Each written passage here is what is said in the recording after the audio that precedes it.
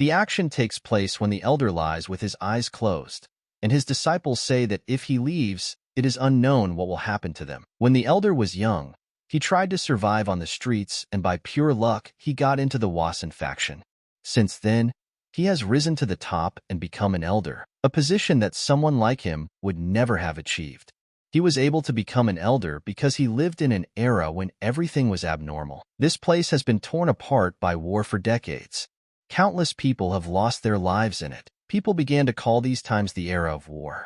Many of the Wasan faction, the organization to which the elder belonged, also died. In those days, it was impossible to find anyone to take the place of the elder. So, without much choice, the position went to Sichuan. Sichuan was the oldest and the most educated. And so the century of war ended, and peace finally came. Within the Wasan faction, Sichuan spent most of his time studying MURIM. But he did not take any disciples because he did not take the rightful place of an elder. Sichuan was too busy worrying about what others would think, and now he feels incredibly sorry and annoyed. After becoming an elder, Sichuan gained access to all the MURIM books kept in the Wasan faction. He rose even higher, but Sichuan's life didn't have much meaning. He couldn't find love, which was so easy for others. He only practiced martial arts, never even touching a woman's hand. Sichuan wanted to excel at MURIM, but he wasn't good enough. One of the most chaotic eras in MURIM history, countless stories are still told today. There are heroes and villains who made their names famous during this time, but Sichuan is not among them. He is sure that he has lived his life in vain, and he regrets his life very much. The elder heard someone calling his name. Sichuan opened his eyes and saw the master in front of him. The master told him that he was crying in his sleep again and saying something. Sichuan realized that something unimaginable had happened. Then Sichuan realized that he was 8 years old, a fourth-generation student of the MURIM, and in front of him was Master Yu. Sichuan is simply convinced that he has traveled to the past. He realized that after spending several days in doubt, Sichuan, who had received the position of elder in the war era, died. And now Sichuan returned to Wasan as a child, before the flowers were stained with blood, and before the world was filled with wars. Sichuan was very happy to be back. He didn't know how he came back to the past or who sent him here, but none of that mattered now. After a week of thinking, Sichuan decided once again that he could now use the memories from the past to live a new life. When Sichuan took over as the elder, he learned many secrets of the MURIM alliance and the Wasan faction. He also knows all the events that will happen from now on. And now Sichuan knew with complete confidence that he would do it. This time, everything would work out. In his past life, Sichuan was strong, but not anymore. Now he is just a child who has barely turned 8 years old. And in the Wasan faction, there is no such thing as freedom. Everyone must strictly follow the same rules. Sichuan was terrified when he thought about having to go through all that hellish training again. The teacher shouted for them to run without stopping.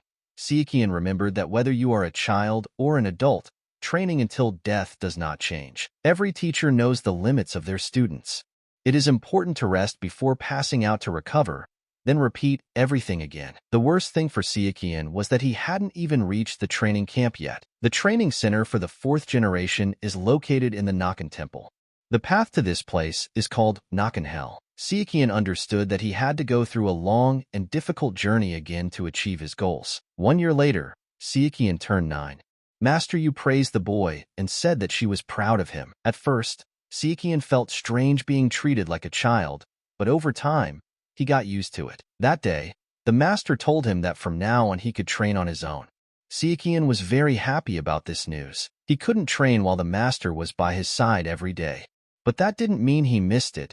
He still had to go through the hell of Nakana. Just when he thought he was getting better, the masters raised the bar and made everyone suffer. Even if this is a second chance in Sichuan's life, he doesn't want to go through that hell again. Once was enough. And Sichuan began to systematize his memories. Even though he knows what will happen in the MURIM, he does not know everything.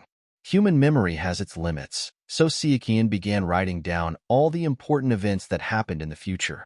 Who would have thought that he would find out something useful? Sichuan was happy that he would finally be able to do what he had been waiting for a whole year. 66 years before his death, there was a genius in the faction, famous for his hidden talent. And thanks to this genius, the secrets of Manhwa Qigong were discovered. This is the foundation of martial arts techniques that everyone knew. Who would have thought that such a simple matter could have secrets? Sichuan sat down by the tree to feel the energy of the few. Reciting poems near the Manhwa tree allows you to absorb its energy, and it is not just its life force that you manage to absorb. If that were the case, the tree would have been exhausted long ago. It would not be called a technique. It is possible not to take the tree's life force, but to lend it. Qi energy exists not only in humans, it also flows in animals and plants. All living organisms exist and breathe qi energy. This technique was Sichuan's favorite. Sichuan knew that if he revealed this secret, he would receive honorary titles, but it would be wrong for that person from the future. Sichuan decided to keep it to himself. Although Qigong is known for its stability, its disadvantage is its limited speed and strength. Didn't make him particularly popular, but with the discovery of his secret, he was highly appreciated and recognized. With the discovery of the secret, the problems associated with speed and power disappeared. Sichuan knew that with this, he could surpass the others. The master was not around, so he decided to just do it. Sichuan no longer had any reason to suppress the flow of Qigong. Using the technique, Sichuan's Qigong, which was level 5, instantly rose to level 10. Sichuan was unable to push his Qigong beyond its limit due to lack of training, but it will be done in time. After that, Chul, a third-generation disciple, came to Sichuan and said that he had heard that Sichuan had reached the 5th level of Qigong. Sichuan confirmed this. Chul said that he would now teach Sichuan the Manhwa techniques. The boy was happy and thanked him. Soon Sichuan began training. Chul insisted on the importance of learning the basics of Wasan before engaging in sword fighting, so he did not accept any complaints. Chul noticed that usually the students whined about not being able to use the sword right away, but Sichuan was different, and that's what he liked about him. One day, Sichuan was practicing Manhwa near a tree again. Suddenly, some boys came up to him and started bullying Sichuan, saying that the tree was his only friend. Sichuan remembered that there was no greater evil than children. Normally, he would have said that he was busy and asked them to leave, but even if he had said so, they would still continue to harass him. The world is full of hatred, so Sichuan told them that he would stop this chain of events by breaking the hatred, and he ordered the evil children to do what they had planned. Sichuan said that he learned the Manhwa technique to eliminate hatred. The evil children did not expect this and did not understand what was so special about Sichuan. Sichuan began to deal with each of them in turn, and was even able to use a Kanho strike. When the children heard Sichuan call his kick a Kanho kick, they started laughing at him and saying it was just a normal kick. Then Sichuan offered them to try his Manhwa technique and began to tear the boys to pieces. Unexpectedly, after what he saw, one of the guys knelt down in front of Sichuan and asked if he would like to be his secret friend. After all these events, Sichuan realized that he had gained 6 months of experience in just 1 month. Sichuan developed internal energy at the age of 8. He spent a whole year accumulating Qigong energy and mastered it in just a month. But Sichuan knew that any knowledge was useless if the body couldn't keep up with it. He couldn't risk harming the growing boy's body, and he decided not to be greedy. If his body allowed it, Sichuan would have started training with the sword. But there was no other choice. He would have to go towards his goal step by step. Suddenly, the guy who wanted to be his secret friend came up to Sichuan. Sichuan thought he was coming back for more, but this guy didn't come alone. He brought his master. The master asked Sichuan that he was a lover of Manhwa. Sichuan introduced himself and said that he was a 4th-generation disciple. The master replied that he was a person equal to his master Yu. The master said that he had heard that there had been a quarrel between him and his disciple not long ago. Sichuan asked what he meant. The boy started shouting and saying that he told the master about the vile attack that Sichuan had carried out. Sichuan began to say that it was not true, and that his student was pestering him, as usual during training. The master was surprised and asked if it was true that his student had been pestering him. Sichuan replied that yes, it was. After this, the master slapped Sichuan and asked him how he dared to speak like that when he knew that his disciple wanted to be friends with him, because Sichuan had no friends. He added that Sichuan should know his place, because instead of showing gratitude, he responded with violence. The master also said that he might have thought about forgiving Sichuan if he had apologized, but he decided that the boy needed to be punished. Sichuan knew that he couldn't dodge it, and even if he could, it would make things worse. He would have to endure it. Sichuan couldn't let it affect his master. Suddenly opening her eyes, Sakan noticed her master Yu standing above her. She grabbed the boy's master by the hand and asked what he was doing. The master told her that no explanation was needed because her student had been cruel. The boy nodded and said that Sichuan was bad. The master also added that Sichuan had disregarded kindness and acted like a coward by attacking his student, not to mention lying. Sichuan replied that it was not so, and that he had been training in solitude. Master Yu said that her student would never do such a thing, and she believes her child. He is not one of those people. The master was angry at this answer, thinking that Yu was accusing him of lying. Yu replied that she only believed her child. The master took a pose to attack. Yu was surprised and asked if he was sure of his actions. The master stopped and replied that it seemed he was too excited, but still, children will be children. The master asked to forget about what happened and said that he forgives Sichuan. Master Yu started coughing. Sichuan was very scared and ran to her to make sure everything was okay. Yu said that everything was fine and she just overdid it. She should have been more careful, that's all. Sichuan knew what was happening. After all, how could he forget what would happen in 5 years, when he would be 14? Master Yu would pass away due to his illness. Possessed Blade Yu, a nickname given to her because she was always smiling. The master had always had talent in martial arts, but illness weakened her. Although her abilities have not deteriorated, she experiences severe seizures when making sudden movements. With her skills, Yu could have become one of the Wasan swords. But her condition did not allow her to do so. Sichuan still couldn't forget the day his master fell to the ground from another attack before his eyes. Sichuan decided that he must not lose his master this time, and he would do anything to prevent that from happening. Sichuan decided that there were 2 big things he had to do: change the fate of Master Yu, who would pass away in 5 years, and to be the first to reach the triple elevated mind. 300 years ago, there lived a legendary thief who became famous throughout the MURIM. He was the triple elevated mind. He was active for a century after his first appearance, but nothing more could be found than his notes. When he became inactive, the government announced to the public that he had been caught, but no one believed him. People were discussing that the government had caught a triple exalted mind and thought it was nonsense. After all, neither the government nor the Murimians had found a single trace of him in the last century. But 6 years later, a legendary treasure will be discovered, and the world will be engulfed in a storm. After this discovery, people will flock to the location of the treasure. This was enough to sow chaos among people, but it did not cause any wars. Sichuan decided that he had to clean out the place before then. After all, the treasures would allow him to gain wealth, which in turn would help him in the future. But the bad news is that Sichuan won't be leaving the faction for the next 6 years. Even though 15 years is almost an adult, but even that wouldn't give him enough freedom as an adult within the faction.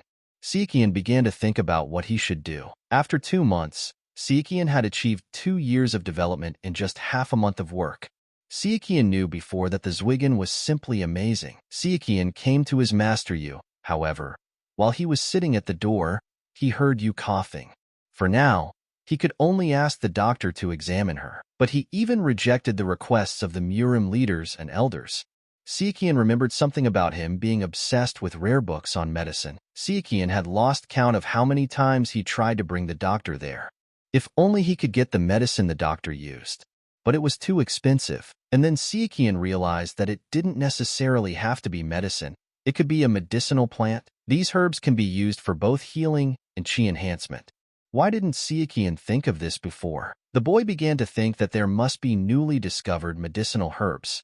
And then he remembered the fruit that would be found in 20 years. He has the power to turn a common peasant into a great martial artist. Sichuan hoped it would work. The fruit was found in a flooded cave north of where Sichuan was. He figured it would be easy to find because the person who found it had told the world about its location. Sichuan despised himself for having only the treasure on his mind all this time. He decided that his mind needed to be more flexible. Sichuan came to visit the master again to inquire about her well-being. He knew that he would have a chance when the master attended the meeting in a week. The time came, and Master Yu went to the meeting. She told Sichuan that she would return in 4 days. Sichuan decided to go get some fruit. It wasn't easy to get out of the faction through various rat holes. He succeeded. Sichuan even suggested that he could get there in just one day. The journey was difficult. Sichuan spent too much energy to get to the right place, but it was worth it because he made it in time. It was necessary to dive underwater. Sichuan buried his things nearby and warmed up properly. He jumped and hoped he wouldn't freeze. Sichuan realized he should have prepared better before jumping. If it weren't for the master, Sichuan would have already swum back. The boy immediately ordered himself to pull himself together, because this pain was nothing if he could save the master. Finally, Sichuan swam into the cave. It was more difficult. The boy thought that if he continued like this, he would freeze to death. Sichuan decided to use the energy to create heat. He set a clear goal for himself, to take the fruit and return to Wasan. And suddenly he finally saw a tree that was shining unusually beautifully. It was amazing that such a miracle could grow in a cave underwater. Sichuan noticed the fruit, but it wasn't that simple. Sichuan didn't expect to see a mythical animal there. He noticed that judging by the size of the snake, it was at least 100 years old. But for now, it was asleep. Sichuan didn't remember anything about the giant snake guarding the tree. He didn't understand why it was there. But then Sichuan realized that of course he didn't remember about the snake, because this place would only be found in 20 years, and everything would be different. Sichuan was already thinking about how he could escape from there. But the fruit and Master Yu's health played a huge role. The guy understood that even if he returned here in a year, it was not a fact that the snake would not be there. Sichuan slowly and quietly crept through the snake and saw that there was not one, but 2 fruits. He couldn't even believe his luck. Sichuan took out each fruit very quietly and carefully, and finally exhaled. Done the job, walk boldly. Suddenly the snake opened its green eyes. Sichuan's breath caught in excitement. There was no point in running. Sichuan and the snake looked into each other's eyes for a long time. The guy was afraid to even move once more. And, lo and behold, the snake closed its eyes again and went to sleep. Sichuan was overjoyed at this luck. He finally swam to land with the 2 fruits. Cold, tired, and scared, Sichuan headed back to the faction. Now he had another task before him. How to slip Master Yu a fruit without her noticing. The guy was tormented by doubts about whether she would take him if he said that he had picked it somewhere on the street, and it would be better to tell the truth. Suddenly, the master came up to him and asked him what he was thinking. You said that Sichuan looked like his mind was weighed down by deep thought. The master advised Sichuan that if he couldn't solve the problem himself, it might be helpful to get help from someone else. Sichuan understood that if she started to suspect something or ask questions, there was nothing he could do about it. It was all for her well-being. However, there is a chance that the fruit will lose its medicinal properties, and this would be the worst-case scenario. Then Sichuan plucked up the courage to ask the master to try it. Yu was surprised and asked what it was. Without thinking twice, Sichuan replied that it was medicine. He knew it was too stupid, but he had to make her eat it no matter what. The master asked if Sichuan stole it. The boy said no. Then she suggested that he traded it for something, but Sichuan also denied it. After that, the master assumed that Sichuan had deceived someone to get him. But Sichuan shouted that it was not so. Master asked him again where he got it, and Sichuan said that while she was gone, he got out of the faction and accidentally found the fruit. But Master Yu felt that Sichuan was hiding something from her. She said that she could see it on his face. Sichuan was about to make excuses, but Master Yu said that she trusted him. Sichuan couldn't believe that the master trusted him without any proof. Yu replied that if the master didn't trust his disciple, then who could he trust? And if she suspected Sichuan of something, she would have started asking questions a long time ago. The guy was surprised. Yu said she didn't know what it was, but she noticed that Sichuan had been acting more mature since that day, and he was trying his best to hide it. Master said that she understood that Sichuan had a reason for this, and that was the same reason he brought her this fruit, so she believes him. Sichuan sincerely thanked the master, after which the master asked him to protect her while she took the fruit. Master Yu began to devour the fruit. She noticed that it was beyond any medicine she had ever tried. Yu didn't understand why her body wasn't listening. She thought her body was failing. Master told herself that she couldn't leave this world and abandon Sichuan, since he was so young. At this time, Sichuan stood at the door and could not find a place for himself. Suddenly, the master came out and hugged Sichuan tightly. She said that he saved her life. Sichuan asked what happened. Master replied that it seemed to be a matter of life force chi. Life force chi is a special type of chi that people are born with. It is the purest source of chi that is not replenished. Therefore, if you lose this chi, there is a possibility of dying or being sick all the time. The master said that this is just her guess. But if we imagine chi as a bowl of water, then the master's problem was like a crack in this bowl. Master said that it was only natural that her body would be weakened due to training with unstable vital chi. Master couldn't even imagine that the fruit would restore the destroyed chi power when no medicine could. Sichuan replied that it didn't matter anymore. Sichuan understood that the only thing that mattered was that the future had changed. The boy rushed into Master Yu's arms in joy. Master Yu apologized to the boy for making him worry and said that she had something for him. The master took out the fruit from her pocket. Sichuan was surprised.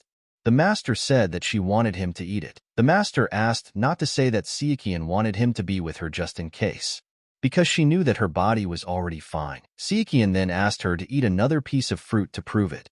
However, the master replied that it might be more useful to him. Then, during one of his practices, Sichuan looked at the fruit and knew that now that the master's health had returned, he could cross it off the list. He suggested why not continue training after he ate this fruit and absorbed the surrounding energy. Sichuan knew that with what he had achieved in his previous life, he could develop Manhwa Qigong as much as he wanted. But he would end up attracting unnecessary attention, which would limit his actions. So Sichuan decided to practice Qigong and hide from everyone while developing other techniques. He remembered the art of purple mist. It was a technique that was only passed down to the supreme elders in the Wasan faction. But as an exception, 5 elders also learned this technique. Many were killed during the war. If the supreme elder died at that time, his disciple would inherit the position. Due to his young age, he did not yet have his own disciple. With this in mind, the new elder took into account the possibility of his death and selected 5 elders under his command to whom he imparted key knowledge. Unfortunately, the transmission of the purple haze was forbidden. With what was happening in the world, it was the only solution.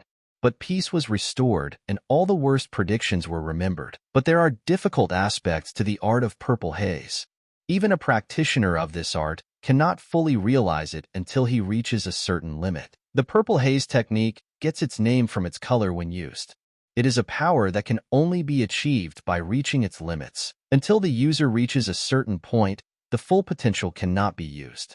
So Sichuan decided that this was the perfect technique that he could study in secret. Sichuan knew that by the time everyone found out and started asking questions, the era of war would have already arrived. And when that happened, he would be able to provide a good excuse. A month had already passed since Sichuan ate the fruit. Thanks to this, his body was able to absorb the energy around him without any problem. If all the chi absorbed were added up, it would be 30 years. This made Sichuan sad. His body was simply unable to fully absorb the fruit and its power. For his untrained and young body, it was simply too much. But Sichuan focused on the blood and chi channels. The master was proud that he had finally managed to absorb the fruit and use it for good. She knew it was very difficult, but she was truly happy. Master was surprised that Sichuan managed to absorb half a year's worth of chi in just a couple of days. This fruit is incredible. Sichuan was surprised that the master did not notice that he used Manhwa Qigong to speed up this process. The boy realized that the purple haze technique had been started correctly. Now he would be able to move on to the next level. The master said that given his progress, she was thinking of making his training more rigorous, and she suggested starting today. The master said that she came up with these exercises in an attempt to cope with her terrible condition. You explained that Sichuan currently had a 30-year supply of internal chi, which was a huge amount. But that wasn't very good either. In the world of MURIM, there is a saying about the body and chi. The balance is critical. The human body is much more fragile than people might think. And if there is an imbalance in this balance, the body will be damaged. Sichuan replied that he knew about it. But then he remembered that he couldn't tell that he knew all the details. It could backfire on him. So Sichuan decided that from that day on he would absorb everything that Master Yu taught him. Sichuan began training. The master told him to use up his chi and then climb the wall. Sichuan said that this was a great way to train. The human body is like steel. It gets stronger with every hit, but if he made just one mistake, death would be waiting. Sichuan began to tell the master that it was too painful for him. The master replied that it might hurt, but it was only pain, and it would soon pass. She felt very sorry for subjecting Sichuan to this pain, but she knew that if Sichuan didn't do it, he would become lazy. Sichuan shouted that everything was fine and a little laziness wouldn't hurt him. But the master replied through tears that she could not allow him to become lazy when his future was at stake. And she asked for his forgiveness. Sichuan replied that everything was fine, but asked to find a way to help him, and promised that he would not become lazy. Master replied that it was okay if Sichuan hated her, so she should continue like this. And she believed in him. A few months later, Master Yu was already praising Sichuan for making it and ending the rock climbing. All this time, Sichuan kept thinking about how much he hated the rocks and asked the master to stop encouraging him because the rocks made him sick. Sichuan realized that after training, he had grown and reached a high level of Manhwa Qigong. Suddenly, Master Yu came and called him. Sichuan went with the master, and she informed him that from today on she would be teaching him the art of swordsmanship. Sichuan was glad that the time had finally come. The master said that she would now demonstrate the sword art that Sichuan would use. The master said that this is the sword Qigong Manhwa. Sichuan was upset because he already knew this. Sichuan noticed that the master was close to her limit. He remembered that the master had passed away just before this moment. Sichuan thought that the master lacked insight, and that if she were helped, the master deserved to reach the highest point. Sichuan decided that he would do it. If the master couldn't go beyond her limits because she lacked insight, then Sichuan would simply help her. A week later, Master Yu couldn't understand how Sichuan had achieved such success. It had been obvious to her a year ago that he was unusual, but who would have thought that he would become like this? The master thought he was a genius. But of course, Sichuan wasn't. He was just using what he already knew. But from the master's point of view, her disciple was a genius, and with his skills, he could enter the Lotus Squad. And suddenly Sichuan asked the master to show him a different sword technique than the Manhwa sword Qigong. He also said that he did not doubt the master's teachings at all, but he would like to see a demonstration of real swordsmanship. Master Yu said that she understood and would show him the 14th swordsmanship art of Qigong Manhwa. But before that, she asked Sichuan if he knew anything about this technique. Sichuan replied that the 14th art is a technique of the Wasan faction that originated from their 24th art. It starts with the Qigong movement on the side of the road and ends with the 14th step. The master replied that his knowledge was enough for the beginning. Sichuan noticed that the master held on perfectly for the first 9 seconds, but from 10 she began to have difficulties. It seemed that she lacked not insight, but skill. The master finished and said that it was the 14th art of swordsmanship, and added that his stupid master was not skilled enough to perform it perfectly. Sichuan began to shout that this was not true, and that her swordsmanship would not leave even the greatest masters indifferent. And Sichuan said that her unworthy student had not examined her technique properly, and he asked the master to show it again, but more slowly. The master replied that if she could do it, she knew that performing this technique in slow motion was much more difficult. Although the 14th Manhwa Qigong technique was powerful, it required more concentration. Sichuan saw that the imbalance of the 5 elements. Because the master ate the fruit, her water qi was much stronger than the rest. The fruit saved the master, but it made it difficult for her to move to the next level. The imbalance of the 5 elements is just the beginning of the next step. Master Yu is diligent and hardworking. It is said that excessive persistence is the reason for her limitation of her capabilities. Some people are irritated by her serious approach to business. No one understood what Master Yu's secret was. It's all about rest. Sometimes you just need to step away from everything. This is what Sichuan advised Master Yu. The master replied that they had lived to see Sichuan teach her, and she thanked the boy. The imperial palace was discussing that Master Yu had done this. Not only had she healed her body, but she had also become stronger. Then there was an offer to test Master Yu. The future changed again and applied new colors. Master Yu received a task. It had been a while since she had received a task. Sichuan began to worry, but the master reassured him, since even though her body was healed, she still had not been entrusted with any great mission. The master also said that she had signed Sichuan up for the Lotus Union exam, and she told him to be prepared. The master was confident that Sichuan would do well. She told him not to feel like he had a heavy burden on him, that it would be okay if he failed the exam. After which the master said goodbye and said that it was time for her to go. Sichuan said that he would pray for her safe return. Sichuan began to think about the unification of Lotus. This department, as one of the few buildings in the Wasan faction, can be visited by the 4th generation of students. It is also the place where outstanding 4th generation students are chosen to train before becoming adults. Sichuan didn't know what to do. In his past life, this was really the place he wanted to go. Now he doesn't know if he should do it.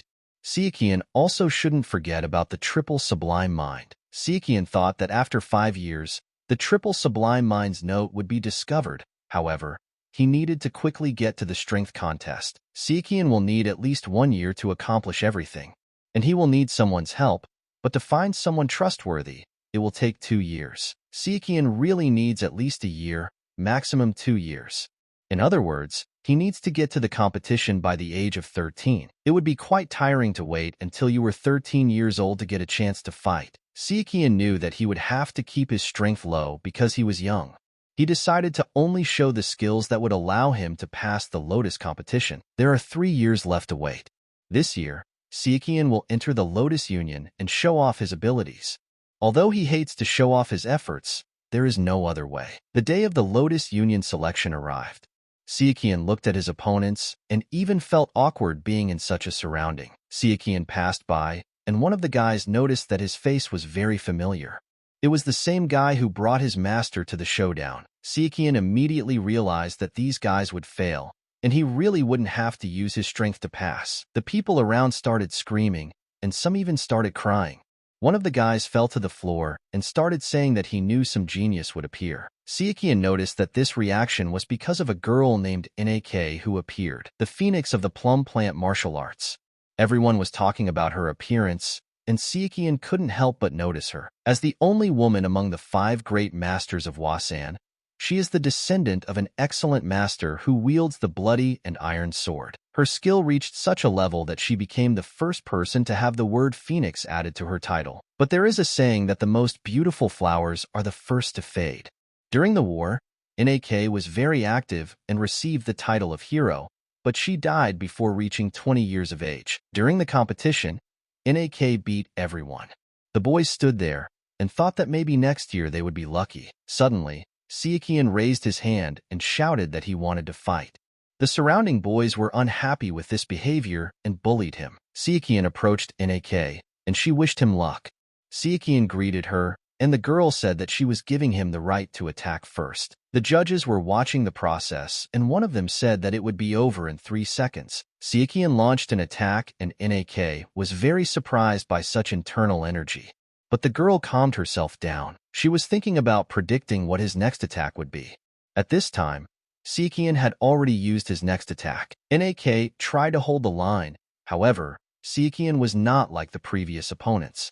His strength was obviously different, and suddenly the judge announced that Nak had lost.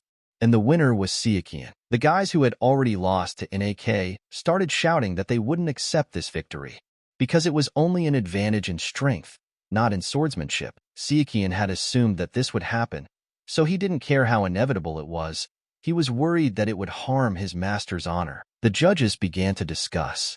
The owner of the blood sword and the iron sword, named Shim, said that she did not approve of this. Wise Elder Haxon suggested listening to Sichuan's story first. One of them said that he agreed with Elder Shim, and that this is not up for discussion, because how can they accept into the Lotus clan someone who insulted a Wasan swordsman? The great one of the Tso clan told the two of them not to argue too much with Elder Hack. Herbalist Yun said that he heard the news that swordsman Tso's disciple drank the elixir, and they couldn't extract the elixir from his stomach, but he wanted to see what effect it would have. Plum Blossom Blade Master Jekyll asked to join the Lotus, even though he is only 10 years old and has only half of his education. After all, no matter how talented someone may be, if they teach them even by beating them, they will become strong enough. Finally, the meeting ended and the elders came to the general conclusion that the only ones who would join the Lotus clan would be Saken and Nak. A year later, Sichuan was practicing by a tree. Suddenly, Nak snuck up to say hello. Sichuan didn't expect it and said that if she continued to sneak up like this, he might fall into a state of chi deviation. Nak apologized for scaring him. Sichuan replied that she didn't need to apologize because she's still a big kid. Or is it because she's that old lady's student? NAK was almost offended by the joke, but Sichuan told her not to be offended because admitting a mistake is the right choice. NAK called Sichuan her big brother and said that she wanted to ask him an interesting question. Sichuan agreed, and the girl asked him to be honest with her. She asked if the abilities he was showing were his real ones. Sichuan replied that it was, and reminded her that she knew that Elder Shim hated him, and so it was better for her not to approach him. However, rejecting NAK was not easy for Sichuan, as the memories of the first time he saw her still lingered deep within him. As the first of the MURIM faction's superior generation and the phoenix of the Plum Blossom Sword, she should be praised, and countless men would try to conquer her. Since her abilities and reputation were much better than Sichuan's, he would only follow her around without having the courage to speak to her. A few years later, NAK became a beauty to such an extent that it was said that she was the most beautiful warrior of the MURIMA, and at the same time, she became a hero, being nothing, followed people for several years, several decades, until he died. Sichuan was telling himself that he needed to endure it a little longer now, when suddenly Sunbei approached him. Sunbei grabbed Sichuan and called him an enlightened weakling, meaning he only had fortitude and no MURIM abilities. Sunbei started yelling that how dare Sichuan take his warning as empty words when he clearly told Sichuan not to hang around with Princess NAK. Sichuan began to explain that it was a misunderstanding, since he couldn't ignore his order, and that Sichuan had only conveyed a message from the teacher to her. Sunbei calmed down and let the guy go, calling him an impudent bastard, and went about his business. Sichuan reassured himself and said that he just needed to be patient, because there was only a little time left. After all, Sichuan went to see a herbalist for an examination. The herbalist said that no matter when he examines him, Sichuan's power is always amazing. He added that although Sichuan is 12 years old, if you think about it, he has already reached the Gabia stage. It is no wonder that he is perceived as a miracle. Sichuan knew that this was not the effect of the fruit at all, but the training of the plum blossom. The herbalist told Sichuan that he and that weakling ate such a good thing, and that they were selfish scoundrels. After all, they should have taken care of the elders first. This made Sichuan very angry. He asked her to stop teasing him, because it was really so funny to make fun of a child and humiliate his master. The herbalist began to laugh loudly, and replied that of course it was funny. Then Sichuan said that if his examination was over, he would go about his business. But the herbalist said he had news about his master, and Sichuan sat back down. Then Sichuan thanked him, and said he was very grateful. The herbalist also said that Sichuan should prepare to go outside. The boy was happy, because he had been waiting for this for a long time. The elder continued to say that Sichuan knew very well that the Lotus Clan members were much better and more magnificent compared to the rest of the disciples. But Sichuan didn't care. He finally waited, and the time had come. Sichuan was happy. The 14th escort, Gyupeng, greeted the boys and said that from today on he would be looking after them. Gyupeng said he would take roll call. He then called out names: Hong, Soyan, and Sunbei. Sichuan also added that they are not going to die or anything, so they can relax a little. All that awaits them is the descent from Wasan Mountain. Gyupeng said that it was time for them to go and took the children. Sichuan decided to ask him where they were going. Gyupeng replied that they would reach the south, cross Chongqing, and arrive in Guizhou. The girl Soyan asked again if it was definitely Guizhou. Gyupeng said that it was a provincial area on the border of the light and dark factions. Gyupeng also added that it was as dangerous here as in Guizhou. There were many masters from the Justice faction around, so they would not be injured or killed. Sichuan was only happy that they were heading to Chongqing. He was thinking about the treasure of the triple sublime mind. In all directions, Chongqing was the center of influence of the Justice faction. The treasury of the triple sublime mind is there, in Chongqing. Their group went south from Shaanxi, arrived in Chongqing, and continued south to Guizhou. But Xiaochong had no way to enter the treasury, and if he had, it would have caused problems. The treasury was not for display. Organizations and warships were lurking around. He could not act yet. Suddenly, Sunbei noticed a ship and asked the elder what kind of ship it was and where it was going. Soyan told him to look at the sail, and Gyupeng told him that the ship was called a Hosen, a type of border ship. The man who was steering the boat asked them to calm down their killing intent and to calm down. The ship approached, and the man from the ship apologized for interrupting their journey in such clear weather. He also added that they are members of 18 pirate groups that protect the waters of this river. And they protected the waters of this river for nothing. So they got into a difficult financial situation, and they asked Gyupeng if it would not be too much trouble to compensate them for their losses by donating some money. Gyupeng replied that they were guarding the waters of this river, so it was the least he could do. And he added that they didn't have much money, and that was all they had. The pirate grabbed the tribute and said that it was an honor for him to meet them. Xiao Yun and Sunbei started shouting why he gave in to these pirates. They shouldn't just let them get away with it. And even if they have no experience fighting on the water, pirates are no match for the swords of the Wasan. Gyupeng became very angry and shouted at them to be quiet.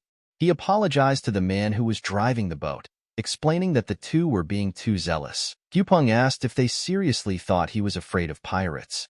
To give some money without creating a conflict, if they had done otherwise it could have caused problems. Xiao Yun and Sunbei didn't understand what problems the elder was talking about. And he said that, to begin with, an entire country can't guarantee to contain every pirate, and asked if they knew why. And then Sichuan answered that it was because pirates were experienced sailors, and they had an advantage on the water with their attacks. Gyupeng confirmed and said that if someone decided to escape, the news would immediately reach the 18 groups. Then Gyupeng asked who they thought would be the victim in this situation. If not them, and not the Wasan faction. And Gyupeng explained that the victim would be this honorable citizen who was driving the boat. And even if they killed several pirates, the pirates would not lay a finger on the Wasan. But their target for venting their aggression would be the boatmen. Soyan began to scream that it wasn't their fault. Gyupeng said that they do not say who is right and who is wrong.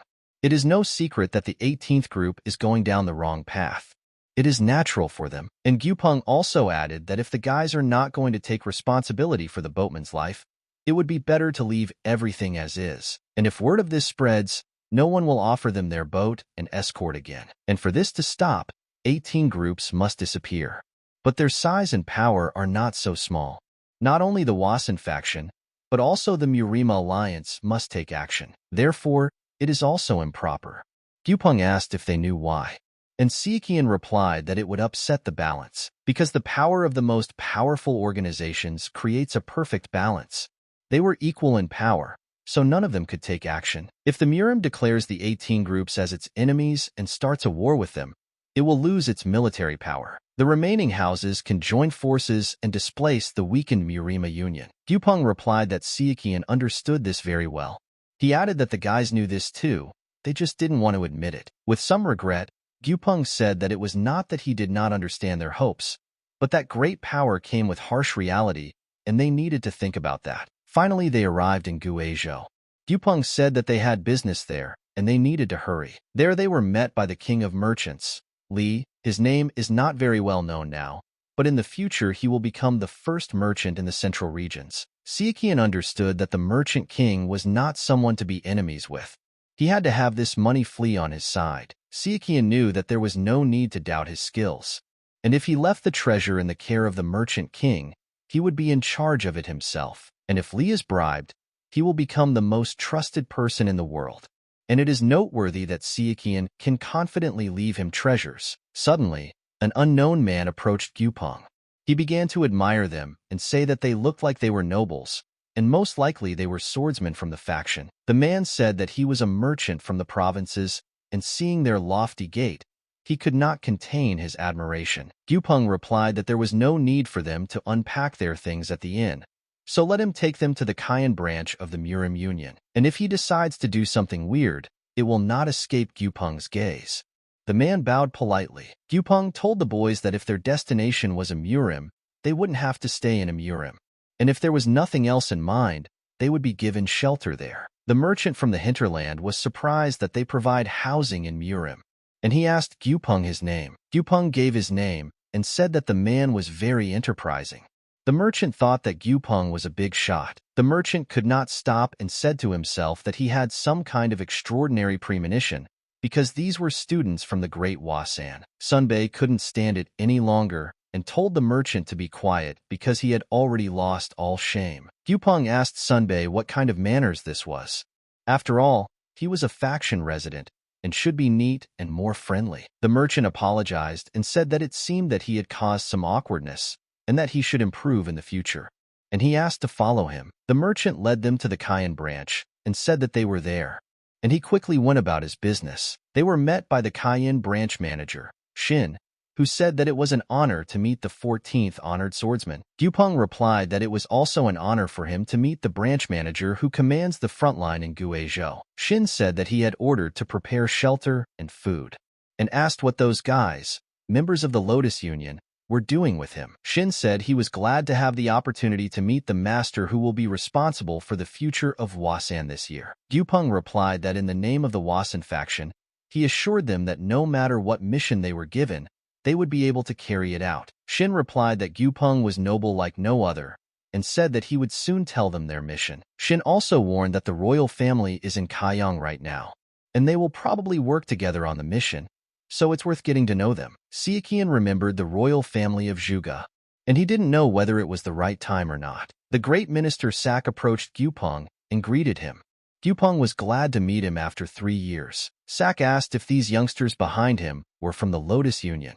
Gupeng confirmed.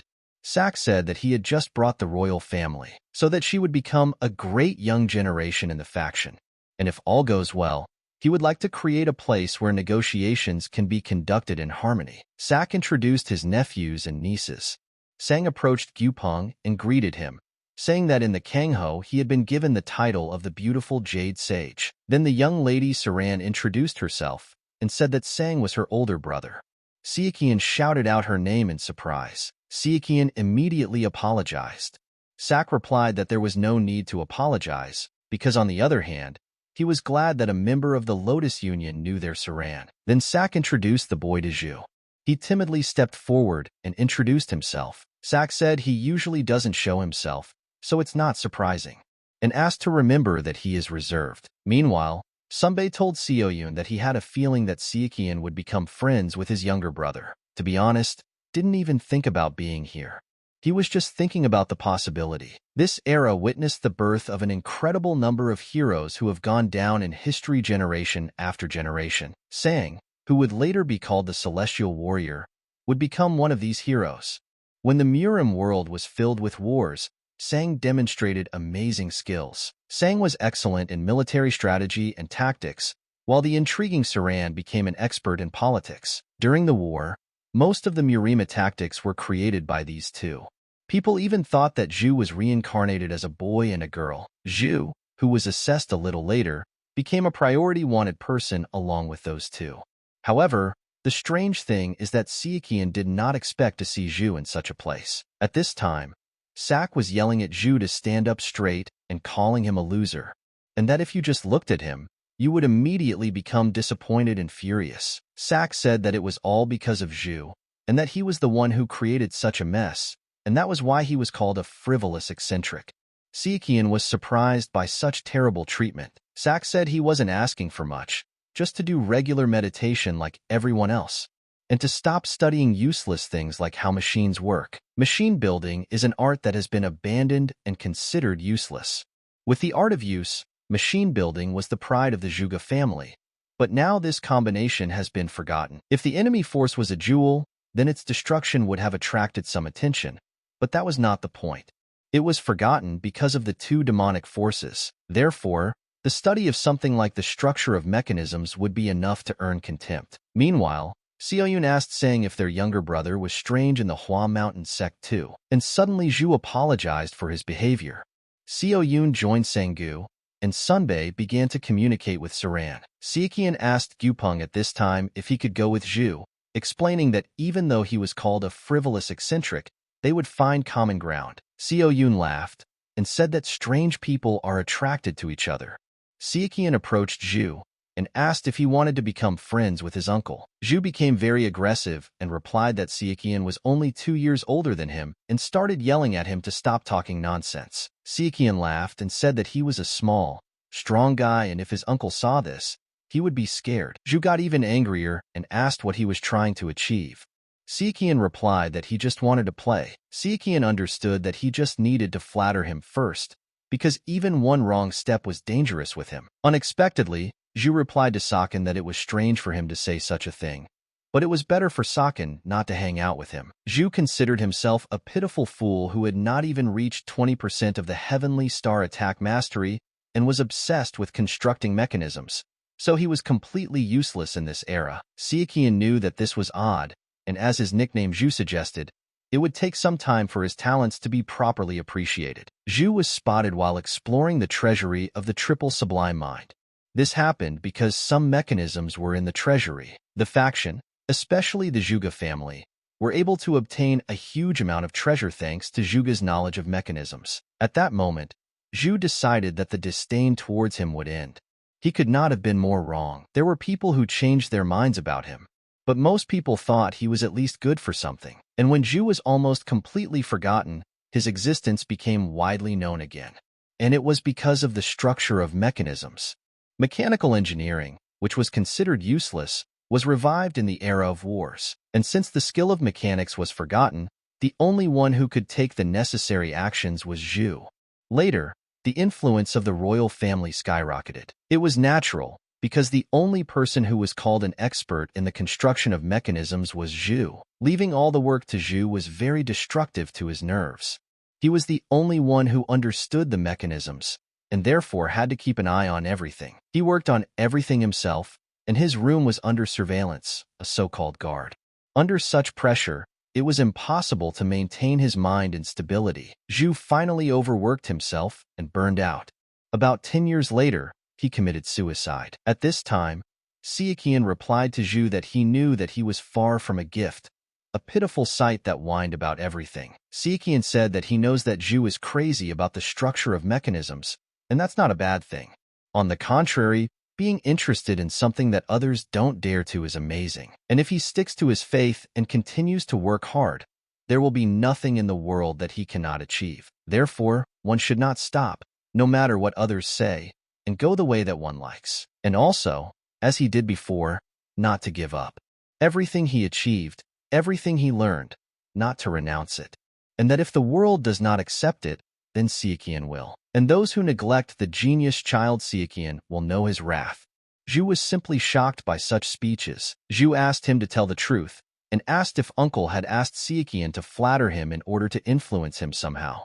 And he kicked Sichuan out. After some time, Xin showed the map to Gupeng and said that moving from Guizhou, they would reach the east in 2 days and get to Wangan. In 2 or 3 months' walk they will reach a village, in which in turn there are MURIM and a river of evil banners. Xin also said that from today's report they found out that they were pushed back, and he hoped that the Guizhou branch MURIMA warriors would support them. Sak replied that it might be a little dangerous, but it would be a good experience for Sang and Saran. Gupeng confirmed that the Hua Mountain sect would support this idea. Xin replied that in that case, they should leave today at 1 p.m. Sichuan went for a walk with Zhu. Zhu said that there was no war between the true faction and the false faction. So why is Guizhou the only place where there is unrest and discord arises? Sichuan replied that Guizhou is a place that separates the two factions, even if peace and harmony have been formed. If they are not able to kill each other on the front lines, it will lead to results. Sichuan realized that Zhu was really only interested in mechanisms and knew nothing about what was going on in the MURIM. So he needed to hammer that into his head. Sichuan told Zhu that no matter how he tried to maintain control, the MURIM soldiers were patronizing and spiteful. And Guizhou is just such a place. The chains of patronage and anger make it so that he can't change anything. No matter who tries, he can't break them with genius. Zhu asked what he meant by genius, and that his intentions were obvious, but they were not so bad. But then Zhu said that if Saken meant something else by genius, then if it was his uncle who sent him, then it was just a cheap trick. Sichuan asked the little boy to be humble, because he knew that he was also considered strange on Mount Hua. Sichuan knew that his nature was very unstable, but he didn't think that he was so fragile, and really so strange. But Sichuan knew that if he didn't believe in this weirdo, no one else would. Sichuan gave Zhu a friendly slap on the back of the head and said they had a lot of work to do. Zhu started screaming that he was crazy. Meanwhile, Mr. Sak arrived to the warriors. He said that he had just learned about what had happened when he arrived, and he asked for a more detailed explanation. One of them said that the River of Evil is 600, the Union of Murima is 400, and they have 3 Supreme Masters, but not a single superior. Sak said that the first thing they would do was find out the progress of the battle and decide. But he was interrupted by a soldier who ran into the tent and started shouting that he had an urgent message. Sak asked what was the matter, and the warrior said that news had come in that a trio of mad dogs had been spotted in the battle against the River of Evil. Dupeng said that no matter how you look at it, they can't relax. So he will leave Sunbei and Xiaoyun to the two warriors. Siqian wondered why only the two of them.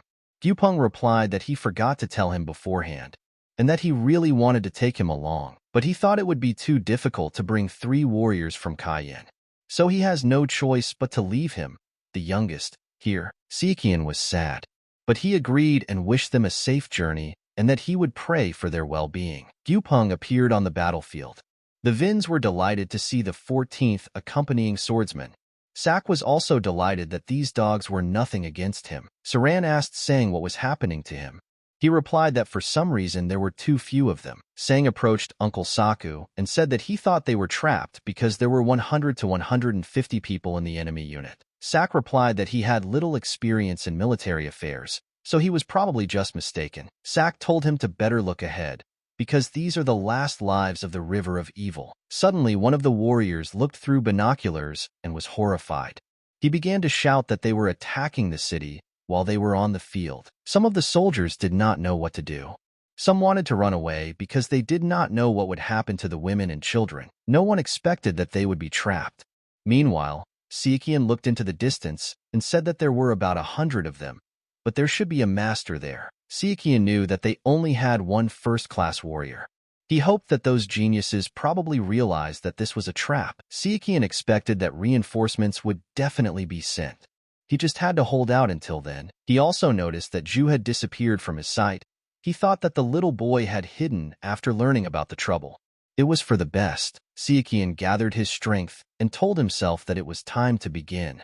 At this time, the enemies had already broken through the gate. One of the enemies burst in and started shouting for them to come out because he was Pak, and when he found out and became silent, even the children stopped crying. And then he suddenly noticed Siqian in front of him.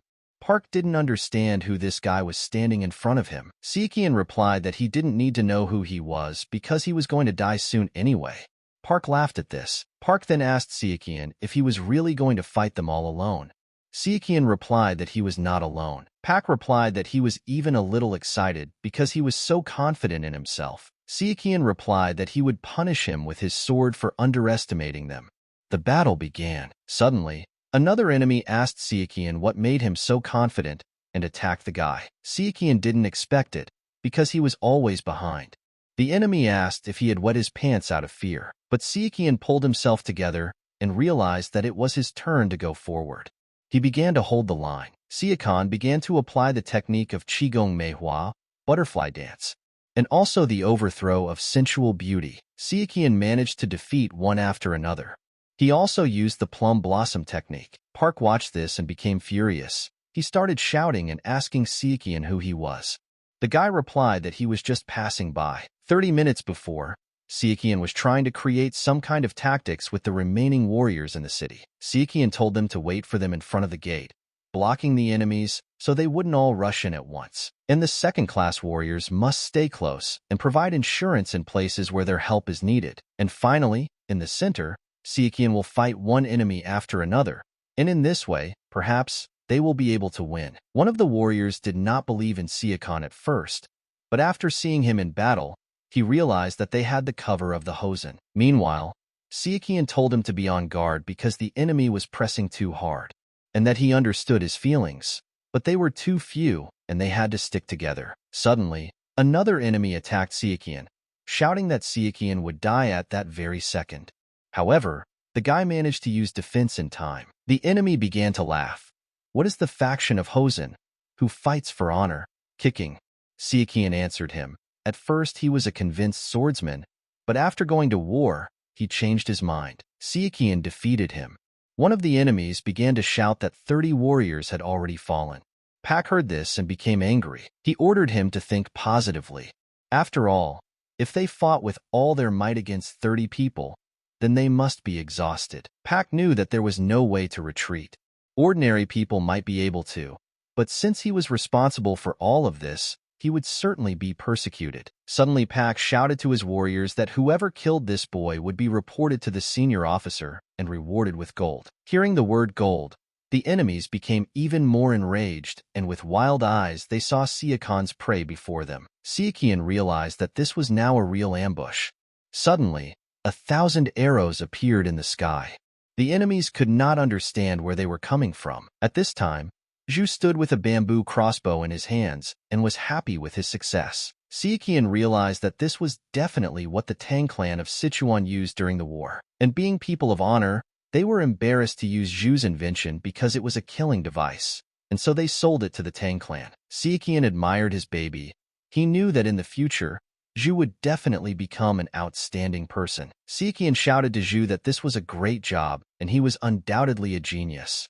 So he needed to help his older brother, and they would do it together. Zhu didn't go overboard with his praise and told Sichuan that he was talking nonsense again. Pak at this time shouted to his dogs to attack and destroy everyone in their path. Despite his age, Sichuan fought with dignity and protected women and children who relied only on him. The boy noticed that his warriors' spirits were low and they were exhausted, so he decided to cheer them up.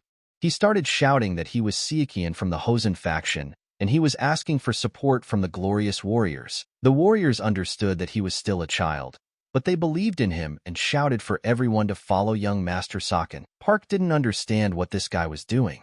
He was sure it was a bluff, since Sichuan had been fighting without rest and was probably exhausted. Sichuan replied that under normal circumstances it would be so, but not in his case. It wouldn't even make him sweat. Sakan began to advance on their horde and Pak's dogs began to run away. Pak did not expect this and also began to run away from there. However, Sichuan managed to grab him in time and said that Park would not go anywhere, since he needed the details of the operation from him. Park started shouting that he didn't know much and asked to let him go.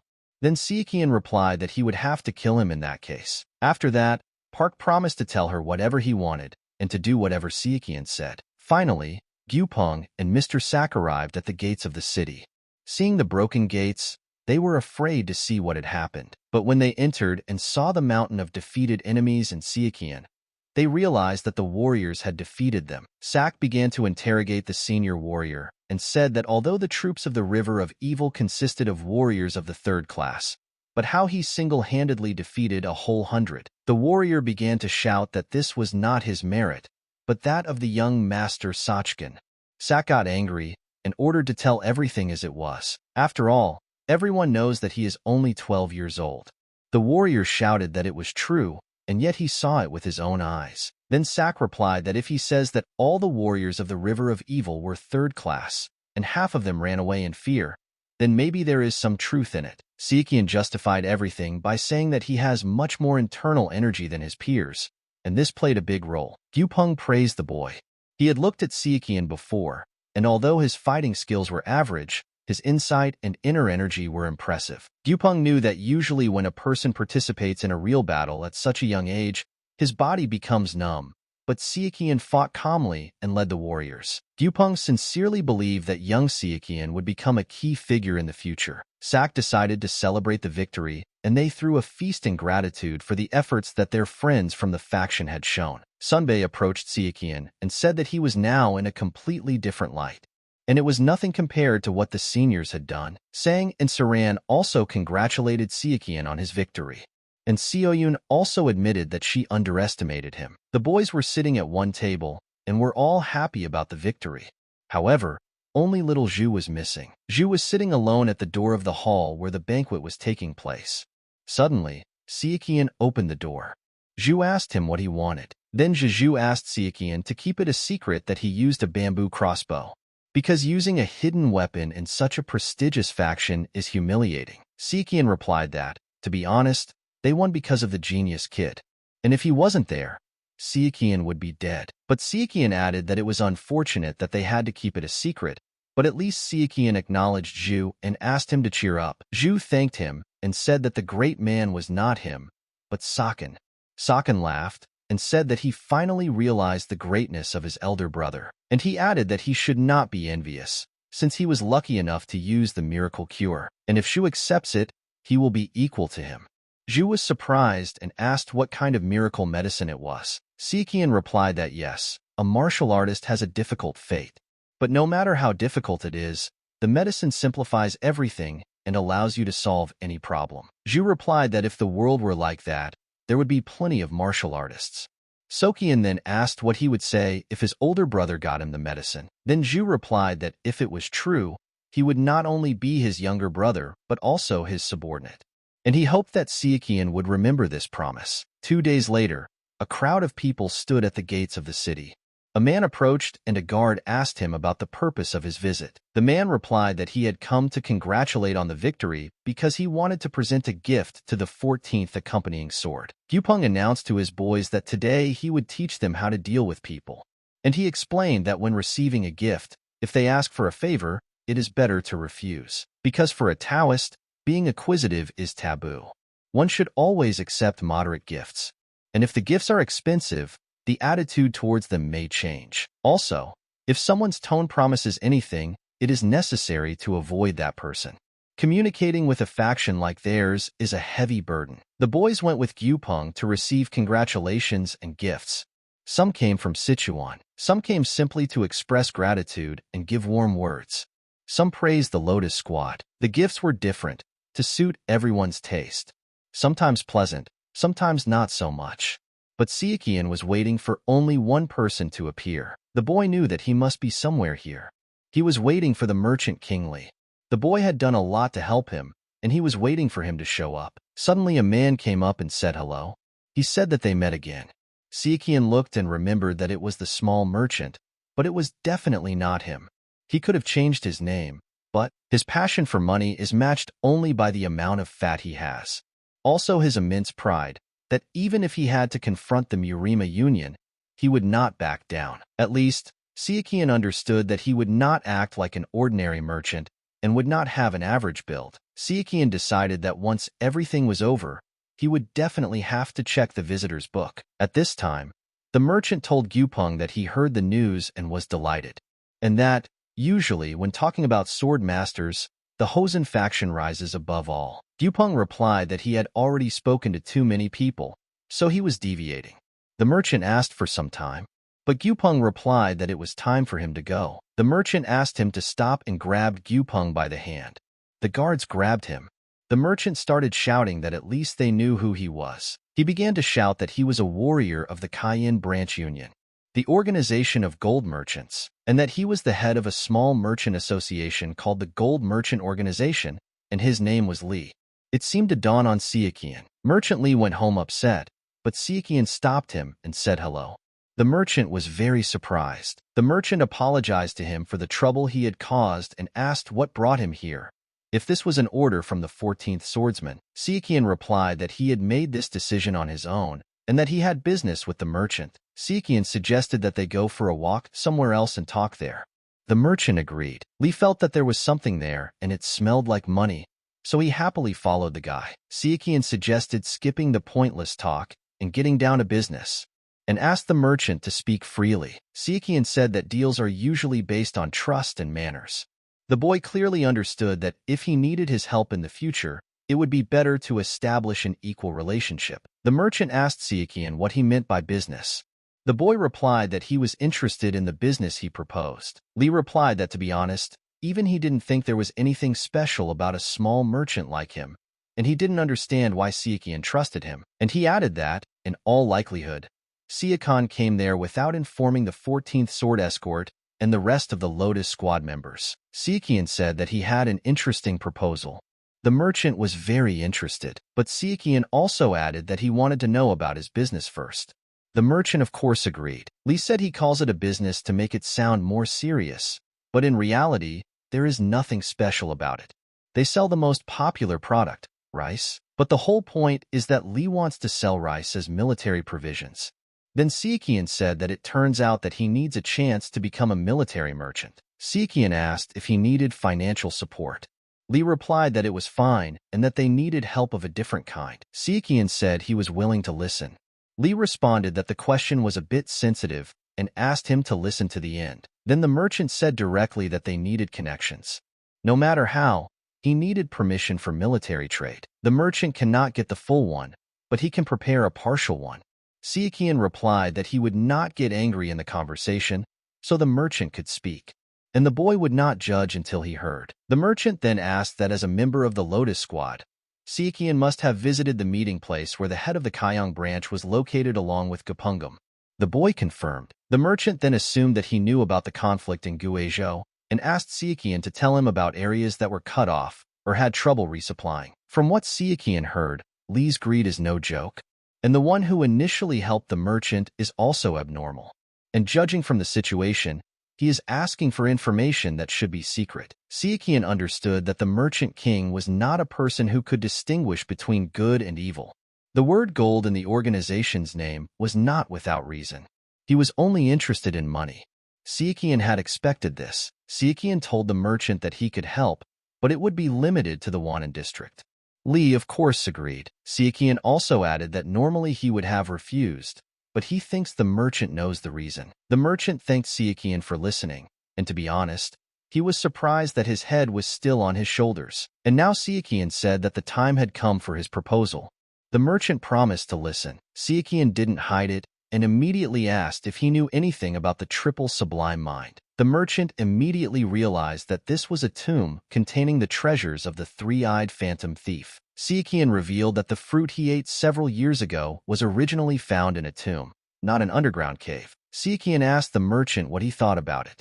Li could see from Sichuan's eyes that he was not lying. The merchant replied that if the treasure really existed, how did Sichuan plan to transport all those treasures without anyone noticing? It was impossible, and he continued that Sichuan was a member of the Lotus Squad, and he need not worry about his safety. But Li was an ordinary merchant, and would definitely be killed by robbers. Sichuan replied that there was no need to take everything, only a very small part, and asked Li to gather people.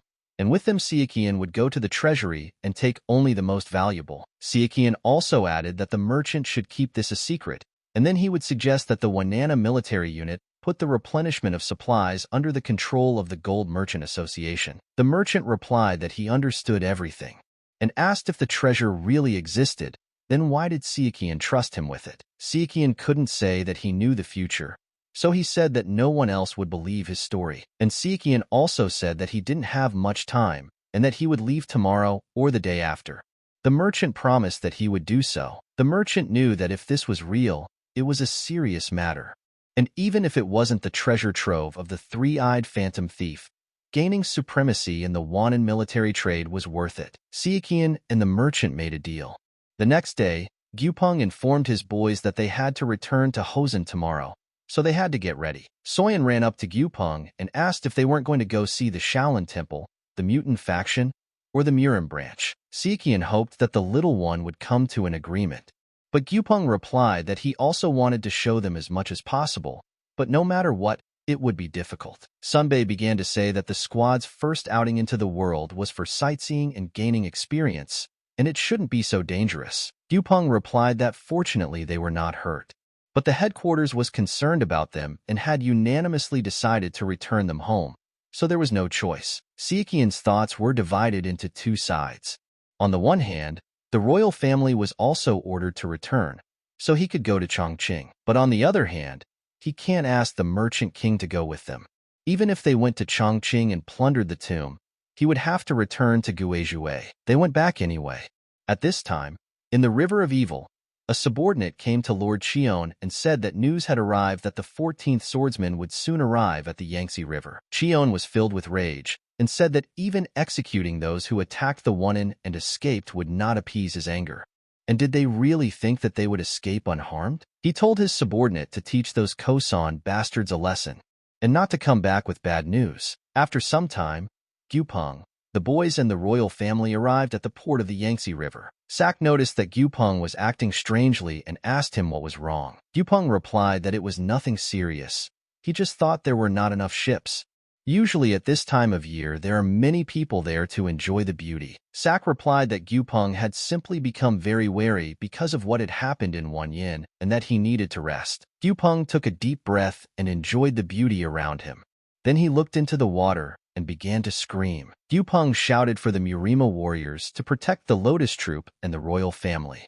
Sak could not understand what was happening. Suddenly, armed men appeared on the cliff, One of them said that the 14th swordsman really had a keen sense of smell. The enemies jumped off the cliff, right onto their ship. Sak realized that these were the pirates of the Nine Seas. Gyupeng told them that if they had confused their ship with some other one, he forgave them and ordered them to leave. One of the pirates laughed and said that they had met before, so he was definitely not mistaken. The pirate said that he didn't introduce himself last time, so he didn't remember him. The pirate said that his name was Yuck and thanked him for the payment he had received earlier. Sunbei immediately recognized this pirate.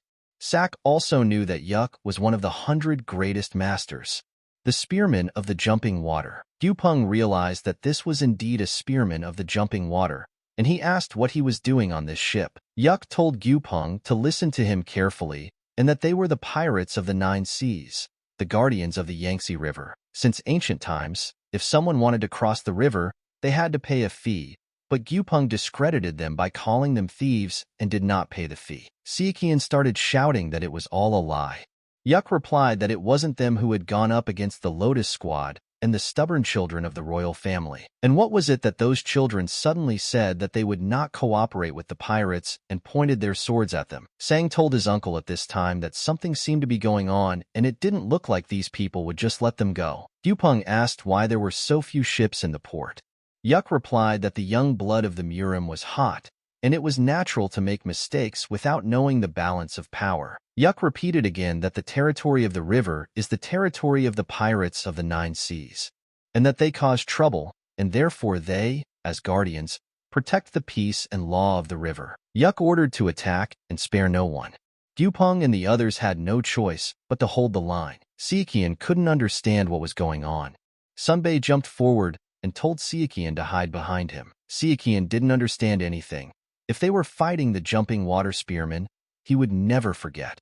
This didn't happen in his previous life. However, Sichuan pulled himself together and realized that this was not the time to think, since Gyupeng was at a complete disadvantage in this fight. Sichuan clearly understood that he had to help the 14th swordsman, but he couldn't die here. At this time, Surik, Soyan, and Zhu stood aside. One of the pirates shouted not to kill the girls. Suddenly, Sichuan ran up and hit a pirate who was standing nearby. Sioyun called him brother and asked him to be careful. Sunbei yelled that Sichuan was crazy. Sichuan replied that he would help Gyupeng, so there was no need to voice his concerns. Sichuan headed towards Gyupeng. Sunbei tried to stop him and shouted that he shouldn't do this and offered to go with them. Sichuan began to attack the pirates. Sak and everyone around him couldn't understand what was happening and how he was doing it. Sichuan turned to the pirates and said that he didn't have time, so let them all attack at once. One of the pirates shouted that he was a complete idiot and ordered to kill this guy quickly so that he wouldn't look like such a person. The pirates attacked the boy, but he held on very tightly. Sichuan shouted to the warriors that he could no longer cover everyone and asked them to focus on defense, not attack. Sichuan began to use the technique of the light sword Manhwa, but the boy did not expect that he still needed to get used to it. The pirates watched the battle from the cliff. One of them said that the captain should be warned about this. Another answered him that he really thought that the spearman of the jumping water would lose on the water. Yuck was fighting with Gyupeng at this time, when suddenly he noticed that his subordinates were falling from the sword of some kid. Gyupeng fought valiantly, but suddenly his sword began to shake. Yuck knew that in comparison, his martial art of the spear of unshakable water neutralized the shaking, becoming terrifying. Yuck had learned enough about the amazing swordsmanship of the Hosen, but he decided it was time to decide who would win between him and the 14th sword. Gyupeng knew that this was bad.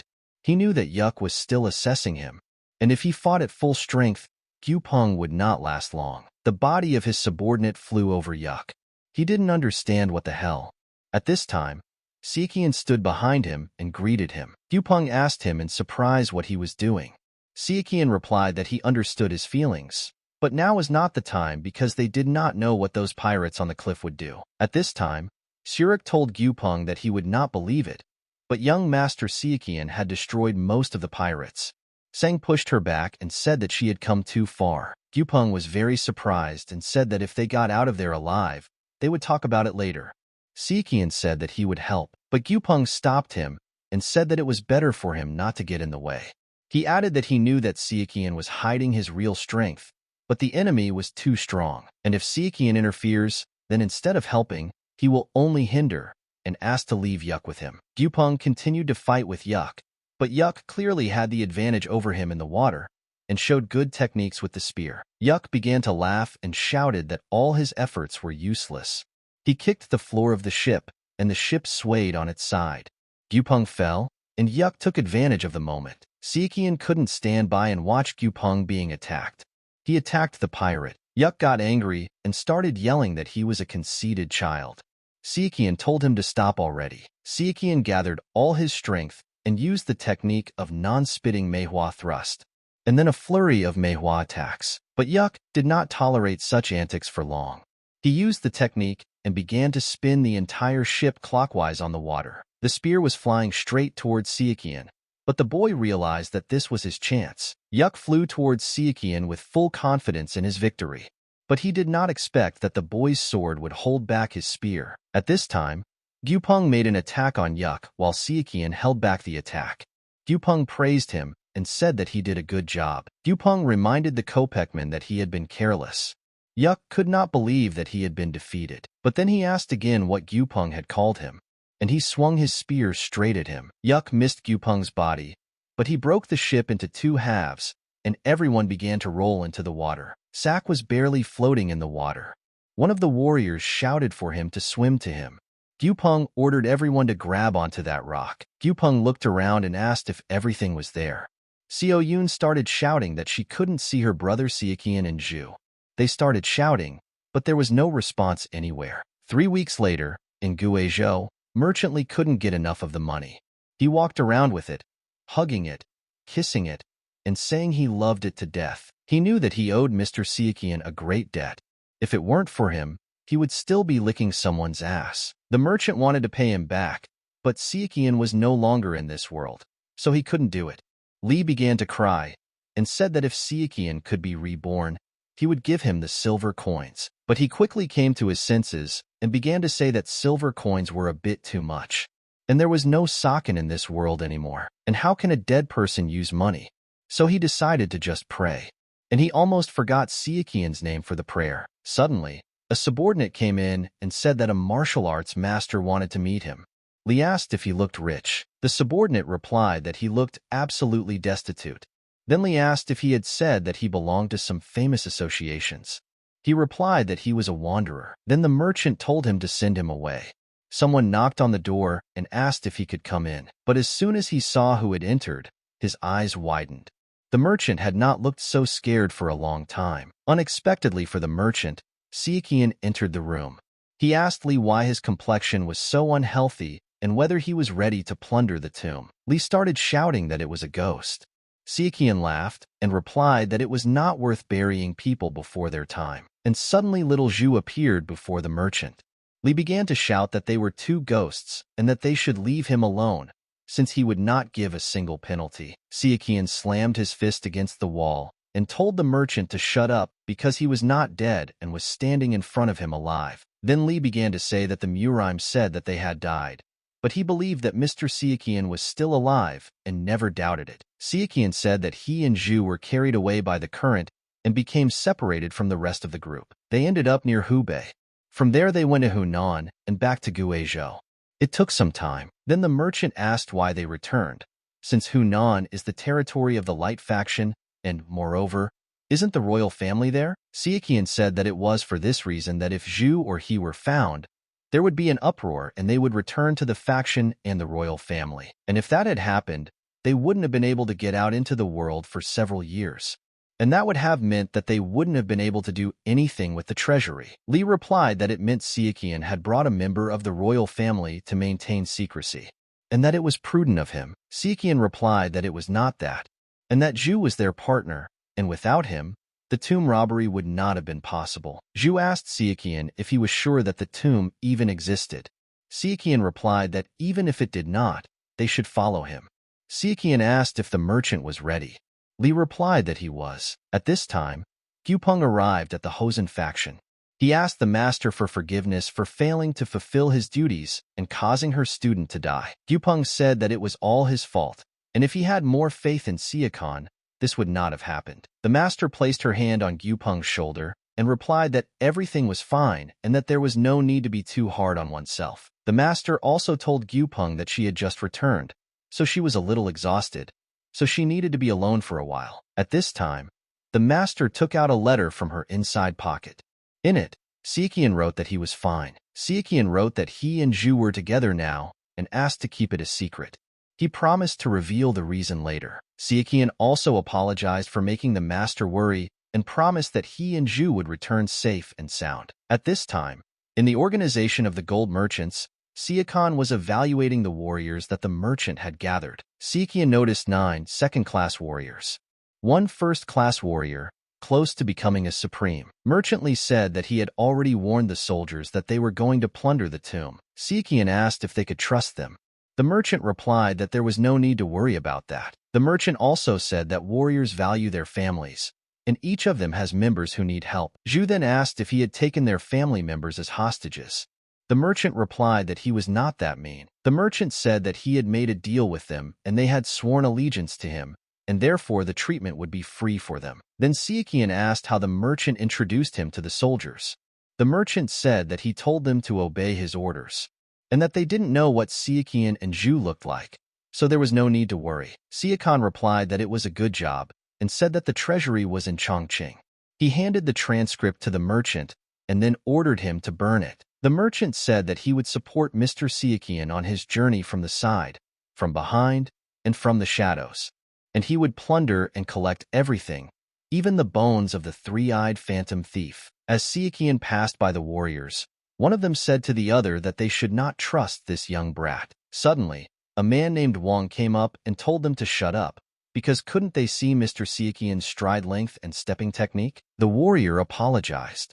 Wang reminded them that they had to follow Sichuan's orders, since that was what the chief merchant had said. Wang also said that there was no need to apologize to him, and for the slightest mistake, they would appear before the chief merchant. The warriors arrived at the place where the treasury was located along with Sichuan, but few believed it. Suddenly, Zhu began to move one of the stones.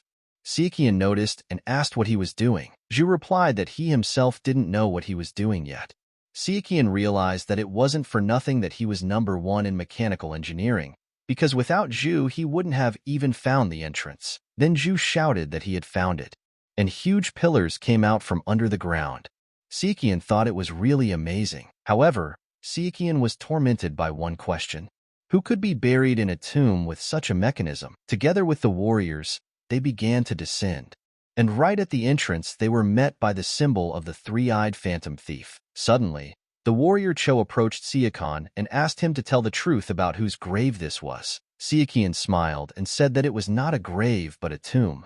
Cho asked whose tomb it was. Sichuan replied that it was the tomb of the legendary phantom thief. Cho said that it was just a rumor. Sichuan said that they would find out when they got inside. Sichuan asked if anyone wanted to go inside. One of the warriors said that he could die, even though he didn't want to. Sichuan replied that they would try to make sure no one died, but if someone did die, Sichuan promised that their family would be taken care of. Sichuan also said that No would go in front, and Zhu would be in the middle, so he would need to be protected from all sides. But he asked not to block Zhu's view, because there are so many devices in this tomb that it can be considered one big mechanism, and only Zhu can study them and neutralize them. Cho looked at Zhu with disdain and asked if this was really a child. Sichuan replied that he would lead everyone, but the main priority should be given to Zhu. He is more of an expert. The warriors could not imagine that their lives would be in the hands of a 10-year-old. Sichuan asked Zhu where they should go. The boy looked around and replied that all the paths were the same. Then Sichuan suggested going straight ahead, but Zhu suddenly stopped Sichuan. He picked up a stone from the ground and threw it into the passage. Suddenly, metal spears came from all sides. Sichuan told him that he had said that all the paths were the same. Zhu smiled and replied that it was true. There were traps set up in all of them. The warrior asked Zhu how he knew and asked him to teach him too. Sichuan smiled and shouted that it was useless to ask him. Zhu said that it could not be explained in words, and he asked the warrior if he had not seen that the passage was set up as if there was a trap. Cho said that he was a very strange child. Sichuan replied that he was, but he was very reliable. Meanwhile, They were heading further and further into the depths, and some wooden figures appeared in front of them. No one could understand what they were doing there. Zhu said these were also mechanisms, but he had never seen them before, so he couldn't say what to expect. Sichuan told him not to worry, and that he would find out for himself what these pieces of wood were capable of. Zhu said that there were no other devices in this area except wooden devices and asked Sichuan to be careful. The warrior asked Sichuan if he was sure he would go alone. Sichuan replied that he would be fine and that they should protect Zhu. Sichuan approached the figures, and they suddenly started attacking him. Sichuan asked Zhu if he could disarm them. Zhu replied that he didn't know how. Then Sichuan said that he would simply smash them all. The warriors watched Sichuan and realized that, as Brother Wang had said, Sichuan was a true master. Zhu asked Sichuan if he was done with the figures. Sichuan replied that he was almost done. The boy asked him to give him some time to study them. Zhu looked at the debris very carefully. He said it looked like wood, but he didn't understand why it hadn't rotted. Sichuan urged him on. They went further and suddenly saw a huge pile of silver coins in front of them. Cho reached out to touch them. Sichuan yelled at him not to touch it. Cho apologized for his crazy actions and reminded him that all of this would still belong to the chief merchant. At this time, Zhu examined the pile of coins and reported that there was a trap set there. So Sichuan told Cho that even the slightest mistake could trigger the trap, and only on the way back could he collect the coins. Suddenly Zhu noticed a box among the coins. He took it out and opened it. There were 3 pearls inside. Sichuan reminded the soldiers not to be greedy, and if they returned safely, they would be rewarded accordingly, and not to think that they could escape Sichuan's gaze. Meanwhile, the girl Sichuan liked was practicing with her master. The master told her that her skills had not worsened, but they had not improved either, and all because of that fool. The girl replied that he was not a fool. The master said she was right. To think he hid his powers, he was an amazing child. And she also added that it no longer makes any sense, because this amazing Sichuan is dead anyway. The master said that she was not so cruel as to prevent her from grieving, but she could not allow her to cry forever. At this time, Sichuan defended himself from a monster that attacked him. It was completely made of iron and had glowing eyes. Cho screamed what was wrong with this child if he couldn't do anything with this trap. Zhu screamed that these weren't mechanical devices. This was witchcraft. An hour ago, the team approached a whole squad of Iron Knights, and as soon as they approached, the Iron Ones opened their sparkling eyes. Sichuan had heard that the 3-eyed ghost thief had stolen from other places besides Zhong'an, but who would have thought that he had stolen the southern barbarian sorcery? Cho told Sichuan to stop, because he wasn't scared of the wooden figures that moved by machinery, but he was scared of the things that moved by magic. Sichuan and Cho fought off the Iron Ones, but they rebelled and attacked again. Then Sichuan realized that they needed to cut off all the body parts. The warriors tried to do this, but it was easier said than done. So Sichuan then ordered everyone to simply defend themselves. Cho watched Sichuan fight and said that if possible, he would like to learn a few moves from Sichuan. Sichuan finished all the Iron Ones. The warriors asked how much chi energy he had.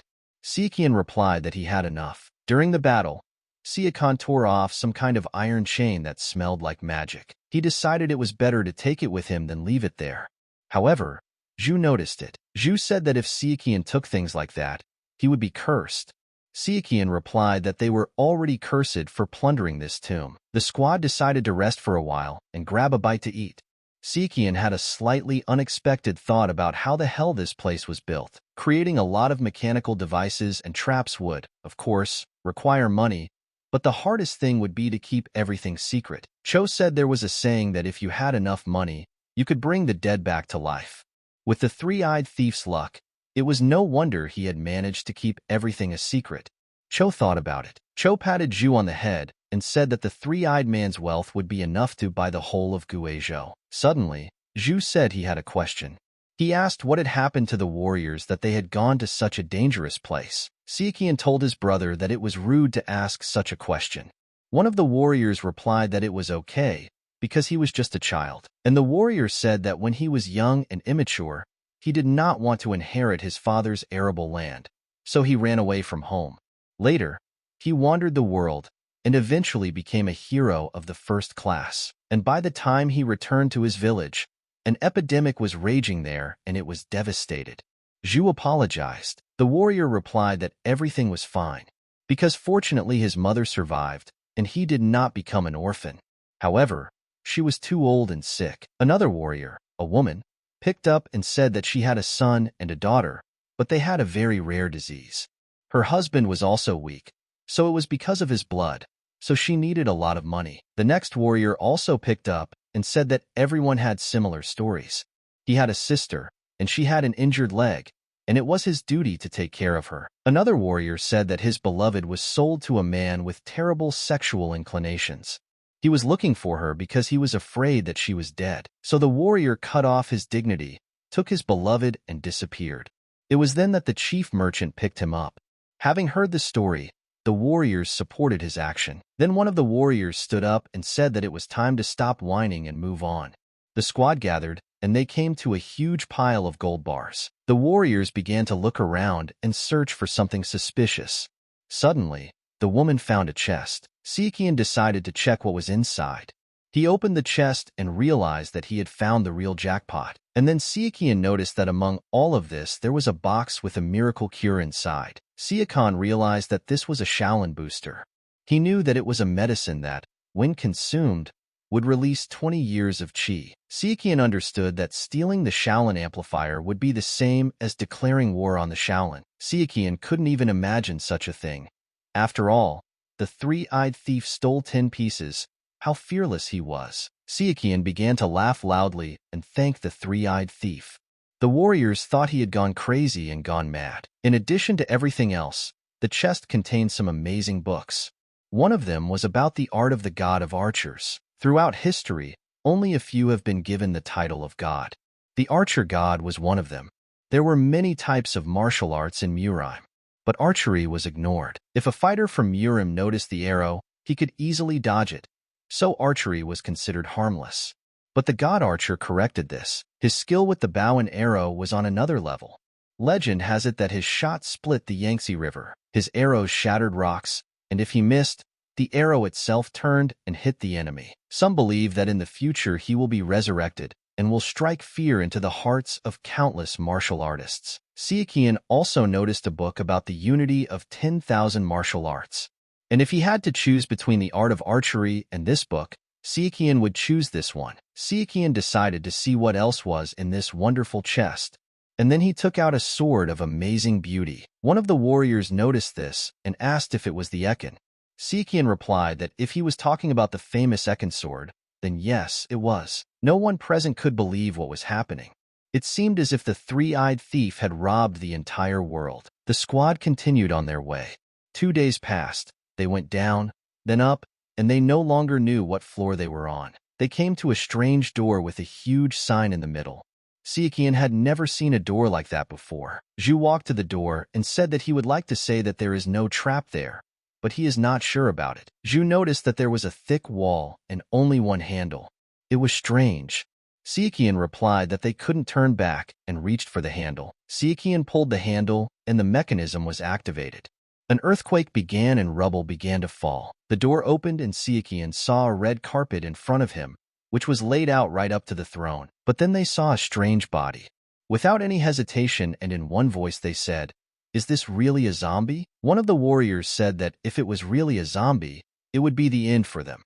Sichuan said that it would be better if it was really a zombie. If it were an invulnerable creature, they would all fall there.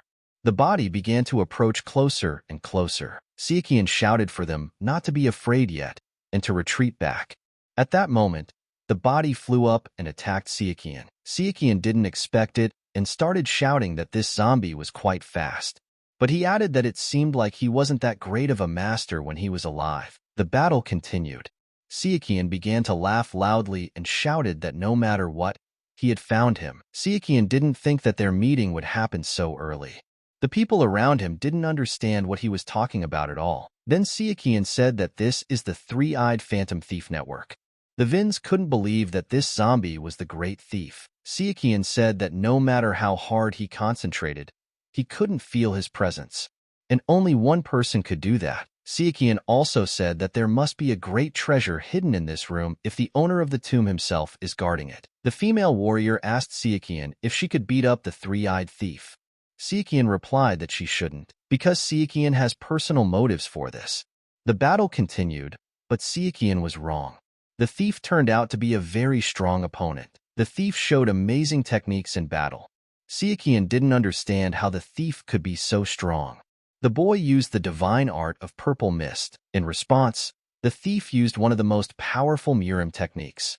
Sichuan couldn't believe what was happening. The warriors watched from the sidelines and were already thinking that maybe they should intervene and help Mr. Sichuan. Sichuan shouted at the thief that he was fighting dirty and that he should at least give his opponent a chance to catch his breath. Sichuan knew that if this continued, he would lose. He had to stop his momentum and finish it all in one blow. Then Sichuan decided to use the purple mist genesis technique for the first time. Previously, the boy had not dared to do it. The thief's body fell from the strong blow, but Sichuan also lost his footing. The Vins ran up to him, one of them shouting to bring medicine. The only thing Sichuan could think of was that he had defeated the thief who had stolen the entire world. And then he was the one who had stolen from the guy who had robbed the world. Time passed and Sichuan woke up. He asked the warriors how long he had slept, and they answered that 2 to 3 days had already passed. Sichuan thanked the soldiers for guarding him all this time. The woman replied that there was nothing to thank him for, because if they had not been there, he would have been able to eat the miracle medicine anyway. Sichuan replied that he had just woken up and did not remember what had happened. The warrior explained that after the zombie fell, the altar disappeared and a tombstone appeared. Zhu said that they had not touched the stone while Sichuan was sleeping. So Sichuan then decided to check what they had been suffering for all this time. Sichuan approached the stone and said that they had found a ghost martial art. There were interesting inscriptions on the tombstone. Heaven is knowledge, earth is power, man is people. If you have both heaven and earth, you can achieve 2 eyes. Therefore, you need to find the 3rd eye and steal the whole world. Sichuan found another amazing book on the tombstone, Pran's Sacred Art. The divine martial art of the Shaolin monks disappeared centuries ago.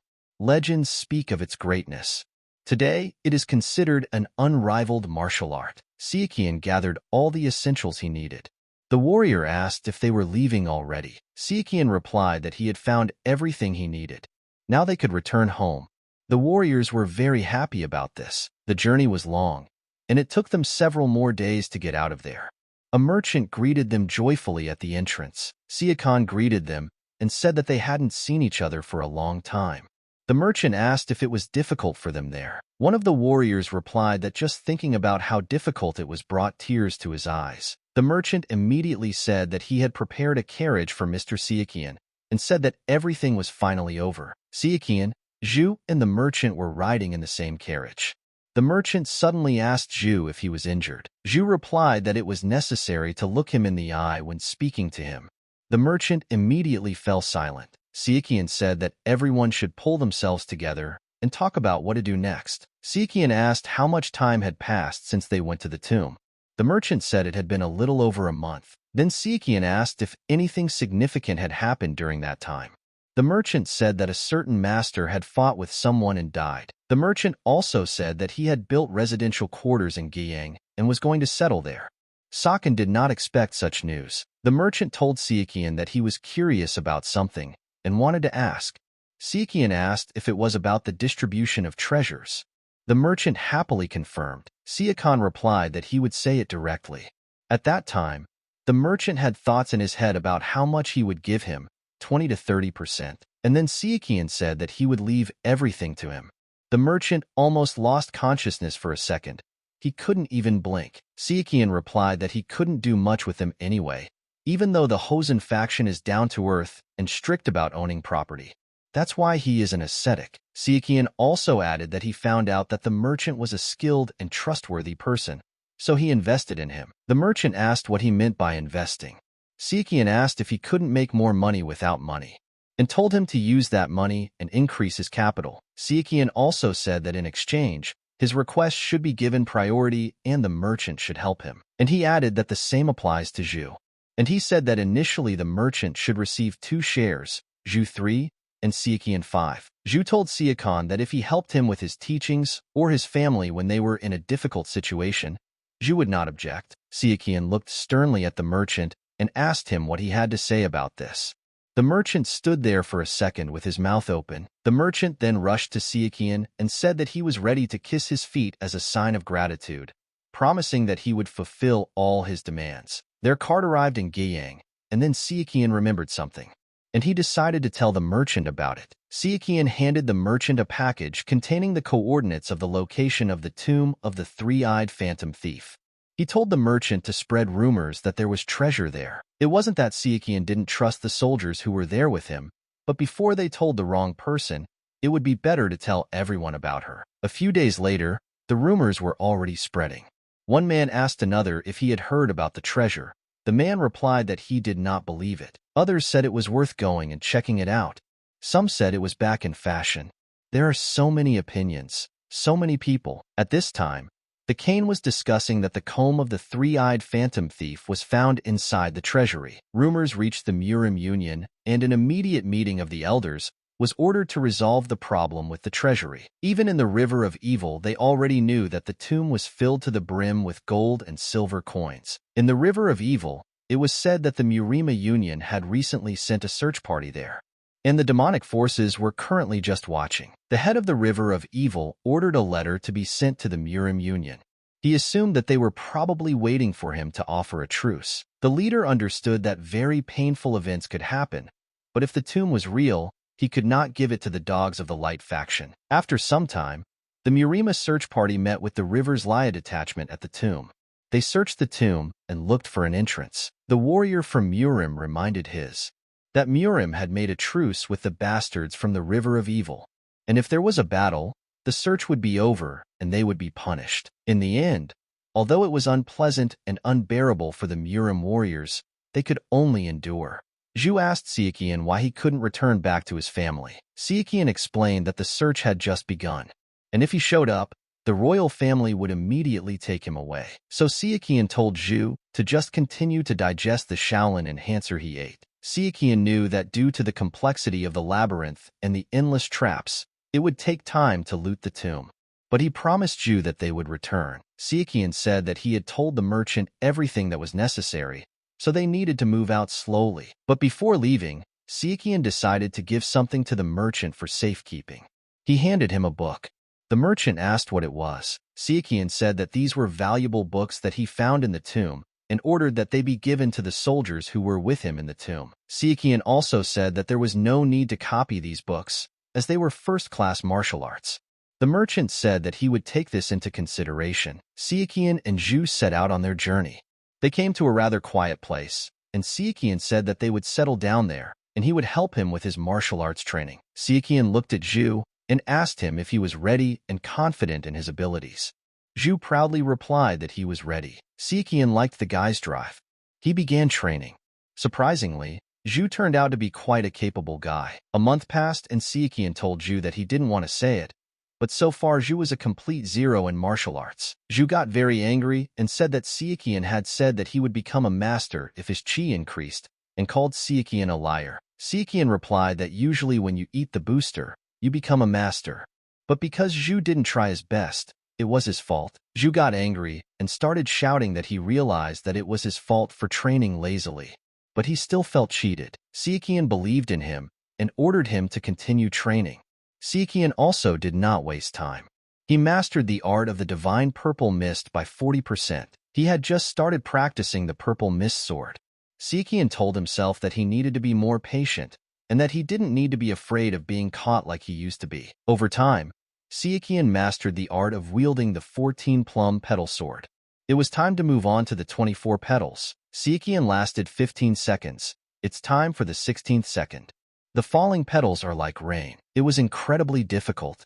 Because his chi volume exceeded 60 years, the Qigong Manhwa's chi absorption efficiency was reduced. Sichuan decided that he was lucky and the time had come. He took out the Book of Unity of 10,000 martial arts from his pocket. Martial arts are usually too complex to master many at once. The teachings are so difficult that it is difficult to achieve greatness in even one, and it is impossible to develop others at the same time. It is well known that if one learns the techniques of one martial art, there is a risk of chi deviation when trying to learn a martial art with a completely different nature. But transitional art allowed one to go against the generally known postulates. When it came to transitional art, one could study everything. Sichuan understood that even though he could only show half of the original technique, what he lacked he would develop himself. However, Sichuan said that he didn't take the book for that reason, and how he uses it is another matter. Sichuan burned the book. Now he has clipped the wings of the Dark Sky Lord. It is about a power that has not yet appeared in MURIM. The Dark Sky faction. It was unknown when and where she appeared, but Sichuan knew that they had been preparing for a long time to conquer the MURIM. Apart from the tomb, the Dark Heaven Lord was everywhere, putting spokes in the wheels of the MURIMU and controlling the Zhonghe. And in the future, when the MURIM weakened, they appeared in this world and began a fierce war. And the central figure in all of this was the greatest man in the world, the Lord of the Dark Skies. Sichuan had only seen him once, and he was not human. With a strength that defied common sense and incredible intelligence, he hid in the shadows and held the MURIM in his hands. An extraordinary genius who could master any martial art with ease.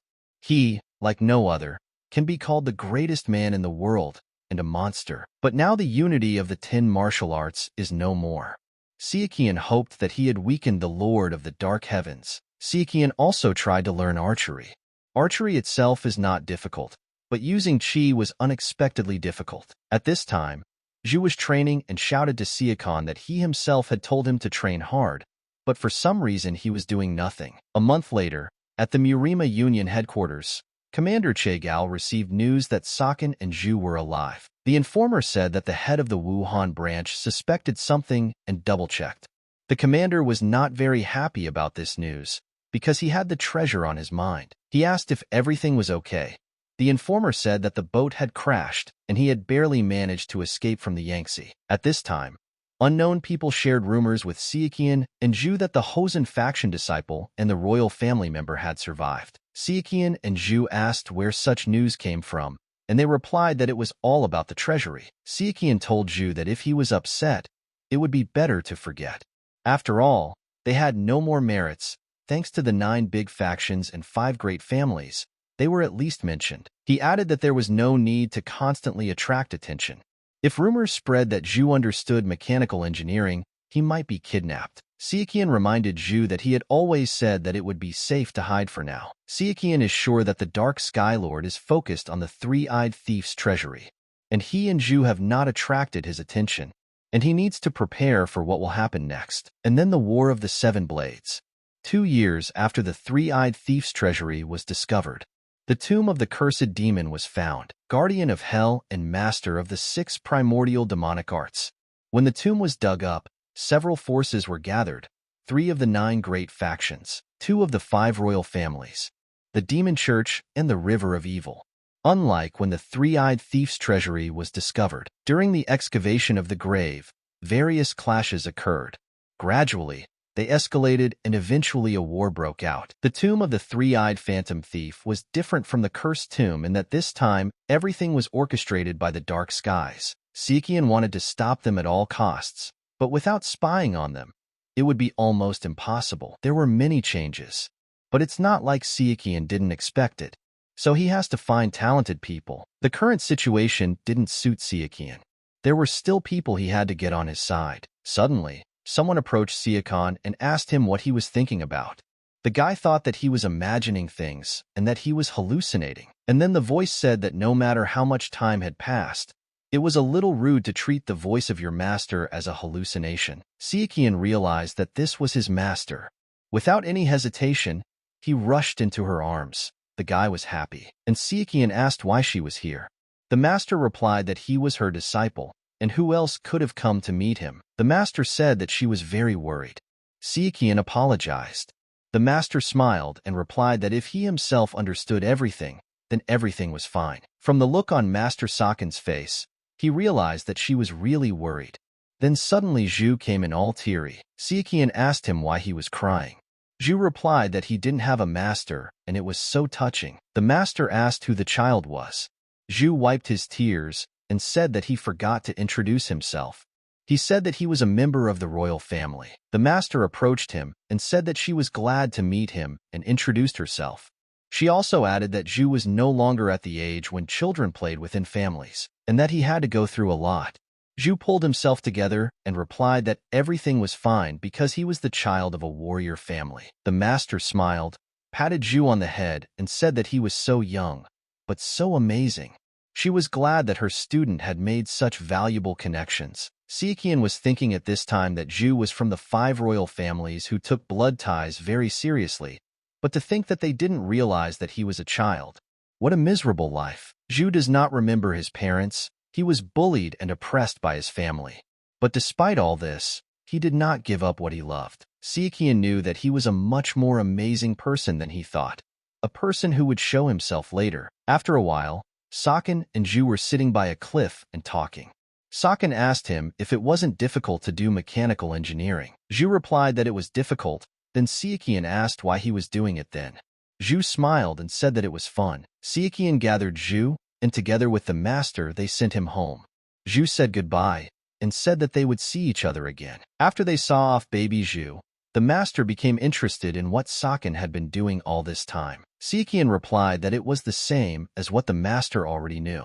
The master smiled and said that there was definitely more to it. Sichuan asked how she knew that. Master replied that from his letter, it wasn't hard to tell that there was something hidden there. The master asked what had happened. Then Sichuan said that he was the first person to discover the treasure. The master was surprised and asked what it meant that he managed to survive in the Yangtze and then somehow managed to get into the treasury. Sichuan asked what was wrong. Master replied that she was a little worried that greed might cloud his judgment. Sichuan replied that he knew very well the teachings of the Hosen faction and that greed leads to destruction. He said that in addition to this, he gave some things to the merchant so that he could help the poor. The master replied that it was wonderful and asked what he meant by several things. Sichuan replied that if the conversation turned to it, he would show them. Sichuan showed the master the Shaolin amplifiers. The master was stunned by what she saw and was speechless. Sichuan asked her to take one before they returned to Hosen. He himself could easily take 2. Sichuan wanted to give the master everything, but he knew that too much was bad too. And they didn't know what the side effects would be if they took too much. Sichuan said he would take the blame. But Master said it was neither his nor hers, so it had to be given to the Hosen faction. The Master said that if he stole them from the treasury, then they were stolen from the Shaolin Temple, and that they don't know the owners of the other things and can't do anything with them. But they need to return these amplifiers to their rightful owner. Sichuan strongly disagreed with the Master. She asked if all the amplifiers were in the box. The guy replied that the merchant still had 4 more tablets. Master would very much like to return to Guizhou, take the rest, and go to the Shaolin Temple, but she has no right to do so. The master said that they were 2 days from the village where the elders and younger comrades were waiting for them, and they needed to meet them as soon as possible. The master expressed gratitude to Sichuan for worrying about her, but reminded him that in their country there is a law of duty, and this is especially true for things like the Shaolin amplifier, whose origins are clear. Sichuan replied that he understood everything. Finally, Sichuan and the master reached the place where their comrades were already waiting for them. After a difficult journey, they decided to have a snack together. The master ate a little and said that she was tired and would go and rest. Sichuan wished her a good rest, and suddenly one of the guys approached Sichuan and said that now they could talk about nothing without worrying. He began to tell Sichuan that it was time to tell them everything that happened to the pirates of the 9 seas. Sichuan assumed that this was possible. One of the guys asked the owner of the establishment to bring them drinks and snacks, and the guys began to interrogate Sichuan. Sichuan told the whole story about the pirates, the spearmen, etc. The guy replied that hearing it directly from a participant in the events was a completely different feeling. The guy said that this means that Sichuan's abilities are superior to Zhang Hong and Zhang Soun. Another guy said that, to be honest, he hadn't paid attention to Sichuan until now and thought he was just lucky, but now he apologized for that. And suddenly the door of the establishment opened and a woman burst in. She screamed loudly and asked for help. The owner of the establishment asked her what had happened. The woman said that while she was washing by the stream, martial artists appeared and started to go on a rampage. The guys heard this. They didn't understand how this could happen on the territory of the mutant faction. Suddenly the master came down. She told the woman that she was a follower of Kosan and could not ignore injustice, and asked her to tell everything. The woman could not put 2 words together. Then the master said that they would check themselves and asked to see them out. The woman replied that they should follow her. Suddenly, The master told one of the guys that it was a trap. She did not look the master in the eye. And besides, if it was a martial artist, she would not have been able to escape. The guy asked if the master would follow her.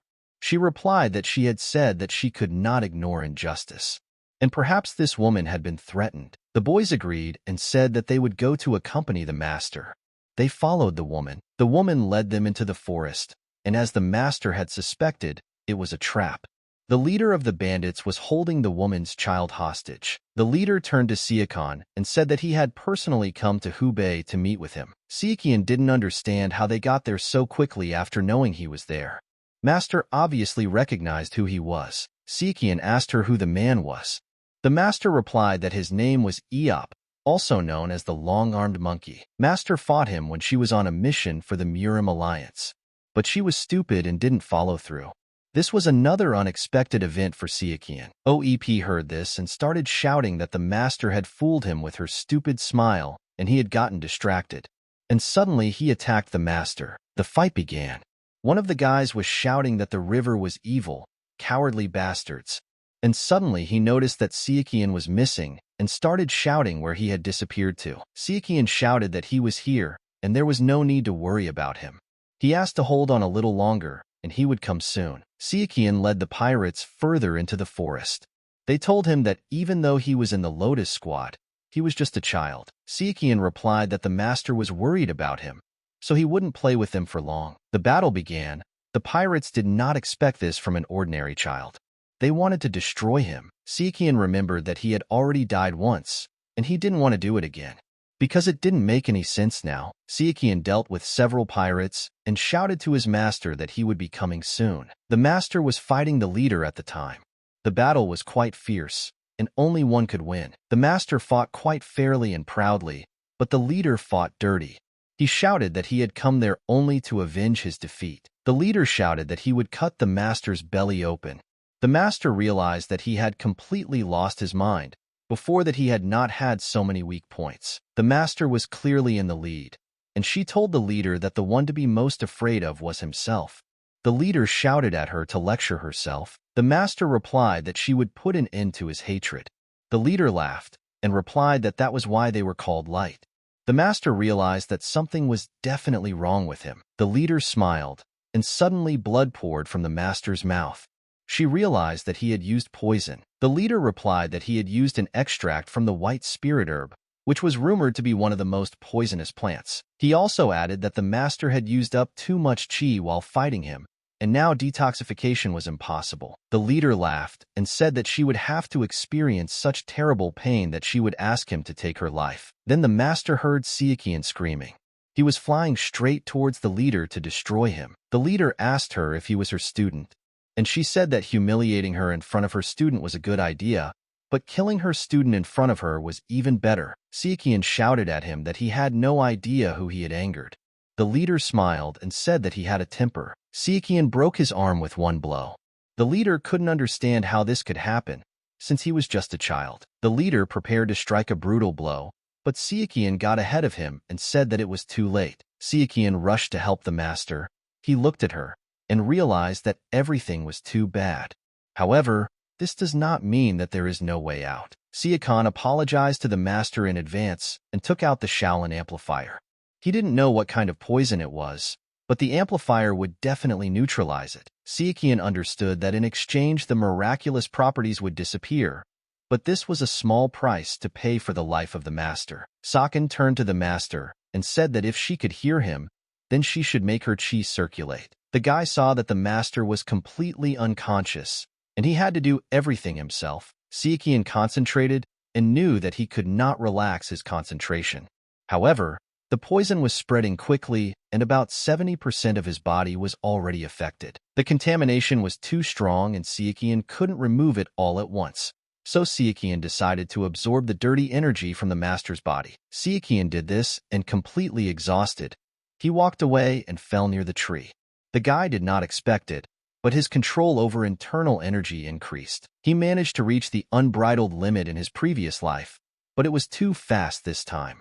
Sichuan didn't understand what happened. He thought it might be because of the water fruit, or the purple mist divine art, or the Shaolin enhancer. Sichuan understood that the water fruit and Shaolin enhancer only increased his chi, while the purple mist divine art did not increase his control skill. Then Sichuan guessed that it must be because of the unity of 1,000 martial arts. The divine art of purple mist and archery art are difficult to master. Normally, they cannot be trained at the same time, but thanks to the unity of the 10,000 martial arts, Sichuan was able to master both of them. And without a doubt, the mastery of chi control has rapidly increased because of this. This martial art is much more amazing than Sichuan thought. Sichuan knew that if it weren't for his reincarnation, he wouldn't have been able to achieve all of this. The boy stopped himself and said that now was not the time for this. Sichuan's organs felt like they were being squeezed in a vice. Knowledge of poison arts proved useful to Sichuan. Under other circumstances, he would have been able to increase his resistance to poison. Sichuan got ready and said it was time to go. He barely made it and saw that the guys were already lifting the master, and she came to her senses. The master ordered to send a carrier pigeon to the main temple and the MURIM to inform them of what had happened, and the rest to find a health resort and receive treatment. Sichuan thanked the master. She replied that there was no need to thank someone who had passed off his disciples' merits as his own. Sichuan began to shout that he arrived when the leader was already exhausted, and he only came to find it ready. And then the master asked what she should do, because she had used the Shaolin amplifier, which she had to return. Then Sichuan asked if he, as an unworthy disciple, could ask his master a question and tell him what was on his mind. Sichuan said that she had already used the enhancer, and there was nothing that could be done about it. Even if we explained it to the Shaolin temple, it wouldn't work. He added that she didn't use it on purpose, so there's no need to worry. Sichuan is sure that even Buddha would tell her not to blame herself. Sichuan said that if she told the truth, it could damage the relationship between the Hosen faction and the Shaolin temple. This could not be allowed to happen at any cost, so it was better to leave it at that. The master accepted this and said that she understood everything.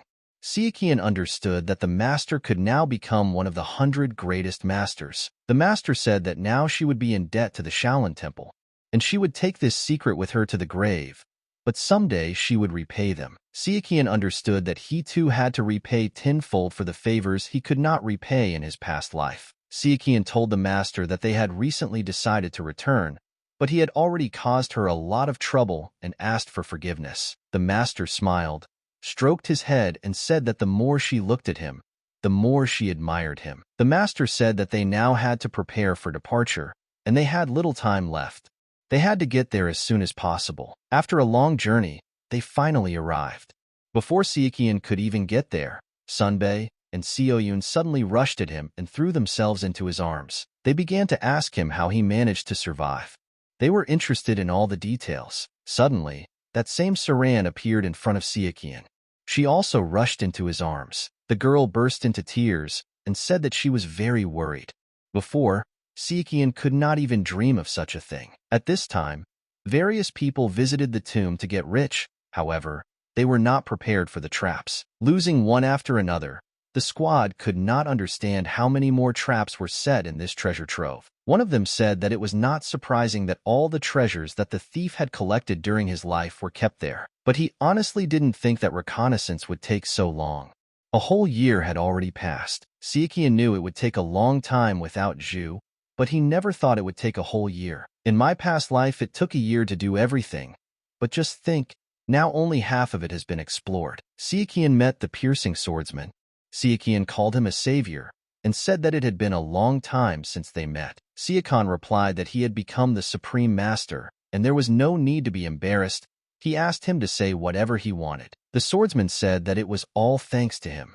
Sichuan noticed that the chief merchant was not with him this time and asked if there were any problems. The swordsman replied that he only brought good news and asked not to worry. He said that some low-class scoundrels had attacked without knowing all the details, and besides that, the rivalry of the merchants. Sichuan replied that because of the treasury, the masters are restricted in their movements.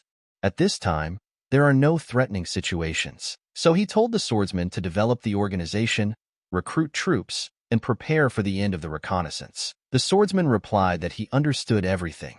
He admired Sichuan, that he was only a boy, but his strength and intelligence were amazing. 2 years later, it was announced that the exploration of the treasury was complete and the two seniors departed. This meant that Sichuan had a year to train. Sichuan continued to study the divine art of purple mist.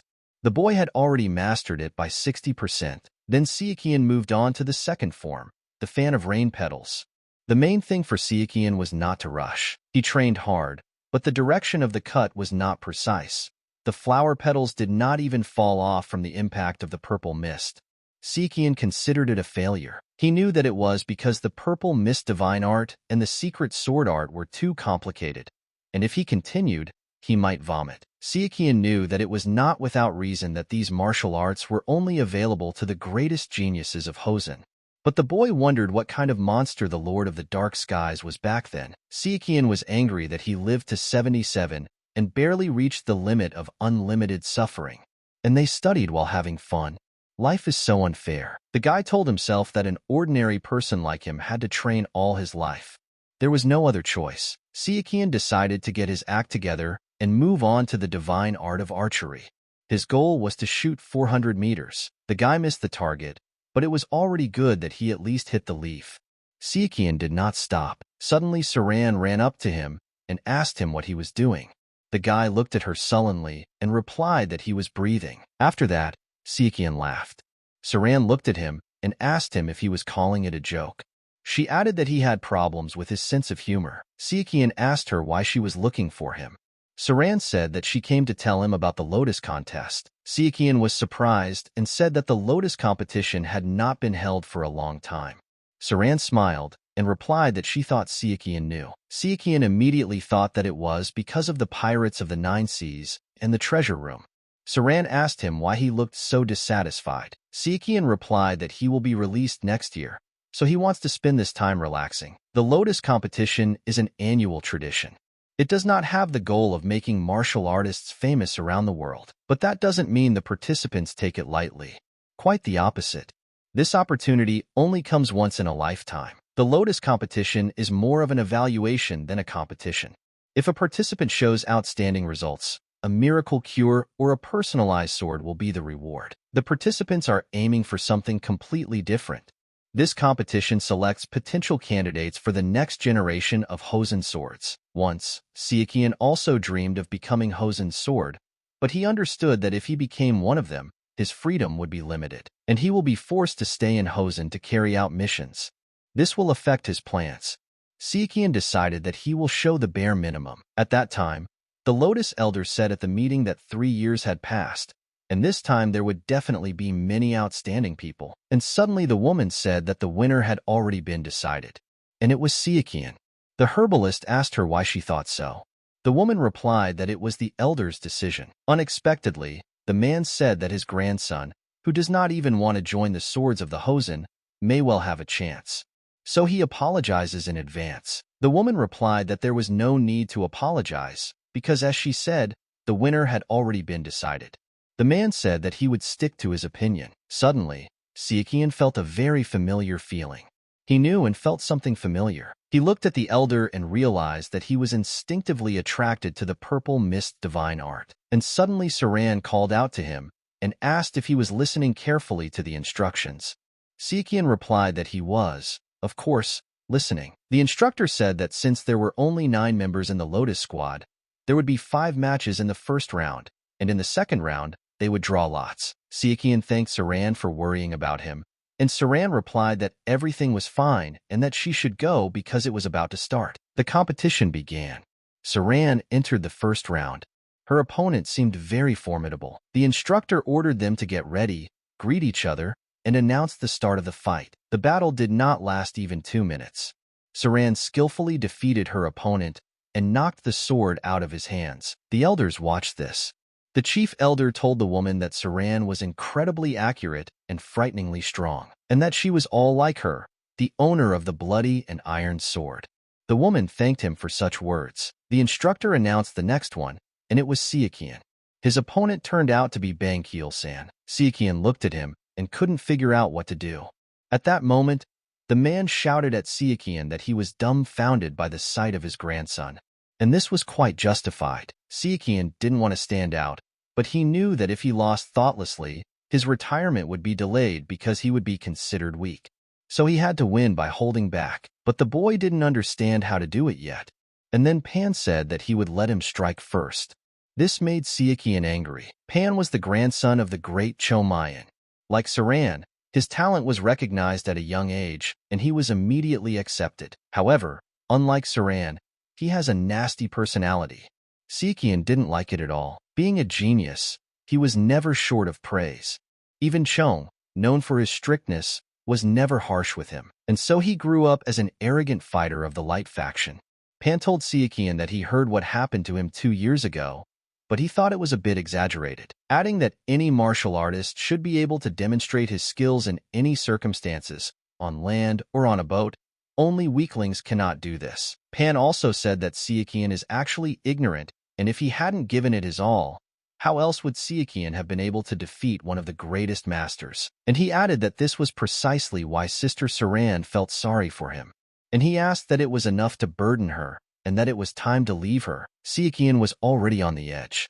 Pan told him not to worry, because he was his brother, and he would be merciful to him. And suddenly Pan laughed and asked how he would feel if he couldn't land a single blow on his little brother. The elders were watching this. One of the elders asked Cho if he didn't think his grandson's manners were a little inappropriate. Cho replied that he was still young and might not understand it. Besides, wasn't he worried about his older brother's honor? And he added that he is still so young. That is why he behaves like that. But he has a kind character, and you just have to look at how caring he is. Bang told Sichuan that despite his respect, Sichuan did not even pretend to listen to him. And he left him no choice but to destroy him in front of Saran. Pan prepared to strike and shouted for Sichuan to get ready as he would squeeze out all the tears, snot, and other fluids that were in him. Pan began to apply the technique. The instructor was perplexed as to how the 5 steps of Qigong could be mastered 80% at the age of 12. The observers also realized that it was not for nothing that Cho treasured his grandson. He looked very arrogant, but he was very good at martial arts. Sichuan realized that Pan liked to show off. But if people knew that Sichuan had mastered the 5 steps of Manhwa Qigong a long time ago, they would be shocked. At this time, Pan thought that Sichuan was overwhelmed by his movements. Sichuan thought that he was so carried away that it would not work out well if he simply knocked him out. So Sichuan decided to make it look like he was having a hard time. At that time, Bang decided to finish it with the flower technique of the scattered spirit. Cho watched his grandson and admired him. He even cried out that this is what he deserved. Pan shouted that it would all end now. Sichuan realized that it was time to end it all neatly. Sichuan used a technique and knocked Pan down with one punch. No one expected this fight to end like this, and suddenly Sichuan realized that he had overdone it. Even though he didn't want to draw unnecessary attention to himself and show his strength, suddenly Cho started shouting that his grandson was almost killed. The elder asked him to lower his voice, otherwise their eardrums would burst. He added that his grandson wasn't hurt badly, he was just unconscious. After he rests, he'll be fine. The elder at this time thought that Sichuan had simply grown incredibly during this time. An amazing child. Cho started shouting that this bastard must have used some kind of magic. Otherwise, Pan wouldn't have lost so easily. The elder told him not to be a laughing stock. And does he really think that the boy managed to deceive the 10 thrones of the high heavens? He added that he understood how much Cho adored his grandson, but he had to remember that love could corrupt his student, and he had to teach him that he was his own worst enemy. But the elder also said that with one blow, it is certainly amazing, and they must keep an eye on this child. Suddenly, Sichuan shouted that he surrendered. At that moment, Saran stood in front of him, and the fight was about to begin. Saran asked him again what he said. Sichuan shouted again that he gave up. The girl couldn't understand what was happening. The instructor asked him to explain. Sichuan said that in order to repel Pan's attack, he used qi on most of his body, and because of this, he has some minor internal injuries. They haven't healed yet, so it's too hard for him to fight Sister Saran. The elders listened and thought that perhaps this was the case. After all, it would be impossible to block Pan's attack with average capabilities, and besides, his opponent is Saran. In such a state, he would not be able to fight. One of the elders said that he was not happy about this. The herbalist was angry that Sichuan appeared in a different light to him after the incident with the 9 Seas pirates, but although his skills are quite good, he lacks courage. The herbalist was angry and said to himself that Saken was bragging about his chi, but just look at what happened now. The chief elder was thinking about something at this time. He thought that he had rather imagined something. Sichuan went to his quarters, when suddenly someone told him that the work had been done well. And then Sichuan saw his master. Sichuan apologized to the master. She replied that he had done nothing wrong. She asked him what he was apologizing for. Sichuan began to explain that it was because he was a disciple of the master, participated in the Lotus competition, and the master stopped him and said that he had to stop. Because she understood how he felt. Master said that during the battle with Ban, Sichuan was amazing. But she is sure that it was not enough to cause internal damage, and she thinks that his body is fine. And knowing him, she is sure that Sichuan must be equal to that amazing girl Saran. The master also said that she knew he had no interest in becoming Hosen's sword, so there was no need to worry about her anymore. And because of that, he didn't have to try his best in the Lotus competition, and so he gave Saran a chance. Sichuan replied that she was wrong. Master said that everything is fine, and there is no need to deny it. Caring for the younger ones, without regard for fame, deserves respect. Sichuan said again that everything is not so. The master hugged him and said that there was no need to be embarrassed because she was already proud of him. Sichuan stepped away to take a rest. Suddenly, a female elder came in. Sichuan greeted her. The woman looked at him sternly and said that she owed him, and then she simply walked out. Sichuan got angry because she thanked him for taking care of her granddaughter. What a strange misunderstanding. After which he thought for a moment and said that it sounded pretty good. And then Saran suddenly walked in. It was her again, Sichuan thought. Sichuan turned 18. The sun was setting, and he was still doing his practices. He has mastered the divine art of purple mist to 80%. There are 20% left to complete mastery, and Sichuan will be able to use this divine art. He has mastered the second form of this technique. There is 10% left until he fully masters the art of archery. Fortunately, there had been no changes in history during these 4 years, so he could prepare at his leisure. He was especially worried about the tomb of the damned demon. It should happen next summer. There are 6 months left. The War of the Seven Blades, born from the tomb of the cursed demon. Sichuan was sure that nothing would go as they wanted. Suddenly, Saran ran up to him and asked what was wrong. Sichuan replied that everything was fine, and he said that he saw her and lost himself in admiration of her beauty. The girl got angry and asked if there was anything that embarrassed him to say such things. Sichuan replied that she was so cute when she was embarrassed and tried to kill him with her cuteness. He asked why she came. The girl replied that the master was looking for him. Sichuan was surprised and did not understand why the master needed him. Sichuan came. Master said that she was glad to see him and that he had already turned 18, and she had something to tell him. The master asked him not to worry, and said that yesterday at the meeting of elders they talked about him. Sichuan was actually expecting this. Master said that, to be honest, she was having a hard time deciding whether to send him alone or not. Sichuan was thinking that if only they would send him off without any escort. He didn't need that at all. However, the master said that the elders reassured her and said that it was pointless worrying. Sichuan exhaled. The master said that she would finally be able to see her student leave the Hosen. It was quite exciting for her. She apologized to him for not being there last time. Sichuan said that it was not necessary since she was on a mission last time. Sichuan said that they needed someone who was outstanding in martial arts. The master smiled and said that he was a good talker. The master could barely hold back her tears. She walked up to Sichuan, put her hand on his head, and wished him a safe journey. Sichuan thanked the teacher and said that he would come back. He also felt some melancholy in his soul. In his previous life, when it was time to leave, he went to war. So this is his first journey to become a saint. Sichuan knew that the War of the Seven Blades would begin next year. Saran came to him to say goodbye.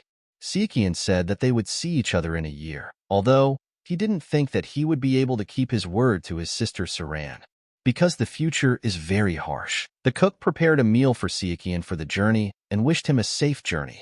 The boy found it very touching. Then Sichuan remembered that he needed money for his journey to become a saint. Sichuan took the money, and now he has half a year left until the tomb of the cursed demon is discovered. If he were to encounter the Dark Sky Lord, it would be difficult to survive without special skills. Sichuan would need even more strength for that. He needed 3 things: Sichuan Divine Flame Carp, Yunnan's seven-horned serpent, Tibetan thousand-year-old snow ginseng. Sichuan decided that the Carp of Eternal Flame would be the first.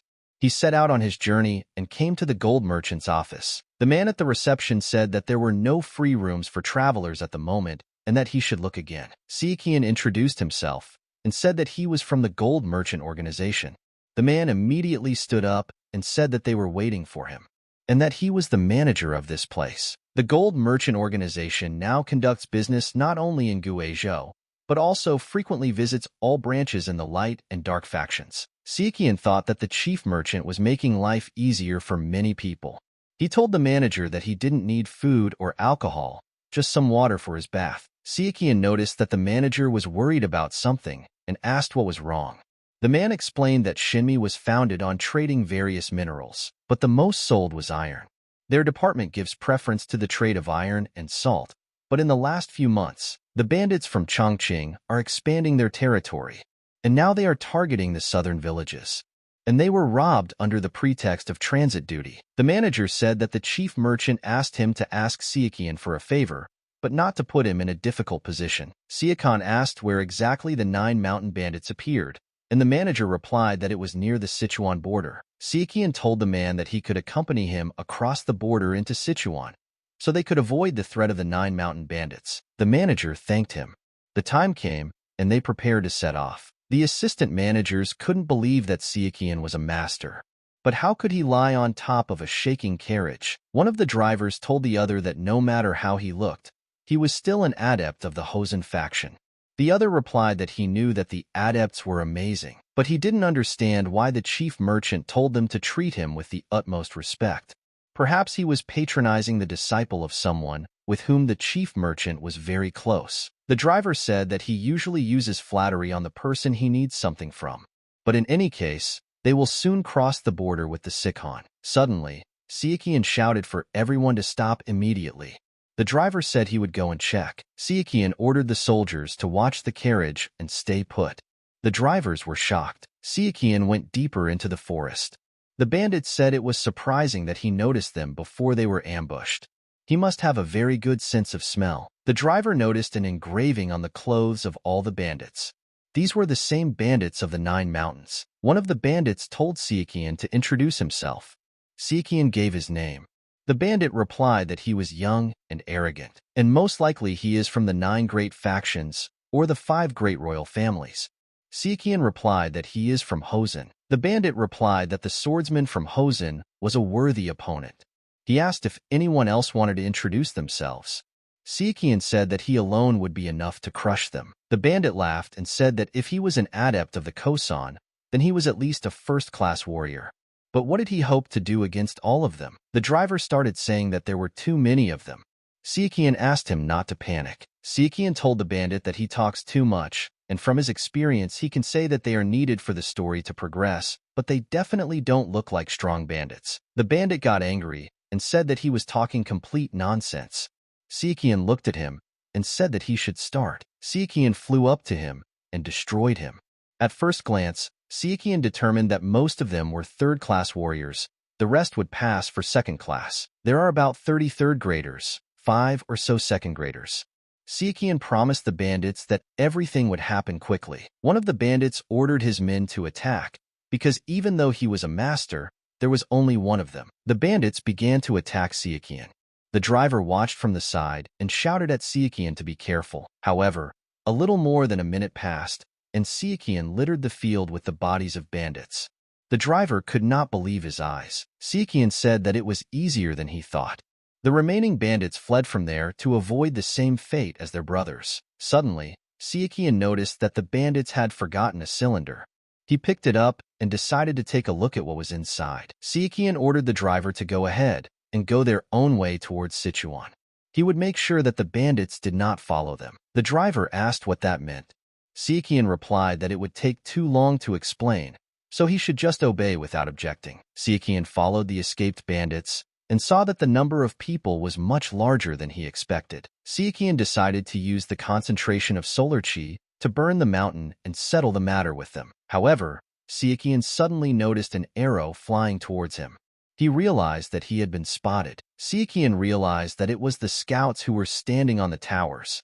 He shot arrows at them. He had 6 arrows left, and the boy knew he had to hurry. Sichuan decided to kill the guy who looked like the leader first. The guy was sure that there were people locked up there. He shot an arrow at him. The bandits realized that they were under attack and became ready for battle. The bandits looked in all directions and could not understand where the attack was coming from. Then they noticed Sichuan on the tower. The escaped bandits recognized Sichuan. An order was given to get rid of this archer immediately. Sichuan took out one after another. He ran out of arrows and went down from the tower to deal with the rest. The battle began. Sichuan killed many bandits. Suddenly, some of them began to ask Sichuan to spare them. Sichuan asked why he should spare them.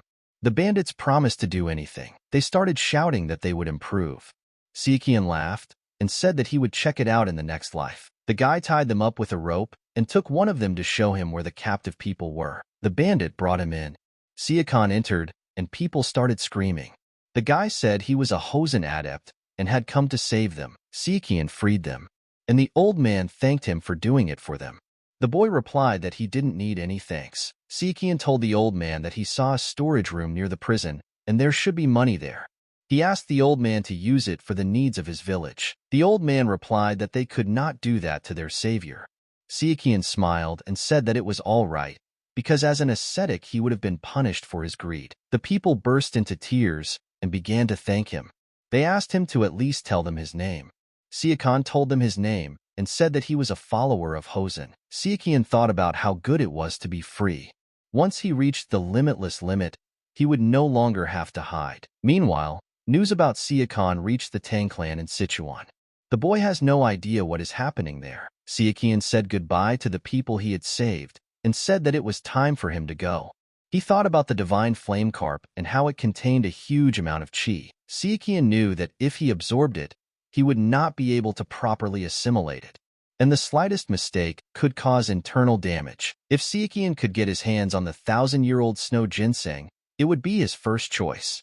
But Sichuan would freeze to death before he even found it. So Sichuan decided that he needed a remedy that he could take along with the divine Flame Carp, and the Tang Clan would provide it to him. Sichuan arrived at the Tang Clan and was met by the poisonous phoenix Tang He. Sichuan was shocked when he saw her. 5 dragons and 3 phoenixes.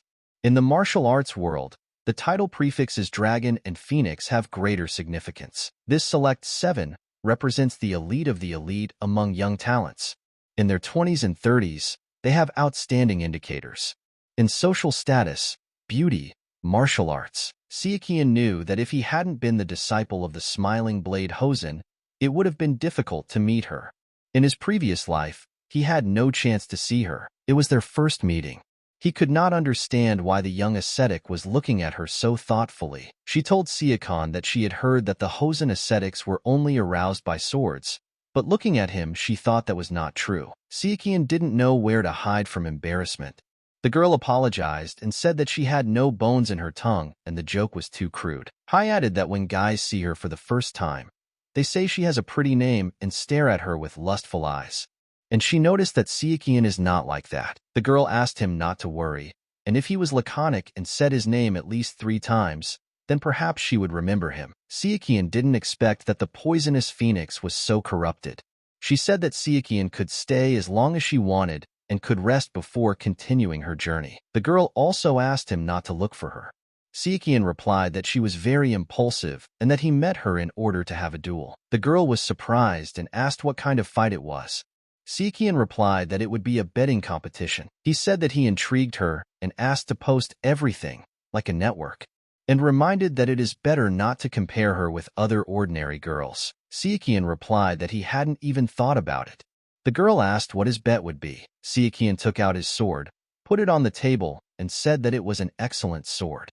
Hai said that it was certainly not bad, but if Sichuan asked for her hand in return, it would be pure robbery. Sichuan replied that not all men wanted only that. He said that he wanted frost poison in return.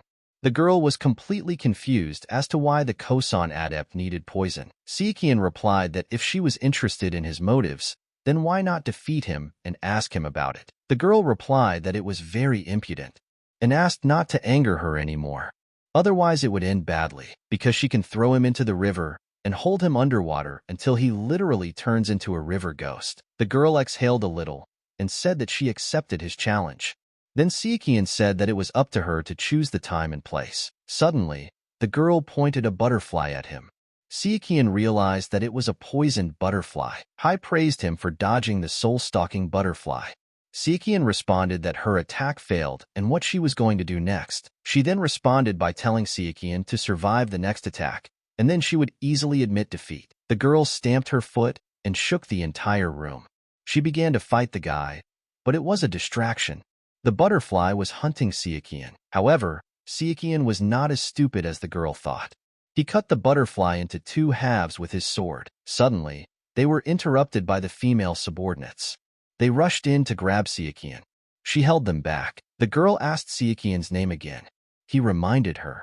She ordered her subordinates not to lay a finger on him until she returned. Sichuan hoped at this time that she wasn't planning a surprise attack to try to kill him again. The girl returned, and as they had agreed, she handed him the poison he had come for. Sichuan took the box and said that he was not happy to meet her and hoped that they would never meet again. And then the girl asked him if he knew what the most terrible trait of the Tang Clan was. Sichuan asked what if he didn't want to know. The girl replied that they were the most evil clan in the martial arts world, and that they believe that if you offend a girl, then you cannot avoid a sin. He said that she always pays the bills, and promised that it would not be a sin, but a poison that would consume his entire body. Sichuan replied that he had heard that the Tang Clan was the most generous in the world. He added that he had finished his business and would go his own way. Sichuan set out on a journey that lasted several days, and finally reached Mount Zhongliang. Sichuan took a deep breath and used his technique to search for the carp. With a little effort, he found it. He thanked the Dark Sky faction, an organization under the Dark Heaven faction that collected and recorded data on miraculous medicines and mythical creatures. During the war era, they used a large number of mythical beasts to increase their internal energy or hire craftsmen outside the faction. There was a reason for their strength. After the war, their archives were only revealed to a small number of people, mostly faction leaders. But the records were of little use, as the faction did not leave behind any cures or mythical animals. Sichuan read these notes out of boredom at one time, but he didn't think he would ever need them. Sichuan shot 3 arrows at the carp at once. However, he clearly underestimated the fish. The carp managed to dodge, after which the carp soared above the river and hit Sichuan in the face with its tail. Before that, the guy had not seen a rival in the fish. Sichuan got angry and shouted that he wouldn't leave alive after this. And anyway, he was going to kill him. Sichuan began to use the first form of purple mist genesis. And then it came to the second form. Sichuan used the rain leaf fan, and he managed to catch the carp. He asked him how he felt about it. He added that even though he was a mythical creature, he was insignificant compared to humans. Sichuan wondered what he tasted like. He picked it up to try it, but stopped and said it was not the time. Sichuan put his hand into the carp's mouth and pulled out a pearl, and as soon as he took the pearl out of the carp, he immediately turned black and his eyes were like an abyss. Sichuan thought that he was not so appetizing anymore. Sichuan set out and told himself that the life of beings always comes down to the survival of the fittest. And he wasn't angry at all that he had hit him. Sichuan found a convenient place to absorb the amplifiers. The main task for him was to concentrate. He knew that by using frost poison, he would neutralize the fire chi, and the fire chi would neutralize the frost poison. Sichuan had heard that the Tang Clan's poison was incredibly strong, but this one was beyond his expectations.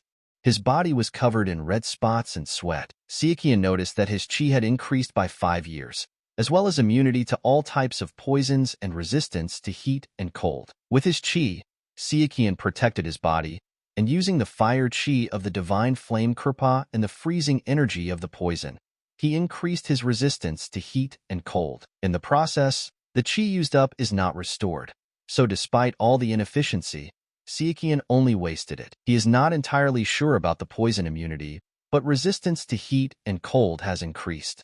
Even though Sichuan did not use chi, heat did not affect his body. Sichuan was proud of himself, because at 18 years old, being immune to poison and resistant to heat and cold was truly an achievement. Next came the 7-horned serpent, and Sichuan was already in anticipation.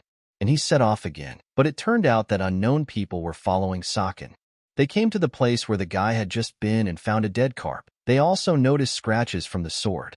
They did not understand who dared to steal it. One of them became very angry and shouted that whoever did this would die a slow and painful death. Saken arrived in Yunnan, and the guy thought that at least here he would have to sleep on a bed. Sichuan came to the Milky Mansion, namely, the Flying Tiger Security Service. Sichuan knew that from Yunnan onwards, the gold merchant organization would not be able to help him, and he could not waste money. And if there was time left after he obtained the core of the seven-horned serpent, it would be worth visiting the Diensong faction. Sichuan sat down at the table and heard a man asking another man if he had heard about the boy who had recently won the competition against the poisonous phoenix. He replied that he remembered and asked why he was asking. The man said that he had heard that Sichuan had come to Sichuan before, killed about 50 mountain bandits. Plus, he saved the captured citizens, and what's more, he even shared the stolen money with them. In Mount Ileo, this mountain has a bad reputation as the Mountain of Death. One of the reasons is the wild environment, but mainly because of the poisonous fortune. The most dangerous area on the mountain is the Valley of Poisonous Blood. The passage to it is filled with various types of poisons, and inside there are many toxins. Even a poison master from the Tang Clan would not be able to return once he set foot there. It is so dangerous that the state has designated the Valley a forbidden area. An unknown man came to a place he had only heard about. He told his charges that if any of them wanted to turn back, it was not too late, and he would not punish them. The detachment shouted that no, and the moment he received them, they swore allegiance to him. The man replied that if it weren't for their help, there would be no one there anymore, and he is grateful to them. They decided to continue their journey. It was getting hot. One of the warriors told the master that they would soon arrive in a zone of poisonous insects. The master shouted for everyone to prepare for battle. They were attacked by poisonous insects. He also shouted to the warriors not to be careless in the hope of a quick rescue, and that they would attack as soon as the warriors fell. You must not let yourself be bitten. Sichuan was continuing his journey at this time and was bitten by an insect. He killed it on his shoulder and shouted that they had already got it. The guy couldn't take it anymore, grabbed the sword and started waving it, telling these insects to get lost. Sichuan got rid of the annoying ones and decided to see if he could find more poisonous plants. Suddenly, Sichuan heard people screaming. He didn't even understand where people could be coming from nearby. Sichuan thought about it and wondered if it was the Dark Sky faction. He decided to check it out. At this time, the gentleman was fighting with a huge insect. He almost defeated it, but the monster wounded him. The squad could no longer fight these insects, and they began to scream and call for someone to help. The gentleman began to shout to the squad to leave him and run away. Suddenly, someone cut the insect's limb into pieces. Sichuan learned that it was a great mantis from the Illustrated Records department. He told the master that when mantises mate, the female kills the male. He added that they choose those whose heads are easier to rip off. Sichuan also said that the gentleman thought he would die, but the sexual ritual drove him into a frenzy. Sichuan heard that the praying mantis has a nerve in its head that suppresses unnecessary force so that it does not injure the body. If you cut off his head, the nerve is also cut, unlocking all his power and freedom of movement. Sichuan also told the master that therefore in the future, if he is a praying mantis, his body should be chopped off, not his head. Sichuan defeated the praying mantis and said that he hoped that it was a lady screaming for help and he would come and save her and become a hero. But after that, Sichuan took the sword and began to destroy all the surrounding annoying poisonous insects. The gentleman asked Sichuan who he was. Sichuan looked at him and said his name, and a second later, Sichuan added that he was from Hosen. The man was surprised and said that he was Tang from the Diensong faction. Sichuan didn't expect that the seventh master of the Diensong faction would be standing in front of him. He didn't understand why a person like him was from the Diensong faction. Sichuan apologized for his tactlessness as he didn't know he was the seventh master and acted rudely. Tan replied that there was no need to apologize since he was his savior. He added that he felt bad asking this, but he wanted Sichuan to escort them to safety. Sichuan replied that while passing by, he came across a suitable cave where he could rest. Tan said that he owed him his life. Sichuan smiled and said that he only did what he had to. Tan took his hand and said that as a follower of the Light faction, He understood that helping others was the right thing to do, but it wasn't always easy. Moreover, it is a valley of poisoned blood, and it is difficult to even take care of oneself there. Therefore, Tang expressed his gratitude once again. Sichuan looked at him and thought that he had stepped out of the pages of a book. Tan's entire squad also expressed their gratitude. Tan noticed that Sichuan was on the path to becoming a saint and asked him why he had come all the way to the Valley of Poisoned Blood. Sichuan replied that he had come there to increase his strength and develop protection against all kinds of poisons. Then Tan said that if Sichuan was going to leave the valley, could he ask for a favor? Sichuan asked what exactly he was asking for. Tan said that they would like Sichuan to help them catch a mythical animal called the Seven-Horned Serpent. Sichuan was very surprised. Tan said that there were still some complications and decided to explain it to Sichuan. But first he asked Sichuan how much he knew about him. Sichuan thought for a moment and said nothing. Tan said that it was okay. Since he was the youngest of the Diansong faction, it was no wonder that Sichuan didn't know. Tan revealed that he was the faction leader's apprentice and also the son of the owner of the Milky Manor. Sichuan was surprised. Tan continued and said that, as is known, their faction is in Yunnan, a disputed area near Tibet. The Diansong faction was experiencing financial difficulties that desperately needed to be resolved. And then the owner of the Milky Manor, Tan's father, came to them and offered a deal. In exchange for solving the financial problems, the owner's son was to become a student of the faction leader. In other words, the Milky Mansion wanted to obtain the faction's martial arts and protection. Although the mansion has a monopoly, they are still merchants who have no power to defend themselves. Tang said that the Diansong faction accepted the deal, but with 3 stipulations. Firstly, only one person could become the faction leader's disciple. Secondly, they forbade teaching the martial art of Diansong to others, even to members of the Milky Mansion. And thirdly, to be as restrained as possible. Sichuan realized that, to put it simply, they got money and sold a superior martial art. Tang said that the other 6 faction masters also knew this. And compared to his brothers, he was simply lucky to become the leader's disciple. Then Tang said that no matter what, he wanted his brothers to acknowledge him as a warrior of the faction.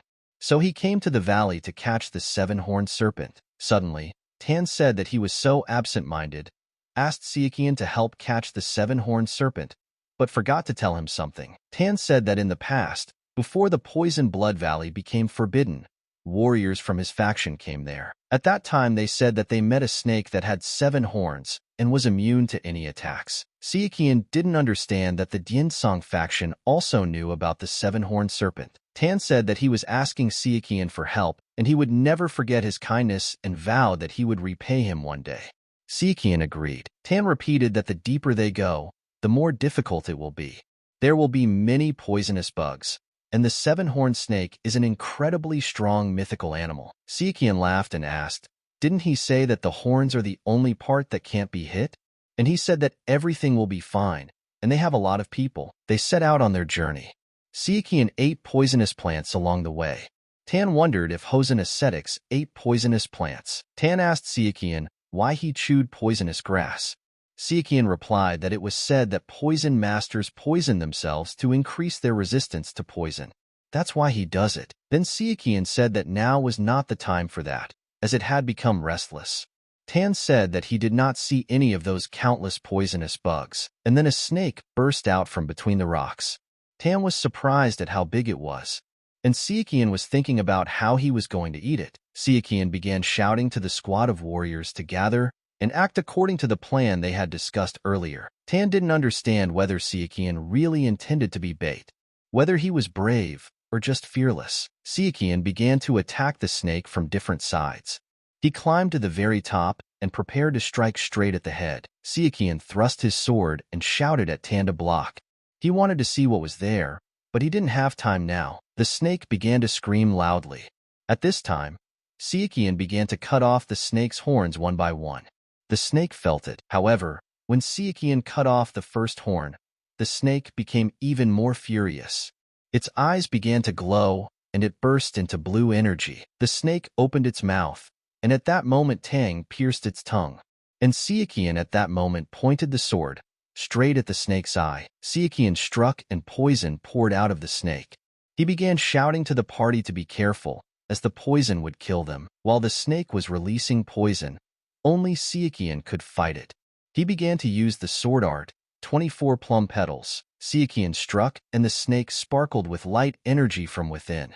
The boy managed to defeat it. After all, Sichuan collected a pair of poisonous horns from the ground and wrapped them up for himself as a valuable gift. Sichuan told Tan that he hoped they wouldn't stab him in the back, being one of the 7 faction masters. Sichuan would take the 6 horns for himself and go on his way. Tan replied that he could not do this to his savior and would keep his promise. Afterwards, Tan and his squad thanked Sichuan for saving their lives. Tan said that he would never forget it and would definitely repay it. Then Sichuan asked for a favor and told Tan to keep it a secret that Sichuan helped him catch the 7-horned serpent. Sichuan asked him not to worry, because if he said that someone from the Hosen faction helped him, it wouldn't count. So it was in his best interest. Tan replied that he couldn't refuse his savior's request. Sichuan knew that he would be torn to pieces by the warriors who wanted to get the serpent's horns. And of course, that would only create problems. Tan swore on the life that Sichuan saved that he would keep his promise, and these guys would also take the secret with him to the grave. They said goodbye. And then Sichuan noticed that the poisonous insects had appeared near them again. Sichuan yelled at Tan to focus on defense. Tan asked if he would be okay. Sichuan said that he must have been tired from fighting the snake, so he just asked him to look after his luggage. Tan noticed again how good Sichuan was at martial arts. Sichuan dealt with the insects, and now there were slightly fewer of them. Then Sichuan came over and picked up a bow and arrow. Tan was surprised and asked if he was really going to use a bow. Sichuan replied that he was. Tan replied that although the number of insects had decreased, he did not think they could afford such entertainment now. And then the poisonous spiders appeared. The warriors noticed that Sichuan was extremely talented in martial arts, but no one could have imagined that he could use a bow like that. Tan once again enjoyed watching how amazing Sichuan was at martial arts. Sichuan dealt with all the insects surrounding them, and they said their goodbyes. The boy continued on his way. Sichuan returned to the snake. He secretly removed the core. So now he came to check what he saw there. No matter how much he wanted to check back then, it might arouse suspicion. So Sichuan went with the squad. Suddenly he found what he was looking for. He thought it would break due to the destruction. But fortunately, it remained unharmed. Judging from how it was preserved, Sichuan noted that the quality was quite amazing, and what was inside must be extraordinary. It was good that it was located close to the entrance. Otherwise, Sichuan would have had to search for it for 6 months. Sichuan opened it and saw that it was a lost martial art. 10,000 green-eyed martial arts. Sichuan realized that the 10,000 green-eyed martial arts was a famous art from the past. 150 years ago, after the public learned of its existence, martial artists went searching for it but were unable to find it, receiving fatal injuries in the process. It seemed to be hidden in the Poison Blood Valley. Sichuan didn't know how the Dark Heaven faction had failed to find it. He collected some poisonous plants and the core of the 7-horned serpent. It was a chance given by heaven. Now Sichuan decided to get out of this valley. He suspected that the Diensong faction must be in an uproar right now because of the young master's report. The Dark Heaven faction, who have the most extensive information network in the world, will definitely hear about this. The 7-horned serpent is a mythical animal from the illustrated records they are studying, so they will definitely want to see it for themselves. At this time, the people who were following in Sichuan's footsteps came to the place where the snake was killed, and they found that half of its skin was gone. The man grabbed his head and started screaming that this couldn't be happening and that something was definitely wrong. The man didn't know what to report to the chief. After all, no matter how you look at it, the poisonous insects finished off the weakened snake. He thought that this was the work of the 7th master of the Diensong faction and ordered a search of the entire valley to collect the remaining horns, because they are extremely strong and poisonous insects cannot eat them. He shouted that Tan had only brought 1 horn, so no matter what, they had to return all the rest. Unexpectedly, the subordinate showed him the arrows and pointed out the marks of the one who used them. The man was perplexed. The man knew that the Diensong faction didn't use arrows, and he didn't understand who the hell would use them anyway. And then he thought that it was not the Diensong faction that defeated the snake. And who it was, he also did not understand. Sichuan reached Yunnan. He knew that the gold merchant organization must be hiding and doing business somewhere there. Sichuan entered one of the establishments. and the man at the reception immediately recognized that it was Sichuan from the Gold Merchant Organization. The man said they had been waiting for him. Sichuan thanked them for their concern. But first, he handed the man a package. He said he had hidden 5 of them nearby and asked that they be found tomorrow and sent to the chief merchant along with a letter. Sichuan handed over the letter and the map of where he had hidden it and said that he had heard that 10 whirlwinds were waiting for Sichuan. He asked to show it only to them and let them transport these things. Sichuan said they were very valuable and asked him to be careful. The man promised to do everything. Then Sichuan said he would go and meditate. Sichuan started with the 10,000 green-eyed poisonous arts. He managed to obtain the core of the 7-horned serpent and the ancient teaching. Sichuan considered himself lucky. Sichuan decided that he needed to eat the core, and with the energy of the core, he would increase his mastery of the 10,000 green-eyed martial arts. Sichuan has already moved from 10 to 20%. After mastering 20%, the number of poisons he is immune to will increase from 100 to 1,000. Sichuan didn't know if it directly affected his body's condition, but he used up most of the core's energy. As expected, the consumption was significant, but the core chi energy still remained, and Sichuan didn't know what to do with it. By increasing his chi, he could reach an unlimited limit. On the other hand, he could take the path of physical transformation. Sichuan was incredibly tormented by thoughts of an unlimited limit or physical transformation. Sichuan then decided to focus on achieving the unlimited limit first. He knew about the existence of the 1,000-year-old snow ginseng, so after the unlimited limit, he would focus on body transformation. Sichuan went into meditation and felt an incredibly familiar feeling. His thoughts were telling him to follow the flow. Sichuan walked towards the tree and woke up. He no longer felt the energy of the 7-horned serpent. The increase in chi only took 2 minutes, but something had definitely changed. Sichuan didn't understand yet. He tested his powers and realized that now he had an unlimited limit. However, Sichuan didn't understand why it was blue and not purple. He was able to reach the unlimited limit, but that doesn't mean that the divine art or other martial art has improved. Sichuan got ready and went downstairs from his room. He asked the manager how many days he had been in the room. The manager replied that it had been 3 days, and he was already going crazy, thinking that something had happened. Sichuan apologized for the inconvenience and asked what about the horns. The manager replied that they had collected them all by noon on the 2nd day. Sichuan said that it was a good job and he was going to Zizing and would come back again when he returned. Sichuan continued his journey. He approached a mountain and wondered if this was what nature called greatness.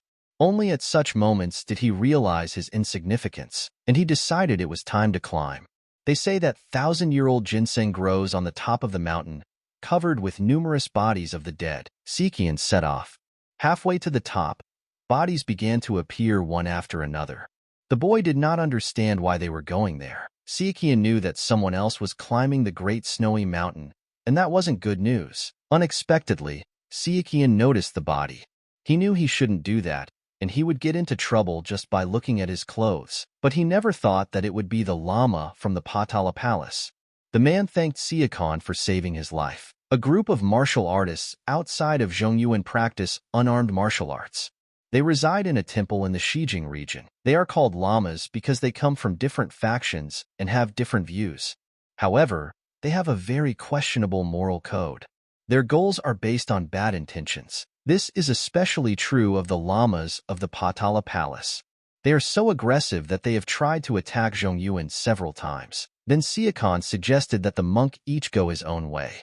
But the monk stopped him and asked why he was in such a hurry. The monk said that he couldn't just let Sichuan go without repaying him.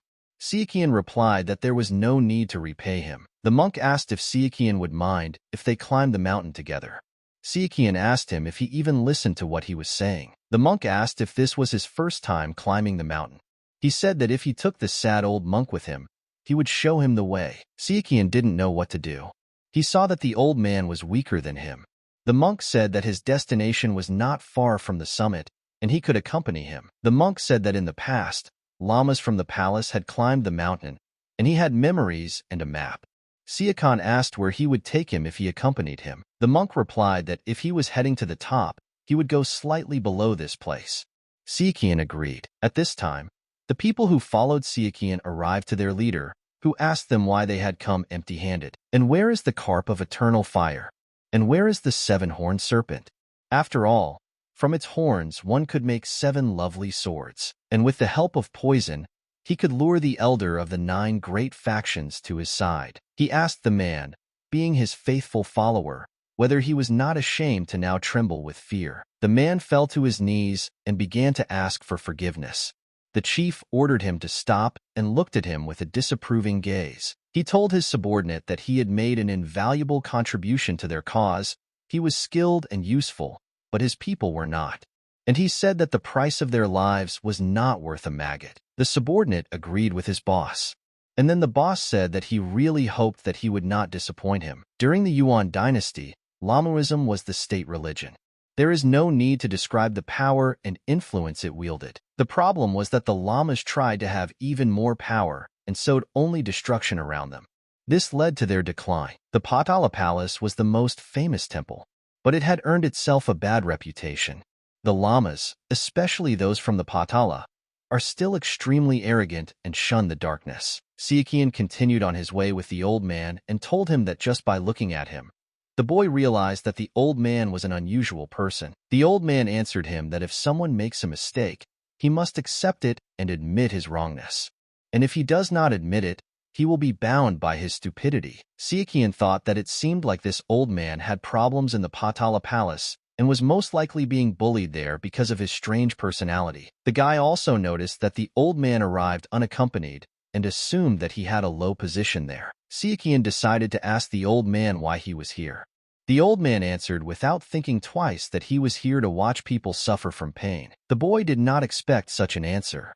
The old man told him that even though he looked stupid, it was unfair for him to answer the questions alone. Sichuan replied that they had a long road ahead of them and should hurry. The old man then asked Sichuan his name. Sichuan replied that they were not close enough to introduce themselves, and suggested that the old man imagine that they were passing crocodiles. The old man told the boy that he was as cold as the lamas and offered to help teach Sichuan warmth in exchange for a favor. Sichuan asked him if he wasn't supposed to take a vow of silence, and if so, it was time to put it into practice. Finally, after some time, they reached the place where the old man thanked the guy for saving him and leading him. Sichuan noticed snow-covered bodies of people. The old man explained that in Lamaism there is a law of compassionate meditation, or, as it is also called, an exchange of a few words. This is the complete opposite of the Zhongyuan breathing technique, where you inhale positive energy and exhale negative energy. The old man also added that Tongren allows one to inhale pain, which is negative energy, and exhale happiness, which is positive energy. It allows other people to be healthy, and healthy people make everyone healthier. The old man said that the snow-capped mountain is also called the Mountain of Death. It is full of suffering, grievances, and regrets. The old man explained to Sichuan that he had come there to experience it. He said that he would wait for the boy at that place and showed him the way. Sichuan put all the events together in his head and realized that the old man was Tsongkhapa, a Tibetan religious figure and preacher. The boy went on his way, and the old man assumed a meditative pose. Suddenly, someone began calling his name from behind. The old man replied that it seemed he had guests from Galug. He asked them why they were looking for this old monk, Tsongkhapa. The chieftain smiled and asked the old man if the cold had frozen his brain, or if he had gone mad, deciding to die after he had comprehended the teachings of Buddha. Tsongkhapa rose to his feet and asked not to bury him prematurely because he was still in his right mind, and even though he was old, the fire still burned within him. The chieftain looked angrily at the old man and said that this place would become his grave. He asked him why he had renounced the teaching. Tsongkhapa began to shout that Lamaism itself was wrong. And, mired in the 3 poisons, Lamaism no longer discerned what was right and what was wrong. Darkness enveloped it. The old man addressed the chieftain by rank and called him the 5th elder of the Sakya school, and asked him how he did not see that the corruption had begun when the Kapshi became the Karmapa of the Yuan dynasty. The old man had repeatedly witnessed how Lamaism disciples said that the doctrine stated that as soon as someone had a child, he should adopt celibacy. But if there was no child, one could freely meet with women. The old man explained that the Sakya school teaches that one must abandon the worldly and attain enlightenment, and only then will the path to nirvana open. But Tsongkhapa considers this foolishness, since the road to nirvana opens only through hard training. This approach contradicts the Bhava Chakra and defile the path to enlightenment. The old man told the chief that his path to enlightenment was wrong and asked him how he hoped to achieve it. The chief shouted at him to shut up. Then Tsongkhapa asked him, what about the 10 laws of Shaolin? After all, by inheriting his position, the leader could correct the licentiousness and debauchery in the Sakya school, and instead of eradicating them, he allowed them to multiply and develop. Tsongkhapa considered this wrong. The leader lost his temper and started shouting that didn't he tell the old man to shut up? He reminded the old man that there were laws to be followed and Buddhist scriptures to be studied. Tsongkhapa responded by saying that one day a tough political line would have to be adopted, otherwise Lamaism would always have a bad reputation. The fight began. The leader began to use the technique against the old man. Suddenly, someone ordered him to stop, since he was not the boss here. The leader turned around and saw a guy in front of him. He asked who he was. Sakan replied that he was a wandering ascetic. The boy quickly dealt with the leader. Tsongkhapa was surprised and asked him if he hadn't gone about his business. The old man said that they could understand each other and get along. Although asceticism and Buddhist teachings are different, Tsongkhapa does not mind having a friend from Zhuan. Suddenly, the lamas present heard that Tsongkhapa had renounced the teachings of Lamaism and had brought someone from Zhuan. Sichuan replied that his eardrums were about to burst and asked the lamas if they were really going to kill them by causing an avalanche. At this time, Sichuan thought that judging by Tsongkhapa's strange character, he had expected something like this. But he could not even imagine that other monks wanted to kill him. The boy asked the monk if he needed help. Tsongkhapa laughed and asked him if they weren't just crocodiles. Sichuan looked at him menacingly and asked again if he wanted to get help from him. Tsongkhapa looked at Sichuan pitifully and asked for help. The boy immediately flew up and attacked the lama. The lamas did not expect such a turn of events. They thought there was no one to stand up for the old man. The lama shouted at Sachkin. How dare he do this and raise his sword against the lama? After only a few seconds, Sichuan managed to overpower the lama. The monk's disciples called him a bastard and asked how he dared to kill their teacher. They pounced on the boy. Sichuan looked at them with disdain and said that they were just a bunch of stupid monks. The guy was killing one after another, when suddenly someone turned to him. One of the lamas asked the guy who he was. The stranger said that he heard that Zhuan's martial arts were superior to ordinary ones. But he did not understand how Sichuan could surpass them so much, since they had reached the top level. Sakan laughed loudly, said his name, and clarified that he was from Hosen. Then the lamas were even more surprised. They knew that Kosan was one of the 9 great factions, and they did not understand why a warrior from Kosan was interfering in the affairs of Sichuan. The guy got angry at this point and called the lamas evil heretics. Just think, they made him reveal a secret he had been hiding for so long with a tricky word. Then the lamas turned to the boy and asked him to calm down and talk, as it was a small misunderstanding. Sakan looked at them angrily and replied that they had learned something they should not have learned. The guy started to attack them. One of the leaders of the lamas shouted that they should kill the guy. Several lamas attacked Sichuan. One of them used a double attack, but Sichuan had no trouble repelling it in a second. The leader didn't understand what was going on, because it was a double attack, into which he put all his strength, risking internal damage. They honestly didn't understand how the guy managed to block the double sword attack without using any chi at all. The lamas looked at each other. They couldn't understand what kind of nonsense this was. How could Sichuan be a sword master at this age? After a few seconds, Sichuan defeated everyone, while Tsongkhapa watched from the side in amazement. Sichuan looked at him and said that he did not do it out of good intentions, but because the lamas acted as if they wanted to talk, but they were looking for a good opportunity to kill him. Sichuan learned this from his past life.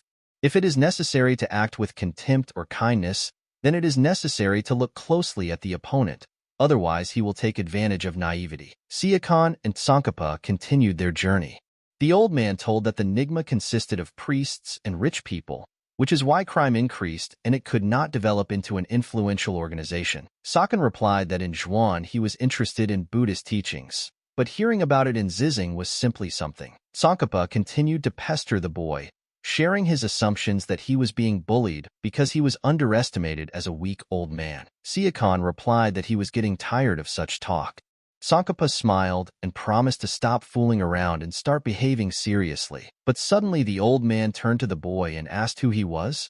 Sichuan turned around and looked menacingly at the old man. Tsongkhapa continued that all the llamas he had fought with 2 hours ago were from the Patala Palace, and there were quite a few of them. The old man explained that he had never heard of such martial artists, especially in his 20s. Such mastery was simply impossible. Sichuan simply looked at Tsongkhapa in bewilderment. And then the old man asked if it was possible that Sichuan was a rejuvenated master. For a second, Sichuan's eyes widened, but he immediately laughed loudly and told the old man that if he said something like that again, people would think he was completely out of his mind. Starkey just looked at the boy in confusion. Sichuan then changed the subject and said that Zhuani emphasized doing favors, holding grudges, and exacting revenge. The boy continued that he had saved Tsongkhapa's life and therefore wanted what happened today to remain a secret. The old man replied that it was quite easy to accomplish, but he was worried that there was nothing more he could do to repay the man who had saved his life twice. Sichuan replied that he would pay for the first time with this, and he would save the second time for something else. The boy clarified that in the future the old man would help Xuan or him if there was danger. The old man replied that man was greedy by nature, but he was surprised that Sichuan spoke about preserving Xuan's peace without the slightest hesitation. Sichuan actually doubted that he could ask the old man to teach him Mahamudra, and he was sure that he didn't have a miracle cure either. Tsongkhapa said that if there was danger in Xuan, even without the consent of the Patala Palace, he swears in the name of the Lama that he will help without hesitation. They finally came to a common denominator and continued their journey. Evening came, and they descended from the mountain. Sichuan told the monk that this was the end, and that everyone would go their separate ways. They wished each other a safe journey, and the old man asked the boy to take care of himself. Sichuan and the old man parted ways. On the way down, Sichuan tried to remember the name Tsongkhapa. It seemed very familiar to him. Apart from Xuan and the other three, he doesn't know much about the powerful factions. Sichuan hoped that saving this monk wouldn't change the future. The guy continued on his way, found a rather cozy cave, and decided to have a snack. He thought that he had to use so many miracle cures, and soon he could be called the king of medicine. Sichuan realized how cool it was to know the future. He absorbed the miracle cure, and then it began. Sichuan used techniques to improve his skill with this tool. He understood that he should not rush, as it was fraught with danger. With the slightest mistake, he could have a violation of qi. Sichuan began his body transformation. He felt like his bones were breaking from the inside. He knew that if he lost his concentration, it could end badly. He would curl up and disappear into a nameless cave. Sichuan never imagined that changing his body would be so tiring and painful. Nothing could distract him from such pain. The guy moved on to the second stage, the unity of mind and soul. He understood that no matter how he restrained his mind and spirit, this world is not nirvana, so it will appear badly. The energy of the 1,000-year-old ginseng will make the toxins accumulated between the mind and spirit disappear. Sichuan felt the strength leaving his body. The third stage has arrived, complete regeneration. After it, the final stage of bodily transformation, and then instant healing from any illnesses and injuries. Finally, it was over. Sichuan burst out of the cave like a ray of sunshine through the tree branches. His body was perfect. The guy immediately decided to evaluate himself. He took the sword in his hands and looked at his reflection. He realized that the physical transformation didn't make him more handsome or anything. He didn't understand if it required special magic. The boy knew that this was a cruel reality, but he decided to be content with what he had. He had expected this, but his qi had not increased at all. Sichuan decided that it was time to return to Xuan. There are 6 martial arts that should never be learned. They are called the 6 great demonic arts, or the 6 forbidden arts. They are all so powerful and terrible that it is difficult to decide which one is the worst. However, if you look at the ones that have become known more recently, the greatest forbidden book of martial arts will be the manuscript of the skills of the cursed Demon Lair. Meanwhile, in the Kunlun Mountains, the leader of the Kunlun faction, named Sun, received information about the tomb of the cursed demon. San knew that if the cursed martial art was revived again, it was scary to even imagine what would happen. He decided that at all costs, they must prevent it. The Kunlun faction went to find out if the rumors about the tomb of the cursed demon were true. When the petitioner faction and the 9 great factions began their investigation, the rumors spread even faster. The cursed demon was an enemy of the MURIM and fought against its greatest masters of that time. He not only managed to escape alive, but also to win. He didn't care that the whole world considered him an enemy. The main thing was that it meant being the strongest. Meanwhile, in the demon temple, rumors of the tomb of the cursed demon reached the head of the demons. The leader did not know about the 6 forbidden arts, but when the damned demon was alive, he collected manuscripts of demonic arts. The leader did not know whether the tomb of the damned demon was real, but decided to explore it. Meanwhile, in the river of evil, the leaders are confused about where the tomb of the damned demon came from, because not much time has passed since the discovery of the treasure of the 3-eyed phantom thief. At the council, they decided that they had no choice but to go and see for themselves. They couldn't just send the Kunlun faction. Apart from the involvement of the evil river and the demon temple, this time there were more factions involved than when the 3-eyed phantom thief's treasury was discovered. The situation could not be resolved by the Kunlun faction alone. They decided that they couldn't act rashly, and if this was a trap, it would be a bad idea to gather the strongest factions in one place and have the events unfold in another. In the end, they decided that they needed to think carefully about who would stay put and who would go to the tomb of the damned demon. One of the leaders of the petitioner faction shouted that they would go. He was asked if the petitioner faction and the 9 great factions had not obtained countless riches from the treasury. Arguments began. Someone shouted that if they appeared again, they would get all the treasures for themselves.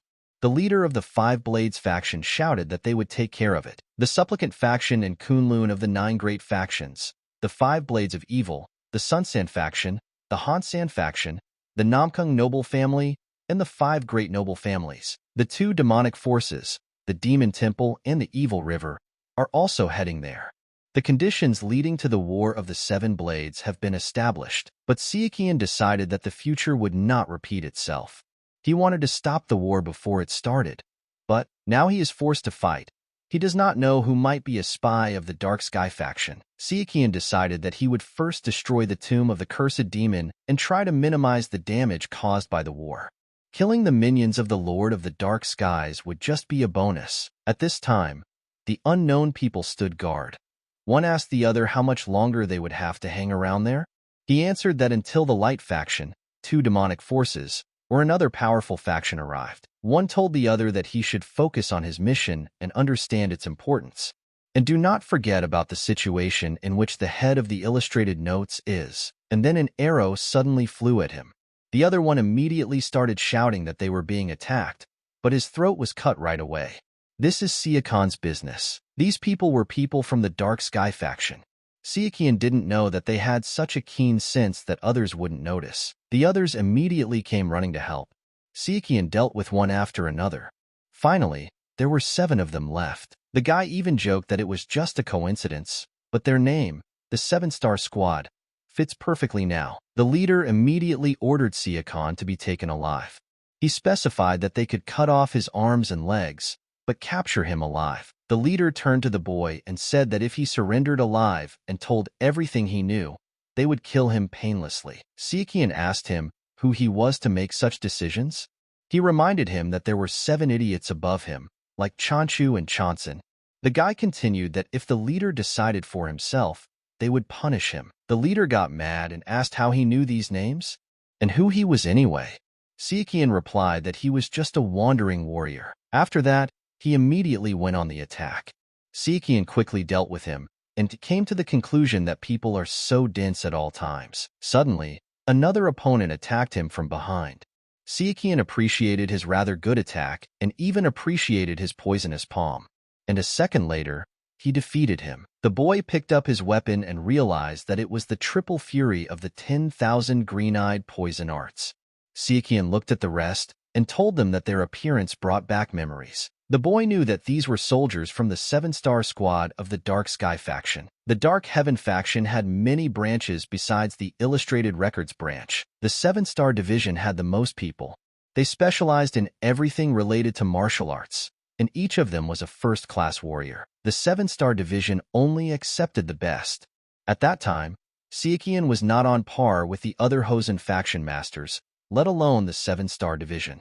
Looking back, this situation is unimaginable. Sichuan told the soldiers in the squad that they were his past, and now his present and his future. The boy dealt with everyone and decided it was time to go back. He knew that due to the fame of the sword art 24 plum petal, there would be problems if he left traces behind. It was good that there was a hole right at the entrance, meant to be a trap. Sichuan threw the bodies into it. In any case, Sichuan was going to destroy the traps, but maybe he should have taken Zhu with him. Now he would have to check the traps blindly.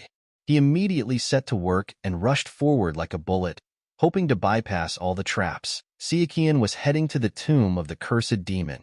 Meanwhile, in Tianjin, problems were being discussed. They were saying that the 7-star unit was out of contact, and even taking into account the delay, it was taking too long. One of those present said that they were certainly dead. Then Alcade, the same star in the constellation Ursa Major, said that he would go and check. At this time, Sakan was on his way. He touched one of the walls and completely forgot that the Yangtze River flowed there. He thought that under certain circumstances this would be very useful. For now, he went to the very bottom floor. There were many traps along the way, but Sichuan turned out to be much stronger than he thought. He kept wondering why the cursed demon's tomb had such poor defense, but it turns out he was just too strong. The guy continued moving, and it seemed he had arrived at the place. He was met by a path with glowing lanterns. A warehouse with weapons and a whole mountain of treasures were visible. He decided to take a closer look at all this. Sichuan began to rake through the pile of weapons and knew that there was definitely what he was looking for there. And suddenly the boy cried out in joy. He finally found the Gojian sword. This is one of the 3 swords forged by order of the great general Iwang Gojian. Sichuan understood that even though his Yihan was amazing, it was no match for the divine sword Te. Now only the tomb remained. Suddenly, Sichuan noticed a red pillow in front of him with a book on it. The boy immediately realized that this was a 9-fisted martial art. He asked himself, should he learn it? With the union of 10,000 martial arts, Sichuan would be irresistible.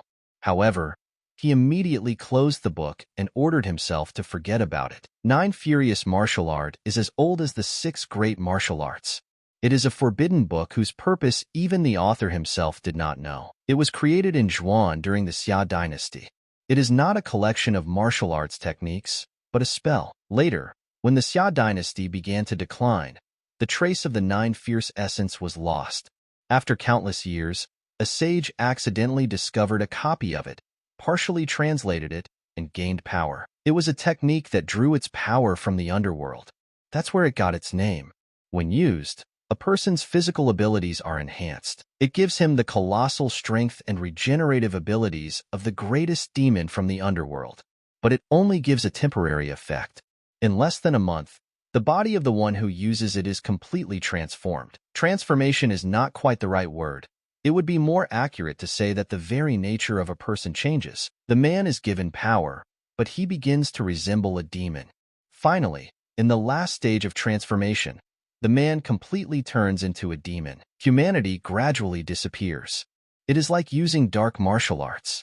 Eventually, the practitioner ceases to be human. Sichuan decided that he should just forget about it and take only the most important things. So he did, gathered everything he needed and set off. Along the way, he tapped the walls and heard a strange sound in one of the walls. Sichuan thought that there must be water channels crossing at this place. He immediately pulled out his sword and used the first technique of the purple mist divine art. Thanks to this technique, he managed to cut through the wall and get out. However, the tomb remained in a very unattractive state. The next day, Grand Master Hansan arrived at the tomb with his men. He could not understand what had happened there. He asked his subordinates if this was really the place and if they were deceiving him. The subordinate replied that when they arrived, the tomb was already in this state. Suddenly, the first-class master of Tingsan, named Sun, told the Supreme Master that even a child could understand this. The Supreme Master replied that if he did not explain everything in detail immediately, he would not spare him. Song smiled and asked Mageto what he thought about this. He looked at him and answered that he was not here to answer his questions, and asked to contact him only if there was something to discuss. Otherwise, he would cut out his tongue. There was another person present behind them, and after seeing what he saw, he went to report to his leader about what had happened. When he arrived and told the news, the leader immediately hit him with such force that his forehead was broken. He explained to the leader that they had stationed several soldiers from the 7-star squad at the tomb, and 2 days before the researcher arrived, they had lost contact with them. He also said that he sent Quan to scout out the situation, but by the time he arrived, the tomb had already been destroyed and the Star Squad itself was nowhere to be found. The leader got furious and replied that, in short, the plan they had worked so hard on had failed, and now they didn't know why. The leader said they had a ton of different options, but nothing was working and he had never been humiliated like that before, and came to the conclusion that there was no madman among his people who would dare to betray him.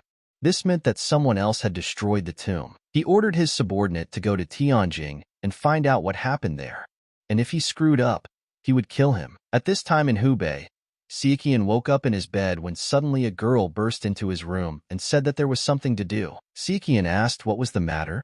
The girl explained that he had a visitor, and asked Sichuan to at least clear his head before meeting this person, since he seemed to be a big shot. The guy did not expect and did not understand what kind of visitor could come to him.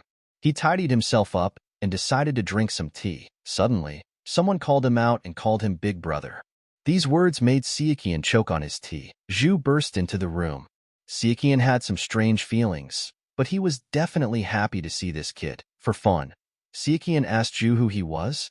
Zhu smiled and replied that it was not a funny joke since he was the only genius brother of his older brother. Sichuan said that most people think that their siblings don't change, but Zhu has grown a lot. Sichuan asked Zhu how he still hadn't gotten married or made friends with a face like that. So he was still weird, talented, but lacking social contacts. Zhu started shouting that he had many friends. Sichuan smiled and said that judging by his reaction, he was lonely as always. Then Sichuan asked him to name at least 5 friends, not counting his family. Zhu smiled and they shook hands. The boys started eating breakfast, and their conversation turned to the fact that 5 years had already passed. Zhu said that the last time he saw Sichuan was 5 years ago. Sichuan asked how Zhu was doing. The boy replied that he was doing the same. He was just continuing to study in his room. Zhu asked what about him and how is Sichuan doing, since he had heard a little about him and wanted to know him personally. Sichuan replied that he had just returned, so he would tell him later. Sichuan looked at Zhu carefully and asked if he was already 16 years old. Zhu smiled and replied that in half a year he would be 17. Sichuan asked the boy if he had freedom of movement. Zhu was embarrassed and replied that he wanted to help with the tomb of the cursed demon, but it collapsed. Zhu said that only Sichuan knows that he is a genius, but he has few opportunities to show his talent, so he is forced to just study. Zhu immediately fell down and said in a frustrated voice, "What is he worth without knowing martial arts?" Sichuan looked at him and realized that he was still the same. He put his hand on the boy's shoulder and said that he had grown so much, and if he sat in his room, he would simply wither away. Sichuan asked him if he could socialize a little more. Zhu looked at him and asked if Sichuan had come to take care of him. Sichuan smiled and replied that it was exactly like that, and he needed his strength, because there was no one else to help him except him. After a touching conversation, the boys went for a walk in the garden.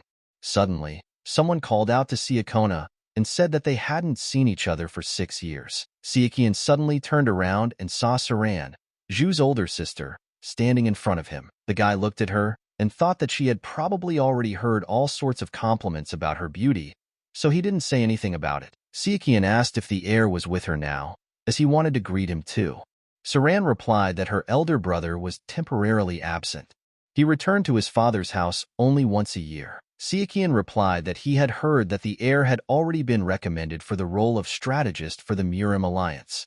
Saran smiled and said that it was not for nothing that he was called the Wise Dragon. Saran explained that she came here after hearing that Zhu was leaving his family and going to Gango. Zhu turned white with fear. Saran asked who had put him up to this, and she asked, was it really Mr. Chu who had told him to do this? Zhu stood timidly all this time and looked at his sister. She seemed to him several times older than him, and he was afraid to say a word to her. However, Zhu suddenly gathered all his will into a fist and, emboldened, told his sister that this was his personal decision. Saran looked at him and smiled.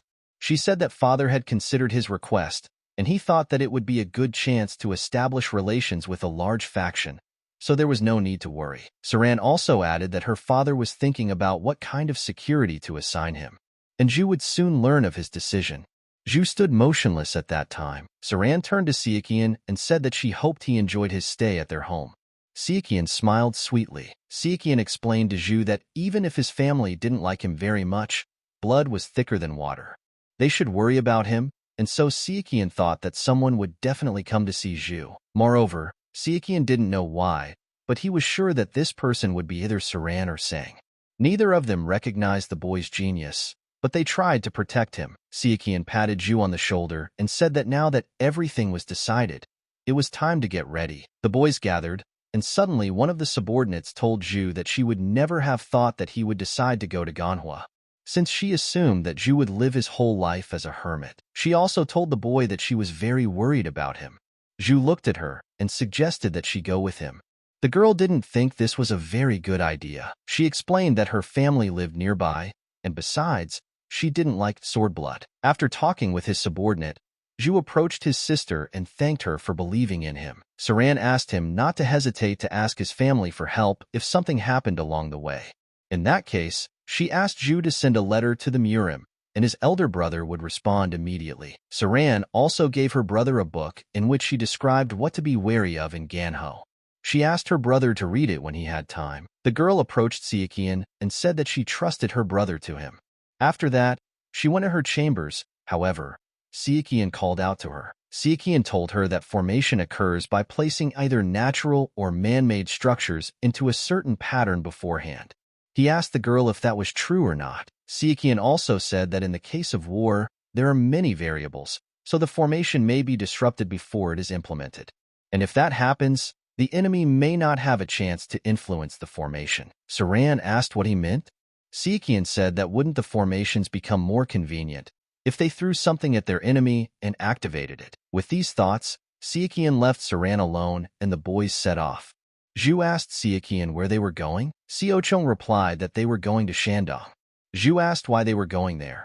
Did they have some business with the Huangfu clan or the Tangshan faction? Sichuan smiled and replied that they were heading there to meet an old friend and Zhu should remember him. Zhu thought for a moment and replied that it was that merchant Li. Sichuan smiled and replied that it was correct. Zhu said that he had heard a lot about his company in the clan, and he was so proud that part of the money invested was his. Sichuan said that Li's personality may be suspicious, but his talent is beyond doubt. Sichuan also told Zhu that Shandong would be his second home from now on. Along with Sichuan and Zhu, the boy's father's escort also set off on the journey. All this time on the road, the escort thought that he might be lazy, but choosing to guard Zhu out of all the possible people was real cruelty. At this time, Sichuan turned around and addressed the attendant by name. He asked Mr. Yang why he looked so bad. Yang replied that it was okay. Sichuan told him that he might regret it, but he shouldn't worry because he would thank him many times in the future. At this time, Jan was thinking that if he had known that such a punishment awaited him, he would have worked much harder. Sichuan thought that now everything was really starting. In his head, he made a real plan. He decided that he would gather his forces in Jihan, Shandong, and confront the Dark Heaven faction. It was not a bad place from a strategic point of view. Lots of untapped resources like mines, arable land, and seafood.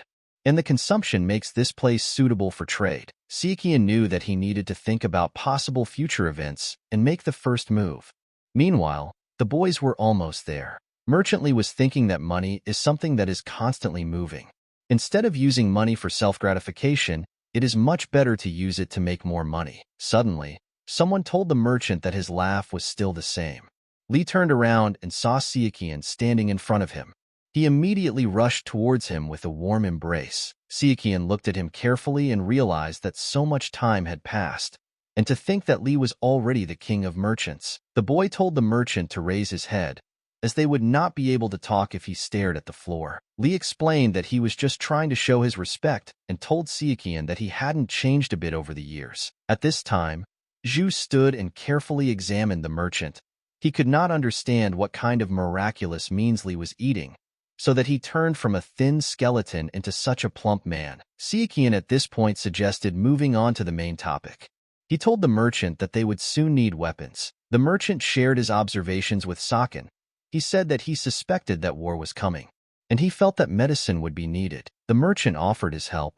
At this time, Zhu did not understand whether Sichuan was really going to trust Li so easily. Li explained that he could smell money, and his nose had never let him down. He said that getting money, weapons, and medicine would be a piece of cake for him. But recruiting people is another story. Sichuan said that they would mainly need people with martial arts skills. Even mercenaries would do. Li said that leading people is his specialty, and it is said that even a ghost can be controlled with money, so Sichuan should trust him. The Dark Heaven faction came up with a proposal that they should release new equipment to replace the old one, namely, the Blood Monk technique. Not everyone present liked this idea, as it was too different from the original plan, and the Shaolin Monastery would not sit idly by. Who was the Bloody Monk? A fighting monk of the Shaolin Monastery.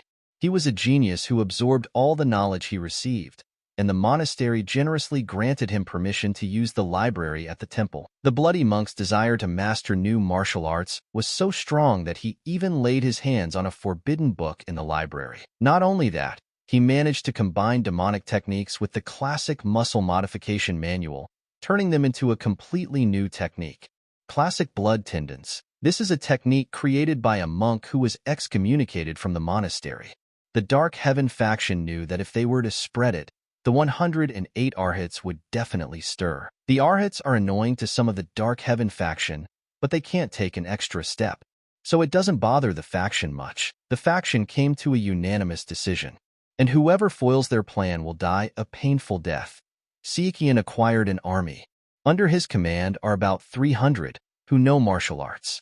Some are mercenaries, the rest are from other factions. The merchant explained that they had divided the men into 3 regiments to make them easier to manage. The 3rd regiment consisted of newly recruited men. The 2nd, from the martial arts masters stationed at various points within their faction. They either have a better background or are stronger than those of the 3rd regiment. And the 1st regiment is the elites.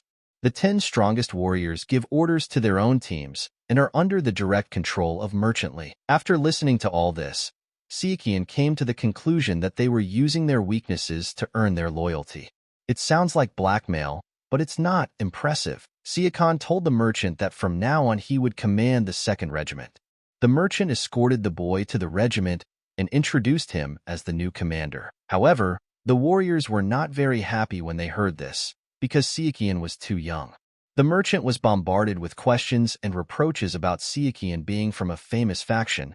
But what could an inexperienced youth teach them? The merchant ordered everyone to shut up immediately and explained that this guy could actually be a god of martial arts. Sichuan asked Li to do something else while he took care of the shelf.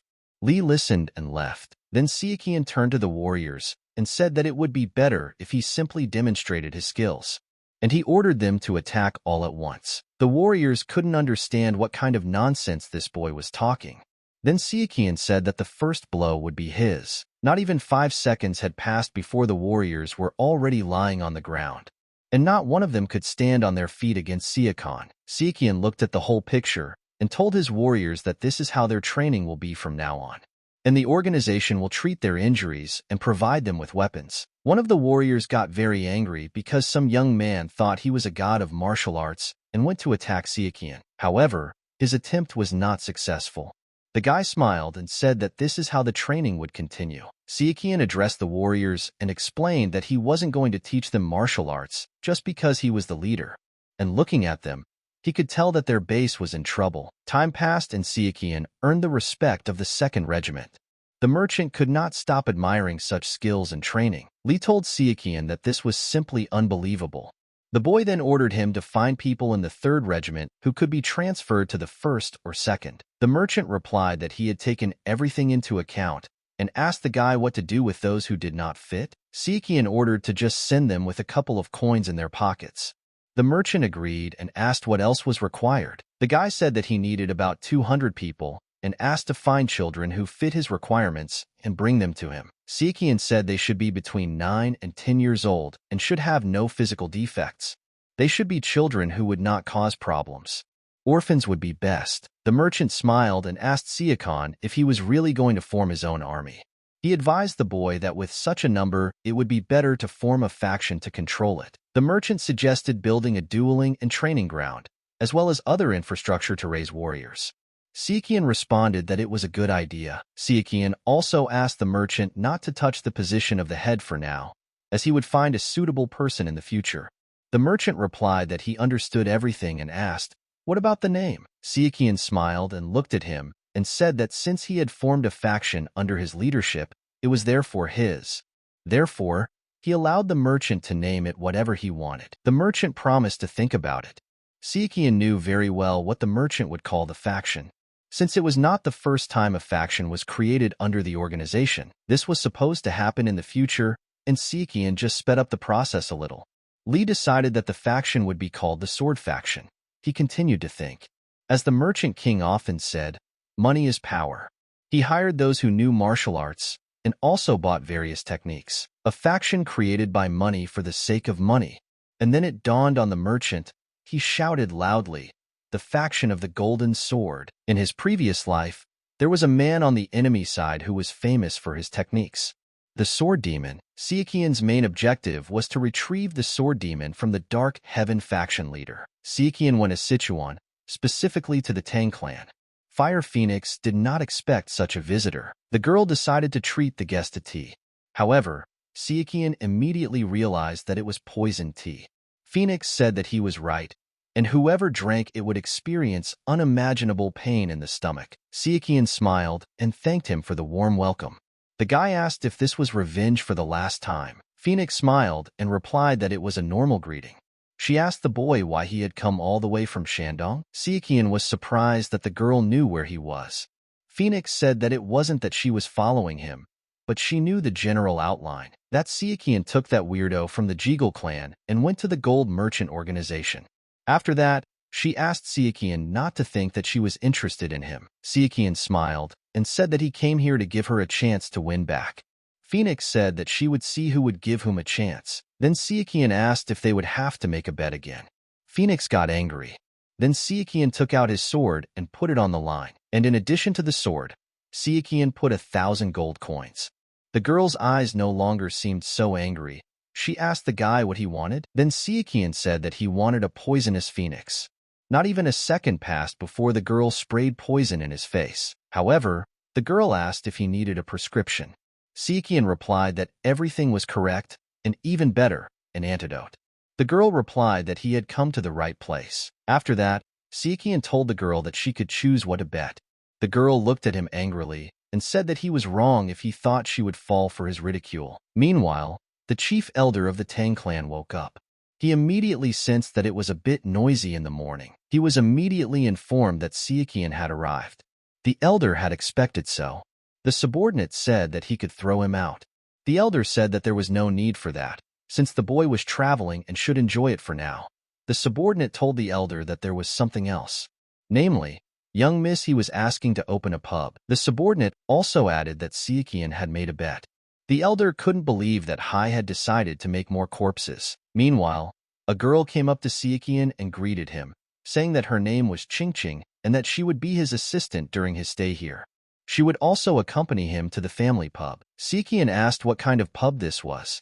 Then the guy who came with Ching told Sichuan to just follow the girl. The guy looked at Sichuan and didn't understand how he had won against the lady last time, but he knew for sure that he wouldn't be able to pull off that trick this time. Sichuan immediately noticed that this guy was looking at him like an enemy. He even joked and suggested that Ching quickly go while this guy stabbed him with a poisonous needle. This made the guy even more angry. He didn't understand how Sichuan could treat a warrior of the Tang Clan with such disrespect. On the way, Sichuan used a technique on Ching and made her untouchable. After that, he suggested that she speed up, as her mistress would be angry. The warrior of the Tang Clan was going crazy with anger at this time. He did not understand how much longer Sichuan intended to insult the young lady. Suddenly, an elder appeared and told the warrior that he understood his anger, but they should go to the pub, as the head elder was waiting. The warrior immediately apologized to the elder, and the elder himself was assessing Sichuan at this time. He noticed that the guy not only smoothly parried the murderous aura, but even protected the servants. The elder understood that this was difficult to accomplish, which meant that he had defeated the young lady not only by pure luck. The elder told Qingqing that he would go ahead and let her see Xiaochong off. The girl took this into consideration. On the way, Xiaoqian asked Qingqing what the Tang Clan pub was like.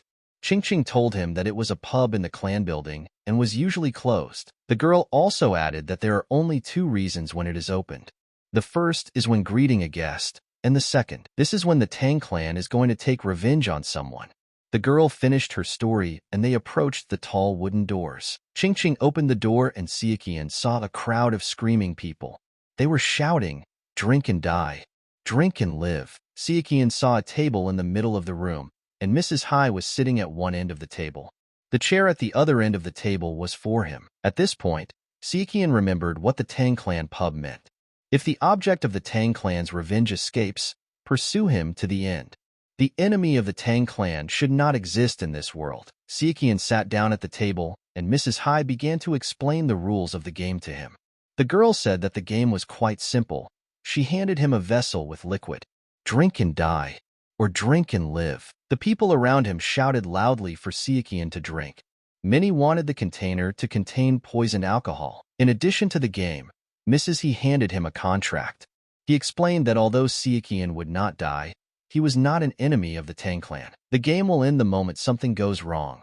The chief elder will instantly provide an antidote. But the girl added that he shouldn't relax, because if he tries to expel the poison, he will die immediately. Xiaoqian carefully studied the contract and agreed to play.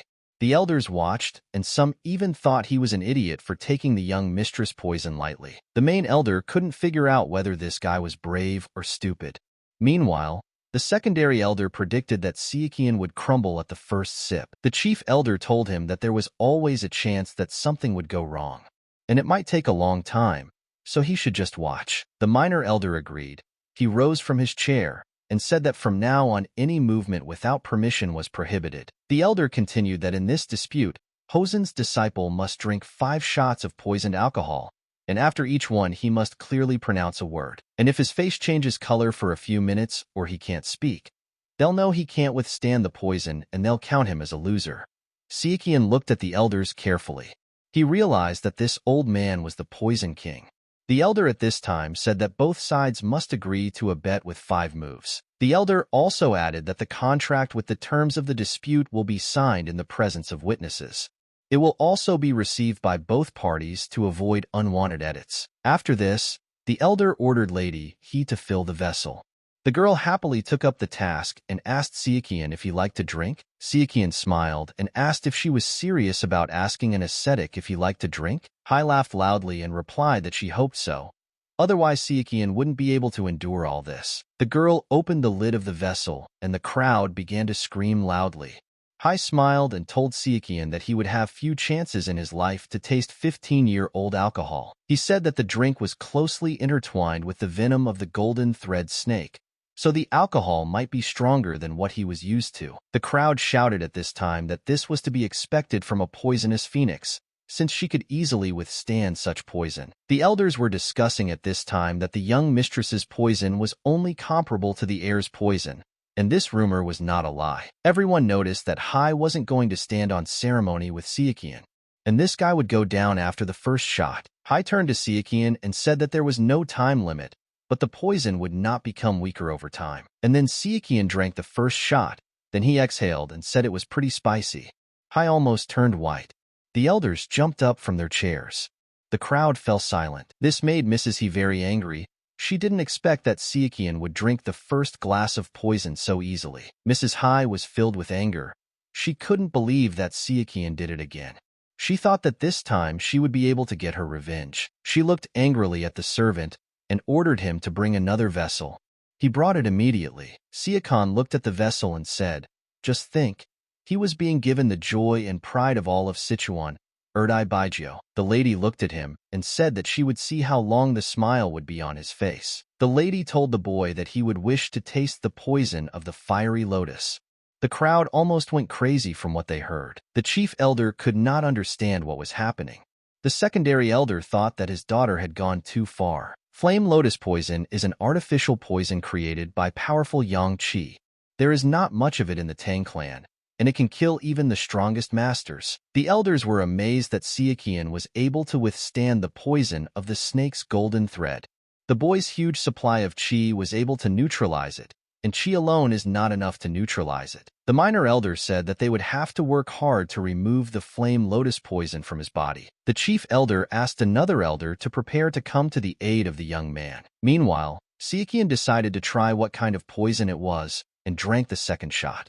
The lady looked at him and couldn't understand whether he really wanted to die. The crowd was shouting that Sichuan was crazy.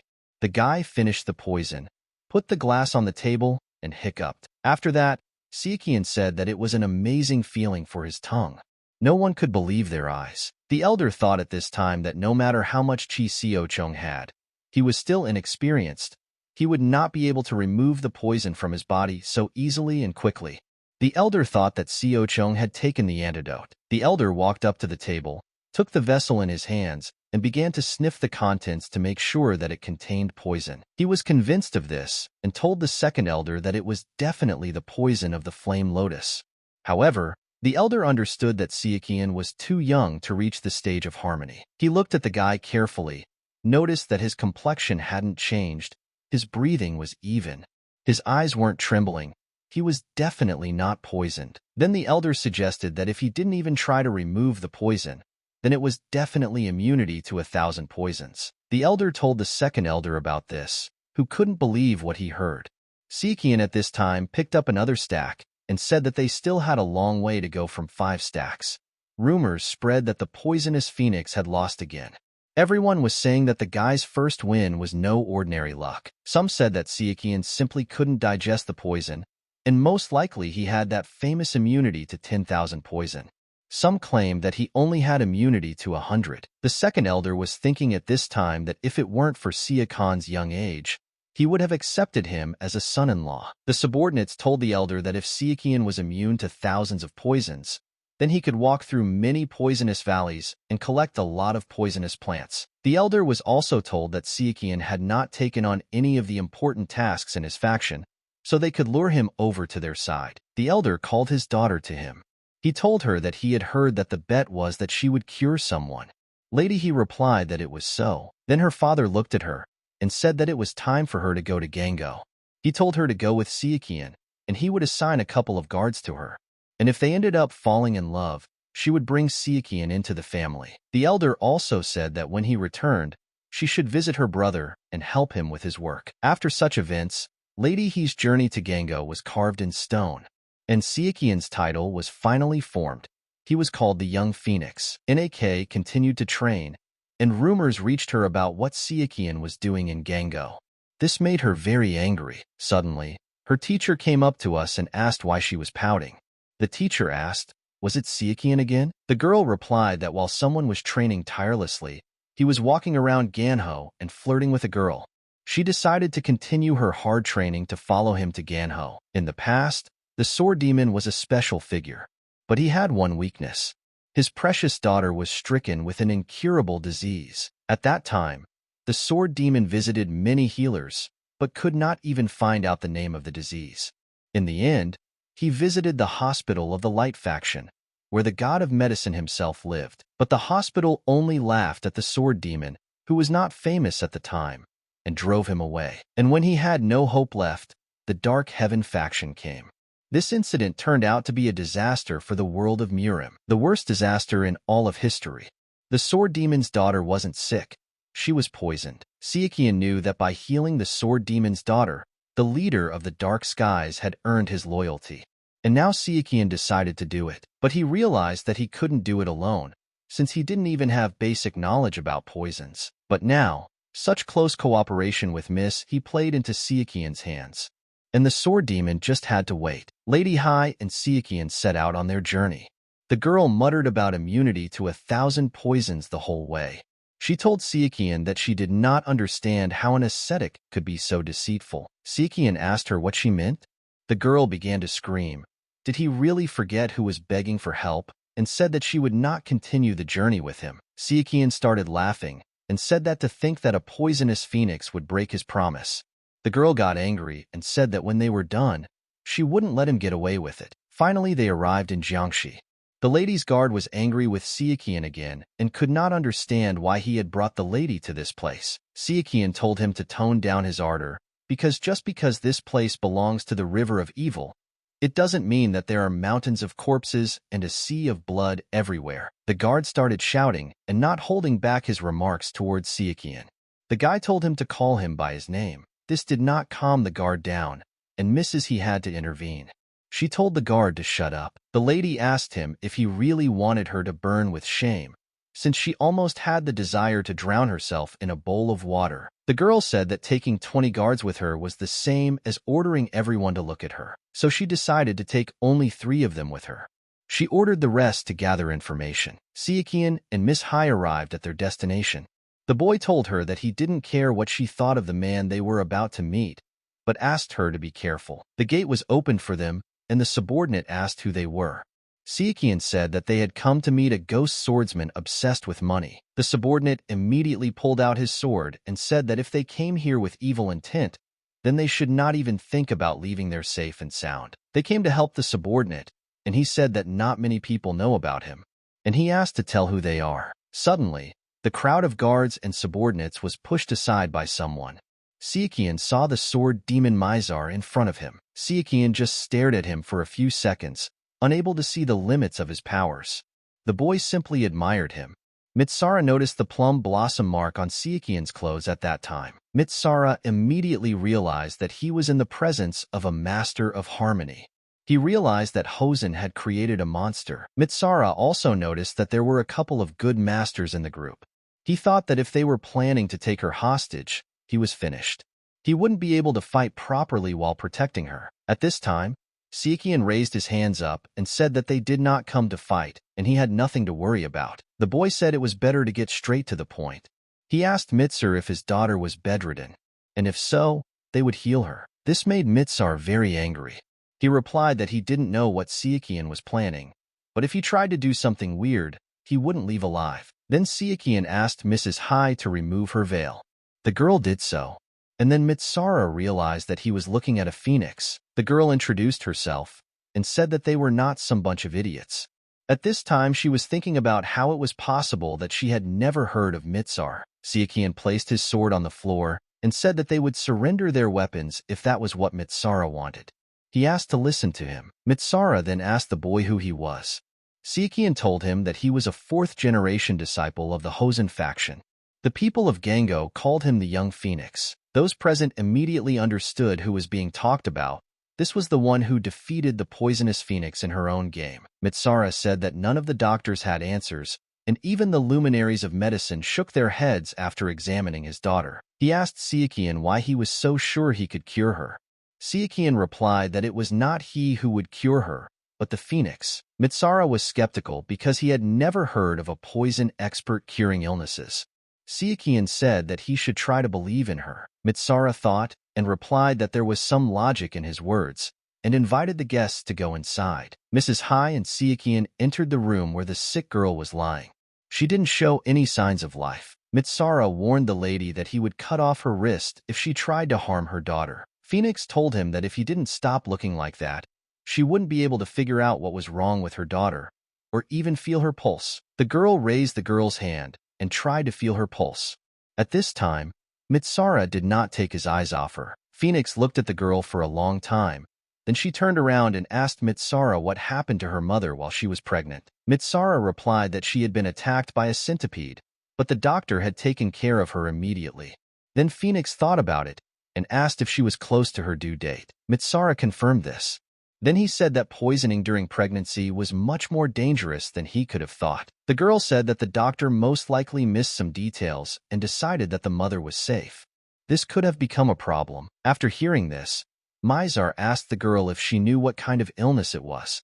Then he asked him if he had ever heard of fetal poisoning. The man was very surprised and asked the girl what kind of fetal poisoning this was. As the name suggests, this is a terrifying technique designed to induce resistance to poisons while the child is still in the fetal state. A child born in this way is theoretically immune to 100 poisons and can learn various poisonous techniques. Phoenix also added that sometimes this was practiced by the Demon Temple, but she heard that even they stopped using this technique. And apparently, the chance of the mother and child surviving is too small. They either poisoned the mother with the help of an animal, or sent toxic energy into his body and treated him accordingly. Mitsara looked at his mistress with fear, and the girl answered him that yes, it seemed that the centipede's poison had been transmitted to her in her mother's womb. Phoenix also told the man that it was a miracle that the girl was still alive.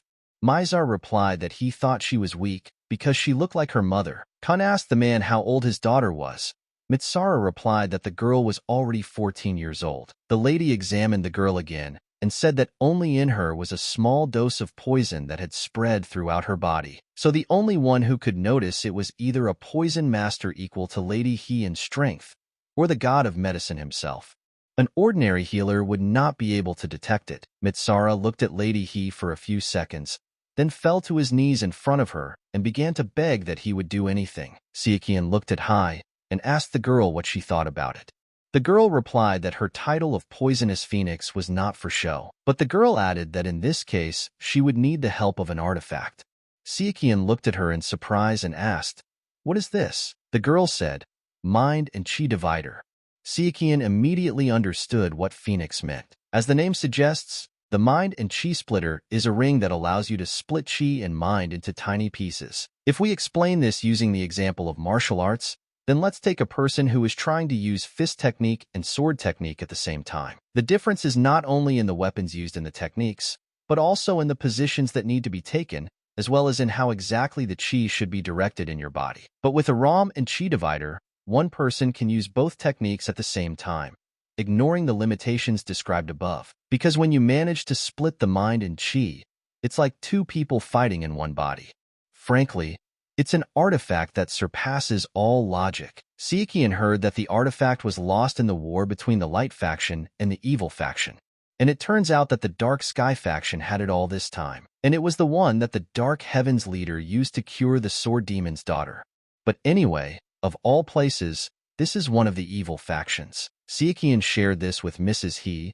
She couldn't believe that the artifact was in the possession of one of the Evil factions. Mitsara said that he couldn't go there. This surprised Phoenix greatly, so she asked Mizara if he hadn't just said that he would do anything for his daughter. Sichuan said that he thought he knew why Mitsara couldn't go.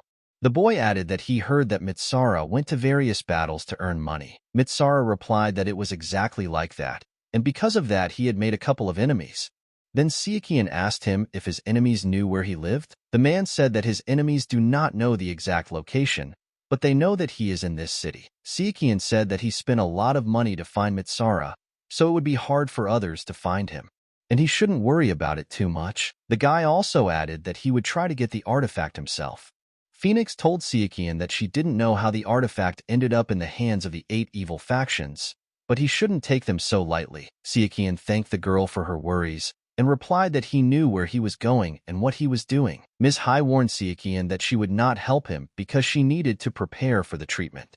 She hoped that he would be able to cope. Unlike the Light faction, which values pride and reputation immensely, the Evil faction does not hide much about what they are doing. Because of this, battles constantly arise between them, almost without any reason. The Explosive Blade faction claimed that martial arts were all about blades, and that only idiots and weaklings like the hypocrites of the Light faction use swords. The Miao Sword faction claimed that the spear lasted for 100 days, the blade lasted for 1,000 days, and the sword lasted for 10,000 days. And any idiot knows that the sword is the king of weapons. The reason was simple. From a simple argument to a fist fight. Soon the battle would escalate, turning into a feud between two former allies after one side lost a fighter. Sichuan went to the sword faction. At the entrance, they asked his name. Sichuan introduced himself and said that he was from the Hosen faction. The guard immediately formed his opinion about the guy. He thought that he was a disciple of Hosen, who decided to take part in the feud between two evil factions because he was tired of living. The guard warned Sichuan that if he lived until the truce, he would receive 2 silver coins. If he died, the money would go to his family. If he brought the head of the commander of the Explosive Sword faction, he would get a bonus.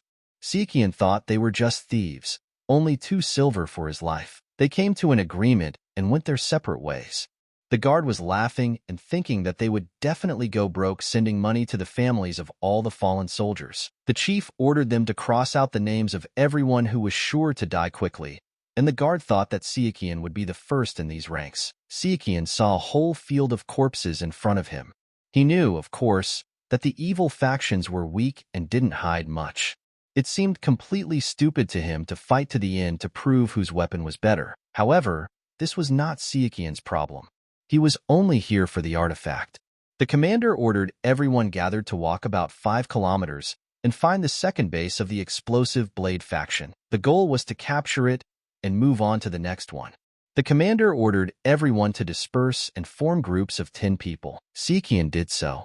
Suddenly, one of the upstarts introduced himself, saying that his name was Keelsam. Jeelsam suggested that he was the strongest of them all, and he would be the captain of the squad, and the others would follow him.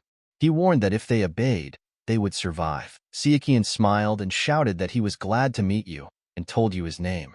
This made Keelsam very angry, and he called him a disrespectful brat. Sichuan laughed loudly, so Keelsam took out his sword and told the arrogant brat to shut up.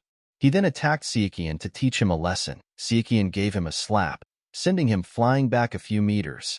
Then the guy looked at everyone present and said that he was now the strongest here. The warriors looked at Sichuan and asked what would happen if they refused. Sichuan smiled and replied that they would also embrace the slap. Then the warriors bowed before Sichuan and asked him to take care of them. The guy assessed the strength of his squad. Only one of them turned out to be a second-class warrior. The rest were all third-class. One of the warriors told Sichuan that he had a worried look on his face and asked if it was true that if they followed him they would survive. Sichuan thought at this time that it would be better to be alone than to protect those he doesn't even know. But it seems that he can't dance alone, and besides, if they realize he's from the light faction, they'll kick him out in a heartbeat. So he needs people who will follow him. Sichuan knew that even if he infiltrated the explosive blade faction, he would need time to find the artifact. He couldn't do it alone. He was tired of being alone. Sichuan told his soldiers that he would cover them and that they should attack without turning around. One of the soldiers asked if he had decided to use a bow. Sichuan started yelling at them to move their legs faster if they didn't want to get their cheeks grabbed again. At this time, the warriors thought that Sichuan just wanted to get rid of them, and they did not understand how he could use a bow. The carnage on the battlefield began, and only during the battle did the warriors see the full power of the bow. They did not know that arrows could be so fast and sharp. The warriors didn't have to strain themselves much as Sichuan destroyed all the enemies with arrows. However, the enemies were attacking from the other side, so there was no point in relaxing. The crowd could hear Sichuan being called the god of the bow. The enemies had already figured it out, too, and their leaders had ordered the archers to be found quickly. During the battle, someone was heard shouting, "Stop!" Sichuan turned around and saw that it was Boss Hyunam. At this time, the warriors fell at Sichuan's feet and told him that they would follow him until death. Sichuan replied that of course, but they had to collect their salary first. At that moment, the boss approached Sichuan. The boss introduced himself and said that his name was Jinbei. Sichuan immediately realized that the sword in front of him was the left sword of the Miao style. The boss laughed and said that his assumptions were correct. He also told the guy that he had seen him and his skills with a bow, and that he was a good commander. So the boss offered Sichuan the chance to command a squad of 100 people starting tomorrow, with a pay raise included. Sichuan agreed. The boss replied that he was pleased to see that Sichuan's character was as lightning fast as his martial arts. He called the guy a bow that kills noise. Sichuan asked what the bow that kills noise means. The boss explained that it was a nickname given to him by warriors in battle.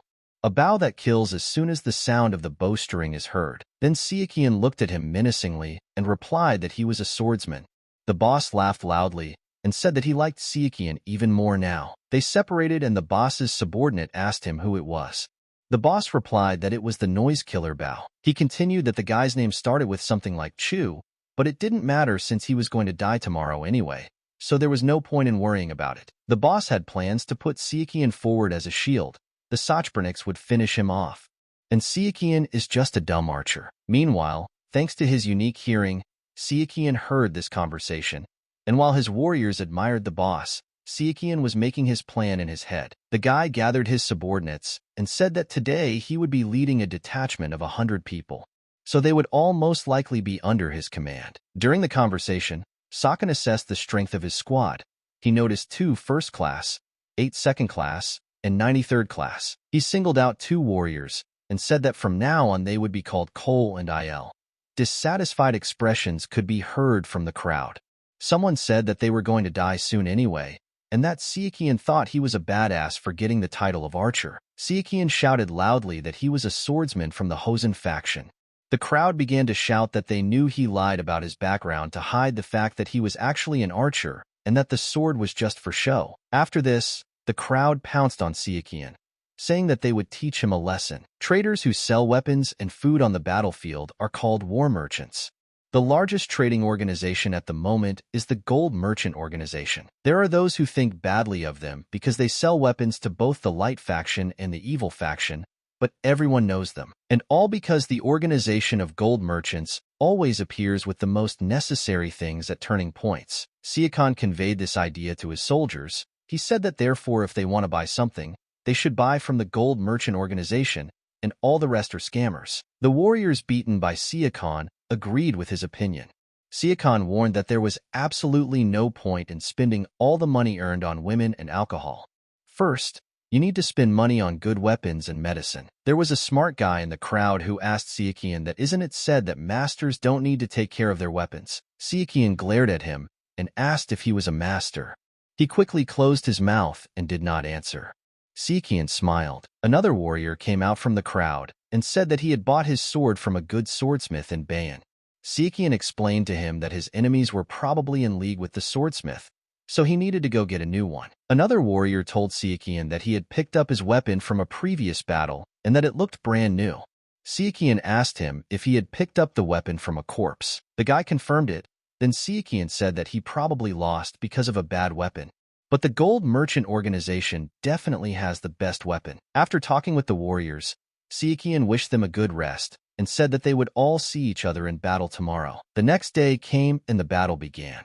Sichuan's opponents shouted to quickly kill the bow that kills the noise. However, before they could even utter a word, Sichuan would immediately strike them with his arrow. Suddenly, one of the leaders began to shout that they were all weaklings and were simply scared by an arrow. A group called themselves the 4 Explosive Blade Dogs gathered, and they were going to destroy Sichuan. However, one of them noticed that the power of this arrow was enormous, and it was faster than anything he had ever seen. One of the leaders started shouting at these idiots to close the distance, as archers were becoming useless at short distances. Everything turned out as Sichuan thought. His arrows were useless against the first class. The first-class opponent approached Sichuan and attacked him with a sword. Sichuan smiled and told him that this was where he would die. The boy took out his sword and slit his throat. Everyone around was surprised that Sichuan could fight with a sword too. Sichuan smiled and said that he was much better with a sword. The boy attacked the allies of the brave man he had killed. However, Sichuan noticed an unexpected explosion of power in his opponent's body. Now Sichuan understood what kind of martial art this was of the explosive sword faction. The surrounding people watched this battle. Everyone was shocked that the bow that kills noise was so skilled in sword fighting. Some warriors were confident that Sichuan would win this battle, although many thought that he was an ordinary archer. The opponent fought with dignity against Sichuan, and his brothers shouted to him to help him fight to the end and not give up. However, the opponent was surprised when Sichuan pushed him away with incredible force. He did not understand what the hell was happening to Sichuan. Sichuan started laughing and replied that yes, he had a little more than he needed. After that, Sichuan struck. The boy defeated his opponent, and his brothers attacked Sichuan to avenge such a loss. However, after fighting Sichuan for a few seconds, the opponents realized that Sichuan was a true master. After that, Sichuan used the plum blossom technique, and with just one blow, the boy defeated them all. Sichuan's squad couldn't believe their eyes. They started shouting for everyone to follow Sichuan. At this time, the boss was laughing and thinking that everything was going exactly as he had planned. However, a subordinate came up and said that something strange was happening. The boss asked what had happened. The subordinate replied that it all seemed too easy. The boss told him that it was just paranoia and his strategy was excellent. Suddenly, a blade giant appeared in front of the boss. The giant told the boss that they hadn't seen each other for a long time. The boss asked him why he came here alone. The giant smiled and replied that the boss was a complete idiot for asking such a question. Then the giant snapped his fingers and a crowd rushed out from somewhere. The boss's subordinate started shouting that it was a real trap. And then the boss realized that he had fallen into a trap. The giant asked the boss if he seriously thought that he would not find out about his plan. The boss replied that even though the giant had brought almost all of his warriors, he would still quickly defeat them. The giant told him that this was why he had sent his elite troops, namely, the masters of the explosive blade. The boss started laughing and asked if the giant was talking about his dogs, and that they were of no value since they were not around now. The giant began to laugh so loudly that the ground shook under his feet. This angered the boss, who said that once he defeated him, everything would be over. The giant glared at the boss and asked if he seriously thought he was his equal. Since he was the leader of the explosive blade faction and one of the top 100 masters in this world, the boss told him that he could gloat about his skill as much as he wanted, and it wouldn't stop him. When suddenly he noticed a glowing sword in the giant's hands, the boss started shouting that it was impossible. Suddenly a subordinate ran up to him and started shouting that there was an urgent message. The boss sternly ordered to tell quickly what had happened. And then the subordinate blurted out that the deputy head had been killed. The boss couldn't believe it. The subordinate said he heard it from those who barely survived, unfortunately. And then the boss realized that his brother was dead. He promised to kill Sichuan with his own hands. The subordinate reminded him that he should calm down and forget about revenge, since now he could lose his own life. The subordinate also said that there was something else, which made the boss even more furious. The subordinate said that Sichuan used very dense chi. The boss then decided that there was nothing better to do than give the order to retreat. But as soon as he looked back, he saw a crowd running, led by Sichuan. The giant looked at the boss and said that they were now all surrounded and trapped. The giant asked his subordinate who the hell this noise-killing Bao was, and why the hell his children were taking so long to get to him. At this time, Sichuan appeared and told the giant in an ominous voice that his children had long been dead. The giant began to shout angrily and asked Sichuan who he was. Sichuan replied that it was a pleasure to meet you, and that he was Sichuan from the Hosen faction. Hatred and anger struck the giant. Sichuan asked the giant not to think badly of him, as it was only self-defense, and his son tried to kill him, but Sichuan did it faster. The giant became even more angry. He covered his eyes with both hands and began to scream loudly. And here it is. Sichuan noticed that the giant had a ring on one of his fingers. This was what Sichuan was looking for, the mind and chi separator. Now Sichuan thought that things would get easier from here on out. However, he had a rather problematic opponent. Sichuan knew that he had killed his family, and there was no point in running and hiding, since the giant would chase him and find him. So he had to kill him first. The giant's eyes were filled with blood. His hatred was so great that it seemed that if you touched him, you could flare up like a match. The giant warned Sichuan that he didn't know who he was, and that he would definitely not die peacefully. After these words, the giant attacked Sichuan. At this time, Sichuan's troop continued to fight in his name.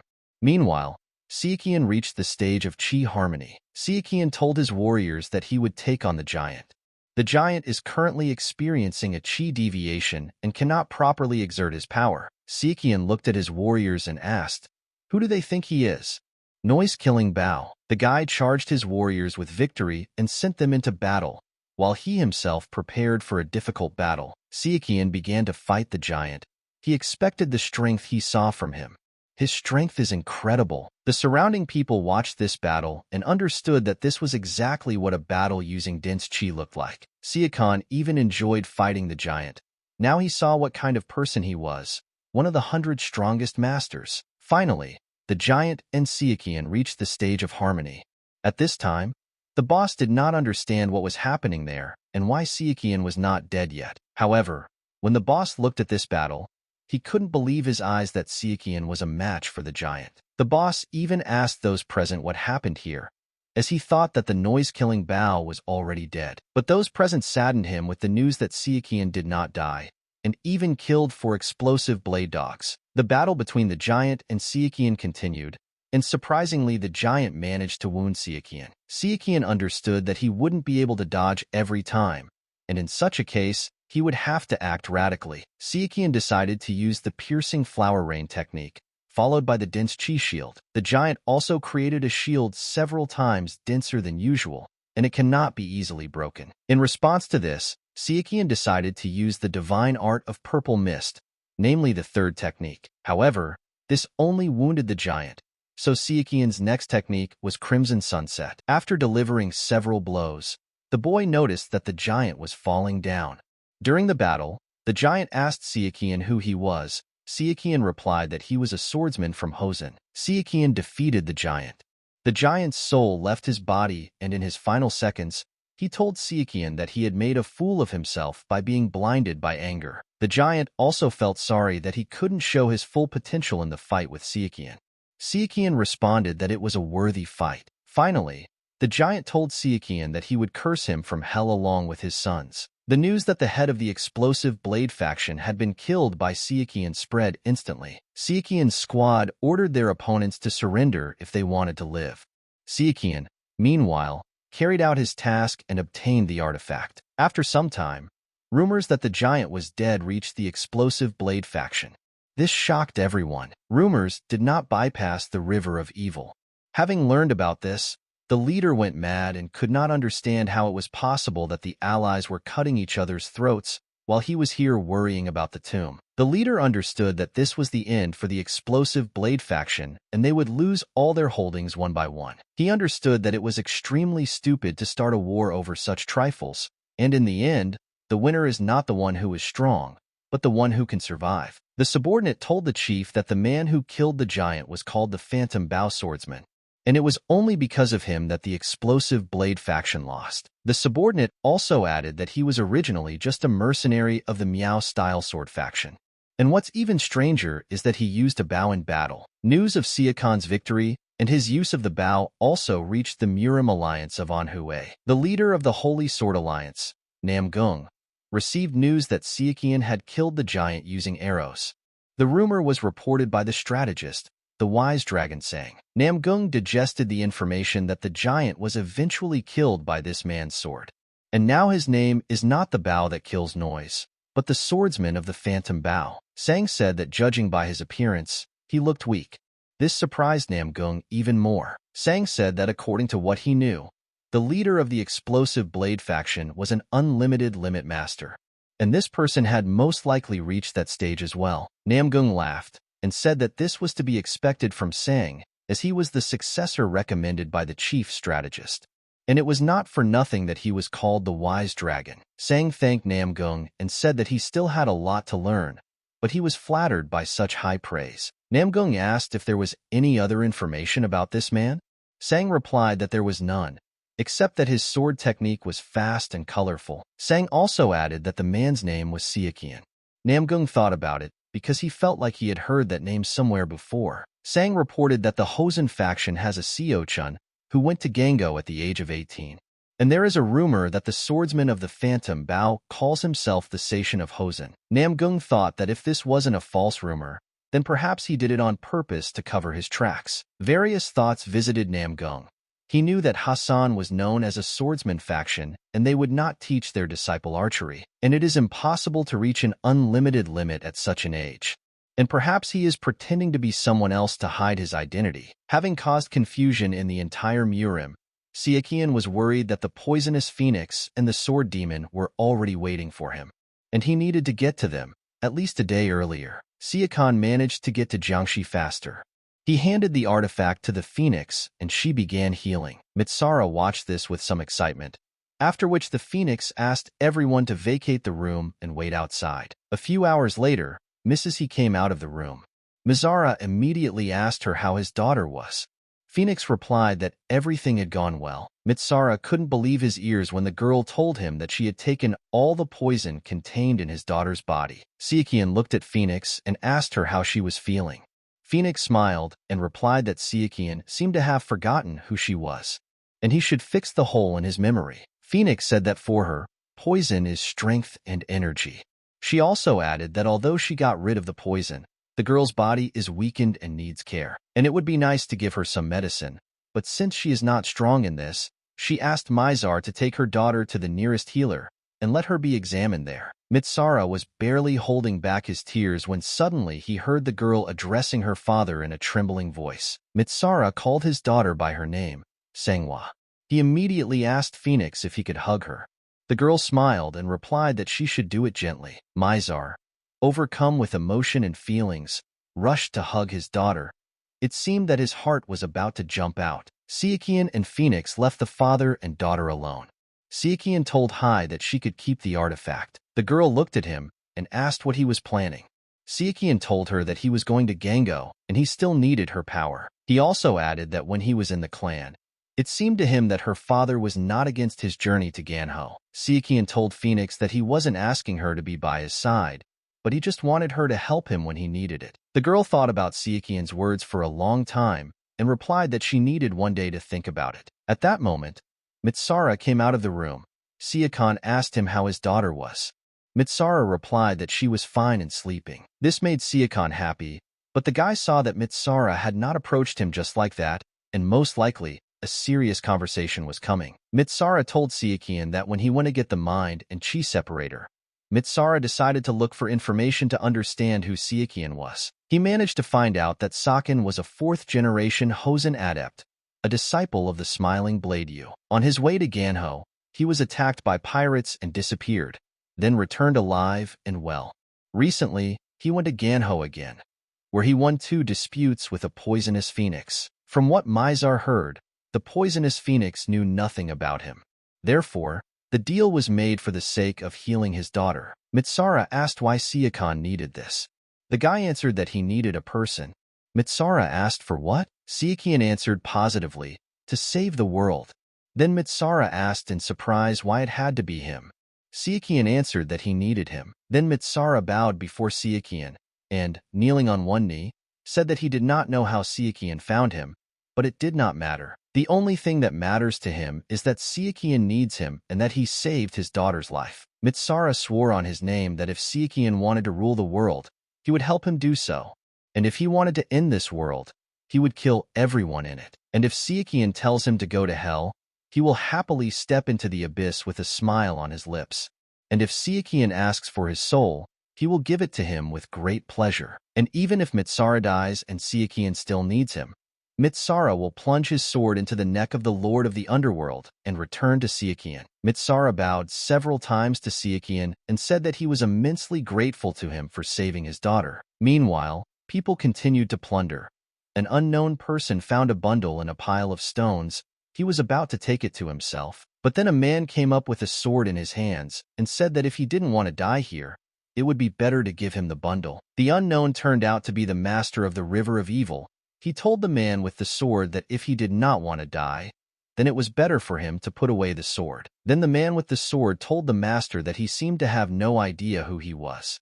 The master said that judging by his bald head and the burnt mark, he was most likely a deadly flaming demon. The demon told the master that he reminded him of a guy who said the same thing, and hearing his screams after that was hilarious. Suddenly, someone shouted loudly for both of them to shut up. It was San Minch Jean. The demon told the old man not to tell him what to do. The master couldn't understand what kind of freak he was. He asked San if he expected respect just because he had gray hair. San said that at this time, everyone was on edge due to the protracted search, and there was no need to fight. Even if it was temporary, for now they were allies, repelling the attacks of the MURIM. Then the old man told the master that if he didn't mind, he could show him his find, and he would forgive him for trying to hide. The master took out the sacred scripture of blood, and at that moment the demon cut his throat and took the bundle for himself. San ordered to stop him, however. The demon only shouted that it was the end of the world. San shouted that this was the most valuable thing of the bloody monk. At this time, Sichuan and Mrs. Hai were walking in the garden. The guy said it was time. Phoenix said that she was not going to become a man's decoration. She asked Sichuan what he was going to do next. Sichuan smiled and replied that he would first save himself, and then the entire MURIM. Meanwhile, the demon was brought by the sacred scripture of blood. Now they knew that the Shaolin monastery would pursue them endlessly, but there was no need to worry. The leader replied that this was nonsense, since the sacred scripture of blood was a demonic art, and although they were not given the opportunity to study it, they could benefit from it by making an agreement with the monastery, which considered the book a disgrace. Namgung was saying that, given what was happening, there would be a war. But since war was not desirable, he wrote a letter asking for a judge. Namgung asked Sang what was best to do with the sacred scripture of blood. Sang replied that they definitely couldn't just leave it like that. So Sang proposed a small war to hide their interest. Namgung did not understand what a small war meant. Sang explained that around the tomb of the cursed demon, people from the River of Evil, the Temple of Demons, and the MURIM alliance were now gathering. And besides, all the people sent from each group were carefully selected. Therefore, there will be no discontent if they start fighting as representatives. Namgung asked if Sang was suggesting cutting off all possible additional support from all sides. Sang replied that he meant it. The number of dead increases, and the scale of the battle increases. Thus, the war will expand. And it is still better than getting a large-scale war. Namgung admired the wise dragon. Namgung understood that this way they could hide their interest in the sacred scripture of blood and prevent war. Meanwhile, in the Shaolin Monastery, the unknown person said that judging would not be such a difficult matter, but they would also like to take part in the war. Namgung replied that he would not allow this. In exchange, if the MURIM alliance won, the sacred scripture of blood would be given to the Shaolin Monastery. A letter was sent to the MURIM alliance, the River of Evil, and the Temple of Demons. Immediately go and stop all the disputes taking place in the tomb of the cursed demon. Before the messenger from the Shaolin Monastery arrives, the holy scripture of blood must be placed in a visible place, guarded by the MURIM alliance, the River of Evil, and the Temple of Demons. After 15 days of judging, the war for the sacred scripture of blood will begin. Meanwhile, Sakan told Mitsara that in a couple of days the gold merchant organization would send some people, a good doctor, servants and guards who were skilled in martial arts, so that his daughter will be safe and comfortable. Mitsara thanked him for his concern and said that once he was sure his daughter was safe, he would immediately head to Sichuan. Mitsara asked Sichuan where he was going to go now, and the boy replied that he was currently planning to go to Shaanxi. But then Mitsara's daughter suddenly appeared. Sichuan worriedly asked her why she came out, since it was better for her to take care of her health now. The girl replied that everything was fine and that she could not stay inside while her savior was leaving. The girl told Sichuan that even though she was unconscious, she always worried about her father. So she wanted to thank him for freeing her father from his suffering. Mitsara looked at his daughter with pride, and Sichuan said that it was hard to refuse when she spoke like that. Sichuan bowed to the girl and thanked her for coming out and seeing him off even though it was chilly outside. He also said that they would see each other the next time they met. Mrs. Hai watched all this and told Sichuan that he should also speak sweetly to her. Sichuan replied that there is a saying that if you want to receive good treatment, you must first show it yourself. The ladies' guard still reacted sharply to all of Sichuan's statements. Phoenix at this time asked Sichuan what kind of relationship he had with Mitsara and why he even took out the chi mind splitter. Sichuan replied that there is a reason for everything, and it is natural for those involved in something to be curious. Phoenix replied that she thought she had the right to know. Sichuan said that the circumstances surrounding Mitsara were not that important. Sichuan changed the subject and asked Phoenix if he had told her that he was involved with the gold merchant organization. The girl replied that he had. Sichuan said that they have an amazing ability to find and gather resources, and by borrowing this insight, Sichuan was able to retake Mitsara. Then Mrs. He asked what about the mind and chi divider, to which Sichuan replied that there were too many prying eyes there, and they should talk another time. This made Phoenix a little angry. She asked Sichuan where they were going now. Sichuan replied that they were going to the tomb of the cursed demon. Phoenix immediately asked if his goal was the blood scripture. Sichuan replied that it was. Sichuan had already predicted the War of the Seven Blades, but the mind and chi divider was used by the Dark Heaven faction in the past to start a demonic war between the Demon Temple and the Blood Temple. The Shaolin Monastery was also pulled, but due to the political affairs of the main war, they were unable to send many people. And after 10 years, the protracted wars ended, but the influence of the MURIM weakened noticeably. This led to the fact that many eyes were placed on the dominant position. And since it's the Dark Heaven faction, they will definitely bring something other than the blood scripture next time. War is inevitable. Sichuan knew that whatever he was doing was not enough, but he was determined to stop the war at any cost. The leader of the Dark Sky faction was wondering who Sichuan was at this time, as he had never heard of that name before. After that, the Dark Heaven faction leader called the girl to him calling her heavenly jade. The girl asked, "What happened?" The leader asked her if she had anything on Sichuan. The girl replied that there was more than one Sichuan in the MURIM. He disappeared immediately after the war ended. The chief's subordinate also said that random guys posing as others was still a headache, and advised the chief not to focus on that name. The subordinate also said that he was definitely not Hosen's young phoenix, so he could cross him off the list. In addition, he used his immunity to thousands of poisons to lure the poisonous phoenix. Then the chief asked if it was true that there weren't that many unlimited limit masters. The girl replied that it would take a lot of time. Then the chief said that it was just a guess, but he could be the one who found the tomb of the cursed demon. The girl asked if he was sure. He answered that everything was possible, because from the information he received, he used the famous Blade. And the fact that he hides his identity worries the chief very much. And even the girl has a hard time finding out anything about him. He claimed that this master had a closet full of skeletons. And even if it turns out that these are two different people, it is still worth finding out about him. Meanwhile, on the way, Miss Hai asked Sichuan if he was the swordsman of the Phantom Bow. Sichuan confirmed this information. Hai glared at the boy and asked how he could not hide it. Sichuan smiled and said that there were too many holes in the story. Phoenix looked at him and said that she was kind of bored by his honesty. Then Sichuan told her that he had confessed sincerely and asked her to keep it a secret. Phoenix replied that she had already figured it out, since if she revealed it, she would have to worry about all the warriors from the powerful families. Sichuan nodded his head. The lady asked the boy if anyone knew about it.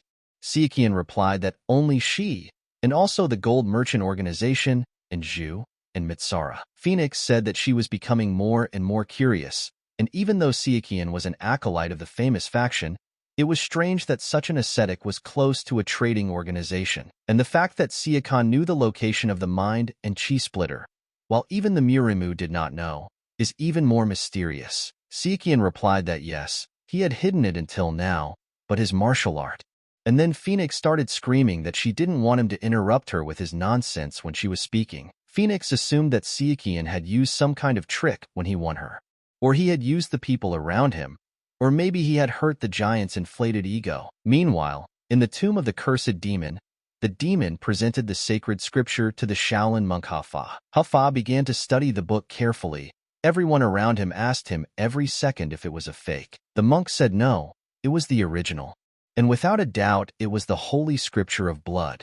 Then he was asked why he had closed it as soon as he began to read. The monk replied that when a Shaolin monk reads the blood scripture, it begins to suck him in, cutting off the circulation of qi. At that moment, the bird brought a letter which said that there would be a war. Everyone knew that the military action would be limited to Shaanxi territory. The borders would be on the western side of the border. The letter stated that each army would not exceed 1,000 men. The remaining troops would be allowed to join the war. The Holy Scripture would be placed on the top so that all representatives could see it at the beginning of the war. After reading this, people immediately wondered if those who sent the letter seriously thought that the dark factions and the Temple of Demons would not break the rules. The warriors at the Cursed Tomb discussed how neither the MURIM Alliance, nor the River of Evil, nor the Temple of Demons would likely follow the rules in the letter. Some thought it was better than nothing, and in the end it was something of a restriction. And if there are no limits on the number of people, then the troops can number from 5 to 10,000 people. And if there are no limits on the number, then this will be another problem. Also, until the war begins, writing will be closely monitored, and more than once it will be necessary to prevent attempts to fool everyone. However, there is a problem with the day before the war. Having killed their comrades on guard at the sacred scripture of blood, they can rush to their own. To ensure that this does not happen, the scripture will be moved to a prominent location before the war begins. The fourth rule is that if an army violates a requirement, then the rest in the fight for justice can unite and punish the violator. The warriors believe that the one who came up with these rules was a real genius. It was the strategist of the MURIM Alliance, the wise dragon himself. Meanwhile, in the southern part of Shaanxi, at the MURIM Alliance base, Namgong received news that the poisonous phoenix had arrived. Namgung replied that he had not heard anything about the Tang Clan of Sichuan taking part in the war. The informer said that as far as he understood, this was not the case. Based on the report the informer received, Poison Phoenix said that she did not come as a representative of the Sichuan Tang Clan. The informer also added that there were a couple of warriors from the Tang Clan with her, as well as a disciple from the Hosen faction and a warrior from the Gold Merchant organization. Namgung was almost speechless from what he heard. Sichuan knew that in order to obtain the sacred scripture of blood, he would first have to participate in the War of the Seven Blades. Even though he could go by the name of the young phoenix of Hosen, they could easily kick him out by saying that he was not part of the main force. Sichuan set the target, first the sacred scripture of blood, and then everything according to plan, a spy for the Dark Heaven faction. The War of the Seven Blades is not a labyrinth like the tomb of the cursed demon, so it won't take more than a year. The Dark Sky faction and its spy are trying to subtly take advantage of the situation by setting a trap. When countless people die, they will form a relationship of debt and resentment. And if that happens, then most likely there will be a big war. The era of war will begin. And Sichuan understood that he must stop it at any cost. Sichuan and the lady arrived at the base, and suddenly someone called out to Sichuan, calling him commander. And what was the guy's surprise when he saw his warrior Chorin in front of him? Lady, he looked at the warrior and said that Chorin was a blast of power. Chorin then asked him to introduce himself. Madam, he took off her veil, and everyone present was speechless upon seeing the poisonous phoenix before them. Chorin said that it was her first time seeing Lady Phoenix, and she was indeed very beautiful. The lady replied that she was flattering her, as she herself was quite lovely. Chorin asked, embarrassed, what was lovely about a muscular woman? Their conversation was interrupted by Sichuan, who told Koryong that she might have already realized that Sichuan had called them to take part in the War of the Seven Blades. Sichuan also added that if they want to leave, then that is their right, and he swears that there will be punishment. Chorin replied that the leader knew that Sichuan would say that, so he asked them 1,000 times beforehand. Sichuan replied that he understood and suggested that they begin with the instructions. He introduced the poisonous phoenix of the Sichuan Tang Clan and its warriors. Koryong also introduced herself to Mrs. Hai. Then Sichuan said that the reason for their gathering was so that the sacred scripture of blood could not end up in the hands of the evil river or the demon temples. Sichuan also added that although he had thought about taking part in the War of the Seven Blades to maintain peace in MURIM, it was impossible to do so alone. Then Koryong asked Sichuan to stop joking and tell the truth. After all, isn't it because he wants to get his hands on something himself? Mrs. Hai also asked Sichuan to tell the truth since she didn't know what he was planning. Suddenly, all the warriors around him started laughing and saying that his jokes about peace were very funny. Sichuan was in a real confusion. The warriors asked if Sichuan could possibly want to become famous in this way, but Sichuan tried to convey that he was telling the truth. After that, Koryong asked Sichuan if this could be some kind of secret mission. Sichuan replied that it was not. Mrs. Hai said that she wanted to curl her lips, but there was a reason behind it, so she held back, and asked Sichuan to tell her everything another time. Meanwhile, Namgung was informed that he had received a response from the Poison King, who said that the clan was not involved and that his daughter was a poisonous phoenix on her own. The subordinate told Namgung that the Poison King had no plans to send reinforcements. He didn't care about the request for help in the war, so he could make any decision. Namgung said that he heard that the King of Poisons has no compassion for his children, and there is a popular saying that a lion throws his children off a cliff. Namgung asked his subordinate again if everything was really okay. At this time, Phoenix approached Namgung and said that everything was clear. Sichuan was looking at Namgung carefully. He knew that this was the great void swordsman in front of him, and that he had taken the lives of many warriors of the Demon Temple, and just the mention of his name made them gnash their teeth. At his age, he could retire. The hero who fought the Dark Sky faction until the very end. At this time, Namgung noticed Sichuan's strange looks. He apologized and said that he was thinking. Namgung looked at Sichuan carefully and remembered that he heard that the poisonous phoenix had lost twice to Hosen's disciple, and most likely, this was the same boy. Namgung told Miss Hai directly that he still doubted that he was doing the right thing.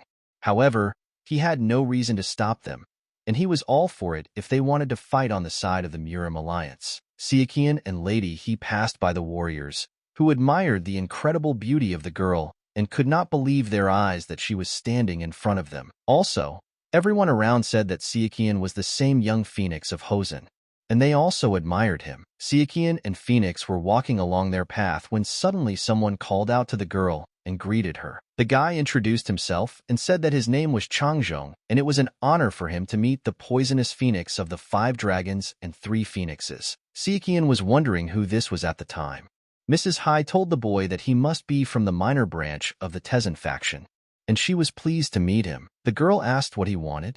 Changzhong said that before he explained, he wanted her to let him introduce his companions. One of the lone sword group of the Sunsan faction named Kwok.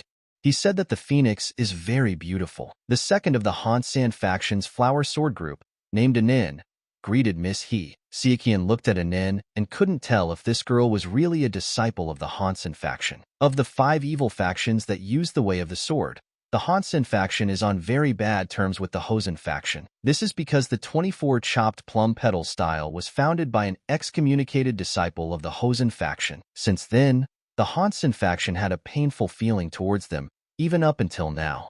Sichuan understood that no matter how much they hated them. Meanwhile, Miss Phoenix asked who was next. Changzhong replied that the other outstanding figures from each faction had gathered, and since they still had 6 days, he was curious about what Lady Phoenix thought about strengthening the friendly bonds between them. He also reminded the lady that this doesn't happen every day. Sichuan looked at him and thought that he was a real slowpoke. Zhang asked Sichuan what funny thing he said to make him laugh so loudly. Sichuan then asked him if he had decided to make friends instead of paying attention to his people for the remaining 6 days. Unexpectedly, Anin started laughing and called Sichuan a dumbass. Because for the Hassan faction's disciples, not knowing even the basics of friendly relations in war is the lowest point.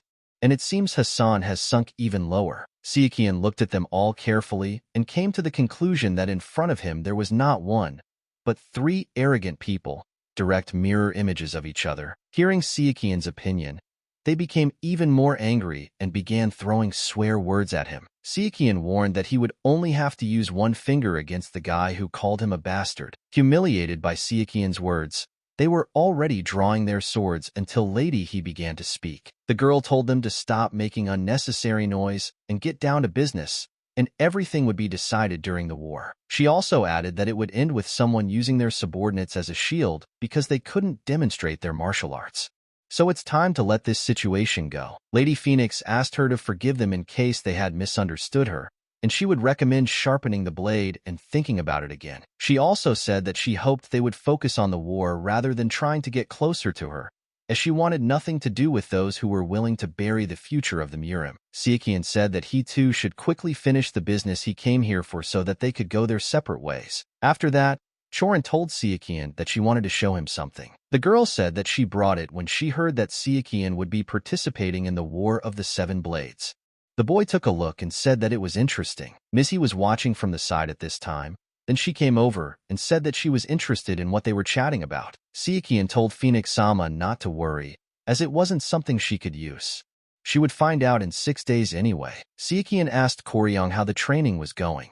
Koryong replied that the boy had instructed them completely, so there was nothing to worry about. Sichuan then asked her to be prepared to surprise the MURIM, as they would be at the forefront and would be able to make their names famous. Koryong replied that she could already see envy in the eyes of her comrades. At this time, rumors spread around the base that the poisonous phoenix had scolded the guys from Taisan, the lonely sword, and the flower sword. The information was distorted, so that they said that the phoenix told the 3 to wake up so as not to wet her pants. And it is not for nothing that she is a poisonous phoenix, since her tongue is also poisonous. Some wondered if she wasn't famous for her caustic remarks, and while she was right, she had gone too far. And what could be expected from those who use poisons? After these rumors, the warriors were afraid to utter a word in the presence of the poisonous phoenix. Sichuan was even upset that he was not mentioned in these rumors. And Mrs. Hai behaved very decently and did not pay attention to it. Sichuan dared to approach the lady and talk. The girl asked what was going on. Sichuan timidly replied that it was just gossip, and if she was worried about that. At this point, Mrs. He interrupted the boy's monologue and said that if he thought she would stumble because of that when the battle began, he was wrong. She added that she had long been accustomed to this and Sichuan should not think that she was a timid girl who took everything to heart. Sichuan's main goal was to find the spies and get rid of them. In this way, he would be able to change the course of the war. Each of the 7 factions gathered there has spies, and in 5 days they will begin to drag out the war in every possible way. Sichuan never thought he would do something like this in his life, including the fact of who he was in his past life. After some time, the spies gathered in one place and could not understand what was happening, since they were supposed to gather 2 days later. And it is not clear who is the instigator of this. Suddenly someone shouted that it was his doing. The guys immediately shouted, "Who's there?" It was Sichuan, however. They realized that he was definitely not one of them. Sichuan said that he was a spy who had infiltrated the River of Evil. And what? Something happened. That's why he gathered them here. The guys were confused by such an answer and asked if he was really a spy in the River of Evil. They asked Sichuan how many spies were there. Sichuan immediately replied that there were 20. However, this answer did not satisfy the guys, because they knew that besides a couple of superiors, no one knew how many spies there were in the River of Evil or the Temple of Demons. And even they did not have such information, and so they told Sichuan that he couldn't know that, but should have asked first why they asked that question. Sichuan replied that it meant they kept it a secret even from spies to prevent information from leaking. The spies were already angry and menacingly asked Sichuan who he was and how he knew the secret code of their faction. Then Sichuan asked the spies what they would do and say if they were in his place. One of the spies replied that they had to capture Sichuan alive no matter what, and it wouldn't matter if he lost a couple of limbs in the process. Sichuan smiled and asked the boys if they ever took a break in their Dark Sky faction. The spies then asked how he knew the names of their faction. One of the spies shouted to his brothers to forget about the sabotage mission and concentrate on capturing this man. Sichuan meanwhile assessed the situation and realized that all the spies present here were first-class masters. The spies attacked Sichuan, and the leader did not understand how it was possible that 12 first-class martial artists simultaneously attacked Sichuan, and he easily blocked all the blows. Sichuan defended himself and started shouting for them to retreat back and not to come near him. However, the spies of course attacked. Sichuan dealt with one spy after another. He scattered them in different directions like flies. The spies began to ask Sichuan who the hell he was. Sichuan replied that he was sure that the spies had heard this sentence dozens, if not hundreds, of times. Sichuan also added that it was better for them not to know who he was. After that, he approached one spy and used the purple sword technique. Then one of the spies realized that Sichuan was using Weizen's sword, and it was the art of the 24-step blossom sword. And what is in front of them? A blooming swordsman. Then Sichuan said that he also sees a mixture of a bunch of things in front of him. Kunlun 13 Cloud Dragon swords, Tezen 99 Evening Glow swords, Songsan 9 Valleys sword art, Hansan Lonely Pine sword art. The spies at this time were wondering how such a flourishing swordsman could come alone, and doubted that he was really a flourishing swordsman. There are only 24 blooming swordsmen, and they always work in groups of at least 2. Since they are the elite of Wasan, their movements are monitored. The spies decided to change their plan and allow Sichuan to be killed by attacking with full force, hoping that they would defeat him this way. The spies decided that they would kill him first and then examine the corpse. The spies asked Sichuan again who he was and whether this was his final answer. However, Sichuan did not waste his time and used a technique that knocked down most of the spies. Suddenly, one of the spies noticed that Sichuan had poisoned them. Then he even more angrily asked Sichuan who he was. Sichuan smiled and replied that he knew this feeling very well, and that it didn't matter at all who he was. The boy left a few spies alive and told them to go and report what had happened. Report about this unknown monster, Sichuan from the Wasan faction. After that, Sichuan approached the spies he had killed and noticed that their faces were unrecognizable. Not to mention that their identities were completely unrecognizable. The boy decided that he needed to go back. Meanwhile, at the MURIM meeting, they were discussing how it happened that 21st class masters of the arts had disappeared. Some people assumed that it must be an evil river, or some kind of demonic cult, and they probably sent assassins. One of the members of the assembly asked why the Namgung clan was so calm. Namgung responded suspiciously that they were not being suspected. Suddenly, Chief Namgung ordered everyone to immediately calm down and shut their mouths. Namgung said that the guards reported that nothing of the sort had happened during the night.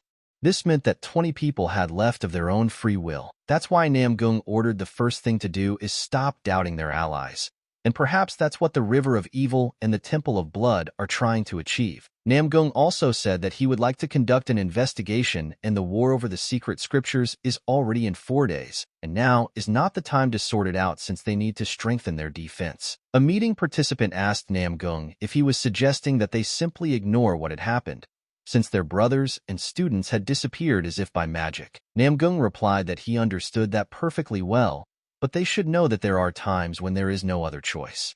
And they, too, had lost one of their own. It turned out that Sichuan was also present at the meeting. Namgung said that if they assigned people to investigate, the ground under their feet would not be so solid in the coming conflict. Namgung was about to send a message to the center to request the poor faction. Sichuan at this time thought that the Sage of the Highest Summons was a great man. Sichuan also understood that there were no spies in the Namgung clan, and it seemed that it was very difficult to infiltrate them into noble clans. And besides, if the spies were exposed or disappeared again, suspicion would fall first on the Namgung clan, and that would sow the seeds of discord in the alliance. Sichuan continued to eliminate the spies, and each of them kept asking him who he was. Sichuan was tired of these questions, so he simply killed them. During this time, Sichuan learned a few things. The spies planted in each faction were planning to gather for a meeting 3 days before the upcoming conflict. Also later they wanted to contact each squad. Because the identity of the spies in the MURIM alliance was a secret, they did not know that they were no longer there. Sichuan knew that unfortunately the day of the meeting was already 2 days away, and if he had 1 more day to spare, the course of events would have changed. The boy understood that the sky was about to step in. The next day, the Dark Sky faction reported that there were not only spies in the MURIM alliance, but everyone disappeared into the River of Evil. Sky did not understand how this was possible. Scorpio claimed that someone, like a ghost, was joking with them. Neba said that they can now assume with complete confidence that someone knows about their existence. And that is incredible. Scorpio told the Sky that if he didn't change his mind, he would end up knowing nothing.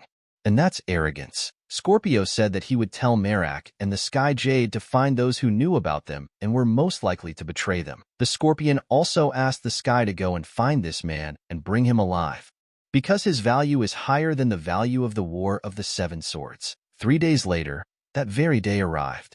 The fateful day. For some, happy. For others, the most terrible. Each faction thought that the sacred scripture of blood belonged to their faction. Each of them was ready for anything. First there was debate and insults between the factions, each blaming the other. It reached such a point that they turned on each other. The demon faction has set itself the goal of killing and robbing everyone in order to teach them a lesson that it is the power in the faction that rules everything. The alliance's allies were more restrained and began to defend themselves. The War of the 7 Swords had begun. A real massacre began.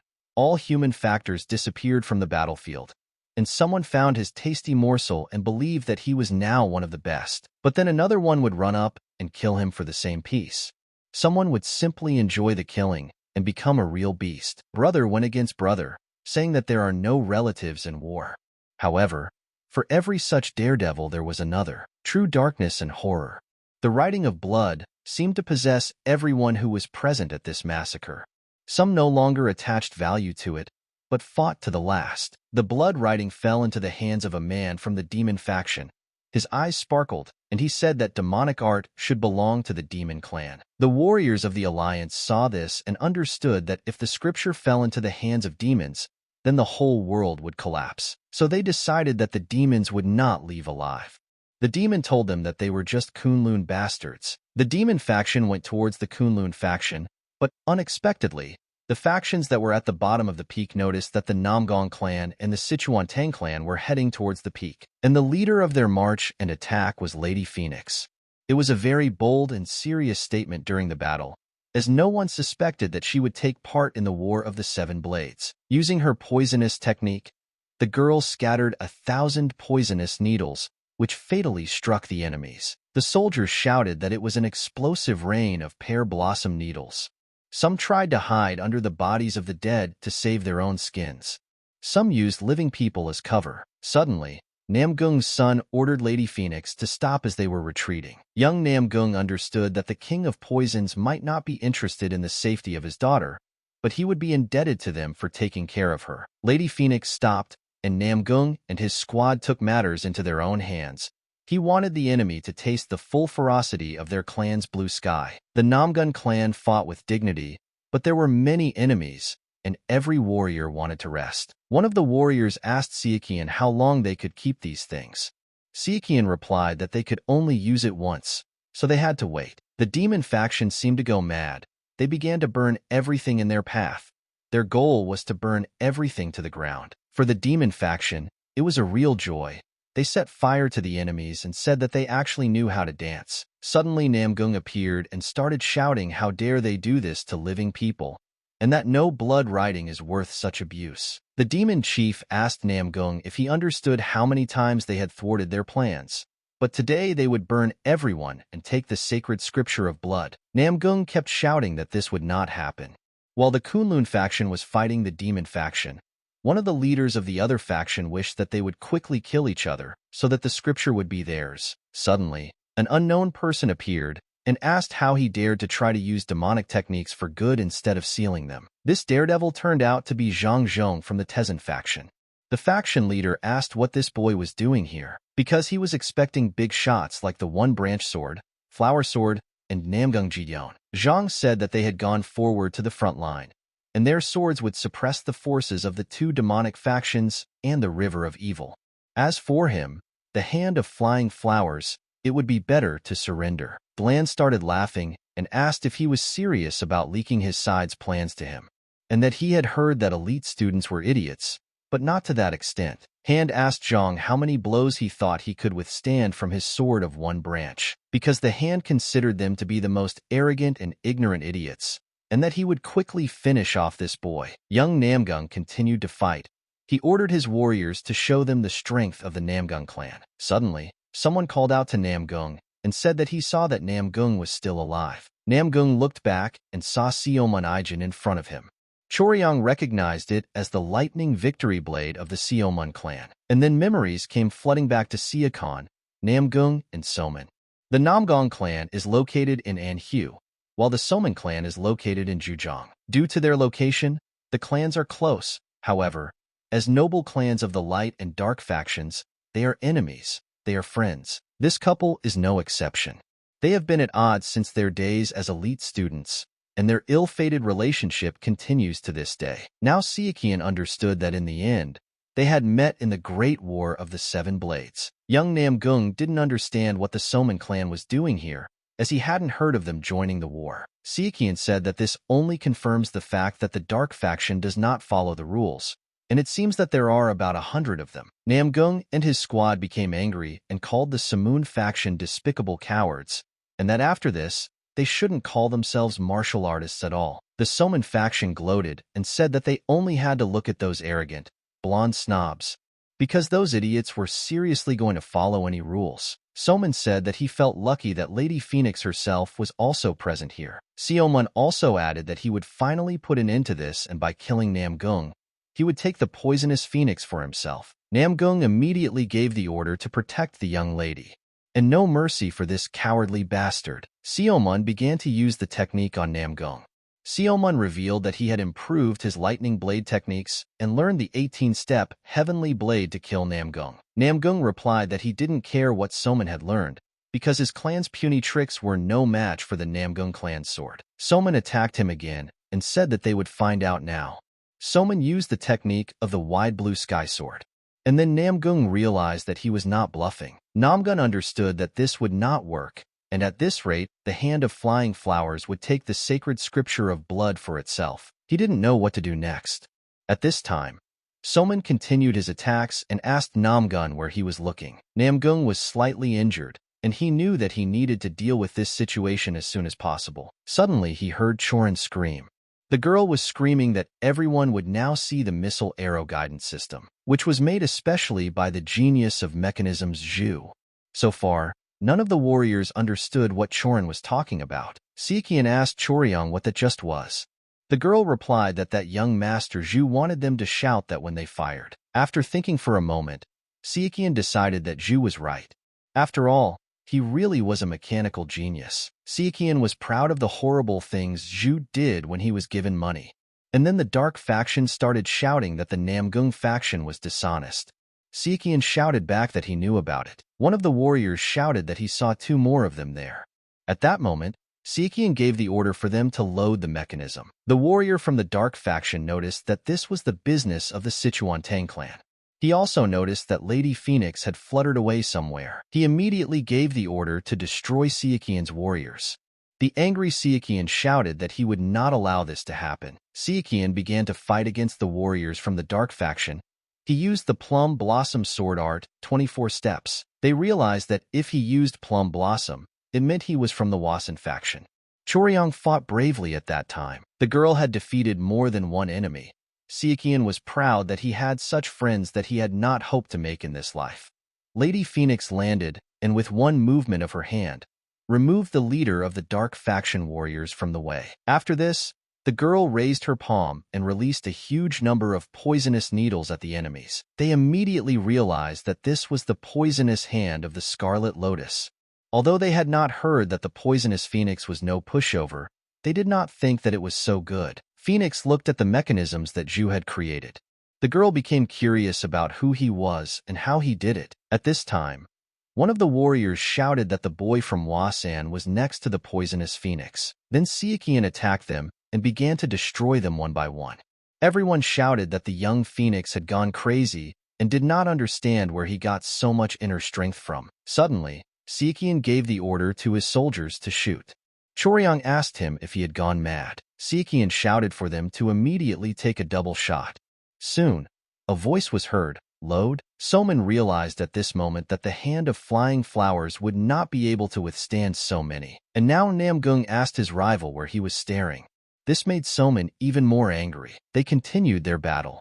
Namgung dealt several fatal blows, after which it was impossible to stand. Meanwhile, Han had to fight the elite disciples of the 5 mountain sword factions, and he didn't understand how they were still alive. The Han told them that he wanted to kill each of them, but he would show mercy once, and he asked them to give him the sacred scripture of blood, and then he would let them live. The students started shouting that it was all a lie, and they couldn't believe him, and they weren't going to give up. Han started screaming, which meant he was trying to show compassion so that they wouldn't die a dog's death, but they were still barking, practically begging him to kill them. The students began to laugh and replied that it did not frighten them, since it was obvious that he was exhausted after the battle between the factions. Han approached Zhang and wanted to say something to him, but the guy had already pulled out his sword, and he bumped into him. Things quickly changed. Han threw back his sword and grabbed Zhang by the throat. The other students were shouting at him to let go of the boy. The disciples were very annoying to the Han, as these foreigners still did not understand the situation. He simply could not comprehend how they had managed to survive for so long. But Sichuan suddenly appeared. Some were not particularly happy about him.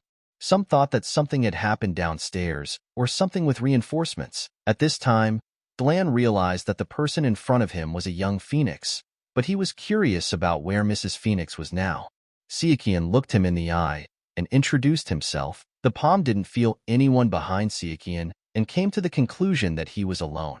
And then it turns out that the sword strike was his. Han told Sichuan that he was giving him a chance to just leave while he was nice to him, and he would let him live if he didn't piss him off. Sichuan thought at this moment that young Phoenix sounded just like stupid Phoenix, and he had to change this idiotic nickname. Zhang shouted to Sichuan that if he didn't want to die, he'd better hide behind them. Sichuan at this point turned to Han and told him that he should ask him to become a scapegoat in order to change his nickname. The hand replied that responding to acts of mercy with a dying wish was sheer stupidity. In response, Sichuan used one of his techniques and injured Han. Han got angry and told the boy that he would show him the full horror of the falling petals technique. However, Sichuan only smiled in response and used the purple mist technique, which caused the hand to fall to the ground. The warriors watched the battle and quickly spread the news that the hand of flying flowers had lost. Mr. Namgung fought with the leader of the demonic faction and defeated him. After that, Namgung asked not to worry about him and to take care of the remaining warriors. Afterwards, the subordinate reported to Namgung that Sichuan had just killed the hand of flying flowers. Namgung couldn't believe it. The subordinate also added that there was a problem. Sichuan handed the sacred scripture of blood to the flower sword and ordered it to be burned. The girl did not understand what kind of nonsense Sichuan was suggesting to her. The guy ordered her to burn the holy scripture again. At this point, Zhang began to shout that the young phoenix had completely forgotten that they should not return the sacred scripture to Shaolin. Sichuan replied that he remembered this. However, he believed that they should not do this since he was sure that it would be stolen during transport. Zhang started shouting that Sichuan was just trying to get the demonic arts for himself. This made Sichuan angry. Zhang added that young phoenix was driven by envy and was going to take all the credit for this. Sichuan didn't understand what he was talking about. Zhang also said that he let his guard down a little, but he himself would have dealt with that guy if Sichuan hadn't interfered. At this time, Sichuan couldn't understand what was wrong with this bastard, although such guys don't last long in war. Sichuan ordered everyone to shut up because they didn't have time for this. Zhang ordered Sichuan to stop. The subordinate was about to stop Zhang and reminded him that this guy had saved his life, and he should think about the rumors that would spread if he attacked Sichuan. The elite students still couldn't let go of Sichuan. Flower Sword said that she would remember this humiliation. Sichuan insisted on his own, and the sacred scripture of blood was burned to ashes. In essence, the subject of war no longer existed. At this time, Chorin climbed to the top and asked Sichuan what happened there. Rumors spread to the younger Namgung that Sichuan had killed the hand of the flying flowers and burned the holy scripture to ashes. After that, Soman ordered everyone to retreat immediately. Namgung tried to stop him. However, Soman reminded him that he was in no position to pursue them now, and that they would resolve everything next time. Thus, there is no subject of war, and there is no war itself. The warriors began to whisper that the war was over, because they say that the holy scriptures were burned. It became known to everyone that it was Sichuan who burned the scriptures, and that he is no longer the young phoenix, but the sword of the true plum blossom. The leader of the dark faction was asking his subordinate who the spies sent to the War of the Seven Swords were. He replied that they were from the Kunlun faction, Tae-san, Sun-san, and Han-san. All of them were proven martial artists from the MURIM Alliance and the River of Evil. 20 in the MURIM Alliance, 30 in the River of Evil, and only 50. Then the leader asked what happened to them. He replied that they were all killed by an unknown martial artist, and that he had received orders from the heavenly realm and was heading to the highlands to personally investigate. The subordinate said that he arrived 2 days before the war began, but found no spies. The leader turned to the heavenly scale and said that he expected that he would not allow the sacred scripture of blood to be burned and would even take it away, but he did nothing. The subordinate fell to his knees and begged his superior to kill him. The superior replied that he still had much to do and could not afford to lose such a talent. The subordinate kept asking the chief to punish him for his incompetence. Then the chief responded that instead, he had kidnapped, tortured, and killed his own relative. Through gnashing of teeth, the subordinate told the leader that he was deeply grateful to him for his mercy. The leader smiled evilly and replied that he was glad to hear it. After that, he called the celestial sphere to him. The chief asked him how his hand was. He replied that thanks to its clean cut, he felt no pain and was deeply grateful to him for his attention and mercy. Then the chief turned to the main character and asked him to tell him his opinion about this Saken. He said that he is not bad, but he thinks that it is mainly a matter of luck. Then the chief asked what he meant. He said that before the battle on the highlands, the hand of the flying flowers was already exhausted from the battle with the Temple of Demons. And on top of that, he underestimated Sichuan because of his age. Sichuan wouldn't be able to defeat a top 100 martial artist with just luck, so they should pay attention to that. The chief suggested that it seemed that the MURIM were beginning to sense the coming of a turbulent age, with talents being announced all over the world. The boss ordered him to be promoted to Class 2 on the kill list and put under surveillance. Kill him as soon as the chance presented itself. Young Namgung informed Sichuan and Lady Phoenix that the MURIM Alliance had given an order, that the three of them needed to return to the Alliance headquarters in Hefei. Then Phoenix asked if they really wanted an explanation. Then Namgung explained that yes, neither the sage of the highest calling, nor he knew what happened at the place where the sacred scripture of blood lay. Chorin asked Sichuan what about them. Sichuan ordered them to go back and tell the leader what happened in the war. Chorin accepted the order. Meanwhile, rumors spread that the true plum blossom sword was very capable. Some even heard it from the disciples of the Five Mountain Sword faction themselves. Some claimed that he must have beaten the poisonous phoenix fairly. Sichuan managed to overhear these rumors, and how happy he was when he heard the words, Lotus Squad, True Plum Blossom Sword, among all this. At that moment, the phoenix asked Sichuan if he knew that he had a really creepy face right now, that it gave her goosebumps. Sichuan laughed and replied that they say people turn green with envy. No wonder she has goosebumps with a green tint. Phoenix glared at him and ordered him to continue if he wanted to cough up green blood. Sichuan told Phoenix that on their way to the MURIM alliance, they would get to meet his friend the Wise Dragon. Sichuan thought that he should not eat with this woman for now. Soon they arrived in Hefei, MURIM alliance. Sichuan looked around and enjoyed the peace as the War of the Seven Swords was about to escalate into a great confrontation between the light and dark factions. But it ended literally in a day. Lives were saved, and they continue to live, changing the future. Sichuan understood that no one knew how this influence would change everything. Suddenly, someone called out to Sichuan and said that they hadn't seen each other for a long time. Sichuan turned around and saw the same master strategist standing in front of him. Of course, it was Sang. Sang replied that there was no need for formalities. At this point, Sichuan realized why he was called the Handsome Jade Prince. Sang remembered the events that happened on the Yangtze River. He still can't forget the day he lost Sichuan and Zhu. Sichuan apologized to Sang and said that they should have returned as soon as possible. Sang replied that he should be grateful to Sichuan for everything and they would talk about it later. Sang smiled and said that he was not really in a position to have a long conversation with him. He wished Sichuan a good rest. He would visit him tomorrow. Meanwhile, news reached the River of Evil that the head of the Namgung Sword and the True Plum Blossom Sword had arrived at the MURIM alliance. The leader of the Evil River didn't understand who the hell this guy was. He also couldn't wrap his head around the fact that he was only 18. And it seemed like the Wasan faction had gotten themselves a guy with talent, and with an unusual talent.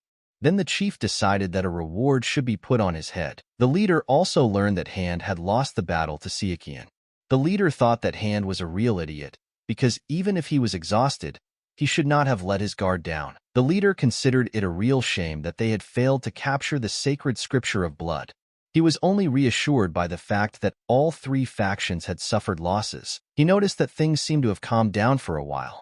He should take this chance to move behind the Lightning Rainblade and Meowsword factions. At this time, the Demon Temple also reported that the True Plum Blossom Sword had ultimately burned the blood scripture to ashes. Hearing this, the leader asked his subordinates if they had prepared their dying wishes. He ordered that Sichuan be killed at any cost. At this time, Sichuan came to the meeting of the MURIM alliance to clarify all the circumstances. In light factions, honor and shame are an important aspect.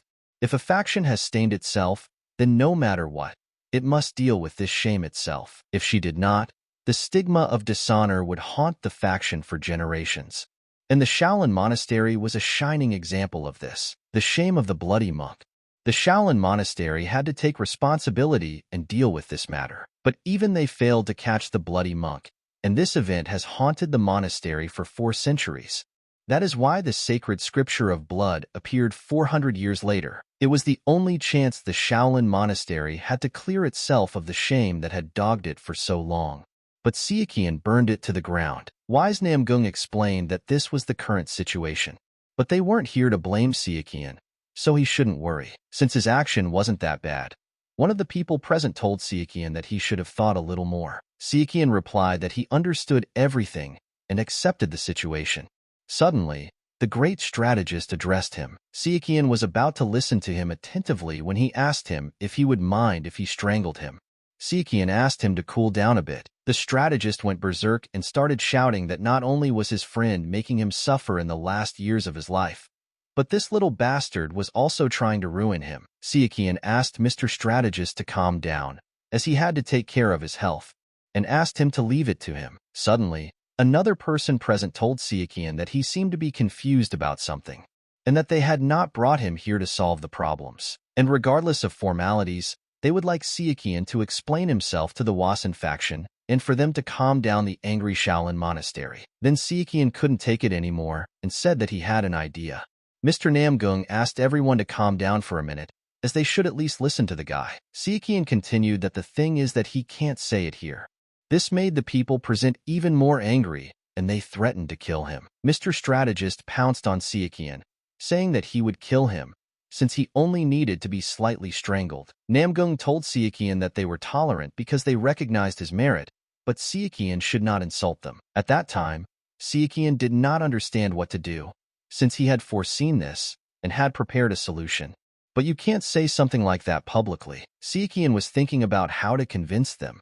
The room was deathly silent, except for the threats of Mr. Strategist, of course. Suddenly, the leader of the MURIM alliance turned to Sichuan and ordered him to look into his eyes. Sichuan did so. Sichuan literally broke out in a sweat from the fact that in front of him was the sincere sword Namgung, one of the 10 thrones of the highest heavens. Namgung asked Sichuan sternly if he had a solution. Then, Sichuan gathered all his strength and replied that he had a solution. Namgung smiled and replied that that was enough then, and he would postpone the meeting until tomorrow. Sichuan was very surprised by this decision. Namgung decided that he should take a walk with this young man. During the walk, Namgung apologized for Mr. Strategist, as he was not like this when he was younger. Sichuan replied that he understood that, and he thought it was stupid of him to say that. During their walk, Sichuan didn't notice how they ended up in an unfamiliar place. Namgung explained that being the leader is a tiring job, and he barely gets a chance to really rest when there are so many people around. Namgung explained that this shelter was woven using the art of closed illusions. After that, Namgung added that they were lucky that Sichuan was on the side of the light faction. Sichuan was very respectful, so Namgung told him that there was only an old man in front of him now. So enough of the worrying and they should get down to business. After these words, Namgung turned to Sichuan and said that before they begin, they should first see what Sichuan was made of. The guy didn't understand what was going on. Namgung used a technique on Sichuan, saying that he had a good sword. Sichuan responded by using an invisible sword aura. Namgung asked Sichuan if he was surprised. Sichuan asked what the old man expected from him. Namgung smiled and replied that he expected the strength that the boy was hiding. Sichuan looked at him and said that he didn't plan on hiding it from him. Then Namgung asked the boy if he realized how shocked he was when he saw him. They continued fighting and Namgung used the technique of endless step. Endless step is an unpredictable footwork that is the essence of continuous change. Sichuan knew that there was no point in watching his steps. He should focus on blocking his attacks. Namgung was surprised that Sichuan knew how to react to the endless step.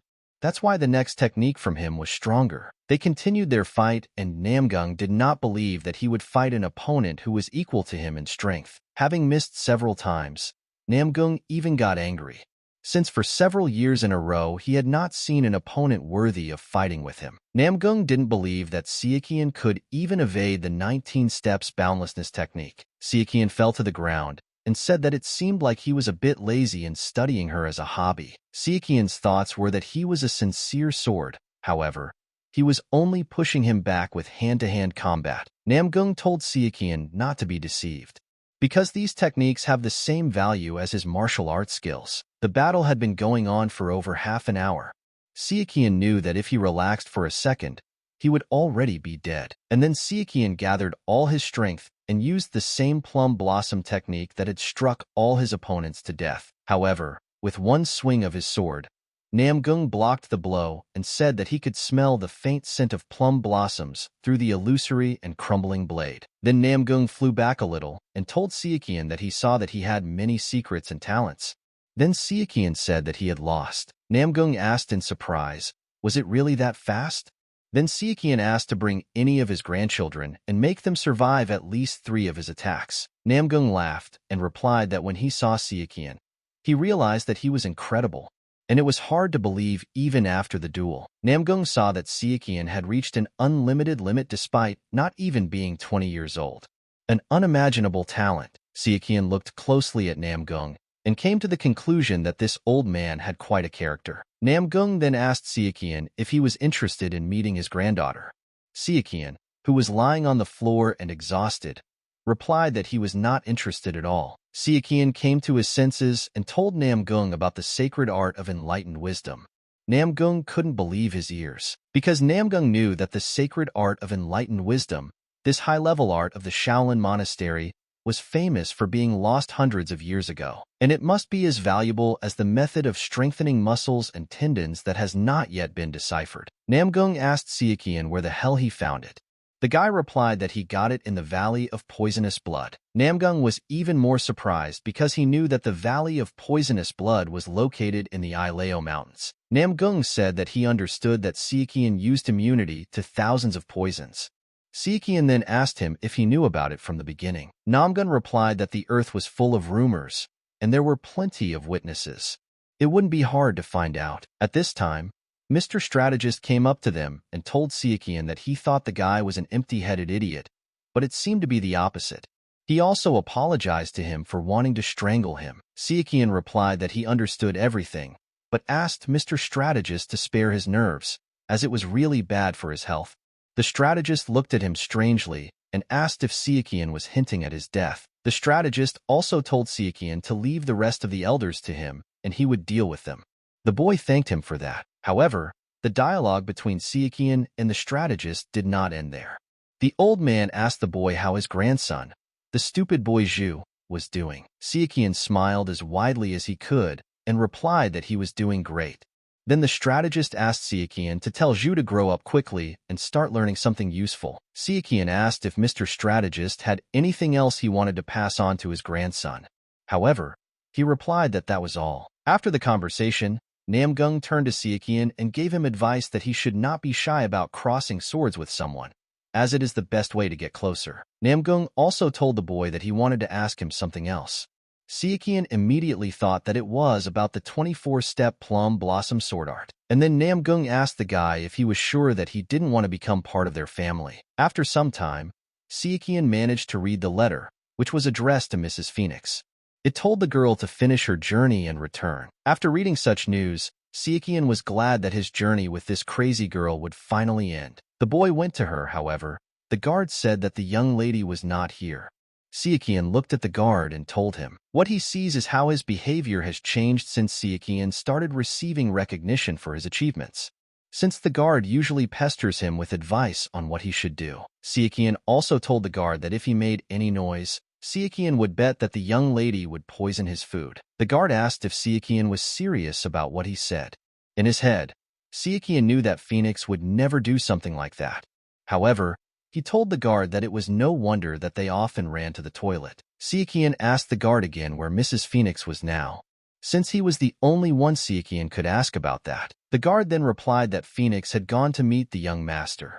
Siakian wondered if this was the clan heir. Siakian asked the guard if there was a poisonous dragon in the MURIM Alliance headquarters. The guard told Siakian that he would not advise him to meet with Miss Phoenix now. The boy thanked the guard for the advice. Sakhan went on his way, and along the way asked the girls if they knew where Lady Phoenix was. However, the girls did not answer. Then Siakian approached the poisonous manor and noticed Mrs. He there, but the guy didn't understand what she was doing there. Siakian hesitated for a long time and decided that it was better for him to return. However, Phoenix suddenly turned around and said that she was also returning. Siakian looked at the artifact ring and asked the girl not to lose it. Phoenix replied that she remembered it. Winter came and Siakian returned to Hoa-san. Before he could go inside, he was immediately called out. It was Nak. The girl said that they hadn't seen each other for a long time, and she thought that she had failed to keep her promise. Siakian didn't understand what the girl meant. However, then he remembered that he had promised to see her in a year. Siakian apologized to Nak. The girl asked what he was apologizing for. The guy replied that it seemed like he had broken a promise. Nak smiled and told the boy that it wasn't his fault at all.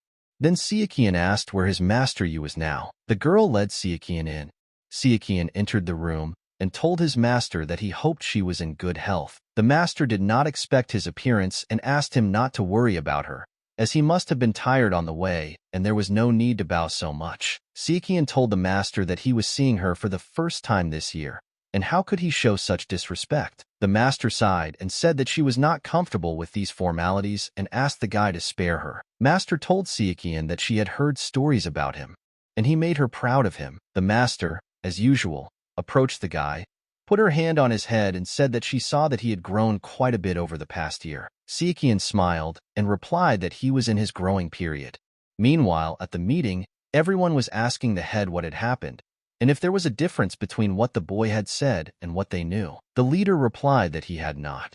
He was simply curious as to how impressive his skills were at such a young age. The chief also added that he should meet him again later. After some time, Sichuan came to the chief. They greeted each other, and the chief said that there was no need to be so stiff, since he was not going to interrogate him. The leader told the boy that he knew Sichuan was an unusual child, but he didn't see that he had so much potential hidden within him, an unlimited limit at this age. The leader couldn't even believe it when he saw Sichuan. The boy thought at this time that it was good that he had not sensed the Purple Dawn divine art. The stealth of this art was better than he thought. The leader asked the boy when he managed to reach the unlimited limit.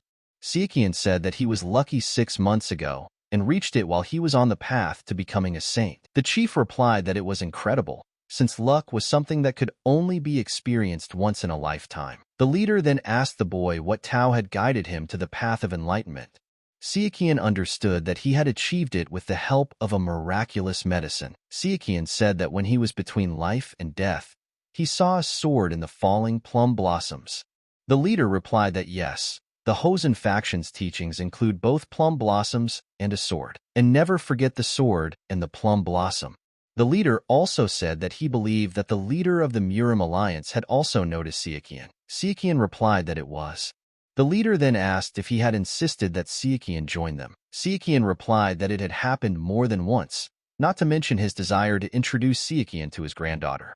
He also asked if Sichuan liked his name. The leader laughed and replied that of course this would not happen, since the future leader of the Wasan faction could not get married. Sichuan shouted in surprise that he only had one master. The leader then explained that it was not necessary to be a disciple of the faction to become the next leader. The head said that such cases are rare when talent like Sichuan's appears at a late stage, and in special cases, if a person is recognized as a candidate for the position of faction leader, he can learn the divine art of the Purple Dawn even if he has a master. Sichuan thanked the chief for valuing him so highly and said that he would like to decline. The chief then asked if it was possible that Sichuan wanted to think about it a little more. Sichuan explained that he was interested, but he was well aware of his position. Sichuan understood that this was not his level, and moreover, this was a very difficult time. So Sichuan said that he believed that there was someone more suitable for this position. The head replied that he was not sure whether it was a lack of ambition or simply a lack of selfishness. The leader asked Sichuan to follow him. Since he is still the great blessing of their faction, he can't just let him go and wants to teach him a few techniques. Sichuan smiled and replied that the leader of the MURIM alliance had already made fun of him. So he asked the leader to be gentle with him. The leader asked him not to worry as he would teach the boy 24 steps because the leader was impressed that Sichuan had reached the unlimited limit with only 14. Sichuan felt that this was now in his favor, as he would officially be able to use the 24-pace plum sword art. Then Sichuan said that it meant everything was decided. He was completing his journey to becoming a saint. The leader explained to Sichuan that he had burned the sacred scripture of blood and had made many enemies. And although the war lasted only a day, it still disturbed the peace. It seems to have provoked a breakdown in order in many areas. Sichuan understood that this was natural, since the dark skies could not have remained idle all this time. The leader told Sichuan that he was not the only one, and many students were returning. The outside world was no longer safe. Sichuan then asked what he should do. The leader explained that it hadn't been decided yet, but they would most likely tell him to stay here and train for about half a year.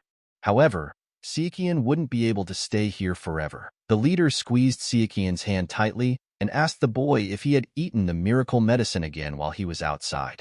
The boy smiled and asked the leader how he knew. The leader laughed and said that he was just called a piper.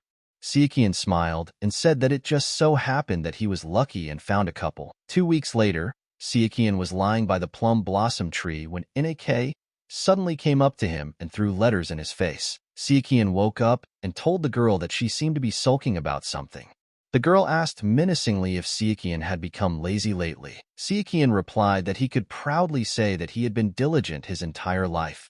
He just decided to take a little rest. Sichuan glanced at the letter and realized that the sword demon and his daughter seemed to be settling in well.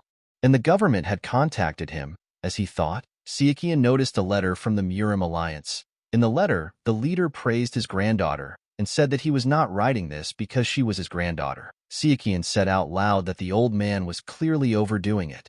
Nek glared at him again and asked what that scrunched-up face was. Sichuan explained that it was just a wedding proposal, and it seemed like he was trying to introduce it to every single woman in the Namgung clan. Sichuan didn't understand what was wrong with Nak's expression, so he asked her if she was worried about losing him. The girl screamed in fear that of course not, and how could Sichuan even think about such a thing? Sichuan apologized.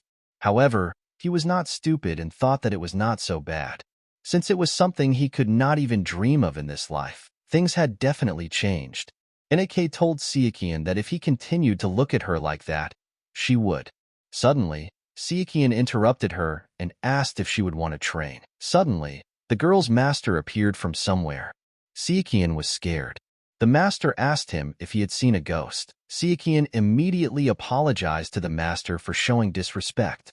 The master said that she had only briefly seen him in the palace last time, and it had been a long time since they had met in person. Sichuan didn't understand if the master was hinting that she would kill him if they met in person. At that time, the master told Sichuan that she didn't bite. Sichuan then asked her why she was there. Master began to say that, as Sichuan already knows, her granddaughter has incredible talent, and even when she fights the Plum Blossom swordsmen, most of them lose within 100 seconds, and no one in her generation can match her, let alone win. Which means that Master wants Sichuan to be her partner while they are in the faction. Sichuan replied that he had no objections and asked again if the Master was sure that she wanted it to be Sichuan. The Master looked menacingly at the guy and asked if he was really questioning her insight. The Master took this as consent. Sichuan was thinking at this time that he would also take this chance to teach Nek a few moves. Nek looked at Sichuan, smiled sweetly, and said that she believed that they were partners now. Sichuan came to Master Yu and asked her if she would mind teaching the class. The master was shocked. She told the guy that he embarrasses her. And what can she teach him when he is superior to her in level? The master also added that Sakan even learns from the faction leader. Then Sakan began to say that if the leader is the best martial artist in the faction, then she is the best in the whole world. And if he cannot learn from his master because he must learn from the head, then he would rather go and refuse.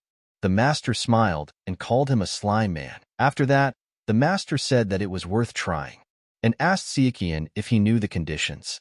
The guy answered that he did, and again, those same rock climbing training. During the training, the master told Sichuan that she couldn't believe how much he had grown, and she still remembers standing there, looking at him. The master praised the boy. Sichuan replied that it was all thanks to her. In his head, Sichuan knew that this was it, the very happiness for which he had done all this. The fruit of the water spirit, all his efforts to participate in the war, and the need to stop the dark skies. It was all for this moment. Meanwhile, the master said that they were almost there. The master asked Sichuan to climb up first and pull her out, as it seemed that age was taking its toll. The boy agreed and climbed to the top. The master looked at him and thought that this child had once been so small. Suddenly, Sichuan called out to the master and offered her his hand. The boy extended it, looked around, and said that this place had not changed at all. Master replied that he was right. 6 months later, Sichuan was training with the main faction.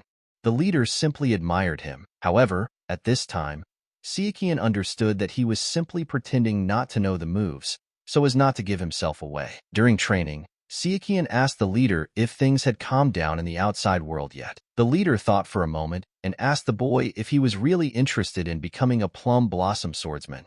Sichuan clearly answered that he was ready, and so he asked the chief to help him. Evening came and Sichuan came to his master again. He asked her forgiveness for coming to say goodbye at such a late hour. The master told him that there was no need to worry, as she was not that old yet, but with age her sleep was becoming shorter. Master told Sichuan that she would like to give him advice, but she sees that it doesn't seem to be helpful since this isn't the first time Sichuan has left. The boy thanked his master. The master continued that not to mention that this time he would not go alone. This surprised Sichuan. The boy looked back and saw Nek in front of him. The girl smiled sweetly and said that she did not want to disturb him. Sichuan thanked the girl for coming to see him off. However, Nek replied that she was there to keep her promise. Sichuan didn't understand what promise he was talking about. At that time, Master said that she would go to sleep, and she was glad that he was not alone now. Then Sichuan realized that by this, the master meant that Nak would go with him. Nak told Sichuan not to worry, since she had permission. Sichuan shouted after the master that this was some kind of demonic art of inaction. The master waved goodbye and asked him not to call it that. Then the master asked Sichuan if he was okay with the fact that they didn't even say goodbye. Suddenly, the girl's master Nak appeared and answered that it looked like it. Master Yu turned to the master and said that it was not too late to say goodbye to them. She turned around and replied that she had done so yesterday. On the way, Nak asked Sichuan where they were going. The guy answered that they were going to the Valley of Ghosts. Nak was very scared and asked Sichuan if he really meant the same valley where the group of killers lived. The Valley of Ghosts, a community made up entirely of murderers. No one knows the truth about them, and those who try to find out end up dead and unable to tell anything. They never fail their missions, and they keep their orders completely secret. And so, despite their absurd prices and the fact that they are a very dubious group, they have been popular for 200 years with people who need dirty work done for them. Nak asked Sichuan why they were going there, and if he even knew the way there. The guy replied that he did. At this time, Sichuan was only thinking about the ghostly divine art, because whoever obtains it will rule the Ghost Valley. Sichuan remembered what the Dark Heavens leader had said in the future. It was a shock to everyone that the Ghost Valley, known as a neutral group, had sided with the Dark Heavens leader. Normal assassins move like shadows, while Ghost Valley assassins don't even have one. They were everywhere and nowhere at the same time. The fact that he had the world's best assassins on his side only complicated things. Sichuan knew that he had to stop the Dark Heaven faction from controlling the Ghost Valley. Fortunately, he had a ghost divine art. Nak was yelling at Sichuan and asking if he was even listening to her. The guy asked her to calm down and promised that he would explain everything later. Sichuan asked Nak if she knew that he had visited the Tang Clan last year.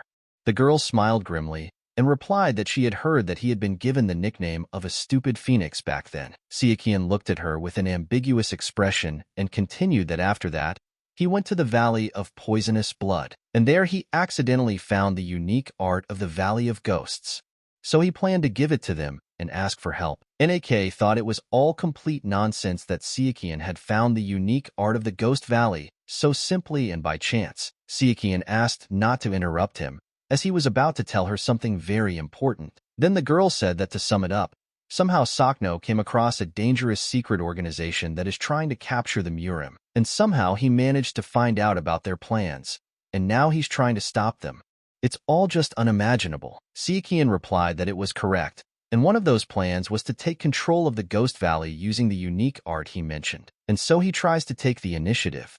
Then Nak looked into Sichuan's eyes and said that, frankly, she found it hard to believe, since he can't just tell her a conspiracy theory and expect her to believe it.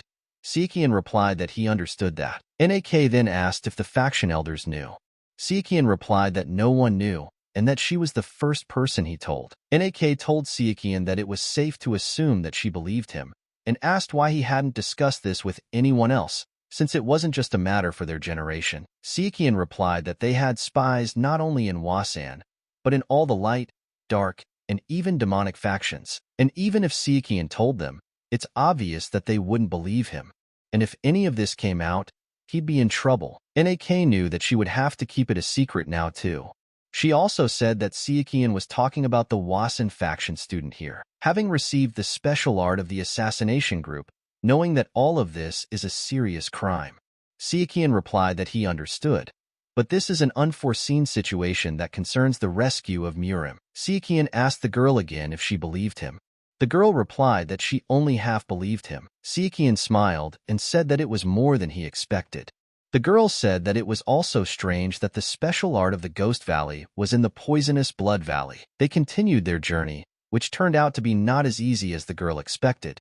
And finally, they arrived at the Valley of Ghosts. Nak asked Sichuan if this was illusion art. Sichuan looked around and confirmed it. It's strange, but there was no data about this in his past life.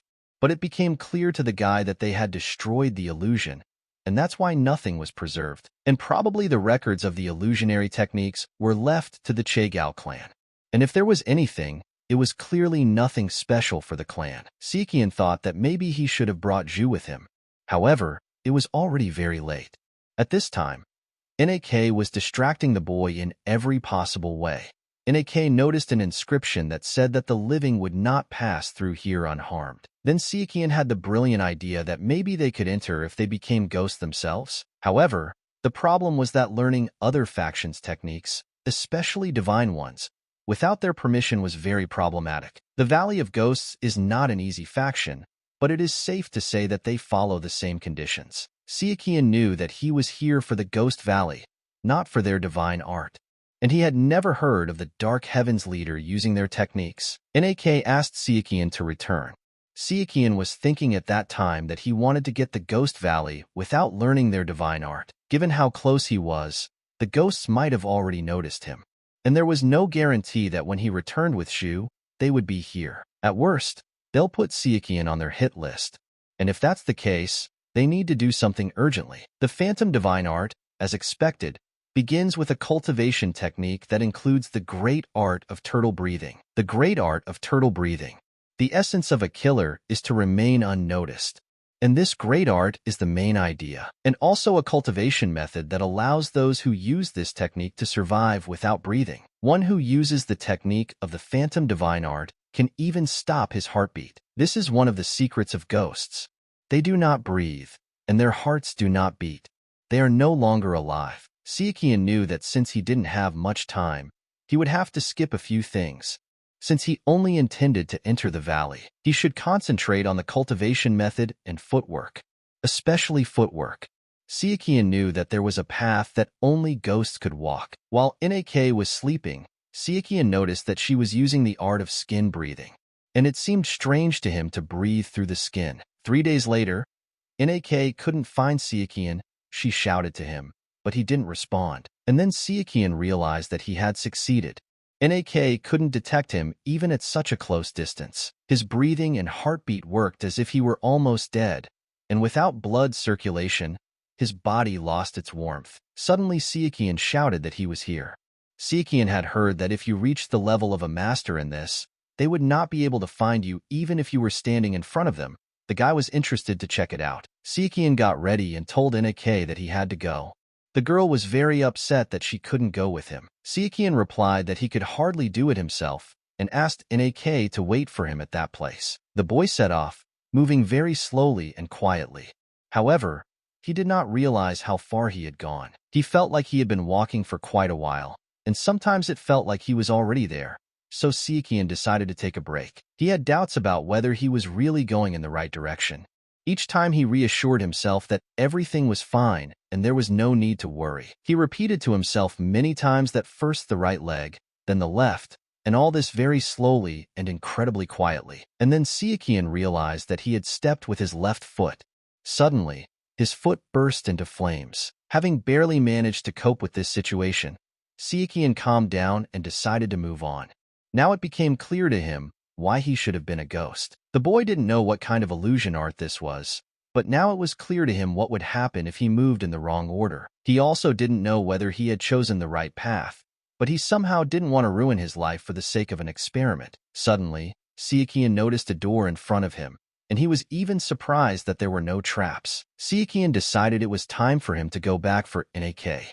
The girl was afraid to go to the Valley of Ghosts, but Sichuan promised that everything would be fine. The guy picked her up and said that they were going inside now. They reached the door, and only there did the guy put her on her feet. NAK asked Sichuan if he thought it was too dark. It was impossible to see anything if it weren't for those glowing balls. Unexpectedly, Sichuan warned the girl that if she suddenly encountered ghosts, she should calm down and try not to attack. And even if they attack first, she should try to focus on defense or non-killing techniques, since they are not here to become their enemies. After which Sichuan added that if they did attack, the girl should not try to find them, since she could not feel their breath or steps, and she would not even sense their presence. Then NAK asked if she should focus on blocking and parrying their attacks. Sichuan admired the girl, as she immediately found an answer, which was expected of her. Sichuan would like to try to talk to them before they get into a fight, but considering they are assassins who rely on ambush to win, that's not an option. Sichuan is sure that they will try to sneak attack them when they see them, so they should be careful. They continued on their way when suddenly a voice was heard. Nak asked Sichuan if he heard it. The guy replied that he heard it too, and it seemed to be about 15 meters away. Sichuan asked Nak to make sure she didn't make any noise and to erase her presence, since Sichuan knew that he didn't know how much they could fool the ghosts. But it was better than nothing. Sichuan looked through the door and saw ghosts fighting with each other. He didn't understand what was going on here. Sichuan also wasn't sure if all of them were ghosts. He was having doubts about whether he should help them or not get involved. Unexpectedly, Nak offered to help them, because their plan is to become allies of the Ghost Valley. And they must do it. Sichuan took a closer look and said that those crazy people were obviously enemies. Sichuan and Nak rushed to help. During the battle, Nak yelled at Sichuan that these people were not that easy to deal with. Sichuan advised her to focus on defense if she was in trouble. Sichuan told one of the ghosts that they had come to help, and he hoped there would be no misunderstandings. The ghost replied that he wanted to talk after the fight. Nak fought well the entire time, when suddenly Sichuan shouted to her that there was an attack from behind. Nak turned around in time and defeated her opponent. One of the ghosts thanked Nak. At that time, Sichuan didn't understand what was happening at all, since ghosts were never like that, and even if someone saves their life, they will kill him so as not to leave witnesses. And such kindness surprised Sichuan. Finally, the massacre was over. Then Sichuan decided it was time to introduce himself. He introduced himself and said that he was from the Hosen faction. He also said that he was just asking to make sure if they were the killers from the Valley of Ghosts. The boy added that he understood that they must be puzzled by the appearance of an outsider. And first of all, he would like to speak with their leader. Suddenly, one of the ghosts shouted that there was no such thing. Sichuan did not understand how this could be. Then the ghost said that there was one. Sichuan couldn't figure out what that meant, or if it meant they were all equal. He didn't know about the other ghosts, but usually there was one person who spoke out, the one who represents them, the head of the Ghost Valley. Sichuan guessed that they were hiding him. Then Sichuan turned to the ghosts and asked permission to express himself differently. And he asked, "Is there someone who represents this place?" The ghosts answered in one voice that there was. Nak asked Sichuan ironically if they were being too frank. Then Sichuan said to the ghosts that if so, could he talk to that person? Suddenly, one of the ghosts pointed his finger at something. Then Sichuan turned around and saw no one behind him. The ghost was clearly pointing at him. Sichuan couldn't believe it. He asked the ghosts, "What is the name of the head of the Ghost Valley?" The answer was silence. Then Sichuan realized everything and understood why the ghosts did not touch them during the battle and even help them. And then the ghost said his name. Nak asked Sichuan what was going on. Sichuan asked the ghosts to tell him everything they knew about the ghostly divine art. The ghost said that this is the first divine art of the Ghost Valley. It is not much different from the ghost art, including cultivation methods, footwork, and killing techniques. They are similar in many ways. But there is one major difference. It is the ability to control. No ghost is allowed to free itself from this control, nor is it allowed to show hostility or murderous intent against the controller. Here Sichuan understood what it meant. This is the reason why the Valley of Ghosts magically corrected itself the moment the head of the previous life died. Sichuan asked who was the leader of the Ghost Valley up until now. The ghost replied that the previous leader had drawn up a protocol and they were following it. Sichuan asked how long they had been following this protocol. The ghost replied that it had been 300 years. Then Sichuan asked what it meant. The ghostly divine art was lost 300 years ago. The ghost replied that it was not lost. Here Sichuan didn't understand anything at all. The ghost replied that the previous leader hid it for future generations. Sichuan then concluded that the head of the Ghost Valley knew the three-eyed ghost thief. However, the ghost replied that this was not the case. The three-eyed phantom thief was the head of the Ghost Valley. Nak started screaming that this simply couldn't be. The three-eyed phantom thief was the best thief in the world. Naturally, everyone was hunting for him. MURIM and even the common people all coveted his treasure. The thief needed a hideout so that his enemies would not track him and he could keep an eye on them, because he believed that if someone's actions were known in advance, they would never be defeated or caught. That's why the Valley of Ghosts was created. With the High Masters and assassins known as Spectres at his command, he was able to gather as much information as he needed. Now Sichuan understood what that tombstone meant, implying the third eye. Knowledge means information, power means brute force and help. And people are ghosts. Nak simply had no expression. Sichuan asked her what happened. The girl replied that a disciple of the Hosen faction had just become the head of the Ghost Valley, and he was still asking what happened. Sichuan replied that he himself did not expect it. Sichuan was thinking at this time that who could have known that the only divine art of the Ghost Valley gives the power of absolute control over ghosts. Nak had mixed feelings about not being able to tell anyone about this. Her heart was heavy that she would have to take this secret to her grave. Sichuan calmed the girl down and asked her not to worry, as they would only borrow their power to save the world. Nak reminded Sichuan that she still didn't fully believe his story. Sichuan smiled and replied that that was enough. Sichuan approached one of the ghosts and asked what his name was. The ghost replied that they were ghosts and did not need names. Sichuan explained to the ghost that he couldn't call him, "Hey" or "Come here." So he gave the ghost a name. Sichuan also addressed all the ghosts and said that he was scared that they were all talking together. And now only Soren would answer his questions. Sichuan asked Soren where exactly they were now. Soren explained that their location was not one place. Soren explained that there were 22 such places. Then Sichuan asked how many ghosts were present. Soren replied that there were 10, including him. Sichuan was surprised that there were only 10 ghosts. Soren said that there were 32, but they were killed by madmen who failed their training. Sichuan then asked who the people were that they were fighting. Soren explained that they periodically take in orphans and train them as ghosts. In the process, there is a ritual known as the killing of the heart to achieve a state of madness. If it fails, the person becomes mad. Sichuan found all this to be cruel and came to the conclusion that the three-eyed phantom thief was not himself, and he turned even such a little girl into a murder tool. In Sichuan's past life, the Ghost Valley was attacked much later, and it's no wonder that there aren't many of them yet. Probably the valley chief who learned his secret trained more ghosts. Sichuan asked Soren how many madmen were left. Soren replied that they didn't know exactly, about 50. Sichuan decided that they had to deal with the madmen to free these people. Sichuan asked if there was anything else he should know about this place. Soren explained that there were traps at many positions and the area was infested with high-level poisonous creatures. Now Sichuan understood why the ghosts had difficulty dealing with the madmen. And suddenly, at that moment, they were attacked. Sichuan immediately ordered everyone to split into groups of 3, except Soren. The ghosts immediately began to carry out the order. The guy meanwhile ordered Soren to stay with Nak, and if she was in danger, then Soren would have to fight to the last. The madmen surrounded from all sides.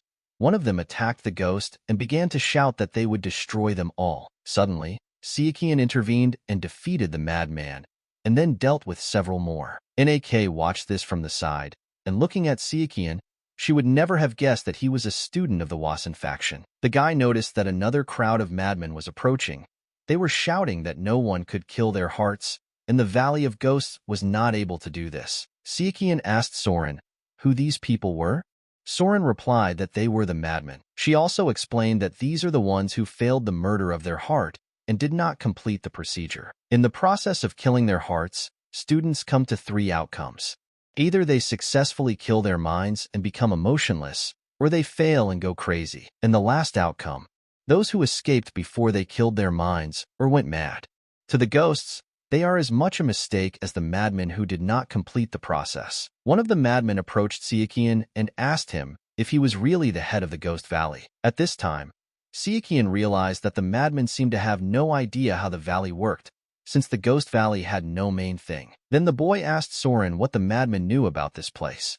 The girl answered that only that it was a valley of ghosts, and also about martial arts to become ghosts, and the procedure of becoming them. Meanwhile, the madman could not understand how Sichuan managed to conduct a dialogue with ghosts. And then Sichuan realized how things had been all this time. He was sure that they never spoke to each other outside of training, and probably even food was thrown to them without a word. So he turned to the madmen and said that he understood their feelings and suggested that they put down their weapons and talk. The madmen became aggressive and responded that Sichuan would never understand what they were feeling because he had kidnapped innocent children, threw them into a hellhole, and made them kill their heart. And now he dares to laugh and say that he understands them. Sichuan meanwhile took a deep breath He really didn't want to make enemies there. So Sichuan asked the madman to calm down and began to explain that there was some misunderstanding. Since neither he nor Nak did this, Sichuan introduced himself and said that he was from the Wasan faction. The madman did not believe it and prepared to attack. However, Sichuan ordered them to stop immediately. The madman retreated, and Sichuan asked the leader his name. The madman replied that his name was MURIM. After that, Sichuan ordered them all to line up in front of him. The madmen were angered by this. They could not understand what was happening. At this time, Sichuan also added that none of them should attack him and his younger sister Nak. The guy apologized for having to resort to extreme measures and said that they had a lot to discuss. And before that, Sichuan introduced himself again and said that he was a disciple of the Wasan faction and also the leader of the Ghost Valley. The leader of the madmen could barely contain himself and said that Sichuan was talking complete nonsense. Sichuan replied that he could order him to kill himself, and there was no point in lying. The guy also said that he was really sorry that this happened to the madmen, and it's no wonder why they hate the Valley of Ghosts. And to deal with this, the madmen probably want revenge and destroy the Ghost Valley. But Sichuan can't allow that. He needs their power to save the MURIM. So Sichuan made an offer to the madmen. He offered them to work for him. The leader started shouting that Sichuan was just going to use them as tools like before. However, Sichuan asked to listen to him. The guy looked at each of them carefully and said that in exchange he would give them freedom. The madmen couldn't even blink from shock. Sichuan explained that they didn't have to kill their hearts anymore, and as long as the madmen kept certain things secret, they would be free to go wherever they wanted. The guy also said that sometimes he would give them tasks, but they could freely refuse them, and if they accepted, they would be rewarded accordingly. The leader couldn't tell if Sichuan was joking or just lying, but he knew one thing: Sichuan had the power to control them. The leader then asked Sichuan what would happen if they refused his offer. Sichuan replied that he would not kill them, but he would not allow them to get in his way. So he would have to impose a few restrictions on the madmen and leave them in the valley. The guy also said that he would not allow them to kill the ghosts, as he needed their power. He ordered the madmen to think carefully about his words. 2 days later, the madmen finally accepted Sichuan's offer. The guy was pleased and asked to address him less formally. The chief said that they accepted this dirty offer only because they had no choice, and not because they were grateful to him. And the leader also put his hand on his heart and said that no one would break their hearts or steal their emotions. And even if Sichuan took their bodies, their hearts would still belong to them. Sichuan listened to this and suddenly asked Soren how exactly the process of killing a heart occurs. Soren explained that in order to prevent information from leaking, even when captured, a person must endure torture. And so the ghosts begin to torment them, to develop immunity to torture. And after a person has endured torture, a student with whom they grew up together is brought to him, and then they order their friends to kill each other and then use the drug. At this point, Sichuan asked Soren to stop telling this horror story. The guy realized that the three-eyed phantom thief was a real psycho, and he didn't want to go into such creepy details. After some time, Sichuan, Nak, and the madman finally got out of the valley. The boy never thought that he would miss the sunlight so much. Nak was also incredibly happy with the gentle rays of the sun. Suddenly, Sichuan turned around and noticed that the madmen were crying with happiness at this time. They didn't even know what to do next. Sichuan told them that they could do whatever they wanted. The madmen didn't understand what he meant. The boy then explained that he would send a ghost when he needed them. And Sichuan also preferred that the madmen stay nearby. The leader looked at Sichuan and said that they didn't trust him yet, and maybe this was all just a dream. So they decided to check first, and if all this is real, then they will accept the guy's offer and help him. Sichuan expected that the madmen would not let go of their grudge against the ghosts so easily, so this solution was enough for him. As a parting word, the guy said that if they had nowhere to stay, they could come to the sword faction he had told them about. The leader thanked the guy. The madman left, and Nak asked Sichuan if he was sure he was letting them go. The guy replied that he had warned them about the restrictions. However, Sichuan agreed with Nak and admitted that he made a mistake as madmen might betray him. Nak started screaming and asked why he let them go then. Sichuan looked into her eyes and replied that it was simply because he wanted to. After some time, Sichuan and Nak arrived in Shandong. People immediately started recognizing the guy on the streets, and he was only flattered by the fact that he was a celebrity. But Nak found it suspicious that they were getting so much attention. Sichuan started laughing and asked her not to be jealous. After walking a few more meters, Nak noticed that there was even a monument erected in Sakan's honor. The guy asked her not to ask about it, and then the merchant Li appeared on the horizon. He immediately threw himself into Sichuan's arms and began to shout that he missed him, and he waited for him so much that he even made a statue of Sichuan and worshipped it every morning. And then Sichuan took out his sword. Li started yelling at the boy not to do anything stupid, as it was a very expensive item. But Sichuan got angry and yelled at Li to destroy it, and in 1 second, Sichuan destroyed the statue. Li was a little sad and said that they hadn't seen each other for a long time. The boy ordered the merchant to stop crying and start reporting to him what had happened while he was away. Li reported on all the changes and the expansion of his business. He also said that since Mitsara came to them, he began teaching. After that, Sichuan asked how Zhu was doing. Li replied that he was probably sleeping now. The guy thought it was strange since it was already noon. The merchant said that Zhu had not been able to sleep a wink at night, since he said that he had started inventing something. Then Sichuan replied that everything was fine, and they would see each other when Zhu woke up. And then he said that he wanted to introduce something to the merchant. Li immediately bowed and began to speak. Nak Soul, the great heroine of martial arts and the granddaughter of the owner of the blooming sword. The merchant said that it was a great honor for him to meet such a girl. Nak was surprised that the merchant knew about her. Li replied that it was not surprising, since anyone who visited the Wasan faction was captivated by her beauty. The merchant also added that, besides this, Nak is one of the few people important to the master, and Li knows everything about him, and he could not help but know about her. Nak bowed to the merchant and thanked him. Li was confused and said that such formalities were not necessary for an ordinary merchant. Li was very surprised, as martial artists usually look down on merchants. Sichuan interrupted this dialogue and said that there was someone else he wanted to introduce. The merchant was already preparing to greet another companion. Sichuan said that his companions were already here, and suddenly ghosts appeared behind the boy. The merchant was very scared and started screaming. The boy explained to the merchant that these two would now be his legs and arms. Li did not understand at all what Sichuan meant. Sichuan explained that the strength of these two was enough to kill supreme warriors and even the supreme master, and since they specialize in assassination, Li can now use them as he wishes. But Sichuan made a condition for the merchant to treat them as people and not as tools, because ghosts already have a complicated history. The guy also explained that these two ghosts would serve the merchant for the rest of their lives, and they had no names, so Li had to come up with names for them. Sichuan concluded and promised that he would visit them again tomorrow. Li wished him a good rest. However, before Sichuan could take a few steps, he suddenly returned. Li did not understand why the guy returned. Sichuan explained that he came back to get the secret scripture he left last time. The merchant replied that he understood, and it was no wonder that the Shaolin monastery had been so quiet in recent days, and it was difficult for him to keep this secret alone. The merchant told Sichuan that he changed the location of the writing every 2 days, and he was the only one who knew. Some changes had to be made to the mansion.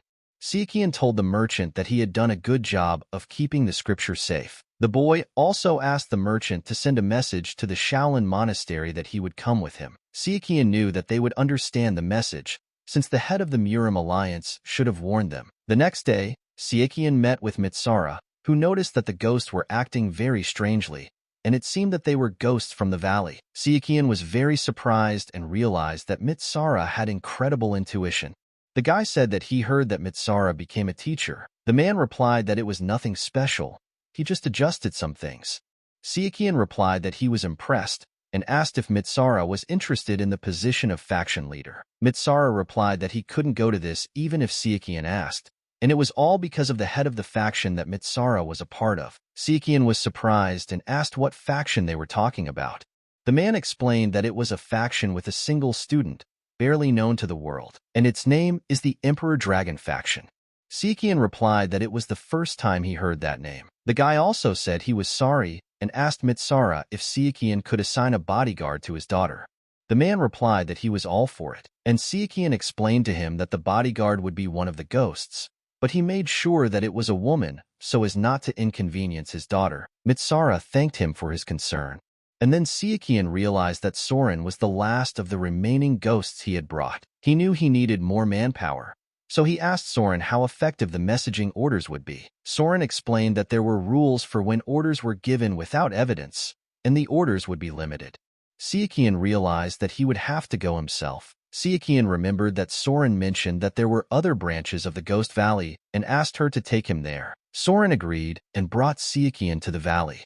There, the boy saw 40 ghosts and 100 trainees. He understood that it was good that he had control over the Shandong Valley, but he did not understand what to do with the students. Because creating ghosts was an inhumane process, Sichuan couldn't allow it to continue. But he can't free them either.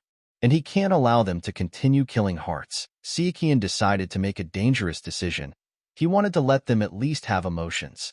And then the guy notices something interesting. Sichuan opened it and thought, could this be a list of work applications for the Shandong Valley? But why is the name of the merchant chief here? Let her not tell him that they were planning to kill him. Soren replied that this was a request they received before they checked the list of exceptions he gave them. They planned to reject them all and pay for the cancellation. Sichuan thought about it and realized that the request was from a merchant from Jiangxi.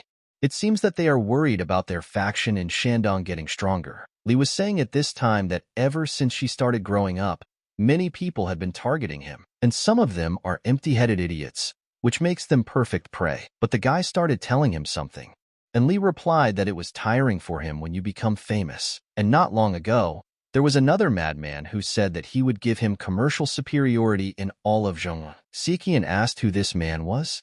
Li replied that he did not tell him his name, but gave him 10 gold pieces when they first met, but didn't pay much attention to them and sent them back. Sichuan told the chief that he said he would come back. Let Chief Li make sure that the entire faction is well protected, and especially pay attention to those who have recently been recruited. Li told the guy that he was expected to. He also realized that the guy was suspicious. Sichuan told the head that he didn't need to ask him for details, just to be more careful from now on. The guy thought and realized that the heavenly scales had contacted him. But everything should have been different. Celestial Scales, one of the Big Dipper squad, receives orders from the celestial sphere or the head of the dark heavens himself. Sowed his spies into each faction, and it must be because of the rapid growth of the Golden Desire Sword faction. And he doesn't know how the Merchant King rejected their proposal and protected his assets, but he must stop them. And this time, Sichuan decided that everything would not be as he said. It was time to deliver a crushing blow. The guy's first target will be the Dark Heaven Intelligence Center, Heavenly Jade, one of the 7 heads, the Hao faction leader. In turn, the Hao MURIM faction is divided into the True Path, the Unrighteous Path, and the Path of Demons. But besides them, there is a Black Path.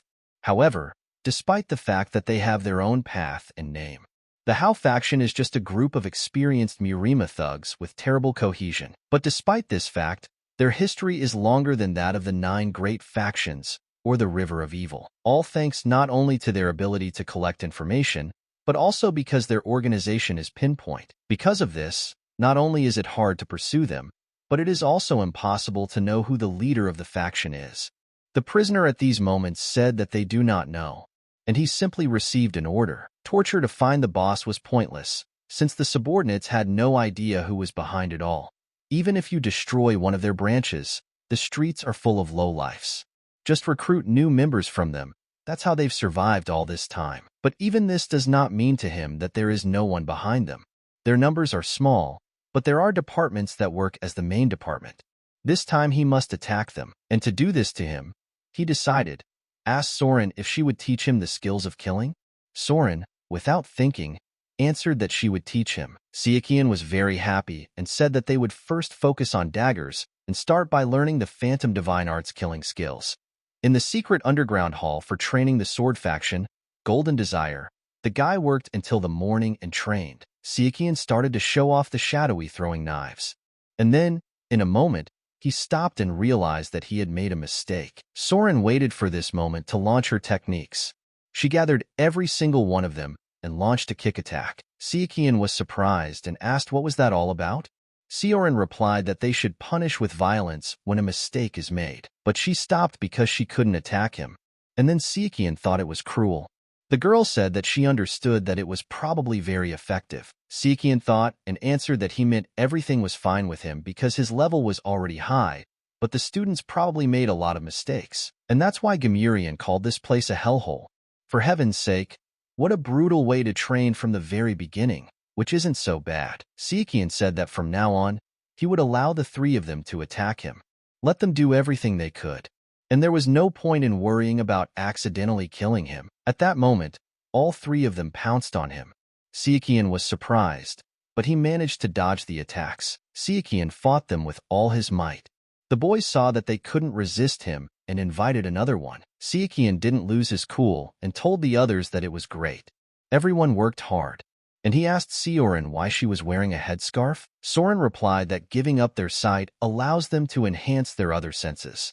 With heightened hearing, they can hear enemies from afar, or even their slightest movement. And with a heightened sense of smell, it becomes easier to detect and identify poison. This allows them to act most effectively. That's why they train like this while still apprentices. Sichuan thought about it, and remembered that he had heard that assassins were brutally driven during training. But this was much harsher than he thought. He asked Soren if it wasn't convenient. Soren replied that she didn't understand the question. She wore them in front of others too. They asked her. Soren replied that it depends on the situation. She takes it off when she needs to infiltrate a group of people. Sichuan asked her if she knew how to use the shape-shifting technique. The shape-shifting technique is a type of martial art. It allows the person who uses it to transform their facial shape and bone structure. Soren immediately answered him that she did not know. Only a few masters were able to know her. If they want a specific look, they try to find someone similar in their group. Sichuan replied that he understood. At that time, there was a festival in Zhengzhou City, Hunan, and there were many beautiful girls who had a lot of influence in the city. The men looked at the girl who sat on the balcony and said that she was part of the Hao faction. Just like that man. And then the guy who was selling his goods asked a passerby if he wanted to come and see him. Sichuan understood that everyone working here was from the Hao faction. Now he needed to find the Dark Heaven agents among them. Before he acts, he will start by collecting data. But again, there are many people from Hao here. If he shows even the slightest suspicion, they will start hiding, and that is such a pain. And so he will become part of the Hao faction. At this time, the seller said that the goods cost 1 silver. Sichuan handed it to him, and the seller asked his name. Sichuan decided that his real name didn't need to be said, and decided to answer that his name was Biren. The guy sitting next to him noticed him and said that he didn't look like just any guy, but they can't treat every person they meet the wrong way. Sichuan went to the other side and told the guy that he needed a job. The guy told him to speak more lightly and let him tell what he can do. Sichuan replied that he was good with a dagger and was good at fighting. Then the boy replied that he had a job just for him, but she is very dangerous. Still interested in such a proposal?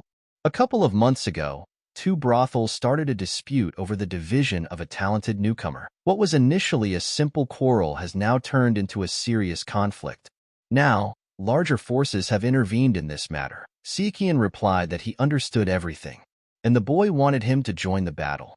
The boy said that was correct, but he didn't want him to die a meaningless death. Because of this mess, all of Zhengzhou is littered with corpses. Sichuan asked which side he should join. The guy replied, either one. Sichuan went up the mountain and thought that the 2 brothels involved were the Red Tower and the Blue Tower. They still continue to carry on their nightly affairs, but behind the scenes they carry out their bloody deeds. His job is to eliminate the martial arts warriors hired because of this problem. The accompanying warrior of the Red Tower, Bu Dubek, laughed without stopping. And then the girl came to him and told him to take her drink. It was a great decision to join the Hao faction, Bu thought. He was already tired of running away from all the troubles he had caused, and he can't believe that he got such an attitude towards himself just by smashing the heads of a couple of warriors from the Blue Tower. You can't even imagine such a thing in the river of evil. Bu got really excited and started yelling for them to bring him more booze.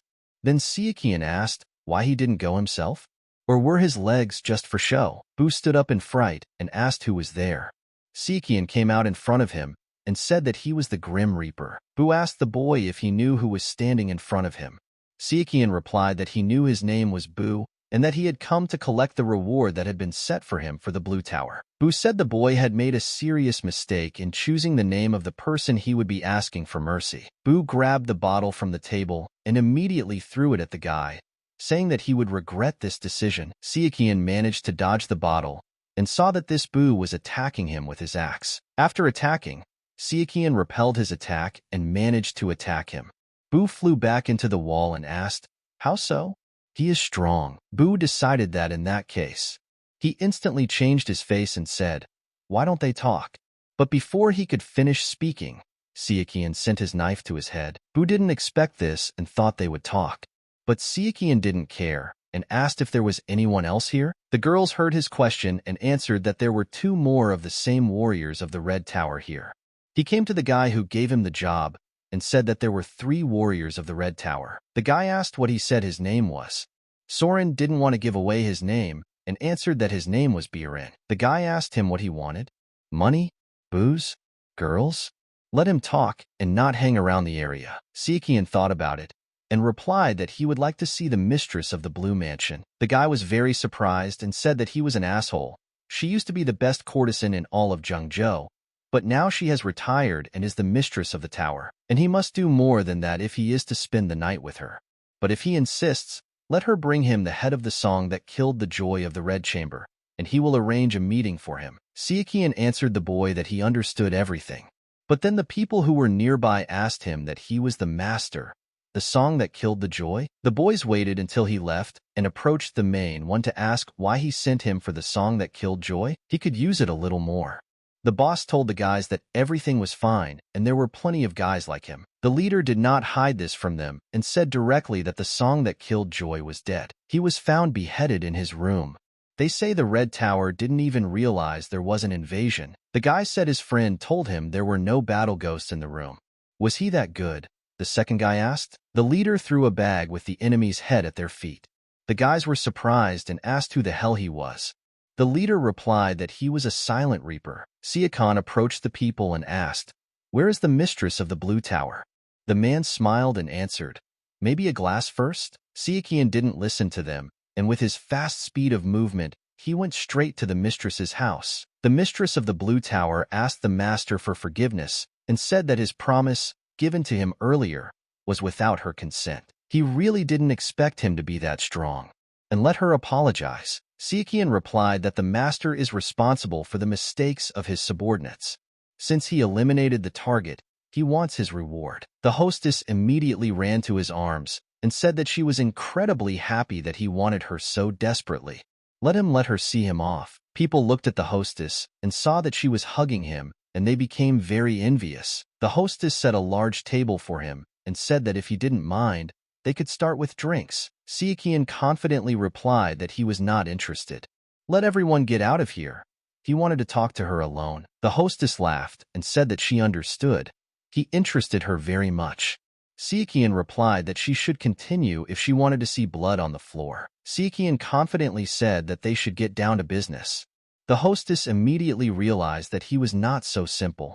What did he want to talk to her about? Sichuan replied that, frankly speaking, he was not interested in spending the night with her. The hostess became curious and asked what he wanted then. Sichuan didn't hide anything and replied that it was information about the Hao faction. The hostess didn't expect this and was shocked. The hostess asked the guy what he meant by information. Sichuan replied that, frankly speaking, he was looking for someone who could help him, and the Hao faction leader would be the best fit. The hostess sighed and became depressed. She told the guy that she couldn't tie him up directly, but she knew someone who could. Sichuan said that was great. Let him introduce him. The hostess replied that it was not so easy to do. She needed some appropriate reason. Sichuan replied that he understood everything. Honestly, he is a killer from the Valley of Ghosts. The hostess, hearing these words, was very scared. Sichuan saw her face and told her not to worry. He meant that he came out of there. He was no longer part of them. He was a ghost, but he escaped after accidentally killing his mentor, and he needs the power of the Hao faction leader to hide from them. The hostess immediately thought that the guy's movements were frighteningly similar to the movements of those who are called ghosts, and she thinks he is lying. The hostess thought about it and told him to wait a minute And the guy came in and said that it turns out he is the Silent Reaper that everyone is talking about. And he introduced himself as Kong Myungcho. Sichuan didn't reveal himself and said that there was a flexible poison in front of him. Kong asked him if he knew who it was. Sichuan replied that he works for the Blue Tower. Of course he knows. Kong said that he understands everything. The hostess told him about him, and he will be frank. Faction leader Hal is an unreliable person. She is the type of person who would sell him back to the Valley of Ghosts instead of protecting him, although he understands that the guy might not believe the words of a man following the Black Path. Sichuan wondered why Kong was telling him this. Kong responded and said that there were two reasons. He needs the power of a ghost. Secondly, because the leader of the Hal faction will soon be replaced. Sichuan looked into his eyes for a long time and answered in the end that he understood. And he already knows who the leader of the Hal faction is and where its people most often show up. But if you rush with the direction, then there is a high probability that she will run away and hide. And so internal feud. Since the faction leader's position is unstable, he must create a situation where she will have to come forward using people who covet her position. Sichuan thought that the intelligence potential of the Sky Jade came from the Ha faction. If the faction's foundation was shaken, it would not be able to abandon it like that. If it is a conflict created by people from within, he will not be suspected. Sichuan asked Kong, "Does that mean he wants to use him? Isn't that the point of MURIM? Everyone uses each other for their own benefit. All this talk about justice is a dirty lie." Sichuan wondered why a man of his caliber wasn't known. He had such confidence and fighting spirit, yet he still didn't think of himself as the strongest. He wasn't the usual punks you'd see on the Black Road, or maybe that's why no one knew him. But he doubts that he survived after showing hostility to the Hal faction leader. Sichuan thought about it and told the guy that he agreed. At that moment, he saw his face and asked what was wrong with him. It was Kan who persuaded him. Kan replied that because things in MURIM, in life, usually don't go as planned. Sichuan said that if he wanted a reason, he would just say that he would rather believe him than someone he had never seen. Kong told the guy that this was enough for him to believe him. Maybe he was lying. Sichuan was surprised and asked, should he believe him? Although he has only been in the Hal faction for a few days, he knows the rules of these streets very well. He doesn't trust anyone. Kan came to fight the enemy and shouted to his men not to leave anyone alive. People started shouting that it was the Silent Reaper. Khan had lured the Silent Reaper to his side. Kan grabbed one of the enemies and said that from this moment on he controls the Red Tower. Does this mean that both the Red Tower and the Blue one are now under the control of this guy named Kan Myungcho? The girl asked. The girl thought that Kong Ningchuo, the flexible poison, he had heard of him before. An orphan from Zhengzhou, of which there are many on the streets. He was lucky to learn martial arts from someone. He seems stubborn, but nothing more. There's nothing special about him. But the Silent Reaper is a real pain in the ass. But it's not worth her attention. In addition to the Blue and Red Towers, there were many factions in the Hal faction, and some of them swore allegiance to the faction leader, becoming the minions of the Heavenly Jade. And they're his next targets. Kong told Sichuan that they needed to talk about their plans. They'd recently taken over the Red Tower, but that was just the beginning. Everyone knows how dangerous and greedy Zhengzhou is. They expanded quickly, and therefore made many enemies. They need to hit them before they hit them. The warrior asked the chief, "Does this mean war, Hinam?" Kong replied that he did. But that's not all. He plans to take over all of Zhengzhou. Viper Sword, Arsenic Pig. The warriors started saying that they were all celebrities of the Hal faction. They couldn't. Kan asked, "Seriously?" No need to worry. On their side is the Silent Reaper. The warriors, hearing his name, began to shout his name and rejoice. Kan told the leader that they would first deal with the annoying Viper Sword. Of the three, it was the hardest to deal with. He is not only a strong master, but also a good strategist. Kong asked Sichuan what he thought about this. Sichuan said that he would deal with the muscular pig himself. The owner heard his words and said that it was outrageous. Sichuan said that Arsenic Pig is the dullest among them, but he is not an idiot. Even if they defeat Viper Sword, they will still suffer casualties. And he is sure that they will use this to strike. The mistress replied that they were well aware of the consequences. But even the Silent Reaper could not simply enter the lair of a muscular pig. Kan thought and realized that he didn't expect him to go this far. Perhaps it was because he was confident in his martial arts. But he had no reason to object. Uncontrolled power is a double-edged sword.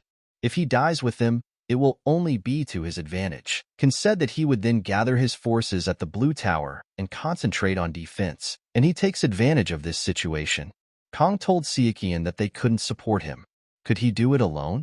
Sichuan confidently answered yes. At this time, the western outskirts of Zhengzhou in the pub, the team of the guy was drinking. But then the head answered that the door opened and immediately shouted that the flexible poison is coming. Here is the flexible poison. The enemies got scared and said they had to get out of here. Kang saw this and told his men to kill them. The guys ran to the snake's lair and shouted to their people that it was time for them to go because they were under attack, and let them wake up the boss. The boss received information and he shouted that flexible poison, impudent scumbags, and how dare they attack them. The boss ordered the servant to send all the bow wielders to the roof and tell them to put up barriers where he said, and if anyone tries to escape, let him cut off his head without hesitation.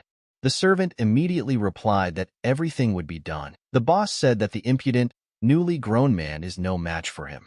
The real problem is the Silent Reaper. They stood at the door, and the servant told Sichuan that it was here, and let him go there himself. Kang told Sichuan that the arsenic pig's lair was a hellhole even for Zhengzhou. It was filled with idiots who had no patience or decency. Blackmail. This is the abode of violence in its purest form. Even people of the Hao faction do not go there if they are not confident in their strength. However, there is a place where violence is limited, and it is a secret underground arena. Sichuan asked the guy what he was saying, that he used to work in the arena. The servant replied that it was all right. Sichuan told him to take him there. But then someone shouted at him to stop. The warrior ran up to him and said that he didn't know him, but if he wanted to come in, let him give him 2 silver coins. Sichuan replied that he did not carry such a thing with him. The warriors began to address the master and asked, so he would allow himself to be fooled? The warrior replied that he understood everything, how strong his desire to die was. But then Soren approached him. The warriors were surprised and confused when she came to them here. Soren told her people that they were allowed to fight back, but first of all, to ensure the safety of their guide, and let them focus on defense, not attack. They can let them go if they don't show any desire to fight, and so quickly let them immediately kill them all. The guys immediately answered Soren that now everything will be done. At this time, on the western outskirts of Zhengzhou, Kang shouted to his men that archers had started shooting from the rooftop. Let them immediately cover themselves with shields. Kang decided to take this on his soul and approached the archer. The archer immediately got scared and said it was flexible poison. Kang said he was an idiot. He should have shot first. Kang ordered his men to deal with the archers first. The boss was watching from the window and saw his men losing. The boss asked why they still dared to irritate him. He ordered the spearmen not to let them break through. The rest of you, prepare for an attack and keep an eye on the rooftops. The boy asked Hinnom what they should do with the wounded. Hinnom asked the boy if he was seriously asking him about this. Let them go and fight until they can't move. He himself will cut the throats of all the deserters. Hinnom said to stop them before they get to the office. Let them all be killed. Kai saw one archer and said that he was on the roofs. At that time, the girl received a letter from a dove. She started laughing and saying that the flexible poison had attacked the viper's sword. That's good. She hated that idiot anyway. The femme fatale said that she would have done it herself if the Hao faction leader hadn't forbidden them from attacking each other. But she has no doubt that the flexible poison will be enough to defeat the viper's sword. But she should bet on the Silent Reaper. At this time, the people of the Viper Sword clan were living the worst day of their lives. After all, there was a lot of blood. Then Sichuan told his men to be quiet. They looked at the stairs and said they could hear voices. At that time, underground fighting was going on, and people were screaming so loudly that they could be heard from the 4th floor. People were telling the fighters that they didn't understand how much money they had put on them. Sichuan came down with his warriors and said that it seemed that shouting in such a crowd was useless. He asked the guy if there was any way to recognize the arsenic pig and his men. The guy replied that he definitely wouldn't miss the arsenic pig, and his men had snout-shaped decorations on their weapons. Sichuan replied that it was a good job. They no longer needed his escort, and he could go. He immediately thanked the guy and gave him money. Sichuan was ruthless this time, and ordered his men to kill all the arsenic pig's people, and if anyone else expresses hostility, eliminate them without hesitation. The soldiers replied that the order would be carried out. Sichuan also didn't just watch and pounced on the guy with his attack, leaving him no chance to escape. People started to get scared and asked what was going on here. They couldn't see who was killing everyone. Sichuan said that he was definitely going after the arsenic pig. And then one of the guys said that he was such an idiot when he was young. Why did he hang around in the woods when he could have been in a place like this? The servant knocked on his door and addressed the master. The boss came out, opened the door, and asked who dared to interrupt him. The servant replied that they were being attacked. The boss replied that he was going to kill him if the reason was trivial, but it seemed he was lucky. The servant was delighted and beamed with joy. The boss said that everything would be fine if the situation was not too dire. But then another guy came and shouted to the owner that the enemy was already inside. At this time, Sichuan's team was exterminating all the enemies. People saw him and shouted, "It's a ghost. It's time to run." But some said that they shouldn't run away. Don't they know what's going to happen? He's just going to kill everyone here. And then the boss himself came out and called everyone cretins. Sichuan heard in an instant that the warrior master was here, and he came. The boss asked them. They didn't even fight back? The boys told the owner that of course not. They were just playing with them. The boss told the enemies to get out already. His eyes can't be fooled, and he can still hear how he is already shaking with fear. Sichuan appeared in front of him and asked, "Is it true?" The boss was surprised and started laughing. Sichuan didn't get it and asked what was so funny. The boss replied that how could he not laugh when he turned out to be even more of a dumbass than he expected, a self-revealed killer? This is supposed to show how confident he is in his martial arts. The boss held out his sword and told the Silent Reaper that he would lose. Because he underestimated him, and because he underestimated Zheng Zhou, the boss said he would show mercy. Let him surrender now, and he would spare his life. The same goes for the rats he brought with him. Sichuan knew that there was no need to be afraid of a murderer who had revealed himself. The boss asked the boy if he knew the principle of killing a muscle pig. Murder is an art. It involves killing the victim without being noticed. This means that even if it is discovered, as long as there are no witnesses, it is still technically murder. Sichuan immediately reached for his mask and showed his face. The boss started laughing and saying that he had already given up so easily. The boss charged at him and shouted that he would kill him before he could even gasp. At the last moment, Sichuan made a small movement and stepped back. Sichuan instantly realized that this bastard was slow. Sichuan immediately jumped on his sword and headed towards him. Sichuan pulled out his knife and decided to scare him and made several cuts. He immediately understood that the guy would kill him. The pig immediately asked him for forgiveness and said that if there was anything he wanted. Sichuan asked what he just said about killing. The pig froze and got scared at that moment. Sichuan raised his knife and thought that this should be enough to get on the nerves of the Sky Jade. The pig begged the boy to spare him. Sichuan told his men that since they were done here, half would stay here so that no one could take over this place again, and the other half should follow him. The soldiers replied that everything would be done. Kan shouted to his men not to let them come any closer. Let them rip their guts out.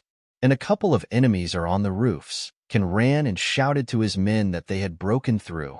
The boss saw that all this was going to hell. Useless idiots. Kan saw the leader and said that it meant he had finally shown up.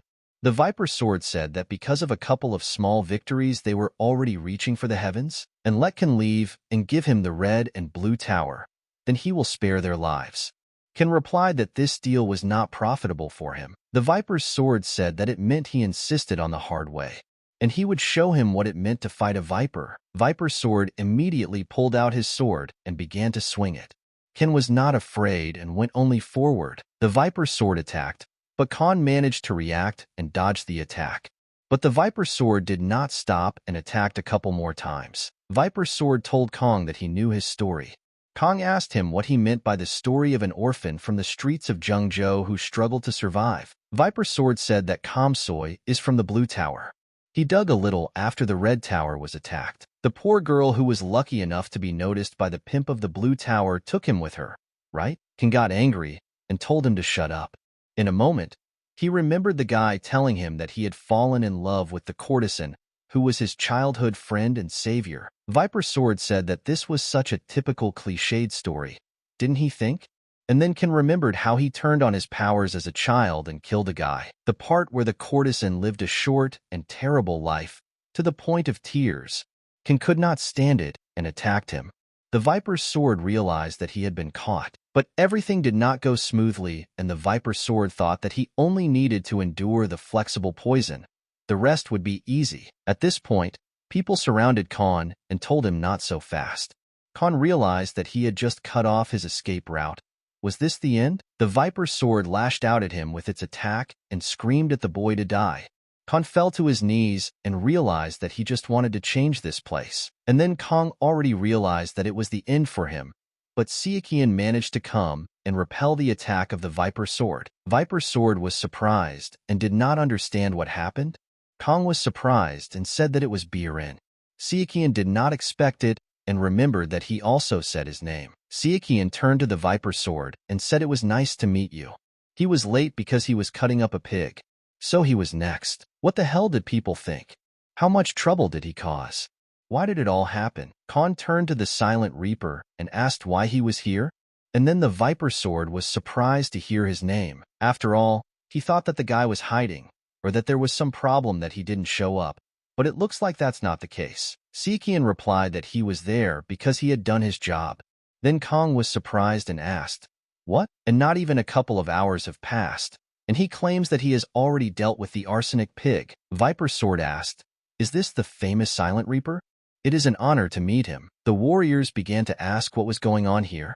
The sword said that it was nice to meet him. He was looking forward to meeting him. Sichuan was surprised and asked, "Meet him?"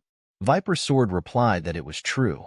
He was curious as to why a strong warrior like him would help a scumbag like Kong. They can say whatever they want. I'm ready to help with everything. Actually, he's one of the top 5 of Zhengzhou. No, the top 5 of the Black Path. Let Sichuan work for him, and he promises him wealth and glory. With his strength, they can be the second man of the Black Path forever. Sichuan asked, "Not the first?" Viper Sword told him to surrender. Faction Chief Hao is not human. Even all of them couldn't reach her level. Faction Chief Hao said that the whole world was being deceived. She must be in the top 100 martial artists. Viper Sword said that together they could become the right and left hand of the faction leader. So, how about it? And then Sichuan interrupted him and said that he wasn't interested. Because how can a warrior of the light faction become the left or right hand of the Black Path? Both boys were surprised by his answer and did not understand why he responded to the Viper's Sword like that. Sichuan bowed and told the Viper's Sword that it was nice to meet him. And then someone told him to wait a minute. The Viper's Sword knew that the guy was strong, but he revealed himself, even though he was a killer. Sichuan saw that the Viper's Sword had grabbed the sword, and without saying anything, he released his knife straight at him. He told him that the assassination was based on hidden movements, so that the enemy would not realize anything. Viper's Sword shouted to his men that he understood and let them attack. Sichuan understood them and stood still and waited for the moment. Sichuan said it was like these attackers. He didn't waste any time and launched his knives straight into their chests. Sword of the Viper, seeing that his men had died from one blow from the boy, fell to his knees and told the boy to spare his life. The chief's men were surprised and did not understand why he was doing this. And the Viper's Sword lost. They asked what they should do now. Should they run? They had heard that the Silent Reaper knew no mercy. Sichuan said loudly that it was over. People began to say that Kong Nungcho of the Flexible Poison was the new owner of the Snake Den. Viper Sword was surprised that it was Kan who was the leader and sat down at his feet and began to talk to him to spare him and give him a chance to serve under his leadership. Kan kicked him and told the Viper that if he had any possessions he was hiding, he'd better tell him now. Otherwise, he'd die a slow, painful death. The next day people were asking each other if they had heard of the Viper Sword. Last night, he had lost. And then the girl found out that Sichuan had destroyed the underground arena. How dare he touch one of their main sources of income? She said that she couldn't report this now until she figured it out herself. The master was already in a bad mood. It's not such a big deal. First, everything needs to be fixed. Flexible Poison is quite capable. She'll leave it for now to restore what was destroyed. And if he quickly sorts everything out, His death will be very quick and not painful. The guy sitting at the table said that he heard that Khan had captured both the east and the west. But only a week had passed. It's understandable, really, considering he killed a sword viper and a pig in the same day. It seems that even the Silent Reaper is supporting him. Does this mean that the flexible poison is targeting the position of the Hao faction leader? Kong gave Siakian a letter and said that the femme fatale had sent a message this morning. The boy asked, "What is it?" Khan said that she was inviting him to the banquet to congratulate him, and he wasn't the only one invited. His name was there, too. Siakian asked, "Where is it?" Kong clutched the letter in his hands and said, "In the Southern Tower of Fire, a brothel located in the southern territory of the femme fatale." Siakian said that they suggest choosing a place if they suspect a trap. What will Kong say?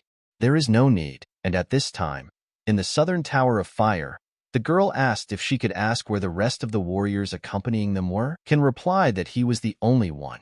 The warriors immediately thought that they had confidence. But this was not confidence, but recklessness. This is the territory of the mistress of their tower. However, he brought only one bodyguard into the lair of the femme fatale. The girl treated them with respect and asked them to come here.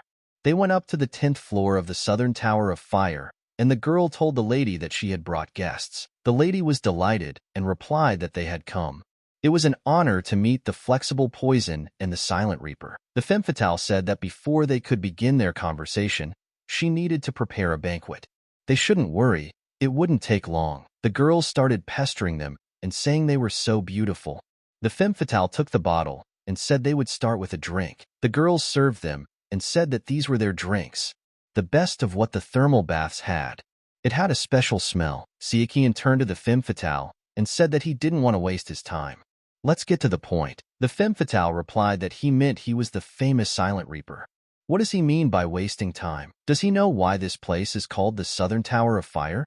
Siakian told her that he didn't care. The femme fatale said it was because people came here and burned their minds and bodies to ashes. And every man leaves this place with a once-in-a-lifetime experience. Let them tell him their taste.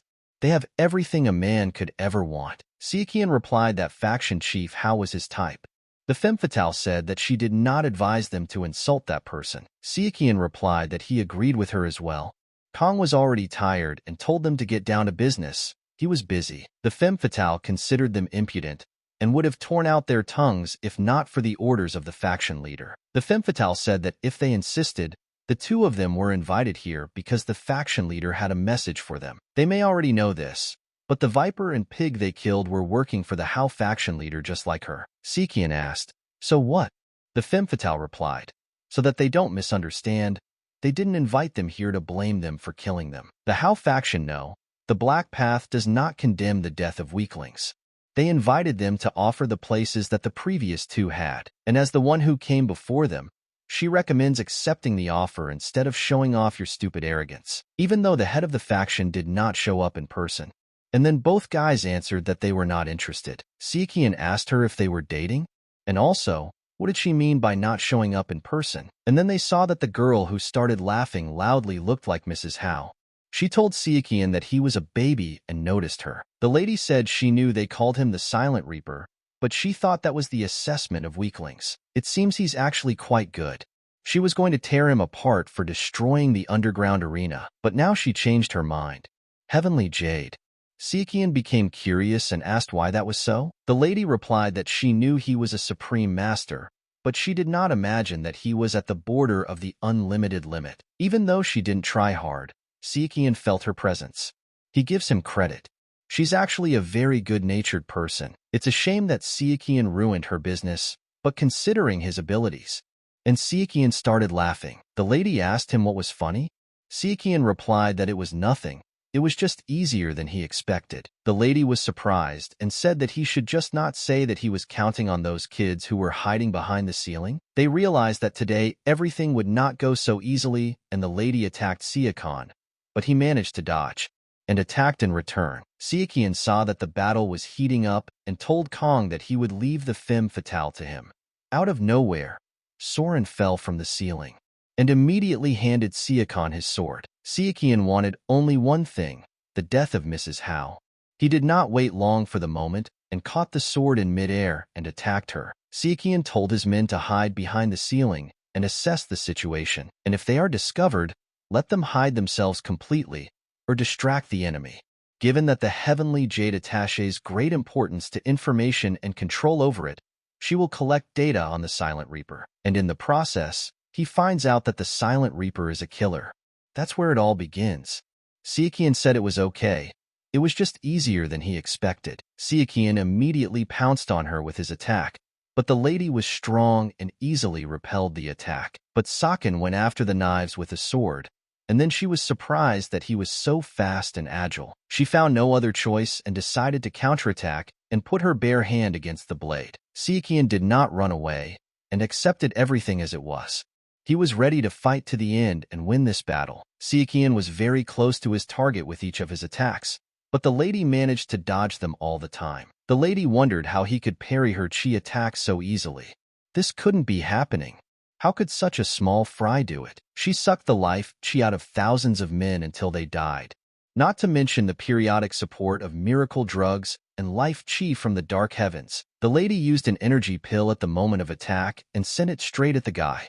But Sichuan dodged and was able to attack in return. She gave herself completely to this attack, but at the moment of defense, she saw that she was losing and Sichuan came very close. And then the lady understood the whole essence of the situation and said that they just shouldn't tell her that it was a distraction. The lady couldn't understand where the attack would come from, and the guy used this moment and sealed her into the ground. And then Sichuan flew into the air and, while delivering his attack, said that he was not finished with her yet. All the interesting things were yet to come. The lady realized that everything was bad, but the only thing she was interested in was why the guy was so zealous. In that moment, she remembered the whole past, how she killed all the warriors in a row and spared no one. Sichuan wanted her to pay in full. The femme fatale thought at that moment, what was going on here? She was very surprised, and then suddenly Kan came and attacked her. He told the girl that she had good reflexes. Kan told her to surrender, and he would spare him. The femme fatale asked, and why should she trust him? Kong replied that the leader of the Hao faction was dead, and now he was in control of Hao. The fatal lady did not believe it and began to laugh. She asked the guy what he thought. The boss would die so easily? He doesn't know what a monster she is. She's deceiving the whole world. But then someone from the smoke said that she was not human. The fatal girl hoped that only she would be satisfied with the lives of ordinary people. The lady was very angry with him and asked how dare he hit her face? She used her powers to blind Sichuan. Sichuan stopped and decided to wait, saying that she was a damn bitch. The lady saw him, immediately grabbed the guy by the face and sucked out all his energy. Sichuan immediately understood and saw that this was the demonic art of the white hand. If Yang represents men, then Yin represents women. The fact that the palm turns white during training, or the fact that the female chi is as strong as the snow-white icy divine palm of the northern sea. It is not that important. What is important is that this art has earned a bad reputation for its methodology, which consists of collecting chi from other women. The truth is that this demonic art absorbs chi and targets, just like the great art of inhaling a falling star. It will allow you to maintain eternal youth, even after crossing the threshold of your 70th birthday. The most demonic of all the demonic Yin arts. It is said that she prefers younger prey so that she can easily restore her youth. Sichuan told her not to even dare to think that she would die an easy death. He ordered his men not to let anyone come near them. Let them deal with everything suspicious. The lady was very surprised and asked, "Who the hell is he?" Sichuan asked what she thought. The lady replied that she had never heard of the Wasan faction leader having a successor, and also about a person who practiced poisonous arts of such a level. Sichuan realized that this was what he expected from the Heavenly Jade. It was even better than the Heavenly Sphere when it came to gathering information. Sichuan said that she was asking who was standing in front of her now. Well then, let him meet the Silent Reaper. He saw her wrinkles. She must have used a lot of female chi. What was really okay? The lady replied that it was just a scratch he left because she let her guard down. Sichuan asked in surprise, "Really?" He immediately used speed and got very close to her. But the lady replied that it was so. They faced both attacks, but no one wanted to give up and went to the last. But something got in the way and pushed them back. The lady started laughing loudly when she saw that he hadn't done anything to her. Sichuan said that he was showing his respect for pretending to be unharmed. Faction Chief Hao, by the way, is she aware that she has not moved an inch? The lady was surprised and could not understand why. Sichuan started to smile and said that he was very impressed, and that's why he hated dark skies. Mrs. Hao was very surprised and asked what he was talking about, but Soren did not leave him alive and attacked. She looked at her stomach and saw that it was bleeding. She immediately realized that it was a rat that was hiding, but if it was a girl, then she could just use its powers. Sichuan immediately attacked her and replied that she couldn't and called her Heavenly Jade. Sichuan also decided that he would attack with a sword and thrust it straight into her chest. The names and structure of the Big Dipper Constellation Department are top secret. Only a select few from the dark skies and the cruise. But how did the stranger know about this? Sichuan said that he would make sure that she would not be bored alone in hell. And when he meets the people from the Illustrated Records Department, let him tell them that the Reaper has benefited from the miracle drugs. And besides, she was looking for the one who destroyed the tomb of the damned demon, right? Mrs. Hao knew she had to tell them that this guy. There was a fire at that time, and people were asking what was going on, and they so dreamed of spending the night in this place. But some heard that someone had reserved the entire tower for the day. The southern tower of fire burned all night. By morning, all that was left of it were ruins and a faceless body, burned to the ground. The femme fatale retreated after confirming the death of the faction leader Hao.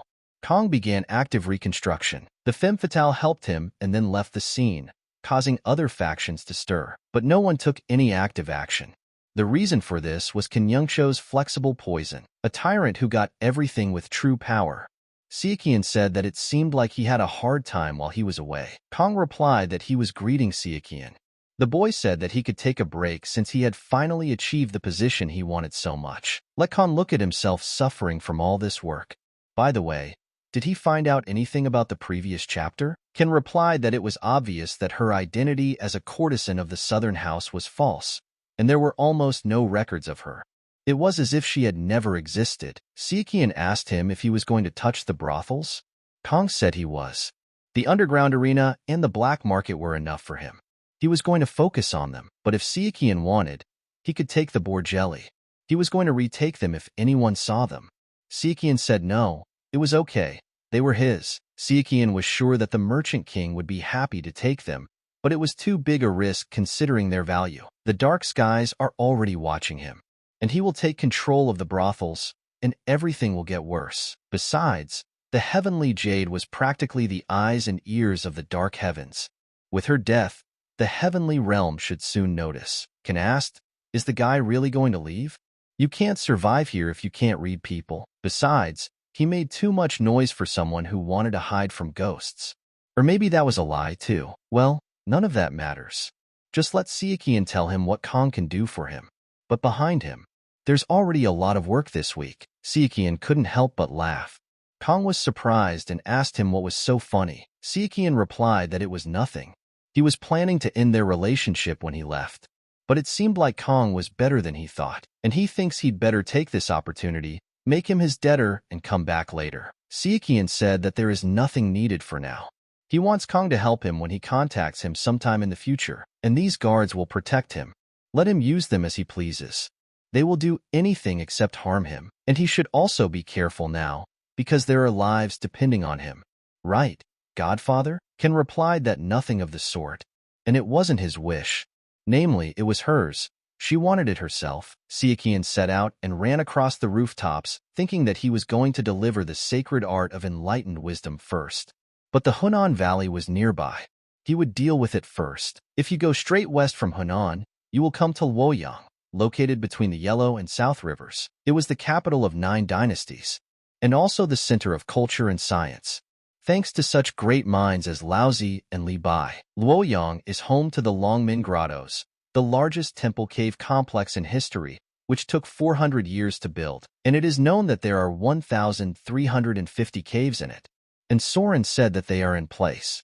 Longmen Grotto's Hunan branch of the Valley of Ghosts. The warriors came out and told Sichuan that they were glad to welcome him. The boy replied that he would stay here for a couple of days. Let them help him with his training. Sichuan knew that he had failed to reach the 5th level in the shadow throwing knives and ghost walk. He needed to continue training, and maybe there is a difference in training methods in different departments. This is also worth checking. Sichuan said the next day that it obviously made no difference. And by the way, are they seriously just eating plain pills? Their minds would die if that was all they had for food. Enough with training. He decided to go look up the information. The branch's information includes client names and murder records, and each branch appears to have a lot of different data in its possession. This makes sense, since they can communicate with each other through letters, discussing important things, but not everything. Sichuan was happy and said that it looked like their merchant king was on this list too. And his name was there again. Sichuan sat for several hours and said that he believed that there was a reason why he was the king of merchants. And again his name. He ordered his men to send all of this to the head of the Golden Desire Sword faction, and have Soren send someone to observe Zhengzhou from a distance. Sichuan thought and expected that the heavenly sphere would act at any moment. But it seems that he is being very, very careful. There is no need to worry about that for now. Besides, they have an advantage in gathering information. He will not let things, or as they want, dark skies. Heavenly Farah said at the meeting that the leader was unable to join them due to his schedule. The head of the Illustrated Records Department was also unable to participate due to work-related issues, and the Heavenly Jade was missing somewhere. It was reasonable to assume that she was dead. The Heavenly Scales asked him if he was sure. Celestial Farah replied that he had been thinking about it for the last 3 days. He was sure, and as someone who had worked with her often, he believed Libra knew better than he that she would not break the connection without some reason. The Heavenly Scales got very angry and thought for a long time whether to believe it or not. Farah told him not to be so sure. Nothing is absolute. Let him always remember that vanity can lead to his downfall, and sometimes you have to accept it. Jasper Libra said that he never considered the possibility that he might be vain. Farah replied that it was a good argument that he was constantly considering this possibility, so he shouldn't worry. That's why he was talking about the worst possible outcome. A person or a group may know about them and act against their great plan. The celestial mechanism replied that this was nonsense. Farah said that Jasper Libra constantly monitors those in their group who are capable of betrayal and deals with them if they give him a reason. And she is sure that he knows better than anyone about other methods of controlling information leaks. Let them all calm down. He's just talking about the worst possible scenario. It's better to discuss it instead of keeping quiet when they're all thinking about that possibility. As for other possible developments, it could be grudges held against the Hao faction, or something more personal. Jasper Scales said that seemed most plausible. And yet she was of the Black Path, and if so, things will get complicated. Given the murky past of Sky Jade, it's hard to keep track of all of her past relationships, and besides, she was the group's data collection specialist. Without her, their intelligence-gathering potential would be drastically reduced. Naturally, they are with the Heavenly Scales, who often worked with her, and they can try to check a couple of things, but their capabilities are limited. Farah said that if it were the work of one person, it would not be difficult. Each person leaves traces behind. They just need to find them and track them. Heavenly Machine said that regarding this, he doesn't understand why Farah lets Flexible Poison get away with everything. He doesn't believe that such a scumbag could defeat Heavenly Jade. But doesn't that mean he's somehow involved in the case? Libra replied that the killer, known as the Silent Reaper, is also under suspicion, and also a fire in the Southern Tower of Fire. He investigated, but could not find out anything, because there were no witnesses. There was no way there wouldn't be witnesses in such a prominent place as the Southern Tower of Fire. Only weaklings were there, because the Ursa Major squad was on a mission elsewhere. The boy asked what he planned to do with the Flexible Poison. Farah replied that as they all knew, Sky Jade was not an ordinary person, and if someone had managed to kill her without them noticing, it wasn't an ordinary person. He didn't think they'd leave such an obvious clue. In the worst case, it could be a trap to pull them out.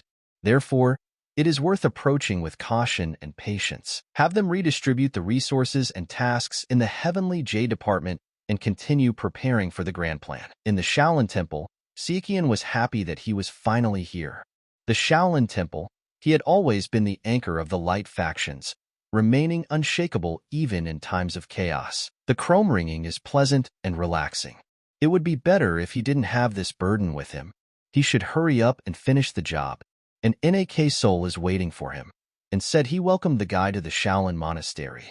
Can he write his faction, name, nickname, and purpose of visit? Sichuan remembered that he had to say the password.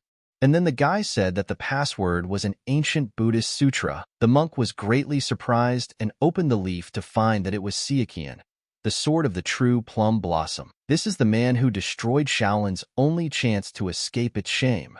And then Sichuan replied that he wished to remain unnoticed. If the monk doesn't mind, can he come in quietly?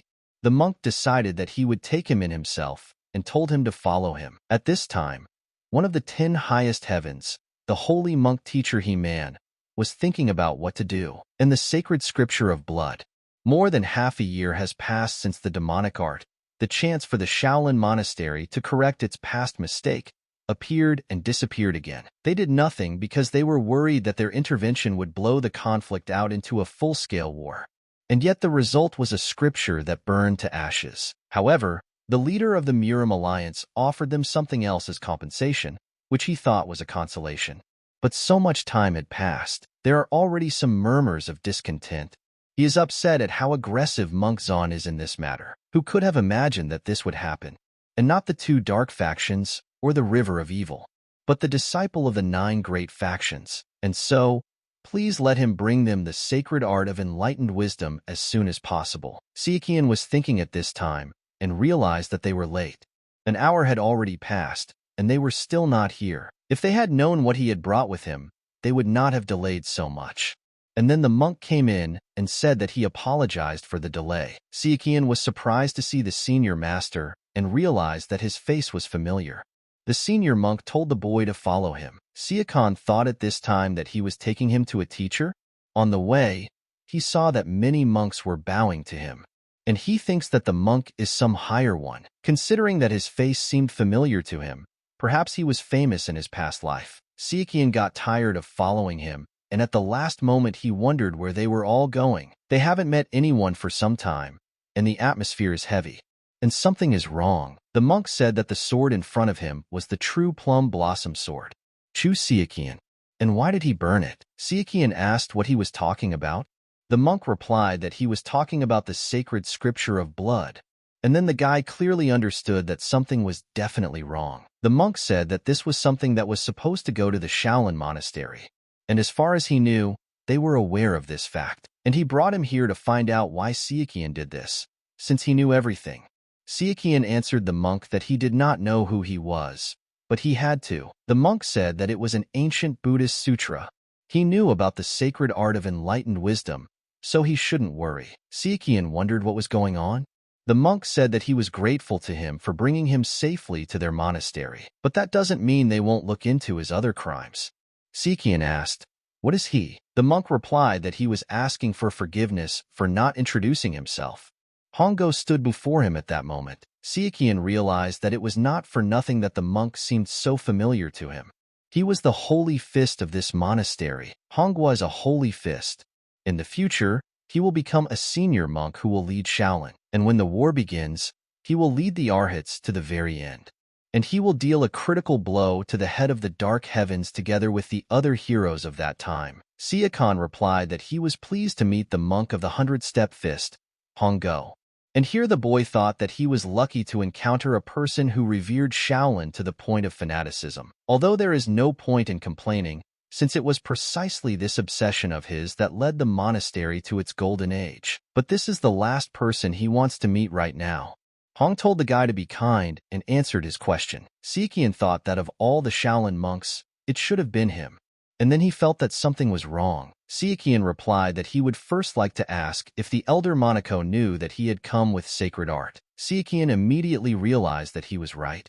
Shaolin regards the delivery of the sacred art of enlightened wisdom as a top priority. He heard that the Holy Fist was quite bloodthirsty in his younger years, but he never expected that he would be so stubborn in his later years. Sichuan told him that he was grateful for the personal interest he had shown in him, but as he should already know, he was in the middle of an important mission, and therefore I would like him to be understanding of his desire to hurry with the delivery. Hong said he wasn't here to interrogate him. He was just asking a simple question he wanted an answer to. Why did the boy burn the scripture? At that moment, Sichuan realized that he could go crazy. He had heard that in the southern regions there were birds called parrots that repeated every word a person said.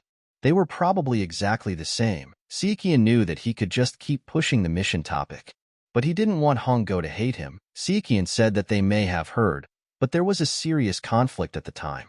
He thought it was unreasonable for people to kill each other because of the bloody monk's past deeds. Hong replied that Sichuan seemed to have the nerve to hold the true plum blossom sword. As he said before, the one who should judge this was neither him, nor the Wasan faction, nor the MURIM alliance, but the Shaolin monastery. Moreover, it was publicly announced that the scripture was to be given to the Shaolin. Let him not say that he did not know it.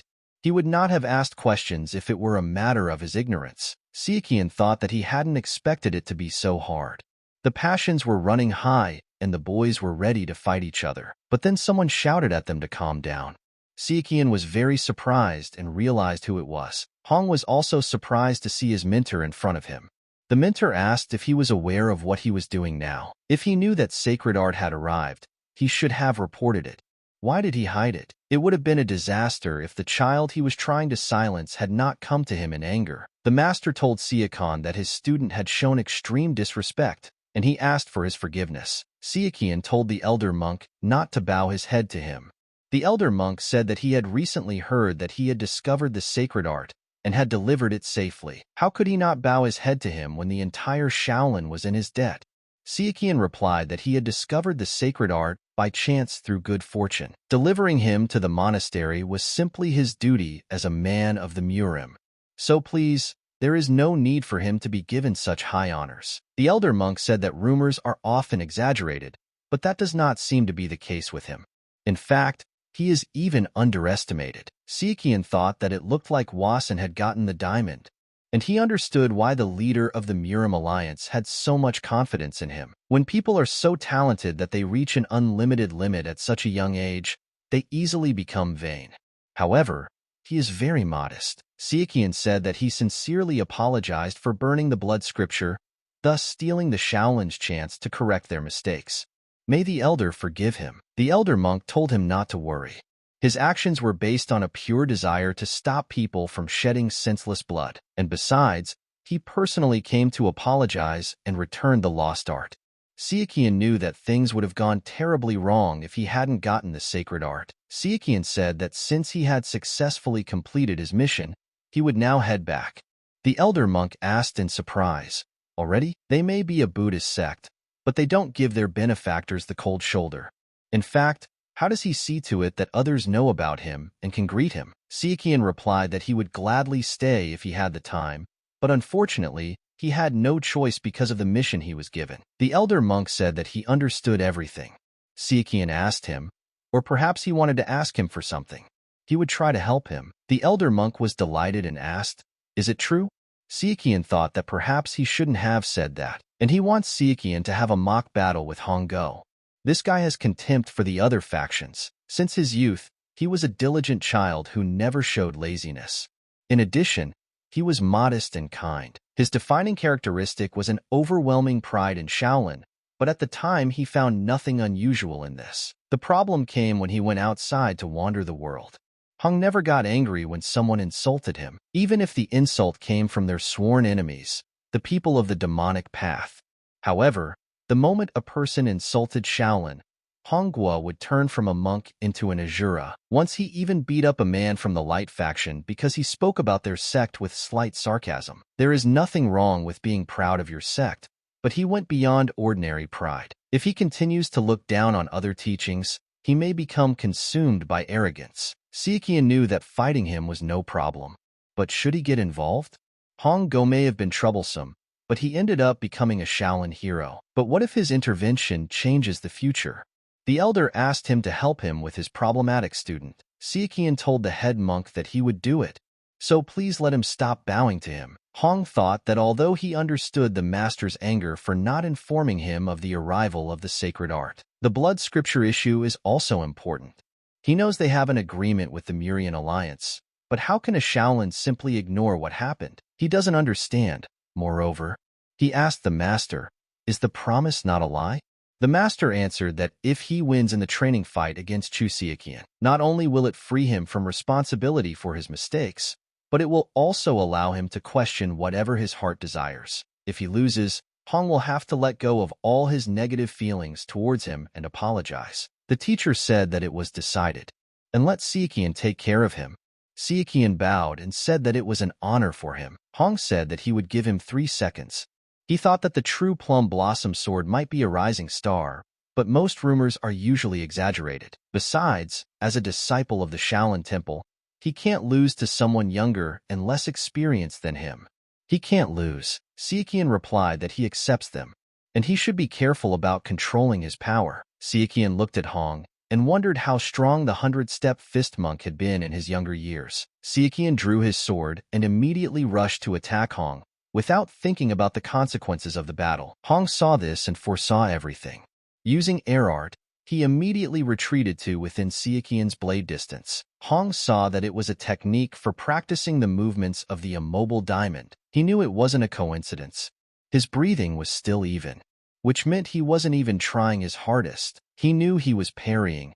If it weren't for the 3 seconds he gave him, Sichuan didn't let go and attacked the magnificent Plum Blossom. The teacher was surprised and said that the Plum Blossom sword art was 24 steps. Sichuan didn't stop and attacked the auspicious Plum Blossom. And then Hong said that the 3 seconds were up and attacked in return. Hong knew in his mind that he had to put an end to this in an instant, and he attacked with a diamond strike. Sichuan was also surprised to see Hong attack with a diamond punch, the holy fist that saved the MURIM in the future. This punch that he barely saw from a distance, right before his eyes. He smiled and said that he dared to say that this is the Shaolin fist itself. Sichuan made his attack and saw flowers growing on his sword. But Hong didn't stop and attacked in return, but got hit by the guy's blade. He immediately stepped back and realized that it was not over yet. Hong kept telling himself that he couldn't lose. He used his internal energy and attacked, shouting that Shaolin is invincible. Sichuan was also surprised that the 100-step Holy Fist. It was a technique that could hit everything within 100 steps. A technique that he had only heard the name of. Sichuan thought he was a feeble elder of Wasan. Got a chance to see her in person. It's like a dream. But he did not lose his head and attacked with the fragrance of plum blossoms for 10,000 miles. And then Hong felt a wound on his shoulder. Hong clutched his wound and said that this couldn't be. The elder asked him if he now realized how much he had been consumed by arrogance. Hong couldn't do anything, and he knew he had lost this battle. He accepted it and realized that the master was right. Sichuan headed to his room and sighed, thinking that fortunately nothing terrible had happened. Hong asked Master Chu that he apologize for his rudeness. Let him ask this stupid monk. Sichuan knew that he might be a monk, but he was still a martial artist with pride.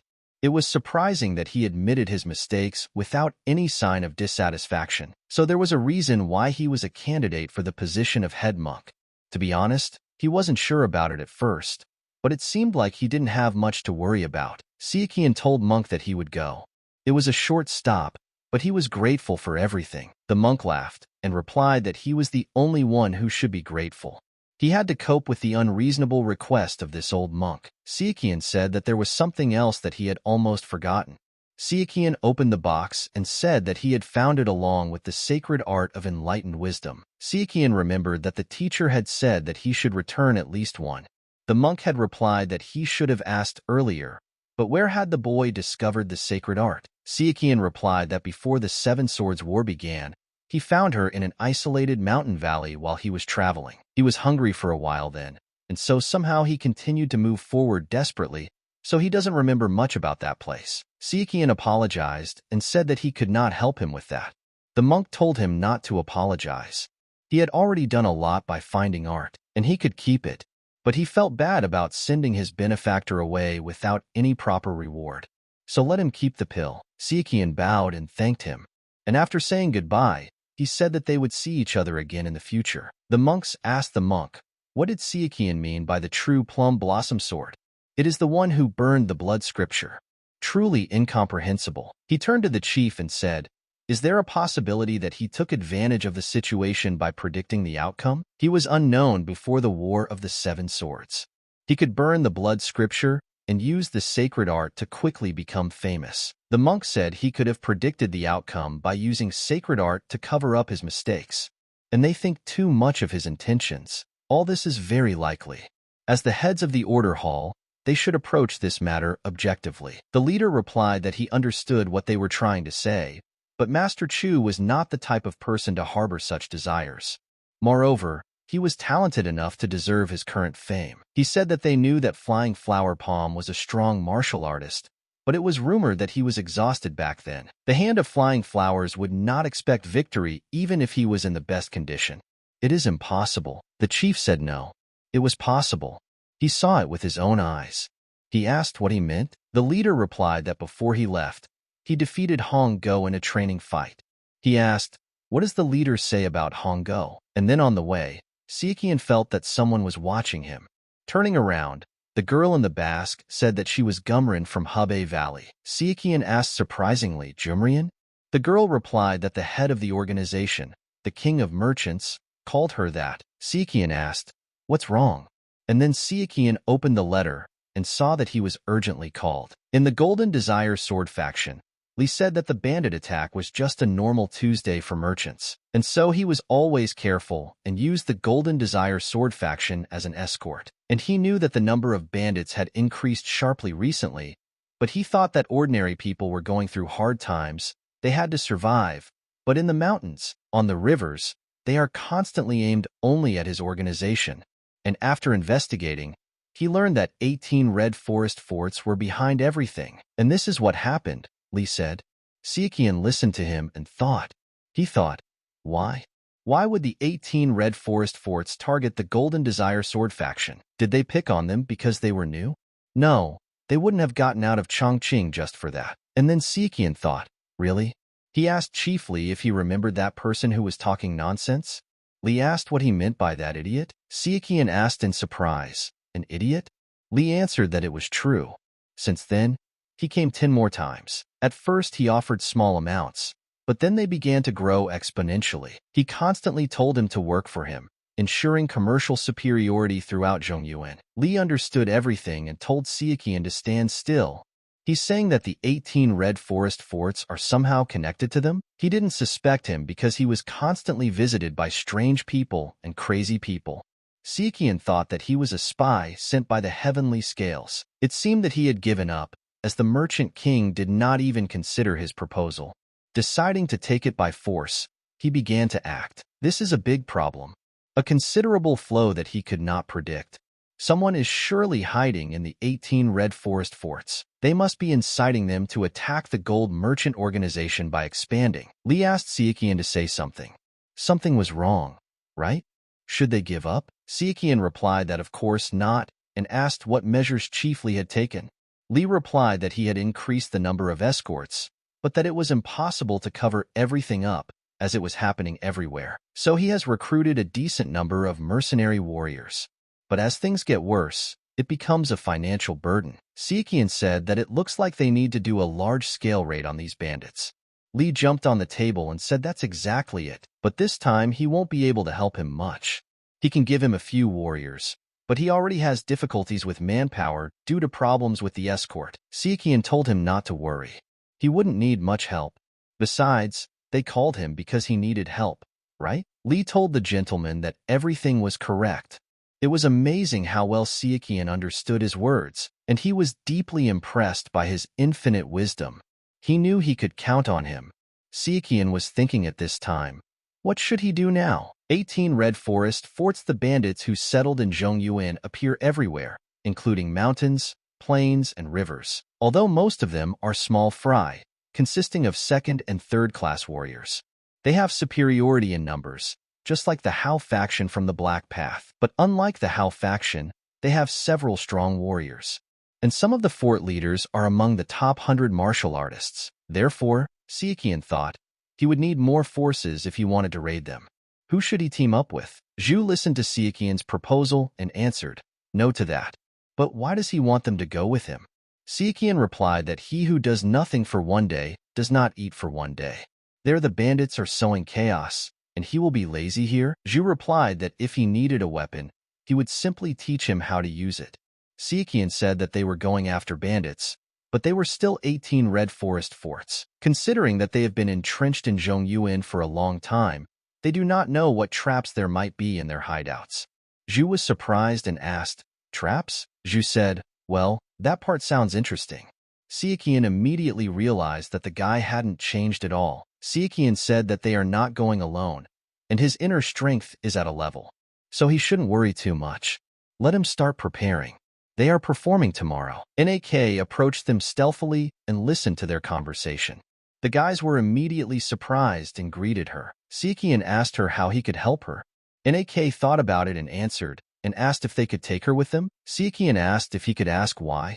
NAK told the young master that Zhu skipped mealtimes when no one was watching him, so she was worried about him. Zhu asked, "What is she talking about? He is not a child. As he always says, she worries too much." Young Miss NAK. NAK said that the last time he said the same thing, and then they fasted for 3 days straight. Zhu replied that it was because he was designing a new device at the time. He can take care of his hunger with qi, so it's okay. NAK asked Sichuan if he saw. She can't leave him alone. Let the master take her with him. Sichuan asked if she even knew where they were going. Her father would kill him. Sichuan asked if it was possible that she, Zhu, and young Miss NAK were in a relationship. NAK thought about it and replied that they were not in a relationship. Zhu was surprised and asked what they were talking about. They had misunderstood their teacher-student relationship. Zhu said that young Miss NAK often came to watch him make all sorts of devices and mechanisms, so recently he began teaching her how to build mechanisms. She is one of the few who understands the true value of this art, besides his older brother. Sichuan asked if her father knew. NAK replied that he didn't know yet. He thought that the structure of mechanisms, and something suddenly made him want to go home. Something itched him, with the will and desire to learn. He said that this time he was with him again. People were scared and said that they should not say that they were storming 18 red forest forts with such a number of people. Sichuan replied that more would come when they approached Zhongyuan, so he shouldn't worry. He said it was a pity that he wouldn't be with them. Sichuan replied that they needed someone who would protect the organization. Zhu asked, "Who will they meet?" Sichuan replied that he will see soon. NAK said that he is, as always, full of secrets and surprises. Sichuan said that he was really sorry for leaving her alone earlier. NAK smiled and said that it was okay. She wasn't mad at him anymore. She was going to stay angry a little longer, but that would be too harsh on him. They immediately set off on their journey, but did not even suspect that they were being followed, and that these were their enemies. The scout said that a message came from the Heavenly Libra Squad. The true Plum Blossom Sword was sent from the Golden Desire Sword faction. It seemed to be true that the true Plum Blossom Sword and the head of the Golden Merchant organization were close friends, and they could use this chance to get rid of both of them. True Plum Blossom Sword, Sichuan, the man who ruined their plan by burning the sacred scripture of blood out of a pitiful sense of justice. They couldn't get him because he returned to Mount Hua as soon as the war got going. But now they have a chance. Farah thought they had a plan, but it wasn't perfect. Without the celestial jade, there were too many gaps in the data. It was a shame that he had to figure out these little things on his own. I also heard that the guy recently delivered the sacred art of enlightened wisdom to the Shaolin Monastery. I also heard that when he was young, many strange things happened. He must be a lucky man. And then he wondered, were these coincidences? He felt like he was missing something. At Hong Kong, NAK was surprised to see her brother, Chang Hong, and sister, Chang Soen. Soen smiled and told NAK that they hadn't seen each other for a long time. Hong ran to Sichuan and was happy to see him. Sichuan told his older brother that they hadn't seen each other for a long time, and he was glad that they were doing well. At that moment, hearing their names, he thought that it sounded familiar to him, and he had seen them somewhere. Sichuan said that he heard that it was decided that they would become Plum Blossom Swordsmen, the elite swordsmen of the Wasen faction. Han replied that it was all true. Lucky, lucky. He thought, that's why their names sounded so familiar. He thought that the brave Plum Sword Zhang Hong and the Jade Plum Flower Zhang Soen. Sichuan said he didn't think they would come, considering it was a personal matter. He expected about a dozen people. Hong told the guy not to worry. They had a personal score to settle with the Red Forest. Soen answered that yes. Does he remember then? The first time the Lotus Squad went out? Sichuan replied that it was the way, but he didn't expect them to send Plum Blossom Swordsmen. Hong told Sichuan that he always had a way of lifting people's spirits with his speech. Xiaoun replied that they also decided that they weren't officially Plum Blossom swordsmen yet. Hong said that was why they were allowed to go outside. He should forgive them if they were disappointed that she only got the swordsman candidates. Sichuan said that it was fine. And then one of the leaders received information that the Golden Desire sword faction had sent a raiding party, and it contained those who had made the Red Forest hold a grudge against the Wasan faction and the Chagao clan. About 7 years ago, the Battle of Gaizhou between the MURIM Alliance and the Evil River. In the end, the MURIM Alliance won an absolute victory. Although there were few victims, the leader of the River of Evil could not accept their complete defeat. Not wanting to accept the outcome of the conflict, the leader of the Evil River planned a trap for his rivals, the Wasan faction and the Jiggle clan. However, at that moment, it was worth killing those little bastards. The guys asked the chief why he got so angry. They call them heroes, but they are still little ones. I heard that they are not many in number. They would have an advantage outside the forest or river, but there is nothing to fear if they come to their territory. And considering the value of the Golden Wish Guild, it's too early to abandon their position, and they can just fight back with what they have. The chief thought and answered that they were right. How can you call yourself a man if you run away from children? Sichuan looked around and said that it was already getting dark and suggested that the others spend the night here. And then he saw and felt that someone was coming and warned everyone to get ready to fight. Sichuan told them not to worry because it was Dasik. Dasik heard this and said that he was still rude. What kind of Dasik is he to him? Nak asked the boy if he was his acquaintance. The boy replied that he was a warrior of the Tang Clan, Deshik. He served his young mistress, the poisonous phoenix. Dasik said that the young lady is waiting. Siakona? Nak asked her brother, will he ask for help from the Tang Clan? Sichuan said no, not really. Nak said it was a poison phoenix then. And then a fire phoenix appeared in front of them. Someone told her brother that she hoped he understood that calling her out could get him stabbed in the back during the campaign. Did he think that well? Sichuan replied that she shouldn't worry. He and the poisonous phoenix had settled their problems long ago. They were very good friends now. Poison Phoenix greeted Sichuan and said that it had been a long time since they had seen each other. It was nice to meet him again. Poison Phoenix said that she hoped he wouldn't refuse to drink this poison potion. She had been waiting for so long to see him rolling on the ground while his stomach melted, and it seemed like coming here was a good idea. Poison Phoenix asked if he could take it now. This time she was confident. Sichuan told her to stop with the idle chatter and get down to business. How are the preparations? Poison Phoenix told him not to worry about it. She came 4 days earlier and finished everything. Sichuan replied that he had heard. The Great Tiger Fort, one of the 9 islands of the Green Forest, was nearby. They would attack them in the morning. He said he could have told me in advance. He was ready to fight, but he needed to at least develop a plan. Sichuan said that he had to wait because he had to take care of some small things along the way. He shouldn't worry. It won't be too difficult. Sichuan thought that it was actually because he didn't want the Red Forest or Dark Sky to be wary. In any case, it was better to strike them while their guard was down. The guy who was watching the prisoners was very angry and asked how much longer he had to hang around here. To babysit these animals? It's good that there's no one around. He can whine to his heart's content. Do they usually throw them food at this time? The guy said that the animals are rebelling again because of an empty stomach. So let the prisoners come out. The guy was choosing prisoners and said that he would now look at whom he would choose today. The prisoners started to get scared and cry. The guy asked them, were they crazy? Why were they making such a fuss today for no reason? But everything went differently. The tiger got out of the cage and attacked the guy who tried to feed people to him. Everyone was scared and crying. But the tiger looked at them with his bloody muzzle and went on. At that time, Sichuan came and told them not to worry. He came to save them all. People in the city kept shouting and asking, what's going on? These are the prison chief's pets. How many of them escaped? They asked, where is the tamer? Let them bring him quickly. The guy came to the chief. The chief said that they are all idiots. They can't even look after an animal properly. The guy said that there wasn't just one tiger. There was a whole horde that had escaped. What on earth was going on there? The chief thought. Sichuan said that the hungry ghost's poison worked. Quite a scary effect.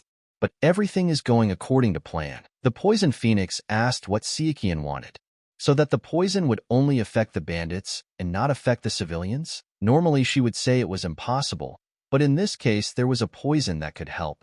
It was called hungry ghost poison. Sichuan asked, "The poison of hungry ghosts?" The poison phoenix replied that it was named so because it causes an insatiable hunger. It doesn't have much of an effect on people.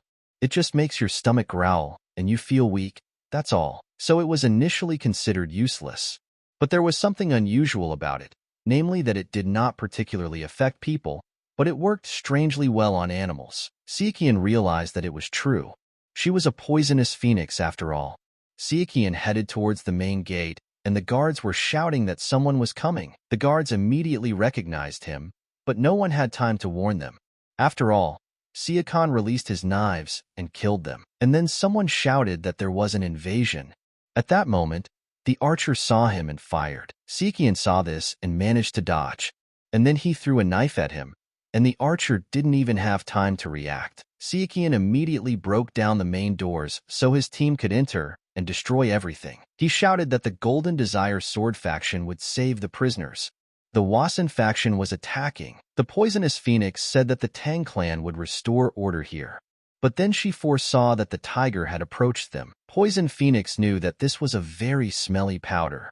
If they didn't want to be caught and eaten, they'd better smear themselves with it. Sichuan shouted to his men that it was time to attack. The war was not for life, but for death, and everyone fought to the last. The warriors shouted to the chief and begged him to save them. The tigers were also on the same page with the boys and fought alongside them. The chief immediately grabbed the tiger by the throat and said that he still dared to attack his own master. The chief began to fight the tiger and broke its neck. The boys shouted that the chief of the prison was a real monster. The leader asked them why they were standing there. If he saw even one Fong pointed in his direction, they would not expect mercy. He would kill them all. The guy asked the chief what to do with the intruders. They are not ordinary rogues. The chief replied that if they are not ordinary, then that's it. They tucked their tails between their legs and decided to run away. The boy asked the chief what he was saying and how they could do that. The chief ordered them to go get food from the dungeon. They would see if they could be used as hostages. If that didn't work, they would fight themselves, and they outnumber them anyway. Sichuan saw that Hong had plum blossoms on the inside of her sleeves. Sichuan thought that as fourth-generation disciples, it seemed like most of them had no combat experience and didn't know how to line up. He said that due to wrong actions, they may exhaust their internal chi. Take the center, wait for a convenient moment, and only then let them attack. Poison Phoenix said that if she heard a word that they had done worse than Wasan, neither of them would sleep tonight. She immediately released several needles directly into the warriors, so they could not cope with the pain and fell to the ground. The warriors saw that the girl was to blame and attacked her. The poisonous phoenix saw this and used poison. Why is she so tough? Thank God they are on the same side. They say that if you approach a poisonous phoenix, you will fall down dead. The warriors were surprised that the Wasan faction was with the Tang Clan. This was no ordinary assault. He immediately ordered them to bring hostages, but then the guy came running back and told the deputy head that there was someone in the dungeon. But the guy didn't make it and died. The deputy chief asked who these people were. He said that he was one of the 10 whirlwinds of the Golden Desire Sword faction. The deputy head heard what the guy said. What did she say to the Golden Desire Sword faction? And then he remembered that recently at the meeting, the leader spoke. Sichuan told Tot to report. He replied that he shouldn't worry. Everyone was saved. Have fun. It's time to exterminate them. Sichuan appealed to the deputy head of the Great Tiger Fort. And he will not be unfounded. If they value their lives, let them surrender. In that case, they will spare him. And then the deputy head said that some green brat started singing fables here, not even knowing what kind of place this was. He saw a guy who came up to him and, recognizing him, said that this was Gua Dalek, the bloody tiger of the mountains. Sichuan said it was nice to meet you, Bandit, and told him his name. Gua asked, is he the true plum blossom sword? He heard about a certain Sakan, a boy who sold his soul to a merchant and became almost his servant. It must be him. Hong immediately got angry and asked how he dared to say such nonsense. Gua said that it turns out that there is also a beauty in Wasan that he has never heard of. And what is her name? He will make her his favorite concubine.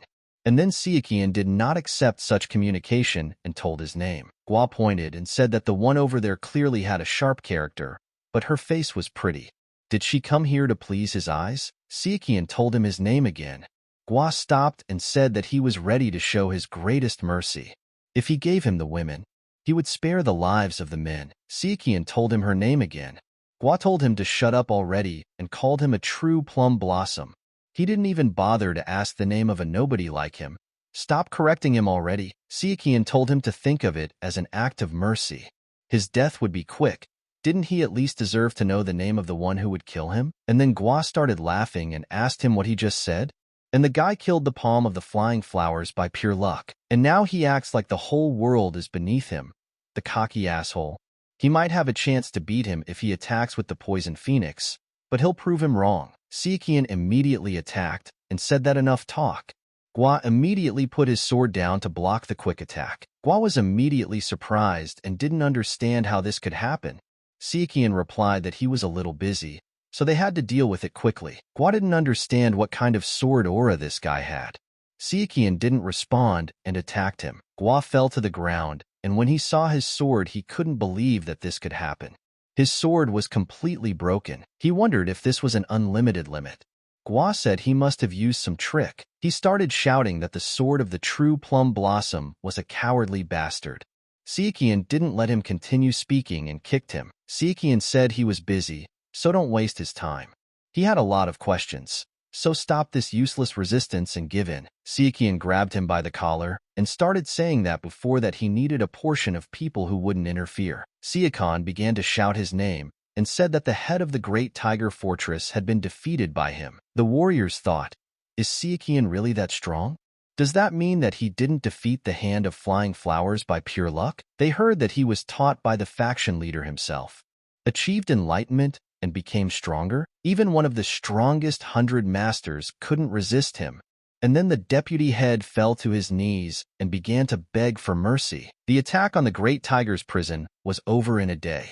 The prisoners were released, and they began to thank him. Sichuan said that the warehouse of the Great Tiger's prison was full of all sorts of goods. Let them take as much as they needed. With that much money, the Golden Wish Trade Guild would help them with housing and jobs.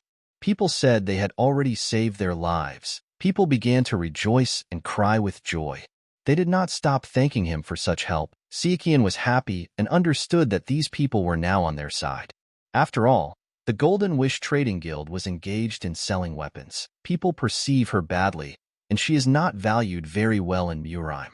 But despite this incident will help improve their reputation. Hong approached his brother and said that he was proud of him. In Wasan, they are taught not to covet other people's wealth, but it is easy to say. In reality, it is not so. He was ashamed of himself. When he saw a whole mountain of piled goods, he involuntarily thought, there is so much here. Nothing will happen if he secretly takes a handful. However, the brother went to the captives and helped them without hesitation, deciding to distribute all the wealth. He is proud of such an extraordinary brother as Sichuan. Just like her older brother said, nothing had changed since their childhood in the Lotus Squad. Neither his martial arts nor his personality had changed at all.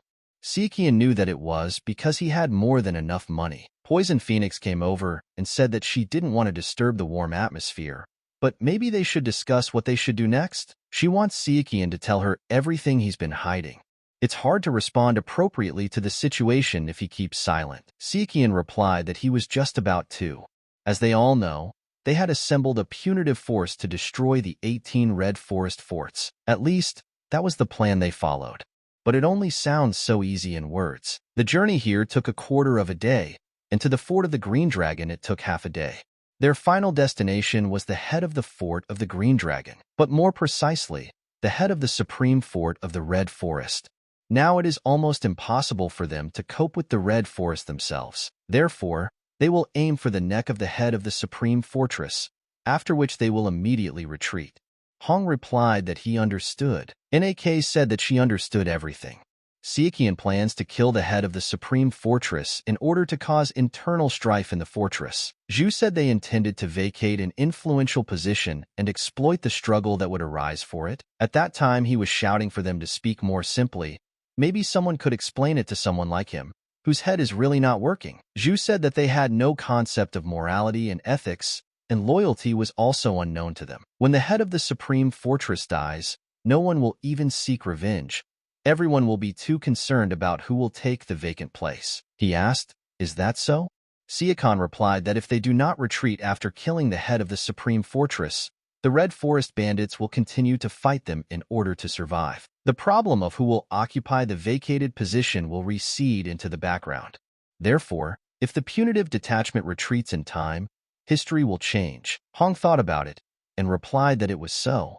If the punitive detachment retreated, the 18 Red Forest forts would begin to reorganize.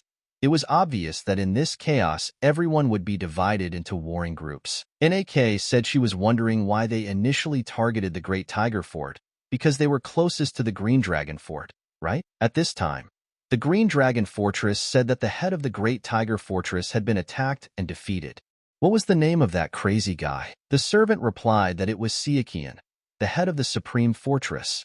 This boy, the True Plum Blossom Sword, together with the Golden Desire Sword faction, pulled up the Wasan faction and the Tang Clan. The leader asked in surprise, "What?" It was the leader of the Red Sword Fortress named Mengang. Mengang said that if those two made a move and they didn't know about it, what would they do? Let him tell him more. The servant replied that it did not seem like the Wasan faction and the Tang Clan were in the midst of preparing for a full-scale attack. That Sichuan kid. He used his personal connections. Mengang said he still doesn't get it. There are a lot of greenhorns there, but they destroyed them all in one day? What is Guadalix doing there? The servant replied that he was defeated by Sichuan. Mengang said that he went against a green kid, got carried away, and that's why he got into trouble, obviously. But rumor has it that he killed him with one blow. Surely the rumors came from those who don't know a damn thing about martial arts.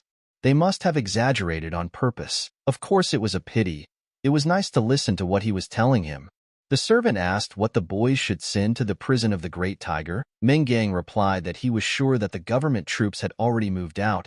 It was too late to twitch, so let him drop it.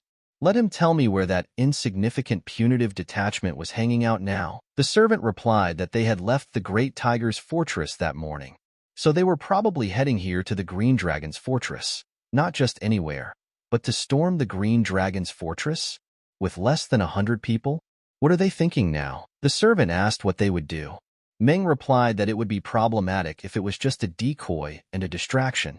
It would be better to wait before making any moves. Meng immediately gathered his men and, looking into the distance, said that he was serious and did not understand what they were thinking. And then the servant turned to the chief and Meng jumped from a height of several meters and asked, "What is it?"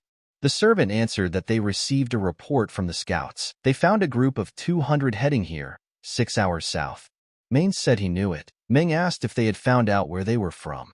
The servant replied that judging by their movements and aura, they were sure that they were warriors, but they could not say for sure where they were from. Man replied that it seemed there was nothing to be done. He thought it was beginning to make sense. They're trying to kill him and stir up internal conflict in the Red Forest. He told his men that the camp ahead was just a distraction. He's sure they're trying to distract them and attack from behind, but it won't work. He'll send scouts. Let him leave a couple dozen at the new gate and send the rest to the back gate. They won't be able to get through the front gate without a battering ram anyway, and let them hide when it's at the back gate. They don't want them to figure it out and back off.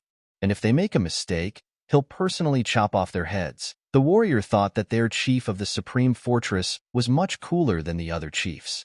He was not only strong as a beast, but also a smart strategist. The warriors immediately saw that the leader was already waiting for them and mocking them. Meng said that they must have thought that he would not figure it out. But suddenly there was an explosion and Man was surprised and did not understand what happened there.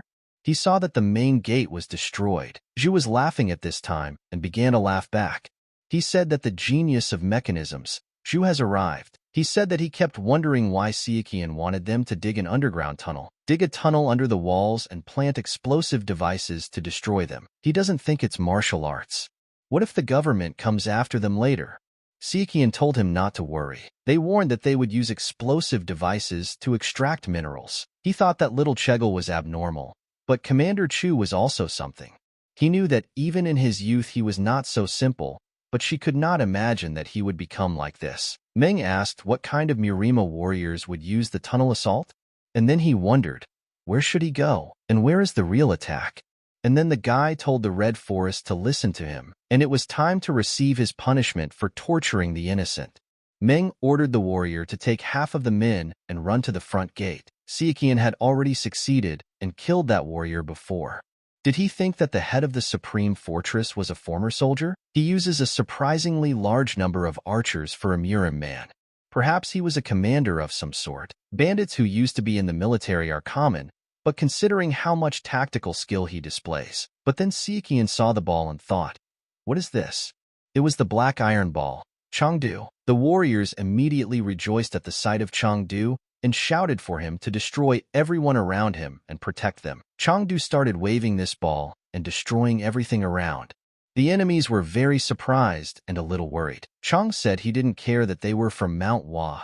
They were uneven with the black iron ball. Nak saw this and decided it was her turn and said she would deal with him. Chan said it looked like they had a nice little girl here. Chan started spinning his ball and mocking her. Nak saw the ball coming towards her and dodged it. Nak thought they would just see the power of this thing. Even a scratch would be fatal. She immediately saw the right moment and decided to attack. But at that moment the ball was directed at her, and she realized that the enemy was fast. Nak took a stance and knew that a careless attack would kill her. Chang said that his black iron ball was invincible. He immediately released the ball and Nak dodged and went to attack the enemy. But Chan was surprised and asked where she went. And then he pulled the ball towards himself. The ball quickly approached her, but the brothers shouted for Nak to be careful. Nak immediately dodged the ball again. Everyone was surprised, and Chan was also surprised that she was able to dodge it. Nak came to her senses again and went to attack. Nak managed to get close to him and cut him into pieces at the right moment. Chan lost his temper and shouted that she was a vile scum. He started to spin his ball as he pleased, and the warriors told him to be careful. After all, they were here too. Nak was surprised that he was so strong and understood that she could not get closer to him. She was already ready to say goodbye to life and closed her eyes. Then Sichuan came running and shouted to his sister Nak. She opened her eyes and saw that her brother had come to help her. Sichuan saw that the enemies were standing in front of him and were drawing their arrows. He did not dodge and went towards him. Sichuan used his sword and cut the arrow into pieces. The archer was surprised and did not understand how he managed to do it. The archer decided that he needed to get into close combat and attack. But Sichuan dodged and cut him. Sichuan managed to help Nak. He fearlessly attacked the ball with his sword and cut it in half. Everyone was surprised and did not understand how he could do such a thing. And the ball hit the wall and broke it. The warriors were happy and shouted that they were alive. One of the guys said that they were idiots. They had just lost Chengdu. Everyone was asking what exactly happened. Why did the iron ball suddenly change direction? Poison Phoenix thought that just a second ago everything was going differently. But Sichuan used his energy to redirect it in a different direction. She wondered when he learned to do this. Sichuan asked Nak if she was okay. Nak smiled and said that it was all thanks to him. Sichuan asked her if she was hurt. Nak replied that everything was fine. He managed to save her. Sichuan shouted that they would now take advantage of the opportunity and begin to break through to the very center of the city. The warriors saw and said that Chan may have been dumb, but he was one of their best fighters. Not just that girl, but others as well. How many martial artists did they bring here? The warrior asked them what they were doing. The enemy came here right after the battle with the Great Tiger's prison. They are not in the best condition now. They are the Green Dragon Fortress. Neither the 9 great factions nor the 5 noble clans can stop them. Let them remember the head of their supreme fortress. The warriors began to shout that everything was right. The head of the supreme fort. The head of the fort was with them. He will only reward whoever brings him Sichuan's head. If he is brought alive, he will double their reward. Sichuan immediately shouted at Sunji to eat this. Zhu immediately became happy and launched his cannons into battle. They immediately started shooting arrows at the enemy. They didn't understand what was happening at all. The guys said that young Master Zhu's invention was as extraordinary as always. I mean, is he really from the Chagao clan? Maybe he's a disciple of the Tang Clan? Poison Phoenix smiled and said that she would like to talk to young Master Chagao. Sichuan shouted at them that he was a completely different person when he played with machines. Meng got angry and asked what they were up to. You worthless bastards?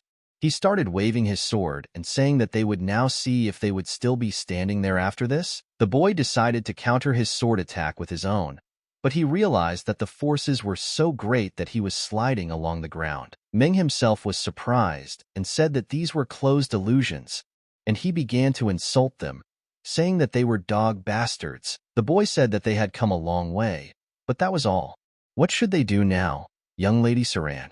And then Meng was seen seeing the Chegel clan. Meng ominously said that they were just asking to be finished off. So it was her idea. A beautiful phoenix of intrigue. Saran replied that it was not only her idea.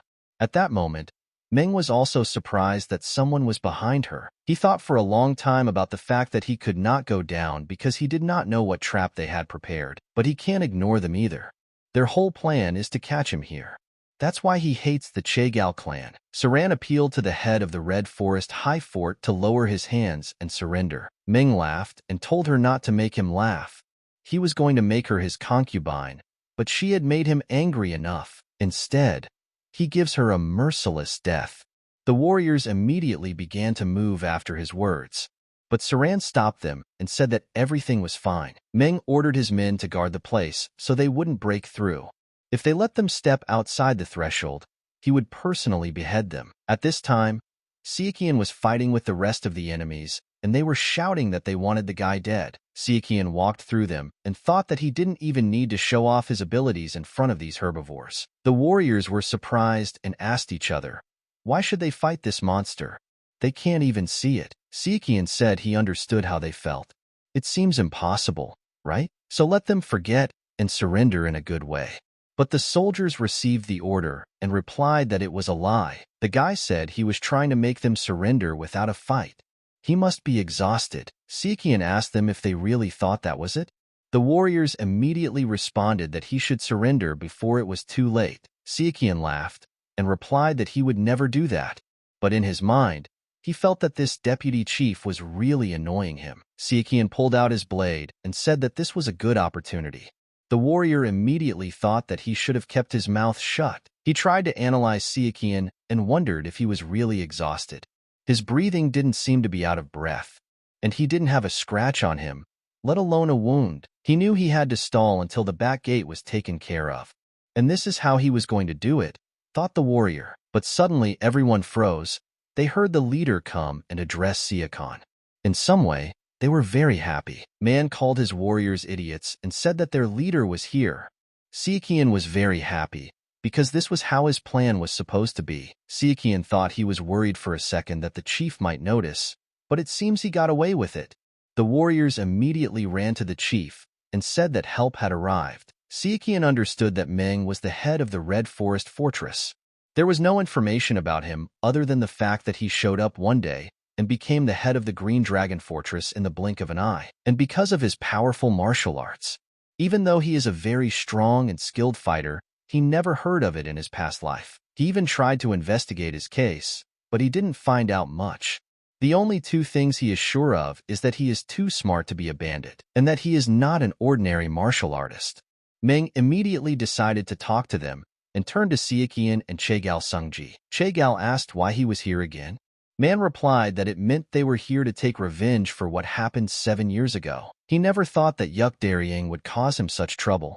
He would fish his body out of the river and tear it apart once he was done with the two of them. Meng got very angry and said that they were dead. Sichuan turned to his elder brother and said that he would deal with the head of the Supreme Fortress himself.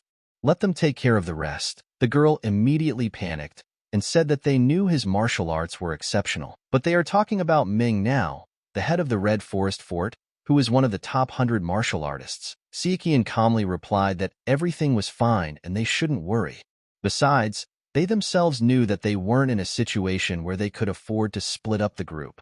Looking around and saw that everyone was already at their limit, because they were forced to fight with people whose number was twice as large as theirs, and they won't be able to distribute their fighters to fight only against the leader.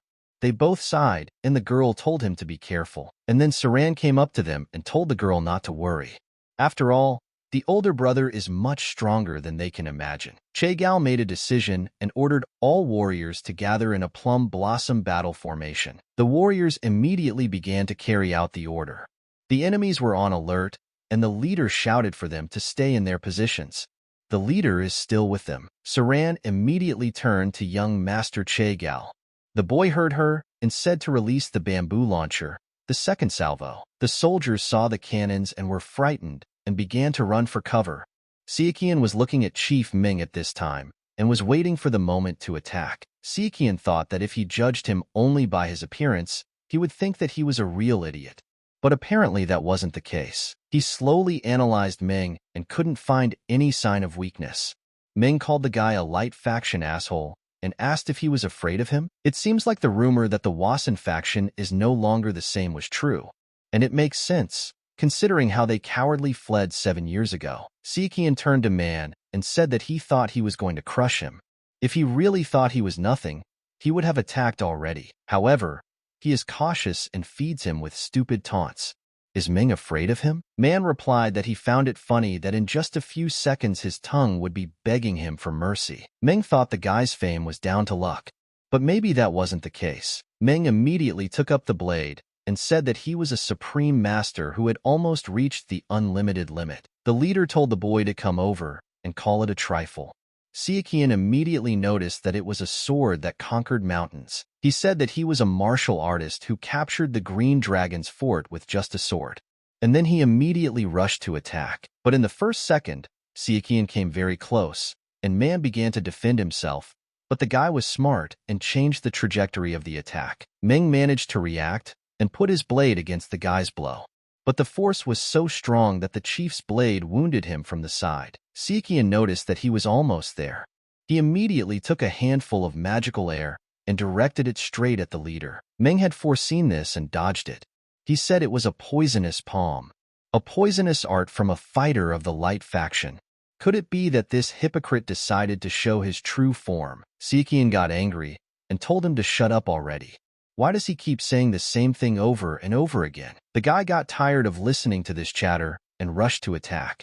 Ming did not have time to dodge and in the end was afraid to dare to attack back. Ming said, could it really be the 24-step Plum Blossom sword art? Sichuan didn't stop there and performed Plum Blossoms by the roadside, Butterfly Dance and Plum Blossoms, and finally, the magnificent blooming of plum petals. Ming saw this and was scared and decided to dodge the attack, because he understood that the end would come if he stood still. Sichuan stopped after that and tried to find the leader with his gaze.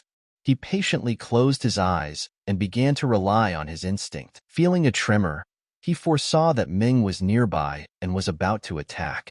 He immediately turned around and was able to block the attack. At that moment, he felt that something was wrong. He had countless chances, but not only did he not use the sword aura, he did not even use the proper sword techniques. Man told Sichuan that he didn't expect him to push him that far, and he gives the guy credit. Sichuan asked him why he suddenly opened his mouth. Man replied that the guy was an impudent bastard. After all, Ming, the head of the High Forest, stands before him and pays tribute to him, and he decides to refuse such an honor? Sichuan replied that he didn't need it anyway. Man got angry and raised his sword and said that it seemed like his tongue just didn't know when to stop spitting out arrogant words. Sichuan managed to dodge the attack that could cut him in two.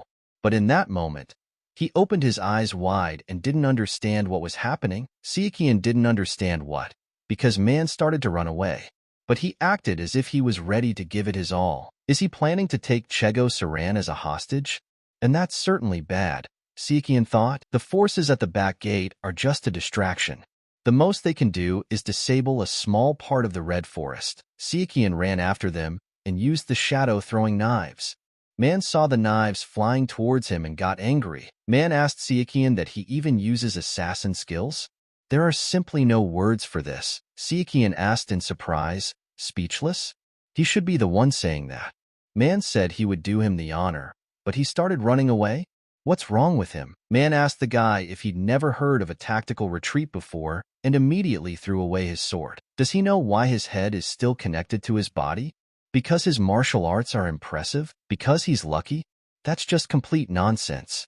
It's because he hasn't proven himself yet. Sichuan said that the words didn't show himself sounded like he failed the national exam a bunch of times, and instead of sitting and studying, he just drinks. Man got angry and said no. Sichuan asked him what then? Is he trying to say that this isn't even his final form? Meng laughed and replied that they would see how far his impudence would go. And then the doors opened for him. But these were enemies who prepared to shoot arrows to kill Sichuan in one go, and said that now they would start a real fight. Sichuan immediately realized that it was his mistake. Sichuan understood that it wasn't because he didn't use the sword aura. He had reached the unlimited limit with the spear, not the sword. Man started laughing and said that he liked this guy's face much better. Sichuan looked at him in surprise and closed his eyes. The boy kept telling himself to calm down. He needed to accept this mistake and learn his lesson. Meng knew in his head that he had to kill this guy. He was so strong at such a young age of 20, but he wasn't sure he could handle him in 10 years. But if he lets him go this time, he will eventually come back for revenge. To prevent that, he needs to kill him now. Besides, since the guy saw it, he can't let him leave alive. Sichuan was surprised for a moment because he saw a familiar position. Meng decided to attack and use the pear blossom spear. The Yang family's spear technique. Sichuan said he knew it. Man is a former military man.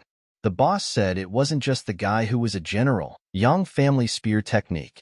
Spear art. Transmitted by Yang Miao Zhan, a female general in the Southern Song dynasty. It was already an amazing martial art in itself, but after passing through the hands of many warriors, it was perfected, becoming the best of the spear arts. It was recognized, from a martial arts perspective, as one of the best martial arts of the military, and it was taught only to generals. Man sighed and told the boy that at least he knew what he was looking at. Sichuan said that the way he was holding the spear made it more obvious. Meng said he didn't care. It didn't change anything. Looking into each other's eyes, the leader suddenly attacked him with his spear. Sichuan saw this and realized that it was very bad, and he immediately dodged the attack, not being in danger. Meng was surprised at this moment, because he saw how the guy easily parried the phoenix's bow. And what's more, he was even able to show such strength. Meng was very angry, and squeezing the spear in his hands, he understood one thing. He had to kill him right now. Man didn't stop there and started attacking. But Sichuan wasn't afraid and easily defended himself. But he saw that it impressed him. Sichuan thought that usually the longer the spears, the harder it is to maintain maneuverability, but he doesn't see any disadvantages. Man said the guy was a crazy asshole. He parried them all? But how could he parry them? At that moment, the energy began to be released more, and Meng understood that it didn't matter. He would kill him anyway. Seeing the target, Man immediately pounced on him. Sichuan saw all this and realized that he was coming for him. Man started feeling around and realized that he had found it, and he called the guy an idiot because he was finished. But Sichuan was not so simple and easily repelled the attack. Meng saw it and realized that it was an attack with the aura of a spear. The leader couldn't believe that this could happen. The guy, like him, had reached the limitless limit. Sichuan saw the barrier and attacked it. Meng immediately swung his spear and realized that he would not have time to react. Sichuan pierced Man's hand with his blade and asked if the dark skies helped him this time. Perhaps an unknown bandit could, but a former general would hardly be able to hide in the Red Forest. Deserters are common, but not generals. The army would never let him go. Man started laughing and asked, "Was that a celestial sphere?" But still, it's funny, very funny. Sichuan asked him what was so funny. Man replied that they were talking as if the world was in their hands. And yet, that wasn't the point. The guy finally beat him. As a reward, he will tell him. Of course, he doesn't know much. In fact, he was tired of fighting those northern barbarians. He just wanted to get out of that hell, and they helped him. They were very impressive. They changed his face so he could become a new person. Meng fell to his knees and said that the whole world had been deceived. Not only the dark skies, but all of MURIM. They had been deceived by the monster of Manhwa. At this time, the war was still going on. And then Sichuan came to them and told them to stop. Everyone was surprised and did not understand why they had to stop. When they turned around, they saw that Chief Meng had been defeated. The warriors of Man could not believe it. But the warriors of Sichuan rejoiced, because their ally had defeated the chief. Sichuan shouted out that the head of the supreme fortress was dead. Let them stop their senseless resistance and surrender. An ally from the main chapter said that this could not be. But they had no choice but to accept defeat and throw away their weapons. The warriors of Sichuan rejoiced and saw that they had captured the fortress of the Green Dragon, but it was too early to celebrate. There were still fortresses of the Seven Forests and fortresses of the Nine Waters. Since the Great Tiger and Green Dragon's forts have fallen, they will send reinforcements. Their forces are too exhausted to continue the battle. Sichuan said they would split into 3 groups. There should be hostages in the cages. Have them free them and prepare to escort them out of here. And let them tie up those who surrender and lock them behind bars. And they can kill them if they resist. The people asked, "What about the loot?" Sichuan replied that they should take a few trinkets. The rest would be a burden, so leave them.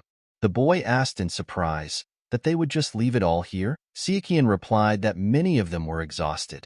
In addition, the hostages, who were already in bad shape, were a priority, and they need to travel light because they will have to cross mountainous terrain, and they need to use food to a minimum. The boy said that he thought there was no choice. Sichuan saw their faces and replied that all the treasures in the world would not compare to the price of their lives. Let them remember, their greed may end in someone's death. They carry the weight of lives, not treasures. But then Saran came and spoke to her older brother. But Sichuan was thinking at that time and understood that he had to clarify this. Otherwise, there would be problems later. He told the soldiers that they had to hurry. The enemy could be close. He immediately turned to the deputy head, and he said he would ask him a few questions. And he wanted to get short answers. If he tried to lie, a couple of his bones would break. Sichuan ordered him to point out the place where the head of the Supreme Fortress visited most often or could hide something there. Let him tell everything he knows. The boy showed everything to Sichuan and said that it was here. Sichuan ordered him to stay outside, and if he tries to run away again, and now he knows the consequences. The guy listened and replied that it won't happen again. Chegal said that it seemed like this was the right place. Sichuan was surprised and asked how he knew that. Chegal asked, "Isn't it obvious at first glance? The room is just suspicious." Sichuan said he didn't care. Why did he even ask? Chegal pulled out the needle and walked up to the wall and said that it needed to be stuck here. And immediately the doors opened in front of them. Sichuan asked if there were any traps there. Chegal replied that they had already passed. The guy was surprised and asked how they passed. Chegal replied that the wall itself was both a trick and a trap. It would have been activated if they had opened it incorrectly. Chegal took a step and said that it was from the category of similar. There is a door with a girl leading down, but he doesn't know what's there. Judging by the sound, he guesses that it is about 15 meters deep. Apparently, the head of the Supreme Fort himself arranged everything. Very impressive. Most people stay away from traps because they might accidentally trigger them, but he seemed to keep everything clean and people didn't notice. Chegal took a step into the dungeon and asked, "Is that all? How boring it is. And there are no more traps." They both walked inside and saw a chair. And Sichuan said that's what they were here for. Sichuan started looking around, and when he saw the box, he realized it was a miracle cure. He had a bunch of them, but that was no reason not to take another one, in hopes that he will not be disappointed. He picked up the book and saw that it was called 10,000 Swords. But he saw that this was not all, and looking closely he found another book. And opening it he smiled and realized that here it was. Sichuan said that it was time for them to go. Chegal was surprised and asked, "Already?" The guy replied that he would show him something better later, but now it was time to go. They really were pressed for time. Nak turned to her older brother and said that everything was ready. The others also supported her and replied that they were ready too. Everyone was locked up. The girl said that they had confirmed that they couldn't escape with martial arts, so there was no need to worry. They wouldn't be able to chase after them either. Sichuan said that if everyone is ready, then move out. Let them keep an eye on the people so that there are no escapees or wounded. Saran approached the master and spoke. Sichuan asked what was wrong. The girl replied that everyone was exhausted and they had more wounded than they expected. She suspects that they won't be able to move at a fast enough pace. Sichuan tells her not to worry. They don't have much time, but enough to get out of here. Saran asked, "How so?" Sichuan replied that it was because of the loot they had left behind. 2 days later, the people of the other clan came and saw that the head of the Supreme Fort was dead. He asked what the hell happened here. And then a guy came running and told the head of the prison that all the guys from the Green Dragon prison were behind bars. And then the prisoners started screaming and begging for help. The leader came up to them and asked what happened here. Who attacked? The authorities? The MURIM alliance? The boy replied that no, it was Sichuan. The leader was surprised and asked, was it really the true Plum Blossom sword?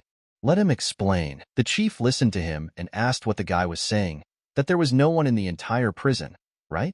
The guy answered that everything was correct. And then a guy ran up and told the chief that there was a lot of stuff in the vault.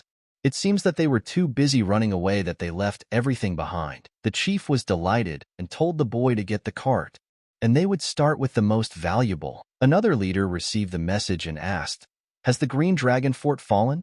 And how could they take the Green Dragon Fort with so many people? The guy replied that it was not the matter. No one was guarding the Green Dragon's prison. They needed to get the loot out immediately. The man was surprised and asked why they were waiting then. Let him call the guys who came out immediately. Li also received news that the assault on the Green Dragon Fortress had been successfully completed.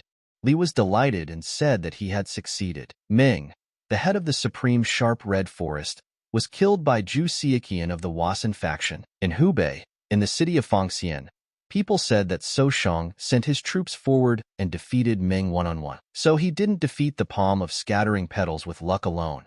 The guys also said that they also heard that he prioritized saving people even though there was a bunch of treasure in front of him. Deputy Chief Ming shouted at the gentleman not to do this. After all, he does not want to fall into the hands of the authorities. The boy said that it seemed like it was time for them to part ways. The boy's sister also told NAK that she would miss her company for the first time in a long time. NAK also responded in kind. The guy interrupted his sister's conversation and said that she would meet sister NAK in 2 years. He hopes that everything will be fine with he and Saran. The girl asked Saran if she seriously needs to do something about his character. She is sure that many people have problems with her. Saran replied, maybe she should do something about her friendliness? The girl thanked her for worrying about her so much. She always knew that she was much nicer than her words. Saran wondered when they became close. It was all Jiang Soan's sister. The boy approached Sichuan and said that he was so proud of such an outstanding brother like him, but no matter where he went and how much he was praised, he would always be in his shadow. Sichuan told his brother not to say that. He had done well in the assault. The boy replied that it was hard to have a great brother like him, and he wished he could stay and get something done, but it looked like he would have to leave it for later. The girl told her brother that they really had to go. The warriors said at parting that it was an honor to fight side by side with him. They too will go out into the world next year, so let him contact them if he needs them. Saran said that it was time for them to go too. Che Gao was surprised by her words and thanked his sister for her help. Sichuan said that he didn't expect her to come, young lady Che Gao. Saran replied that it was for Sung Duai's help, and she owed them a favor too. That advice of his helped them a lot. And at that moment, Sichuan realized that it was the art of illusion. Sichuan thought about it and said that he was glad that he helped them. Saran replied that she was curious where he learned about it, and she thinks it would be nice to have a discussion about the art of illusion sometime. And then, seeing Saran off, Sakan said that it was time to get to the point.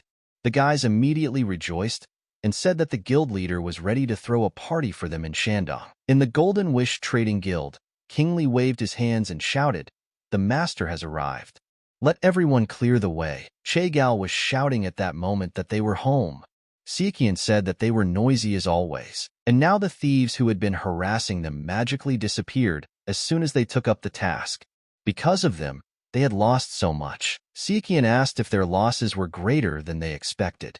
Li replied that thanks to him, they were able to avoid a shortfall in profits. Li said that was where the good stuff ended.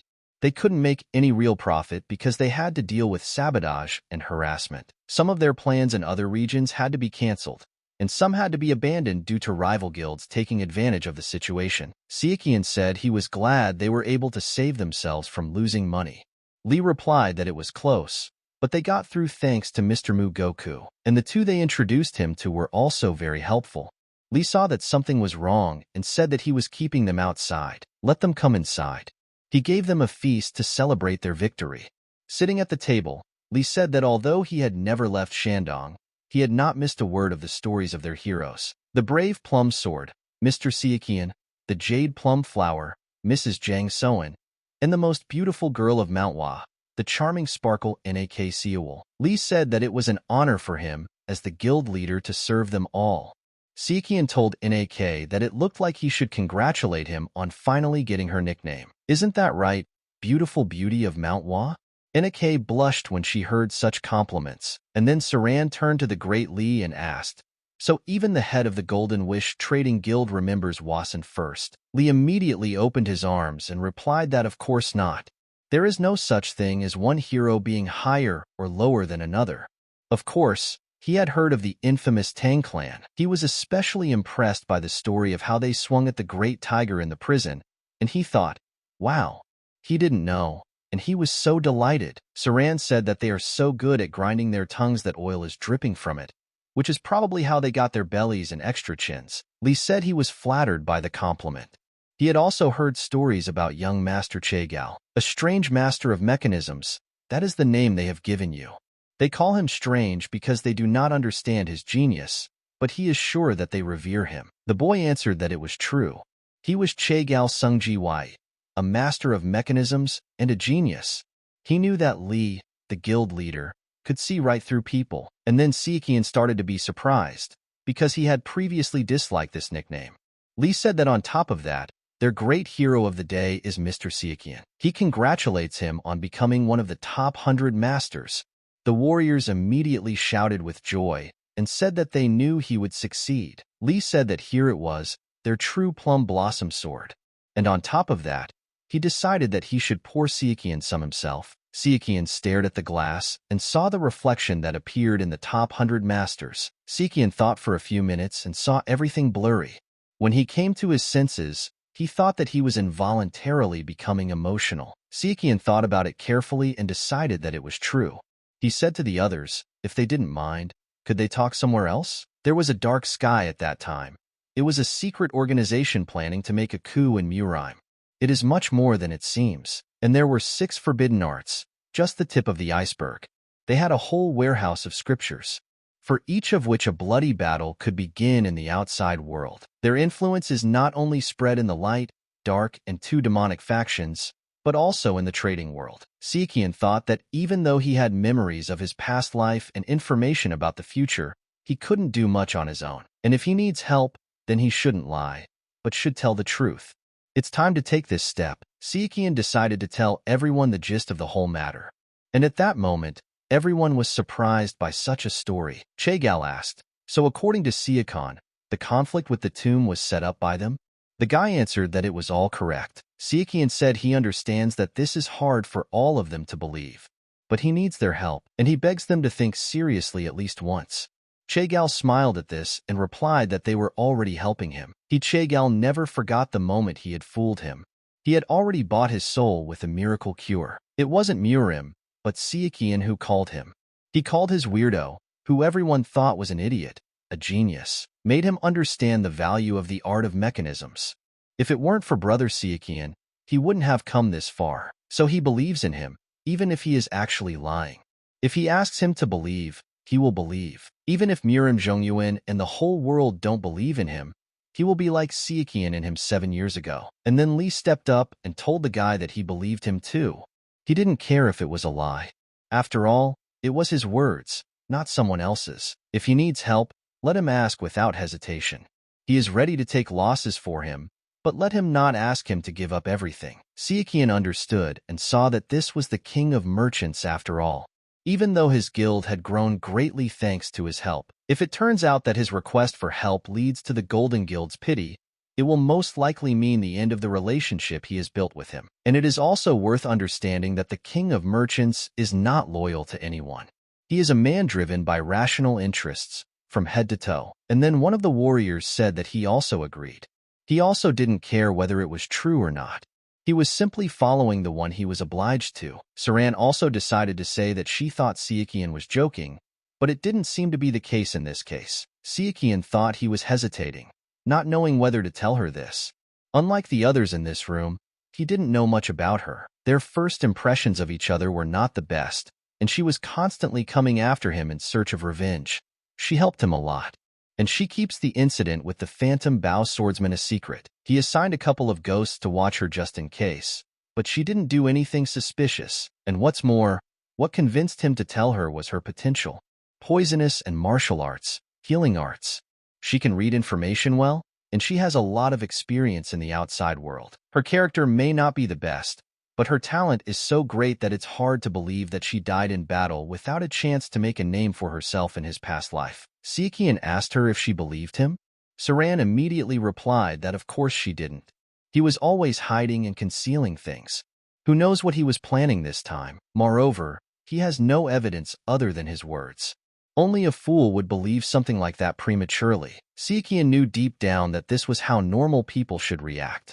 Saran said that she had to see for herself whether his words were true or not. Since she was already tied to him by that same argument, Sichuan replied that that was enough for him. Nak asked him what he planned to do now. Sichuan replied that it was a good question and put the book on the table. Nak immediately said that there was nothing written on the cover. Sichuan replied that he thought they could call it Mangang's diary. He received help from the dark skies by evading the eyes of the government, but he only assisted, not obeyed. In fact, he had always been suspicious and wary of them. So, in order not to be taken advantage of, he had prepared a plan to escape from them or fight back. Nak asked, "Is this the plan?"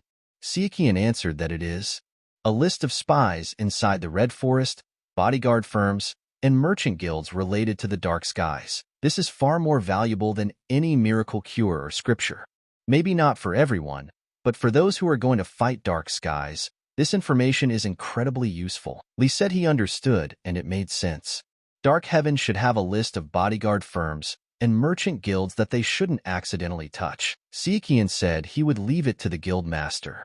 He would give him the information, so let him take everything they had from them. Lee was very pleased and replied that he would do so with great pleasure. Sichuan said that in the entire diary, the most important information is this secret place. The Dark Heaven clan chief received the information and immediately began laughing nonstop. All his men were surprised by his reaction and couldn't tell if he was upset or not. The chief asked, "Isn't it interesting? How could one man stop them so many times?" The warrior immediately put his head down and asked him to take his life. The boss said that was enough. He was the precious brains of their organization, and he couldn't lose them. The warrior said that he also apologized for not realizing his mercy. "Let him take this useless man." The chief asked in surprise, "Useless?" He doesn't understand what the warrior is talking about. Their organization didn't suffer any direct losses. It was just the murder of a simple bandit chief. The warrior knew in his head that he had failed. He had failed and had not succeeded. The warrior thought that his plan was to use the Red Forest to destroy the Golden Wish Guild and take their share, and the plan to get rid of Sichuan. Both failed. Since the head of the Red Forest High Fort is dead, it will be impossible to control them now, and his preparations for war and plans to control the Red Forest were flushed down the drain. The leader immediately called out Sichuan's name and said that he thought he was just a brat chasing after the Tang Clan's daughter, but he turned out to be a tiger hiding his fangs. And the chief said it interestingly. The thief who stole their miraculous medicines, the robber who destroyed the tomb, and Sichuan from Wasan. He ordered his men to find all three of them, and to catch them at any cost, alive or dead. The warrior replied that the order would be carried out, and he decided that he would kill them. No, even simple death would not be enough. He would find them and everything connected to them and would destroy them until they began to beg for death. Chagal said that he thought they had just recently had a pleasant, sincere conversation. Sichuan replied that he was. Chagal said that then please leave him alone. Why is he taking him with him again? Sichuan replied that it was because there would be traps. Chagal asked in surprise, "Traps?" "Oh, that's what Sichuan would have said right away. And it seems like those guys from the dark skies aren't complete idiots. It's no wonder they'd use machinery if they wanted to take over Zhonghe." Sichuan said that he was sure he would gladly follow the dark skies, promising that they would show him the traps. Nak laughed and said that it couldn't be him. And then Chagal asked, "What traps will they show him?" Saran told them not to worry. Young Master Chagal might be an idiot. She would wonder if he was really from the Chagal clan. But he wasn't that stupid. Moreover, they have no friends. Without them, he would have no one to talk to and spend time with. so she is sure he will not betray her. She immediately apologized and said that she was only stating the facts. Nak laughed and told Lady Tang not to bring down the harsh reality on him. She hurts young Master Chagall's feelings.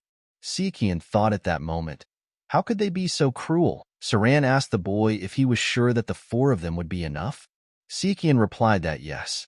A large group of people would attract attention. And then Sichuan thought and remembered that he had recently felt that someone was watching them. Sichuan said that he hoped for her help in clearing that place. Saran immediately responded that she agreed. A couple of hours later, the guys arrived in Suzhou.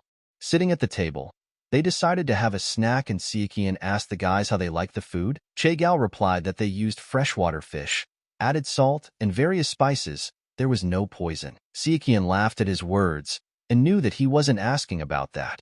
It seemed like no one was following them anymore since they entered Suzhou. Sichuan thought about it and said that they would have to wait until nightfall and continue their journey.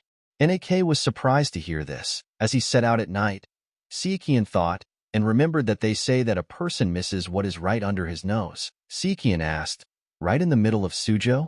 He never would have thought that it would be in the middle of such a densely populated place. Sichuan asked Chagall where to go next. The guy immediately put his hand on the stone and answered, here. Pressing the stone with his hand, a secret entrance opened in front of them. Sichuan asked him if everything was okay. Chagall replied that for now, yes. Sichuan said that he was entering. And entering the tunnel, he said that he could finally relax a little, but then Chagall stopped abruptly and got a little scared. Sichuan was surprised and realized what was there. In front of them stood a path that was slowly crumbling and water was dripping down it. Chagall immediately shouted for them to run. Chagall read everything and shouted at the guys to do what they did. After all, this tunnel was filled with traps. The guy knew in his head at that moment that things were bad. There were too many traps for this path. Sichuan also thought about it and didn't know what about the soil, but now the main thing is the foundation of the path, which could very well collapse. At the last moment, Chagall saw several flaws and shouted to the others that the ceiling was collapsing. The boys had given up hope and simply decided to run. But when they saw the light in front of them, they sped up and saved themselves. Sichuan turned around and asked Nak if she was okay. Nak smiled and replied that it was quite a day. Juicy asked Sorin how she was. The girl answered that she was also fine. Was she injured? The girl answered that she was not. She just had to spend half of her chi. But then Sichuan turned around abruptly and saw a group of people standing in front of them. Chagall was very scared and pointed his finger and said, "What's there?" Sichuan saw their faces with a surprised look and realized that it was Jiangshi. Nak immediately said that this was the Blood Temple's magic, and she didn't like this group. Sichuan immediately looked at Xiao Ren and thought that the Ghost Valley martial art that attacked vital organs would not work against the Jiangshi who didn't even have hearts. And of course, this is the only enemy of the Ghost Valley. In that case, he ordered her not to come forward and protect herself and Chagall. And the good thing is that he was just wondering if he would get a chance to try out what he had recently learned. The Jiangshi would be ideal opponents for training. The Jiangshi immediately rose into the air and immediately moved to attack. Sichuan gripped his sword so tightly that when he attacked, he felt that it wasn't smooth enough. And then he decided that the next move would be even better. But having stuck the sword into his head, he remained alive. Sichuan saw this and said, "What does it mean? Jiangshi are so strong?" He shouted to Inaka's sister to beware of the corpse poison they are soaked in. Sichuan made several new attacks and saw that the 10,000 swords technique was working well. The body mass doubles, but the sword itself loses weight, and it really does become much easier to swing, like a sword. And now he realized that Ming had indeed left something useful behind. A great technique against the Jiangshi with their strong bodies. Nak was surprised and asked where he had managed to learn it. And then she herself began to act and destroyed several Jiangshi. Sichuan saw this and said that this was a plum blossom sword technique aimed at a specific target. Using the sword's aura is already difficult enough, but she not only controls it perfectly, but also focuses on a specific point. And her sword aura is so pure that it's so beautiful. Sichuan told Nak that she really is a genius. Nak thought about it and told Sichuan's brother that he was the last person who had the right to say that. After a while, Sichuan sighed and said that it was finally over. and he decided to apologize to Nak for always being in a hurry. Saran replied that it was all right. She was sure that it would be the same with everyone. And then Chegal said that Lady Nak was right. This place was designed to collapse. Nak asked, surprised, "What do you mean?" Chegal replied that he hadn't seen it in detail because it had all happened so quickly, but the place had been built to respond not only to light, but also to sounds, weight, and vibrations from the door opening. Everything would have been moving even if they hadn't illuminated the place. Sichuan realized something and said what it meant. Chegal interrupted him and said that either the entrance to the Garden of Stone Lions itself was a trap, or the entire place as a whole. Nak said he hoped it wasn't the latter. And given the equipment here, she didn't think it was a hoax. At this time, the warrior from the Dark Clan thought that he was not very sure, but there was a possibility that Sichuan had guessed about the existence of their organization. If he read Ming's diary, then he must have been secretly collecting information about them. And because they watched his every move and could prepare for whatever he planned, but they turned a blind eye, even though they knew about it. And he left no obvious memorable facts, but most likely recorded the location of the secret hideout of their spies. Whether Sichuan knows it or not, if he read the diary, he'll definitely go to the hideout. This is their chance, but he foresaw this and set up a decent number of traps. Only the strange master of mechanisms gets on his nerves, but he will still die without finding anything, and even more so he will not be able to disarm them. Chegal kept finding and saying that it was another trap, and it was time to go. Chegal, like a sniffer, found everything and said that the trap was disarmed. "You can go." Nak said that not a single trap was activated after the one at the entrance. Is he sure that anything was installed here at all? Sichuan thought about it and realized that he wasn't just a genius. No martial artist, no matter how skilled, could easily survive the traps they passed by. And then Chegal in front just shouted that there were traps here, traps there, everywhere. It seemed like they had tried hard enough, but it was all useless in the face of a true genius. Sichuan knew that without Chegal as a guide, it would have taken them a day or two to get here. And then Chegal stopped for a few seconds and thought. Sichuan saw this and asked, "What is it?" Chegal replied that there were only traps ahead. It was difficult to determine their number. Sichuan asked how many they had set, and what should they do. Chegal replied that everything was fine. It was easy to get around them. Sichuan asked in surprise, "Get around?" Chegal replied that they would now look. He leaned against the wall and pointed with his finger, saying that it was here. And he thought, maybe make a cut? Sichuan said that he would do it himself and immediately swung his sword several times, opening the secret entrance. Chegal said that cramming so many traps into such a closed place would be a real problem if they were accidentally activated, and so they usually prevent this situation by creating free space. Chegal took a few steps and said that there would be a bunch of mechanisms inside. Let them try to get through without touching them, and the triggers are probably on the outside, but it's best to be careful. Nak asked how he knew there was space. Sichuan told her that there was no point in asking. It was a completely different area from theirs. They simply wouldn't understand a word of his explanation. As they went deeper, Sichuan said that there were an awful lot of traps here. And now he understands why Chegal didn't suggest using this path from the very beginning. And here it is very cramped and difficult to move. And then Chegal stopped and said that they were there, but Sichuan stopped him and told him to stop. He listened and warned the boys that there was someone outside. He put his ear to it and realized that he had heard nothing after the first vibration. Maybe the traps at the entrance just killed everyone? Only one of the 10 thrones of the highest heavens would likely survive that. Sichuan thought that the first vibration must be them talking about traps at the entrance. And from the looks of it, they were expecting them. It might be a trap. No. This place can't be a dummy if they've prepared so much. But he did not leave, and heard people saying that they were from the squad of the Opening Sun. Sichuan immediately heard this and was surprised. He understood that this was one of the branches of the Big Dipper constellation, which had the strongest martial arts masters at its disposal, and the sun itself is listed as the strongest after the head. Mu was originally appointed to this position because of the incident with his daughter, but since history has changed, he does not know who the current sun is. The head of each squad is called by name, without the prefix squad at the end, and this means that the people behind the wall are a detachment from the squad of the revealed sun. There are 15 to 20 of them, but it seems like Sichuan said that there are others besides the Sun Squad. They are most likely from the Celestial Sphere Squad, which is responsible for the mechanisms. Sichuan thought about it and decided specifically that he would attack them before they realized that they were behind the wall. Outside at this time, the enemies were talking. But then suddenly the wall collapsed and the guys came out. The enemies immediately saw the guy and said that it was Sichuan. At that very second, they pounced on him. Sichuan did not run away and put the guys in danger and decided to deal with them himself, killing everyone who came at him. The army leader told the others to retreat and regroup. Sichuan caught up with them and asked where they were going. One of the enemies pulled out his blade and swung it, hitting Sichuan straight. But in a second, he saw him evaporate. Before he could even turn around, he was already killed. Everyone was surprised by his strength and looked at him intently. Sichuan looked at them in return and said that he hated them very much. The army chief looked at the boy and said his name. At this time, Sichuan analyzed him and saw that the guy's physique was too small to be a martial artist, and he must be from the Heavenly Sphere branch.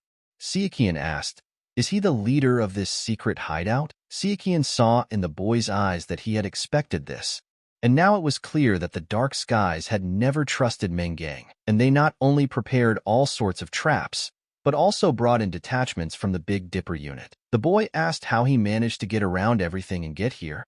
Sichuan told him to ask Death. He was sure that she would explain everything nicely and politely. The boy told Sichuan sternly that he didn't know when to shut up.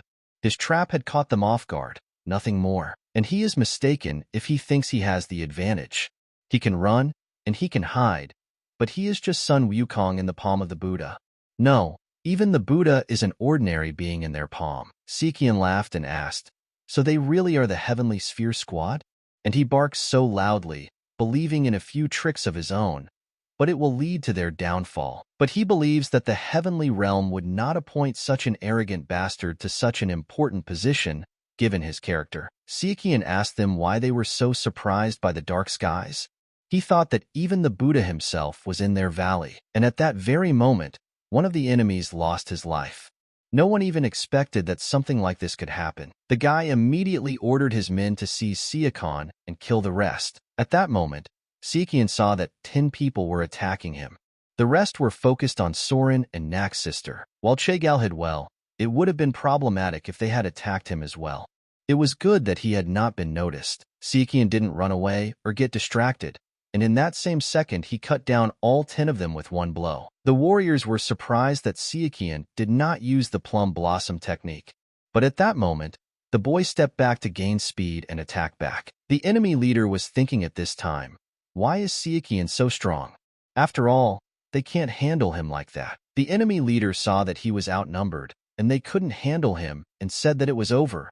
Sichuan released his aura at that moment and asked, "Is it true?" Everyone was surprised that Sichuan used a protective aura and immediately went to attack them without risking his life. Everyone who stood before him was defeated at that moment, but Sichuan felt something flying towards him and turned around. At that moment, a knife was flying at him, which someone had released from under his teshka, but Sichuan did not dodge and left everything as it was. The knife was not meant for him, that's why he didn't move away.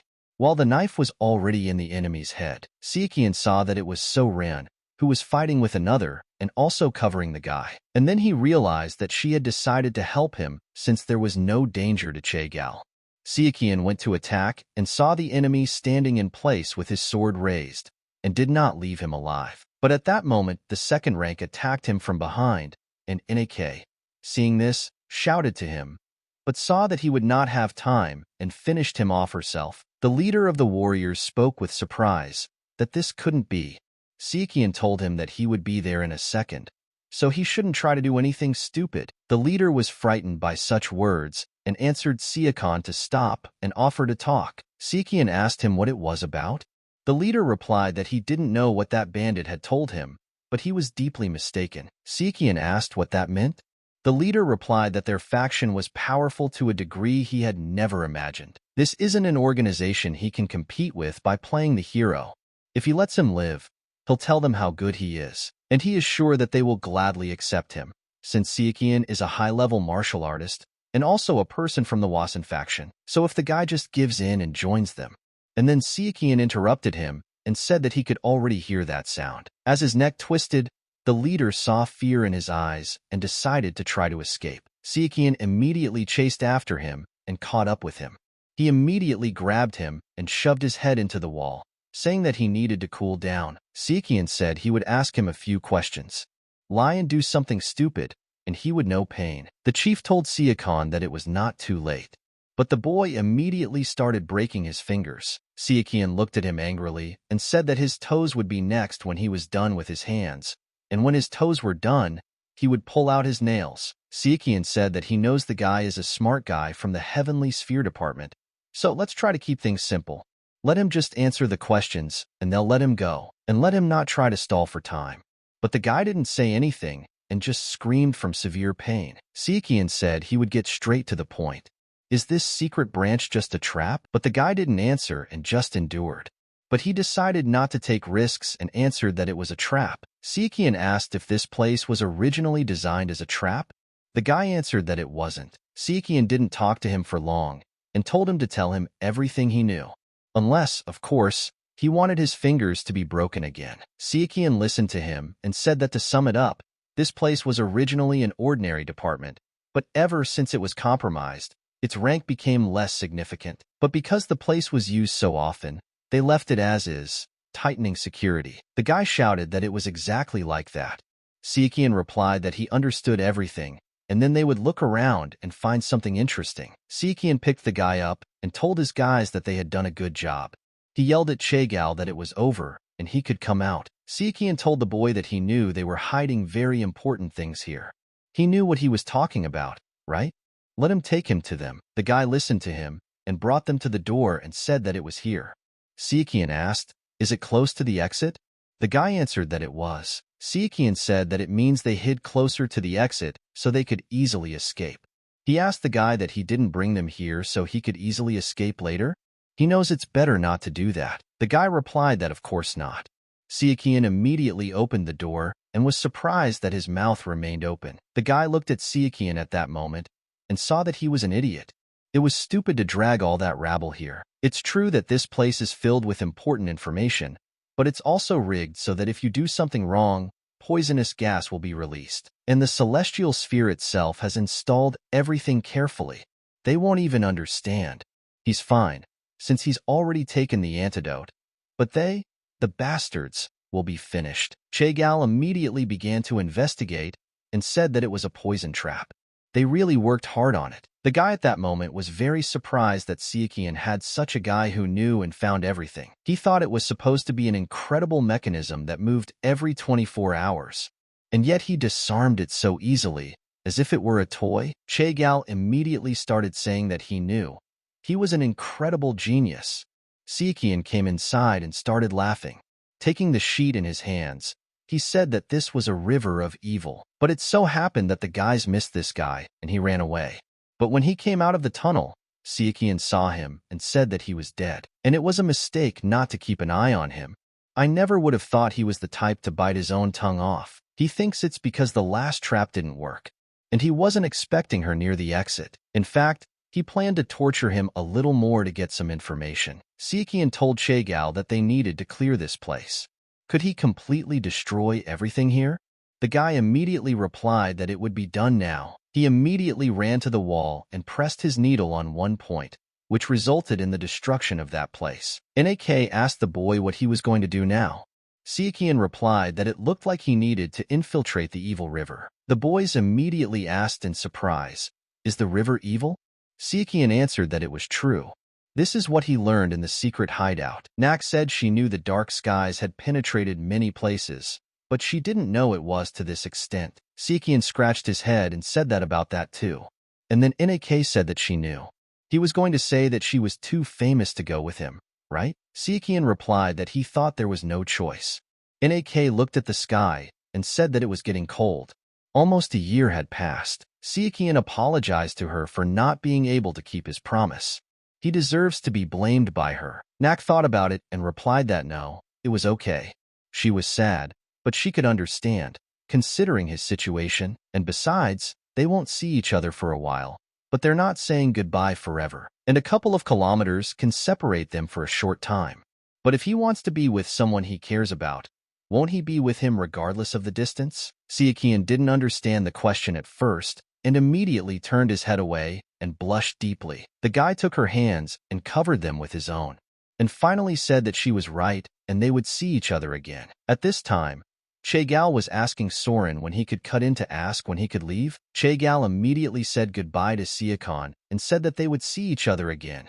And then the guy ran up and told his sister to wait a second. Juicy pulled out a box and said that here is a small pill for NAK, and let her take it, and if she's lucky, it will help her level up, and it will definitely increase her chi significantly. NAK thanked her elder brother for the gift. Sichuan accompanied the boys and said that it meant that they were left alone with Soren. The guy said he might need someone to chat with along the way. Would she mind? Soren said it was fine, and then Sichuan thought and realized what would actually happen when he talked to himself. After all, he originally planned to visit the valley in Jiangsu and get help from the ghosts there, but he is sure that the heavenly sphere will look there, and in that case, he had better go in the opposite direction. Sichuan decided and said that they were heading to Zhujiang. At this time, in the Zhujiang Valley, the warriors said that they were meeting the Lord of the Valley of Ghosts. Sichuan was surprised because he thought there were more of them than he expected. He asked the warrior if there were any deserters. The warrior replied that there was none. Sichuan assumed that there was nothing unusual, since the number of ghosts varied depending on the valley, and he decided that he needed to prepare a couple of things before he infiltrated and stayed here for a while. Moreover, he needed a false identity, and since he completely destroyed the secret hideout, the heavenly sphere must be moving. He is probably worried about the information that might leak out due to this incident. Since he will start to reconsider his plans, wandering around the Dark Faction's territory with his identity will be a bad idea. So he needs to disguise himself as a phantom bow swordsman. A swordsman who is skilled with the bow and a martial artist on the side of the Dark Faction. Since he made his name in that little civil war, that should be enough. He was still screaming his name like an idiot, but luckily, nothing bad seems to have happened, and especially with the technique of 10,000 swords, such a false personality will work. And I decided to try something. Sichuan turned to Soren and said that he was going to take over the training ground for a while. And when he had sharpened 10,000 swords, they would go to the River of Evil. At this time, the head of the Dark Faction received the news and shouted that Sichuan was a despicable bastard. He couldn't believe it and asked, how did this even happen? Was he able to survive all this? And not only that, but his servants still hadn't found out anything about him? The leader said it looked like he'd have to make some changes to the grand plan. On his way to Fujian, Sichuan came across a thief who pulled out his sword and told him to give him everything he had. Sichuan told him that if he didn't want to die, he should go back to where he came from, and he would spare him. But the thief responded with contempt, and Sichuan dealt with him in no time. Without giving him a chance, Sichuan said that he specifically avoided the village and the road. Why are there so many bandits here? He thought about it and decided that he needed to find the Hao faction quickly. It was a pity, of course, that ghosts were bad at disguise, and he supposed that was okay, because they never needed it. And on a weekday, a guy came up to him and asked, "Is he from Zhengzhou?" Sichuan asked, "Is everything ready?" The guy didn't let him answer and told him to follow him. When he came to one place, the guy opened a secret entrance and said that he would wait for him here. Sichuan confidently entered the underground passage where he saw that the remains of food and other things were scattered around. And then an old man came out and greeted him and asked the boy what kind of face he wanted. He can make anything, from a child to an old man, but given his height, build, and throat, I wouldn't recommend a child. If he's planning on an older face, he'd advise slouching more. He would also need tight clothes so that his muscles wouldn't be visible. Sichuan replied that he wanted to look about 30. The old man asked him if he could take off his mask. Sichuan remembered and apologized as he slowly took it off. The old man looked at him and said that he was young and asked if he could touch his skin. Sichuan replied that he should do whatever was necessary. The old man started to paw him and asked if the guy wanted to make a certain impression. Sichuan replied that he wasn't too handsome, but he wasn't ugly either. Just something normal that wouldn't look funny. The old man told the boy to give him 2 days. Sichuan asked when exactly. The old man told him that around 3 to 5 o'clock in the morning. Sichuan put on a mask and said that he would return in 2 days. He immediately arrived home after the meeting. Lying on the sofa, he thought about the dark skies and the river of evil. And it seemed that they had chosen a different plan, since the previous one had failed. And there was nothing that he did not know in Jiangsu. According to the original story, this plan began after a long drawn-out war that lasted for over 10 years. The MURIM community was weakened, and the Dark Heavens took advantage of this by emerging from the shadows and declaring war against all MURIM. The MURIM Alliance and the River of Evil, sensing the threat, joined forces to fight against the dark skies. But it was not so easy because of the spies and traitors previously planted by the dark skies. There were many cases of sabotage, and one of them was Dame Rebek's betrayal. The immoral Dame Rebek. He is one of the sons of the head of the evil river. Similar to his father, Dam was extremely talented in martial arts since childhood. He grew up as an arrogant child because everyone around him only praised him. But even though he was ruthless, he was still part of the River of Evil. And while his training was going well, the leader of the River of Evil did not burden himself with caring for Dam. And without his father, the only one he feared and who could stop him, Dak became more and more corrupted.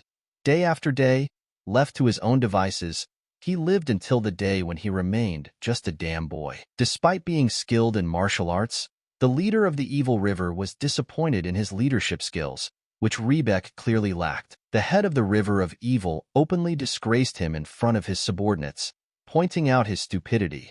In the end, the son could not bear it. At that moment he wondered, why should he put up with this? How long was this old man going to live? But he didn't have the courage to attack.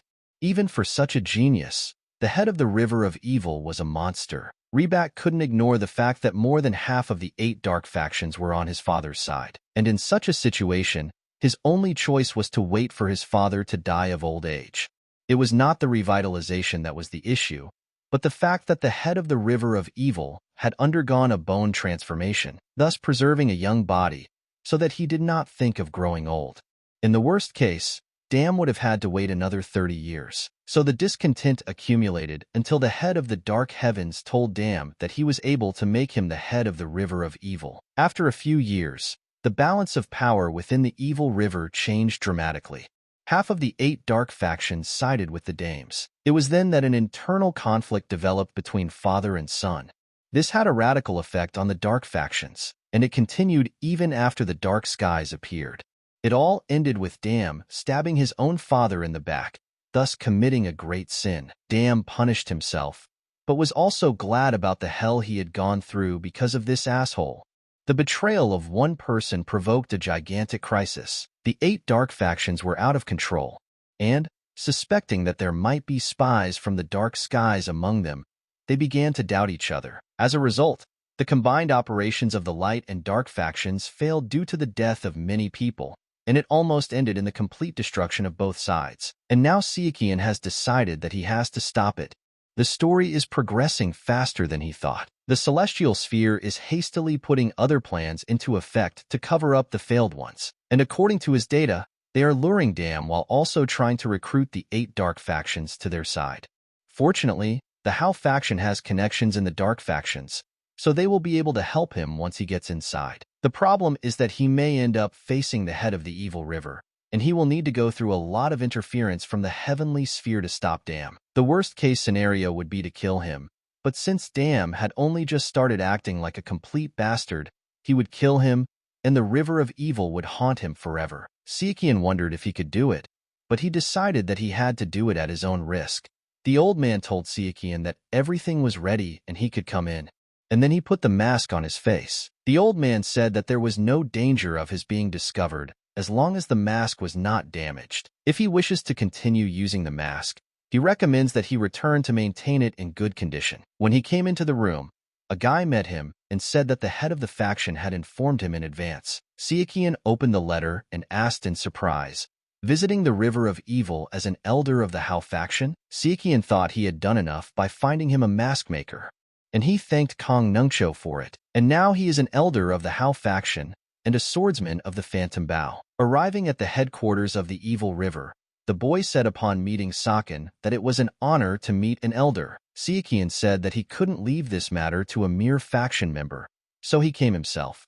The boy smiled and told the elder to order him as he wished. Sichuan asked the boy to briefly explain the current situation in the River of Evil so that he could evaluate it. The guy said that Sichuan should already know that the War of the Seven Swords inside the river was restless, especially the rise of the hero of the light side, the true sword of the plum blossom. This was provoked by the head of the River of Evil, which is why he began to react more sharply to many things.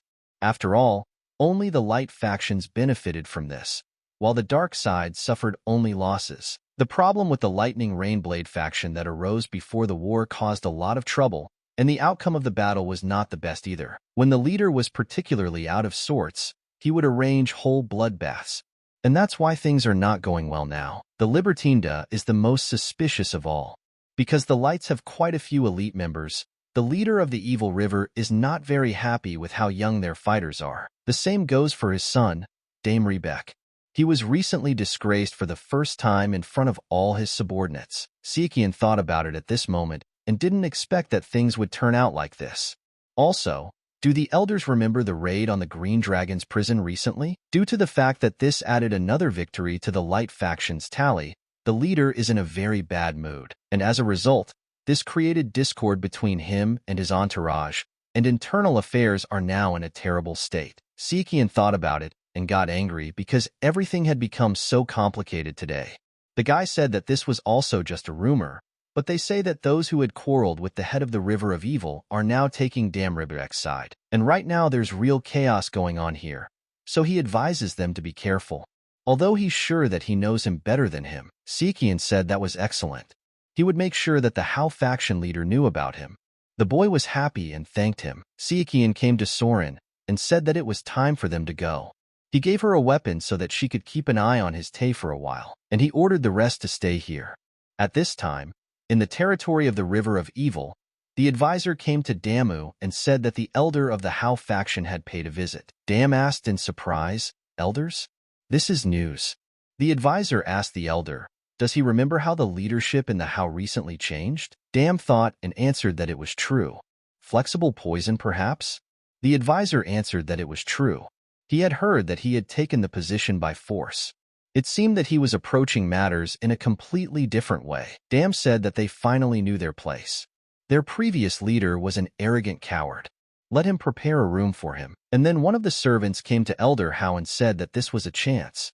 The elder asked in surprise, "A chance?" The servant said that although not all, his father was collecting a decent amount of information through the Hao faction. If they convinced or intimidated him, but he did not know about the eyes, but they would steal his ears. The elder said that it was a bunch of fallen souls from the Black Path. How could they be important? The servant replied that he should underestimate the Hao faction, and it is true that its members are nothing. But their data collection is an exception. All men are weak before women and alcohol, and they may not have as many people asking for information, but the quality is excellent. The elder said that he would still use them often when he became the leader of the Evil River, so there would be no harm in meeting them early and earning their loyalty. And then the elder said that it was time for the daily routine.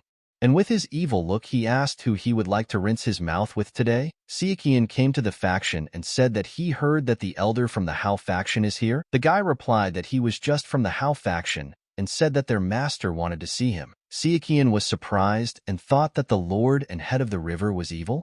The boy replied that Dam was the young lord of the river. Sichuan thought about it and realized that Dam was trying to steal Hao's faction from his father. Hao is usually ignored, as is the Black Path in general, but he wants to meet him personally. This is definitely not his idea. Sichuan answered the guy that he was coming. Having received him into the room, Dam immediately met him and greeted him. Sichuan saw him and analyzed that it was Dam Rebek. And he looks pretty good, actually. The guy said he was the most respectable Dam Rebek. Sichuan listened to him and realized he was a respectable lunatic. Sichuan bowed and said that he was a person unworthy of being known by the young lord of the river. Let him remember him as the elder of the Hao faction. Dam told Sichuan to just call him by his name. Sichuan noticed his eyes at that moment and was surprised. Dam said that he called Sichuan to greet him as his future partner and also to propose, and heard that he came to report to his father. Sichuan told the head that everything was correct. Dam listened and said that from now on he would report to him first. Sichuan was surprised and apologized surprisingly. Dam immediately showed his anger and told Sichuan not to say that he was planning to refuse. In that moment, Sichuan felt his power and realized that it was demonic arts. Dam immediately shouted for him to respond immediately. In an instant, the entire faction trembled from his power, and the jug standing next to him slowly fell to the ground. Sichuan noticed that he was not himself, and he thought that he had no choice. At this time, the guy was telling the leader to calm down. After all, he wouldn't be able to get an answer from him. Sichuan made up his mind and replied that he agreed. He was simply amazed by the fact that Dam had decided to accept such an inferior person like him, and as a man of the Black Path, it is an honor for him to serve the one who is destined to become the head of the River of Evil. Dam started laughing and told Sichuan that he could see that the guy had a good tongue. But he understood. After all, how else could a weak faction like How survive in the world if they weren't at least talented at flattering the strongest? Dam laughed and replied that he liked the guy and forgave him. And then Sichuan realized that he had gone too far, and that guy in the veil, he suppressed his madness with just words. He's not as simple as he seems. Sichuan said that he wanted to give him his oath of allegiance, but being weak in martial arts, he can barely stand now. Will the Dam leader allow him to leave and rest? Dam laughed and replied that he allowed it, although he still didn't understand how such a weakling became an elder of the How faction. Let the boy work hard for him, and he will make him the head of the How faction. Sichuan bowed and thanked. Dam told the boy that he could go now. Sichuan smiled and said that he would go. And in his head he knew that this Dam was crazy. And then Sichuan, walking to his room, thought that he didn't know that Dam was already out of control. The fact that the 8 dark factions have already united with this madman means that he has the dark skies behind him. Also, these eyes must be the blood-sucking Scarlet Eye technique. The technique of Scarlet Eyes sucking blood is one of the most outstanding techniques of the Temple of Blood. The training method is simple but cruel. Accumulating chi and increasing the level occurs by sucking blood from others. And like all demonic arts, this technique also has a terrible side effect. Demonic forces enslave the mind, gradually absorbing the brain. The person becomes ruthless and cannot control his emotions. He is easily irritated by something trivial, and he will not calm down until he sees blood. Every time he sees blood, he becomes filled with anticipation, and the demonic forces become more powerful. Eventually, he needs blood even when he is not angry. Their pupil, cornea, and white of the eye turn blood red. This is the technique of the Scarlet Eyes that suck blood. Sichuan thought that his previous life also knew that the Dark Heavens had obtained the demonic arts, so this was obviously their work. But even so, he couldn't kill him right away without thinking. Killing him without a good reason will only worsen his relationship with the River of Evil. He may be a disobedient son, but that doesn't mean he'll be let off if he kills him. And so it would be better for him to first reveal the fact that he practices demonic arts. Despite the fact that the River of Evil is so free and unlimited, they still do not accept the demonic path. They are mean and low, but they have their limits. This is the difference between the dark and demonic paths. The Scarlet Eye blood-sucking technique, no matter what stage, requires a huge amount of blood. Demonic arts other than the highest level cannot be controlled. He must be consumed by the desire for blood and murder. The food supply must be nearby. He supposes all he can do now is sketch out a rough location and wait for Dam to make her move. For days later, Sichuan followed Damamo and felt him coming. But he saw them stop at the door and decide to go inside. Then Sichuan put his hand on the door and felt that it was the servants' restroom. But Sichuan was very curious about what was there. When he entered the basement, he was very surprised, because there was a mountain of corpses in front of him. And then Sichuan heard someone say that he was so hungry that his head was spinning. How about having some fun with the servants? But someone told him that it was not necessary. And Dam is not a simple madman. Who knows what he will do if he finds out about it? And then Sichuan thought and realized that this is why it was quiet. And watching them, he saw that there were only 3 of them. Sichuan didn't take any chances and attacked them from behind, slowly placing his knife at their necks. But one of the warriors remained in front of him, and then Sakan said that he would use this opportunity to obtain information. Sichuan grabbed the boy and said that he swallowed the poison without hesitation. Could he be from the Ursa Major constellation branch? And now he realized one thing, that he would have to act quickly. And then they started shouting in the street that there was a fire. The rumors asked, "Isn't this a latrine? Why is everything burning there?" And then one of the warriors decided and said that this must be a distraction.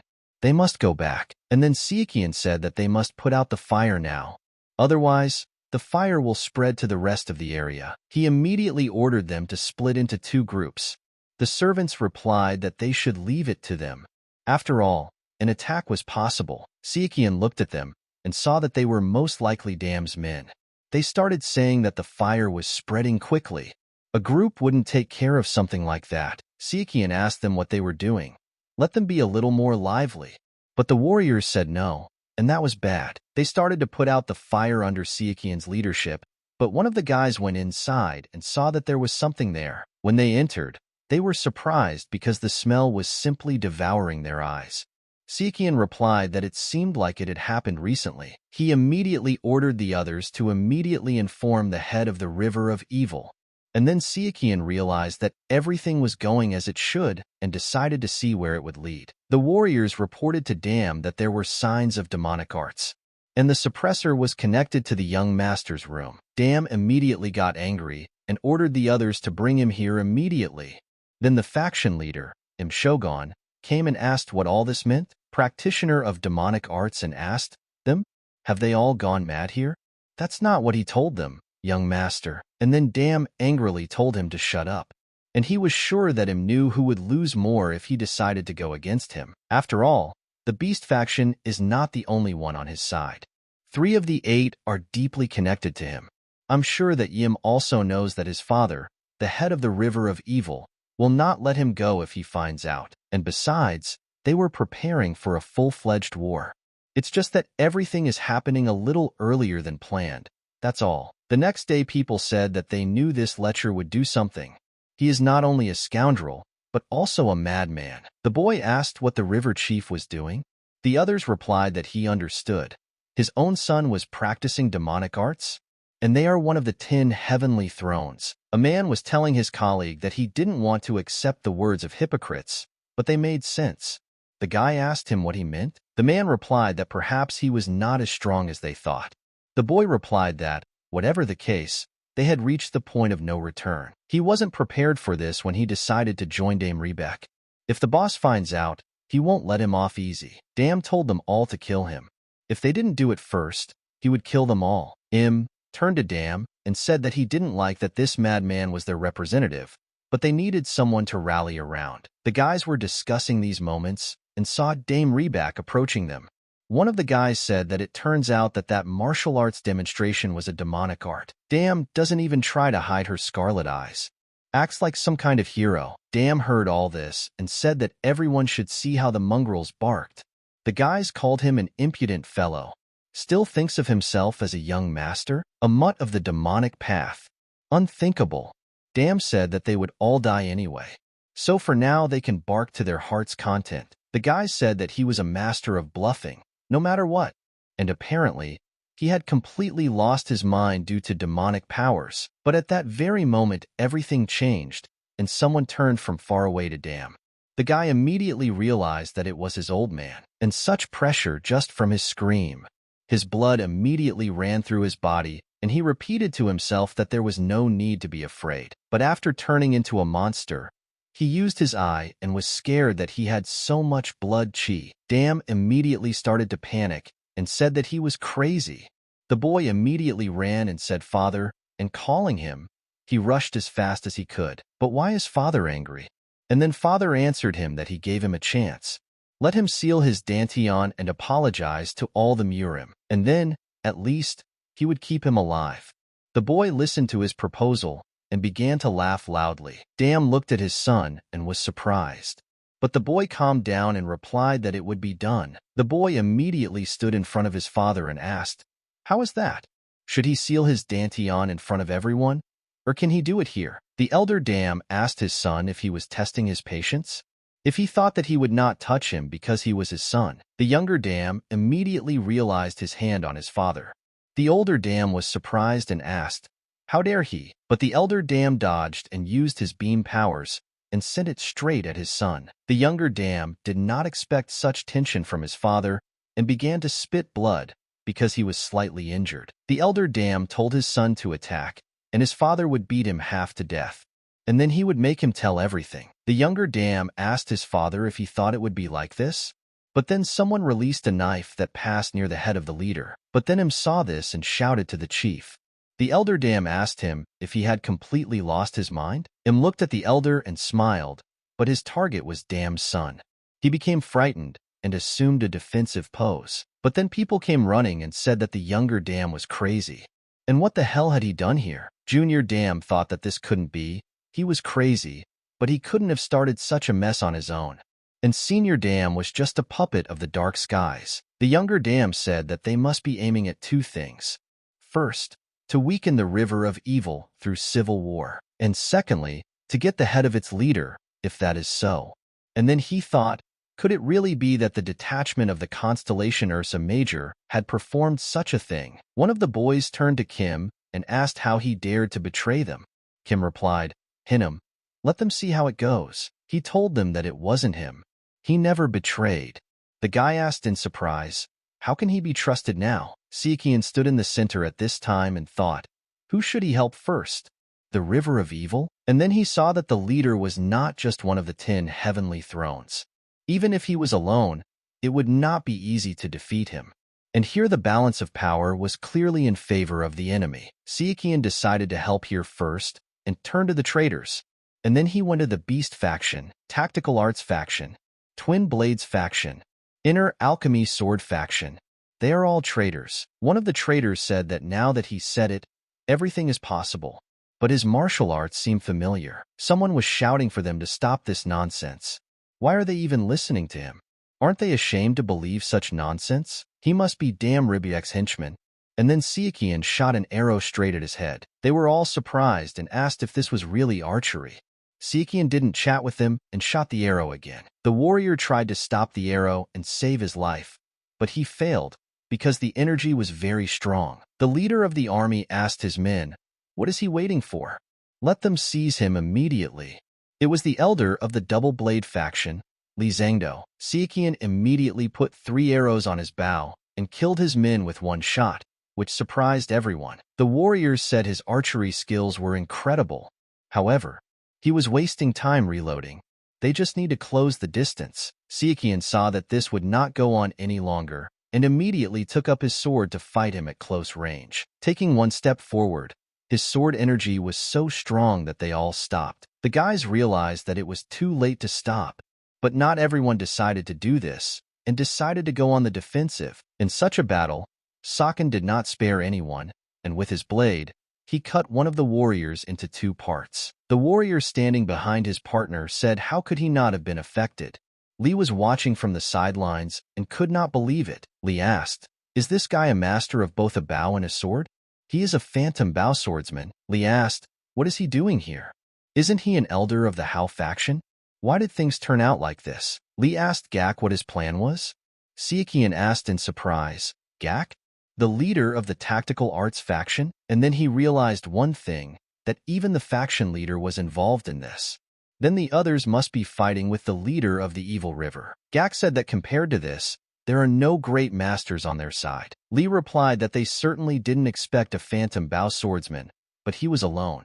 They had more ordinary fighters and high-level warriors. The warriors asked how they could win. The warriors said that they would all die. They did not want to die here. And then Sichuan shouted at everyone to be quiet. He ordered them to take a good look at the enemy. How many of them are truly worthy of being called martial artists? Gu Gak is the leader of the Tactical Arts faction. He is a master of tactics and illusions, but not particularly strong as a warrior. Elder of the Twin Blades faction. One of the top 100 martial artists, but Food holds that title. Gak said that after his words, everything didn't seem so bad. Sichuan immediately understood his sword and told them to follow him. And Master Wa of the Unlimited Limit, the swordsman of the Phantom Bow. And then he realized that it was close, because he almost said Wasen. Li asked, is he the master of the Unlimited Limit? He is, who knows. He immediately ordered the 2-pronged wave squad, and they don't care if the guy is in the Unlimited Limit or not. He won't beat them.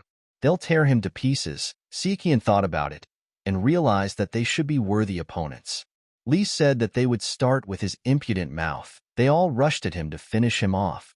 But Sichuan was smarter and jumped out at the moment of attack. Li immediately realized that he was an idiot. He wouldn't be able to change direction in midair.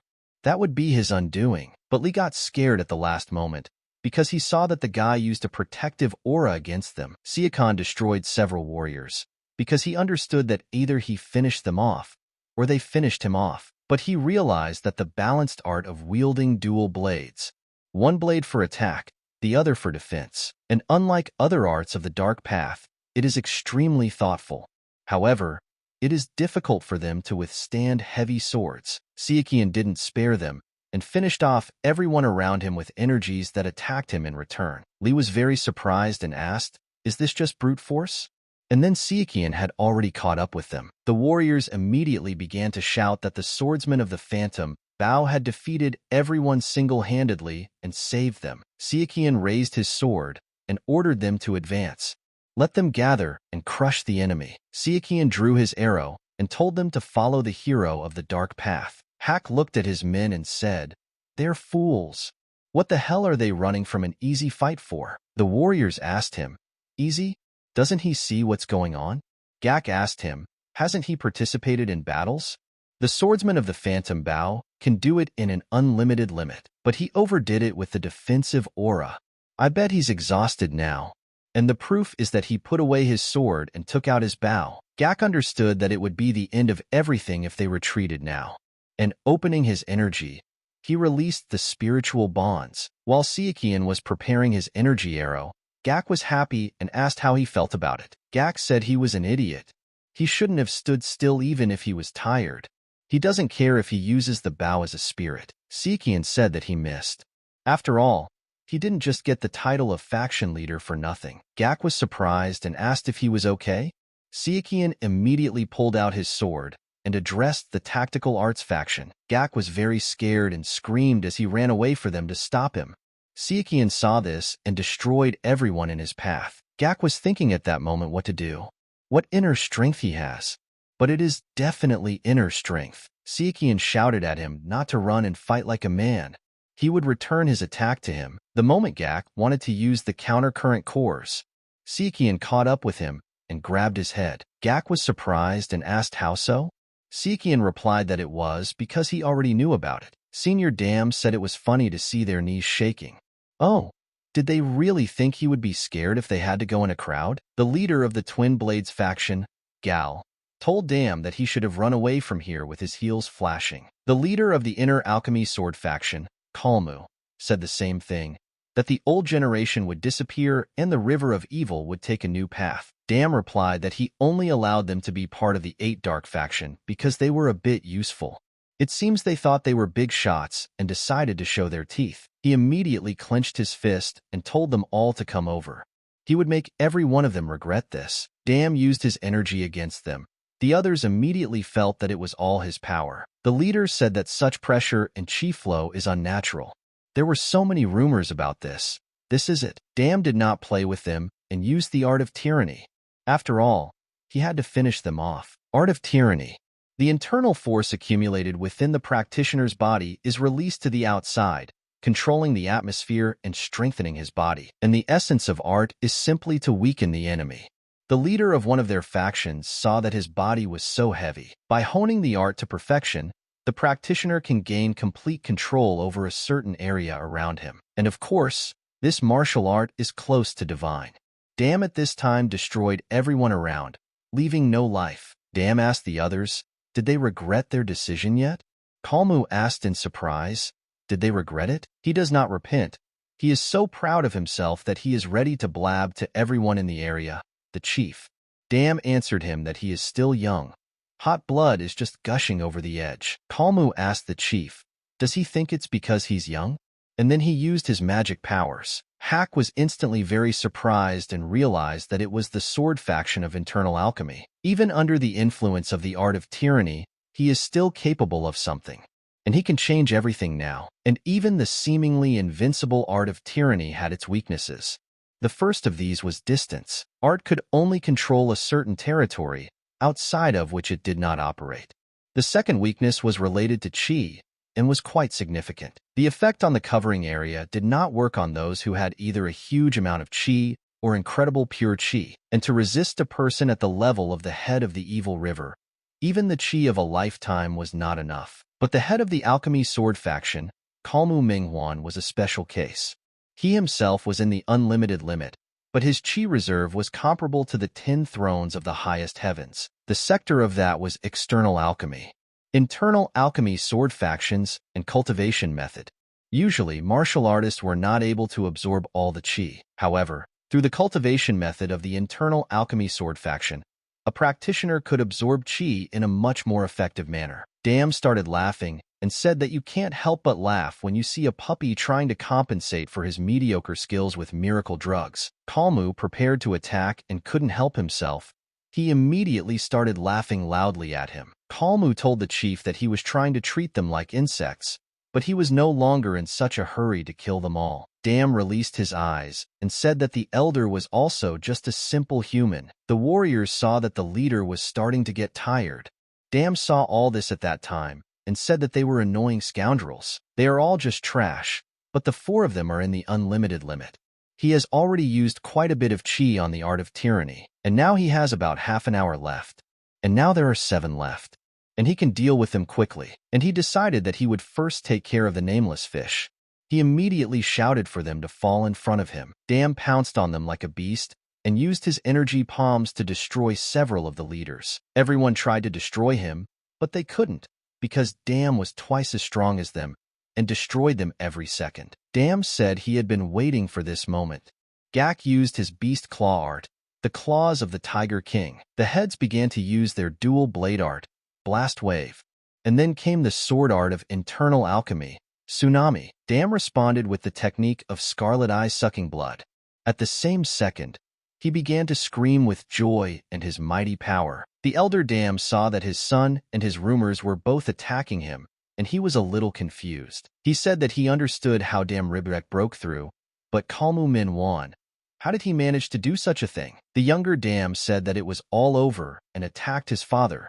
He was ready to give everything to remain at the head of the river of evil. At that moment, the elder Dam froze in place, because he did not understand how to act in such a case, because he was surrounded on both sides. But suddenly an arrow appeared from somewhere and blocked the attack of the younger Dam. The son immediately began to get angry and asked who the hell did this? The elder Dam took advantage of the moment and immediately destroyed both of them from both sides with one blow. The elder Dam was surprised himself, and seeing the arrow asked who was there. Sichuan immediately replied that it was just a passing swordsman. Junior Dam said, "It's that guy from the Hao faction." Kalmu wondered, could it really be a swordsman with a bow? A swordsman of a phantom bow? Younger Dam asked in surprise. What? Sichuan said that they should take care of their son's upbringing. Chief, Dam asked Sichuan. He's the guy with the veil, right? Younger Dam was really angry and asked, how come? Sichuan thought and saw that he had to act. And in that moment he began to attack his enemies. Chulmu asked him what he was. Sichuan replied that he was the inner alchemy sword faction. And at that moment, Sichuan thought and couldn't remember anything like that. He first heard about them when they replaced the fallen lightning rain blade faction, but he didn't suspect anything back then. In his previous life, it happened later, but the lightning rain blade faction had fallen that time too. This time, it happened much earlier, making it impossible to predict the future, and now he can't ignore it anymore. Sichuan thought about it and asked, who is he? He wondered, is it really a celestial mechanism? He is in the light faction, not the dark. If he has already crossed paths with the celestial sphere, there remain the celestial scales, the jasper scales, and the revealed sun. And he decided that there was no point in playing the guessing game. And now he just needed to kill him immediately. Elder Dam thought at this moment, was the phantom bow swordsman really that strong? Kalmu called the guy an arrogant bastard and asked if he knew who was standing in front of him. Sichuan replied that he knew. And then he attacked with his nuclear sword to finish off the guy. Kalmu was very surprised and did not understand why he could not resist him. But in a moment he saw that this guy had green eyes. And Chulmu now realized that he was using poison. Sichuan wouldn't leave him alone and said that the guy couldn't do it. Chulmu said that Sichuan was an idiot. And then he immediately attacked him and screamed for him to die. Sichuan didn't panic and blocked his attack.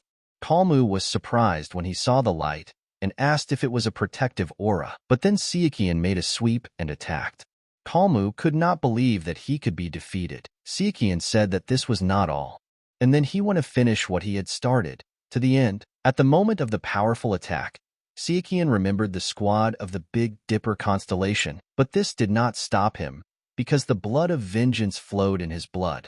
And with such an attack, he broke Kalmu's sword and finished him off. Sichuan carried out his task to the end, but in the fight he broke his sword and was badly wounded in the arm. He told him at last that for the sun that had opened, he was too weak, and he must be the heavenly scales. Kalmu was surprised to hear these words and asked Sichuan who he was. He then replied that he was from the Wasan faction. The elder dam decided to teach his son a lesson and immediately attacked him. He got very scared and fell to the ground. The other heads were on their knees at that moment and saw that they had lost, and it was impossible to believe. The elder dam told his son that he was giving him one last chance. Let him confess his actions and commit suicide.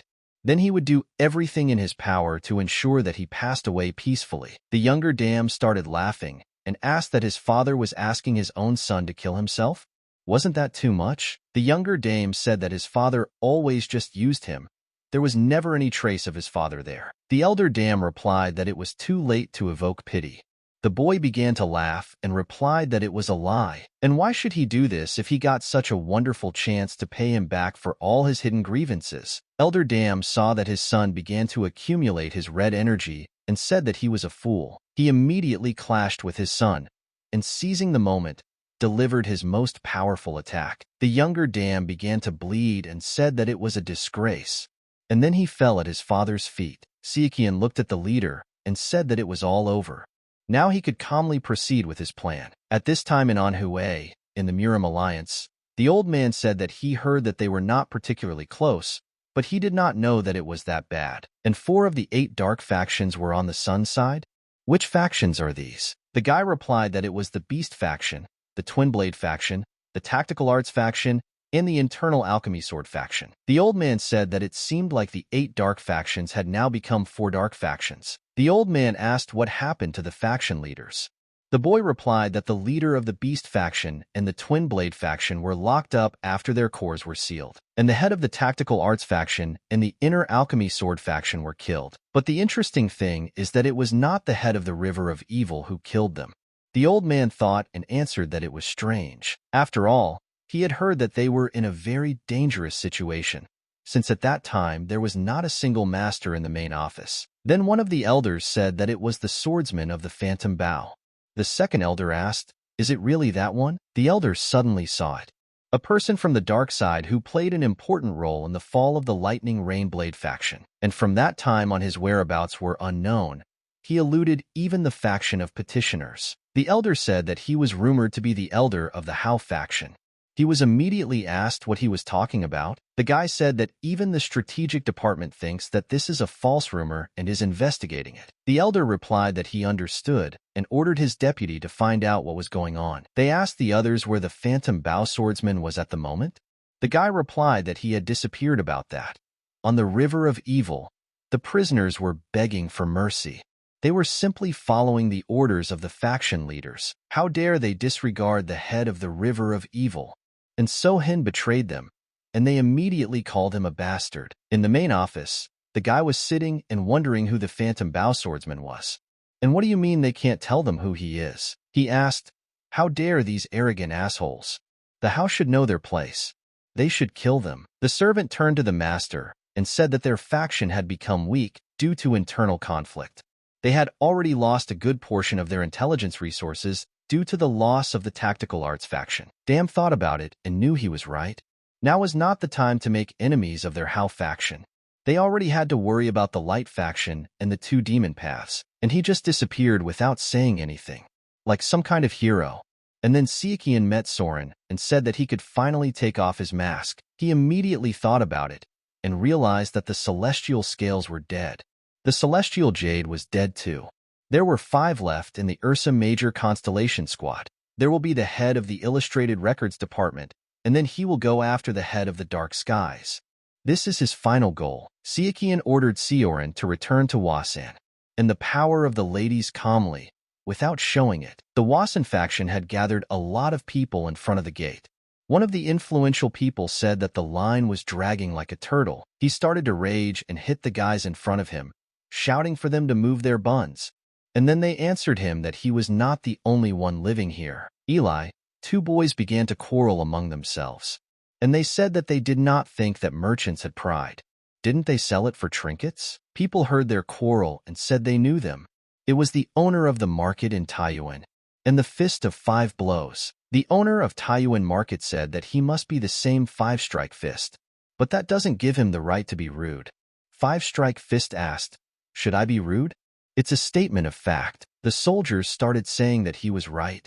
They were unprincipled bastards who were ready to sell out their own mothers for money. The owner of the Taiyuan Market asked the second one, "How dare he say such a thing?"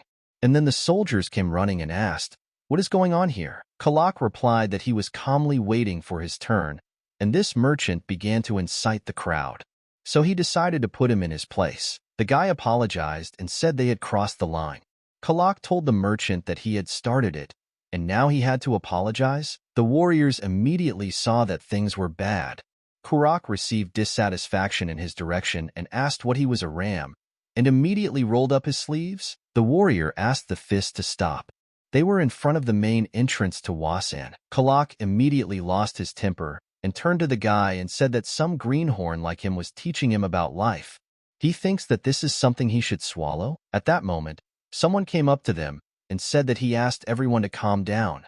Kalak turned around and asked, "Who the hell is he?" Yu Youngmak replied that he was glad to meet them and introduced himself, adding that he was also known as the Smiling Blade. Kalak didn't care and asked what next.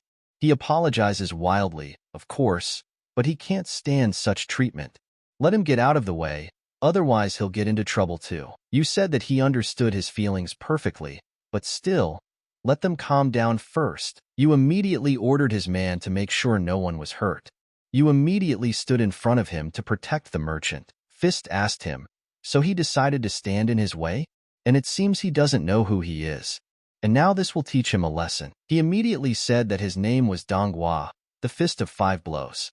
And he was summoned by the MURIM alliance itself. And at that moment, someone came up to him from behind, and with one blow, sent him straight to sleep. Don was surprised by this, because he didn't understand how this could have happened. And then Sichuan said that he would be brief. Let Don immediately bow down and apologize to this man. Otherwise things will get even worse. Don immediately turned around and asked him how dare he. Sichuan was not afraid and asked him if he realized how he was acting. The others started saying that this guy was going to be killed. They were glad that someone had stood up for him, but it was stupid. Don immediately attacked the guy with his fists. Sichuan didn't run away and simply dodged his blow, counted to 1 and hit him with his elbow. Sichuan said, and about 4, he was finished. He just started beating him, and the others looked at this spectacle and were surprised. Don couldn't take such disrespect in his stride, and filling his chi, he attacked Sichuan. People were saying at this moment, "Everyone look at this amount of chi. 5-strike fist is about to make a big mistake. He'll kill that boy." Right at the entrance to Weisi, Sichuan was much smarter and used a barrier defense. At the moment of impact, Don got severe injuries to his hand and was very surprised. People were surprised and asked what was that? Sichuan said that they already had 2 and slapped him straight in the face. Don couldn't even resist and flew away several meters. He immediately ordered him to apologize to his teacher immediately. You turned to Sichuan and said that he was fine. Sichuan apologized to the teacher and said that he was a little late, but he was very happy to see the teacher. The merchants at this time realized that this guy was Yu's disciple. Then it was logical that he was angry. And then he stopped, because he realized that he was the disciple of the Smiling Blade. The others started shouting that this was the Sichuan True Plum Blossom Sword, one of the top 100 masters. Don approached Mr. Yu and said that he was asking for forgiveness. Yu replied that it was not worth it. After all, he himself must apologize. And he asks Mr. Dong to forgive his hot-blooded disciple. Sichuan bowed and also asked for forgiveness, but Sichuan knew that he was going to make a cutlet out of him if he didn't apologize.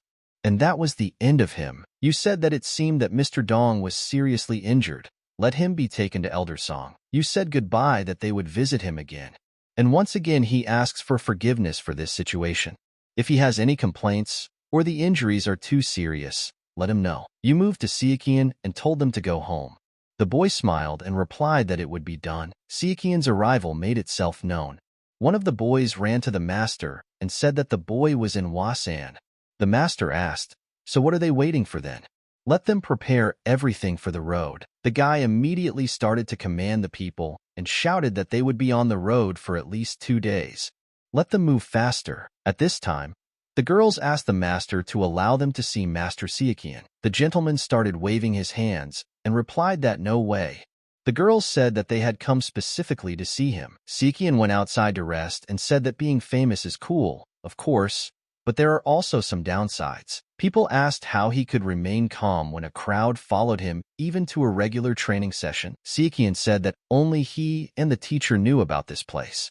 They shouldn't bother him, and he decided to test his skills. He said that the Purple Dawn Divine Art and the Purple Dawn Sword Art were at level 8 and level 3 respectively, and the Divine Art of Archery of the Sun and Moon is at level 4, and the Poisonous Art of 10,000 Green Eyes is at level 3, Twilight Throwing Knives and Ghostly Step at level 4.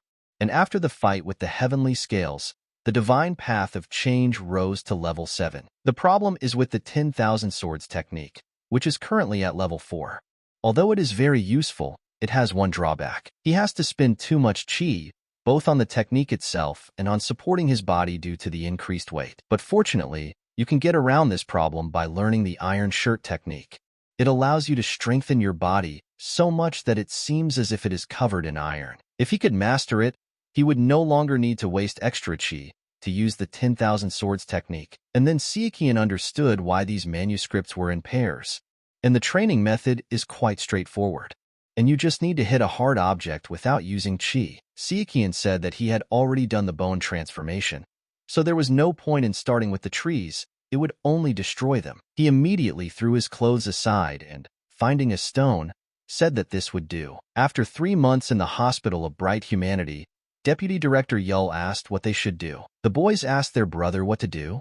After all, they had to lock him up for his own good. They were looking for him not only in Zhongyuan, but also in Nanman. 6 months before, the Divine Physician said that a new poison had been found in Nanman.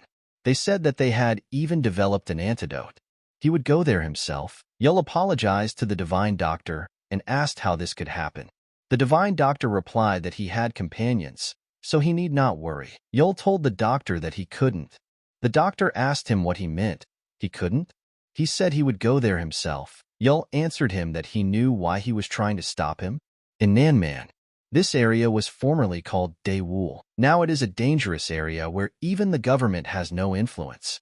It was created by small groups and madmen who practice human sacrifice. There are also poisonous insects and creatures comparable to those living in the Valley of Poisonous Blood, and also mysterious sorcerers. The crowning glory of all this is the jungle, which resembles a labyrinth. Those who enter it may never find their way back. Yul blocked the entire road and shouted at the doctor that he couldn't go there. He wouldn't let him do it, and only over his dead body. The doctor immediately replied that over the corpse, and he decided to tell them that he was staying. But that same night, Yul was sleeping in his room, and even though he left, at least there were regular reports. However, there has been no news from him for 2 weeks. A reconnaissance group needs to be sent. The guy asked, what kind of fool would go to Nanman voluntarily? The place is far from safe. Besides, they need to keep the fact that the master is missing a secret. And who will they entrust this to? If even a hint of this leaked out, he didn't even know what rumors might start. Just let Yul think about how many doctors he hated. And besides, he doesn't think the emperor will be happy about it. The guy asked, what about the Tang Clan? They cooperated with them. If not a poisonous dragon, then a poisonous phoenix can help them.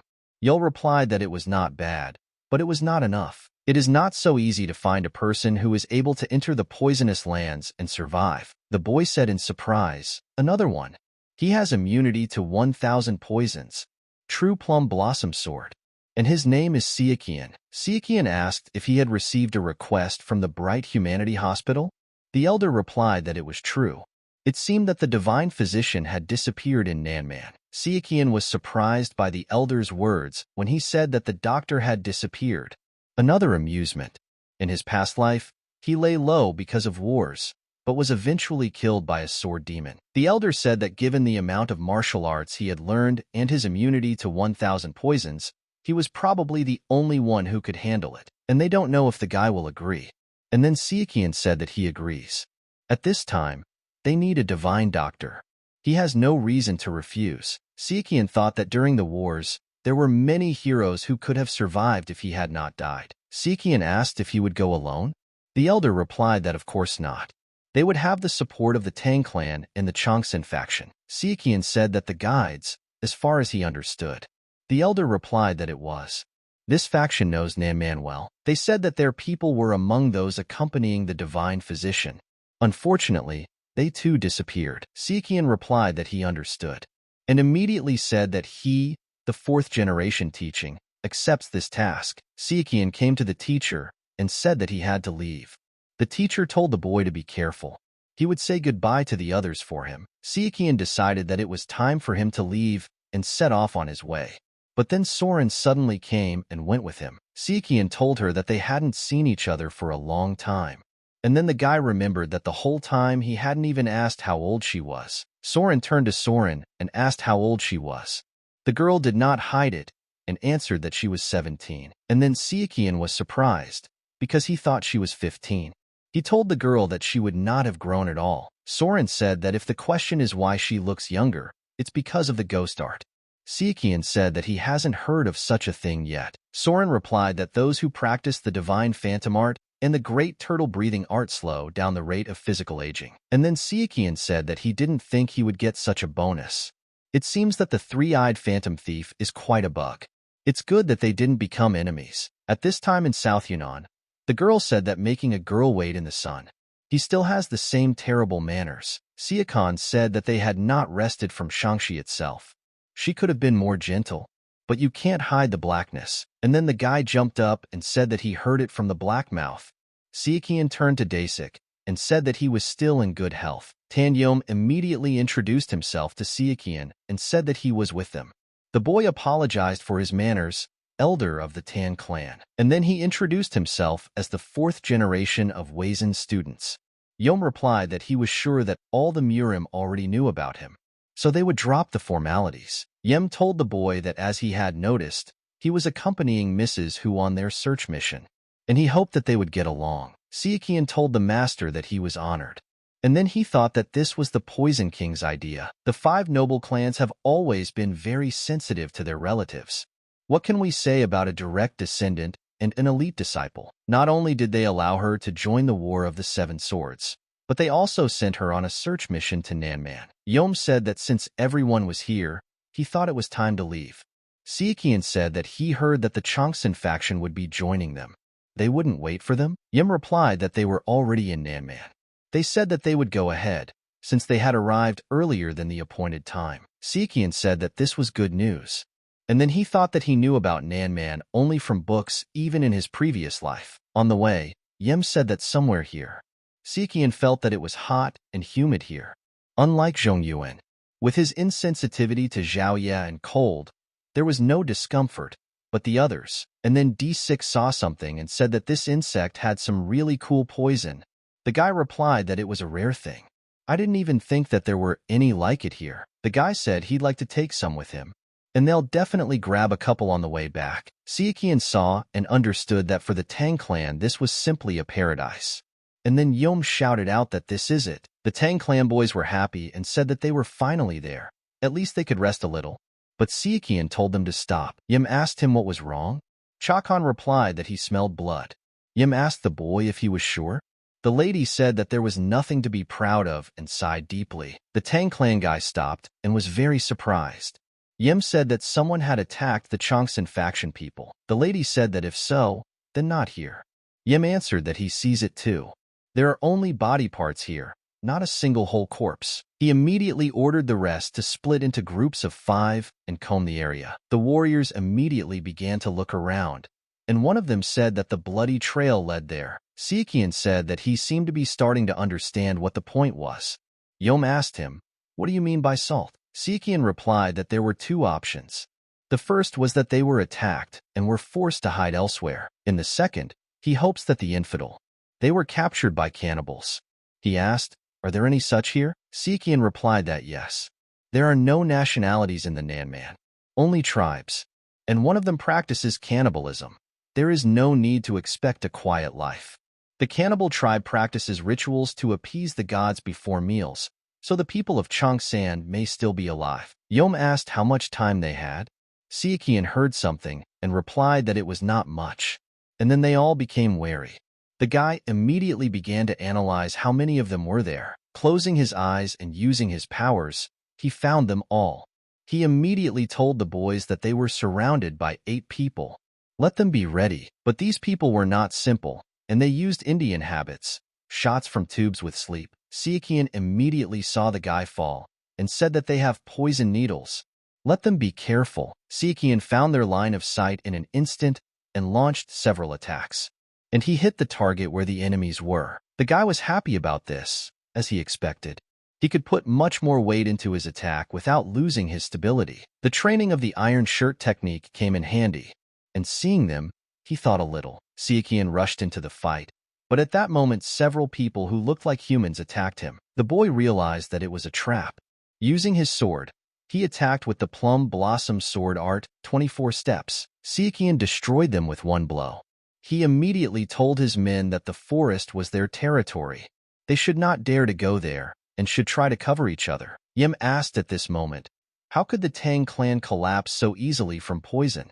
The lady was also very angry, and said that how dare they use poison in front of her. She immediately waved her hands and threatened to show them what Zhongyuan's poison was. The cannibals all turned out to be needles, but at one point they became so ill that they began to fall to the ground. Sichuan saw this and ordered her to stop. The lady asked the boy if he was the one who let him go. Sichuan replied that it was correct. They needed to find out where their lair was.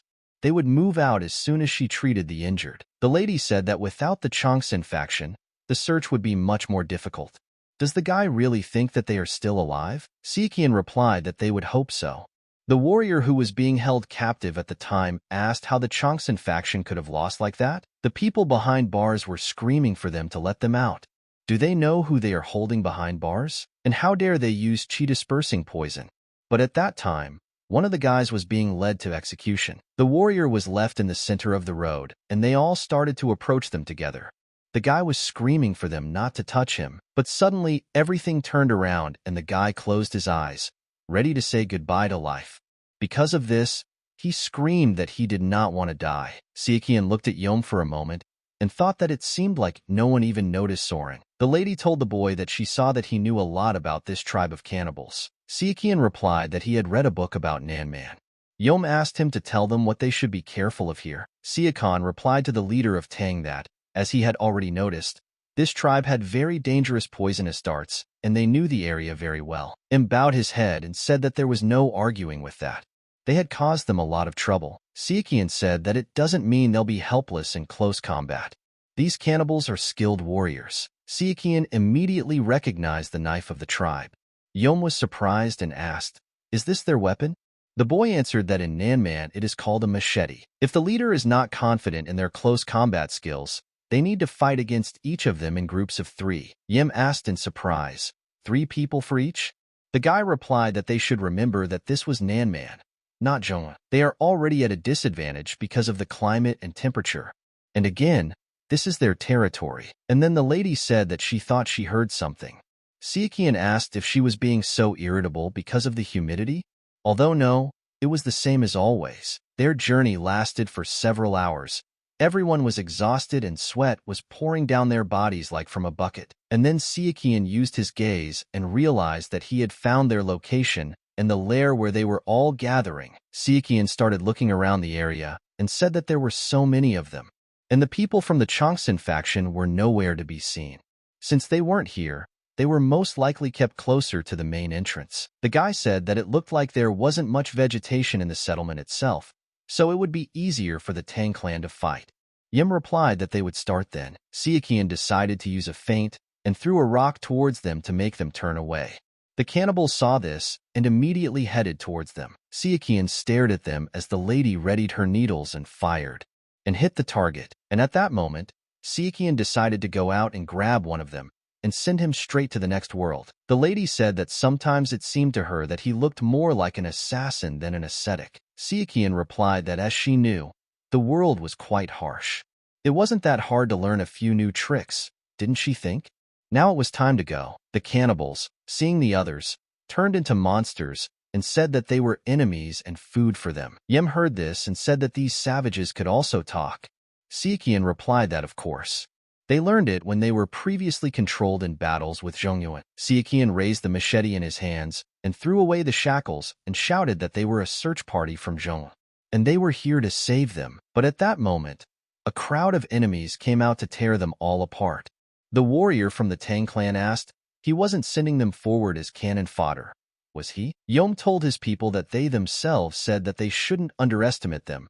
Mr. Sichuan. Sichuan replied that they shouldn't worry. Since they outnumbered them, just let them follow him. And then the leader of the cannibals said, who dared to interrupt the divine ritual? The guy replied, it was the people from Zhongyuan. The chieftain was very surprised, but after accepting this, he began to smile. He said that this was good luck for them. It seemed that the god of Nanman favored them. The leader asked how many there were. The boy replied that there were barely 30. The leader began to laugh and asked, are they crazy? The Zhongyuan warriors are as careless as ever. The leader began to order his men that they had heard everything. There were barely 30 of them.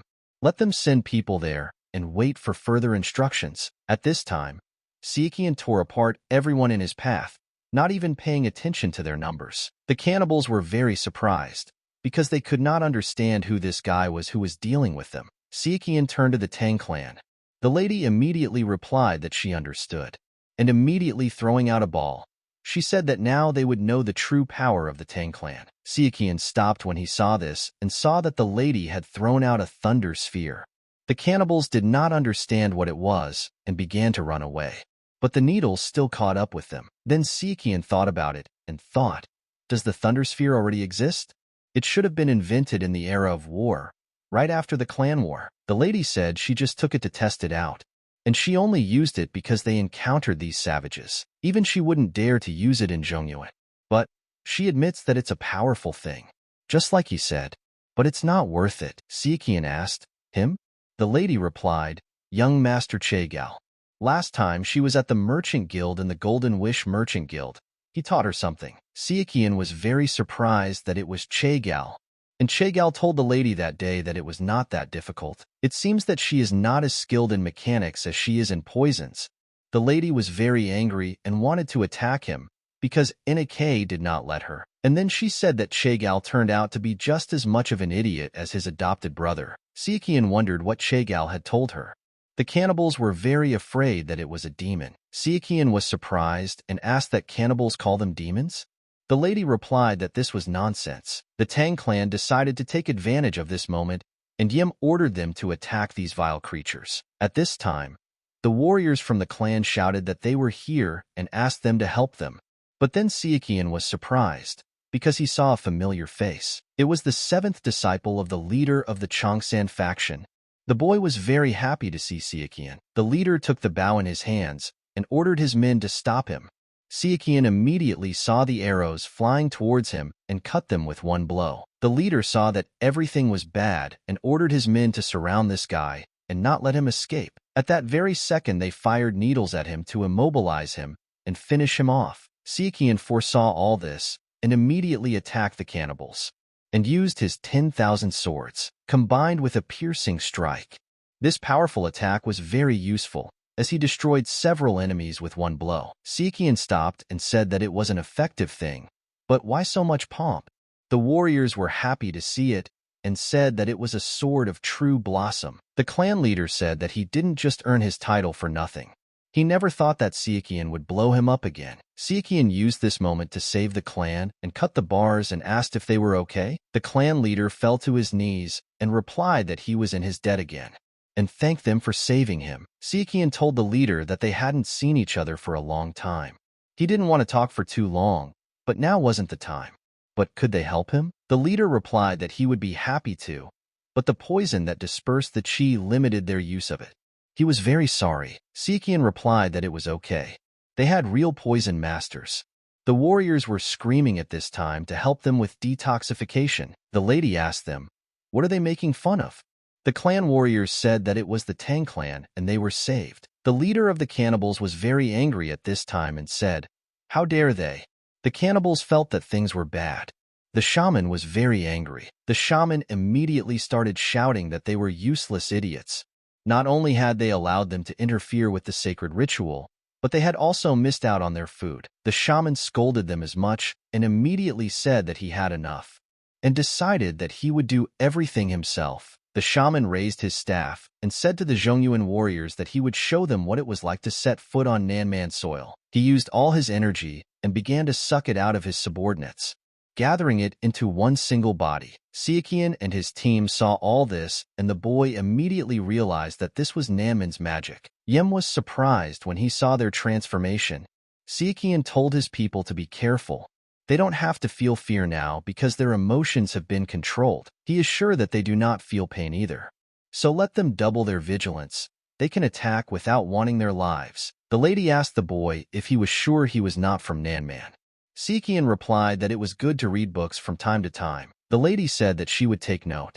The clan leader immediately thanked the poisonous phoenix for its help. The guy immediately took his sword in his hands and said that now they would show them the power of Chongsan. Yem saw that the effect of the poison that dispersed the qi could not pass without a trace, but they held up well. The rumors about the resilience of the people of Chongsan turned out to be true. The head of the clan immediately turned to the savages and said that he did not know what kind of magic they were using, but it would not help them. Sichuan said that they are divided into 3 groups. Their goal is the summit, because that's where the energy comes from.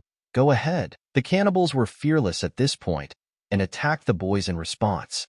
The poisonous phoenix said that they shouldn't even try. She immediately pulled a knife with a rope out of her pocket and sent it straight to the cannibal's head. The cannibal began to attack the lady, but she was smart, and immediately pulling the knife, she cut off his head. The warrior turned to the lady, but the poisonous phoenix said that she was fine. But at that moment, the warrior was attacked from behind. The clan leader immediately ordered the Tang Clan to duck. He saw that they couldn't handle it and decided to help. He saw that it would not be so easy with them and used the first birth of the sun. Sichuan saw all this and realized that the Tang Clan is not bad after all. It has grown a lot in the time he has not seen it. He had already reached transcendence and was halfway to the limitless limit. His help in the Valley of Poisonous Blood had not gone unnoticed, and now Sichuan knew he could be sure that he had his back. He immediately ordered everyone to speed up and keep up. The clan leader said that the boy was going to run even faster. It wasn't called the True Plum Blossom Sword for nothing. Sichuan saw on the way that Shaman was standing there. Together with Zhongyuan's warriors, he would split his skull, but he was protected, and the cannibals pounced on him. The shaman was delighted to see that his warriors had finished off the guy and began to laugh. The shaman said that even the people of Zhongyuan were no match for the strongest warriors of their tribe. He has already decided that he can get a huge amount of power from the boy's heart and brain. He trembles with anticipation. The shaman ordered the best warriors of the tribe to bring the boy to him. Just don't let them tell him that they have spoiled his heart and head. But then he saw the cannibal fall. The shaman immediately turned to the best warriors in surprise, and then Sichuan told him not to worry. He had his brains and heart in the right place, and now it was clear why they were so strong. It turned out that they were his best warriors. The shaman got very angry and asked the guy how he dared to contradict him, and then he hit the ground with his staff and turned into a big beast. Sichuan saw him and realized that this shaman was not even human, and then he felt a sharp heat. He is insensitive to cold and heat, but still feels the heat. The shaman slowly took in air into his body, and Sichuan realized that things were bad. He immediately ordered his people to retreat immediately. The shaman immediately released all the heat from his body. Sichuan managed to dodge and asked, "How is this possible? Even he can't withstand this." After all, this shaman turned everything into fiery lava.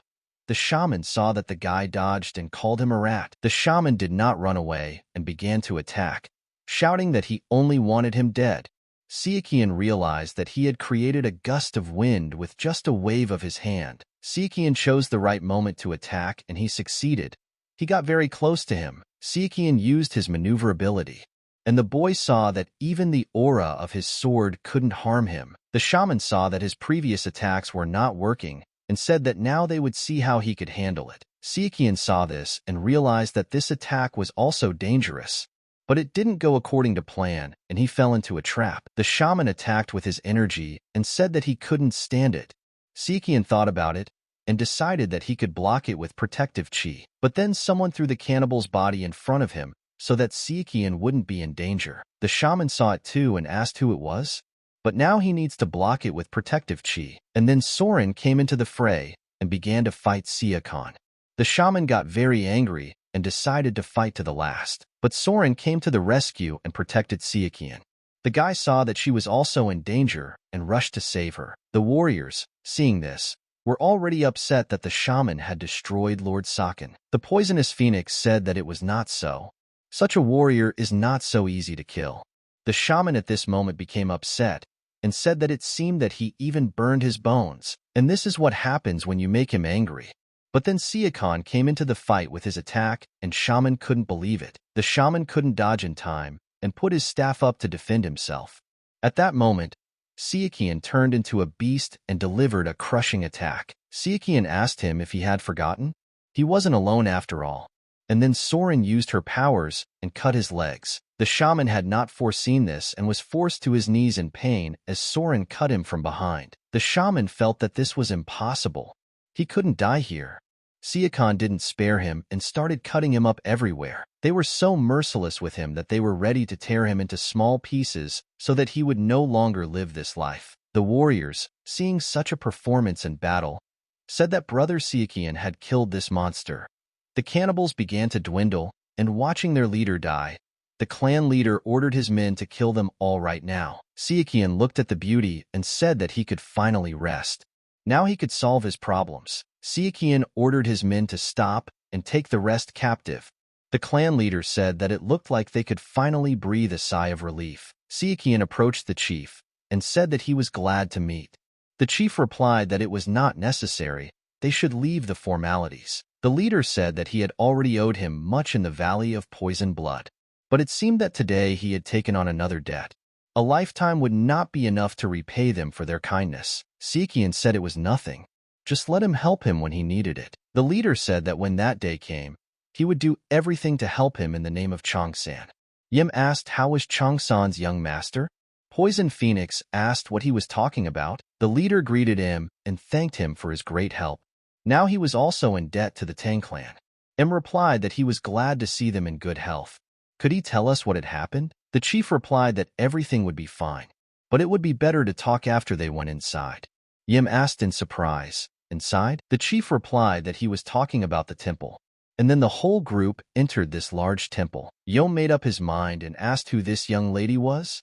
The leader said that she didn't look like a representative of Wasan. Sichuan replied that it was a long story.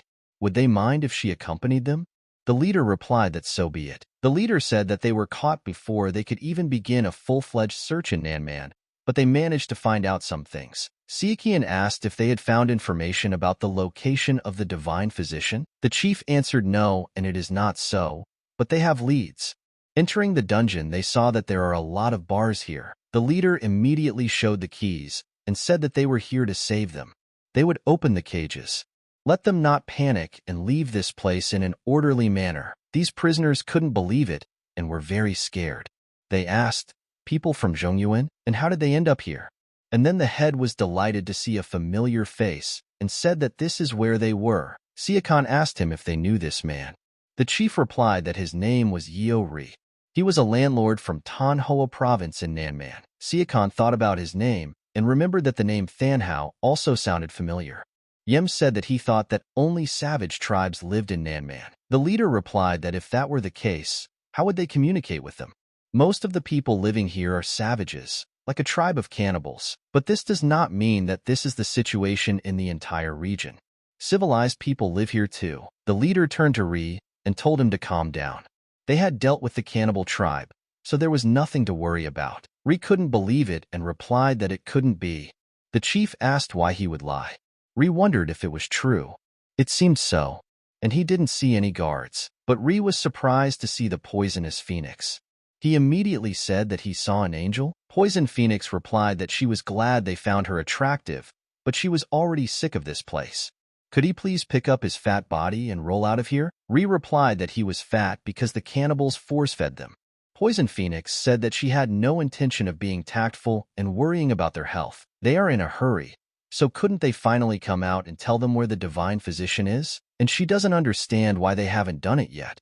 If they don't hurry, she can motivate them with some poison to make them start moving. Ri was scared and replied that there was no need for that. Poison Phoenix replied that she was glad that they understood each other so quickly, and she thanks him for understanding. She is already quite tired from the last battle. At this time, Sichuan was thinking, why is she always hanging around? Ri said he was not sure if it was the divine doctor, but before his capture he had heard of an art doctor from Zheng'an. And the funniest thing is that instead of money for treatment, he asked to bring medicinal or poisonous plants. Sichuan immediately said that it was definitely him. He asked Ri if he knew where the doctor was now. Ri replied that, unfortunately, he didn't, but if he accompanied him to Thanhod, he could help them in their search. Sichuan agreed and replied that he agreed and let them lead them. At this time, the service was in full swing in Manhwa. And then the scout looked and saw Ri and couldn't believe it. The warriors began to shout that the master had returned. He was alive. They asked, but who was with them? One of the guys jumped on Ri and hugged him, saying that he couldn't believe it. Ri apologized for this tenderness. The guy asked him what happened to him. Who are these people? Ri suggested that they go inside and he would tell them everything. Sichuan sat down at the table and asked how a man like him ended up with cannibals. Ri replied that they were too weak. The Tanhua military force could not compete with the main tribes, so they went looking for backup, and this is what happened. The guy said he told me it was dangerous. The guy supported that it was true that they destroyed an entire tribe. The poisonous phoenix said that she didn't care whether they believed it or not. They were here to get a favor back for saving their master. The boy apologized for his manners. He didn't want to seem suspicious. Sichuan smiled and said that their people were a little nervous because they were in a hurry. Let them understand them correctly. Sichuan said it was time to get down to business. Did Ri know where the doctor from Zhongyuan might be? And then the boy said he did. The leader was delighted to hear these words. Sichuan asked the boy, where is he? The boy replied that there are thousands of poisons in the lands. Immediately, the Tang Clan was very upset. The leader asked, is this bad news?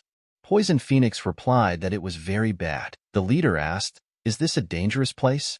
The Tang Clan thought about it and answered that it was worse and also cursed. At this time, in the lands of 1,000 poisons, a stranger asked, was the cannibal tribe exterminated?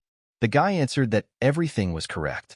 Rumors about this had already spread throughout the jungle. The stranger asked what had happened to the shaman. The guy replied that, unfortunately, he had been found dead on the altar. The stranger immediately showed his strength and asked who attacked the temple. The guy replied that they were not sure, but rumor had it that it was someone from Zheng'an. The stranger replied that he understood everything. That meant it had to be at least one of the 100 best masters. The stranger immediately realized that things were going badly. The cannibals were one of the strongest tribes in our army, and they lost not a couple of dozen people, but the entire tribe at once. The most critical was the death of the shaman. He is sure that his killer at least reached the unlimited limit. The people of Zhongyuan were certainly a problem, but the loss of military power was more important now. He ruled Nanman solely by force. He didn't think the smaller tribes were happy about that. The stranger ordered the boy to call a meeting. He understood that he had already lost one of the main tribes.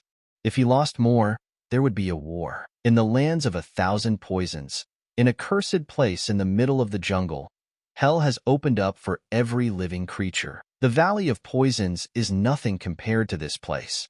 And besides, it is controlled by the main tribes. Ri told Sichuan that it was inevitable that they would have a conflict with them if they violated their borders. Now that the cannibals had been exterminated, they wanted to take advantage of the situation and form an alliance to attack the remaining major tribes. Ri asked the boy how he felt about temporarily joining forces. Sichuan replied that he couldn't decide such matters alone. He needed to consult with the others. Ri replied that he understood. Yem listened and said that their intentions were clear. The clan leader said that he was offering cooperation, but in fact, he was dragging them into the internal conflict of Nanman. Sichuan replied that he did. But they are in the same situation. They don't know anything about the enemy. Facing the tribes one-on-one is not an option for them. He doesn't think they can free the divine physician without their help. They decide together and tell Ri that they accept their offer. Ri said he was glad to hear that.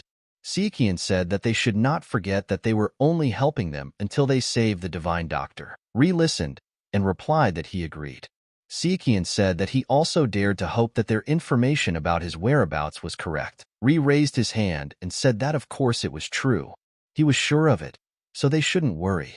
Sichuan said that was fine then. The boy decided to join the conversation and said that now they would discuss their strategy. First, they needed to learn more about the enemy, the major tribes. Most of them already knew what they were, but they should let him explain the matter to their friends in Zhong. There is a tribe of beasts. They have not only tamed the fierce beasts of these jungles, but can also use their abilities.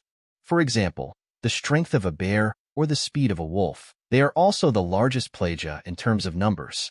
There are about 1,000 of them. Said that he couldn't help but add, the magic of the Great Jungle is truly impressive. The guy said that next is the tribe of poisonous insects. This is the first tribe that was able to successfully inhabit the lands of 1,000 poisons. The poisonous phoenix asked, so they settled them? The guy answered that in the Great Jungle, they are known as masters of poisons, but even they cannot move there freely.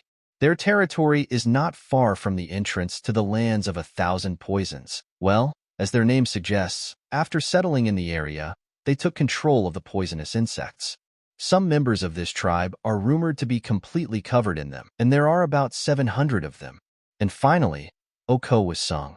Saken was surprised and asked, Oko tribe? The guy replied that they were the most mysterious, scary, and fierce of them all. There were only 300 of them, but each of them had exceptional power. Sichuan asked, what kind of tribe is this? Something like the people of the Northern Sea, mostly consisting of women? The guy answered that no.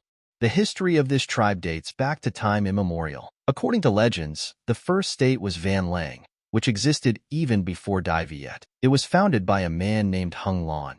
According to legend, his parents were the half-dragon Lak Long Quan, son of Shin Nung, and the proud fairy Oko, daughter of Dalai. Sichuan asked, the Fire Emperor? Does he mean the same emperor who lived before the Xia dynasty? The guy answered that he did. Oko met Lak Quan, who lived in the Sea Palace. They fell in love, and O became pregnant. She gave birth to 100 eggs, from which 100 sons emerged. Lak took 50 of them to the sea with him, and the other 50 stayed with their mother and founded the first dynasty. But anyway, Wanling fell and left no trace behind. Saken asked, and the tribe calls itself their descendants? The boy replied that yes, and their power is real. Oko's father, Dalai, was the god of fire, an immortal being. They don't know for sure if this tribe is really their descendants, but they can control fire and have the gift of healing. Let them be careful. Yim asked if this was all true. The guy replied that they said that Zhongyuan warriors could break boulders with one blow and walk on water. He also heard about the ability to stay alive even if the heart beats only 10 times a day. They themselves have a hard time believing in such a thing, and that's all for the main tribes. He understands that the alliance is temporary, but let them try to do everything in their power. Sichuan gathered everyone and said that they needed to organize units.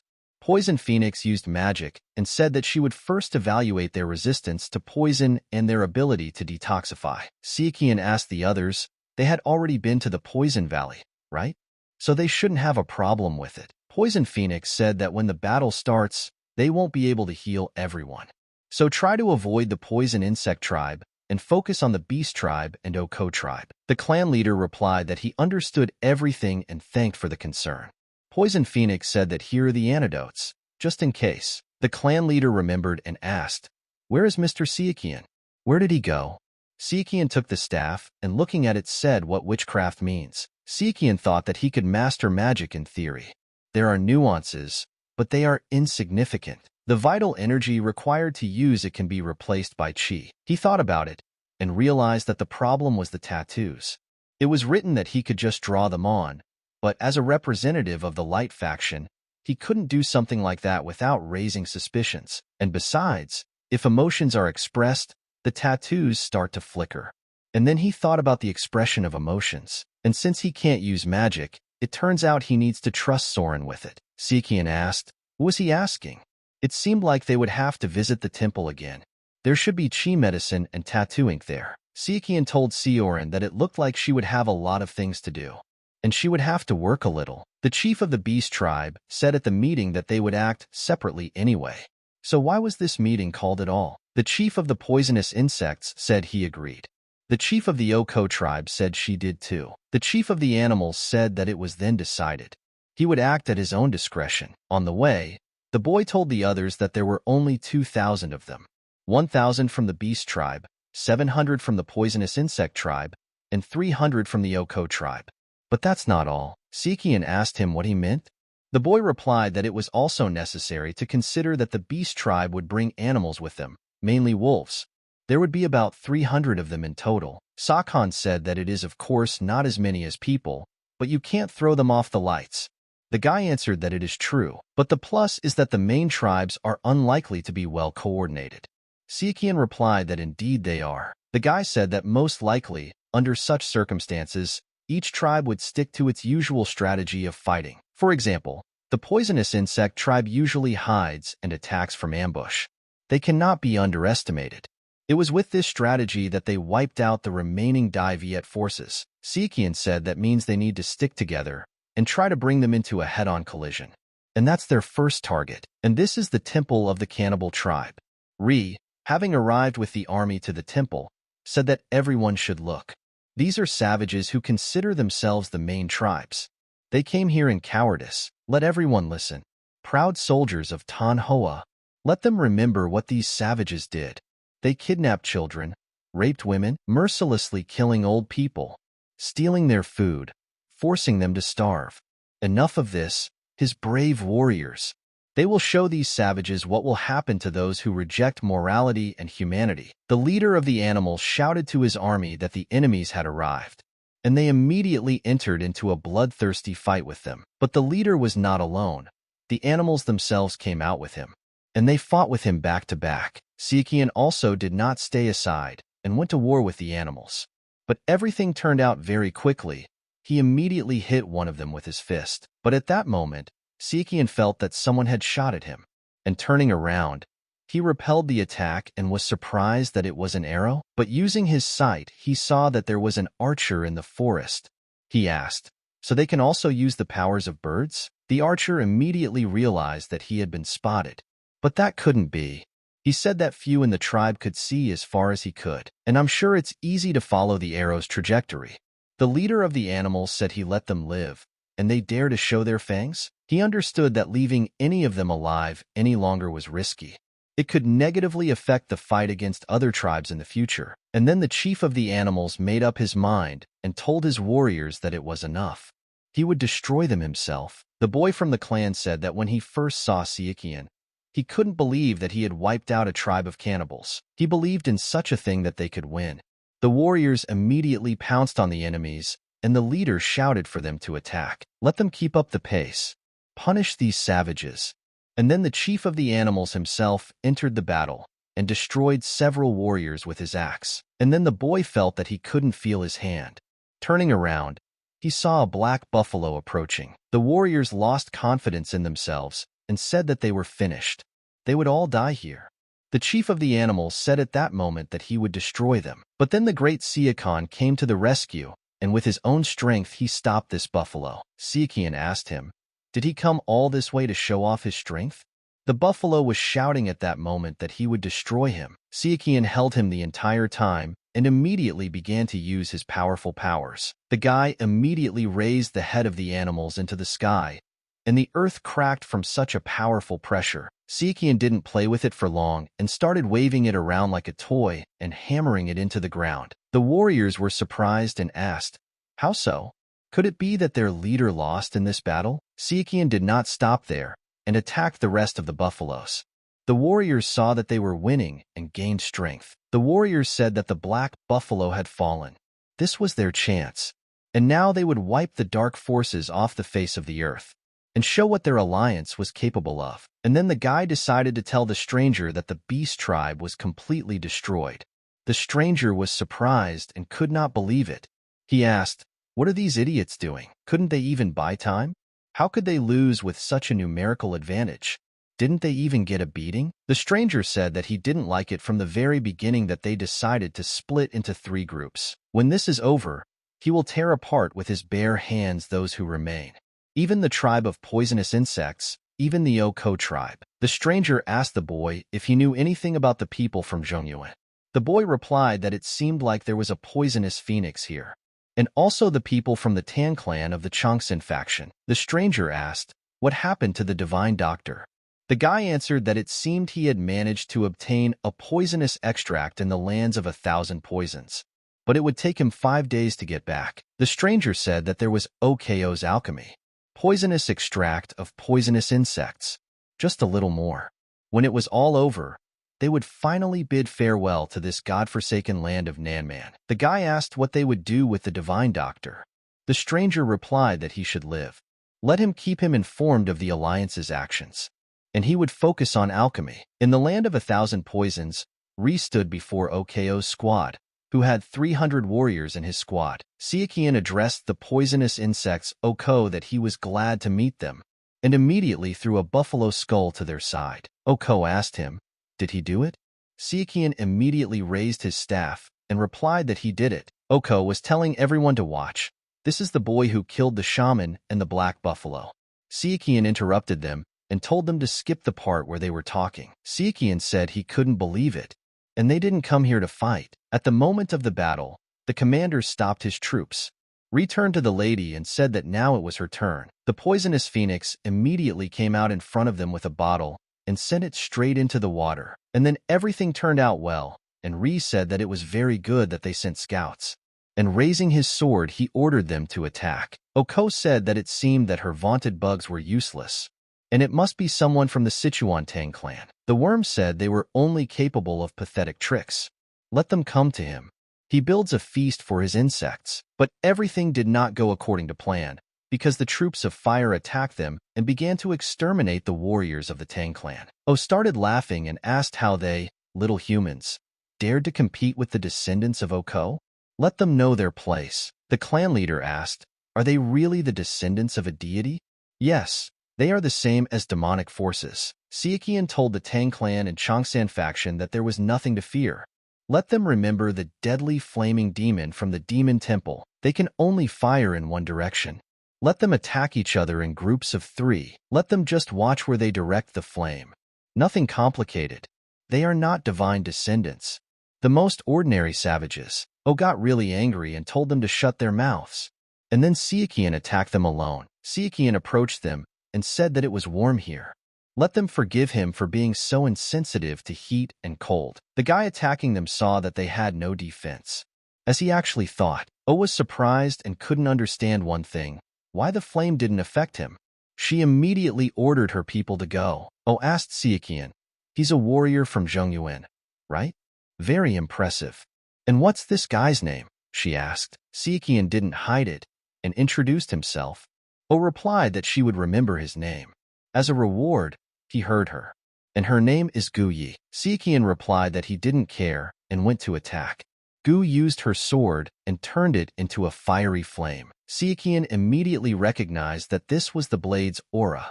It was at least in the unlimited range. Gu attacked and was surprised that he didn't dodge but parried the blows. And then she decided that she would see how he parried this. And then Sichuan continued to fight with her, and after dodging the attack, he wounded her hand with his blade. Gu was very surprised and said, how dare he? But at this time, the insect king laughed and couldn't stop. The king of insects said that he never thought he would live to see the day when the chief of the Oko tribe would ask him for help. The insect chief used his bees and said that she would be in his debt.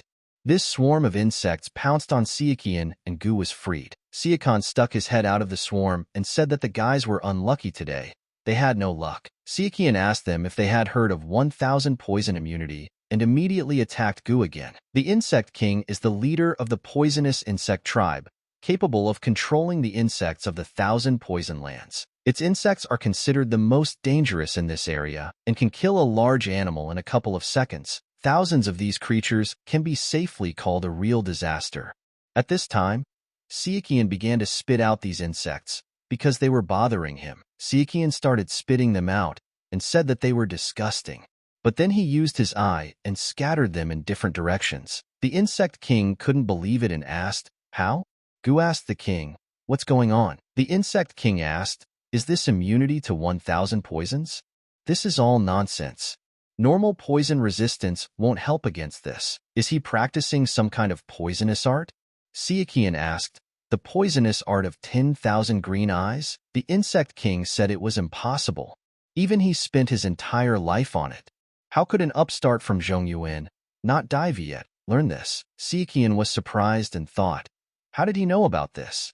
The poisonous demon, the creator of the poisonous art of 10,000 green eyes, was from Nanman. More precisely, he was a soldier of the Chang dynasty who practiced poisons. But this fact should not be known for several decades. Sichuan asked him how he was related to the poisonous demon.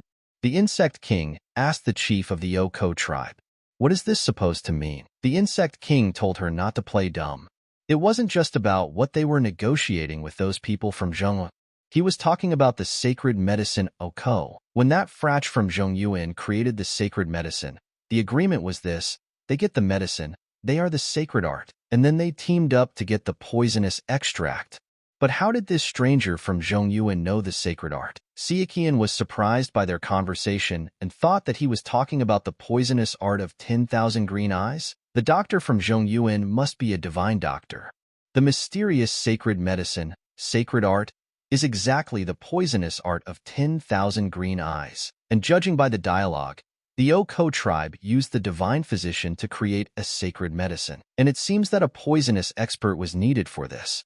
They asked for help from the poisonous insect tribe in exchange for the poisonous art of 10,000 green eyes. So it turns out that the divine doctor offered them the deal? How does he know about this art? And Sichuan accidentally found it in the poisonous valley and burned it right after he memorized it. No one can know about it. Gu told the insect king that there was a misunderstanding. The insect king responded that if she decided to frame him, he would not only kill this guy, but also her and his flame. He will send half of it to feed the insects, and from the other half he will make cadaveric poison. Gu called him a moron and said that now is not the time for bickering. Let him look around a little, and at this rate they will soon lose. The insect king asked, "How? Why doesn't the poison work?" The insect king told the Oko tribe chief not to change the subject. She should understand for herself how valuable the sacred art was to him. Gu said that there is nothing to explain here. She is not hiding anything. And anyway, it was not she who offered it to him. The insect king asked how he could trust her. They call themselves the main tribes, but this alliance can only exist on mutually beneficial terms. Gu got very angry and told him to stop saying such things. The insect king said, if she decided to take the sacred medicine and conquer the great jungle. Gu said that he was asking questions to the wrong person, and then Sichuan listened to them and understood. He told the others that he heard that General Tran Hung Dao had created a military unit, and then Sichuan saw their reactions and realized that he was right. Zhang helped the poisonous demon use poisons and infectious diseases during the war, and even created a separate unit for this purpose.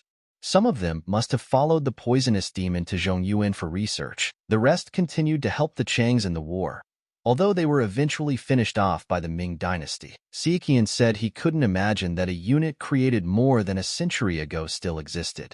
Or were they their descendants? Then Sichuan approached the insect king and said that he was proposing a deal. The insect king asked the boy if he was in his right mind. He's sick of dubious deals. He's offering him another one? Sichuan replied that he's dealing with just anyone from Zhongyuan, and he's the one he cares about. The insect king asked the guy if he thought he was just another random person. Sichuan replied that no, it was different. They apparently deceived him by simply showing him some relic of a poisonous demon as evidence. He had proven his knowledge to him in practice. The insect king thought that indeed. He doesn't know who this guy is, but he knows about the poisonous demon, which means he must be related to him somehow, whether directly or indirectly. Sichuan said that the poisonous insect tribe is coming over to his side, and he will teach them half of the poisonous art of the 10,000 green eyes right now. Gu turned to the insect king, and then the insect king asked, what about the other half? Sichuan asked him. He's not asking him to teach them for no reason, is he? They almost killed each other a minute ago. Sichuan thought that if his tribe joins him now, it will certainly be for the main tribes. It will be beneficial for him, and besides, they will eventually become a faction that will help fight against them and find out the truth about who is behind all this, because only they can be held responsible for this. And then the stranger asked, how much more is needed? The doctor understood that such a matter could not be rushed. Let them wait a little longer. Dark Sky Faction. 6 months ago, a doctor was lying in his room when suddenly a man climbed into his room at night, and he asked the guy if he had really come to kill him. The guy replied that it turned out that they didn't call him the Divine Doctor for nothing. He had plenty of courage, and since the doctor is ready for dialogue, he has a gift for him. The Divine Doctor was surprised and asked, what is it? The guy didn't hide it and replied that there was milk of the stone of pure heaven. He could make sure, but Ma is only a drop, so let him not spill it. Milk is a drop of pure heaven, a liquid that accumulates in complete harmony with heaven and earth once every 100 years. Even one drop will provide a warrior with a huge amount of chi and will give an ordinary person a long life without illness. The doctor used the devotional medicine and said that it was really the milk of the pure sky stone. The boy asked him what he knew about the sacred medicine of Nanman. The doctor asked in surprise, a sacred medicine? The boy answered that it was true. It was an immortality-giving medicine that originated with Oko. It can only be created through alchemy. The doctor asked, Oko, the immortal fairy, Dalai's daughter? The boy was surprised and answered that the doctor knew everything. The doctor said it was a miracle cure from the mountains, mentioned in legends, folklore, and myths. He wasn't sure if it really granted immortality, but it sounded interesting. A dream medicine that can prevent aging and even death. A medicine that even Emperor Qin couldn't get his hands on. While working for the emperor, he tried to look for him out of curiosity, but his attempts were unsuccessful. The word immortality does not inspire confidence in him, but if this medicine is really such a panacea as they say about it. And then the doctor decided and answered that he wanted to try to create it. Through much torment and labor, the doctor one day said it was ready. The guy was very happy to hear this and beamed. The doctor said, looking at the guy, that as he thought, he was a strange person. The guy smiled and asked him what he meant. He was in a good mood today. The old man can talk. The doctor replied that it was obvious that the boy was eager to get his hands on the medicine, but it didn't seem like it was for himself. Since they were going to kill the old man anyway, could they satisfy his curiosity at the end? The boy replied that there was nothing to worry about. They wouldn't kill him. The doctor was surprised and said that he thought that was what they were doing to keep everything secret. Was he wrong? The guy replied that that would have happened if he had been an uncooperative rat. But his willingness to cooperate changed his mind. The boy told the doctor to follow him. It was time to say goodbye to this godforsaken place. He would show him some rare medicinal ingredients. The doctor told the boy that this meant he would betray the tribal chief, as he had expected. But he doesn't think the chief will let them go so easily. The guy replied, these savages can hardly stop them. Besides, they are busy with the war now. And then 2 masked men approached them and said that they had taken care of the guards. And let the divine physician listen carefully. The guy said that what he was about to tell them was not for strangers to hear. If they said a word about it to anyone, I'm sure the doctor knew what it could lead to. The doctor replied that he was already at the end of his life, so there were not many reasons left to cling to her. However, it was a pity that there were so many medical treatises and various herbs that he had not even had time to look at, so he agreed. The boy told the doctor to remember that he was alive not because of his medical knowledge, but only because of his intelligence. There was nothing to regret. That was why he had the chance to join their group, which controlled all of Zhongyue. No, all of MURIM. The doctor was surprised and asked, to their group? The guy answered, exactly. People think that the MURIM is divided into light factions, dark factions, the Temple of Demons, and the Temple of Blood. But this is a big mistake. Their group is under the leadership of a leader whose path even the 10 thrones of the highest heavens cannot stand in. It is called, and then he stopped. The doctor was surprised and asked, what is it called? The guy stopped at the most interesting one. And then some voice said that he was also interested. Maybe the guy will tell? The guy immediately attacked with his fists and asked who was there, breaking several trees with his strength. The stranger answered him that it was his enemy. The guy was thinking at this time, How did this brat know that they were here? And then Sichuan came out in front of them and said that he was glad to meet them. The boy told Sichuan that he reminded him of someone. Who is he? The boy replied that his name was Sichuan from Wasan, and it seems he is the head of some branch of the Dark Heaven faction. Since he doesn't know him, he thought that the heavenly realm was so eager for his death that he had already sent out his portraits to everyone. The guy was surprised to hear about the portraits and asked if it turned out that he was that same Chu Sichuan. The doctor asked Sichuan, the sword of the true plum blossom? The boy ordered his men to take him alive. It is possible without a couple of 3 limbs, and they have a divine doctor. So if this guy doesn't die instantly, they'll have time to patch him up. And then the wind blew sharply and the guy was surprised, because this noise seemed very familiar to him. And then the Insect King showed up. The Insect King said he was sure, but it looks like the guy didn't pull it off. He really did decide to betray all the major tribes, and he won't leave here alive. The doctor told the boy that he seemed to be cornered.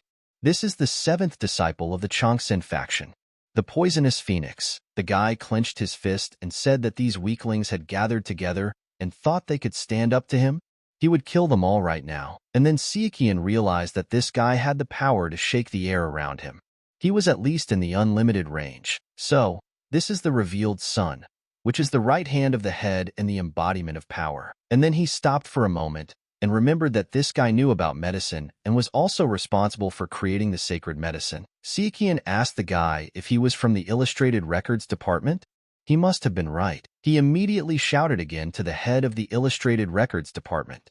And then the guy couldn't stand it and attacked with his fists. Sichuan immediately pulled out his blade and stopped the guy's fist. The guy said that the plans were changing. Let them kill everyone except Sichuan and the Divine Doctor. The guy saw that the first attack was not working on the guy and decided to use the Divine Lightning Fist. Sichuan saw the Divine Lightning Fist and knew that it was a unique technique of the Thunder Emperor, a legendary warrior. He thought that this technique had been lost long ago. She's fast, but that doesn't make her any less powerful. My hands were shaking. The guy said that not everyone would be able to block his sudden attack, but still, this is where he will meet his end. And then Sichuan saw that a kick followed. Sichuan made a sudden decision and immediately moved away, but part of his hair was cut by lightning. He immediately realized that it was a thunder decapitation strike. That meant he had fully mastered the Thunder Emperor technique. The guy didn't expect that and asked if he had really dodged it.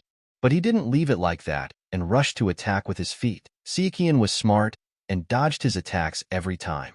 But he also decided to do some damage to the guy. Sichuan was surprised after such an attack and thought that he was bathing in the milk of the clear sky stone. But that can't be. This is the head of the Illustrated Records department, who has access to the largest amount of chi medicine after the head. Of course, he would have an incredible amount of chi, and at this rate, his strength would hardly ever run out. What should he do? And then Sichuan smiled and told the boy that he should thank him for the carp of eternal flame. And it wasn't that easy to catch him, but he was pretty good thanks to some efforts. And the guy was still racking his brains trying to figure out who ate him. And he ate him. The guy couldn't help but hate this guy and tried to hold back. The legend of the eternal flame specter creature says that all sacred creatures are very sensitive to their environment. And the eternal flame carp was a high-class sacred creature. The head of the Illustrated Records department personally watched over it. And day after day, watching him grow, he began to feel almost paternal feelings for him, and suddenly one day he disappeared. And then Sichuan tells him that he ate him. The guy is completely out of control and ready to destroy Sichuan. The guy dealt a crushing blow with his fist and said that this is where this little bastard got so much chi from. But Sichuan was smart and quickly dodged such an attack. But the boy still did not stop striking. Sichuan pulled out his blade and decided to use it to repel the attack of that evil guy. But Sichuan felt that he couldn't withstand such pressure and understood that it wasn't for nothing that he was the head of one of the Dark Heaven faction's branches. The guy saw the guy and was surprised that he was able to block. But how did he do it? He put all his power into the divine fist of lightning. The guy knew he was dangerous, but he didn't back down and launched a couple more punches. But Sichuan dodged and parried his attacks again. Sichuan decided that this was the moment to act, and he used Purple Dawn. But the guy didn't give in either and used a lightning strike.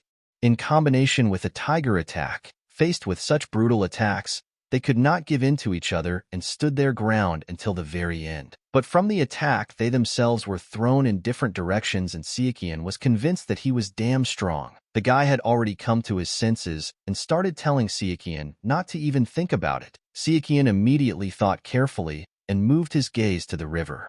And then, using the power of air, he attacked the guy with water. And then the boy stopped in surprise and realized that Sichuan had raised the water around himself with the help of a shock wave from the sword. But the boy couldn't handle the water and saw Sichuan's shock waves rushing towards him. The guy at that moment covered himself with his hands and realized that he couldn't use lightning because of his breath. Sichuan also understood that if he stayed in the water any longer, he would receive internal injuries. The boy realized that he had no choice and decided to get out of the water.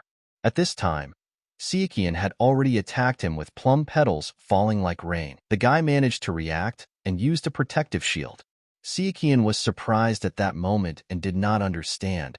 How is that possible? But he did not lose hope and used the form of 17 rivers, reflecting the plum. The guy couldn't believe it when he saw this and decided to use protection again. But Sichuan felt that it was hard. He said that the head of the Illustrated Records department was holding up well in the battle with him. But one cannot dismiss the fact that he was not caught off guard like the members of the Ursa Major squad. And then Sichuan started to press and said that it wasn't so. He was just lucky before. Of course they were strong. And then Sichuan thanked him for reminding him how incredible they were. The boy saw this and realized that he was now being damaged by the divine art of the Purple Dawn. And then Sichuan was already approaching and said that he had forgotten about the Chimera Snake. The guy did not believe in this and said that this could not be. He yelled at Sichuan that it was impossible, while Sichuan thanked him for such a core. And the guy used all his chi into one and showed it to everyone. But Sichuan was happy because he had been waiting for this moment. He understood that the Divine Lightning Fist was a Yang-type art, making it extremely difficult for a practitioner to control his emotions when he became aggressive. But Sichuan didn't let his guard down and used the Purple Dawn sword art. He understood that despite all the power of the blows, the Divine Lightning Fist consisted of simple movements that were quite easy to read. And besides, the head of the Illustrated Records department is now blinded by his rage and much less cautious. Sichuan used the rain petal fan, and from the guy's movements, it's obvious what the next attack will be. And he used the third form, the Crimson Dawn of Hidden Blossom. The guy at this time only stood in place and endured such pain. While Sichuan was already using the fourth form, the guy fell to his knees and scolded this boy. Sichuan already understood that the violation of the laws of nature was used, and he completely exterminated this guy. The warriors were delighted to see that they had retained their victory and began to shout with great happiness. Ri asked the insect chief whether he would keep his promise. The insect chief replied that it was not up for discussion. The warriors asked the chief that he was going to just let them go. They had done so much so far. They called themselves the main tribes. 3 years ago, a guy said his brother was in agony from a bite from one of their insects. They are savages. They will definitely go against them again. The commander immediately jumped up and ordered the warriors to calm down, because the Alliance's forces were already exhausted. There are only 500 of them, but he is not the one to tell them about their strength. Besides, Sichuan from Zhongyuan's search team will no longer help them. The insect commander said that they thanked him for returning the sacred art to them, and to let him know if he needed help. And brothers don't leave each other in trouble. Sichuan replied that he had never had such brothers before, so take it easy. Gu told the wanderer from Zhongyuan to remember his promise to the Oko tribe. If he too betrayed them, he would pay for it. And one more thing, even though that doctor was a hostage, she still can't forgive him for betraying her. Let him give them his head. Sichuan asked, what kind of bloodthirsty thoughts are in such a beautiful head? She has nothing to worry about. The poisonous insect tribe has already promised them that they will help them create the sacred medicine again. The insect leader told the boy not to worry. He is the king of insects, true to his word. Gu said that everything would have been much easier if someone hadn't dropped the sacred medicine into the river in the heat of battle. Sichuan smiled and said that it was an accident. Chu told the boy that he not only saved him from being locked in a dungeon, but also helped him win the battle with the main tribes. He would never forget that. Henri of Tanhao expresses his deepest gratitude to the hero of the Great Jungle. The warriors from the clan said that they could finally get out of this dampness, and there was no living place on them from the bites. The boy asked his friend if he had seen Mr. Sichuan fight. The boy replied that it was something. He almost believed that he was already in the unlimited limit, and some heard that the sword of true Plum Blossom is a skilled warrior, but who knew that it was so? It's a pity that I didn't manage to see everything. And then the doctor came up to Sichuan and asked when he planned to take that medicine. The boy was surprised and asked what he was talking about. The doctor replied that there was no need to put on a comedy act in front of an old man like him. His attacks were incredibly strong and varied. He even admired them. Sichuan said that he was not called the divine doctor for nothing. The doctor asked the boy, did he keep the sacred medicine Oko for himself, right? Sichuan replied that it was true. The doctor said that he wasn't going to take it away from him, so he shouldn't worry. If he wanted to, he would keep it a secret. Sichuan asked, what does he want in return? The doctor replied that the guy is a quick thinker after all. He wants to know what effect will happen after he takes it. Sichuan was surprised and asked, the effect? The doctor answered that it was true. He really did create it. But medicine is a delicate thing. You never know how a medicine will work until you try it on someone. And he wants to know if the legends of the Oko tribe about its properties are true. Sichuan saw that this old man was even more dangerous than he thought, and he heard that he was blown away by the sight of rare medical treatises and new medicines. But not to that extent. If the Dark Heaven faction offered him something like that, he would gladly join them. Sichuan decided that he would look after him and told the doctor that they had agreed. The doctor replied that this is why he likes young people. They never bargain. Sichuan asked if he could ask a question. The doctor replied that he saw no reason to refuse. Sichuan said that, firstly, how did the Dark Sky faction contact him? The doctor told the guy everything, and didn't even try to hide it. The doctor was in an irritated state at this time. It was difficult to predict his thoughts. Perhaps the Dark Heaven faction had already lured him over to themselves. Sichuan was thinking at this time, and came up with the idea that he needed to assign a ghost to him upon his return. And then Sichuan suggested on the way that they would make a halt. The clan leader asked if he should stand guard. Sichuan replied that while they were resting, he wanted to practice the Wasan technique a little, so if it was not too much trouble. And then the guy replied that he would not let him down. The doctor asked the boy where Mr. Sichuan was.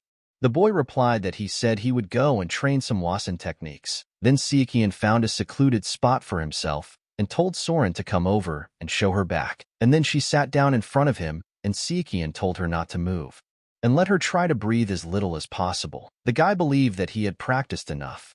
The technique of witchcraft tattoos. And in the moment he began to try his abilities. Sichuan tried to act slowly and correctly, but as time went on, he was already getting worse. After finishing the first stage, Sichuan said that it was time to start the second stage. He asked Soren to be patient a little longer. Sichuan started acting and thought that they were taking the skulls of their ancestors and using them as witchcraft items. Sichuan used his powers through this skull and connected Soren's body with it before he had even finished the first stage. Sichuan tried his best, and in an instant, the skull in his hands completely broke into small pieces. And then Sichuan sighed and said that it seemed to be all. But then he saw that there were more inscriptions on Soren's body, and he was also surprised that Soren had grown up. But why did this happen? Sichuan asked the girl if she could use this power at will. Soren replied that it was true. And then Sichuan closed his eyes and told her to get dressed, and let her try to deactivate it. She instantly turned into that person. Sichuan looked at her and realized that he knew it. The technique of witchcraft tattoos is to enhance physical abilities. That is, it temporarily changes the bones and muscles to a level of perfect balance of strength and dexterity. And in the case of Soren, who was not yet physically developed, the magic instantly transformed her body into an adult state. Sichuan told Soren that even the best warriors would be no match for her now. He was going to give him some chi medicine as well, but it seemed unnecessary. But still, if she felt that there was something wrong with his body, she should definitely tell him. Soren thought about it and replied that she understood everything. Sichuan went to his team, but then he saw the guy standing on guard start to panic. When he saw Mr. Sichuan, he was very scared. Sichuan came up to him and asked what happened. The guy answered that he wanted to ask himself, He felt some kind of ominous force from where he came from. Sichuan thought about it and said that there were some side effects from the battle with the cannibal tribe. So he decided to get some treatment. Maybe some of the witchcraft powers leaked out? The guy replied that it was no wonder. He had fought that big guy one-on-one. Was everything okay now? Sichuan replied that yes, he had literally just cleaned his body. Sichuan said everything was fine, and they were worried. It was time to go back. Poison Phoenix asked, side effects? They had dealt with them a long time ago, and he had the brilliant idea to get treatment only now? Or did Sichuan think that everything would resolve itself? But does Sichuan know? She thought his stupidity had already reached its peak, but underestimated his talents. The poisonous phoenix got angry and told Sichuan to act already, and then she took his hand. Sichuan knew that he always forgot about it because of their bickering, but personality aside, she was a real beauty. It's even more noticeable when she's so close. But Poison Phoenix analyzed his body and said he seemed healthy. She saw that there were extra eyes standing next to them and told them to go where they were going. Sichuan thought about it and told her that it wasn't worth it. Poison Phoenix replied that it wouldn't hurt to be careful, but she wanted to talk to him. Sichuan asked if it was to prevent gossip about them. Clever. Poison Phoenix told him to shut up. When he talks about it like that, it seems to her that she is sinking to his level of mental development. Sichuan calmed her down and asked what she wanted to talk about. Poison Phoenix replied that she wanted to talk about the major tribes and the divine art of Wasan. Sichuan was surprised and said that she guessed. Poisonous Phoenix said, "What's there to guess?" She didn't look closely, of course, but she saw the purple aura. Sichuan made up his mind and told her to listen then. First, she should find out how the divine physician came to Nanman. That's all he can tell her. And he asks her to keep the information about the divine art a secret. Poison Phoenix thought about it and wondered how many aces Sichuan still had up his sleeve. One of them is True Plum Blossom, a hero of the light factions. Phantom Bow Swordsman, a hero of the dark factions. It's crazy enough that it's the same person, but how can he use two techniques that conflict with each other? Poison Phoenix said he had reasons to hide it. She understood. But he should try not to overexert himself and watch for possible side effects. And then she showed him her finger and told him not to even think that she was worried about him.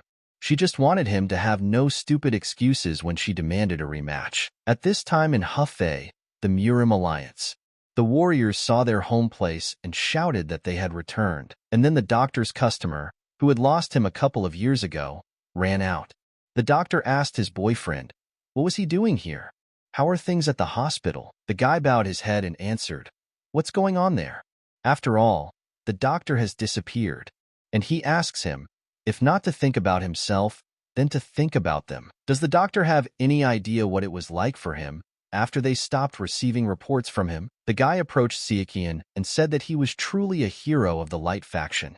He saved not only him, but the entire hospital of bright humanity, and all thanks to him. And at that moment a guy came up to them and said that they were all great. But now the leader of the alliance is waiting for a report, so he is afraid that some of them should go with him. Sichuan replied that of course they were on their way. Arriving at the building, the leader of the alliance met them and greeted them. Sichuan replied that he was glad to see the leader in good health. The leader said that they could leave the formalities aside. They were already tired after Nanman. In all fairness, they should greet them with toasts in honor of the victory, and let them forgive him for not being so formal. Sichuan said that it was a secret mission after all. The leader thanked for understanding and asked that it was time to move on to the report. Sichuan explained everything in detail and answered their questions. The leader said that he never thought that something like this could happen. Behind the main tribes, there was another group, the Dark Sky faction, right? Sichuan replied that it was true. He knew that they should have found out about them around this time. Thanks to their intelligence, they should already know that the head of the Illustrated Records Department was killed in Nanman. It will only be a matter of time before they find out who he is, and since they were going to hunt him anyway, he would tell everyone about them to warn the other factions. The leader said that, to be honest, he couldn't believe it that easily. Sichuan said he understood. If he called the Divine Doctor, he would be able to provide much more evidence. And then Sichuan told everything and thought that the Dark Heaven faction should prepare. They are starting. He would like to see the face of the heavenly sphere now. The other factions' leaders said they didn't believe it. How could that possibly be true? The leader of the second faction said that the true Plum Blossom Sword had witnessed this. The leader of the third faction said that he was just a lucky brat with a bunch of achievements. Elder Huang was right. Huang asked him if he agreed with him. The girl said that the true Plum Blossom Sword was not the only witness. Tang Yem, the poisonous phoenix, one of the 7 disciples of the Chongsan faction leader Tang Hasong, and the divine physician said the same thing. People were asking, is the true Plum Blossom Sword in the MURIM alliance? So what are they waiting for? It's time to go there. They all immediately came into the building and shouted where they all came from some faction. The guards said that Mr. Sichuan had gone to practice and was not receiving guests, and he's a busy man. Even they haven't seen him for a few days. At this time, Sichuan looked at the ball and thought about whether to act or not. Sichuan looked at the ball and thought that this had never happened to him before. But what awaited him in the future? He decided he needed to calm down, and he couldn't screw it up. The sacred medicine was filled with yang energy, known as the source of life. One wrong move, and he will upset the balance of yin and yang, which will mean a complete dissipation of qi. The doctor said that judging by the composition of this medicine, he could conclude that it was filled with yang energy, and therefore he needs to either control the process with a special method of qi cultivation based on the nature of yang, or use a medicine with the opposite yin energy to neutralize the consequences. And then he handed him the vessel and said that this was the milk of the stone of pure heaven. Sichuan was surprised to hear this and asked, is it the milk of the pure sky stone? Is it filled with yin energy? The doctor replied that no. But it has an incredible harmonizing property. If he takes the sacred medicine Oko, which has a powerful yang energy, the milk of the stone of pure sky will help him absorb it, harmonizing his condition. And also, since the guy will use it for this, he can't hope for an additional amount of qi. Sichuan was upset and said that it was a pity. The doctor immediately set the price and said that it was 50 in gold. Sichuan, hearing such requests, was surprised and asked, what? The doctor told him that he didn't think he would give him such a treasure for free. Did he? Oko's medicine was supposed to go to the dark heavens, so he had no claim on it. But the milk of the stone of pure sky is exclusively his property. Sichuan said that he seemed to have listened, that he was not interested in money. The doctor replied that every dog would pester him if he didn't ask for at least this. Medicine is not a cheap hobby. You know, Sichuan said that here is a check from the Golden Wish Trading Guild. The doctor replied that they are reliable guys, and he will take it. Sichuan opened the vessel and said that he would get that old man from the other world if he had fooled him. He immediately drank the medicine and washed it down with liquid from the vessel, hoping that everything would be fine. And then his energy began to be released, and he realized that everything was rushing. His body parts began to connect with each other and show their points. But Sichuan felt that he was very hot. But the pill was very strong, and he began to burn from the inside. He repeated in his head that he had to endure. Now the milk of the stone of pure sky. He asked in a moment that they were really the descendants of Oko, but it all happened in such a way that such energy was very strong. And suddenly his hand was torn away from his body. He was very surprised and did not understand how this happened. And he decided that this is how he would end up. And an ordinary person would not be able to bear this. The fire deity Oko. This is her essence, the essence of a god.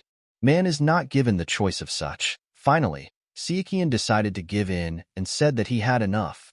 It was really painful for him, and he couldn't stand it. But Sichuan thought about it and said that he had already come so far that he had to see how it all ended. The head of the demonic alliance said that the sword of the true plum blossom, the swordsman of the phantom bow. The chief servant thought at this time that this should not have happened. How could the chief of the illustrated records department be killed? The servant realized his mistake and asked the chief to kill him. The chief said that the true plum blossom sword and the phantom bow swordsman could no longer be ignored. Let them raise their priority of destruction to the level of heaven, and we must get rid of them at any cost. The leader said that he couldn't say that the day had been a good one. And then he said Sichuan's name. The doctor said that almost 2 weeks have passed. Maybe his chi has dissipated. The head of the clan told the doctor that he knew how it could all end if they did not intervene in time. And then the doors opened and the guys said that the gentleman was back. Sichuan said that he was a little late. The chief said that the gentleman was a good man. Sichuan asked if they had been guarding him all this time. The guy replied that they had been exchanging with the Tang Clan, so there was no need to worry. The guy said that judging by the gentleman's eyes, the improvements were striking. Sichuan replied that it wasn't that much. The guy interrupted him and said that he was still happy. And congratulations. The doctor intervened and said that congratulations were a good thing, but he looked sick. The doctor took his hand and said that he needed to be treated before things got serious. Doesn't the boy find that right? Sichuan immediately realized that the old man was still obsessed with medicine. The doctor said that the amount of qi was much higher than what was expected for his age, as always, but, strangely, he doesn't feel any improvement compared to before. The doctor asked Mr. Tan Hasten if he could leave them. Hasten replied that he would do so immediately. Sichuan immediately pulled out his sword and cut his hand. Seeing the blood, he thought that Oko was an immortal fairy. A mere human could not obtain her power. And then he understood everything and said, so that's what they meant by immortality. Oko's descendants inherited her blood, which gave them the ability to regenerate and slow down aging. They tried to get closer to their ancestors and maximize their ability to regenerate with the help of yang energy, the source of life. Sichuan thought that the result of this was the sacred medicine Oko, which granted regenerative powers bordering on immortality. Sichuan realized one thing: he was unable to advance to the next level, and he could no longer hide the divine art of Purple Dawn. He said he knew they would find out sooner or later, but it was a shame he couldn't get to the next level. The doctor said that it meant it wasn't called the medicine of immortality for nothing, and he thanked him for his cooperation. Sichuan stopped him and said that he had a suggestion for the doctor. The doctor was surprised and asked, "A suggestion?" Sichuan replied that, more accurately, he wanted to ask for a favor. He had some qi medicines that he had not been able to identify. The doctor apologized and said he didn't have time for that. Sichuan said he got some of them from the dark skies. The doctor thought about it and said that maybe he should take a look at them then. Sichuan said that was not all. If he promised to help him, he would continue to provide him with information about rare drugs and nuclei. And of course they are free to describe their effects on his body after he takes them. The doctor laughed and said that the guy would not give them to him, but would just let him look. His students would go crazy if they heard such a proposal, but he accepts it. Sichuan at this time hoped that this would be enough to satisfy his curiosity. The doctor said that, nevertheless, it seemed that for a time he had received the support of the divine doctor and the hospital of bright humanity. In the morning, Sichuan got up and started to stretch, but when he saw the old men, he wondered what was going on in his mind. But he turned to the leader of the alliance and greeted him. The chief replied that he should relax. They would leave the formalities, and then he suggested that he take a walk. Sichuan generously asked the leader for forgiveness and said that he had just come from training and was not ready to show himself in public. The leader said there was no need to worry. And then, with a wave of his fingers, a guy in a black robe arrived and gave him clothes. Sichuan accepted the gift and thanked him. But when he looked at his hand, he saw that there were plum petals there, and it seemed that he had prepared for this meeting in advance. The chief said they should find a quieter place. He said they shouldn't be disturbed, but it's better to be on the safe side. But on the way to a quiet place, he felt that something was standing in front of him and they wanted to attack him. The chief said that it seemed like he had grown even more during this time. Even he couldn't do that at his age. Sichuan replied that he was just prepared for it. The leader said that it was the Dark Sky faction. After all, the guy didn't tell everything about them, and then Sichuan realized that it was not for nothing that he was the head of the MURIM alliance. He asked the head, "Does that mean he trusts him?" And then the old man came and answered that they would not have brought him here if they did not believe him. If his words are true, then it is possible that their spies are even in the alliance. And he himself didn't think that the guy was stupid enough to tell everything he knew in front of such a crowd. Sichuan replied that Mr. Strategist was right. He knew they would understand, and then they could get down to business. Sichuan said that the Dark Sky faction branch leader is hiding either among the alliance leaders or among the light faction leaders. The Celestial Sphere was their brain center. The Celestial Jade was responsible for data collection. The Celestial Scale was responsible for balance of power and espionage, and the Jasper Scales are engaged in murder and follow traitors. And the Revealed Sun represents strength and leads a small group of elite warriors. Jade Light is responsible for the soldiers, It is he who commands the entire Big Dipper squad, and the celestial mechanism coordinates the actions of the squad. Among the links of the organization, it is unknown to him. But all of them must have a high social status or connections with the powers that be. The strategist asked if one of them was in the alliance. Sichuan replied that he couldn't say for sure, but he shouldn't rule out the possibility. Sichuan thought that even after a century of chaos, no one was able to find out anything about the celestial mechanism other than the fact that it was part of one of the light factions. He said that, more precisely, all references to him were destroyed. The entire MURIM was already on the verge of collapse. If it became known that one of the leaders of the light factions was a trace of the dark skies, the consequences would be monstrous. And if so, the light factions had only one choice: not to let anyone except a select few know about it. The chief thought about it and said that it was bad. It would be difficult to find a spy if he himself was in a leadership position, and the obvious display of mistrust will only worsen relations between the factions. Is there anything else the boy can tell them? Sichuan replied that he had not yet. He was more interested in what the meeting had concluded. The head said that, unfortunately, after such information, it would be impossible to come to a definite decision in one meeting. Sichuan replied that he understood. He thought that resolving such issues would take time, and there was no hurry. He said he would be happy to continue discussing the future of this situation, but he still had things to do. The strategist asked, "What? And what could be more important than that?" Sichuan replied that he had to report to his faction. The leader remembered and said that before the boy returned to Wasan, let him do him a favor. Sichuan asked in surprise, "A favor?" The leader asked the guy if he would like to meet his granddaughter. The strategist got angry and told them to just look at this old man. Has he gone completely crazy? Where are his manners? And besides, this young man is already dating his granddaughter, so there is no need to disturb the lovebirds. So there was no room for his granddaughter. He had heard that this boy had helped Saran with the art of illusion. It was obvious that they were getting along. They were probably engaged already. The chief was surprised and asked if it was true. Sichuan replied that since they had no more business with him, he would probably go. The chief thought about it and decided to apologize for having to be present at this. And then he asked what he saw. Sichuan thought and answered, "A wall." "No, something more." The head said that an unlimited limit at his age is already an achievement, but for him to reach that point, and there is no need to rush. If he only thinks about this, he will only distance himself from the final goal. He asked, what should he do then? The leader told him to find out for himself. Sichuan was surprised and asked, "What?" The leader replied that even he didn't know what exactly he saw.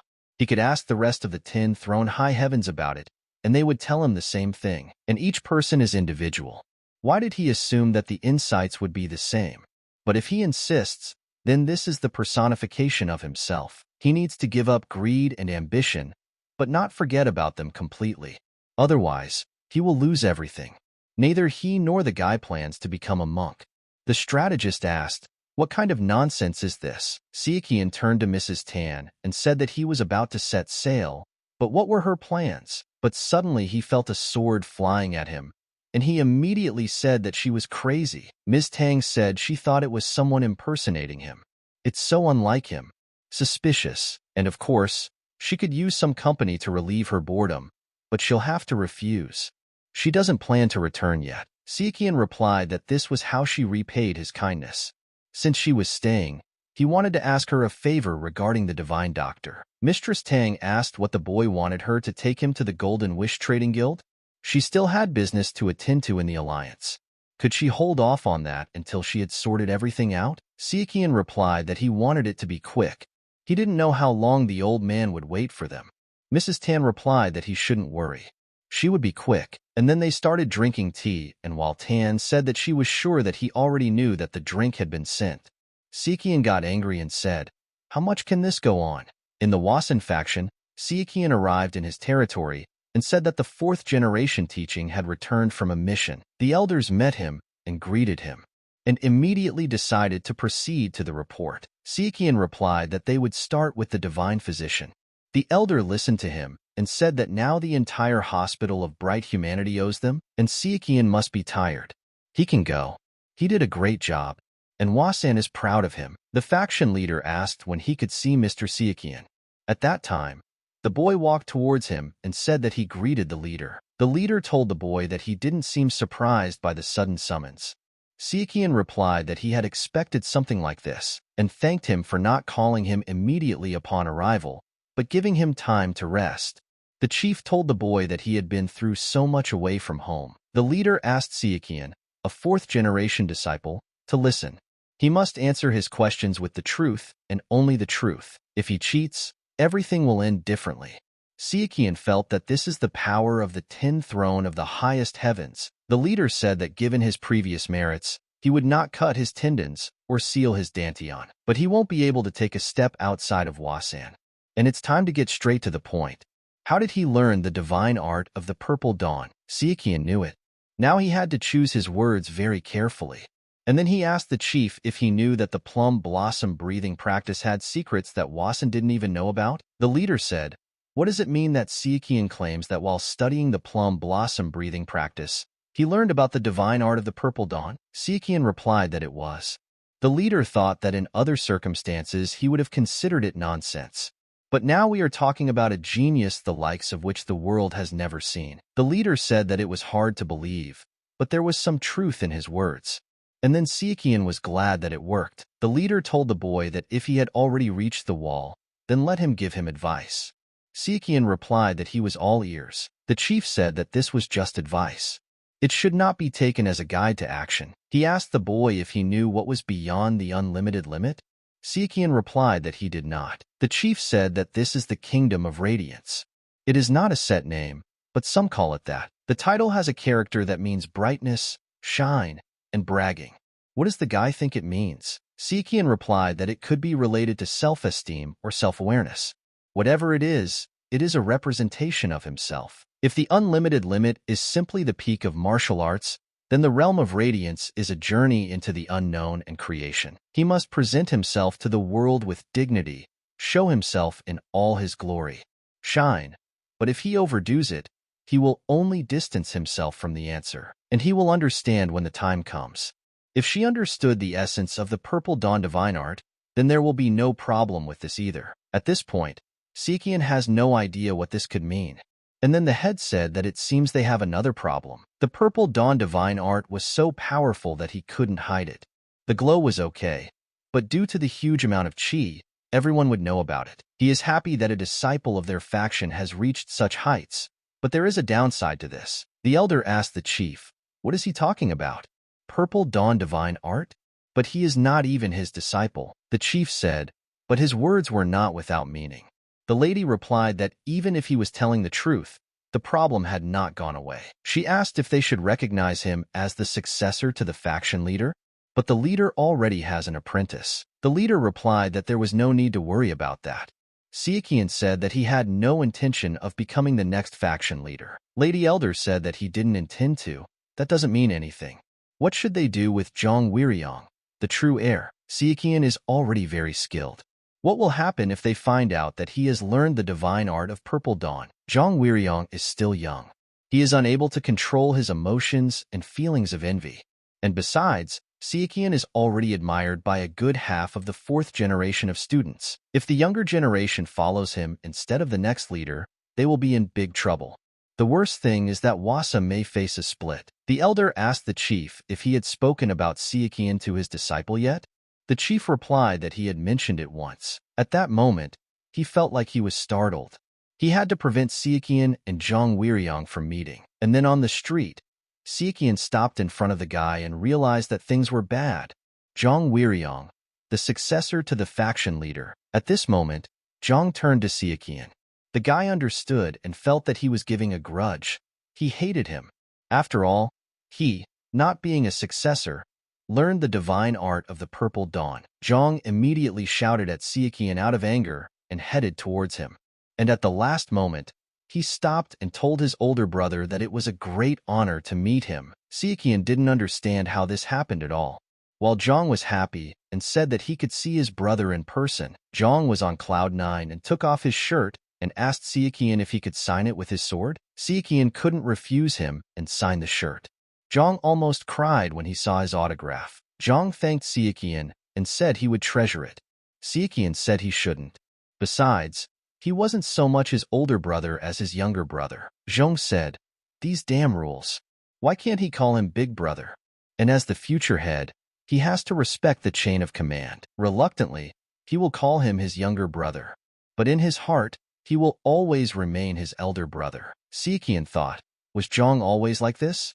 The boy asked the guy if he wasn't too busy. Could he show him another trick? Then a servant came to the elders and said that Zhong and Sichuan were fighting. They were all surprised and couldn't believe that this had happened. How did they even manage to meet? He should have been more careful. And then Zhong said that he was completely defeated.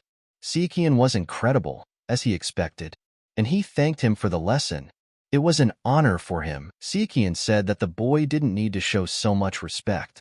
After all, he was the future leader. The boy is only 15, but he is already able to perform half of the Plum Blossom Sword Art 24 steps. Of course, it is beneficial that such a person likes him, but he cannot say that he feels comfortable about it. And then the leader came up to them and said that he was greeting the heir of the leader of Zhong, and it is possible that he interrupted them. Zhong replied that no, they were already done. He was just learning the moves that Sichuan showed him. This lesson would help him become stronger. The leader was surprised by this turn of events and began to laugh. He turned to Zhong and said that he thought of Sichuan as a true plum blossom. Zhong replied that he was a hero worth emulating. Such a person deserves respect. The leader replied that he understood everything. Zhong decided to say that he admired the teacher the most, of course. The leader turned to Zhong and said that he wanted him to answer her one question honestly. The man he admired was only a few years older, but he had already achieved so much. Besides, his martial arts skills are way above average. He doesn't envy him. Zhong asked in a surprising voice, "Envy? Not at all. To be honest, this feeling visited him when he was a little younger, but not anymore. Greatness must be respected and admired. He won't achieve anything by being envious." Sichuan was surprised that he had such wise thoughts at such a young age. Was he living the same second time? The leader asked, even if it means that Sichuan is more suitable for the title of leader than him. And then Zhong replied that it was a great idea and suggested that the right to inherit the position of head be transferred from him to Sichuan. After all, thanks to him, Wasan entered its golden age. Like the future heir, he may have problems, but it's worth it. And then the head said there was no need to worry. Sichuan had already said that he had no intention of becoming the next head. Zhong asked, "Is that so?" The leader said that, however, if he also lost the desire to become the next leader, the situation would become unpleasant. Let him remember this. Zhong put his hand on his heart and replied that he understood everything. He would be the next leader. There was nothing to worry about. And then the head told the boy that he had just said that he would gladly pass the title to Sichuan. Zhong replied that if he asked for it, but he would not give the title to anyone else. The chief laughed and said what a brave child.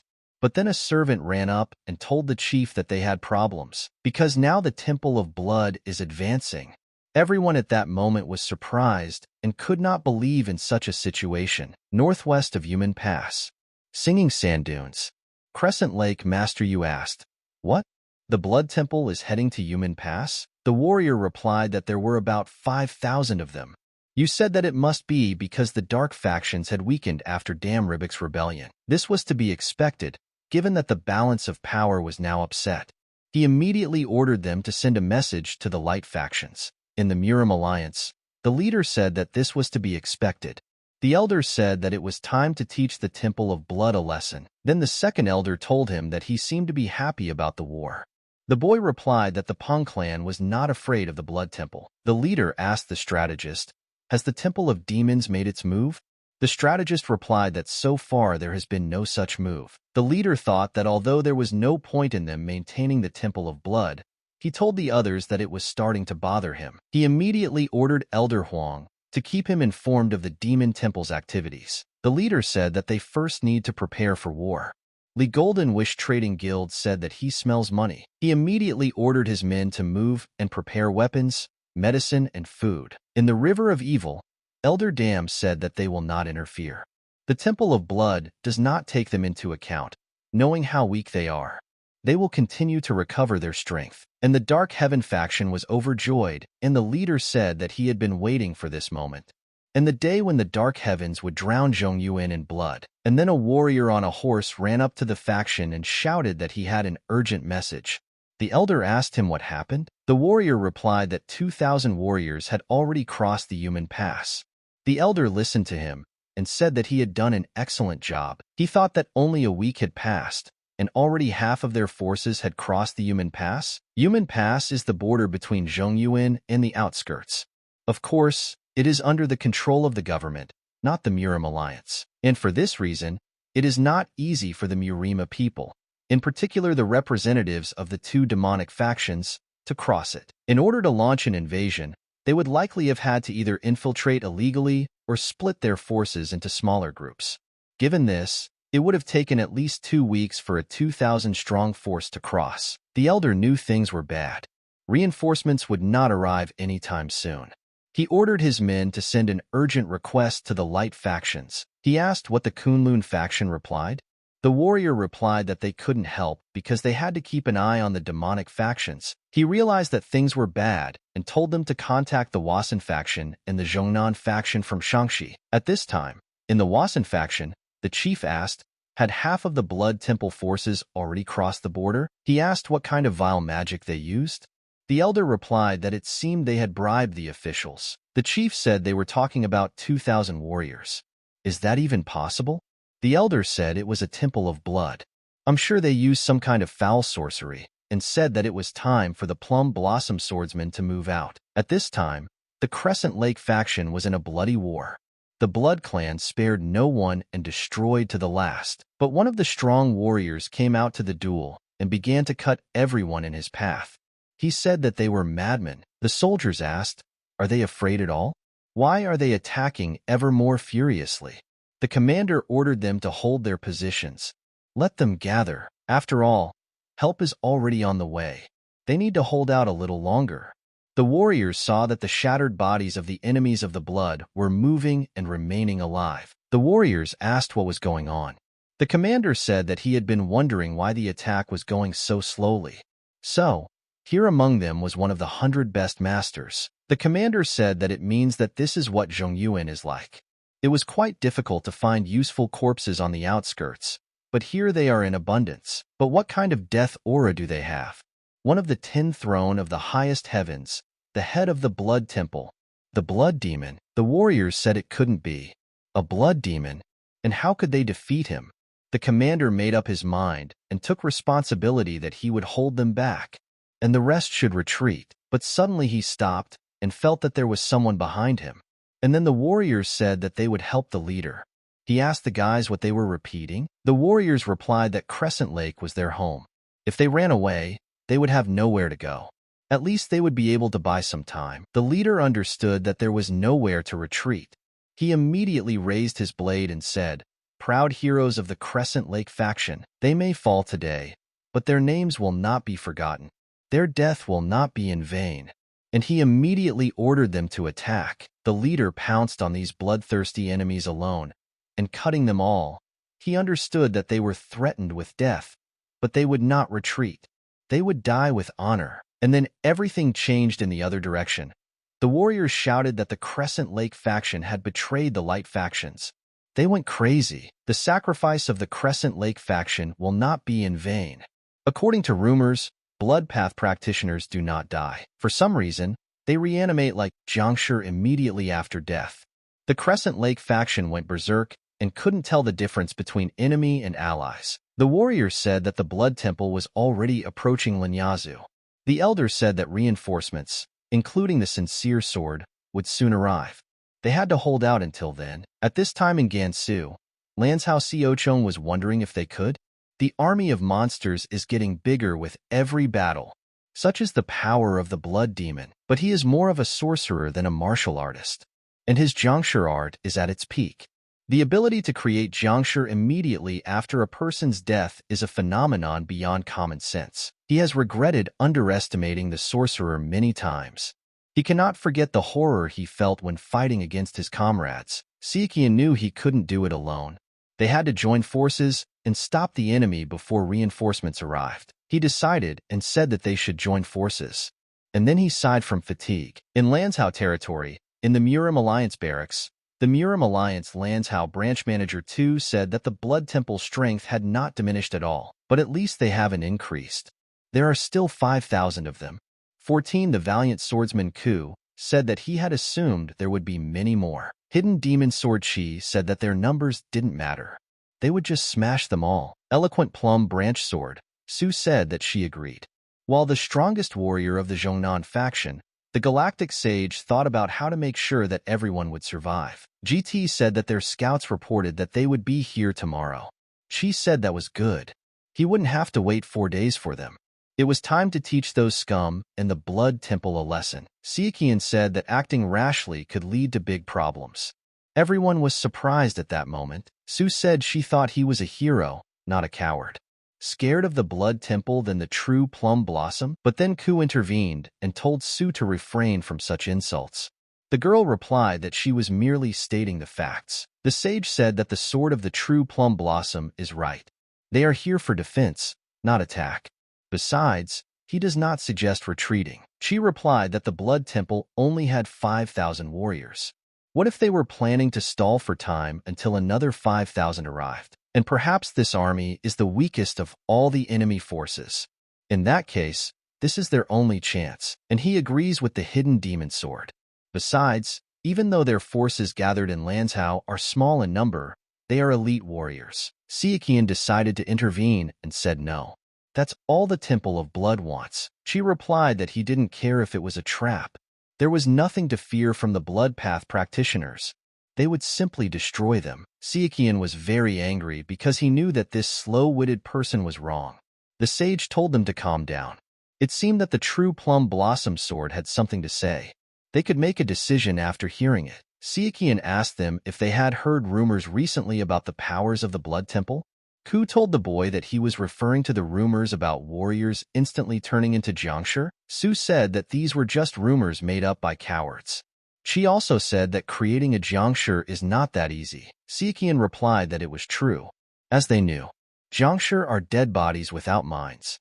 They are revived by the remaining qi in the body. A person consists of a body, mind, and consciousness.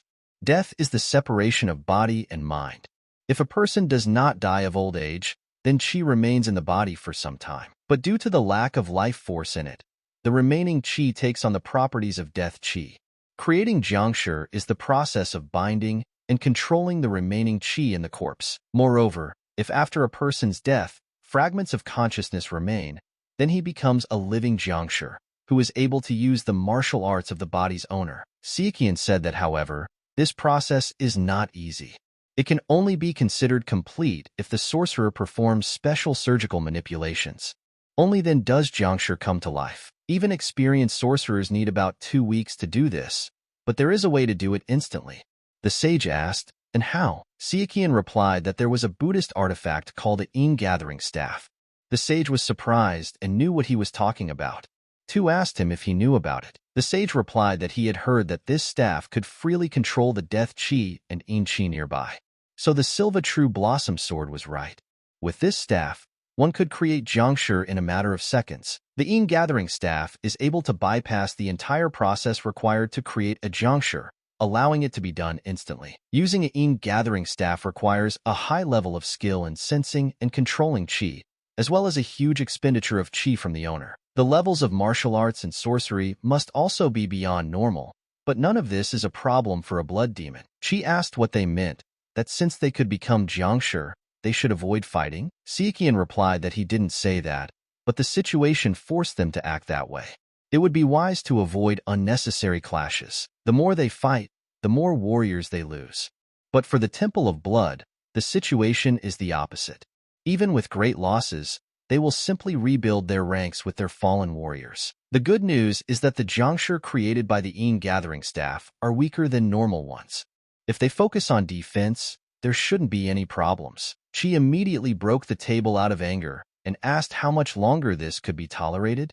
He was already furious that they were sent here for defense, and now he wanted them to avoid fighting, and he decided to call Sichuan a coward and told them to be ashamed. Since these Jiangshi were weaker than normal, they would simply destroy them. They just had to kill the blood demon and take away his staff. Sichuan said that if it were possible, he wouldn't suggest anything like that. It's impossible to break through their army to kill the blood demon. She said that the guy was just scared. The brat from Wasan. He should be ashamed. Enough. There's nothing more to say, and he doesn't care if he hides or runs away. He, the sword of the hidden demon, and France Kan'un will destroy the blood demon with their own hands. Sichuan said that he screwed up. The events are the same as in the past. In the previous life, the Confront faction, which had a grudge against the Demon Temple and the Blood Temple, suffered huge losses by making rash decisions. If the top of the Kan'un faction is eliminated, their actions will become obvious. They will be blinded by revenge, just like in his past life. He thought that the Kanhong faction was not the only problem. The Hongshan faction also argued with him at every opportunity. You can forget about teamwork when allies are so hostile towards each other. Fortunately, the light factions are not as weakened as last time. The war between the light factions and the Temple of Blood began 10 years earlier, and it looks like they will face their forces tomorrow. The next day, the scout said that he saw the warriors of the Temple of Blood. The warriors shouted back that here were their victims, and now they would fill the Huanghe with their blood. She ordered that the entire world hear about the hidden demon sword, and sent everyone to attack. She shouted during the battle to show them the power of the 36 steps of the hidden demon sword. But then at that moment he saw Jiangshi. He ordered everyone to get out of the way. After all, Jiangshi is no match for him. Sichuan looked and saw that something was wrong. Why was it so simple? The warriors were shouting that the hidden demon sword had defeated Jiangshi. Let him follow him. But everything was different, and the warriors shouted that the Temple of Blood was retreating, and the time had come. To the attack. She asked, "Where's the blood demon? Let them come out and fight." "Cowards!" Sichuan shouted. "It's a trap. They're trying to surround them." She asked, "What's the problem?" "They'll still fall to their swords." Sichuan got angry and told him to think about it, if he has any. The squad leader told his warriors to attack. "Don't let them get away." But Sichuan shouted and told them to stop. The commander stopped everything and thought, what is he commanding here? But everything changed.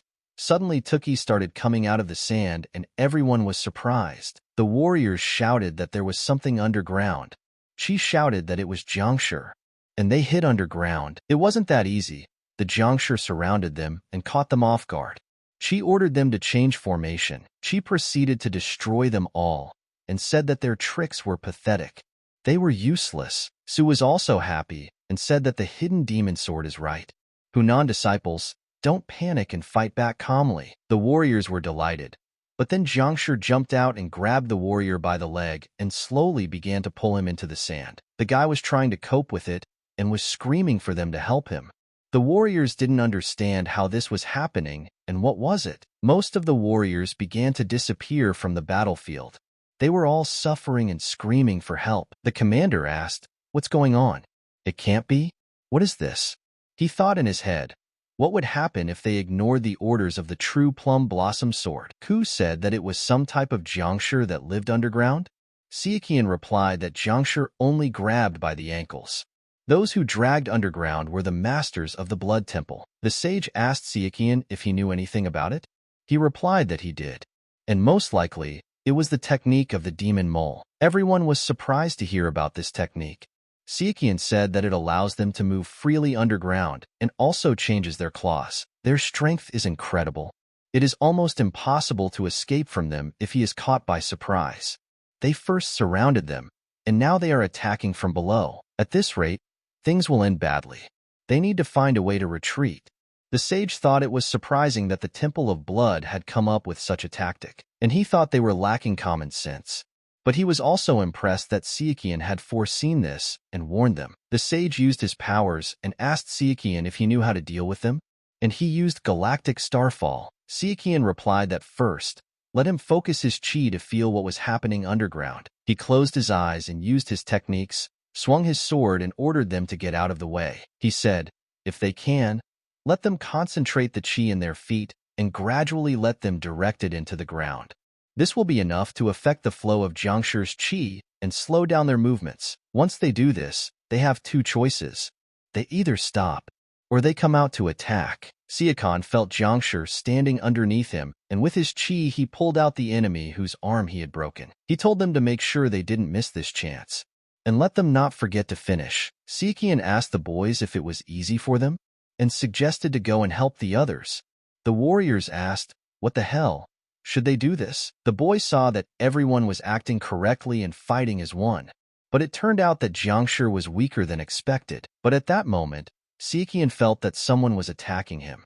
And when he saw the weapon, he thought it was Guan Dao. The squad leader was surprised and didn't understand how this happened. This is the head of the Crescent Lake faction. Sichuan didn't play around with him and started fighting, because he didn't care who was standing in front of him. After all, they couldn't be brought back. The boy attacked him, but was surprised that the enemy blocked his sword. And they created Jiangshi from the master of the unlimited limit. Sichuan repelled several of his attacks and realized that this man was strong, and he had to act much smarter than him. Ku said that he heard that the leader of the Crescent Lake faction had either gone crazy or become a Jiangshi. Apparently, the rumors were true. The sage remembered and asked if this was different from what he had said before. Sichuan replied that he thought the Jiangshi created by the ingathering staff should be fragile. The guy thought about it and said that he didn't know.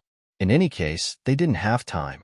He would take care of something, and they would save the others. The commander asked the Galactic Sage and the 14 valiant swordsmen to clear a path to retreat.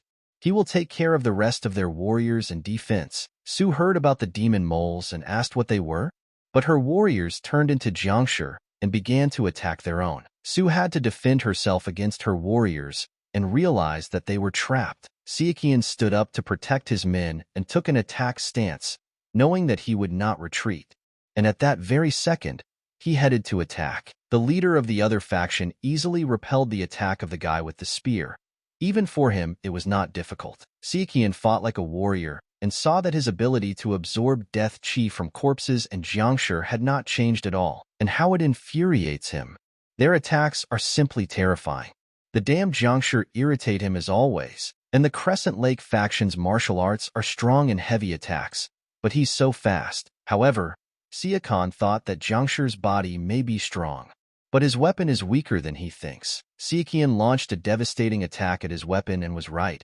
His spear broke into small pieces. Sichuan said that he was bidding farewell to the Crescent Lake faction leader, and a beam of energy pierced his head. Sichuan turned around and asked how the others were, and then he saw another important target standing in front of him.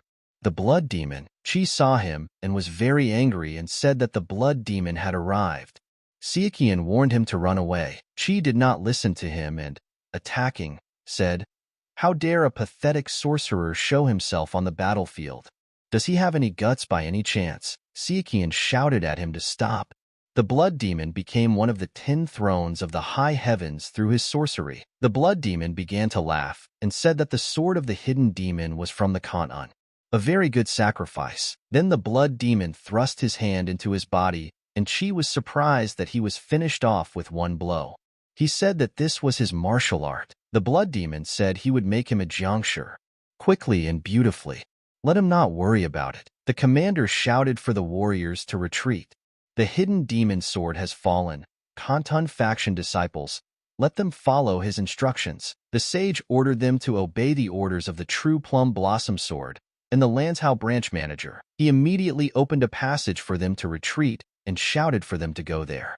The warriors of the blood demon saw this and asked, "Where are they going? Let them sacrifice their blood to them." The warriors all ran away and shouted back that they would all pay for this.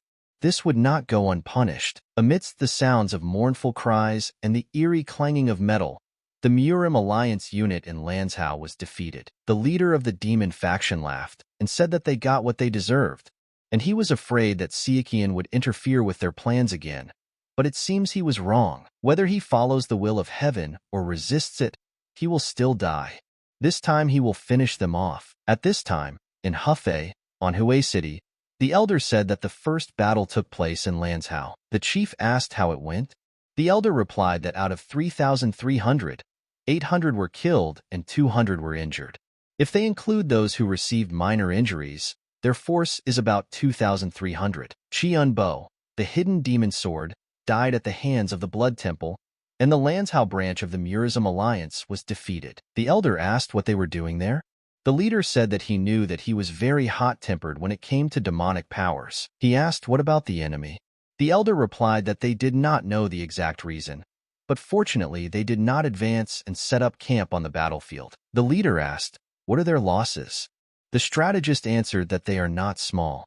However, the Temple of Blood has created new juncture from the bodies of dead warriors, so there are still about 5,000 of them. The first young master of the Chongsan Wu faction said that it was because of the Yin gathering staff. It was not for nothing that it was a Buddhist artifact. However, he still did not understand why they stopped moving, and he doesn't think they'll gain any advantage by reorganizing their troops. Wouldn't it be more advantageous to catch up with the rest of the enemy and finish them off? The vice strategist replied that he thought it was because of the hidden demon sword. The leader asked, "The hidden demon sword? Let the vice strategist explain." She replied that creating juncture that surpasses ordinary ones requires time and effort. She thinks the blood temple lingered on the battlefield to turn the hidden demon's sword into one of them. After all, it was in the unlimited abyss. However, as she said earlier, it takes an incredibly long time to create a juncture, at least several years. The same should have happened with the Crescent Lake faction leader. Mutant faction, Nine Palace Sword Kong, said that he was confident that this deficiency was compensated by the huge amount of death chi and blood on the battlefield. And considering that the blood demon is the strongest sorcerer in the blood temple, no, in all of Zhongyuan, it won't be difficult for him. The vice strategist said that, as expected from the mutant faction, the leader asked where the swordmaster was. The vice strategist replied that they were 2 days away from Lanzhou. The chief said 4 days were reduced to 2. What a relief. It would be great if the Temple of Blood started a movement after their arrival. The vice strategist replied that the sword masters included Wasan and Shangxi, the Chuanjin faction, the Tang Clan of Sichuan, the Shaolin Temple of Hong, the mutant faction of Hubei, and the noble Chegao clan. A total of 5,000 people. And the MURIM alliance outnumbers the enemy.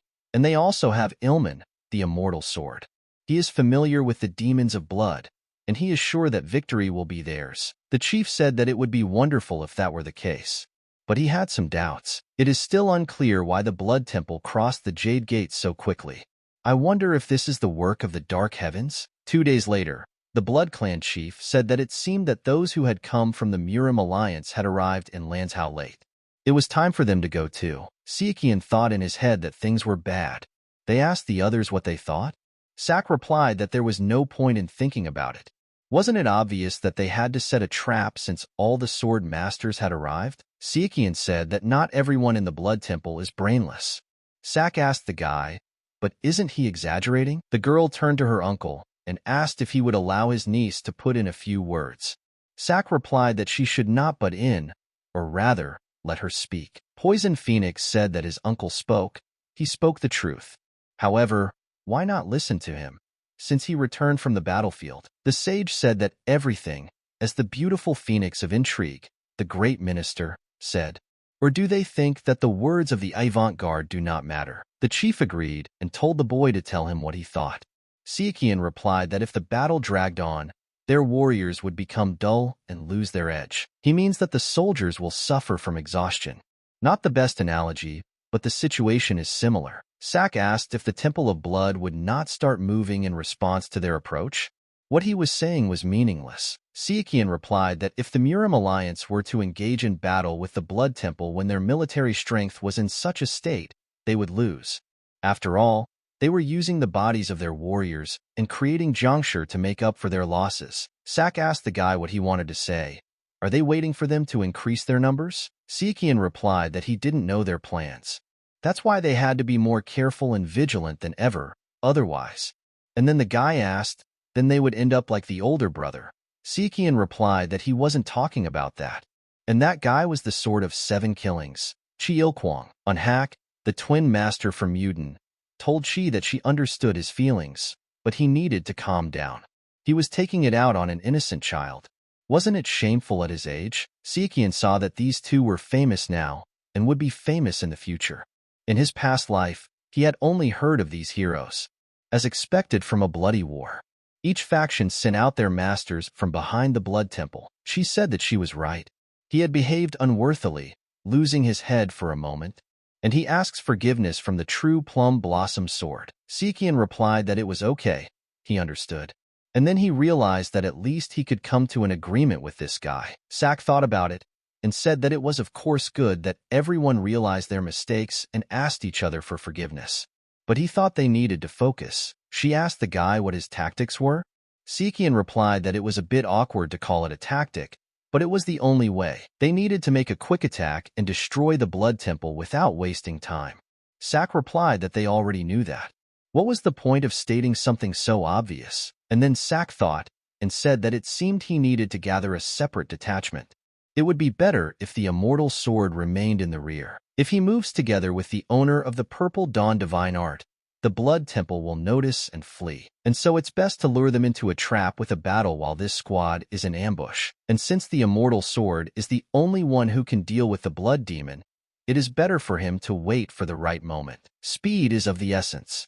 But if the Blood Temple starts to retreat, the fight will drag on, and that will complicate things.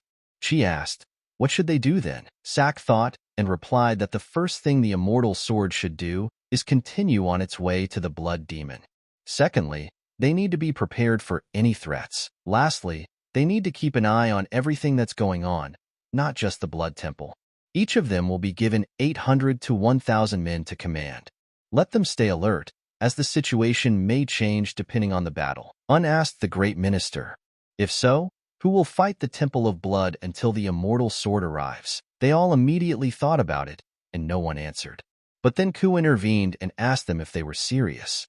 Poison Phoenix answered that they were. But it's not just about young Master Sichuan, but in order to make the Blood Temple let down its guard and not retreat, it's necessary to send young warriors against them. Besides, if you want to stand up to the Temple of Blood and stay alive. Sak immediately stood up and told her not to say just that. She immediately stood up and said that there was nothing better than the rising star of their clan. Sak asked the others if they were in their right minds. Did they even understand what place they were talking about? Only the 10 thrones of the highest heavens could get there. Even the Temple of Blood will be hard to break through. Do they think they can just walk in? Poison Phoenix asked. Did Uncle forget that her nickname was Beautiful Phoenix of Schemes? She was good enough at martial arts to protect herself. So don't worry about her. Their squad will take care of the Blood Temple Masters, so they don't have to worry about that either.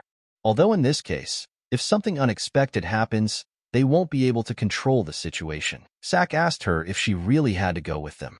Poison Phoenix replied that it wasn't just empty bravado. He knew that if someone else went, the squad's reaction and planning speed would be much slower. And she doesn't want to stay behind the lines to the detriment of their plans simply because he's worried about her life. But then suddenly a stranger approached them and addressed his benefactors. Saken turned around in surprise and asked, Monk of the Fist of 100 Steps? The Monk of the Fist replied that it had been a long time since their last meeting. He owed him for helping him that time. Sichuan said it was all right. He didn't owe him anything. The Fist Monk replied that his incompetence had caused him a lot of trouble. He thought about it a lot. Thanks to that, he was able to become stronger, even if only a little.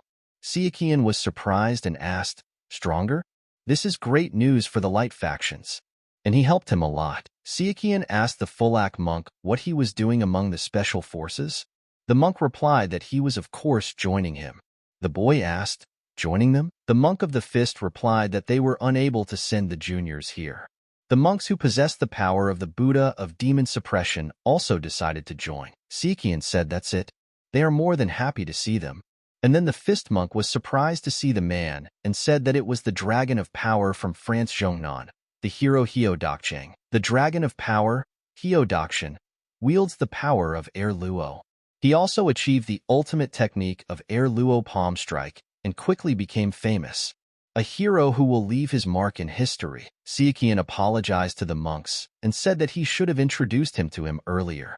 The fist monk replied that everything was fine, and then the warriors shouted that the Temple of Blood was here. The head of Blood shouted to his warriors to use them as sacrifices. Bring the blood of the warriors of the Light faction as a sacrifice. The warriors of the Light faction entered the war because they understood that it would not end so easily. And everyone sacrificed their lives for freedom. Then the fist monk decided to enter the battle and used his fist monk division technique. He immediately went into battle, fighting for his honor. And he destroyed every warrior from the Blood faction. The fist monk used the demon decorating palm technique. and shouted that Hong Qing was here. He asked his enemies how they could harm others for their own pleasure, for the unforgivable atrocities they had committed against humanity. The monk said that for the sake of the peace of the common people, they would have to take their lives.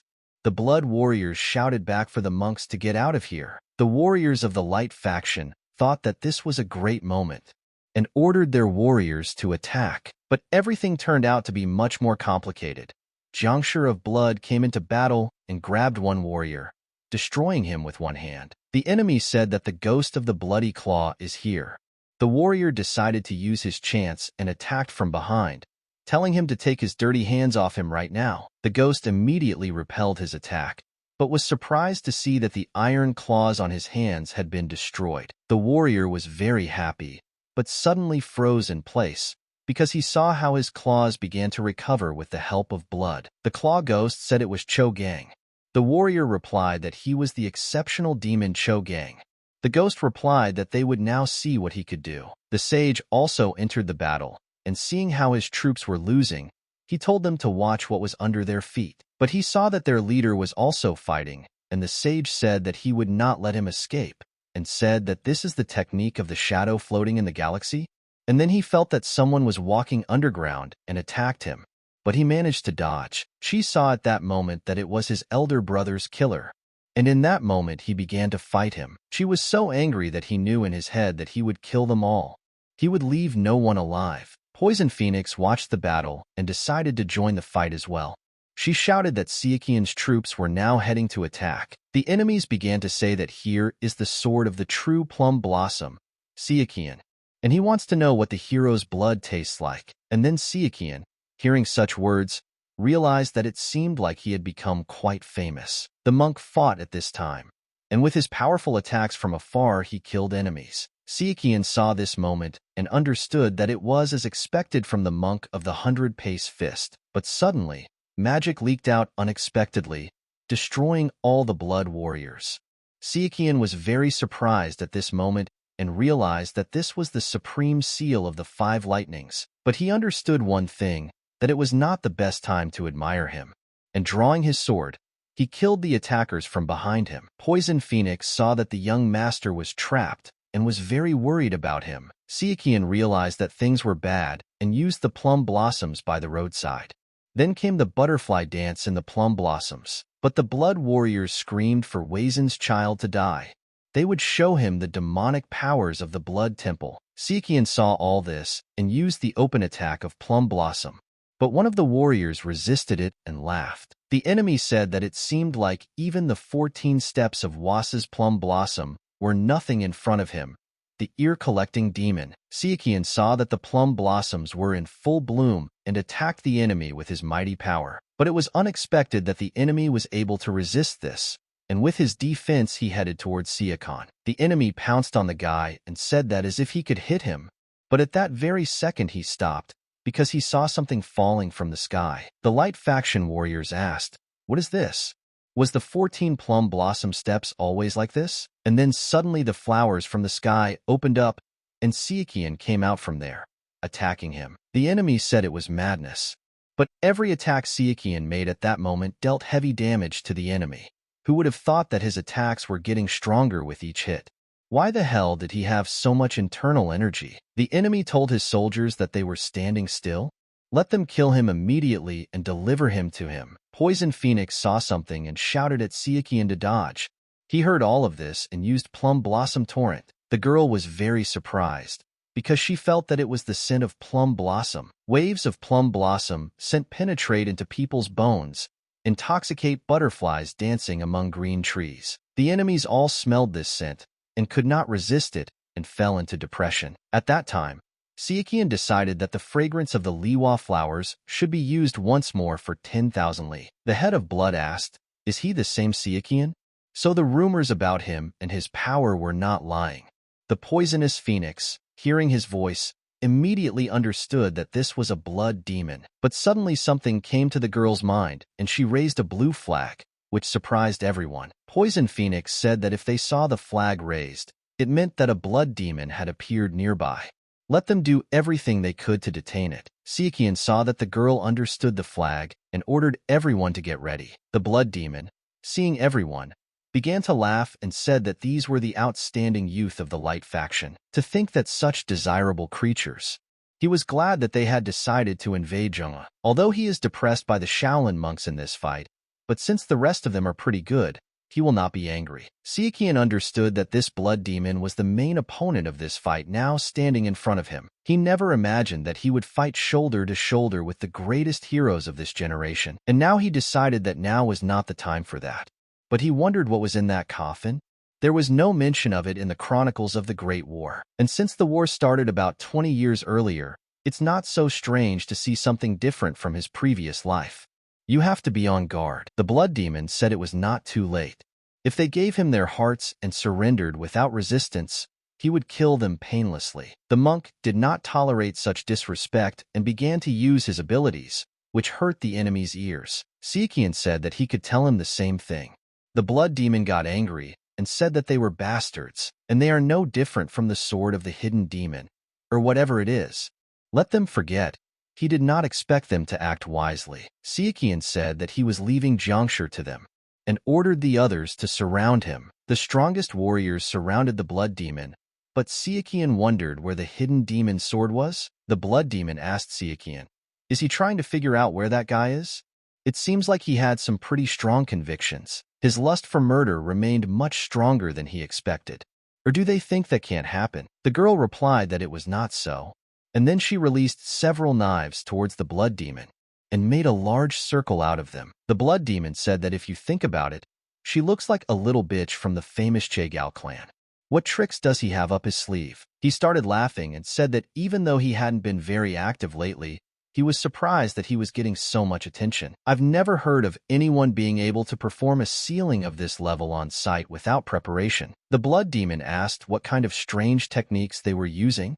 Sichuan replied that it was a mobile order of mystic gates. The beautiful Phoenix of Intrigue proposed to use the mobile order of the mystic gates to compensate for their weakness. Sichuan asked the girl if the order of the mystic gates didn't need to be prepared in advance and activated using natural energy and artifacts. Poison Phoenix asked, "So what?" Sichuan replied that in the case of a battlefield, there are many unpredictable variables. The order of the Mystic Gate will be destroyed before it is activated, and there is also a possibility that they will not be able to lure the Blood Demon into the area of effect. The Poison Phoenix asked what exactly he is trying to say. Sichuan replied that if they could make the order more mobile, instead of luring the enemy into a trap area, and then they will be able to fight back in a suitable place, regardless of the circumstances. Sichuan realized at that moment that he was worried that their plan wouldn't work. Apparently, there was nothing to worry about. With this, they should be able to hold out for a little while. The Blood Demon asked that they assumed it would not be easy for him to break out of this order, right? He immediately took a step forward and using demonic powers said that he wouldn't even have to look for the 8 gates. Sichuan, seeing that something was wrong, shouted that this couldn't be happening. The blood force was spreading everywhere. Everyone screamed that they were in great pain. Poison Phoenix was surprised and thought that it looked like an order-destroying technique. But due to the risk of being swallowed up by the 4 gates, order is difficult to destroy even from the outside. Sichuan didn't understand at that moment. What kind of unimaginable power? The Blood Demon at that moment said that now they will see what the guy is capable of. Sichuan, seeing the Blood Demon attacking him, decided to use the True Plum Blossom Sword. Sichuan managed to react and substituted his attack against the Blood Demon's attack, but the collision caused his entire body to shake. He got very angry and used the Purple Dawn attack and ordered it to begin. The demon had time to step back and began to laugh. He said that the Purple Dawn divine art. He was already surprised when they used the mobile order of the Mystic Gate, and here he is, not even a faction leader's apprentice, possessing this secret technique. There are so many mysterious things in their day. But then the monk ran up and used a formless star chi attack. But the Blood Demon felt funny because of such a weak attack. He easily repelled all their attacks and ended up laughing at their vile expressions. The monk asked the Blood Demon if he had lost his mind from the unbearable pain. The demon replied that of course not. Sichuan was surprised at the moment and shouted to the others to leave.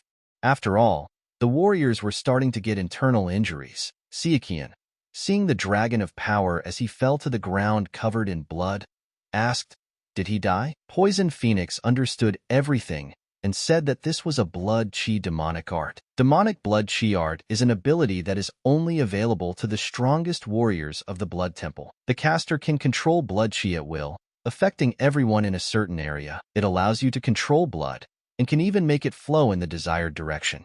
The blood demon said that his body would not last even 10 years, and it looked like he was in for a long time of back pain. But he slowly lifted the warrior's body and began to suck the blood out of him. The monk got very angry and turned to the blood demon. The demon told him that he was very noisy and very annoying. First he would deal with him, useless trash. But Sichuan decided that the monk could not handle him and decided to attack instead. The blood demon saw this and responded that his bravery was admirable. But she is also stupid. The demon used its powers and began to control Sichuan's body and ordered him to destroy himself with a knife. But Sichuan dealt with it, and using his sword, he resisted the demonic blood. But some of the blood got into his hand and Sichuan was very surprised. The blood demon said that this is such a skill, and he doesn't like Sichuan, so he'll finish him off later. But don't worry, they'll all meet in the afterlife. But suddenly someone threw a blade at him, and demon easily blocked it. While Sichuan sat on his knees, wounded, the demon said that he was finally here. The sage immediately appeared before him with his discarded sword. It was the holy sword, Wu Ilman. Sage Wu said that if he had arrived a little earlier, the talent that would have become the MURIM's solid support in the future would not have died. The demon replied that everyone would die someday anyway. Sage Wu asked if he knew he would appear. The demon replied that although his body was decomposing, it did not mean he was deaf and blind. It was impossible to defeat one of the 10 thrones of the highest heavens without being one of them. He would not make such sacrifices. The sage turned to the girl and said that it seemed they had been seen through. The blood demon said that while he was dragging his feet, they were able to take their rising star to safety. He didn't plan to kill him, so it was all good. The demon said that since that was the case, he immediately used his abilities and raised all the blood that was lying on the ground. And now they will see how strong the holy sword is. The demon immediately directed this blood at the sage. But Wu used his powers, and with a wave of his finger, she applied protection. Yu did not allow him to simply attack his own people, and began to fight for his faction to the last. The blood demon said that when he saw the purple dawn sword art, he became interested. He asked who this little saucer was. He didn't look like an ascetic who followed the rules. Wu dodged his attacks and replied that he didn't think the blood demon would be so curious. Phoenix asked Sichuan if he was okay. The boy replied that a strategist should not take his eyes off the battlefield, and he was fine, so she shouldn't worry. Poison Phoenix said she would check anyway. Let him not move.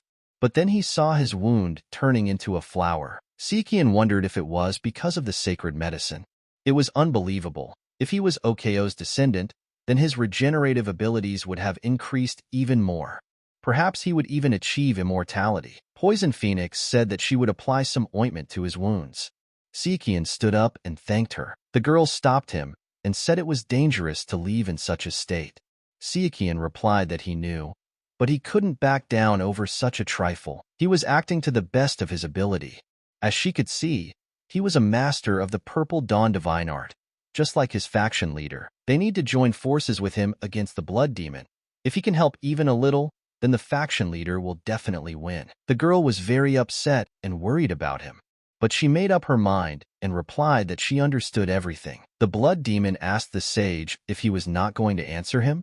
The sage replied, why was he so interested in the internal affairs of other factions? The sage received the attack and managed to dodge it. He now understood what demonic art was. Its power was truly incredible. He is proficient in chi techniques, fist techniques, and blood demon staff techniques. The blood demon told the old man that he truly lived up to his reputation. But he wondered what the sage was using now. The demon asked the old man, again, why is he using a technique that can be so easily predicted? The sage attacked the demon, but missed, and the enemy managed to dodge. But everything turned out to be much more difficult, because the sword began to return back. But the demon was smarter, and felt the sword nearby, repelled the attack. He said that it was a sword floating in the air. The demon said that as the rumors said, he really is incredible. So this is the technique of you Ilman. The demon used his blood technique again and said that an eye for an eye, a tooth for a tooth. And this is his technique. The demon said that as long as he had blood chi and human blood, everyone would definitely prostrate themselves in awe of him. The sage stopped in a moment and said, "That's it." In a moment he released all his swords and attacked. At this time, Sichuan had already pounced on the demon from behind and used the Purple Dawn sword art, and the Purple Dawn began. While the sage used a fan of rain petals, Sichuan continued to use his attacks and used Lurking Plum in the Scarlet Dawn.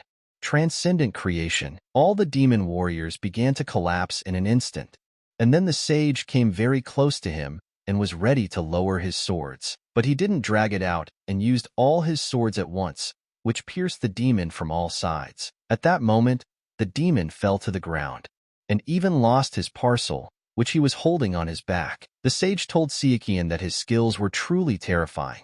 If he hadn't helped him in the end, he would have been in danger. Sichuan replied that it was okay. The sage said that more importantly, he would have a long conversation after this was over. He should understand what he wanted to talk to him about. Sichuan realized at that moment that he was in big trouble. But the sage said, nevertheless, since they had killed the blood demon and were unharmed. But everything changed in that second, because the demon attacked the sage and pierced his body. The sage did not expect this and asked what it was. Turning around, he saw that a hand was pulling him into the sand. And then the cabinet that the blood demon was carrying on his back opened and pulled the faction leader inside. Sichuan ran to him and shouted, "The faction leader!" But then the closet opened and the leader came out. The guy asked him if he was okay. The leader asked what he should do. At that very moment, Sichuan felt that voice and manner of speech. The leader said that even if it was one of the 10 thrones of the highest heavens, the value of his body was not that great because he did not have long to live. The leader turned to Jiangshi and said that now that the skin and muscles were gone, he wouldn't even know if he was smiling. The leader turned into a complete demon and said that Sichuan received the Purple Dawn sword art from the Sword Saint, or achieved that level on his own. Sichuan asked, "Sect Master?" The demon replied that the boy was not mistaken. The core of the Holy Sword is still here. This body belongs to the master of the Wasan faction, but the chi and soul belong to him, the blood demon, not the Holy Sword. It would be better if he did not confuse it with him. Sichuan thought at that moment that the sect master had died. And he really did die today. But could it be that the blood demon has temporarily taken over his body? What else is that coffin behind him? Sichuan turned back and asked the girl to run away from here and asked her not to interfere. The monk shouted to the beautiful phoenix of intrigue. The girl answered no and said that they could not retreat any further. But for some reason, the blood demon is only interested in the young master. Therefore, if they have even the slightest chance, it would be better to retreat as quickly and as far away from here as possible, and then call for reinforcements. And of course, she prays for the young master's success. And then she raised her blue flag. And the warriors realized that they were retreating. Sichuan looked at this and realized that it would be better if there was no one around. Both the Power Dragon and even the Holy Sword lost their lives. From now on, the future of the Light faction of the MURIM alliance is unclear. They cannot afford to lose even one more key figure. Sichuan wondered if he should have brought Soren along. The demon asked him what he was puzzling over, and then the demon summoned his staff into his hands. Sichuan saw that his real body was dead. The demon said that he simply changed bodies. He took over the body of the Holy Sword. It is called the Black Coffin, a treasure created during the Qing dynasty. If placed inside a person, it has the power to share the spirit, heart, and will of a person. Isn't it wonderful? It's already remarkable that they have a vessel of menacing evil. To think that they got their hands on such a valuable artifact. What an amazing group of people. Sichuan asked, "Is this the Dark Heaven faction?" The demon replied that it was true. Since ancient times, there has always been an exchange between people. There is something he wants to hear from the boy. Sichuan asked, "Is this about the sacred art of the Purple Dawn?" The demon laughed and replied, "What a pity. This is not the right and wrong answer. More precisely, he wonders if he has reached a mystical realm." Sichuan wonders why the demon is so obsessed with knowing what realm he has reached, and then the demon hit him with his staff, and asked how he could lose himself in thought in front of someone. It looks like he wants to know his intentions by asking this question. Let him ask him whatever he wants. He will be especially honest and answer everything. Just as there is a big difference between the mystical realm and the evolutionary realm, there is also a big difference in the creation of Jiangshi. Clumsy mistakes will ruin valuable corpses, and that won't do, right? Much more importantly, he is now making a very important decision whether he should leave this old and fragile body and take possession of it. He can do this only if he has reached the mystical realm. There is nothing else left to do but to make sure which realm he has reached. Sichuan slowly clenched his sword and wondered what exactly the Dark Sky faction was doing to him, and such an object did not exist in the past life. In this case, it is logical to assume that it appeared after history changed. Sichuan said that he doesn't think he needs to ask to know. Does he? The demon laughed and asked, really? He wasn't sure, but it seemed he hadn't reached that realm yet. In that case, how could someone who is not a disciple of a sect master learn the Purple Dawn sacred art? Is that even possible? Sichuan replied that no, that was impossible. The demon said that in that case, why were these terrible dying thoughts so surprised, full of questions, and worried about it? True Plum Blossom Sword, Sichuan. He had questions when they gave him that black coffin and told him to make sure he killed Sichuan. Even if he's just a hero of the Light faction, they want him to kill a child who's 20 years younger than the Holy Sword? Chung Ji, one of the smartest, would not give away the black coffin that grants such devastating power so recklessly. Something doesn't add up. If he wants to drive a wedge between the forces of the MURIM world and weaken them, he must make sure that the balance is correct. First the evil faction, then the Light faction. The final result that the Dark Sky faction wants is for both sides to be damaged and defenseless. They might even have thought about killing him, but that would be a pain in the ass, since he had the black coffin. And then the demon moved behind the guy and asked, "Who is Sichuan?" The guy felt it and quickly dodged. The demon caught him off guard and said that he was trying to interest him as much as possible, right? Sichuan pulled himself together and slowly stood up, saying that he was a fourth-generation disciple of the Wasan faction. But then a girl ran up and thought that the master of the Silver River, no matter how soft he is, if he finds out that the rising star of Zhongnan, the hero Heo Diakchong, is dead, he may lose his rationality. She said that she would call the 7-killing sword and the Wudong sect's second best, 100 Steps Fist Monk, let him receive help from the subduing Palm Demon. The monk asked if he wanted to defeat the Blood Demon by combining all his forces. The girl answered that everything was correct. Even if it was a Blood Demon that no longer looked like a human, it should be tired after fighting against the Holy Sword. She knew that the young master was not the type of person to die in a place like this. She was still in his debt. She ran for help and shouted to the young master to bear with them a little longer. Sichuan didn't want to give up so easily and used the invisible flying needle technique at the moment of attack. The demon easily dodged her and said that he was a martial practitioner of the Wasan sect, using assassin weapons. Then Sichuan tricked him and attacked him from behind. But demon easily repelled his attack and said that it was ridiculous. Sichuan understood and saw that it seemed like the demon had also taken some damage. He would be able to defeat it. Sichuan began to attack and told himself that he would not give in so easily. But the demon put his staff out and blocked the attack. But then his hand flew towards Sichuan's chest, but at that moment he felt something. The demon was surprised that the boy still had so much internal energy left. And then Sichuan also used his hand and used the Emerald Ball of Thousand Poisons technique. The demon didn't anticipate this turn of events, and when he got hit on the head, he realized it was poison. Then Sichuan attacked him with a 10,000-ton sword. Sichuan instantly turned to the sect master, and recalling the memories, told him to rest in peace. Sichuan opened his eyes and was surprised by his hit and understood that this wound should be fatal for him. But the demon didn't react to this at all and started laughing loudly. And at the same second he pounced on the guy. Sichuan received the attack and couldn't dodge it. The demon said that it was interesting, really interesting, and it was so exciting. The demon said that he praised him for being able to push him back so far. He meant it. In return, he would show him something nice as a sign of respect for him. He slowly began to heal his body and said that the pinnacle of martial arts was now called the evolutionary realm. Let him not forget that everything he sees, hears, studies, and practices is only the beginning of everything. To think that they would call something that has existed all this time a pinnacle or something else. If this is so, then what comes after the evolutionary realm? Going beyond what he has practiced, discovering and creating new things, or getting rid of the idea that he has only one life.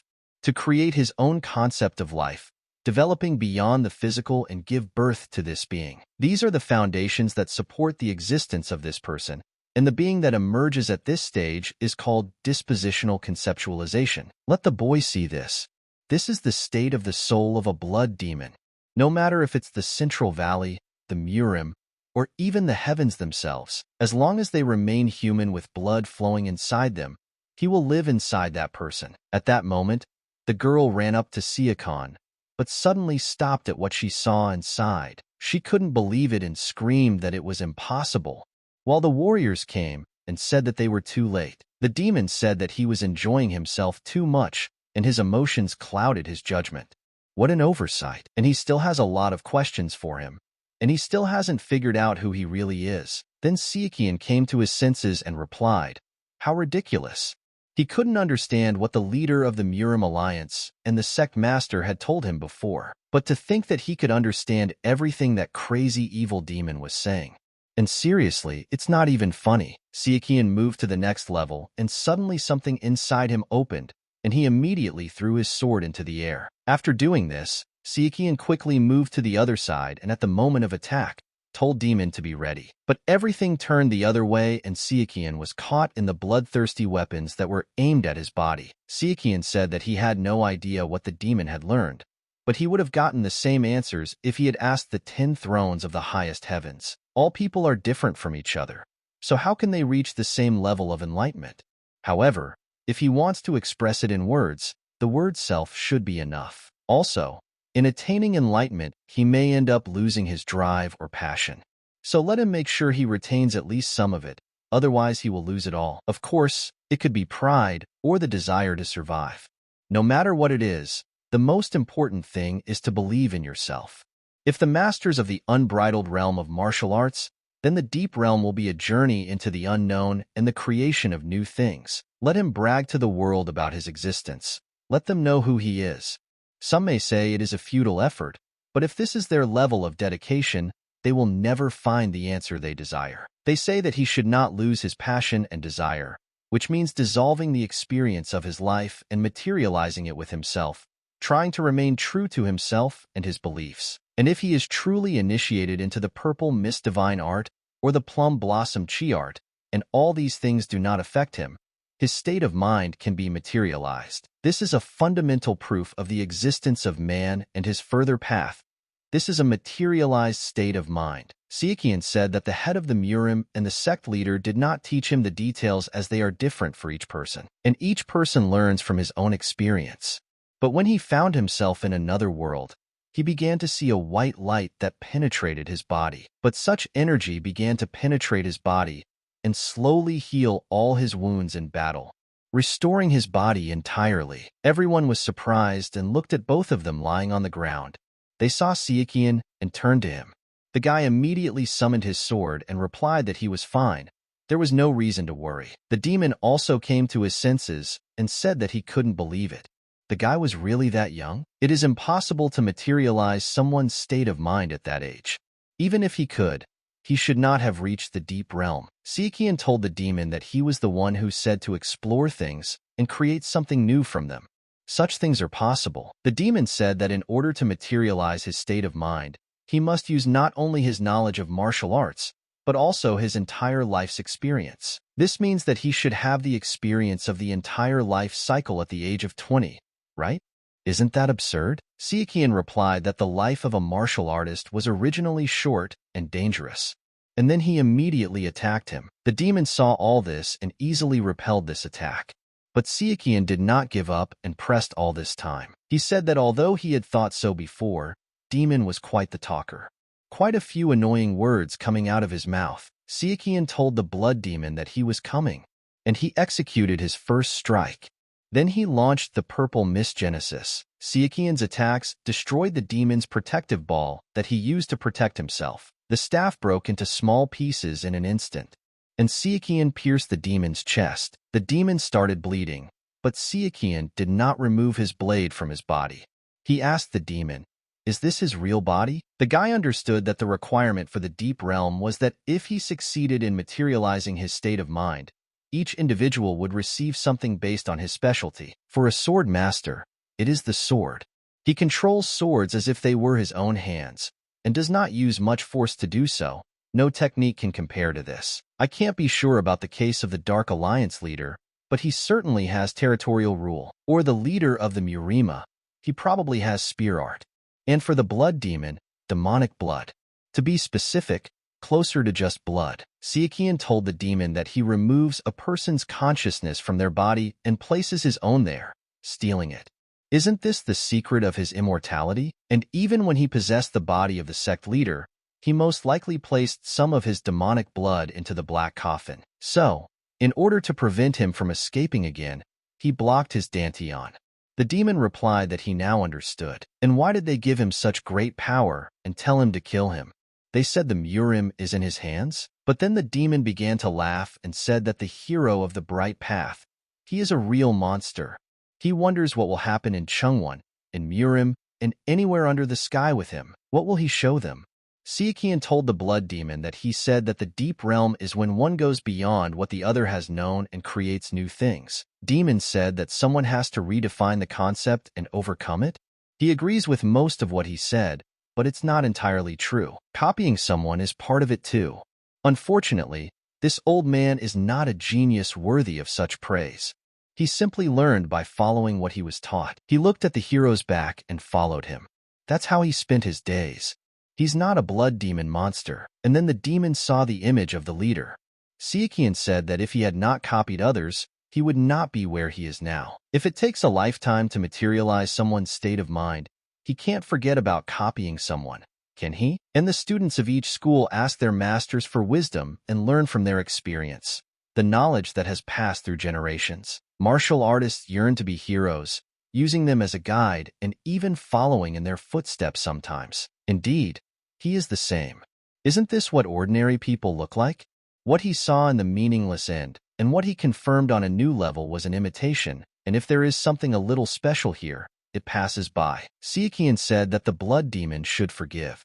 He will not forget his battle with one of the 10 thrones of the highest heavens. Sichuan cut it into pieces without even thinking about the consequences, and the blood demon began to slowly disappear. Then Sichuan told everyone to listen to the martial artist MURIM, the cruel leader of the Temple of Blood, one of the 10 thrones of the highest heavens. He was killed by the holy sword, Wu Ilman, and by him, Sichuan, the sword of the true plum blossom, and the black coffin and the broken ingathering staff are proof of his death. The warriors asked, "Is it true? The blood demon was killed by the hero Sichuan?" She said it was true. Un also answered that the absence of the blood demon was proof of his words. The leader of the blood temple is dead. The girls said they were vile cultists. They abandoned morality, embraced a dubious religion, ravaged the central plains, and went mad with demonic power. It's not too late. Let them surrender right now.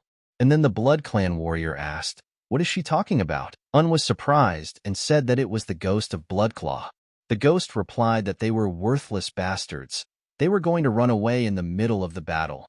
And now they were talking nonsense? Un replied that the leader of the Blood Temple was dead. They should surrender peacefully. The Blood Demon asked, "What difference does it make whether he is alive or dead? It has nothing to do with them." And then the bloody war began again. She asked, "What's going on?" Since the Blood Demon, the sorcerer who controlled Jiangshi, is dead, shouldn't they stop too? The girl replied that no. The only way to stop these Jiangshi is to destroy them. Moreover, after the death of the sorcerer who controlled them, they become even more insane. The monk said that they must destroy them all to put an end to this.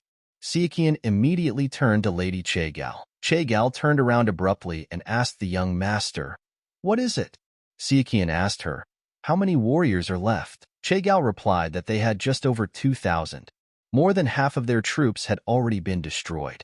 What was more important, like Lord Sichuan? The guy replied that, frankly speaking, not very much.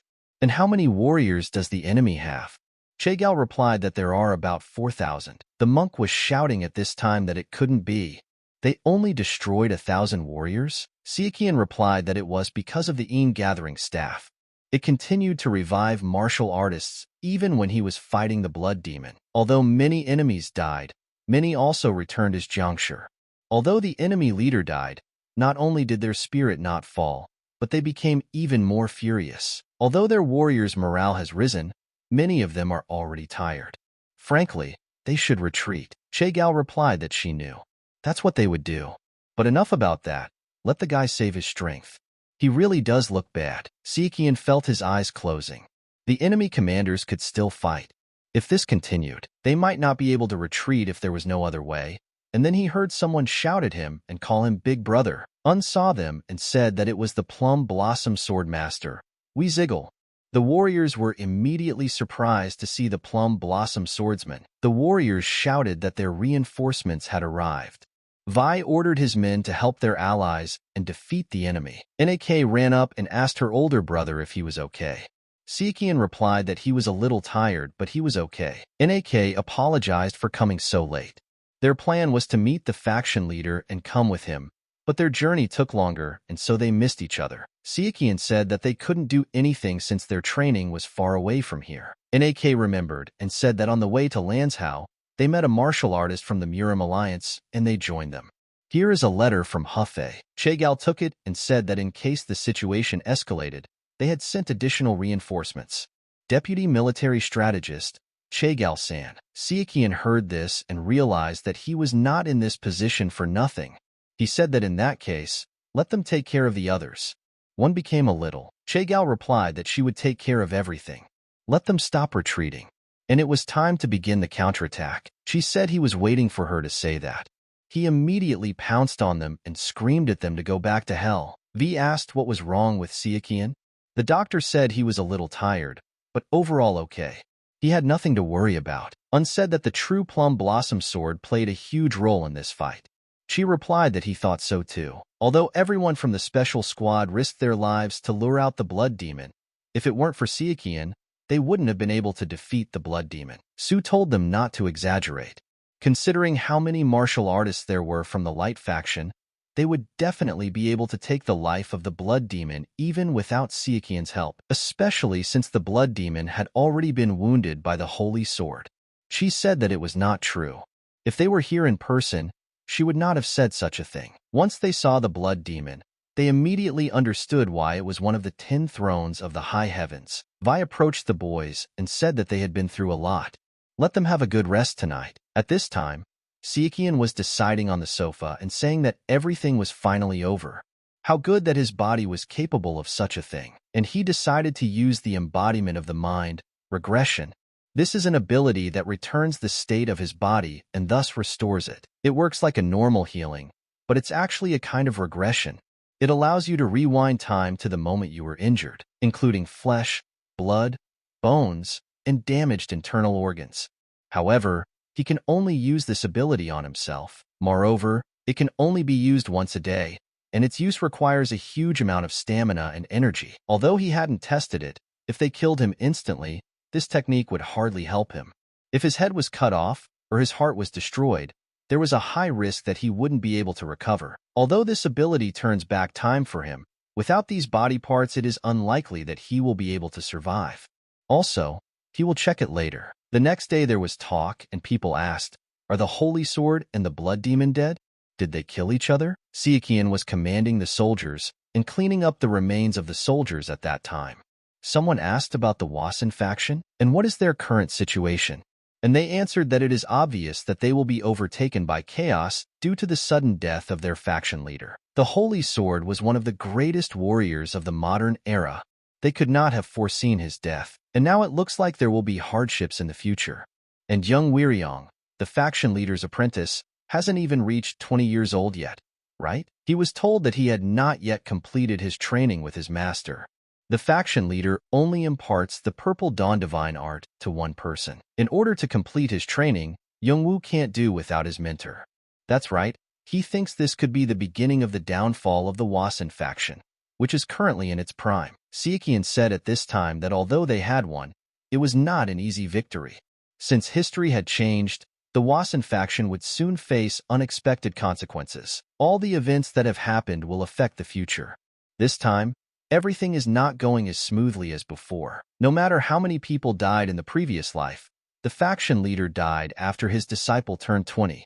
This will cause so many problems. Then he remembered hearing that it was not the holy sword, but the sword of the true plum blossom that killed the blood demon. They say that it was reborn in the body of Wu Ilman, and Sichuan defeated it. The warriors asked how he could be reborn at all, and how did he manage to steal the body of the holy sword. The warrior replied that if he had not sat in the rear, but had shed blood with them on the battlefield, then perhaps he would have seen everything with his own eyes. Sichuan said that it was wrong. It should have been different. Besides, he didn't want to let the heavenly realm know his martial arts level. Although he knows a lot, he hardly knows that he is only 20 and has reached the mystical realm. But when will he be able to return? Since the Blood Temple headquarters may still be nearby, they have no choice but to continue searching for him. Of course, he wanted to return as soon as possible. And then, 2 months later, in Hefei, on Hue City, Chief Wei said, "Just don't let them say that the advance guard of the Blood Temple was the main force." Chagao replied that it was. They found it strange that it was too quiet and investigated the movements of the blood demon. The base they found contained corpses from Jiangshi's magic experiments, as well as evidence of mass murders for sacrifices carried out by the cult's followers using demonic arts. Vi replied that he understood everything. "And I wonder if this is the end?" And then the warriors asked him to let them return to Lanzhou. At this time, the demon chief received bad news. The servant came to his knees and begged him to kill him. The leader said that his mistakes are suspicious. Heavenly sphere, could it be that he is losing on purpose? The servant replied that this was absurd. He wouldn't dare. The chief said that if this was so, then why did he continue to fail again and again? Isn't he an unrivaled genius in MURIM? No, even in the entire world. The rest of the faction and he know what he's capable of. His talent is beyond the ability of even the best minds of the great Chagao family. Didn't he say that because of his modesty, he doesn't make the mistakes that the proud make, and is so meticulous that he doesn't tolerate even the slightest mistake? How could the flawless genius of the Dark Heaven faction fail time after time? What else could he think of? The servant replied that it was not so. It was something else. He understood and felt that he was in great trouble. If this continued, he would receive a punishment worse than death. The leader resigned himself and said that he would not kill him.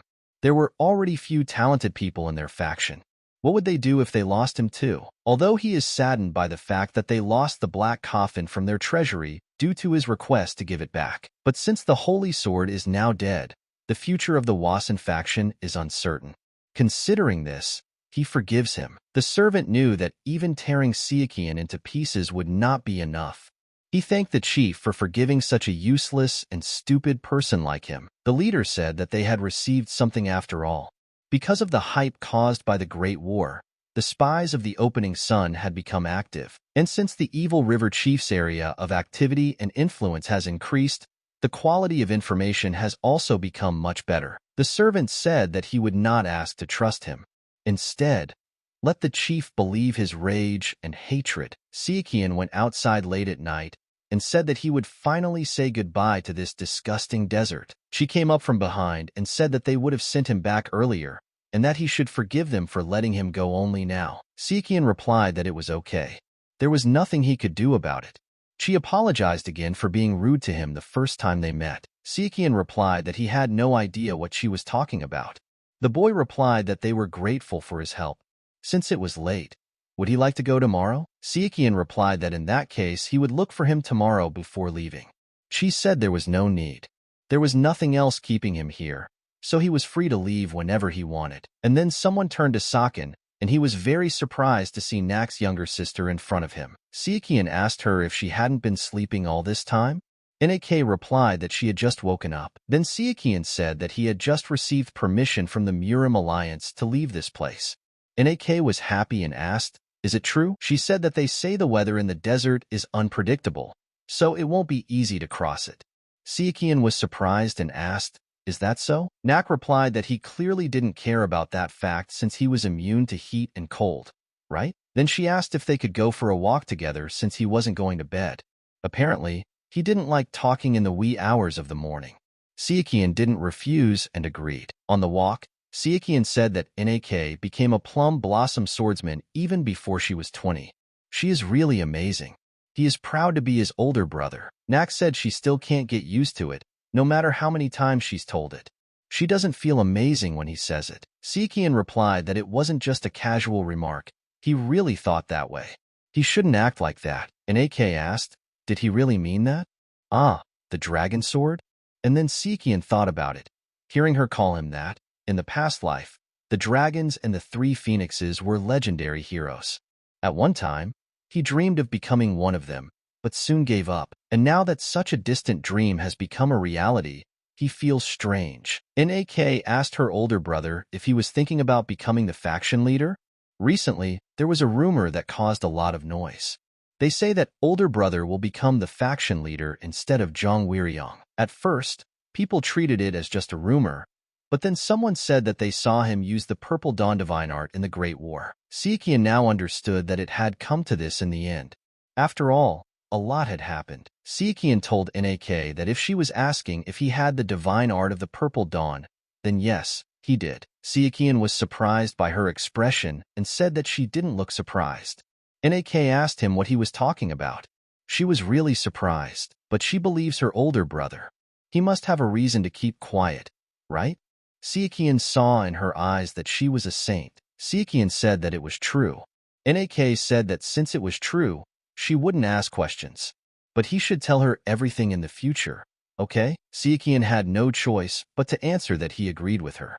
Nak immediately became happy, but suddenly Nak turned around and saw Shigal's sister. The girl apologized for interrupting their conversation. Chigal said that she just went out to get some fresh air, so they shouldn't pay attention to her. Sichuan told her not to worry. He was glad they crossed paths. He wanted to talk to her, and he suggests that they unite. Chigal asked in surprise, unite?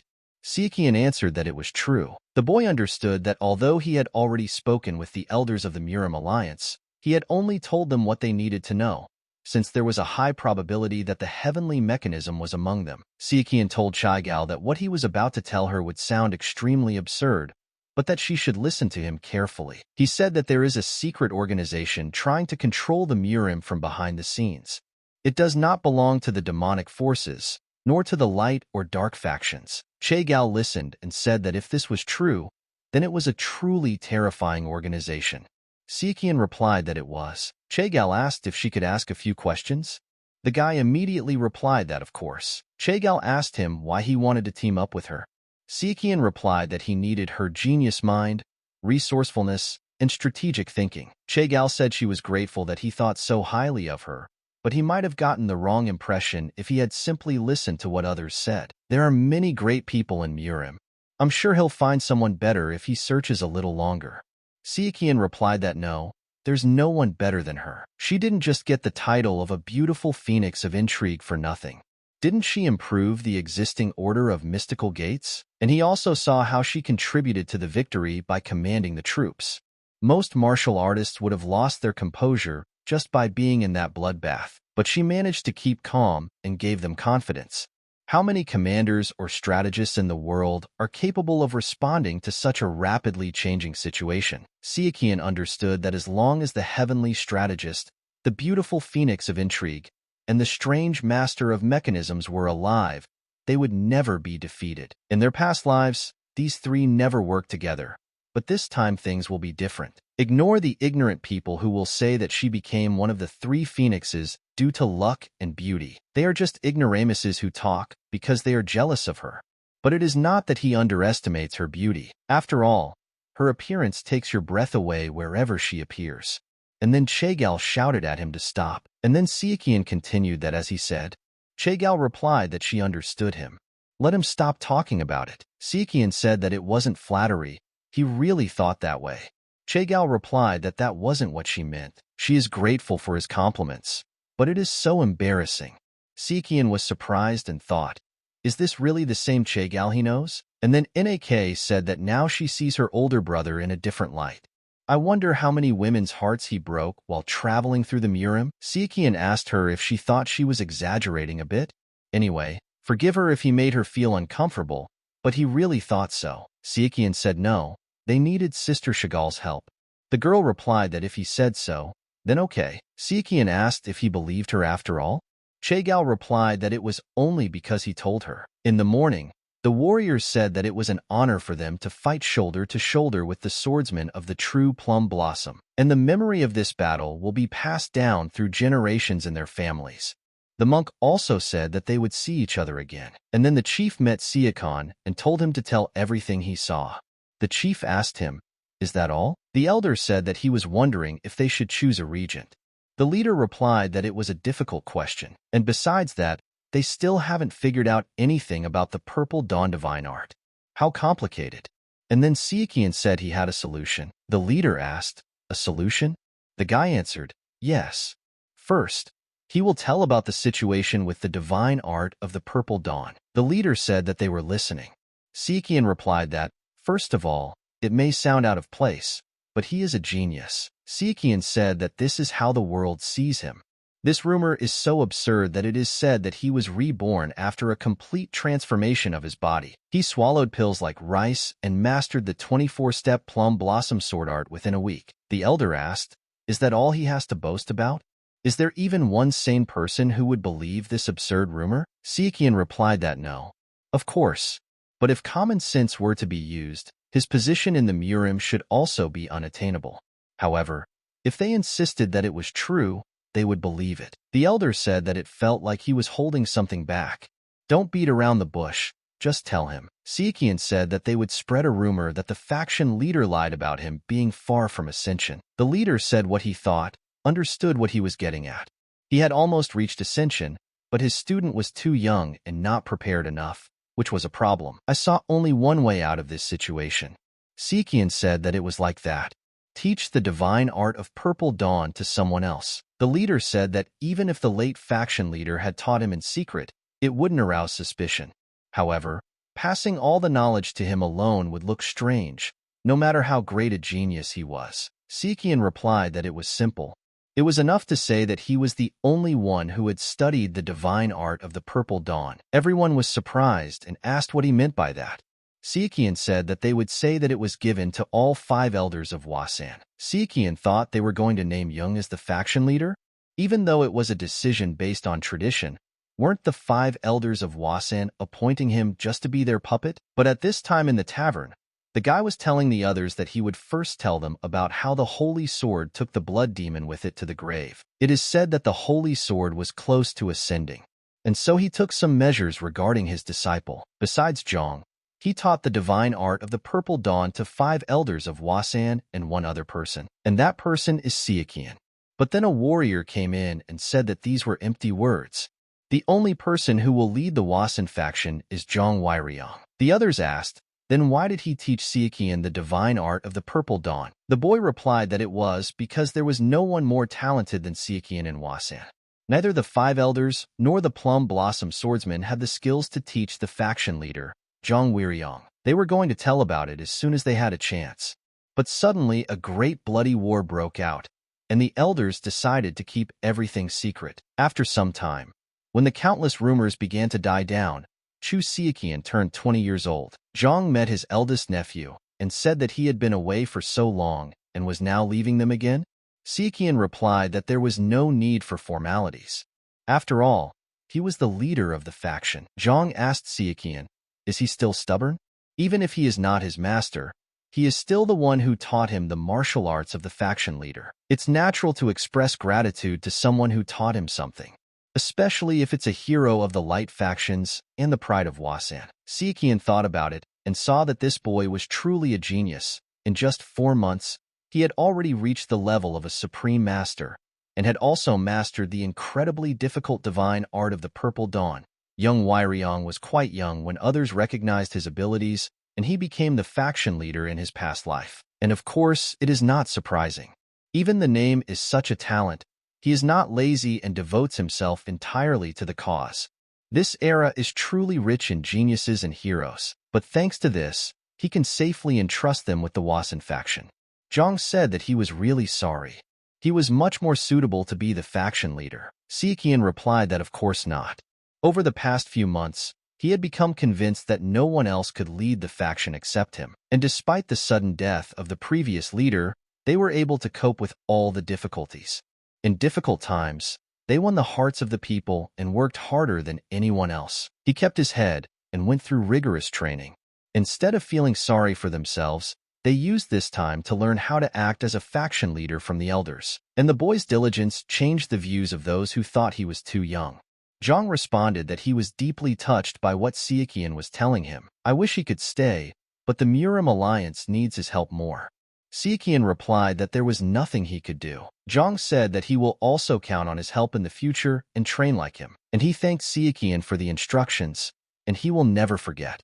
The guy thought and realized that he will be him, the leader of the faction, and he should be equal to them while training. On the way, NAK said that she had the feeling that he was the busiest man in all the Central Plains, the elder brother. Sichuan told her not to exaggerate. NAK denied it and said she didn't think so. Sichuan thought about it and realized that there really was no need for escorts. But at least there weren't too many of them. But suddenly Plum Blossom swordsman Mon began to tremble and said that it was getting colder. The girl Tam replied that they would have to use chi to keep from freezing. And there may be enemies here just waiting to attack them when they get tired of using chi. But suddenly, everything ahead began to shake, and the defenders immediately prepared for battle to protect Sichuan and the others. Sichuan told them that everything was fine. They were their allies, whom he had asked for help in advance. Then Sichuan met him and said that they hadn't seen each other for a long time. NAK was surprised to see Ga Murian, the white ghost. The warriors asked if he was really their ally. Sichuan replied that it was a long story, but that was true.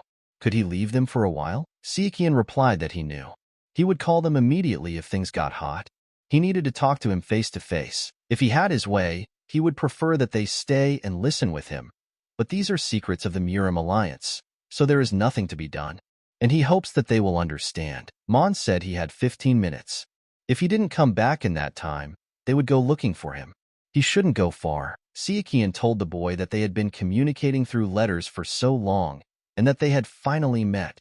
Ga replied that he had found out what had happened at Yumen Pass. Sichuan was surprised and told him to tell him everything. Ga replied that the governor-general was involved in this matter. There were 16 governors-general in the Ming Empire who reported to 5 great generals and commanded the military units of the provinces. Sichuan said that's how it is. Ga looked at the guy and said that he wasn't really surprised. Sichuan replied that he was just waiting for something like this. And it seemed to be the work of the Jade Light. Apparently, like the celestial mechanism, he has reasons for hiding his identity. There could be unrest if the people learned that one of the top people in the government was involved in the affairs of the MURIM. None of them would get away with it if this fact were to be revealed. Strength is the only thing that matters in the MURIM. And if someone in the government recruited martial artists as part of their forces, the balance of power would be shaken. And it was this unwritten rule that restrained the top brass from interfering in the affairs of the MURIM. Neither side interfered in the affairs of the other, but during the war, everything changed. So the governor-general of Gansu province was somehow involved. Sichuan asked how exactly he was involved in the incident, and Ga replied that he was training soldiers during the opening and closing of the Yumen outpost. It took place from 3 to 5 in the morning. Sichuan was surprised and asked, at such a time? Suspicious. After all, it is the hardest time to keep track of the situation at these hours, as concentration quickly disappears. If they were preparing for a night fight, it would be better to do it closer to midnight. Ga said that this training was an order from the governor-general himself, and he chose too strange a time to consider it a normal preparation for a surprise attack. Sichuan knew that Ga was right, because it was on that day that the Blood Temple troops passed through the Yumen outpost. Sichuan asked if there was anything else.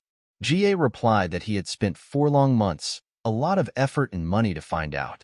Is there anything else he wanted from him? Sichuan replied that Ga had done a good job. He would receive payment from the Golden Wish Merchant Guild as usual. Ga asked what the next instructions were. Sichuan replied that if the governor-general behaved suspiciously, he should try to find out the details, but not overdo it. Also, let him personally report everything to the Merchant King and the Hao faction leader. There is a risk that carrier pigeons are intercepted. Sichuan sighed and said that now there was one more headache. At this time, in Hefei, on Hue City, Chagao greeted the guys and said that they had not seen each other for a long time. Sichuan replied that it was all a long time ago. He was in good shape as always. Chagao said that the leader of the MURIM alliance is waiting for Sichuan. As for the Plum Blossom swordsman, he leads them to the guest room. The leader greeted Sichuan and told him to pass. The guy replied that he was also greeting the leader of the MURIM alliance. The leader said that the boy must be tired after a long journey from the Wasi faction, and let him forgive him for calling him without giving him time to rest. Sichuan replied that everything was fine. The leader told the boy to accept his condolences about what happened to the Holy Sword. Sichuan said that he had already expressed them in his letter. The head replied that letters could not convey all the feelings. If he could, he would have expressed his condolences in person back then. Sichuan said that the leader was busy dealing with the aftermath of the Great Bloody War. He understands. And then at that moment the head was surprised and could not take his eyes off the guy. And he could not believe it. Sichuan said that he was able to know himself. The leader was happy and replied that he succeeded. Sichuan replied that it was true, but he shouldn't think that he was going to hide it from him. In fact, he wouldn't have been able to. The leader thought that even though he had given the boy a few hints, he could not have imagined that he would overcome the boundaries of human capabilities and reach the kingdom of radiance so quickly. To master the embodiment of reason, which requires deep understanding of all life experiences, at the age of 21. Sichuan said that he was really stunned. He apologized, but what was the leader talking about? He had many questions he wanted to ask him, but there were some things he needed to sort out first. Sichuan asked, what was the reason for calling him? The leader answered that it was true. The demon temple had begun to operate. Temple of Demons. At their peak, their forces are said to have numbered around 100,000 warriors. They are a military religious organization that values strength above all else. Sichuan said that he was wondering when they would make their move. Since there were no rumors of a demon temple yet, he thought that they hadn't reached the Central Plains yet. Chagao said that according to their spies, the demons were hastily acquiring weapons and food in preparation for war. They verified the truth of this information through other sources. Sichuan thought about it, because the question was whether the Dark Heaven faction was involved. The members of the Demon Temple were crazy bastards, so it was impossible to predict what they were going to do. The leader said that the demon must be targeting the light factions. After all, the Dark Faction Alliance and the River of Evil are too far away. The problem is that the light factions cannot afford a protracted war against the Demon Temple. Chagao said that to be more precise, they lacked funds and people. Although they were able to minimize the damage and losses thanks to Sichuan, they had to spend a lot of money to deal with the aftermath of the Great Bloody War. And that's why they need his help. Sichuan asked, what do they mean by money? The leader immediately started laughing and answered, of course not. Chagao said that they need a considerable sum. Where would the ascetic get it from? They want to ask permission to use his name to collect donations. Even if they don't like it, he has gained fame, putting his own life in danger for the sake of the light factions, but still hoping for his understanding. Sichuan sighed and thought that they found out that he had plundered the secret treasury. Sichuan said it was okay. Let them use his name however they wanted. The leader said they never thought he would agree right away. He was like a fool. He was worried about it. Sichuan said he would explain everything to his faction. Are there any other questions? The leader replied that it would be great if they didn't have any other problems. Taking care of the aftermath of the Great Bloody War and the Demon Temple is already a lot of trouble, and then this. Sichuan asked, what are they talking about? Chagao replied that there were traitors among their ranks. As they had said before, they might be part of the Dark Sky faction. Not long ago, several members of the Temple of Blood, imprisoned in the dungeon, were fatally poisoned. The problem is that the location of the underground prison is known only to a small circle of people, and according to the guards, no one suspicious was seen. So it was definitely someone from the inside. Sichuan asked, were they considering suicide? Chagao replied, of course. They examined them thoroughly before they were taken into custody in case they tried to smuggle poison. The leader thanked him for bringing up the topic, as he didn't know where to start. Sichuan asked what their thoughts were. The chief replied that if they really died from poison, then the prime suspect already exists. Had the guy heard of the Black Soul organization? Sichuan was very surprised and asked, "Does it really exist?" The leader replied that just like every color has a shadow, the MURIM alliance also has a dark side. There are rumors that captured spies and members of the Blood Temple are tortured for information. When people talk about the hypocrisy of the light factions, they always bring up the Black Soul organization. And when these rumors gain momentum, the MURIM alliance is forced to publicly deny its existence. The leader said that sometimes people find themselves in situations where they have no other choice. The Black Soul organization has a poison laboratory that investigates causes of death and studies poisons to find antidotes. Sichuan asked who their main suspect was. The leader didn't hide it and answered that it was the poisonous dragon Tang Clan. Sichuan thought, "Isn't he the elder brother of the poisonous phoenix and the heir of the Tang family?" He, who was part of the Black Soul organization. He didn't even suspect that this association actually existed. Even as one of the 5 elders of Wasan, he didn't find any information about the Black Soul organization. He thought that these were just rumors. Apparently, information about her was kept in the strictest confidence and was inaccessible even to the elders of Wasan. But this is of course not surprising, because no one could know about the dirty secret of the MURIM alliance, especially people from the outside. The chief told Sichuan that everything was as he said. Those behind what had happened did not expect to arouse suspicion so quickly. On the other hand, it would be unlikely that a Black Soul organization would want to arouse mistrust by identifying poison as the cause of death. But people would still associate poison with it. Then things would be bad for them. Sichuan thought that they didn't have enough resources. Plus they had to deal with enemies within the alliance. The fence must have their mouths full. He always looked so carefree that it was strange to see him tired now. But he thought it was only natural. Sichuan said that they had no other choice then. He would pay a visit to the poisonous dragon. If the hero of the light factions meets him on friendly terms, the alliance's reputation will improve. The leader was surprised and asked the guy if he would really do this. Sichuan replied that it would be better for the foreseeable future. And shouldn't he remain in the MURIM alliance while the donation campaign was going on? He is also quite close to the poisonous phoenix, the poisonous dragon's younger sister. It won't be difficult to contact him. The guy said that the poisonous phoenix also wanted to meet. She will arrive tomorrow, so he will meet her. The boy asked the chief, is that all he wanted? If he needs help with anything else, he should just kill him. The chief got angry and said that he was a scoundrel and he had a conscience. The boy asked the deputy strategist, "What is it, Hero Ju Sichuan?" Sichuan replied that due to his busy schedule, he forgot about it, but let the boy talk to him like before. The boy said that after all, he is not a child anymore. More importantly, they do not have a big age difference, but they address each other as older and younger. He is slightly embarrassed. Remembering this, Sichuan told the boy not to worry about it. The boy replied that in that case, he should take it as his respect for them as a hero. The boy remembered and asked his brother how Sunji was doing. Sichuan replied that he was doing well. The boy said he was sorry he couldn't take care of him like an older brother back then. It's nice to hear he's doing well now, and he's glad that others have recognized Sunji Ye's abilities after he met Hero Chu, who has become the older brother he never had. Sichuan replied that it was not so. Even though he and Sunji had become sworn brothers, that did not mean that their connection was deeper than the blood ties of the Great Showdown family. The boy was very surprised and turned to him. Sichuan replied that although he could not openly care for him because of the situation in the Showdown family, and he knows that he and Mrs. Saran have been secretly watching over him, and Sunji Ye's eyes always shine when he talks about him. He's really proud of the two of them. Sichuan thought that there was no Jeagle in the entire family.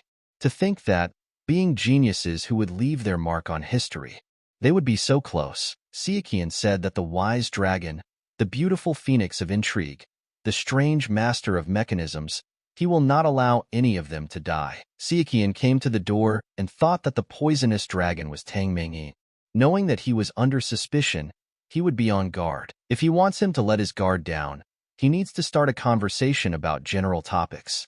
I wonder if he couldn't find any information about him because he's from the Black Soul organization. Sichuan started to shout for Tan Myunjin, but suddenly a girl came up from behind and said that she hoped he wouldn't call his brother like some lovesick girl. Sichuan smiled and said that it was the poisonous phoenix lady herself, The boy introduced himself as the sword dragon Chu Sichuan, who had become one of the 5 dragons and 3 phoenixes. Poison Phoenix asked the boy if he had heard of the Black Soul organization, and now he would tell him about it. While walking through the territory, Poison Phoenix asked the guy who he thought was closely connected to the Black Soul organization. What about the 7 elders of MURIM? She asked. The strategist, or his deputy, or the head of the MURIM alliance? Sichuan replied that no, he had not heard of them, but Poison Phoenix found a rope in the snow and pulled it, and immediately a secret entrance opened before them. The girl said that they were the descendants of the main Tang family in Sichuan, and they went straight to the secret entrance. Sichuan tried to ask Tang something, but Poison Phoenix told him to be careful with his words. He didn't want to be seen as one of them. The Poisonous Phoenix said that since he was from the main family, he had to find out about everything against her wishes. She is different from those traitors. From his point of view, who has the least influence among the 10 great factions and 5 great clans that make up the MURIM alliance? Poison Phoenix said that the Immersing faction, which is in decline and cannot raise a single absolute master. And what about the Kunlun faction, far from the Central Plains? Or the Chegal family, which is smart but not brute force? This is the Tang Clan. Although they are a light faction, they are still in the MURIM. Here he will be destroyed if he is not strong enough. He will have no influence, no voice. He will be openly looked down upon, and the hypocrites from the light factions may say otherwise, but it is a lie. This is the reality in reality, and they are so weakened that they are on the verge of ceasing to be one of the 5 great families. The Tang Clan gave up on raising absolute masters and decided on something else. Sichuan said that this couldn't happen. He immediately wondered what the strong smell of blood was. The Poisonous Phoenix said murders, kidnappings, threats, torture, and deadly poisons, and also getting people hooked on drugs and driving them crazy. They can only survive because they do what the hypocrites from the light factions don't want. But as he went deeper into the dungeon, Sichuan was very surprised because he saw a very familiar guy. The boy greeted them and said that he hadn't seen his sister for a long time. Poison Phoenix didn't answer and simply remained silent. Sichuan immediately noticed that they had a very cold relationship, but weren't they brother and sister? The guy asked why they entered through the back door instead of the main gate. Sichuan replied that no one answered even though they knocked.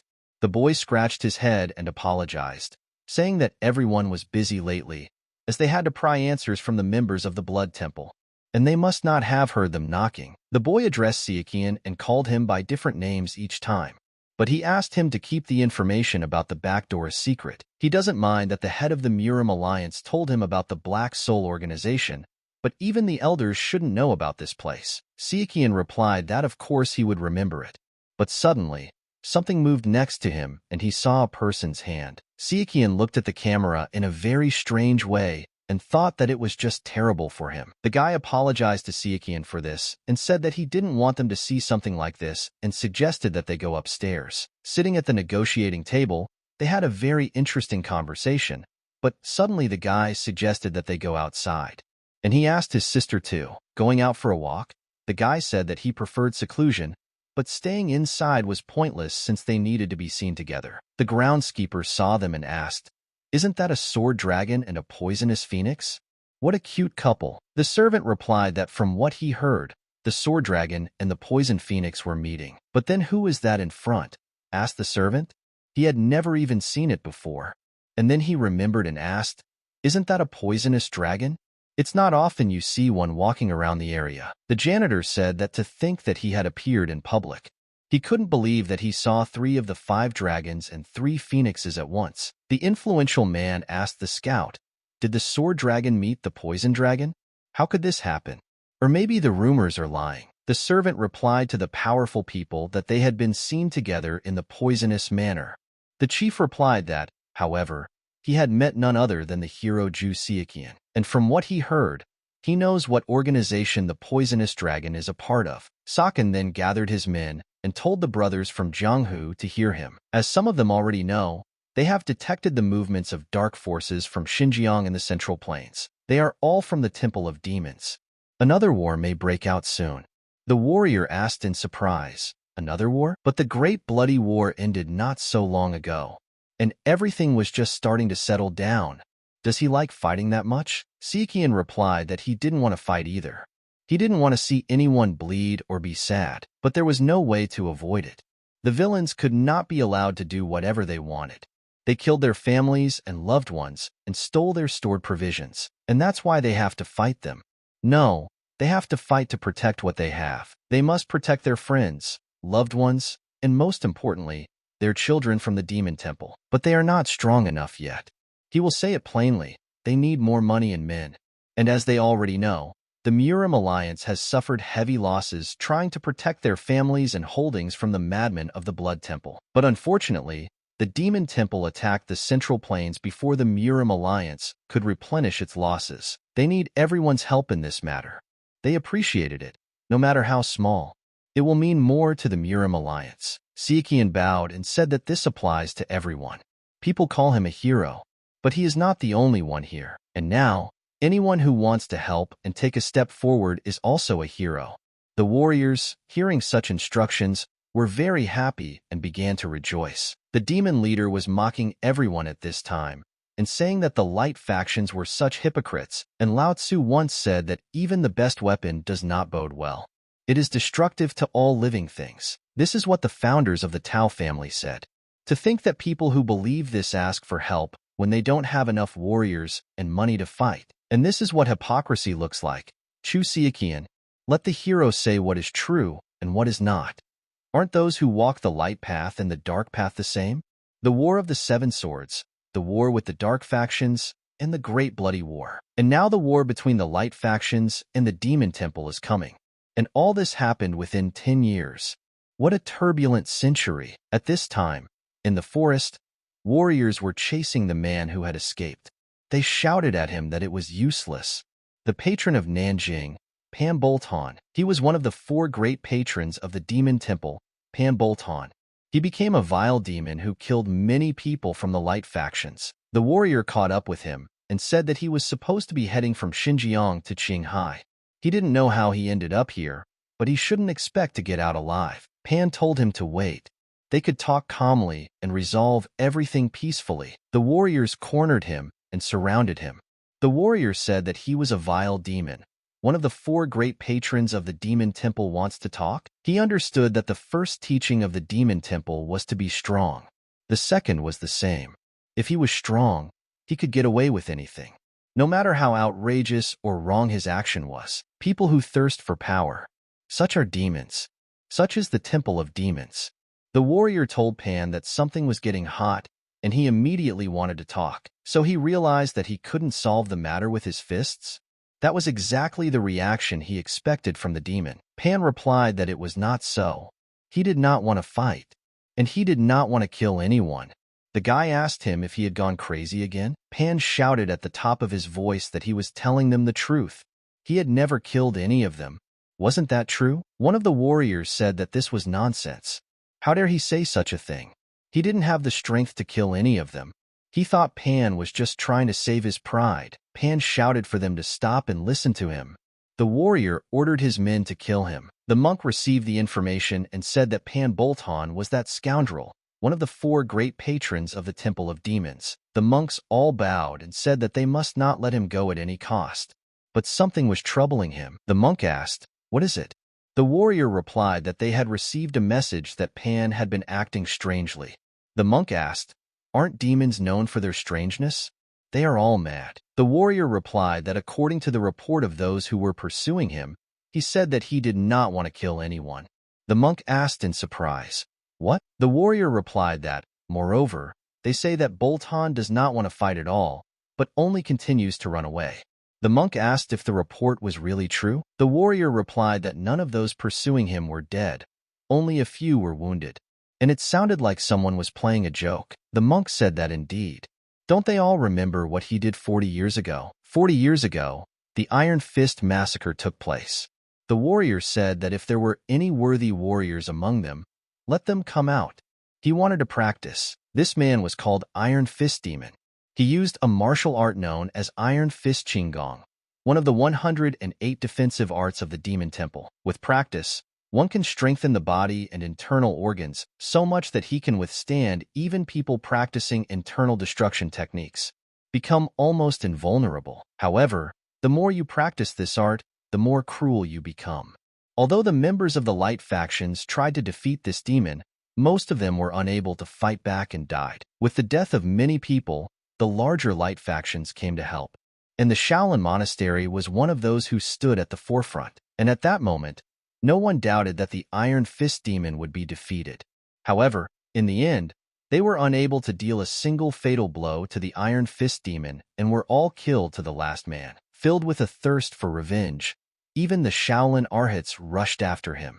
But he fled as soon as he learned of their approach. Several years later, it was revealed that a martial artist from their demon temple named Pan Bolton was the Iron Fist demon. The monk remembered his disciple Hiso, and how could he forget the death of such a good guy who died in such a horrible way? The warrior said that they must catch the Shaolin's blood enemy themselves and make him pay for what he had done. The monk looked at his warriors intently, and without taking his eyes off them, asked what they said. That Pan was now in Shaanxi? The man said that the heavens are helping the river of evil. The demon temple is heading to Qinghai, and most of the MURIM alliance is located there. At least, that's what he thinks. They had to repel the demon temple's invasion at all costs. Otherwise, they would be in big trouble. It was a pity, of course, that he wouldn't be able to take advantage of this wonderful opportunity and seize some lands. The man asked who the patron of the southern seas was. The guy told the chief that the patron of the southern seas appeared at an unexpected time, but for them it was a good opportunity. The great war between the Light faction and the Demon Temple is getting closer. Now that Shaolin is involved, he won't escape alive. It will be better for them. It will greatly increase the morale of their troops. The leader said that from what he heard, the head monk would also be participating. Should the MURIM alliance send reinforcements? The guy replied that as they said, the Shaolin Monastery had sent a significant force, so they wouldn't need much support. Just the Sword Dragon and the Poison Dragon would be enough. The leader asked the boy if he wanted to reduce suspicions towards the Poisonous Dragon by sending him to fight alongside the hero of the Light factions against that vile demon. The guy answered that it was true. If people became even more suspicious of him, it would be difficult for the Black Soul organization to operate. The chief thought carefully and told the boy that this was a brilliant plan. We must act immediately. Sichuan received the information at this time and said that he thought he had heard of Pan Bolton before. The poisonous phoenix said that it had not appeared in the Central Plains since what it did 40 years ago. Sichuan told the girl that she seemed to know a lot about him. The poison phoenix replied that the petitioner faction told him about him when she asked. They were quite friendly to her. Sichuan asked in surprise, "Really?" He thought about it and realized that it was as expected of the top beauty of Shaanxi. Although he knew that he was also a vile demon in his previous life, he had no idea what exactly he had done. However, in the past, he had not heard that he had been surrounded by the Light factions in the Shaanxi region alone. Sichuan was thinking at that moment, why does the poisonous dragon move alone? And that's why he hates all kinds of madmen. And now, thanks to this old demon, he can take a walk and get some fresh air. Sichuan looked at him and didn't even look away. Sichuan understood that the Tang Clan no longer cared about things like pride, and that all that remained were losers who had resigned themselves to their fate. But do the Tang Clan members know that he thinks so? But the Poison Dragon replied that they don't know about it. Sichuan thought that this clan, which sacrificed its freedom to survive in this world, if others knew about it, they would disdain to be a part of it, and then all the sacrifices made would be meaningless. Did Li Tanghe from his past life fight against the bitter fate of the Tang Clan until the very end? Or did she give up out of helplessness? Hunan is located in the south of Shaanxi and Hebei in the east, and to the north of them is Mongolia. Although the Light factions are represented there by the Hansen faction and the Great Hebei family, they are not the most powerful forces. The local tribes of the north have much more influence in Shaanxi. Martial artists and bandits do not dare to operate in this region. Shaanxi Province, Taiyuan County. The county leader received the information and asked in surprise, "What?" Let him repeat what he said again. The warrior replied that they had found the warriors of the Demon Temple near Xingxian. There are about 50 of them, and it seems that they are all supreme martial artists. The leader did not want to believe it and asked, "What kind of nonsense is this? They were supposed to be heading to Qinghai. Why are they here?" He knew that with so many demons, Shaanxi would be burned to the ground, and the local light factions have already gone to Qinghai. But maybe this is some kind of sabotage? The leader theoretically refused to believe it. They had Beijing right next door. Why would they attack Shaanxi, breaking through the Mongol forces? But what's more important is that they certainly won't be able to achieve anything with just 50 masters. He's sure this isn't sabotage. Is it possible that they are trying to contact Pan Bolton? The leader thought about it and said that they should send a message by carrier pigeon. No, it would be better with a carrier falcon. Sichuan received a message and said that the situation had taken an unexpected turn. Poison Phoenix asked, "What happened?" The warrior standing nearby said that the number of demons was too small for sabotage. The girl said that she completely agreed with them. But who is Pan Bolton? Poison Phoenix replied that she did not think the government army would allow them to pass. He thought it would be better not to interfere, since the Shaolin Monastery would be handling it. The girl said that it seemed that things were bad. They needed to speed up. After all, a lot of time had passed since the Shaolin forces were sent out. The light factions had already gathered for battle, and one of the warriors shouted that the Temple of Demons was approaching. The monk asked what they had there. One of the monk's warriors replied that there was no need to worry. Everything was just fine. The head of the monks said that this is not appropriate for a monk. This is the patron of the southern seas. The monk looked closer and saw Pan Bolton running towards them. The monk instantly remembered how they killed his best student. The monk looked and thought he was just a useless old man. The warriors shouted that the demon temple was cruel and mean. They remembered what happened 40 years ago. He is a vile demon, indiscriminately killing innocent people. But Pan at this time was screaming and asking the light faction for help. The demon warrior ordered his men to kill this traitor immediately. He must be finished off. The monk asked, "One of the 4 great patrons betrayed the temple to the demons? What's going on here anyway?" The head of the demons ordered them to seize him immediately. The monks were fully prepared for this and attacked in response. At the moment of the battle, the demon commander told his warriors to stop. After all, he uses the palm that decorates the demon. The monk said that it seemed that his vision had not yet been clouded by madness. He was clearly not an ordinary fighter. The demon raised his sword and said that even the leader of the Arhats is here.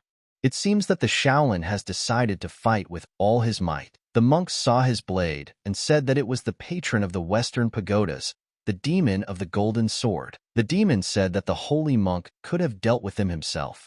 Was it necessary to involve the 18 Arhats? Their leader is not here.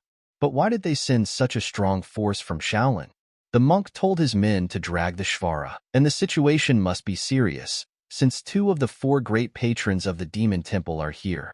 Let them not relax and keep their eyes open. The demon told the Shaolin bastards that it was none of their business. Let them get out of the battle immediately. They were here for this traitor. The monk immediately used his sound waves and shouted that it was nonsense. The demons immediately grabbed their heads because of such a sound. The monk asked, should they believe this nonsense? Even if he was not lying, he was not going to let their sworn enemy go alive. The monk told the demons that if they didn't mind, they would like to listen to him. But the warrior monk said that he was a vile demon.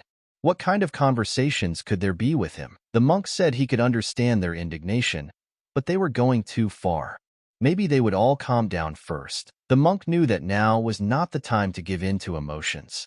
Pan bowed and told the holy monk that he thanked him. Pan said there was no excuse for what he did 40 years ago.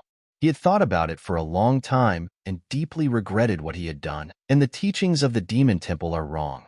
Until recently, he thought that the strong devour the weak, and the weak are destined to be eaten. But this is wrong. To justify oneself with the belief that truth is in power, trampling on moral principles, isn't that pathetic? No wonder they call it the Temple of Demons. Now he understands the reason for it. Repentant, he came to the Central Plains to surrender to the MURIM alliance. He doesn't want to kill anyone anymore. It's been over 20 years since he became a greater demon, and the more he trained and the stronger he became, the more he thought about the source of his strength, and the more he realized how disgusting it was. He knows he is being impudent now, but he asks to be given a chance to atone for his sins. If what he knows about the Temple of Demons, as one of the 4 great patrons, will be useful to him, he is ready to tell everything without concealment. He doesn't know if he can count on redemption, but he begs them to accept the repentance of the old demon. The holy monk closed his eyes, and through his hatred, he saw how he had held his disciple dead in his arms 40 years ago. The warrior told the abbot that it was wrong not to regret mistakes, but it was also wrong not to accept his apology if he was seeking forgiveness. The monk said that Buddha said that admitting one's mistakes is praiseworthy, but the ability to forgive someone who regrets them is the highest virtue. The monk told Pan that he forgave him. However, that did not mean that the rest of the Shaolin would do the same. So let him achieve their forgiveness himself. The demon said, "How touching it is.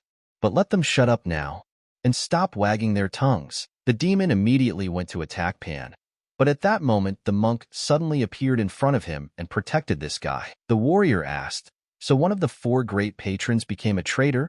What is going on?" He could not even imagine that he would see someone from the Temple of Demons, and especially one of the 4 great patrons, asking for help from the Shaolin. Poison Phoenix said that she didn't think it was time to be surprised by this. Sichuan replied that if they didn't intercept quickly, the monks would be attacked from behind. The demons at this time were fully determined to kill them all, leaving no one alive. Pan told the monk to be careful. "It's the Wind Demon Squad." The Wind Demon Squad are the infamous cleaners of the Demon Temple. Their technique is among the best in the Demon Temple, and all members of the squad are at least supreme warriors. The commander is a high-level martial artist who has reached the level of a supreme demon. The monks' warriors shouted that they would help the abbot, and they rushed into battle with the demons. But suddenly they grabbed their throats and started spitting blood. They realized it was poison. But who could have done this? Sichuan greeted them and said that he was familiar with the Hidden Wind Squad. The demon said in surprise that this was the Sword Dragon. Chu Sichuan. Sichuan replied that who would have thought that he knew of their existence when not even everyone in the Demon Temple knew. He believed that the Light faction had infiltrated the highest ranks of their organization. Sichuan knew that if he had learned about them much later in his past life, he would have had to fight them once. If the squad of wind demons is a storm, then the squad of hidden wind is indistinguishable in this Budblade. They deliberately keep their distance from their targets in order to strike unexpectedly from behind their enemies. Sichuan knew that they were very lucky that Nak's younger sister noticed them. Nak was counting how many demons there were. The demon said that he had heard that the new rising stars of the Light factions were arrogant, but he never thought that they were that arrogant. Did they think that they could defeat the Hidden Wind Squad with just 6 of them? Sichuan knew that wasn't true, because there were actually 7 of them. And suddenly one of the warriors threw down his mask and said that judging by everything, the strength of the fighters of their squad is somewhere between the Supreme Warriors and the First-Class Warriors, and their commander is the highest master. They should be more careful. Sichuan told his men to form a 3-sword circling formation. The boy asked him, should they really not ask for help? Sichuan replied that the Wind Demon Squad were not just small fry. They were the elite of the Demon Temple. The Shaolin monks are currently engrossed in battle, and anyone other than their arhats would be more likely to get underfoot. Sichuan gripped his sword tightly and thought, why not try out his new power? Sichuan pointed his sword at the demon and said that he was speaking truthfully, that he was strong. The demon was surprised and called him names. The demon said that it seemed like the guy thought he was strong, even though he defeated the blood demon by pure luck. But all this is very good. If he wants to die, he will fulfill his wish right now. But suddenly, at the moment of the attack, the demon stopped abruptly. He asked in surprise, what was that? But Sichuan at this time only moved his hand and used his new technique called the Finger of the Purple Dawn. The poison dragon looked at the boy and saw that the rumors that he had learned the Purple Dawn divine art were true. Nak said that this was the difference between bragging and real strength. The warrior replied that even the former faction leader had taken a long time to master this technique. The boy told them to stop talking. They couldn't leave Sichuan to deal with everyone alone. They needed to show them the power of the Plum Blossom Swordsman. But suddenly, Demon looked at Sichuan and noticed how his sword suddenly broke into 2 pieces. Nak and the rest of the boys also began to fight, showing off their improved skills. But suddenly Soren entered the battle, and immediately jumping onto the demon's back, she put her knife to it. She cut the demon's throat without hesitation. They were surprised after that and asked what was going on. One of them had infiltrated their ranks. The poison dragon said that he didn't know who was accompanying the sword dragon, but it was clearly not a simple martial artist. Sichuan said that they met in Jianghu. He saved her. and now she is returning her long. Poison Phoenix also answered that it was exactly like that. The demon at this time said that it was impossible. Sichuan entered the battle and understood that this was how strong the imitation was. It took him a long time to learn new martial arts. But now, having acquired an imitation, he can master them much faster and at a much higher level. Sichuan stood in front of the Hidden Wind squad and told them to attack. They won't be separated easily this time. Sichuan decided to fight them seriously and easily repelled their attacks and attacked in return. Sichuan hunted the demon leader and tried to get him every time, but he dodged every time. But at the moment of attack, he saw the guy standing at a distance and killed 2 of his men. Sichuan asked the demon that this was all they could do. He saw and felt that he had become much stronger, and he doesn't even have to concentrate hard to make his body move. It's as if time stops around him. More importantly, he can now use the formless star chi. To think that it is so powerful that it is almost invisible, although it requires using much more internal energy. The demon looked at the guy and wondered if he was really on the same level as him. The Hidden Wind squad leader has reached the unlimited limit, placing him at the level of a high demon. And besides, his techniques are even stronger than those of a similar light faction master, albeit at the cost of similar effects for using demonic arts. But since he can't keep up with the swordsmen of the Wasan faction, whose members have never been known for their speed, the demon thought, could it be that this guy is stronger than even the higher demons? But it's impossible. It just can't be. The demon ordered his men to line up for a joint attack, and waving his sword, he told them to kill him. Sichuan was not afraid of anything and stood in his place without moving while the demons surrounded him. They all used their sound impulses together so that the guy couldn't withstand such a load and weakened. Sichuan saw all this and said that this was what the attack formation of the demon temple looked like. The demon asked the boy that he decided to give up trying, realizing that he couldn't escape. Sichuan said no, he just thought their formation was weak. The demon said he was a damn madman. He used all his voice and ordered his warriors to finish him off. The warriors obeyed and responded that the order would be carried out. The demons pulled out their knives and aimed them at full speed towards the portal where Sichuan was located. Sichuan saw this and realized that he had to use the Hidden Wind blade formation. The demons tried to resist, but they were having a hard time. The demon already believed in his victory and mockingly said that there had been a lot of talk. What other sword dragon? Or the sword of true Plum Blossom? He is most likely a true chatterbox, but who would have thought that the hero of the light faction would be so weak? But suddenly, a white light began to appear from the dark circle. Sichuan began to attack and threw everyone one by one in different directions, so that even the demons could not see it. Sichuan said that it seemed that they were not that strong. The demon thought at this time that his warriors had relaxed, but then he noticed that the boy was using a shield of dense chi all the time. And then Sichuan said the number 39. And mocking them, he asked, "How much more is left?" Nak looked at her ally and said that he was doing well. The guy told her not to get distracted. Nak said she had it under control. Poison Phoenix did well too, and used her poison palm. Her brother said it was impressive. Her name is quite famous in MURIM, but he didn't think she was that good.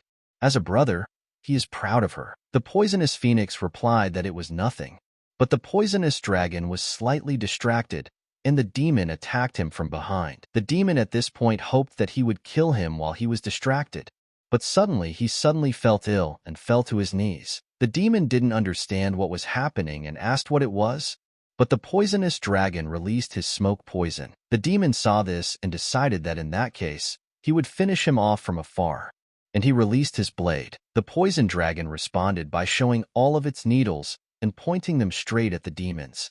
The poison phoenix also saw that her brother was strong. The main demon saw the guy and said that it was impossible, and waving his hand, he ordered his men to grab him. The demons pounced on him, hoping to finish him off, but Sichuan said he was too slow. The demon told the boy that he would kill him, but Sichuan easily repelled all their attacks and said that there were 11 of them left. Sichuan then kicked the ground, and it suddenly cracked, and he said that it was his turn now. The demons encountered obstacles as Sichuan said about destroying them. Sichuan got very close to them and said that he shouldn't have let anger cloud the demon's mind. The demon was surprised by this and turned around sharply, holding out his sword to repel the attack, but his sword broke after the guy's blow. The demon was very surprised by this moment and saw that the guy's sword did not even cover anything. The demon asked if it was formless star chi.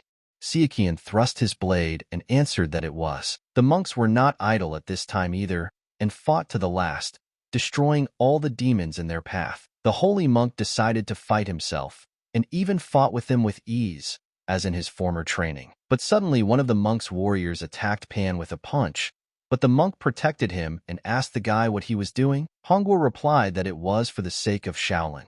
Perhaps the leader forgave him, but didn't they say that it was only his personal decision? Shaolin will never forgive the Iron Fist demon for what happened 40 years ago.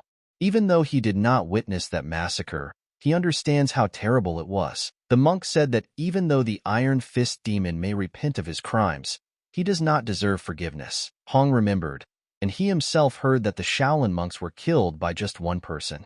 It seems that Shaolin is not what it used to be. They say that the Iron Fist demon mocked the monks and thanked them for their help in practicing the demonic arts. He knew this was a very sore subject for Shaolin. The monk asked him, "So what?" and asked, "Shouldn't they treat everyone leniently?" The monk told him to calm down. His mind was clouded with anger. He thought he had tamed it after the battle with the sword dragon. The monk told the boy that there was some truth in his words, but it was not up to him to decide his fate. If he wanted justice, he should take Pan to Shaolin. Hong asked how anyone could believe that he was truly remorseful. What if this was all a lie to get out of this situation? He would only cause more chaos. This demon will say anything to get out of this. The monk said that they were not Buddhas, but just people who would never know if he was telling the truth. So they will bring him to Shaolin to sort things out. And together they will find a wise and peaceful way. But at that moment, Demon attacked Pan from behind. They all suddenly attacked from different sides, but the monk used his powers and applied 1,000 merciful hands. The demon said he didn't want to get involved in their chatter. Let them just give him this traitor and get lost. But suddenly the monk felt some strange heat and immediately realized that it was the Golden Rift Sword technique. The demon replied that just think, even this heat can't harm him. But how can that be? The monk said that the Buddha's palms are everywhere and nowhere at the same time. And he used the embodiment of the mind, the invisible palm. The gentleman asked the abbot for forgiveness for not being able to help. The monk replied that everything was fine, but at this time, Hong again rushed to attack Pan. But the monk saw this and held him back by the hand. Hong told the chief, did he even think about how the world would look at Shaolin if they didn't kill the Iron Fist demon here and now? They needed help from others to deal with the bloody monk, the disgrace of Shaolin. And now they will forgive the bastard they have been chasing for 40 years? And Shaolin is weak, and the monks have done nothing. They are no longer capable of anything. The monk asked, is what they are doing wrong? Hong asked if they were not right to distrust the words of the vile demon who had killed so many Shaolin monks 40 years ago. Is it wrong that they want to avenge their brothers? Is it strange not to want to be looked down upon? The demon looked at everything well and told his warriors to listen carefully. Let them attack the abbot immediately, and let them not interfere with the monk of the 100-step fist. They told Hong that they would not stop him. Let him do what he wants. Let him finish off the Iron Fist demon. Hong was very angry with his boss, while Pan assessed everything and told him to run away. Hong saw him running away and rushed after him. He told the Fist demon that he would not let him get away. The monk tried to act from different sides, both in order not to harm Han and to save the demon of the Pan Fist. The demon approached the old man and started calling him names. But the monk saw that they were all surrounding him and used his powers of protection. The demon saw that the abbot was trying his best not to hurt his disciple, while at the same time protecting the patron of the southern seas. The 100-step fist monk, on the other hand, is doing everything he can to kill Pan. So the traitor's death is only a matter of time. And even one of the 8 thrones of the highest heavens would have a hard time stopping his disciple. The warrior monks saw that things were bad. If nothing was done, they would both suffer. The monk looked at the people who came to help and thought, maybe he should ask them for help? The monk said that he no longer wanted to resort to others to avenge Shaolin. And suddenly he looked at his people and said that he would ask them the same thing. And they would completely lose face if they asked for help now. At this time, the demon had already approached him and was about to kill him. The monk quickly dodged and thought how stupid of him to be distracted in the midst of the battle. Sichuan saw that the monk was in danger and destroyed the demon with one swing of his sword. Sichuan asked the sword dragon what was going on here, but the monk couldn't explain himself this time. Sichuan thought that in the future, the one who would deal the fatal wound to the Dark Sky faction leader would be none other than Hong Go. Things would go wrong if he was injured. He had to be stopped. Sichuan said that the 3 Plum Blossom Swordsmen, the Poison Dragon, and the Poison Phoenix would be here soon, so there was no need to worry about reinforcements. The Sword Dragon calmed down and replied, "What a relief." Sichuan said that they should leave Pan to him and let them deal with the remaining demons here. Pan tried his best to run away so that Hong wouldn't catch up with him and finish him off.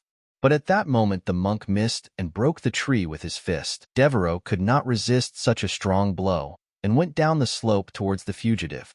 Pan turned back and saw a tree and took cover. Pan was very surprised that he was lucky. At that moment, Hong pounced on him with both legs and hit him. Han threatened and said that he was finished. He charged his fist with strong energy and rushed to attack. Pan was very scared at that moment and was ready to say goodbye to his life. But at that moment the monk arrived and shouted to the fugitive to duck, and he himself stood up to protect him. Hong turned to his teacher. The monk said that hatred only breeds more hatred.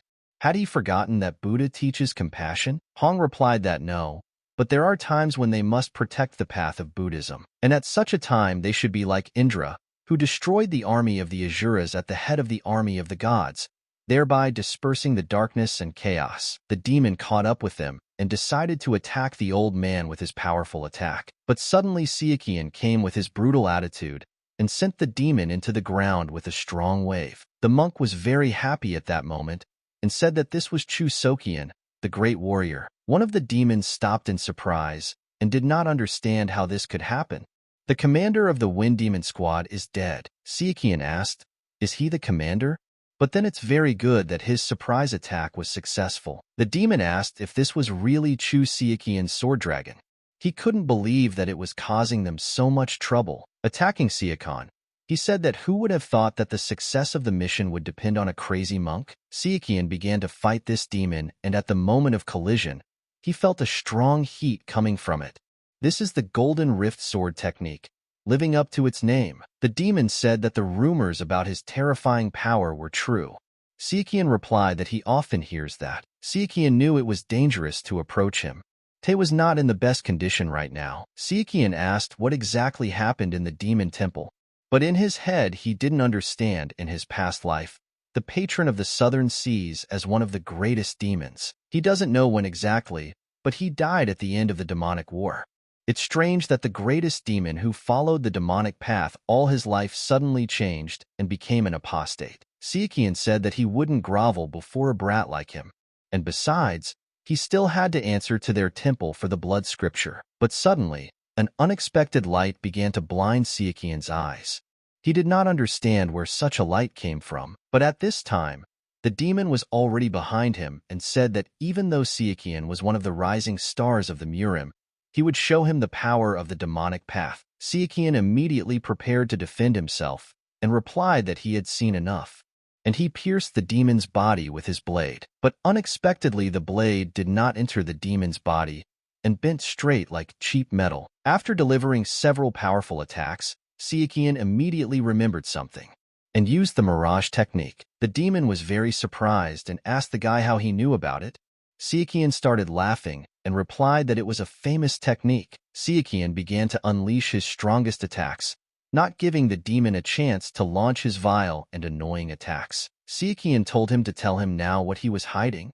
The demon replied that they were always like this, the followers of the light factions. They never believe that demons can repent and change.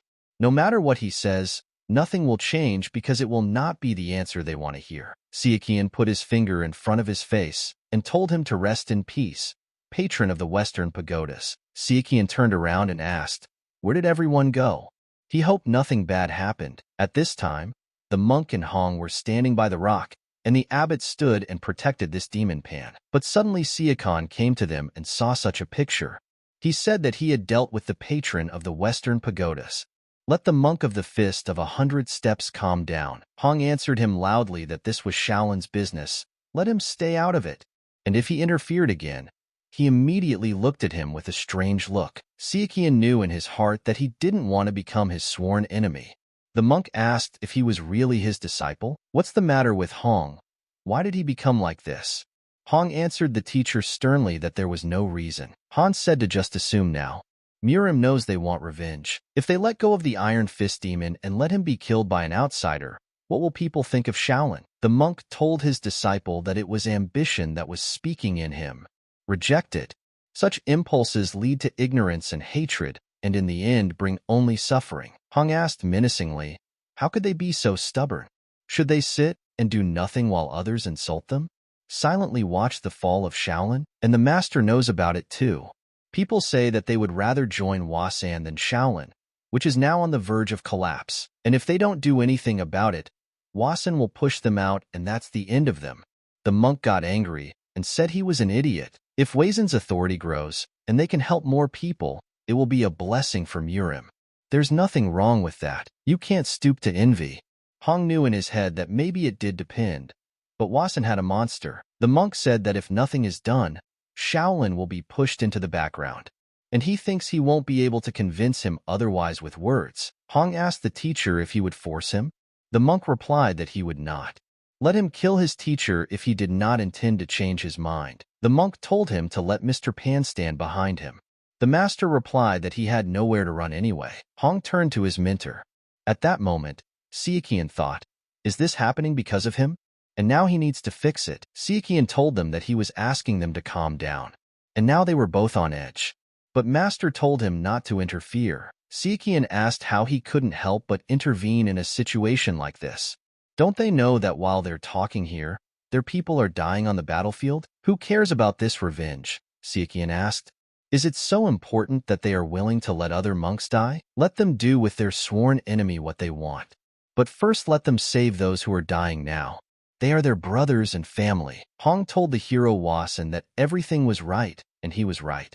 He had to put an end to this for the sake of Shaolin. Hong attacked her teacher without fear. But Sichuan was very surprised that he was willing to do this. At the last moment, Hong stopped and asked why he didn't block his attack. The master replied that he felt that there was no evil intent behind it. Let him not be sad. Hong pulled out his bloody fist and told his mentor to rest in peace. The master told the disciple to know that they did not blame him for anything. Sichuan asked him how he could do such a thing. The poison dragon came and asked Sichuan what was going on here. The guy replied that Hong was no longer a Shaolin monk, and now he's a renegade monk who killed his mentor out of revenge. He'll take care of him. Let him bring reinforcements. Then the poison dragon said something very strange. Although he had immunity to 1,000 poisons, the imperceptible poison took too long to take effect. And is it possible that Sichuan is immune to 10,000 poisons? And he is glad to meet him. And there is a heavenly mechanism in front of him. Sichuan immediately wondered why Tang Mengyin was part of the Black Soul organization and was the prime suspect when it came to her. They actually gave him the title of Celestial Machine? But why? He thought poisoning the prisoners was just a distraction. Tan said that the Celestial Sphere once said that it is easiest to weave intrigues when the opponent is convinced of the impossibility of certain actions. And that's why he did exactly that. Sichuan didn't understand anything at that moment and stood rooted to the spot. Tan told the boy that he really was a monster. Very few people were able to influence the world the way he did, and the thoroughness with which he approaches problems is no less frightening. If he could, he would lock him up and force him to confess how he uncovered their plans. But this plan was considered dangerous and rejected. And if you think about who is the main reason for the failure of their plans, it is not surprising that he is their enemy number one. But I didn't think that the Celestial Sphere, having refused sweet revenge, would simply order to kill him. This is worthy of respect. And let him forgive. From here they have already conspired. Tan released the poison completely into Sichuan's body, slowly killing him from the inside. And finally, he said goodbye. Sichuan was completely poisoned and his body began to spit out blood. Tan said after that all that was left was to behead him. But suddenly someone walked past him, and this alerted him. He saw that Siakono's body was gone.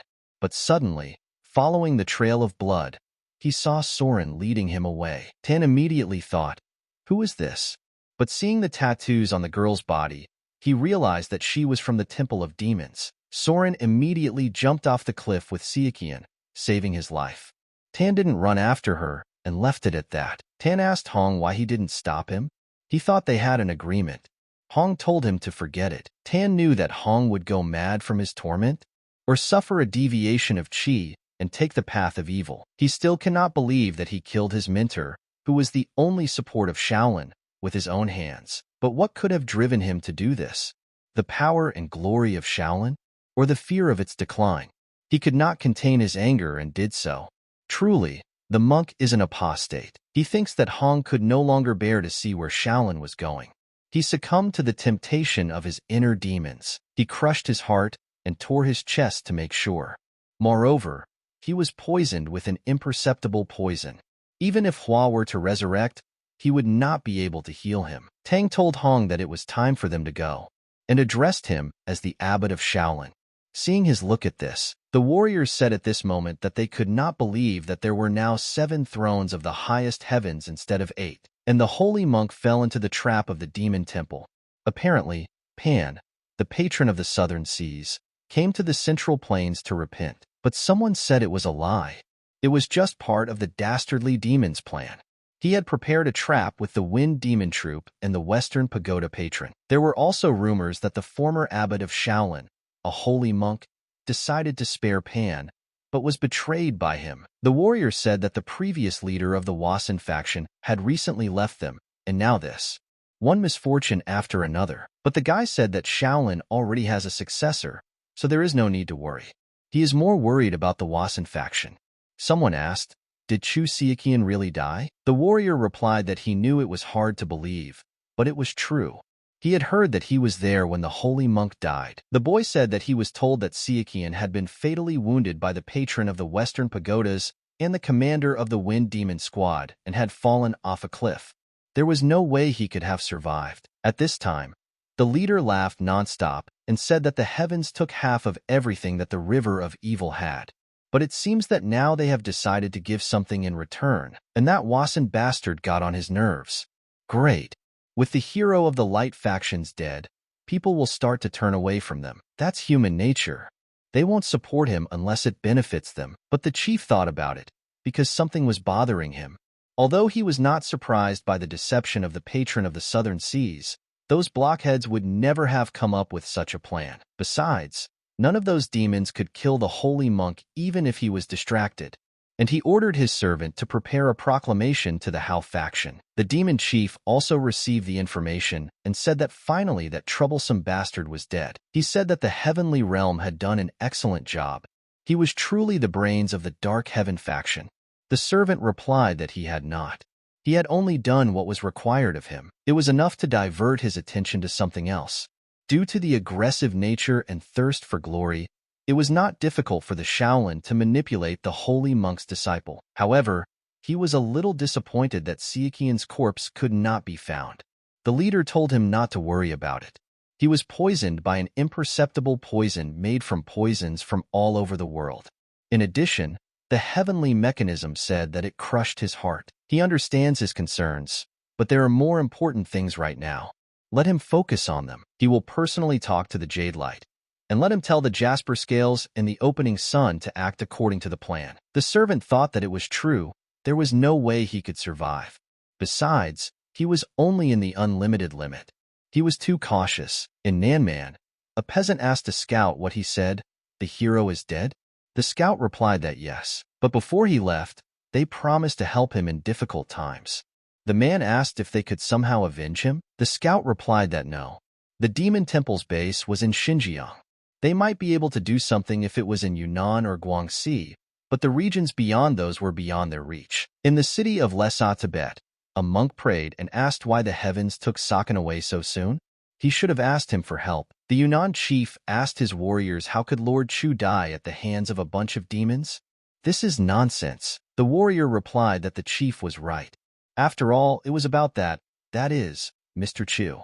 The chief said that they were spreading these rumors to shake their spirit. He did not believe their lies at all. At this point, Chief Wasan said that he couldn't believe that this had happened. He asked Elder Huang how the investigation was going. Huang replied that it was difficult. They asked for help from the petitioner faction and the masters of the light factions in Shaanxi, but to no avail. And besides, the bodies of the holy monk and that bastard could not be found.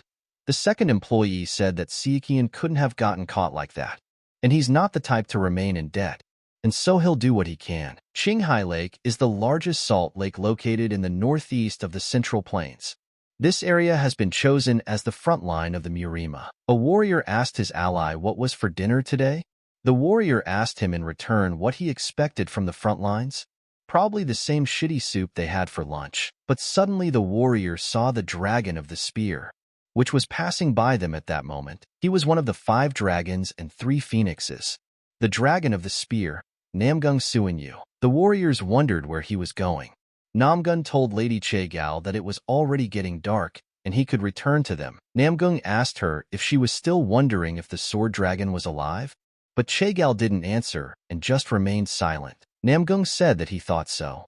In times like these, you have to be strong, no matter how hard it is, and this is truly a great loss. He also wanted to meet him as one of the 5 dragons and 3 phoenixes. May he rest in peace. At this time, Sichuan was in the tunnel where Soren spends most of his time.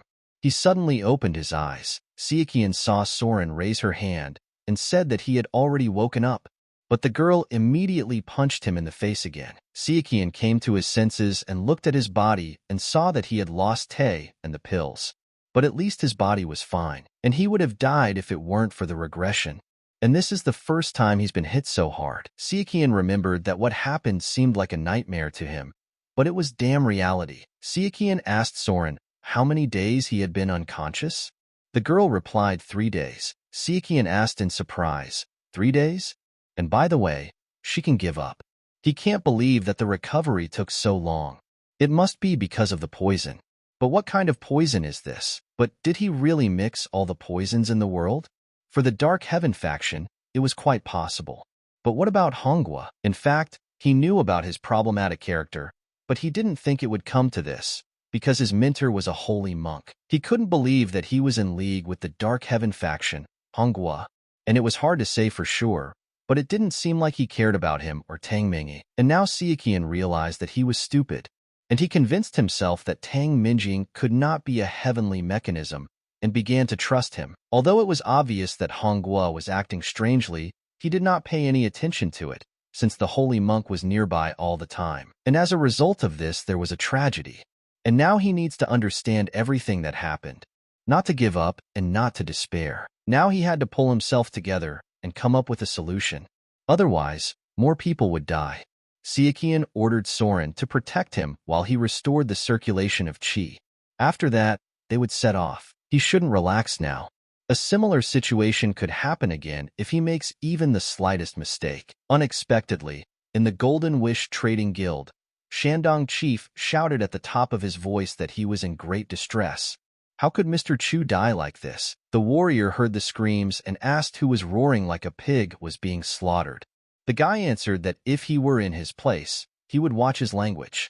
It was the voice of the guild leader. The warrior listened and asked why he was crying at all. The boy asked, didn't he know that he was friends with the sword dragon? The warrior said that it meant he had the wrong impression of him. He thought that he cared about nothing but money. The boy replied that after all, the hero of MURIM had died. At that time, Sung Ji was in his room and suddenly heard screams. He asked who was squealing like a slaughtered pig. The servant told young Master Sung Ji that this was the king of merchants. And then the boy rejoiced, and finally those howls stopped. Sunji came to the chief and asked him, did he lose money again? Why is he crying? Li asked, what money? Li immediately stood up and said with a smile, this is the unrivaled genius of heaven and earth, Chaegao Sunji. Sunji asked what all the fuss was about. Li replied that the gentleman did not know what had happened, as he was in seclusion and doing research, and let the Lord calm down and listen to him carefully. Li said that the venerable Lord Ju Sichuan had left them. Sung Ji didn't believe him and asked him what kind of nonsense he was talking about. Li replied that he couldn't believe it himself, but it seemed to be true.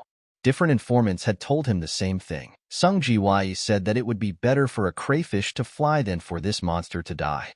He doesn't know if they're trying to play a prank or if Ju Sichuan himself is up to something, but he doesn't believe a word he says. Li told Sung Ji to come back when he had come to terms with the loss. He gave him something. The boy asked him why he called him venerable, sir. It was strange. Li replied that the thing was that he would have to hand over his share of Chu Su's inheritance to someone out there. The world is a cruel place. They must live their lives to the fullest, so that the heroes' deaths would not be in vain. Although it is not very respectful to the deceased, the main thing now is to divide the wealth with all due severity. Their good friend Chu, whoever, would probably agree with him from the other world. But then Sichuan came and told him that he wasn't dead yet. Li saw him and started screaming in fear. Li hid and shouted that there was a ghost. Sichuan replied that no, he was the same gentleman. Li bowed his head and said that he was waiting.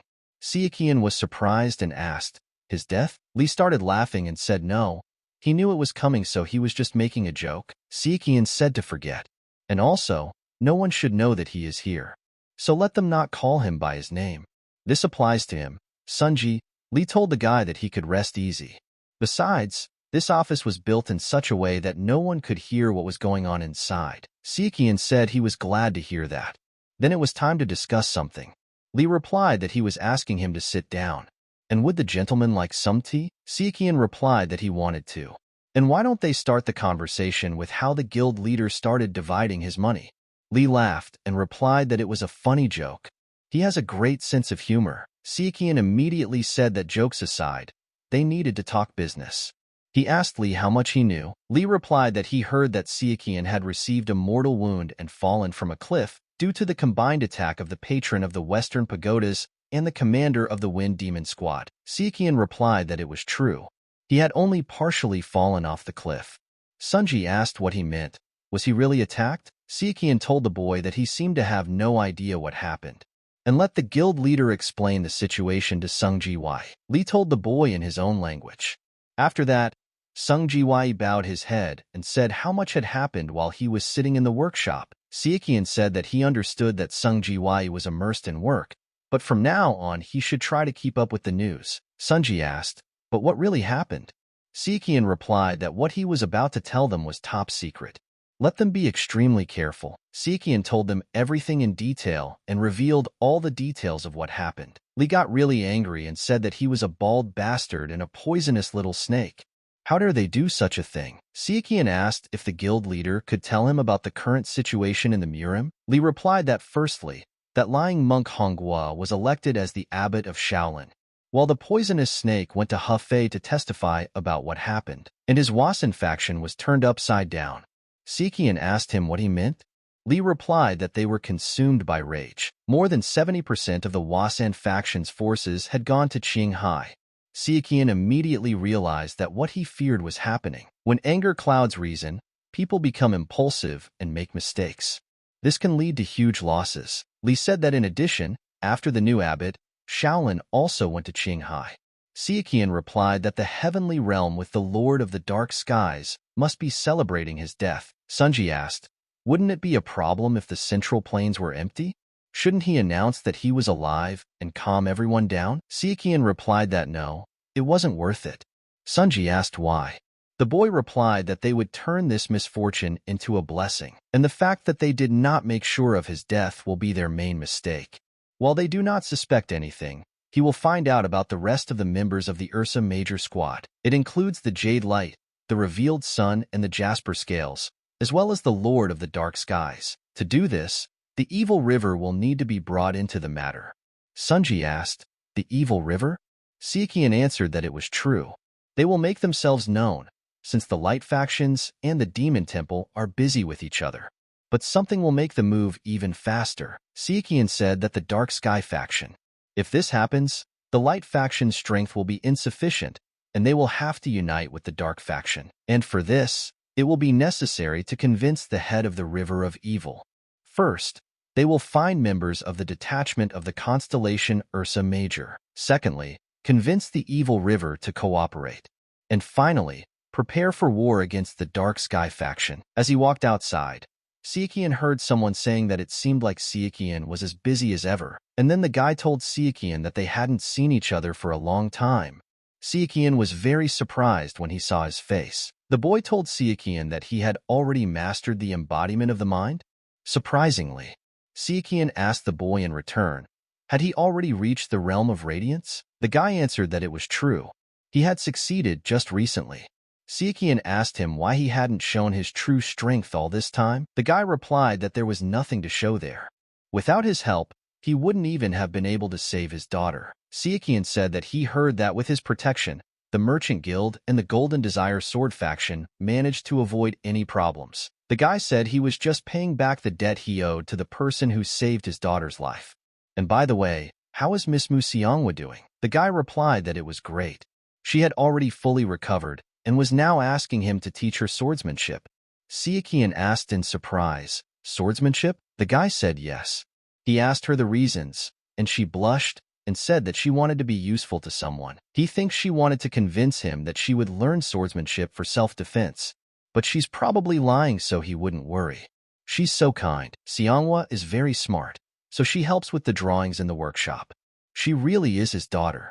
Sichuan replied that he understood everything, and he expected nothing less from her. And who would have thought that a person who in a past life was a revealed son, like a demon, could smile like that? And he likes this side of him much more. Sichuan decided to take his leave and said that it was time for him to go. The guy was surprised and said that it seemed like he was talking to himself. And he thanked Sichuan for the interesting conversation. NAK trained non-stop, and without rest, she tried to reach greater heights. But suddenly a woman came up to her and told her to rest a little. NAK looked at her shaking hand and replied that it was fine. The woman saw everything and how NAK is so saddened by Sichuan's death, and she is in so much pain. At this time, Sichuan put on a mask and, looking into the water, remembered that he had not used this face for a long time. He had been forced to hide lately, but with him there was no need for that anymore. However, there was no time to sit around.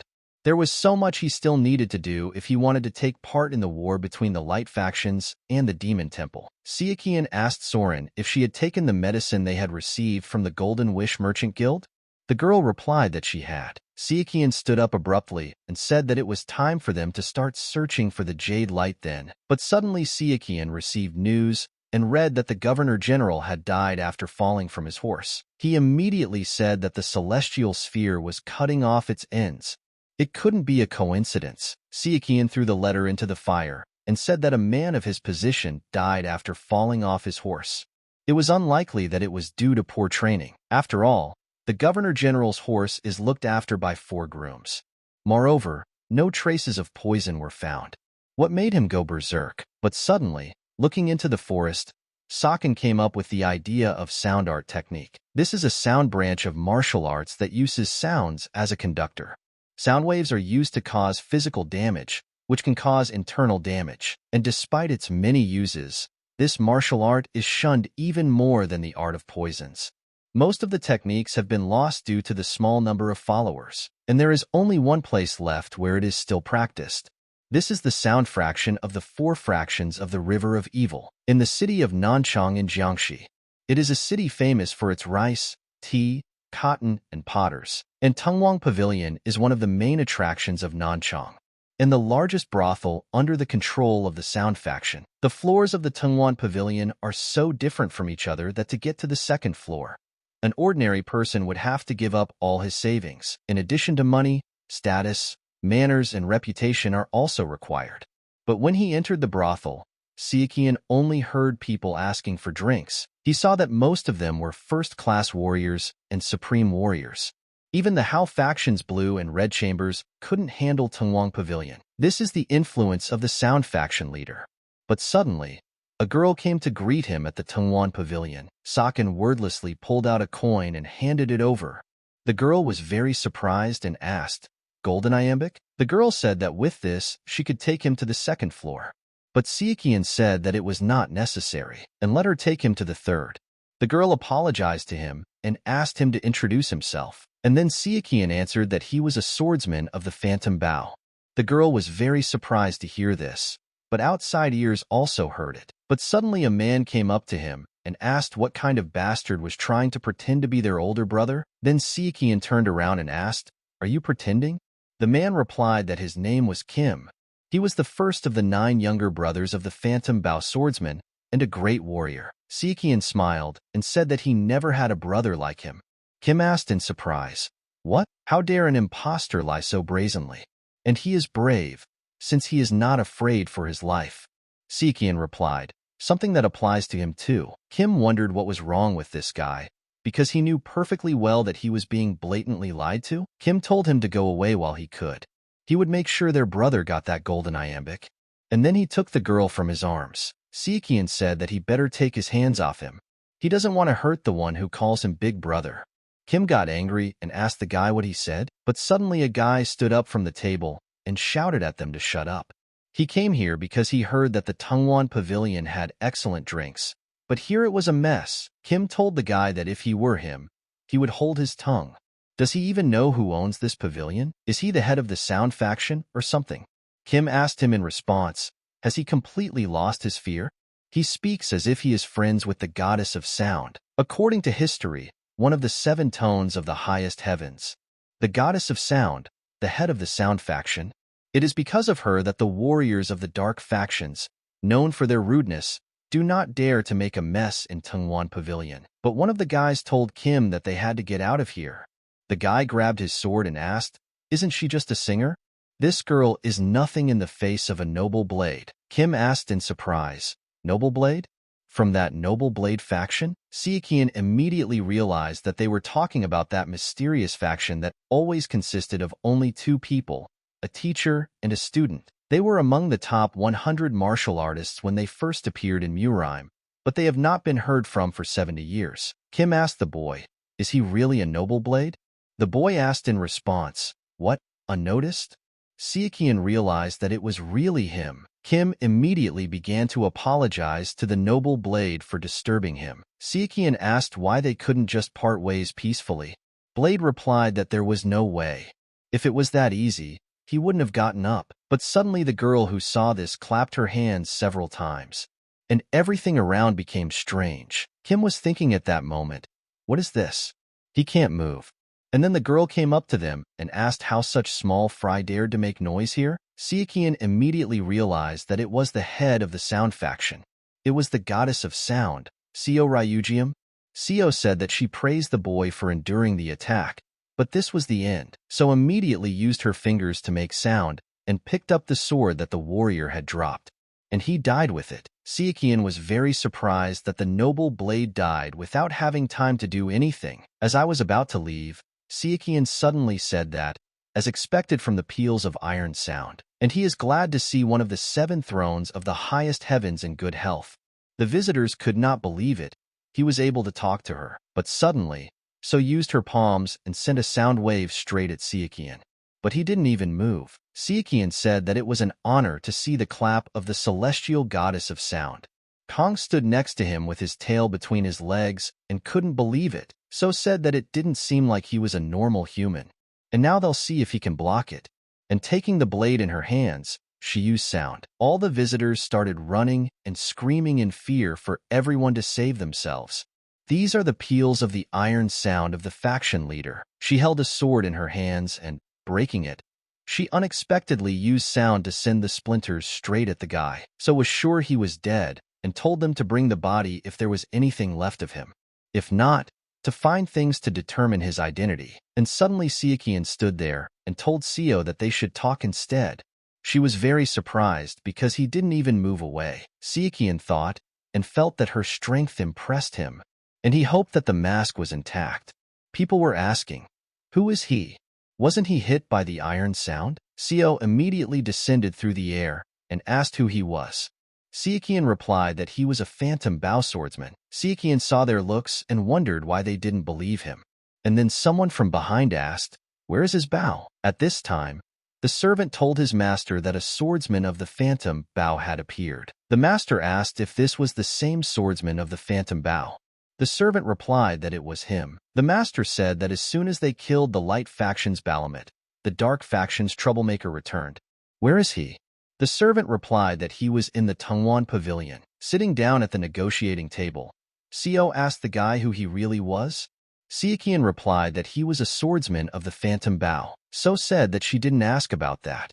Although there are outstanding people in Jianghu like dirt, There are no absolute masters there. So few have reached the realms of radiance that people wonder if they even exist in hermit or reclusive factions. So asked him, did he hide his strength during the Four Factions rebellion?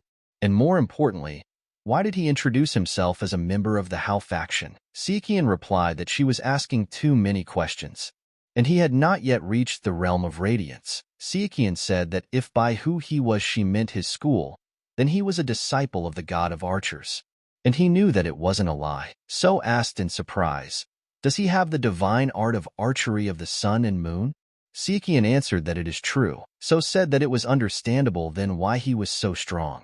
Anyway, what business did he have with her?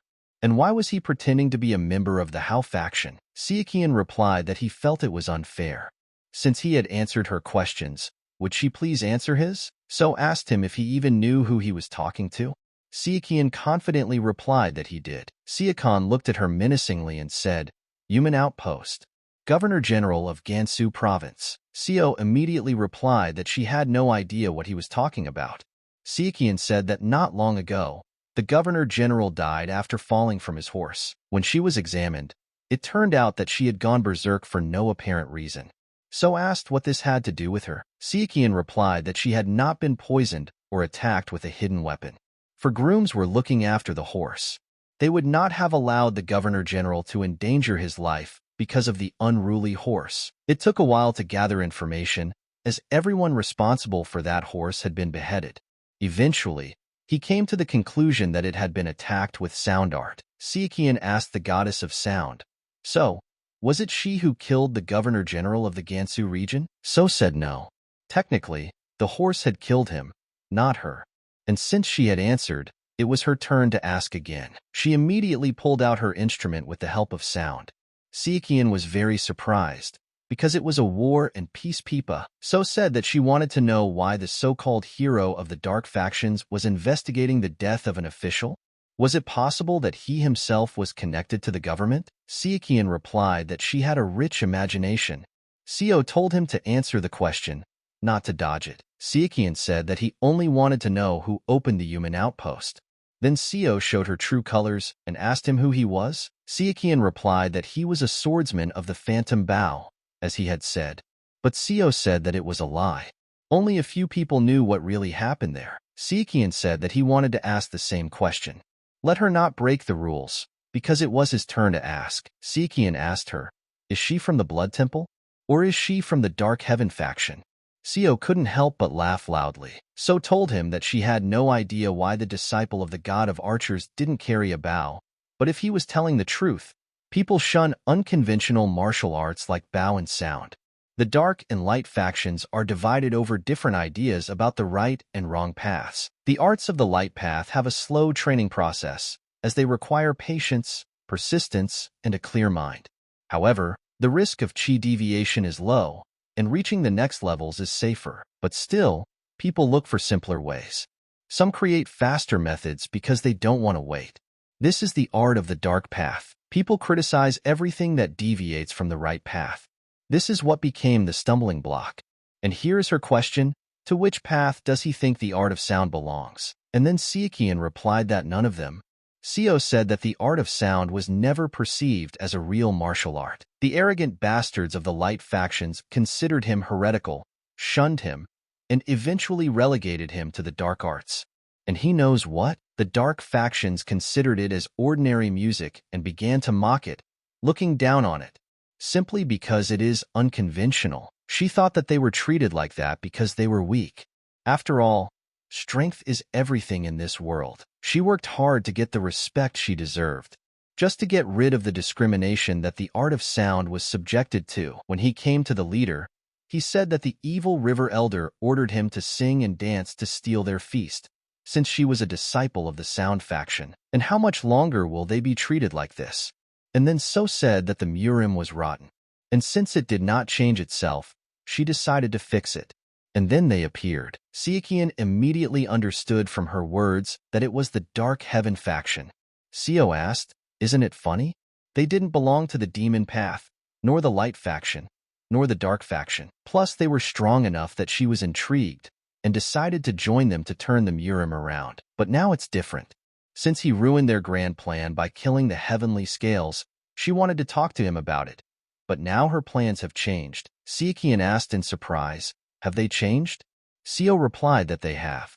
Even if the Dark Sky faction succeeds, they will receive the credit for it, not the Sound faction. And so the goddess of sound will turn over the MURIM, not the Jasper scale. Sichuan was surprised and thought that she was the Jasper scale. He certainly suspected that the goddess of sound was related to the Dark Heaven faction, but he didn't think that she was the Jade scale. So said that she had a proposal from the goddess of sound, who would become the strongest in the world. Let the boy join her. Isn't the art of the bow also belittled? She understands his suffering and rage better than anyone. They will have an equal relationship. Why not create a world where non-traditional arts like bow and sound are recognized? Sichuan thought about it and decided that this was an opportunity for him. It would be much easier for him to obtain information about the Dark Sky faction with Seo Ryujium's help. Sichuan extended his hand and said that it was okay, and they could change this rotten one. But unexpectedly, Seo told him to stop. So asked him where his bow was. Sichuan said he had lost it, and then she picked up her own tool and said it was the same. No, even worse. He says he is a disciple of the god of archery, but he lost his bow, and this is all nonsense. He has no pride, otherwise he wouldn't even use a sword. Sichuan said that she knows that anything can happen. In this matter, you shouldn't think so narrowly. So asked him how dare he, and then using her instrument, she played it and attacked the guy. Sichuan used his blade to defend himself, but it turned out that the sound was stronger and even threw him out along with the doors. With all her anger, she told the phantom bow swordsman that she would definitely kill him today. So said at the top of her lungs, so she could see what the art of sound was. And then Sichuan replied that it was somehow not very welcoming. Sichuan felt that it was close. Her attack penetrated his shield of dense chi. He survived only because of his iron shirt. People started asking, "Who is this?" "This is the head of the sound faction, the goddess of sound. And why is she here? And who is this guy anyway?" Then Kim came up and told the phantom bow swordsman that his younger brother had brought him a bow. At this time, Kim had no idea why the goddess of sound and the phantom bow swordsman were fighting. But if he died, she would definitely not leave him alone. So told Sichuan to take it. He is the disciple of the god of archers. Or was it a complete lie? Sichuan replied that no, it was not a lie. But he never said that the bow was his main weapon. So said he was the same. How stupid she was to think for a moment that they could work together. He would pay for disrespecting her. She is the goddess of sound. Seo Ryujium, she will show everything she can do. Sichuan immediately felt that this was the embodiment of intelligence, so immediately used her voice and told everyone to listen to her in a strong, loud voice. Everything changed in people's ears immediately. Sichuan was also greatly affected by this and thought that this was her true power. The sounds of many people united in one attack could crush the heavens and earth, and judging by the fact that the passers-by are okay and his eardrums are bursting, she can choose specific targets for attack. In her martial art, she freely uses all sounds, including human voices. She is truly a goddess of sound. Sichuan apologized and said that he wouldn't just stand there and take these attacks, and he went to attack. So said that this was expected for her, and immediately began to play her instrument. But Sichuan resisted this and even easily repelled it. Seo was surprised and asked, "How so?" She immediately started playing her instrument again, but Sichuan was not ready to give up, and even after breaking his sword, he began to move forward. So was very surprised and did not understand how he did it. After all, it is impossible to resist such a sound. Sichuan stood his ground and approached her and asked, "What's wrong?" She was surprised that a guy who came out of nowhere was blocking what she had been studying all her life, and he understands it.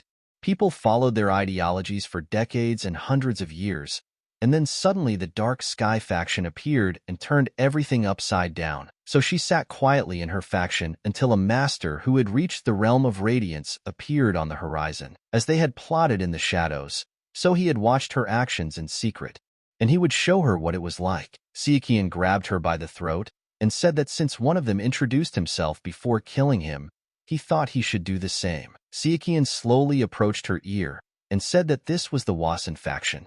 He introduced his name. The next day, The city was shouting that the Sound faction leader was dead. And now there were only 6 thrones of the high heavens left? Kim told everyone to listen carefully.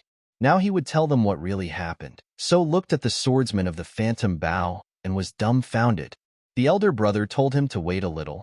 He will deal with her now, and went to the goddess of sound. With every step he took, the earth shook as if there was an earthquake.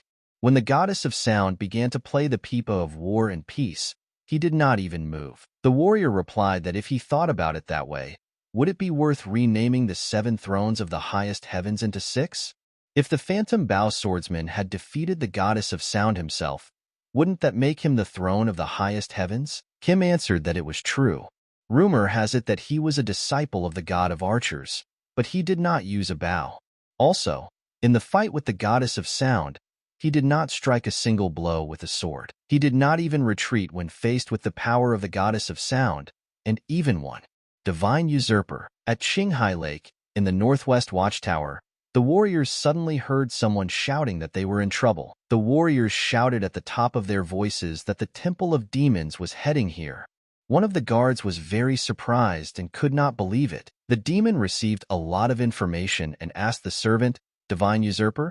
And where did he come from?" The demon thought that he had only killed Chu Sichuan, and now they were being hindered by a bastard from the dark factions. He shouldn't have relaxed just because the goddess of sound was the throne of the highest heavens. With her death, the head of the evil river will try to seize the Tungwan pavilion under the pretext of patronage. The disciples of the goddess of sound themselves can't do anything, so they will have to submit to the river of evil. And then he won't be able to use the information network of the Tungwan pavilion. And for him, of course, this is a great loss. Too great. Divine usurper. The head of the river of evil said that he was a divine usurper, and that the timing couldn't be worse. The head of the sound faction died when they had already lost half of their faction. Even though they weren't on the best terms, he needed her strength. And besides, people tend to gather around such powerful masters as the divine usurper when they appear. And if he can't cooperate, he could be a bigger problem than he expected. The boss said he thought he'd have to talk to them. Sichuan was resting while looking at his blade and heard someone shouting for the brothers from the dark faction to follow the divine usurper. Nothing will stand in his way to greatness. Even the goddess of sound couldn't stop him. Let them accept what happened during the rebellion of the 4 factions. They will leave their mark on history, paving the way for a great hero. Sichuan recalled the memories at Co Ryujium's residence. He said that he had already collected the jewels. But what else could he take with him? But suddenly he remembered Longyuan. It was a sword forged by Oyezi in Ganjiang. Just like Te, Sichuan said that the goddess of sound really did everything she could to prevent humans from becoming swordsmen.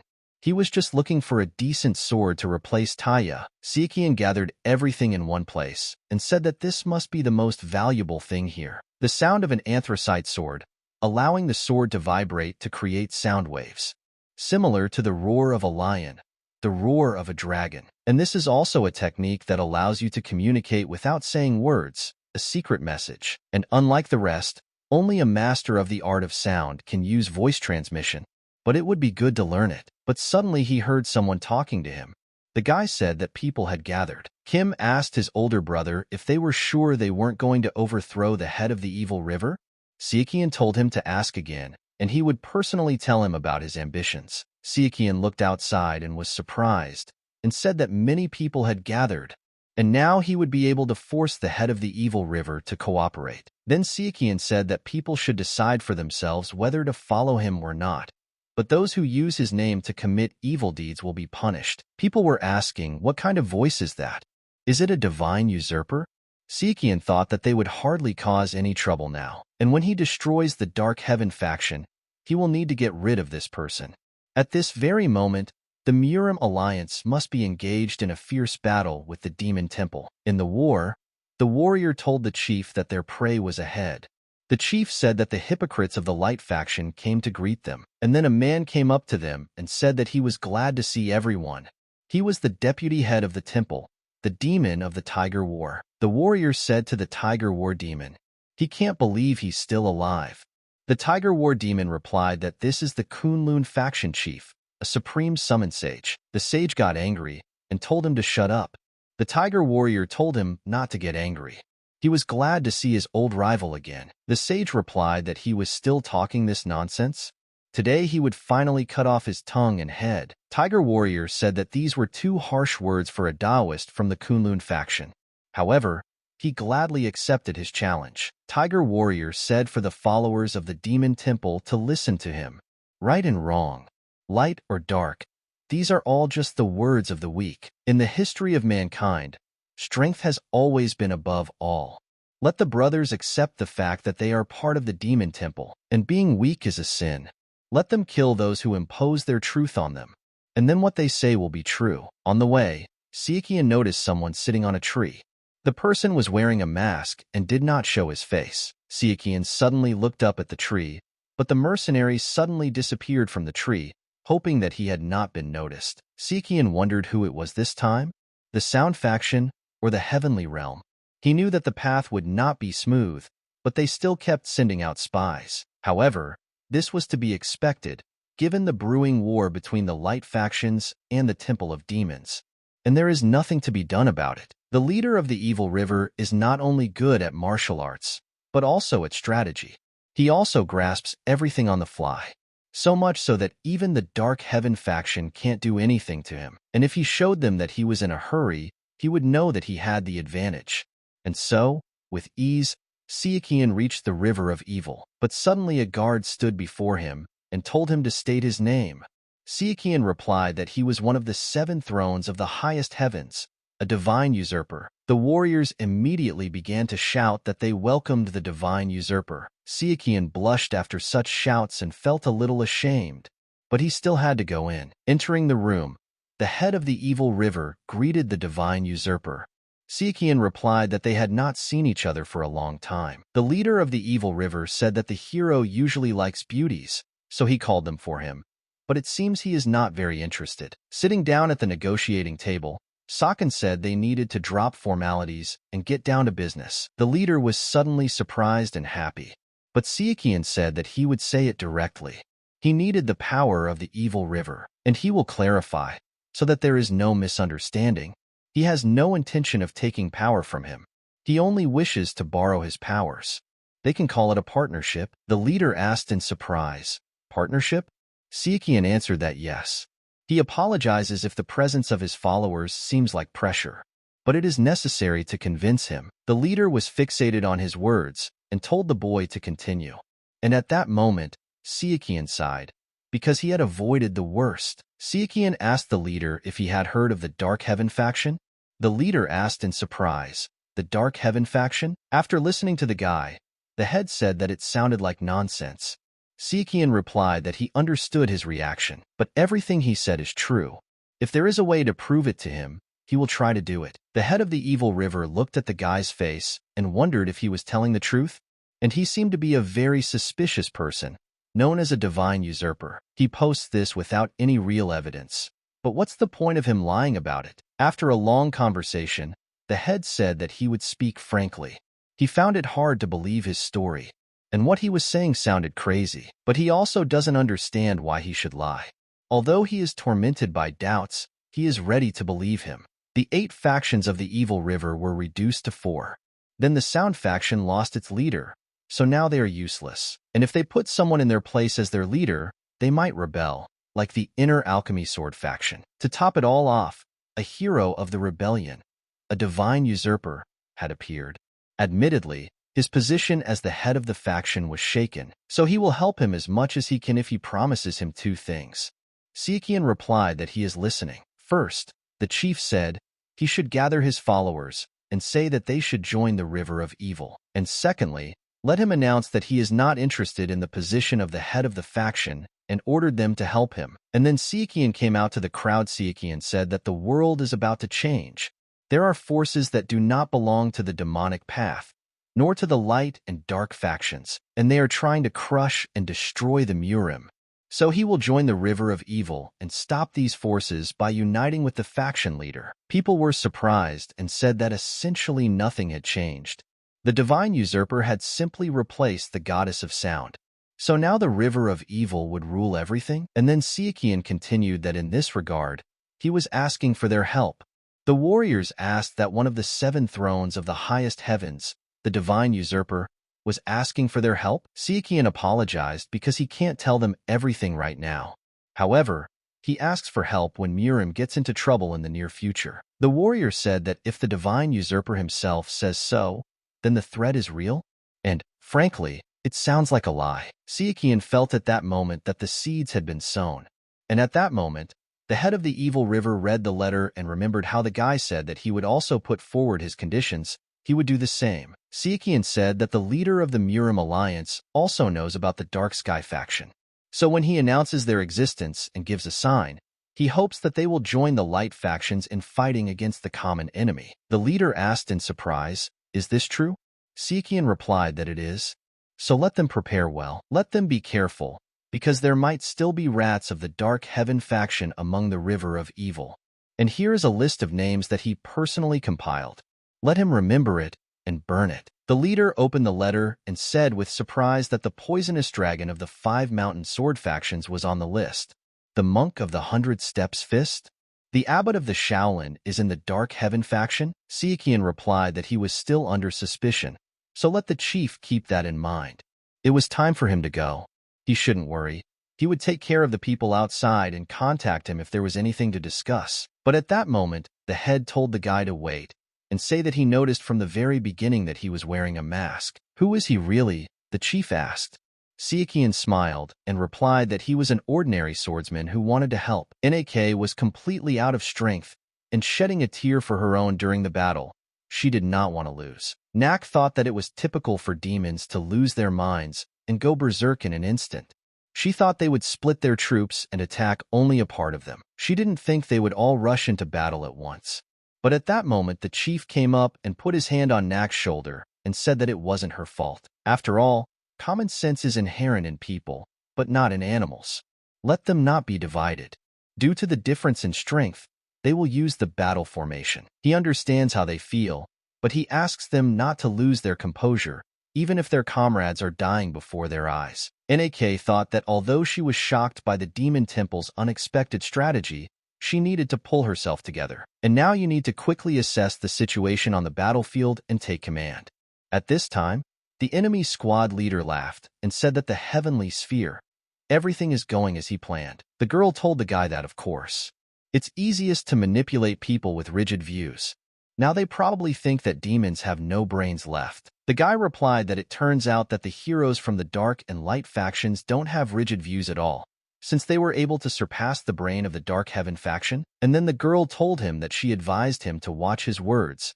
Heavenly demon. The sky demon laughed and told her not to be so angry. Although it didn't seem like it, he actually thought highly of her. Heavenly demon said that wisdom is another form of power. It's a pity that he doesn't have it. The Demon Temple has always focused on the demonic chi power, forgetting to train its mind. And to cool his wild little head, he must reach the level of a greater demon or a fallen demon. The question is, will that really help him? A difficult choice, really difficult. The heavenly demon told the heavenly sphere that she had done a great job. Thanks to her, they would be able to crush the central plains without much trouble. The sphere saw that her warriors were fighting again. The stupid demons killed the scientists they had just hired. The sphere told the demon that they were indeed beasts that he could not understand. The demon replied that this was exactly what they wanted to say. The sphere asked, "Doesn't the Mu in MURIM mean power? What's strange about valuing it in a world where it rules everything?" The heavenly demon replied that he was here only because of his strength, and immediately descended onto the battlefield. Sichuan was running at the time and realized that they had lost the first battle. It was hard to plan anything. Could it be that the heavenly demon is involved? He would have to hurry to change the course of events. In the battle with the demons, the warriors shouted that they had to retreat.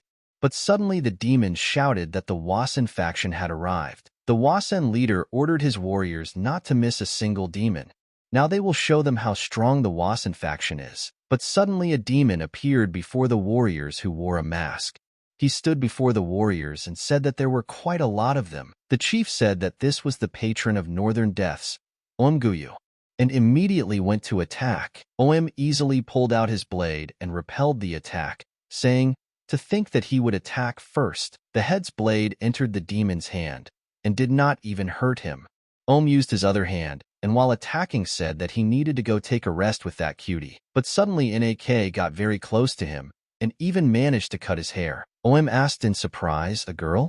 NAK, hoping to finish him off, hit the demon's skull with her blade. OM said that his sword does not waver, and she does not make unnecessary movements. Impressive for such a young lady. Chief Wasan saw what a waste it was. They had a chance to destroy him. With his regeneration, he can even restore his heart, but his brain is his weak point. OM looked at them and said, "Not bad at all." There are 24 plum blossom swordsmen in front of him. OM asked, "It seems like the Wasan swordsmen are thirsty for revenge?" "Great. He likes their hatred. He will play with them." The monks also began to fight the demons and, attacking their enemies left and right, they dealt with them with ease. But suddenly the demon pounced on the monk from behind and shouted for him to die immediately.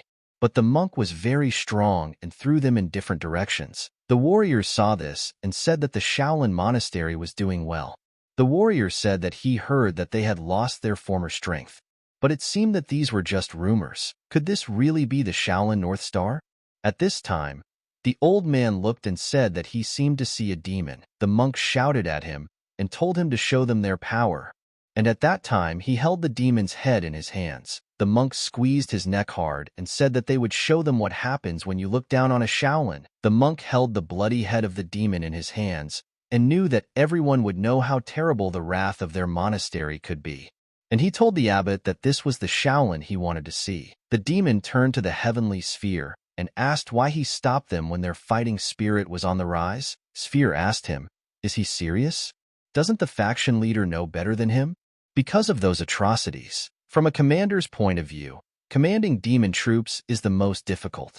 All humans become brutal on the battlefield, but not as much as he does. Along with increasing physical strength, demonic arts also cause psychological side effects. Not only do they waste internal energy, but they also increase blood pressure, which eventually leads to insanity. Unlike ordinary martial artists, they need to rest periodically, otherwise they become uncontrollable. And he can't believe he has to worry about pawns that are later sacrificed. The demon smiled and said, "What a talent. It's a pity he fell so low. And no matter what the heavenly sphere thinks, there are no perfect performers. Not everything will go exactly according to his plan." Sphere said that it is the hardest to control. Even animals have instincts, and they are just animals. The demon laughed and replied that it was so. But suddenly someone approached them and addressed the master. The sphere asked him who he was. The boy replied that he was the trustee of the heavenly jade. The sphere told him to continue. The guy said the assassination attempt on the divine usurper had failed. He was heading this way. Sichuan asked that the demon temple stop to regroup. They wouldn't have the brains to do that. They're being controlled by someone. Sichuan immediately realized that this was the Dark Heaven faction. It must be the heavenly realm.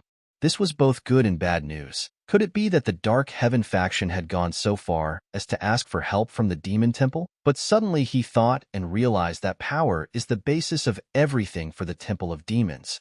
Plus, they have only one clear hierarchical connection, and this is the whole Temple of Demons and their leader. And that means someone rose above the Demon of Heaven. The leader said at the meeting that 1,000 fighters were killed and 500 were wounded. The central detachment suffered the greatest losses. He asked how the wounded were. The doctor replied that doctors from the Hospital of Bright Humanity had been sent to them. The leader asked them to describe the situation to him. NAK replied that 3 days had passed since the first battle. They were moving from the southeast of Qinghai Lake to the northern part of Sichuan, and it takes half a day for the Demon Temple to get there. Scout Kong Yan said that they lost about 2,000 people. The 4 great patrons and the deputy temple leader are all right. The leader said that it was 8,000. Kong replied that fortunately, the Sichuan branch of the Golden Wish Merchant Guild announced that they would send provisions. Chief Wasan asked what they were going to do next. The commander replied that he was going to join forces with the mutant faction to make up for the losses. Great Reformation Sword, Guan will also join them. They are nearby, so he doesn't think it will be difficult to join forces with them. But if he makes a move, I'm sure the Demon Temple will respond. NAK said that the Demon Temple is not familiar with the terrain and geography of this place, so there should be no problem. After observing them for the past few days, it can be said that this is not the case. The sage of the highest summoning mentioned that they were incapable of strategic thinking. However, it seems that there is an expert in military strategy working with the Demon Temple Master. The commander said it was impossible. Nak replied that he understood what they meant. But what if they had help from outside? In the Demon Temple, authority is determined by strength. No one would oppose the decision of a heavenly demon. The commander said he thought it was quite possible. Cone said it didn't really matter how likely it was. They'd just be taking it into account. Nak said that it was important to avoid the Demon Temple and get away from them before joining forces with the mutant faction. And she had a few ideas about that. Standing on the battlefield, the demons said that the light factions were pursuing them. Nak understood that the demons were not only remaining calm, but had also divided their forces to speed up their advance. This confirmed the existence of a military advisor. But suddenly, unexpectedly, in the line of demons, someone spoiled the air, and the warriors standing nearby hit him. Sphere saw a commotion in their ranks, and she said that they don't have time for this. He doesn't think they were in an illusion. The demon said at that moment that he smelled something. Sphere asked, "Smell?" The boy answered, "Yes. It is bitter and sharp. It must be poison. Aren't the Tang Clan their allies?" Sphere said that he was talking about the heavenly mechanism. The Tang Clan is in the hands of his father, the Poison King, not him. However, this is not Tang Yugue's work. Such a strong poison with such a range.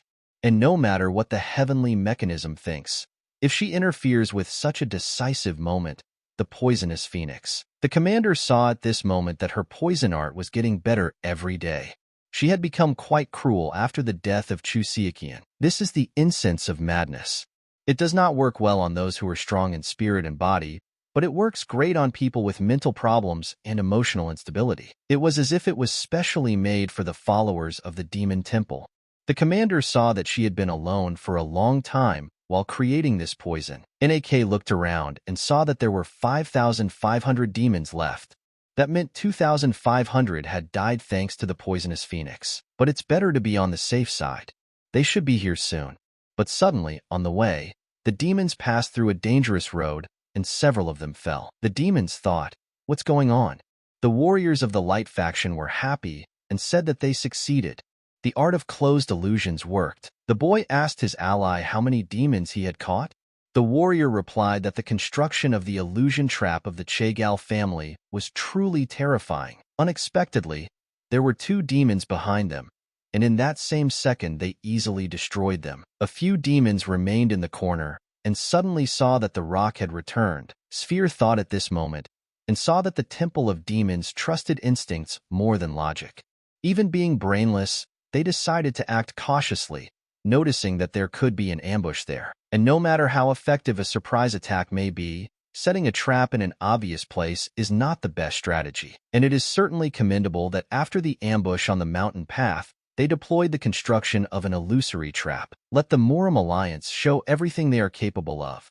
In any case, they don't have long to live. Sichuan watched the battle and saw the corpses of the demons and asked what happened here. It seems like the MURIM Alliance is fine since he's not here. They finally caught up with them. The commander said it was a curse.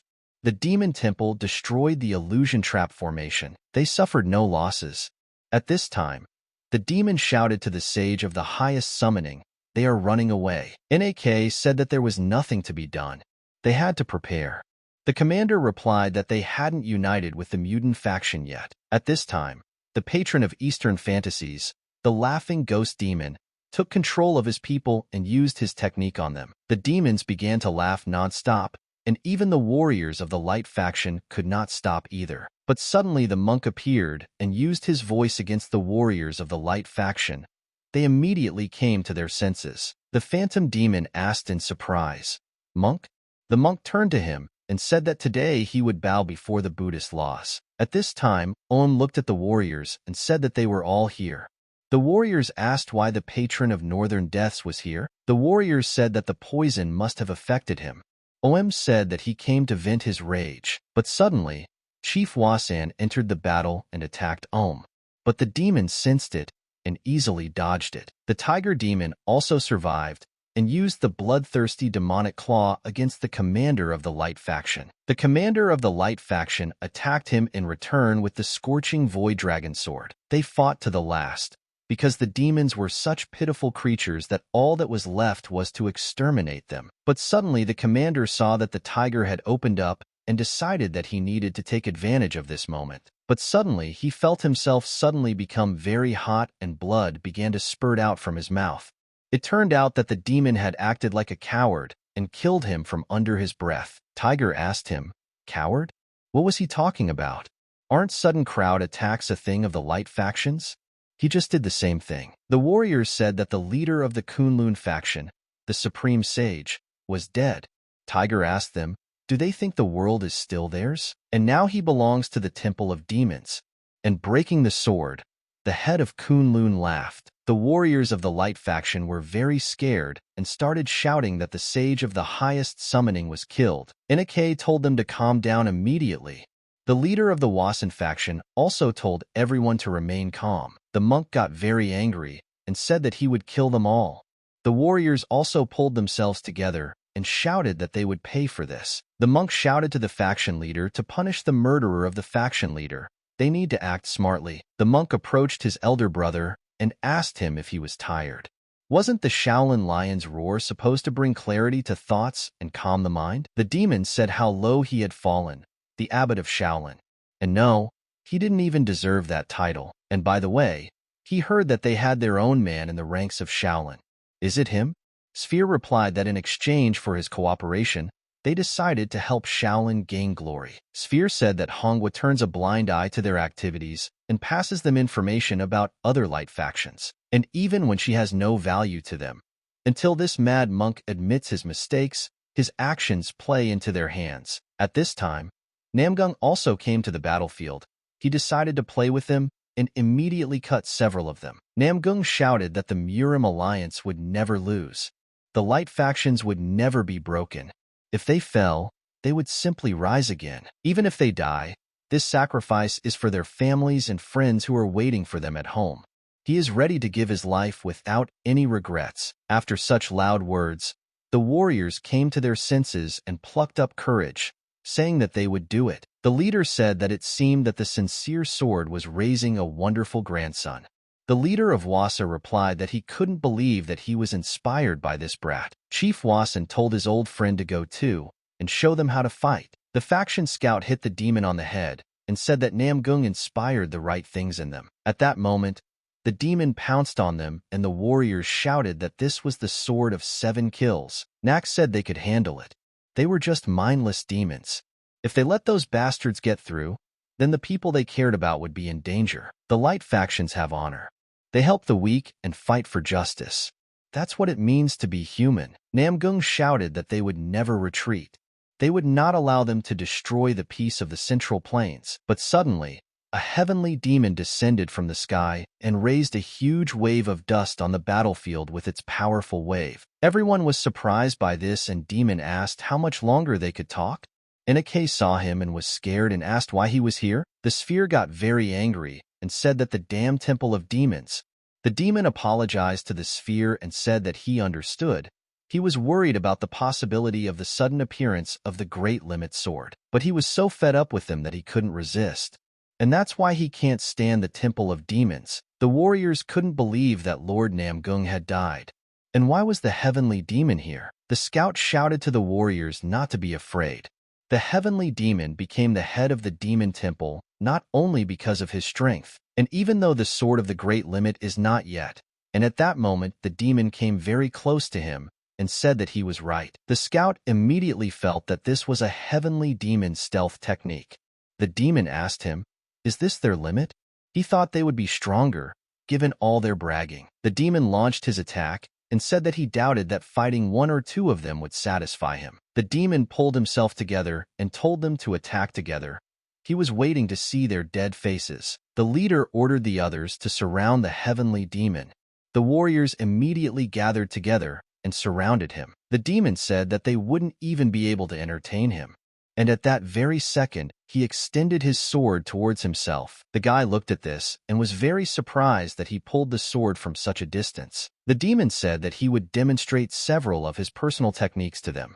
And the first would be the Heavenly Demon's triple sword technique. And the first form is the incarnation of the Heavenly Demon, and attack them with his demonic flash. In that moment, demonic blood erupted from his sword and splashed onto the bodies of the chiefs. The warriors asked what the hell was going on. The leaders did not retreat and all rushed at him, but the demon was very strong and easily repelled all their attacks without even moving from his spot. But Demon began to play more seriously and used his clones to fight. At this moment, NAK was thinking, what should she do? She had to avoid a collision with the demon temple at any cost. The mere appearance of the heavenly demon made it pointless to worry about what had happened. She had to think of what to do now, but suddenly the poisonous phoenix told her not to stand there like a pillar. NAK was surprised, and at that moment the phoenix threw several bombs into the battlefield. The balls slowly rolled towards the demon, and after a few seconds they began to fall apart and shoot out needles. The demon was very surprised and asked, "What is this?" The leader ordered his men to retreat immediately. The demon said that it seems that the unlimited limit masters are not that strong. Anyway, isn't this the Tang Clan's new secret weapon? And considering that he hadn't even heard rumors, he thought the heavenly mechanism didn't know anything about him. The younger generation is really rich in talent. Nak told Phoenix after the retreat that they were saved thanks to her. What kind of weapon was that? Phoenix replied that it was a secret development known as a thunder sphere. It was the only copy, so they shouldn't count on another one. Nak said it was a pity, although she had no intention of asking for more. They had about 4,000 people left, and there are still about 3,000 demons at the temple. Although there are more of them, their fighting spirit is undermined. NAK turned her head sharply and, seeing dust in the distance, said that they were already close. The warriors shouted that they were almost caught up, but NAK replied that the mutant faction should also arrive soon. The boy asked the strategist how far away the mutant faction was now. NAK replied that they should be close by. If they moved without stopping, they would meet in about 2 to 4 hours. The boy pulled out his sword and said that he would buy them some time and that they should run as fast as they could. Nak was against it, but the guy said it was the only way. Who better than her to know? She must have thought about it before he volunteered. The boy raised his sword and realized that he would take her silence for consent, and they had little time, so he would be brief. The guy said his name was Chi Ilquan, the disciple of the hidden demon sword. He was going to sacrifice everything for the peace and prosperity of MURIM, but he can't do it alone. Is there a hero here who understands that this is a step towards death, but is still ready to help him? If they do not decide to stay, he will not force or condemn them, and let them not blame themselves, for only fools will remain here, and those who are ready to stay, stay. Those who want to leave, let them leave now. That's all he wanted to say. The leader told the Sword of 7 Killings that they would not forget his sacrifice. In fact, an old man like him who had already lived out his life should have stayed here. She replied that they needed him to finish the job. The warriors said that they were already dead anyway. It's better to remain a hero and buy some time. Namgung's family also said that they need to avenge their younger brother. They are staying too. Suddenly they told them to stop, and then the monk answered the same thing, that they supported their decision. But suddenly the elder monk stopped them and thought that they had already proven themselves in battle, and there would be enough people left here anyway. Sometimes you need to know when to stop. It would be better for them to retreat and join forces with the mutant faction to defeat the heavenly demon and end the war. That way, they can earn much more glory. Chi suddenly started laughing and said that he didn't think there were so many fools among them. The demon approached them and said that the warriors of the light faction were worth something, since they decided to stand in his way. Chi shouted for them to kill as many as they could and buy as much time as possible. The demon immediately used his heavenly demon triple sword technique. But at this moment, Chi went for him first. But by this time, the guys arrived and Sichuan attacked with a purple dawn at the moment of the attack. In the sphere of the beginning, everyone was surprised and did not understand what had just happened. NAK was immediately surprised when she saw the guy. Sphere also became very angry and, looking at this from afar, shouted that this should not happen. Sichuan told Demon that he thought of him as an ordinary boy who had the good fortune to make a name for himself in the Blood Monk secret art incident. Sichuan said they would be in trouble if their benefactor was killed, so he sent him to help out a bit. Was he late by any chance? He asked. The warrior answered the boy that it would be great if he came earlier, but nothing could be done about it. In any case, this greedy man was really something. How did he manage to guess the moment so well? Demo started to smile and asked, "Who are they?" Sichuan replied that he was from the Wasan faction. Gok said that he was from the Golden Wish Trading Guild. NAK was very surprised and asked with tears in her eyes, "Elder brother?" Phoenix also asked, "Is it really him?" Sichuan turned around and replied that they should leave the happy reunion for later. Gok said that there really are a lot of them here. Sichuan told his brother that he was very glad that he was with him. Sichuan told him to take care of the heavenly demon's subordinates. Gok asked if he could handle it. Sichuan replied that it was quite possible. The demon stood in the boy's way and said that who would have thought that the famous hero of the light factions was still alive? Wasn't he killed? Sichuan replied that it was not up to them to decide who would die and when. For the first time, he had too bright a future to leave this world so early. The demon thought it was a joke and started laughing, saying that he was funny. He thought of him as just a kid who had the good fortune to make a name for himself in the incident with the Blood Monk's secret art. But when he saw it in person, he realized that it wasn't so. And if what he saw was true, then there was no point in him waiting for the sword of the great limit. But enough of this chatter, let's get started. And the demon immediately used his bloody technique and attacked. But Sichuan didn't run away and easily repelled the attack. But in that moment, he saw what he expected from the heavenly demon. The demon said that he never thought that a martial artist like him existed. He couldn't believe it even after crossing swords with her. Sichuan asked the heavenly demon if he was the one who fought the Lord of the Dark Skies and became the revealed sun. Sichuan understood that the first in the Big Dipper constellation squad was always the sun that opened.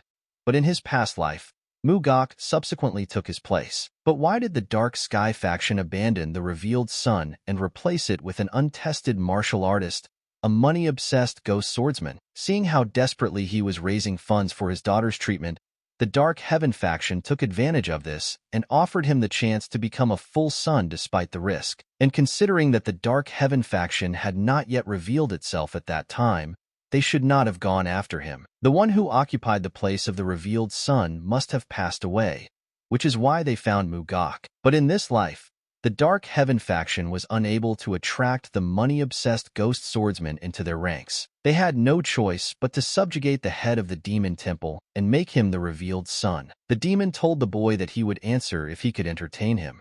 In other words, if he wanted answers to his questions, he had to prove his strength first. The demon began to act seriously and immediately went to attack without even thinking about the decision.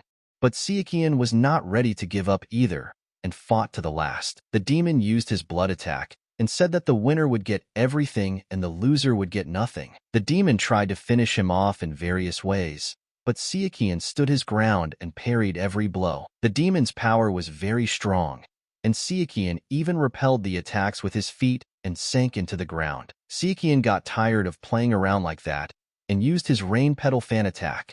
The demon immediately retreated into the distance. At this point, Sichuan got really excited and continued to attack him until the very end. The demon tried his best and blocked his first attack, but Sichuan continued and used Perth of Purple Dawn. At the last moment, the demon saw that the attack was heading for his head, and at the last moment, he reflected it. The demon said that it was not bad, but it was not enough to kill him. But Sichuan looked at him and saw only hatred in his eyes. Sichuan saw that the demon was about to attack him and realized that it was the same technique as last time. But the demon smiled and used shift.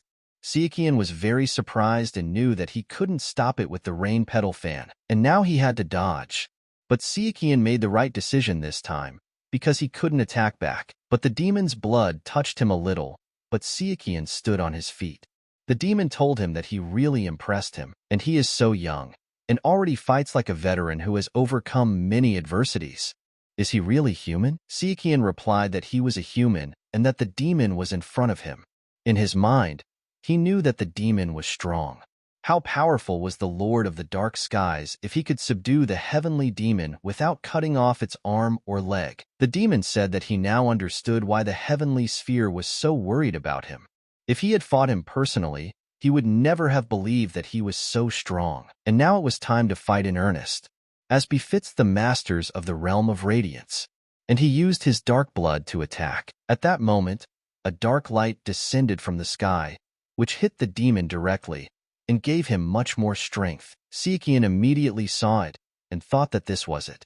Having mastered the divine art of the heavenly demon, which is the source of his power, and through bone transformation, he obtained a new body, perfect for demonic arts. And thus, he managed to achieve a form impossible for other living beings. Devon gathered all his strength and decided to attack with the heavenly destroying palm of retribution fusion. But Siakona was not afraid of him and attacked in response with a fan of rain petals, lurking plumb in the scarlet dawn. The demon didn't lose his head and used the denial technique, but his powers were at a new level and broke Siakian's attack. Siakian was very surprised, because he destroyed the formless star chi. The only possible explanation is the embodiment of the mind. Having received such a strong palm attack, Siakian flew several meters and realized that the damage was enormous, but it could have been worse. It seems that palm techniques are not his strong point. He needs to pull himself together. Siakian came to his senses and saw that the demon was already approaching him, and called him a damn monster. The demon smiled and replied, "Who would talk?" and used the technique of the triple sword of the heavenly demon third form. The demon said that now they would see how he would stop it, and he summoned the heavenly emperor of destruction. Siakian didn't have time to dodge and received a strong attack on his body. The demon stopped and said that using the third form was dangerous even for himself. But now he was finished. But suddenly after these words, Siakian jumped into the sky and attacked with his strong attack. The demon was very surprised and did not expect this. The demon crossed his hands to ward her off and asked how it happened that he remained alive. Siakian used all his abilities to destroy the demon and wasn't ready to stop. Siakian immediately attacked him with a second attack of the infinite void. The demon was unable to do anything and was seriously injured. The demon said that Siakian didn't have a scratch on him, as if he had turned back time. Is this his embodiment of reason? Siakian said that was correct. The demon said that it was clear. The heavens were not so dark, the Lord of the dark heavens, and Siakian had to finish him off, and he pierced his chest with his sword. The warriors asked, "Is the heavenly demon dead?" They immediately all rejoiced and began to shout. She said that he couldn't believe that he had one. It was a real miracle. Siakian immediately said in his own voice for them to see. The heavenly demon, the head of the demon temple, the great demon of the 100,000 mountain peaks, was defeated by him, Chu Siakian of the Wasan faction, so they should stop their useless resistance and return back to their lands. Siakian looked at the demons with his eyes and knew that things were bad. If only they would just go away. The tiger demon began to laugh and asked, "What is there to be afraid of?" After fighting the heavenly demon, he clearly has no strength to continue the fight. The tiger pounced on Siakian and said that he would tear them all to shreds and then return to Xinjiang and become the new head of the demon temple. Siakian told Goku that he was entrusting the rest to him. The boy immediately pounced on them and replied that he understood. The tiger was very surprised and did not understand when he managed to get here. But it was too late to say anything, because Gok finished him off. The warriors were very surprised and said that he had cut down the tiger war demon with one blow. What is going on here? Siakian picked him up and said that his name was Mu Gok. He would vouch for his nobility and skills in the name of the sword dragon. Let them trust him and follow him. The warrior said that Siakian vouched for him in the name of the sword dragon. Mu Gok, isn't that the money-obsessed ghost swordsman from the Golden Wish Merchant Guild? They say gold is more precious to him than anything else. The warriors shouted that it couldn't be. These are probably unfounded rumors. Siakian wondered if this was his limit. The celestial sphere should be somewhere nearby. But at the last moment, he felt tired and slowly passed out. But suddenly he felt someone holding him from behind. Turning around, Nak greeted her older brother. Siakian smiled and said that he was back. Nak put him down on the ground and left him to rest. Sphere asked, "How did he survive?" Sichuan is a fucking bastard. But how could he survive? Did the heavenly machine and Hongo betray them? But of course, that's impossible. The heavenly machinery has gone too far to betray the Dark Heaven faction. It must be the embodiment of the mind that the heavenly demon mentioned. But how did Sichuan master it at his age? But that's not true either. Come to think of it, Sichuan was in Nanman. Did he get the sacred medicine Oko? Sphere told his man that they had to leave. Now was a great chance to finish him off, but their main force would be back soon, along with the mutant faction. And he has no choice. He will deal with him next time. And this time his life will be lost. And with this Mugak too, who is a money-obsessed ghost swordsman. But suddenly the warriors began to shout that the sword of the Great Limit had arrived. The main forces had returned with reinforcements. The light faction warriors continued to destroy the demonic faction. The monk shouted that the great Buddha had helped everyone survive. The monk said that the sword dragon is still alive too. There is no greater miracle than this. But suddenly the elder monk began to change. The monk thought at that moment, why is he exuding such a thirst for blood? The warriors asked, is it over? It seems most of the demons have fled. So is it really the end? The warriors began to shout that they had won. The MURIM alliance had won. Sichuan had already come to his senses at this time and realized that it was all over. But when he turned around, he saw that Nak was standing behind him and still hugging him tightly. Sichuan told her not to pretend that he didn't realize who was behind him. Nak said that even though she was a little jealous, she would turn a blind eye to it for now. Rumors had already spread throughout the city, and people were saying that the great war between the Light faction and the Demon Temple had come to an end. The guy said that he heard that the sword dragon killed the heavenly demon and became one of the 7 thrones of the highest heavens. And the sword dragon became one of the 7 thrones of the highest heavens. Then he deserves a new title. From now on, he is the sword god. In the Wasan faction, the kid was shouting that he knew he was alive. Grandpa replied that of course he was alive. He couldn't just die like that. The man congratulated his older brother Yu, and now he can breathe easy. The older brother thanked them. The teacher said that he was not the type to die so easily. In MURIM Elms, the chief shouted that Sichuan not only survived, but also defeated the heavenly demon. It couldn't be better. When he heard that after the death of the highest-ranked sage, Sonyu was also on the verge of death, he began to reproach himself for not being able to do anything even as the head of the MURIM alliance. The guy standing next to him was proud and saw that Mr. Chu was truly incredible. Thanks to him, Saran managed to survive. It was worth thanking him personally the next time they met. On the River of Evil, the head asked the servant to repeat it again. The servant replied that Sichuan had returned alive. The leader was very surprised and said that this bastard Sichuan was so stubborn. He should have been killed in his youth while he had the chance. At the Golden Wish Merchant Guild, people asked if they had heard that Mugak was from the Golden Wish Merchant Guild. He was told that he was a martial artist who was vouched for by the sword god himself, Chu Sichuan, and they heard that he had killed the Tiger War Demon, the deputy head of the temple, and Oim Guyu, the patron of northern deaths, with one blow. Apparently, the guild leader had sent the sword demon because he was concerned about the peace in MURIM. The boy asked, what about the merchant king? He thought he only cared about money. But it seems he is a decent man, since he always helps the MURIM alliance when they have problems. Lee immediately saw that the reputation of the Golden Desire Trading Guild had risen sharply. Both its position and revenue had also increased. Lee suddenly raised his hands and shouted, as expected from the honorable lord. He always believed in him. Sichuan was on the move and thought that becoming one of the 7 thrones of the high heavens would attract much more attention. Therefore, organizing an escape was not so easy. Even though the Dark Heaven faction was still there, he also had other things to worry about. First and foremost was revenge. That fallen monk had to die. He had changed so much that he couldn't be left alone anymore. Hongo should have received the message he sent with Soren last night. Sichuan is confident that Hong will not ignore him since he knows about his misdeeds. But suddenly Hong attacked Sichuan. The boy asked him if it was too rude to greet him. Hong said that it turned out that Sichuan had survived. Sichuan replied that he couldn't believe that the mighty Shaolin abbot had attacked from behind. It was too much even for him. Hong said that he was only checking whether he was a human or a ghost attracted by the Nighting energy. Sichuan replied that it would be acceptable if he were a ghost, But what if he were human? Hong said that if he were a human, he would easily be able to repel such a simple attack. Sichuan replied that it was as expected of a Shaolin abbot. He is truly impressed by his insight. Is that why he killed his master? Hong was very angry and even felt anger towards Sichuan.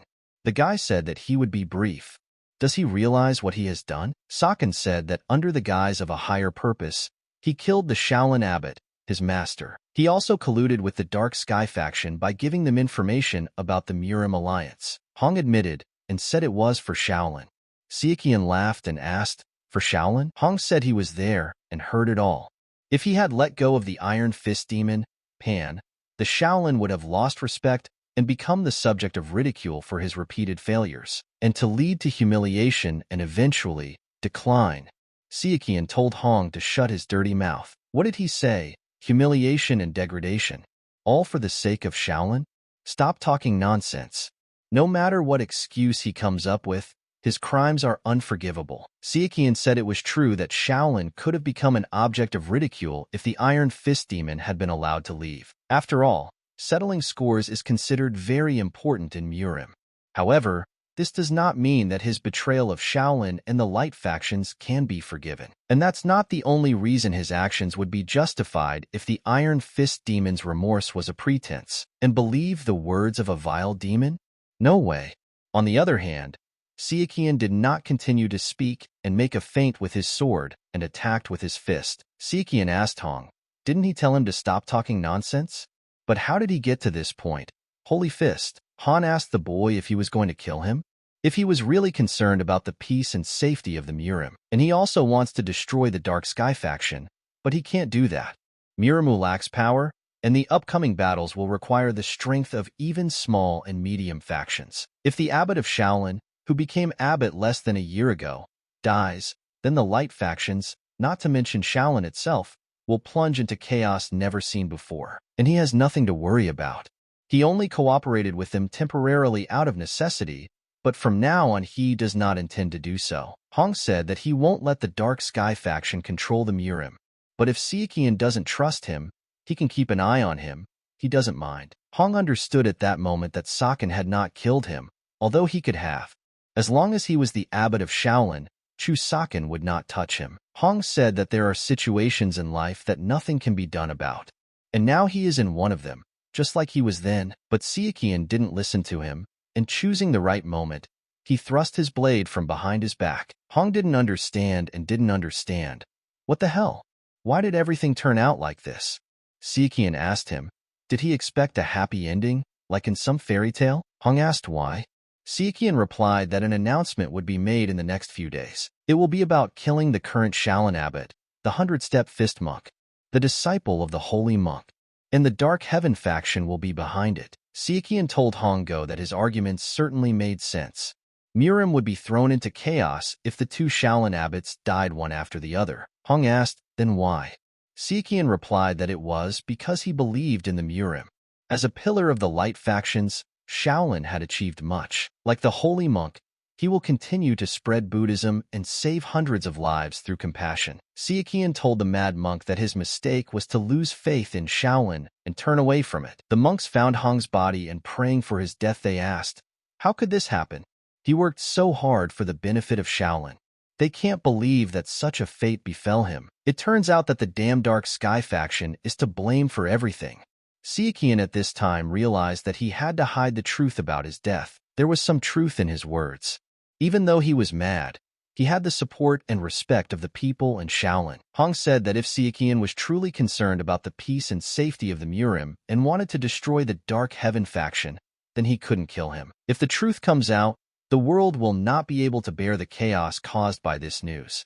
Although he does not like the idea of the mad monk being remembered as a hero, he has no other choice. But suddenly passers-by said that there was such an organization that had been trying to capture the MURIM for years. Apparently, she staged the battle for the sacred scripture of blood, and she is also behind the murder of the monk Fist of 100 Steps. And they also said that this was the work of the Dark Heaven faction.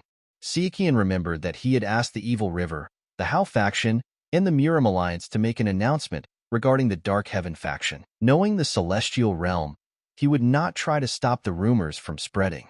The announcement was made by the three major powers, and killing the 100-step fist monk only confirms the veracity of the information. And now everyone in the world will know about the existence of the Dark Sky faction.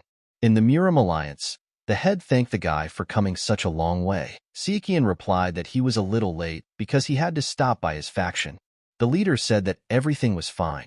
He was considered dead, so showing up was the right thing to do. The boy thanked Sichuan and said that thanks to him, Saran survived. The boy replied that there was no need for thanks. The leader told Sichuan to tell them what he knew.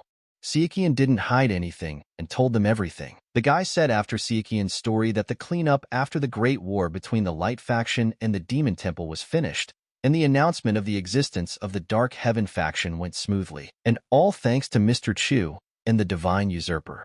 The leader said that he heard that someone from the outside was helping them, but he didn't suspect that it was him. The guy also said that he was surprised when he heard about it. Sichuan replied that it was indeed surprising. The guy said that the location of the poisonous dragon, Tak, is still unknown. It disappeared after the war ended and Mr. Chu was announced to be alive. They tried to find him, but there was no trace of him. Sichuan told him that his suspicions were correct. Tang betrayed the MURIM alliance. He is a celestial mechanism.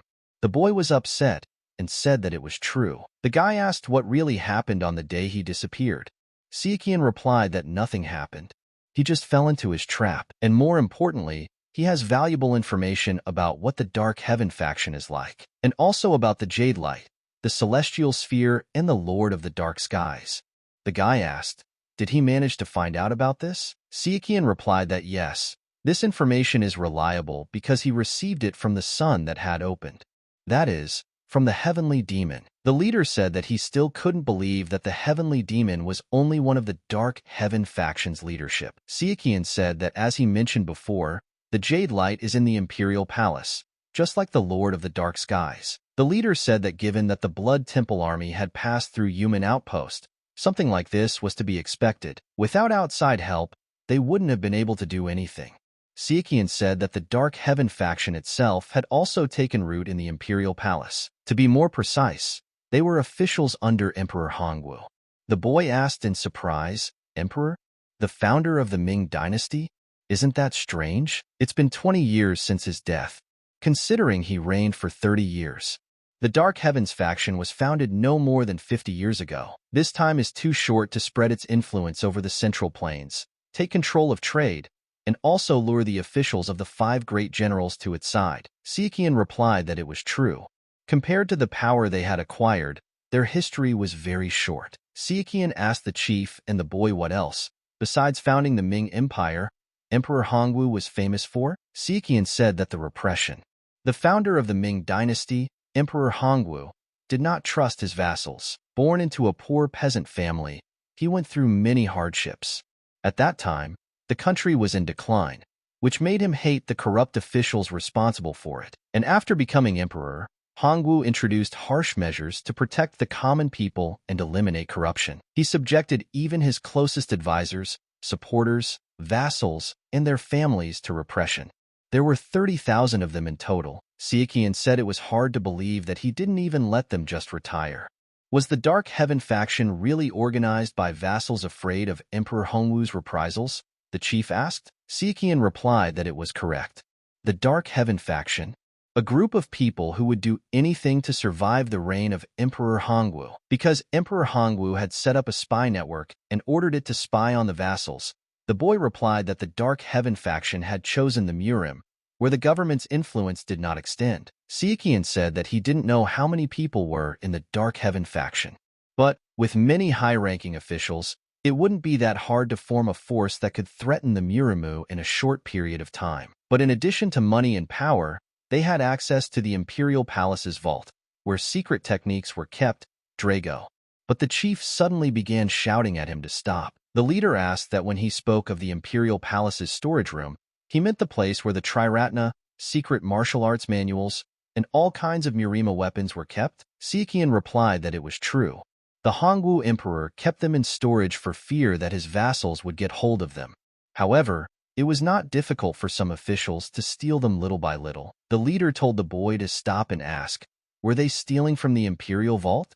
If they were caught, they would be charged with treason. Sichuan said that at the time, that was the least of their problems. As close associates of the emperor, they were vulnerable to repression at any time. They did everything they could to survive. The leader thought about it and said, if the Dark Heaven faction was founded to survive the crackdown, then what is its current task? Apparently, they achieved their goals, right? He doesn't understand how an organization created to survive the repressions moved on to seizing the MURIM. Sichuan replied that this was just his guess, but considering that they had not been discovered until recently, their plan had succeeded. The officials and vassals who joined the organization successfully hid from Hongwu. However, most likely, not all of them succeeded. The existence of the Dark Sky faction itself was treason.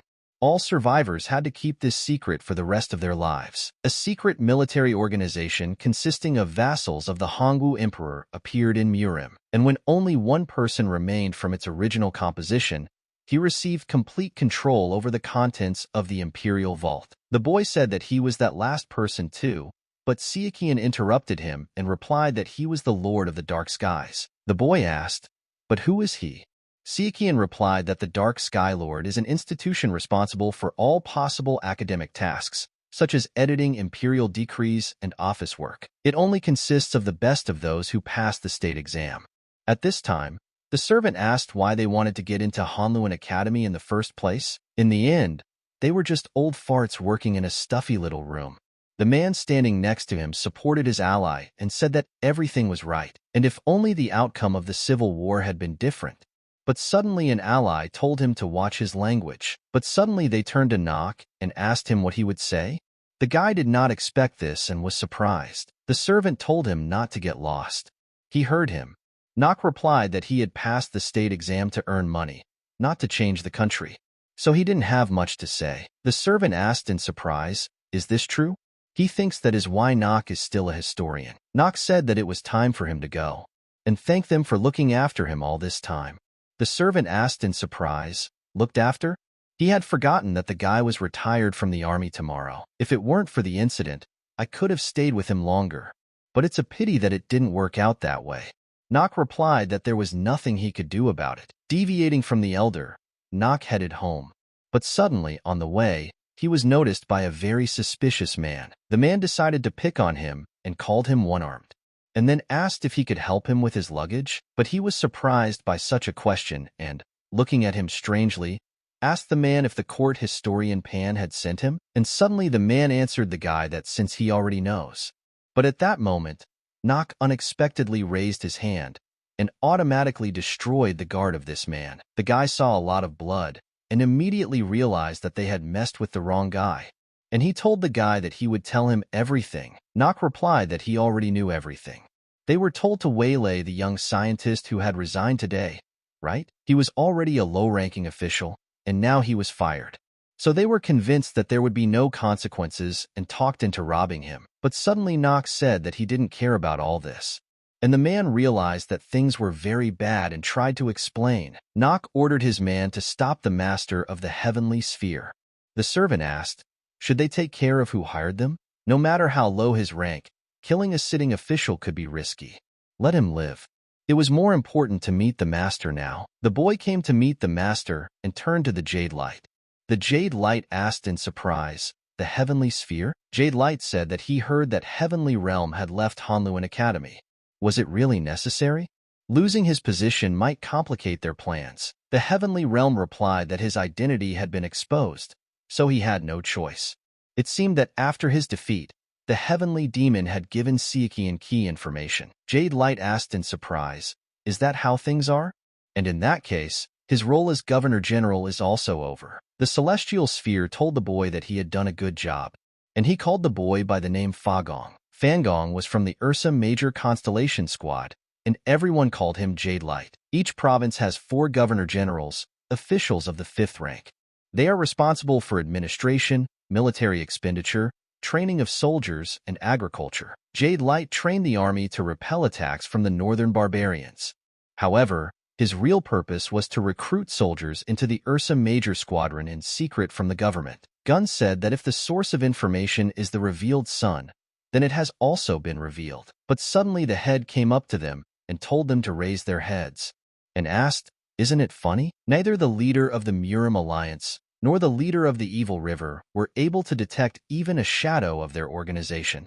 However, a simple student of the Wasan faction managed to do so by defeating one of their key members. The leader said that things were no better in the dark factions. Some unknown master appeared out of nowhere and mixed up all their cards. The demon suddenly became very angry after these words and released his dark magic, frightening the guys. The chief said that his life as Sun Yangwan's censor was over. From now on, he would act as a martial artist. The boys were both surprised and listened. The leader said that they had already taken out of the imperial storage everything that might be useful to them. Let them prepare for war. At that time, the guy said during the interview that the group included the historian Nok from the Hanlin Academy, Fa Gun, the governor-general of Gansu province, and censor Song Yangwan. The leader said that the Heavenly Realm and Jade Light were one thing, but the identity of the Dark Heaven Lord was truly unexpected. He thought that he would be someone at the level of a general or prince since he managed to subjugate the heavenly demon. The boy replied that on the other hand, if he was at the level of a general, it would arouse more suspicion. Besides, considering the age of their organization, he was too old to be a prince, and so, the censor is an ideal position. They are tasked with checking the records of the audit committee, although they are only 12th in rank. The chief said that as the person in charge of such papers, Song had access to information that he could use to blackmail officials. He would like to strike them immediately. Sichuan replied that he understood, but the current situation did not allow them to do so. The Heavenly Realm left the Hanlin Academy and disappeared. After the recent death of the Governor-General, due to a fall from his horse, the Jade Light lay to the bottom, and the same goes for Sun. They probably suspect that their identities have been exposed and will definitely do something. The chief asked what was happening. They can't do anything, even though they know what's going on. Sichuan replied that no, the very fact that they don't know about it will limit their actions. They are currently being watched by the MURIM Alliance, the River of Evil, and other organizations. One hasty move and their location, plans, and even weaknesses could be exposed. The Dark Sky faction will not act thoughtlessly in MURIM, so as not to attract the Emperor's attention, and it's bad for them too. People might start to think that they are hiding information from them, and even decide that it's all a fabrication and blame them for all the evil deeds. The chief asked what they should do then, and then the boy raised his hand and said he had a suggestion if they would allow it. The guy said that, first, it was necessary to declare the Dark Sky faction an enemy of the MURIM, announce the creation of an alliance with the River of Evil, and begin preparing for war. Secondly, they must keep an eye on the actions of officials, and the celestial sphere can take advantage of their excessive confidence in immunity for its own benefit. Eliminate the poisonous dragon, Tang Mingyin, who is a heavenly mechanism. Sichuan said that it is correct, and also make all the information he has irrelevant. Everyone sighed and the chief said that there was a difficult path ahead. And then he remembered and asked Sichuan what he had heard. He had been smart since childhood. Sichuan replied that no, it wasn't about him. He would like to help them, but he had other things to do. The leader asked, for example, Sichuan replied that he had to find a way to deal with Tang Mingyin's imperceptible poison. In a moment, he remembered Tan holding the ball in his hands. Sichuan knew it was an imperceptible poison. He didn't know what he mixed in there, but he still got goosebumps just thinking about it. He would have been dead if it weren't for OKO's sacred medicine and Soren's help. Sichuan said that as a heavenly mechanism, he had the support of the Dark Heaven faction, but he couldn't forget about the Tang Clan. The boy agreed and said that they were going to investigate their involvement anyway. Besides, the Poison King had asked for an explanation for the disappearance of the poisonous dragon. Could he please tell him everything? The moment Sichuan heard this question, he suddenly lowered his head from fatigue and realized that he would have to tell. After the decision, the head of one of the factions received the news and was shocked, wondering how this was possible. Minjing is a member of the top of the Dark Sky faction. At that moment, the head accepted everything and used his dark energy to burn the letter and said that he had torn his veins to support the family, and he dared to destroy it. The leader said that he was a traitor. After all, he enjoyed all the privileges of being the heir of the family, but neglected his duties. And this is the shame of the Tang Clan. How dare he trample all their efforts? The chief suddenly asked someone if the guy was nearby. But suddenly the guy answered the chief that he was there. The leader said that the sword god would visit them in a few days, so let them prepare to meet him. The boy replied that it would be done, and the head remembered and ordered that they find a beautiful unmarried girl. The boy was surprised and asked again. The leader said that no matter how much Sichuan was obsessed with martial arts, he was sure that as a man, the boy was still vulnerable to beautiful women. The leader understood that he would not be able to avoid the suspicions of the MURIM alliance, since the traitor was the heir of the clan. Due to his nerves, he began to bite his nails and thought that if he wanted to deal with the crisis, he needed to make the light faction hero, Sichuan, a member of the family. In the Tang Clan, in Sichuan, the leader came out in front of the clan and greeted the sword god. Sichuan replied that it had been a long time since they had met, and he was grateful for the Poison King's hospitality. The warriors looked at them and saw that it was indeed the sword god. But why was he here? Did he come to see the young lady? The leader told the boy to follow him, because there were too many eyes here. Having started the conversation, the Poison King said that he had already learned everything from the letter, and he can only give one answer. They will cooperate. Sichuan asked, do they have a problem with that? The leader replied that there was no need to worry about him. And judging from the letter from the MURIM alliance, he was aware of the relationship between the Tang Clan and the Black Soul organization. Isn't he right about that? Sichuan didn't hide anything and replied that it was true. The leader said that it made everything easier then. At some point, his family no longer had the strength to remain one of the 5 great clans. They tried their best to avoid the decline, but they did not achieve the desired results and, more importantly, they could not raise an absolute master. Therefore, they decided to become a shadow of the MURIM alliance, the Black Soul organization. The leader said he was sure the boy knew that only a few of the main clan branch knew about it, since it was obvious how they would be treated if people knew about it. In order to avoid leakage, the Black Soul organization had to be led by someone trustworthy, and the most suitable member of the Tang Clan was Minjing, the talented heir of their family. With great power comes great responsibility. Sichuan asked the leader if he was also a member of the Black Soul organization. The leader replied that he was definitely a member. At the age of 10, he was told of the shame of his family. After becoming the heir of the clan, he regularly visited the Black Soul organization and dealt with its affairs. As he grew older, he went on a journey around Jianghu until he was 20 years old. He joined the MURIM alliance and became a full member of the Black Soul organization. Sichuan asked if his daughter, the poisonous phoenix, was also a member of the Black Soul organization. The leader thought about it and replied that women were not allowed to join, so he should not worry about it. The leader felt that Sichuan was worried about her. This was a good sign for him. He said that where there is yin energy, there is also yang energy. Where there is shadow, there should also be light, and she is in charge of the clan's external affairs. An outstanding child. However, the traitor Tang Minjing has devalued all the sacrifices made by past generations. His son not only neglected his duties, but also betrayed the light factions. He also heard that he tried to kill him, and let Sichuan accept his sincere apology. Sichuan looked at him and was surprised. But the chief said that he would take responsibility and help kill this bastard. Sichuan realized one thing during the conversation, that the Tang Clan was crazy. The leader asked the boy, does he think they are crazy? Sichuan replied that it was natural to go crazy while living in a crazy world. The leader said that he had become too talkative in his old age. They could finish the conversation tomorrow. Let the boy get some rest today. On a dark night, Sichuan couldn't sleep in the Tang Clan, and decided to go outside and look at the sky. But suddenly the chief appeared nearby and asked him if he wanted to go for a walk in the evening. He would ask people to clear the area so that no one would disturb him. After that, he went to a meeting and met a poisonous phoenix. She asked the guy when he found out. Sichuan was surprised and asked about what. Phoenix told the guy to stop pretending, but if he was serious, she would be disappointed in him. Sichuan replied that he realized it on the day the holy monk died. Phoenix asked him if he had suspected it before. Sichuan smiled and said he had no idea. Phoenix asked if he still had pain. The guy replied that he had fully recovered, so there was no need to worry.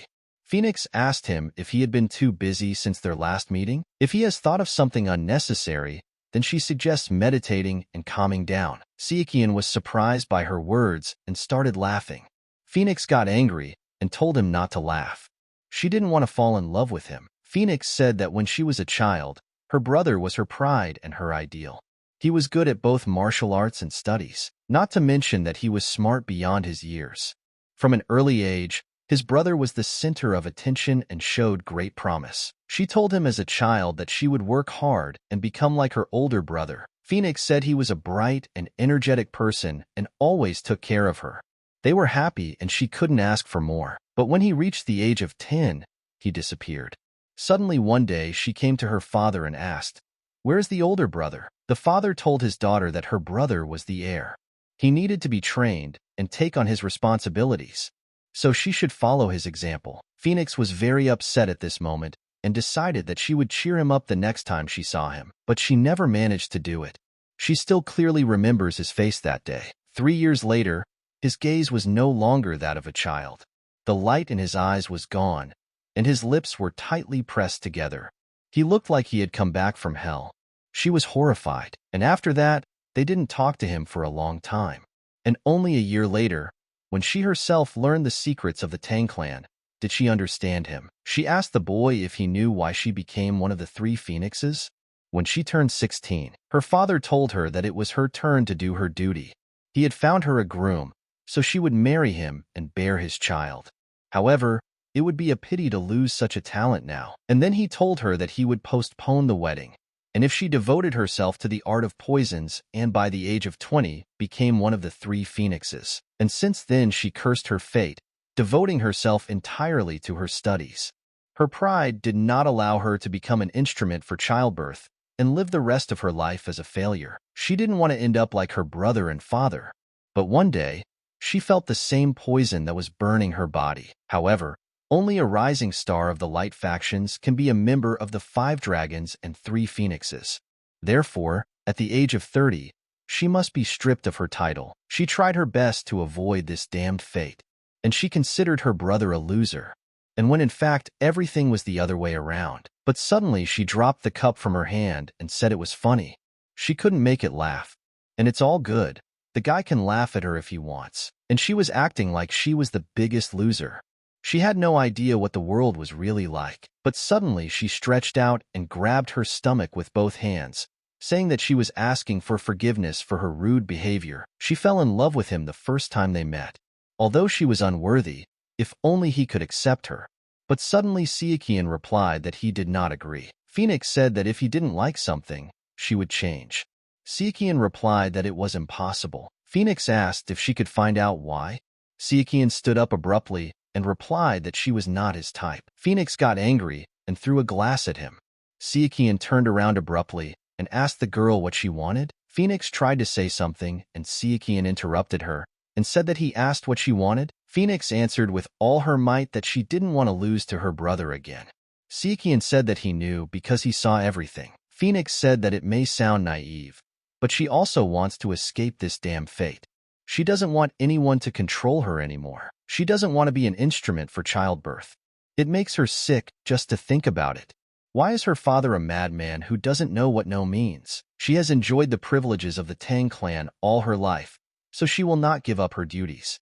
But she does not intend to sacrifice herself. She will not allow herself to be used in this way. And so, to change everything, she will face the problems with her head held high, as she always did. Sichuan said that it was true, and Phoenix said that it would be difficult for her to achieve it alone. Sichuan said that of course he would help. It was not even up for discussion. Phoenix replied that she should have started with that right away. The chief met the sword god in the morning and asked how he had rested the night before. Sichuan replied that except for the huge rat in the bushes, everything was fine. The leader asked in surprise, "Really? She wasn't there when they were preparing everything. She must have come running from somewhere." Sichuan immediately saw that it was all in the clan of the clan leader of the Tang Clan. The leader asked the boy if he would like some tea while they talked. They had received excellent leaves that morning. Sichuan replied that he could do without it, and suggested they get down to business. Sichuan knew that he was thinking of inviting Tang He using the tea party as an excuse. He wouldn't fall for it. The leader said that this tea was so fresh. The leader asked the boy if he knew about the tangible poison. Sichuan replied that he did not know, that it was a deadly poison without color, smell, taste, or even shape. The leader said that it was true. It was a legendary poison. However, there were 2 types. Sichuan asked in surprise. The leader replied that the first was spiritual poison. It would be easier to understand if we recall the spiritual sword, which is the pinnacle of sword martial arts. Spiritual sword. The pinnacle of sword martial arts. It surpasses the sword control with qi, which was the embodiment of the mind of the sword saint, Wu Ilman. One can freely control the sword with just an effort of will. The realm of radiance is the limit for martial artists, but the spiritual sword already belongs to the divine realm, but it doesn't exist, so let him not worry. The other poison has a form, even though it looks formless. Sichuan told the chief to explain it more simply and in more detail. The chief replied that there was a legendary spider with a human face. The chief asked the boy if he had heard of the human-face spider. Its web is one of the ingredients of the imperceptible poison. It weaves a web without color, taste, or smell. If used in conjunction with various deadly poisons, the dragon poison technique can produce an imperceptible poison. This is probably what he was poisoned with. Sichuan said that this was the first time he had heard of such a thing. The leader replied that it was a secret technique passed down only among members of the Tang Clan, so it was no surprise. It would be strange if he knew about her. Sichuan understood that he had no memories of this, even from their past life. He believes that this is not surprising if it concerns the shame of the light factions, the heavenly mechanism. The chief said it would be an understatement to say it was a complex technique. It is considered taboo because its use could be fatal to the user due to the lack of an antidote. More importantly, the web of the man-faced spider, which is the main ingredient, is so rare that even 10 million gold pieces are not a guarantee of its acquisition, which is not surprising, since this spider eats most of those who search for its web. So there is no need to worry. The imperceptible poison that Tang Minjing used on him was stolen from their clan. Even if he knew the method, he would not be able to make it again since he would not be able to obtain the necessary ingredients. Sichuan knew that it was not so. He could do it. Illustrated Records Department. He did not understand the human-faced spider in the past life, but the seven-horned snake and the carp of eternal flame exist, and so there is no reason to doubt the existence of the man-faced spider. The chief said that it is important to be on guard, but everything should be done in moderation. The chief understood in his heart that he was going to appease him and make him his son-in-law, but he still wouldn't give in. The chief told the boy that if he was still worried, he could give him the approximate location of the man-faced spider, although the information might not be accurate. Sichuan asked if he knew his location. He would count on his help, but the chief said that it was only on one condition. Sichuan asked him if he wasn't cooperating for the sake of the peace and safety of the MURIM. The leader replied that he couldn't just reveal the secret of the Tang Clan. In fact, it was nothing special. He wanted to ask him to bring the Tang Clan members along. Since there would only be girls there, including he, his group might be too lively. Sichuan became very angry and realized that he had no shame or conscience. And he told the head of poison that children are not tools for parents, and he does not intend to tell him how to run the family, but let him behave appropriately. Even though he gave them life, that doesn't mean he owns them. And he asks the leader to remember that. And he's not going to criticize the Tang Clan for taking on the light faction's dirty work to maintain influence in MURIM. And he doesn't like the organization of the Black Soul, but he acknowledges its achievement. Thanks to it, the light factions were able to avoid many threats. However, no matter how noble the sacrifices, if people were forced into them, it is simply exploitation. Let him remember that. The chief accepted everything and replied that the warrior's words touched him. He agreed. Sichuan told him that these were his daughter's words, and let them know that using a Black Soul organization to maintain power is only one option among many. It's time for him to go. The chief need not worry. Ms. Tang will accompany him in his search for the human-faced spider, but he does not intend to take the others with him. They will only be a burden. The leader was very upset at this moment and said in despair that the thrones of the highest heavens were no joke. The leader said that the Black Soul organization is not the only option.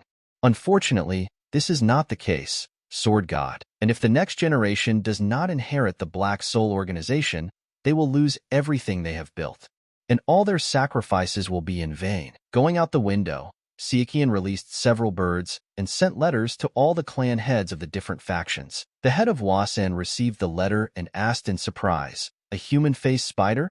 This is incredible." The allies asked if he was even real, and suddenly they told him that he had his doubts.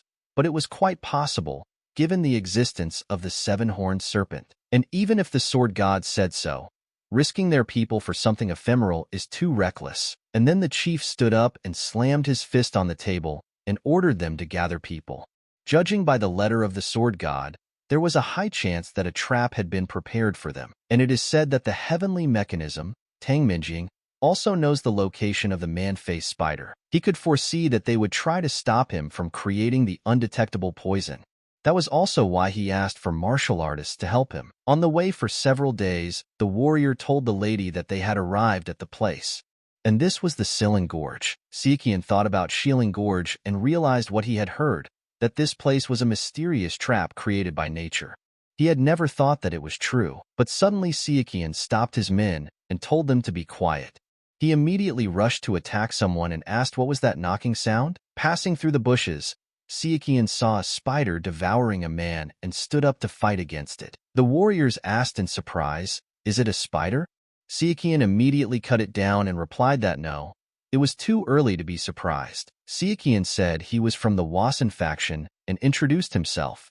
The warriors asked in surprise, "Ju Sichuan?" At that moment, a warrior ran up to him and addressed him. Sichuan asked Il if the others had arrived yet. Il replied that everyone had gathered except him, but they had split up. And it's a very long story. The dying guy next to him said that these weren't just spiders. Sichuan ordered Tang to give them an antidote, but suddenly Sichuan saw many eyes burning to kill and burn everything around him. And he told his people to immediately cover their ears. Sichuan instantly took a huge amount of air into his chest and pushed it out with great energy. But Sichuan was very surprised and asked, "Why aren't they running away?" And then he realized that they were all mythical animals. The guy decided that now he would see if they had internal essences, and he wanted to kill them. Il said with surprise, "So this is what the sword god is like." In the blink of an eye, he destroyed so many spiders. Sichuan cut them all down and asked if anyone was hurt. Il replied that thanks to the master, they were fine. Sichuan said he was glad to hear it and asked what exactly happened here. 2 hours ago, in this place, one of the warriors felt very bad, and she could not stop. NAK approached the girl and asked her if she was okay, but the girl replied that everything was very bad. The guy standing next to them said that if they had known that things would turn out this way, they would have chosen a safer route. But one of the warriors interrupted him and began to say that even the plum blossom swordsmen, known for their discipline and restraint, could not withstand it. It seems that the rumors about the Shilin Gorge are true. At that moment, the wave sword phoenix, Duan Lihua, approached them and said that the sober staff had not changed at all. Everyone was very surprised after that and said that the wave sword phoenix had come. She is the strongest of the phoenixes, the genius disciple of the Qingqing faction leader, reaching the unlimited limit at the age of 29. If one were to let down their guard just because she was a woman, they would feel the full force of her 72 wave sword technique firsthand. Lihua said that the sword god was probably not here. The staff replied that he was sailing along the Jinsha River from Sichuan, so he would arrive later. Until then, we could scout out the situation. After that, Bare Fist Li Chul approached them and said that he thought it would be a good idea to introduce themselves first. Chul introduced himself and said that he was from the MURIM Alliance.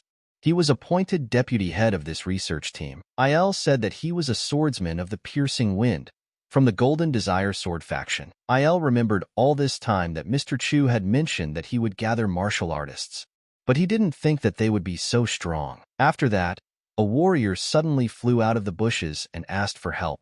The warriors were surprised and asked, "Is this really a web?" Il asked, "Is there really a human-faced spider?" The staff replied, "The petitioner faction and the Wasan faction to the left. Bare Fist, let him save him and join them. Let the MURIM Alliance and Qingqing faction go to the right. Let the Golden Desire sword faction cover the rear." Il told Sichuan that he was following the MURIM Alliance when they were suddenly surrounded by spiders. That's when the master appeared. Sichuan thought about it and replied that it was clever of them. Not only did they divide their forces, but they also lured them into a trap. Or did he ask with surprise, slyly, and asked the master, "Aren't they ordinary mythical animals, albeit large ones?" Phoenix said that even ordinary spiders are quite smart and mythical animals are even more so. Il understood in his head that they were not only huge, but also smart. He asked the master what they should do. Sichuan used his powers and realized that he couldn't figure out their location. In that case, he decided to agree. Sichuan told Il to follow Tan Hai and find the Wasan faction and the Petition faction. He should not let down his guard because the human-faced spiders are not ordinary arachnids. There is no need to try to separate. Sichuan told Phoenix that he was leaving them to her. The girl asked him in surprise, would he go alone? Sichuan replied that he should underestimate one of the thrones of the highest heavens. Phoenix asked, he won't even take the antidote? Sichuan replied that her concern was alarming. The head of the Tang Clan gave him some medicine, so he should be fine.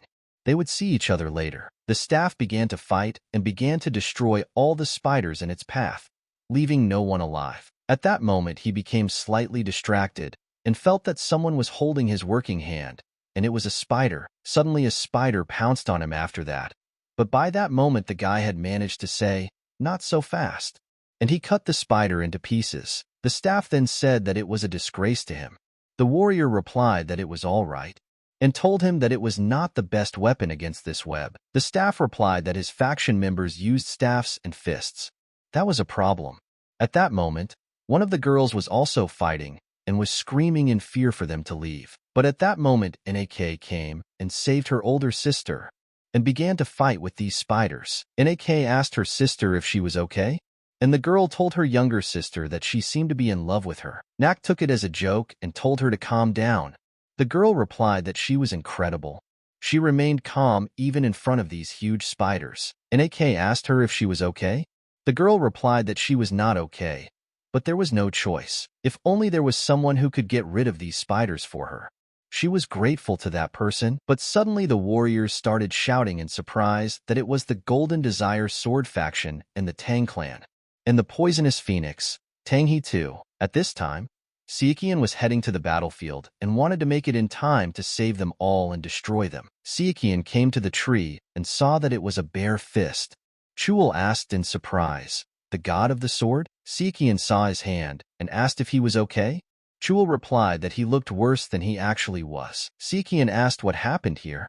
Chuul replied that even though their forces were divided, they were not worried because they had many skilled martial artists. But as soon as they went deeper into the forest, those mythical animals, those terrible demonic creatures, appeared. Human intelligence, immense power, and strong webbing.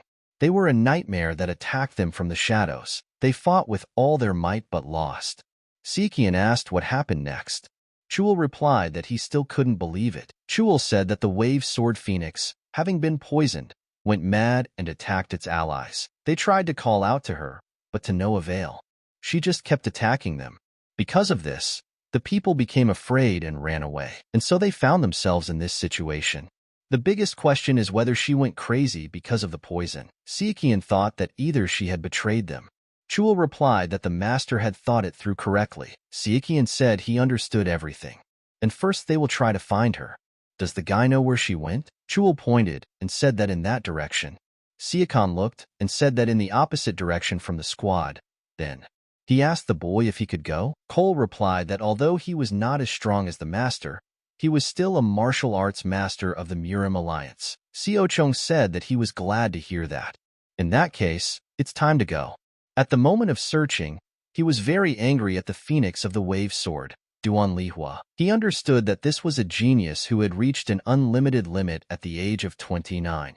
And looking at her, you involuntarily remember that they live in a turbulent age. In his previous life, she died at the age of about 50, being one of the greatest heroes who fought against the Dark Heaven faction. Chuul saw something in front of him and said to the sword god. Sichuan also noticed everything and told him not to stop. It's okay, let him trust him. Sichuan felt that there was a sound of an anthracite sword. There are 7 spiders in this place. He immediately used one of his strongest energy techniques and fired one shot straight at the spiders. Chuul was surprised by this, but Sichuan said that they needed to speed up a little more. The guy was surprised and asked, "What?" But it was too late and Sichuan grabbed him and dragged him along. Sichuan didn't stop and dragged Chuul along like a sack. while he screamed from the fast speed. But suddenly he stopped in front of the tunnel and saw Lihua, who was standing in the middle and surrounded by spiders. Sichuan immediately noticed that something was wrong and turned to the wave sword phoenix. Linghua looked at him and was completely out of her mind. Chuul also decided to shout and called out to the wave sword phoenix. But Linghua just looked at them differently. Sichuan looked into the tunnel and immediately realized that they were there. At this time, the warriors were tied up in a web and hanging upside down. Chuul asked Linghua, "Has she gone mad? Why did she attack her comrades? Why didn't she respond? Did she betray them like Tang Minjing?" Sichuan looked around and felt that they were surrounded from different directions. Chuul said that he couldn't believe that even one of the phoenixes had betrayed them, and silence is consent. He fears that they must treat her as a traitor. Let the sword phoenix listen to him. Sichuan got tired of hearing all this and said that it was enough, and that Bare Fist should stop pretending. And as he said, this forest is full of mythical animals. They would never leave a wounded victim alone. Chuul told the sword god that he had misunderstood. Sichuan replied that, despite his injury, he had been keeping up with him quite well. Considering their fight with the spiders, he should not have had enough chi for this. Sichuan asked the phoenix sword of the waves, was she attacked by an acupuncture technique? At that moment, Lihua slightly narrowed her eyes. Sichuan said he might believe it if he was angry that his comrades were captured. But the blatant desire to portray her as a traitor gave him away. And in that moment, Chuul showed his true colors, how he betrayed his allies. But Sichuan released his energy and said that the Dark Sky faction should stop hiding in the shadows and show themselves. And suddenly a man in armor came out of the tunnel and said that he didn't expect Sichuan to notice him so quickly. Sichuan replied that he was sure that the heavenly sphere had prepared something. The demon told the boy how arrogant he was. Sichuan saw the armor and felt that it was strange. He didn't remember anything like that in his previous life. Sichuan said he had a bad feeling.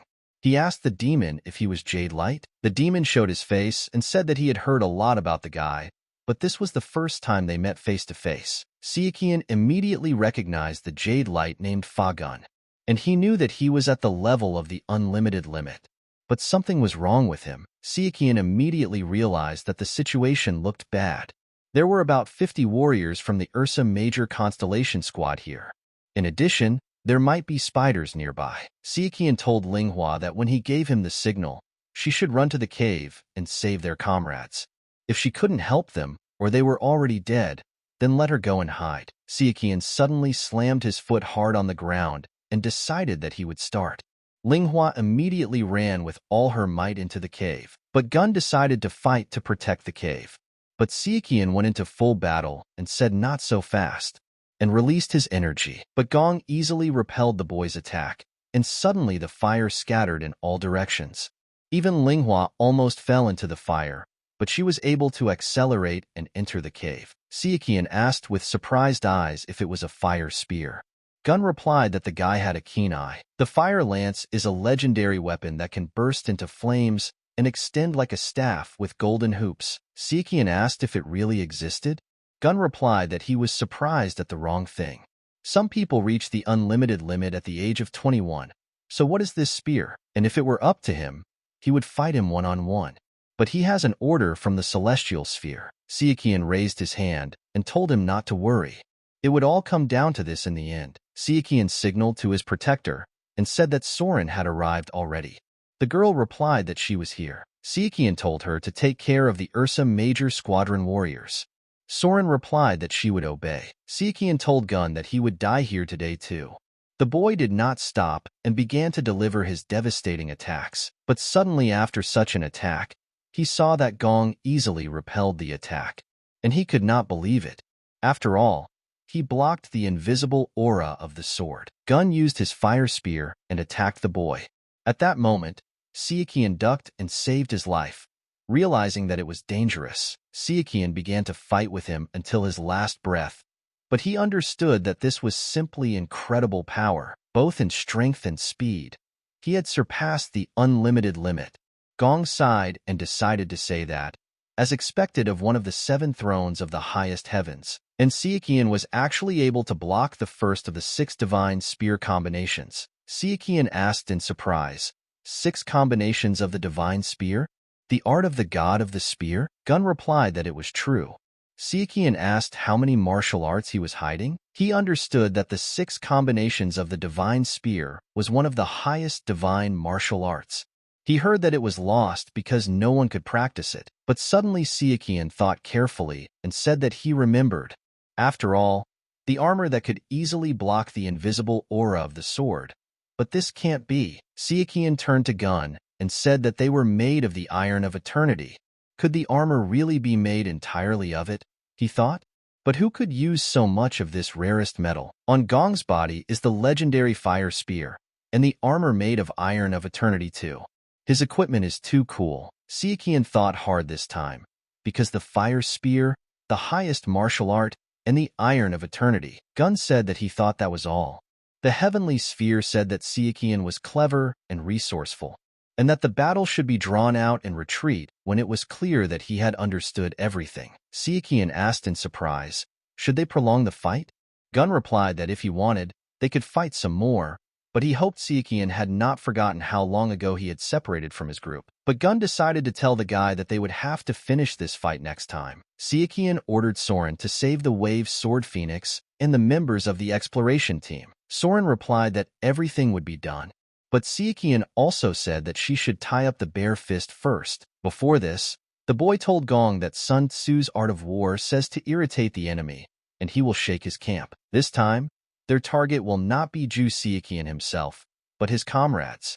They will irritate him so that he will lose the ability to make rational decisions. To do this, they will have to divide the enemy's forces and ensure that Sichuan cannot unite with the Wasan faction. Then they will leave behind the Golden Desire Sword faction to explain everything to him upon arrival. He will first decide to help those who need support the most. He will probably go after the MURIM Alliance warriors, about whom he will have less information compared to the Wasan faction. Jade Light will be hiding somewhere nearby to make sure the research team splits up, and also to prevent Sichuan from choosing his faction. It doesn't matter where he decides to go. If he joins the Wasan faction, let him join the ambush. If not, let him delay him. And if the people from the Wasan faction are killed, he will want to take revenge, filled with rage. Then they can take care of the problematic poisonous phoenix, and they will kill 2 birds with 1 stone. The warrior asked, but what if Sichuan gave preference to the Wasan faction and sent to help them? The leader replied that he shouldn't worry about it. Zhu Xiaoqian is a hero. Although he is not an idealist, he tries to do the right thing when he can. Even if the sword god goes to the Wasan faction, they will just get rid of Tan Hai when she splits, and he will make Sichuan regret making them his enemies. At this point, the second team was fighting the spiders, and there was no end to them. They were constantly advancing. The warrior said that the small spiders were just as much of a problem as the giant ones. He couldn't believe that they had such strong poison. The staff saw the battle and understood that he could not even catch his breath, and the others seemed not to be tired, as expected from the big factions. But suddenly someone shouted at him to dodge, and Nak entered the battle. Nak asked Il if he was okay. The boy suddenly grabbed his head and thanked her for saving him. The elder sister asked the younger one and asked how she was. Was she okay? Nak replied that everything was okay. But suddenly Nak's hand, which was wounded, began to act, and the poison slowly spread throughout her body. The staff looked around and said that they had an ambush. The elder sister opened Nak's chest and saw that the poison was spreading. The warrior asked the elder how she was. The girl replied that she was not very well.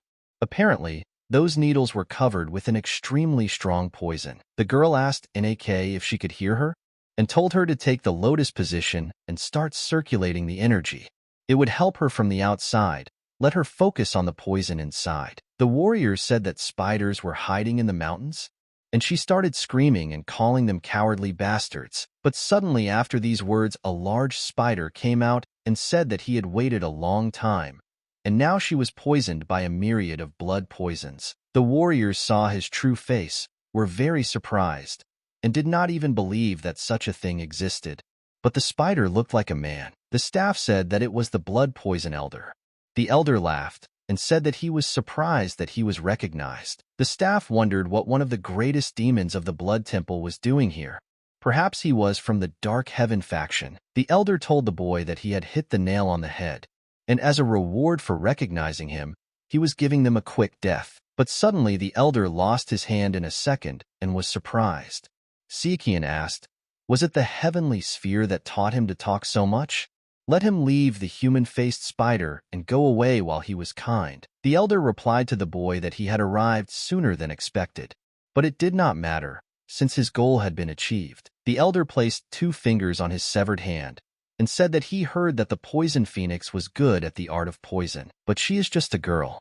She cannot handle the myriad of blood poisons created from the blood extract of the poisonous creatures from Mount Ileation. Sichuan got really angry and told him to shut up, and showed his true colors. The elder felt pain and told Sichuan that he was an insolent brat. Even he couldn't fight so many enemies while protecting his allies. He would send not only his younger sister to the other world, but also the girl from the Tang Clan. Sichuan ordered the main force to focus on defense, not attack. "Let me protect NAK Soul and Tang He." The elder asked if he was going to stall for time until the poison was neutralized. Sichuan used the sword sphere and replied that he was not. And having attacked the enemy, he said that he would sort it out faster. And a second later, he destroyed the spiders around. The elder lost his temper and in a stream of blood told the boy to see his magic of dried blood. After giving a signal to the spiders, they all gathered together in one group and turned Sichuan into a cocoon with their web. The elder told the boy that he was finished. Even one of the 7 thrones of the highest heavens could not cope with such a volume of web. Sichuan, being in the cocoon, heard everything and asked the enemy if he was sure about it. And after that, he cut the web into 2 parts and jumped out. The elder was surprised and couldn't believe it. But Sichuan didn't lose his head and used a shield made of dense qi. The elder told Sichuan that it seems he wasn't called the sword god for nothing. However, he surpassed the blood demon. But at that moment, the elder felt that someone had stuck a knife into his head and asked how this was possible. Sichuan asked, "Surpass the blood demon? And he is as far from him as the moon. But he will never get it." The demon said that the blood poison elder was dead. They could continue their mission. They will kill NAK Soul even if they have to sacrifice themselves. The boy asked, "What about Tanhi?" The demon replied that they should forget about her. Let them focus on NAK Soul. And in a moment, they surrounded Sichuan. Sichuan said that they were stubborn bastards. "Why don't you retreat?" And ordered his men to protect these 2. One of the warriors told the master to leave it to them. But at that moment, one of the demons felt that he had something inside him, and he saw that someone had plunged a blade into his chest. Turning back, he saw that they were being attacked by spiders, killing anyone who stood in their way. Sichuan asked in surprise, "Were they out of control?" The demons were very scared at that moment and were shouting at them to leave them alone. The elder with the knife in his head spoke and addressed the human child. Sichuan was surprised and said that this could not be. Could it be that the blood poison elder did this? But Sichuan thought about it and decided that it wasn't him. The voice belonged to the blood poison elder, but the one speaking was a human-faced spider. The spider thanked Sichuan for saving them from that nasty old demon. The boy thought that even though it was a mythical animal, it was still amazing that it could use human vocal cords to talk. Sichuan told Spider to give him his inner essence, and if he gave it to him without resisting, he would spare him and even the children. Spider said that it was certainly possible. But Sichuan interrupted him and said that if the negotiations were over, he had no other choice. The spider said he couldn't give his, but here was the inner essence of his son. They were completely alike. Although he was not as powerful as his father, he was the same mythical animal. Sichuan picked it up and said it seemed real. It has such a high intelligence. Sichuan asked the spider if he wanted to make a deal with him. The spider asked in surprise, "A deal?" The guy replied that he might not believe him, but there was a group of people who wanted to use him for their own purposes. They hunt not only for your inner essences, but also for cobwebs and other things. The spider replied that he remembered them. Sichuan said that he could get rid of them for him. At that moment, Spider thought and remembered all the memories of how the demons mocked him and carried out experiments. The spider asked him what he wanted in return. Sichuan replied that he would provide him with poison and web on a regular basis. Let him give as much as he wanted, but not too little. The spider said that human greed is limitless. Sichuan replied that he didn't need to worry. Not many people knew about this place, and that wouldn't change. If more than 10 people enter the forest in the future, He can kill them if he wishes. Sichuan knew that other than the descendants of the Tang Clan, hardly anyone would come here. He was sure that they would be much more interested in the waste products than in the internal essences. The spider thought carefully and said that he agreed. Sichuan asked in surprise, "Really?" The spider replied that these were acceptable conditions, and he had no choice anyway. Sichuan realized that this was simply unbelievable. Her level of intelligence is higher than most mythical animals. She is aware of the situation she is in and is able to determine what is most advantageous. The warrior told Sichuan that the girls were getting worse.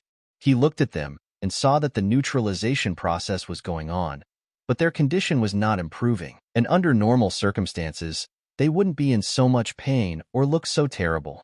Judging by the fact that Tan has the same symptoms, the poison has spread to her as well. If he thoughtlessly stops helping them, they may lose control of the qi and it will destroy their meridians. Sichuan thought hard about what to do. Sichuan heard Nak's voice and told the warriors that he would leave the protection to them. Sichuan told the girls that he didn't know if they could hear him, but let them know he was going to help them. Sichuan decided to drink the essence and said it was time to start, and immediately touched the girls with his hands. Sichuan felt and said that everything was as expected. The release of poison through sweat shows that the neutralization is successful, but the signs of poisoning indicate that it is spreading through the body faster. This means that they do not have enough strength, and this old demon created a really nasty poison. Fortunately, he just needs to support them. However, in this situation, he will have to use spiritual qi. Sichuan knew that there was a body purification technique in MURIM. High-level martial artists were able to remove accumulated toxins and cleanse the meridians. With this technique, they are able to bring their bodies into excellent condition. However, despite its appeal, the body purification technique has a major drawback. Due to the huge risk of damaging the meridians, it cannot be used on other martial arts practitioners. This also applies to those who practice the same techniques. Even if people learn under the same conditions, their qi is constantly changing. It's like a water surface. Even the smallest pebble can cause a wave. Therefore, the body purification technique can only be used on those who have not yet formed Dantian. Otherwise, to transfer energy, one must use either elixirs and internal essences, or something neutral like spiritual qi. He could absorb the poison and then remove it, but it's too late. Since their meridians are already damaged, if something goes wrong, they could completely collapse. You have to be very careful. You have to direct the spiritual qi to the back and front middle meridians. If they can get to at least one of them, it will be easier and everything can be cured.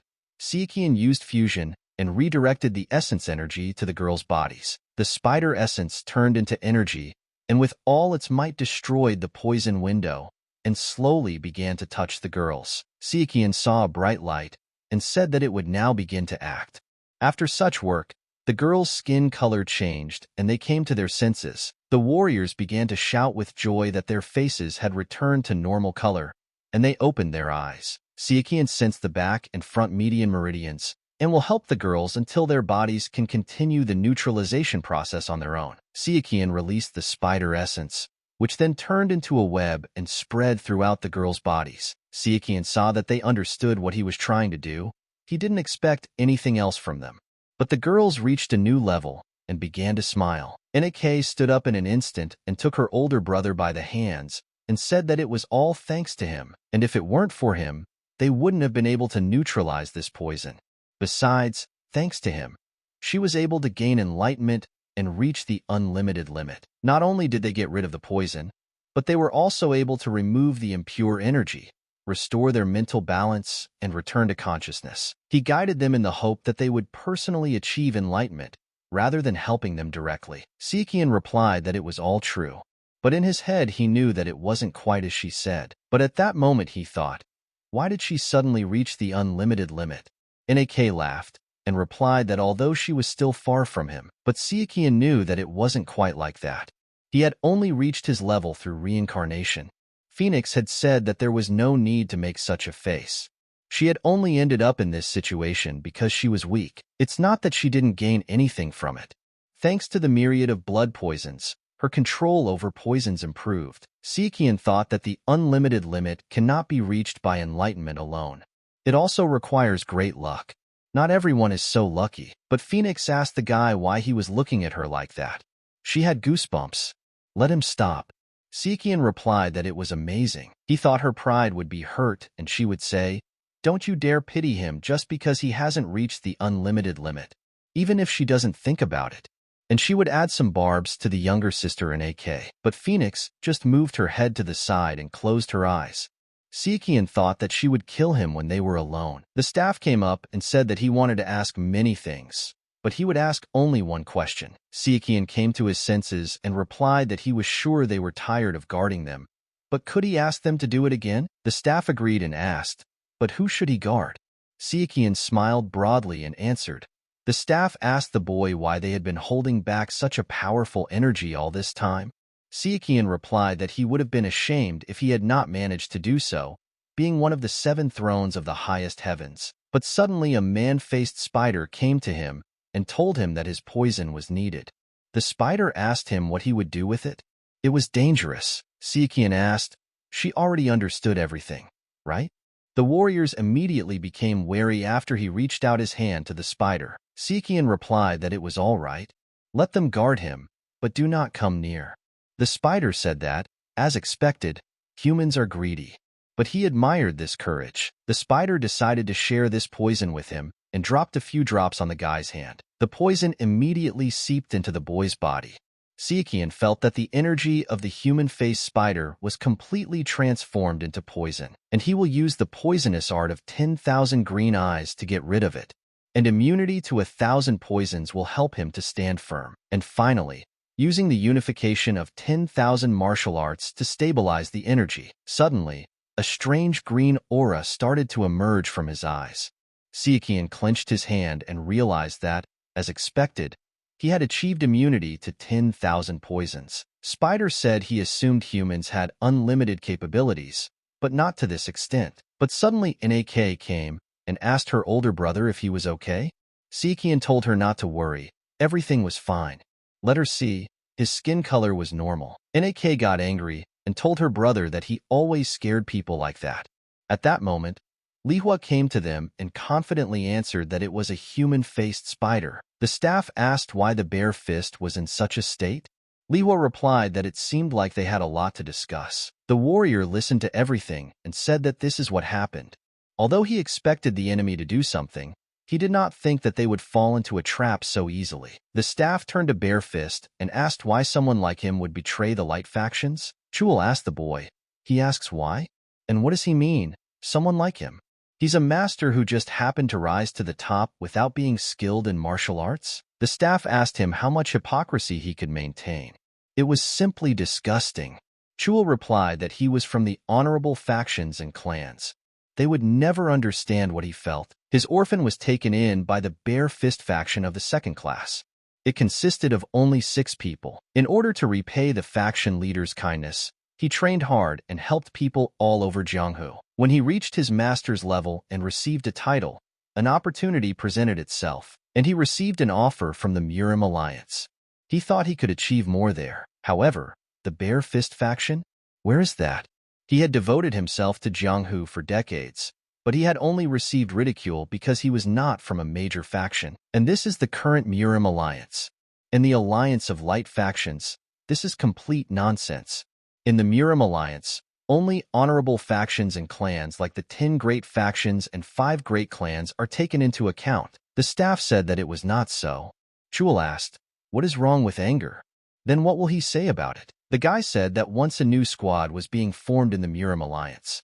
The main candidate for captain was a member of the 3rd class. He was a supreme warrior who had made great contributions on the battlefield and was respected by his subordinates. The second candidate was a martial artist from the 10 great factions. Not only did he have no achievements, but he had only recently become a supreme warrior. Do they know who was chosen as captain in the end? A warrior from the 10 great factions. Even though he obviously lacked both experience and skill, the staff told the Bare Fist that he didn't understand. Chul said he didn't need this nonsense about no choice. The MURI alliance was founded by 10 great factions and 5 great clans. But why don't they understand that the other light factions are also trying their best? Because it's obvious that there will be discord if the masters of the 10 great factions are left in the background. It's inevitable. Sichuan immediately understood. If a warrior from the 10 great factions were to lose to a member of the third-class faction, it would be a disgrace. And then the martial artists from the honorable factions will start to claim that they are being treated with no respect. Ironically, this is precisely why the smaller groups do not have the same say and are even ignored. When this happens, fewer and fewer people want to become their disciples, causing them to lose funds and go into decline. Chuul said that, however, it shouldn't be like that.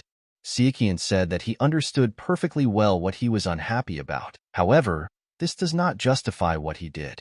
Chuul replied that if he knew that it was wrong. Sichuan interrupted him and said that he had good intentions but the wrong methods. If he really wanted to restore justice, then he shouldn't have joined the Dark Heaven faction. They don't hesitate to sacrifice innocents when necessary. Is he out of his mind to trust them? Sichuan told him that no matter what he wanted to achieve, he shouldn't get involved with scumbags who start conflicts to achieve their goals. But everything can be solved through wars. Chuul tried to justify himself and replied that he had no choice. Sichuan said that he was looking forward to their cooperation in the future. Spider replied that this was fate after all.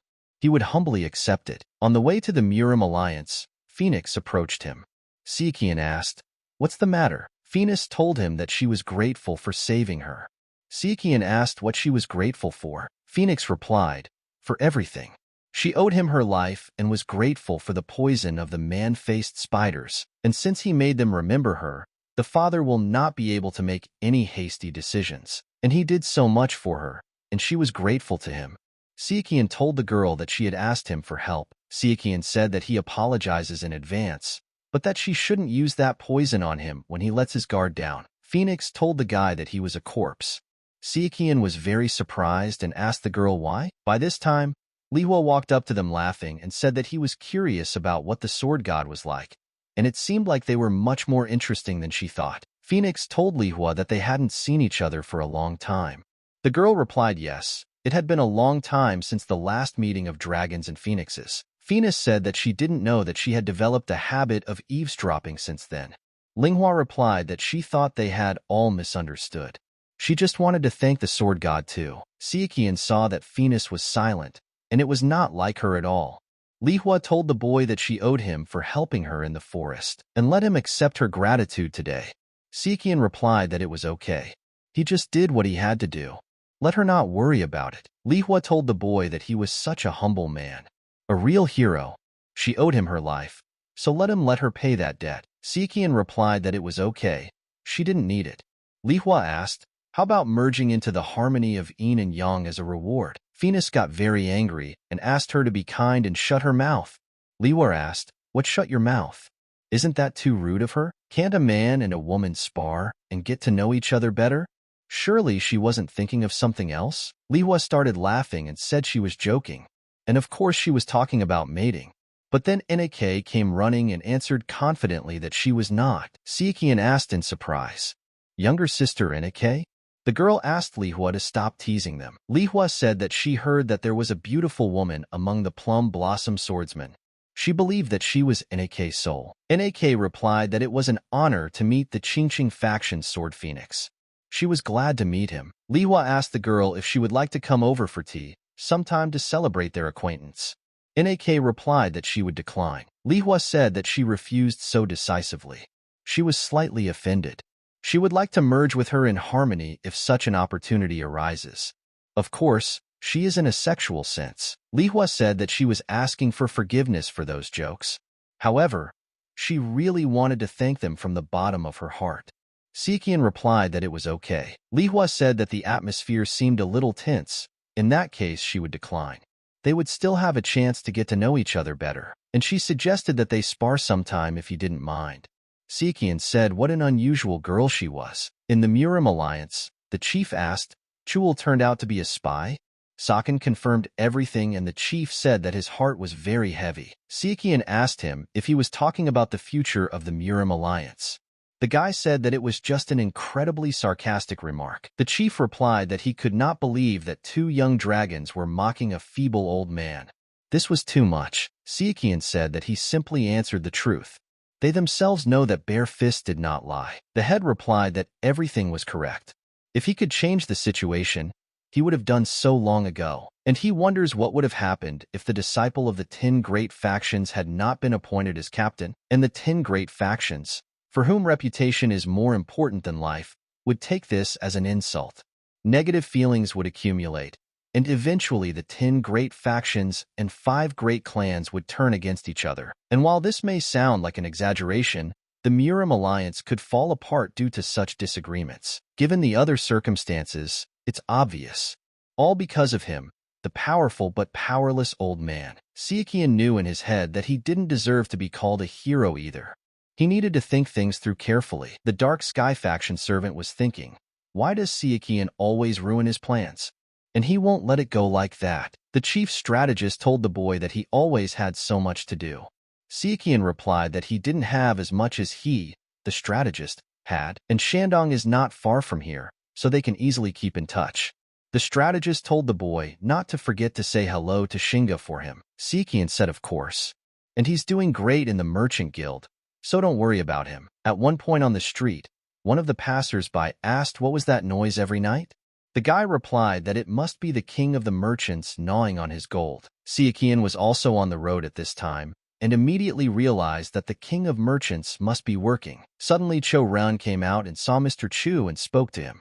Sichuan asked him how he was doing. Ren laughed and replied that he was the same as always. Sichuan asked how his children were.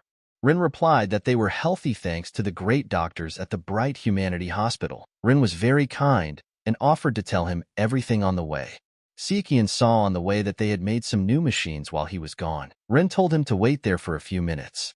He immediately moved the book and a secret entrance opened. After that, Ren and Sichuan came to a closed room, but the guy again opened it with a secret entrance.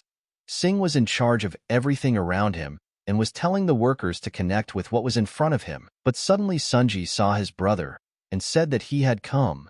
Sichuan at this time saw that this room was located under the Shandong branch of the Golden Wish Trade Guild. In fact, it is a kind of machine. More precisely, the entire dungeon here is one big mechanical trap, created with the purpose of opposing the Dark Sky faction. The Shandong branch is thus a fortress filled to the brim with machinery, and without the physical strength of the ghosts, the wealth of the merchant king and the strange master of mechanisms, it would have been impossible to build it. Sichuan said that there seemed to be no problem. But then Sung Ji said that there was. Ren was surprised and asked how this could happen. Singh replied that he was ashamed to admit it, but metallurgy was beyond his competence. They needed to make a door from the iron of eternity. He could design it, and he could, but he certainly couldn't make it. Sichuan asked, can't we just use multiple tempered steel or dark iron? Sunji got angry and asked the guy if he was in his right mind. As long as he was in charge of production, everything had to be perfect. It was better to give up everything than to do it half-heartedly, and he wouldn't do anything if he had to work with other metals. Sichuan realized that he could really give up if he tried to force him, and so they need an experienced blacksmith. He has no memories of such masters. Sichuan went further, and Li listened to him and asked in surprise, a blacksmith? The guy answered that he thought he knew someone since he worked in many cities. Li replied that he knew several blacksmiths who could handle the iron of eternity. Sung Ji chimed in and said that simply being able to work with him wasn't enough. Li responded that that left 4 options. But they had a problem anyway. Sunji asked in surprise, a problem? Li replied that yes. 2 of them are at the emperor's court. Sichuan said that then they exclude them too. Li replied that one of the remaining 2 was very experienced, but it was better not to mess with him, since he was difficult to hire and liked to drink. And so only the last blacksmith was suitable for them. Sichuan asked if there was a problem with them too. Li replied that they were on Huinan Island. The guy said that it was quite far from here. Sichuan asked if he was from the Hainan sword faction by any chance. Li replied that it was hard to say. Sichuan asked, is it hard to say? Li replied that he lives on Hainan Island. He understands how far it is, right? Li said the weather makes it quite difficult to get there, so he doesn't have much information about the place. Sunji asked what they would do. Even though it was risky, they could hire someone else. Sichuan said no, and suggested going to Hainan. Li asked if he was sure. After all, they needed the best of the best. Soren also wished Sichuan good luck. Sichuan was surprised and asked, what do you mean? He's coming too. Sunji didn't believe him and asked, "Is he joking or something?" Sichuan replied that it is not easy for outsiders to enter the Southern Sea. There is a high risk that there are illusionary traps like the Pudoshan faction or defense mechanisms. Singh asked, "Mechanisms, then? Then he can consider Hainan his second home." Li told the boys that he would prepare a ship for them. Fair winds. Sichuan asked, "What?" He was going with them too. Sichuan asked what if the blacksmith refused to go with them? Then they would need his persuasion skills. And since they're taking on the job, they need to be sure that everything goes smoothly and quickly. He knows that it won't be a problem for him to leave his post, since he's already chosen a successor. So he'll go with them, and without any excuses. And if he continued to refuse, then he and Sunji would simply take their shares in his. Li raised his hands and shouted for the shops of the southern seas to wait for him. The king of merchants is coming. The strategist said that everything was clear. So that's why they were making the whole journey to Hainan. Let Sichuan feel free to let him know if he needs anything. He will get permission from the River of Evil to keep in touch. And he also advises to take his younger sister with him.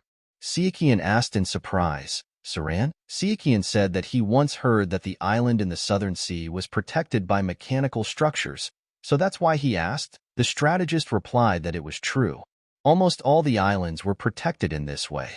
Apart from the capricious weather, there was little to prevent a landing on Hainan. The mechanical structures will only become a problem on the way back. However, since they actively trade by sea, it is still possible to get out, although it will take time. Sichuan said that he understood everything. In that case, he would definitely take her with him. The strategist asked the boy to take care of Saran and Sung. He's not sure if it's because of the recent war, or because the Dark Heaven faction is intercepting information, but they've lost contact with Hainan Sword France. Rin turned to Mr. Chu and said he had a question. Li Hua replied that so many people here had been affected by seasickness. She asked if it was because the ship was shaking. Would they be okay if they did it more often? The old man said that motion sickness is a pathological reaction that occurs when an irritant in the form of vibration affects the autonomic nervous system. Symptoms are primarily caused by a mismatch between vestibular signals and visual information. Ren asked if the purpose of this trip was to build character. Sichuan answered him rudely and told him to keep quiet. Sichuan never thought that he would be stuck with the Wave Sword Phoenix. And why did the Divine Doctor go with them? The demon received the news and asked, "Are they heading to Hainan Island?" The servant replied that it was true. Despite their repeated stops, he has no doubt about it. After all, in the Gunadong port, the Golden Desire Trade Guild secretly requested a ship bound for Hainan. The demon asked the boy what he thought Chu Sichuan was planning. The boy replied that it looked like he was going there to get reinforcements from the Hainan Sword faction to prepare for battle with them. The demon said Hainan Island. So, can they use it to their advantage? The guy replied that he should leave it to him. Coming ashore, Ren asked Sichuan if he could smell it. The guy replied that of course he could. It smelled like blood. At that time, there was a battle on the island and the warrior said that this was the gate of the dragon of the Southern Sea. The boy told the warrior that it seemed that he had been called the second sword of the Southern Sea for a reason, but that would not save him. After all, no one could defeat him. Chaco, the dragon claw. The warrior immediately realized that it was a trap. O said that for desecrating the palace of the dragon king with their greed and stupidity, they will pay with their lives. But suddenly the second one came running and told him not to talk nonsense. They had been keeping a low profile all this time, but then he attacked and it was worth his faction weakening after the fight with the faction of the circling deer, and let him not dare to lie so brazenly to his face. O asked, "Are they still not ready to admit the truth? They have no shred of shame." O immediately ordered his warriors to bring down the wrath of the Dragon King on these stupid people. But one of the warriors attacked O and was ready to fight only with him, and even in spite of the others. The warrior saw in an instant that the Southern Dragon Claw technique was being used against him.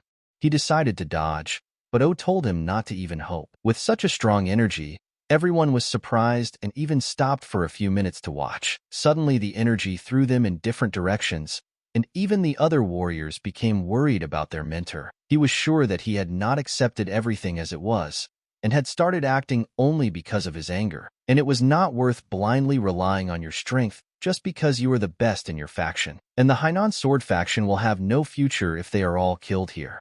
O told the warrior that he seemed to be thinking about running away, but it was useless. They set up a quicksand trap, the pride of the southern sea dragon gate. Not even ants will come near it, let alone reinforcements, unless they grow wings. The warriors were very scared and asked if this was the end. O showed his great power and answered that they would pay for their sins. But suddenly someone interrupted him and asked for forgiveness.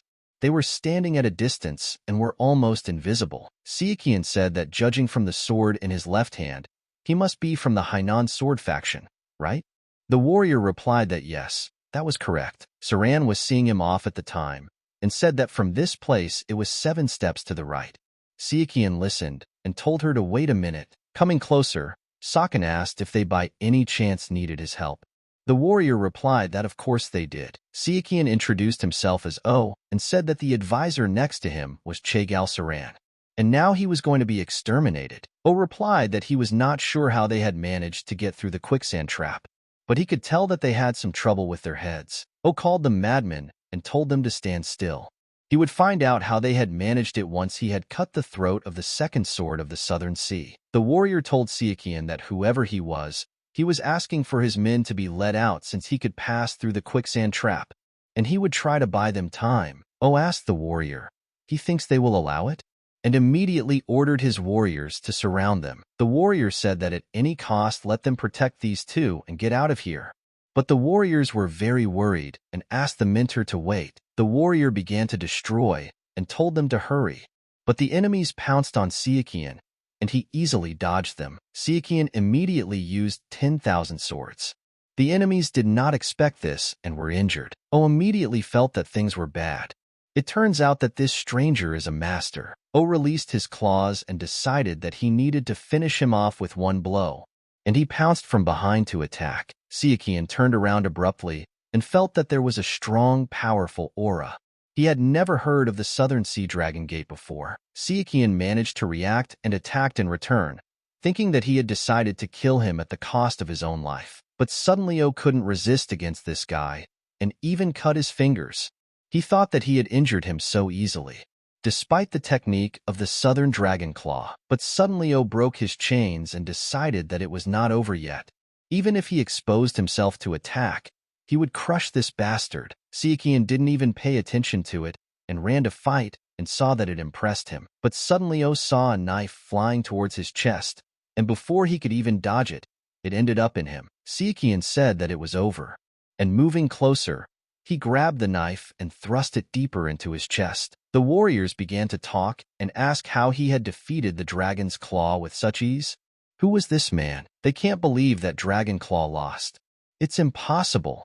What should they do next? Sichuan heard all these words and thought it was a great sign. He took a step forward and asked, "Who's next?" But the warriors were very scared after such a battle, and how their commander lost to this guy and decided to retreat. The warriors of the Light faction said that they would not allow them to do this, but the commander ordered them not to pursue them. The commander said they don't have enough men.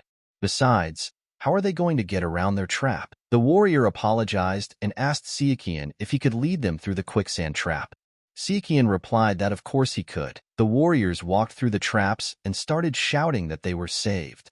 They couldn't believe they had managed to get out. The warrior told the boy that he was in his debt and thanked him for saving their lives. He said his name was Zhang Suguk. He was from the Hainan sword faction. Suguk said that if they didn't mind, he would like to know the name of their savior. Sichuan introduced himself and said that he was a 4th-generation disciple of the Wasan faction. Suguk said that it was no wonder his name sounded familiar. He was the hero of the Light factions, the Sword Dragon. Ren was surprised, because calling the Sword God of the 7 thrones of the highest heavens a Sword Dragon, it was very stupid. However, from his face, it didn't seem like he realized it. Suguk said that he would gladly continue their conversation, but it was not safe here, and he suggested moving to a more suitable place. Arriving at the port of Haikau, they sat down at the table. Suguk said that 3 of the 5 dragons and 3 phoenixes were here. What was happening on the Central Plains? Has a war of Light factions against Dark ones really begun? Or maybe against the Temple of Demons? But the boys didn't answer. Suguk said that judging from their faces, that was the case. He was sorry to tell his saviors this, But the Hainan sword faction was in no condition to help them. Saran stopped him and replied that they seemed to have it all wrong. When was the last time they had news from the Central Plains? She asked. Suguk replied that it was a year or two ago. Saran said that it was as she thought. Let them tell about everything that happened on the Central Plains. Suguk listened to everything and asked in surprise, "Is this true?" He doesn't know if he can believe it. Saran replied that it was to be expected that news from the Central Plains would take a long time to arrive, but she had not expected it to be this long. Sichuan asked if something was happening on Hainan Island. Suguk suddenly froze and replied that yes, they have been at war with the Circling Stag faction for a long time. The conflict has dragged on because their factions are equal in strength, and the MURIM alliance has been too busy to pay attention. However, in the midst of the war they appeared. Ichthyanders from the Underwater Palace. The Gates of the Dragon of the Southern Sea. The Southern Sea Dragon Gate is a mythical faction that has existed for centuries, or even millennia. It is based on the belief in the Dragon Kings ruling the four seas. Sichuan said that it is the Southern Sea Dragon Gate. Sugu said yes. They were from the underwater palace of Ao Chin, the Red Dragon of the South. Sichuan said that now it was clear why they called them Ichthyanders. Sugu said that at first they thought they were some kind of imposters. However, when they pointed their tridents at them, they realized that their origins might be true. Because of them, they and the Circling Deer faction suffered huge losses. The strangest thing is that the members of the Southern Sea Dragon Gate actually come out of the sea and return there. Sichuan asked in surprise, "What?" Sugu replied that he could show that he was joking, but it was not so. They could actually be Ichthyanders. There are many deities on Hainan Island, but the Sea God and the Dragon King of the Southern Sea are the most powerful of all, because of all the impostor prophets who appeared and reproached them in the past. At first, they did not believe the present ones. They discovered the hideout of the Southern Sea Dragon Gate on Hainan Island and planned an attack, but it turned out to be a foolish, hasty decision. Sichuan said that there was no need to be so hard on himself. Sugu replied that anyway, they were here to request reinforcements for the war against the Dark Sky faction. Sichuan replied, something like that. And they are here to meet the blacksmith, not the Hainan sword faction. Li asked, "Is there a blacksmith on the island whose last name is Kan?" Sugu asked again in surprise, "Kan?" And it seems he heard about him, but he is not sure. But the faction leader may know more. Saran asked him, "Is he talking about Mr. Wail? Could he lead them to him?" Sugu said of course. But at that moment, Sichuan couldn't even think of the Southern Sea Dragon Gate. And how is it that no one had heard of them until their unexpected appearance during the war? Or maybe they are connected to the Dark Sky faction. Now we just have to wait and see how things turn out. At this time, on Wuzishan Mountain, Siochong and the rest of the guys were met by Vi, the leader of the Hainan sword faction. And he is also known as the First Sword of the Southern Sea. Vi said that his student had already told him what had happened, and he thanks the guys for their help. Sichuan was surprised, because he doesn't even feel how strong he is. And he told the boss that he was just doing what he had to do. V said that the Hainan sword faction is indebted to Wasan and the Great Jiggle clan. They are in a difficult situation now, but they will try to fulfill any request they make. Sichuan replied that in that case he wanted to meet someone with the last name Kong. V said that he thought they wanted Kong Yaja. In addition to cooperating with the Hainan Island factions, he does many other things, such as manufacturing weapons and restoring buildings in Joshan City and the Puchuoshan faction. But now Kong Yaja is missing. So it's like he's on the island, but it's also like he's not. Sichuan asked if he could explain what he meant. We replied that he was last seen in the Southern Sea. More specifically, off the coast of Hainan Island with members of the Southern Sea Dragon Gate. Vi told the boys that in order to avoid misunderstandings, he would say it straight away. He was not trying to deceive them in any way. He did not know whether Kong Yatsa went with them of his own free will or whether he was kidnapped, but he was told that he had been seen disappearing into the sea along with the members of the Southern Sea Dragon Gate. Saran said that it was bad. Sichuan told the leader that before he continued, let Vi tell him if the underwater palace was real. Vi replied that he was curious himself, but he couldn't say for sure.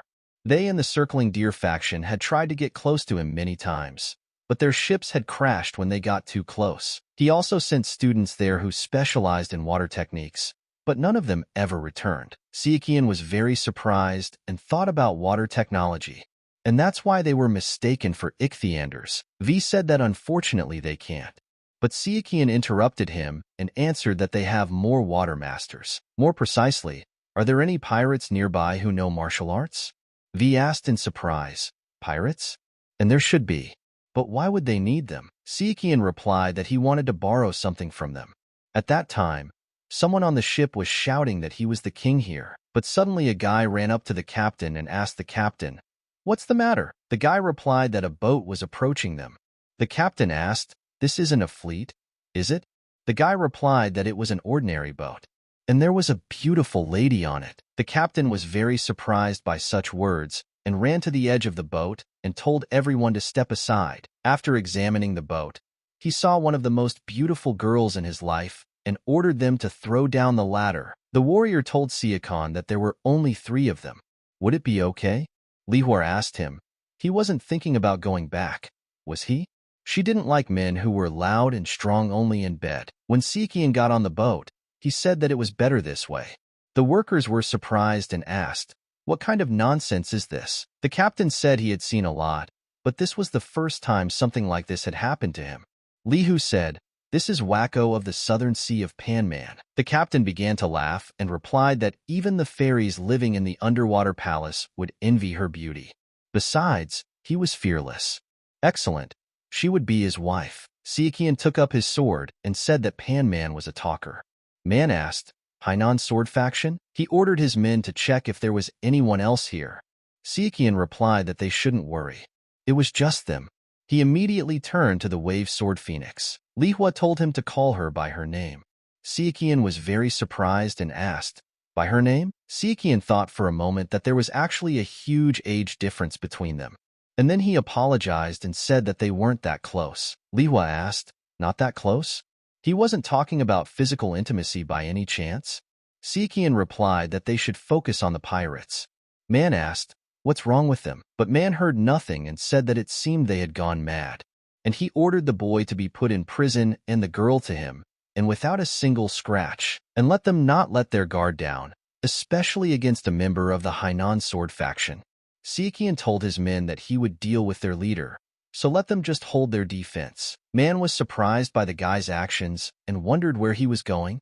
Sichuan jumped on the captain and asked him if he was serious. He never thought that the master of unlimited limits would engage in piracy. Man immediately noticed that this brat is also in the unlimited limit, but no, he does not feel its power at all. And by the way, there is no time to think about it now.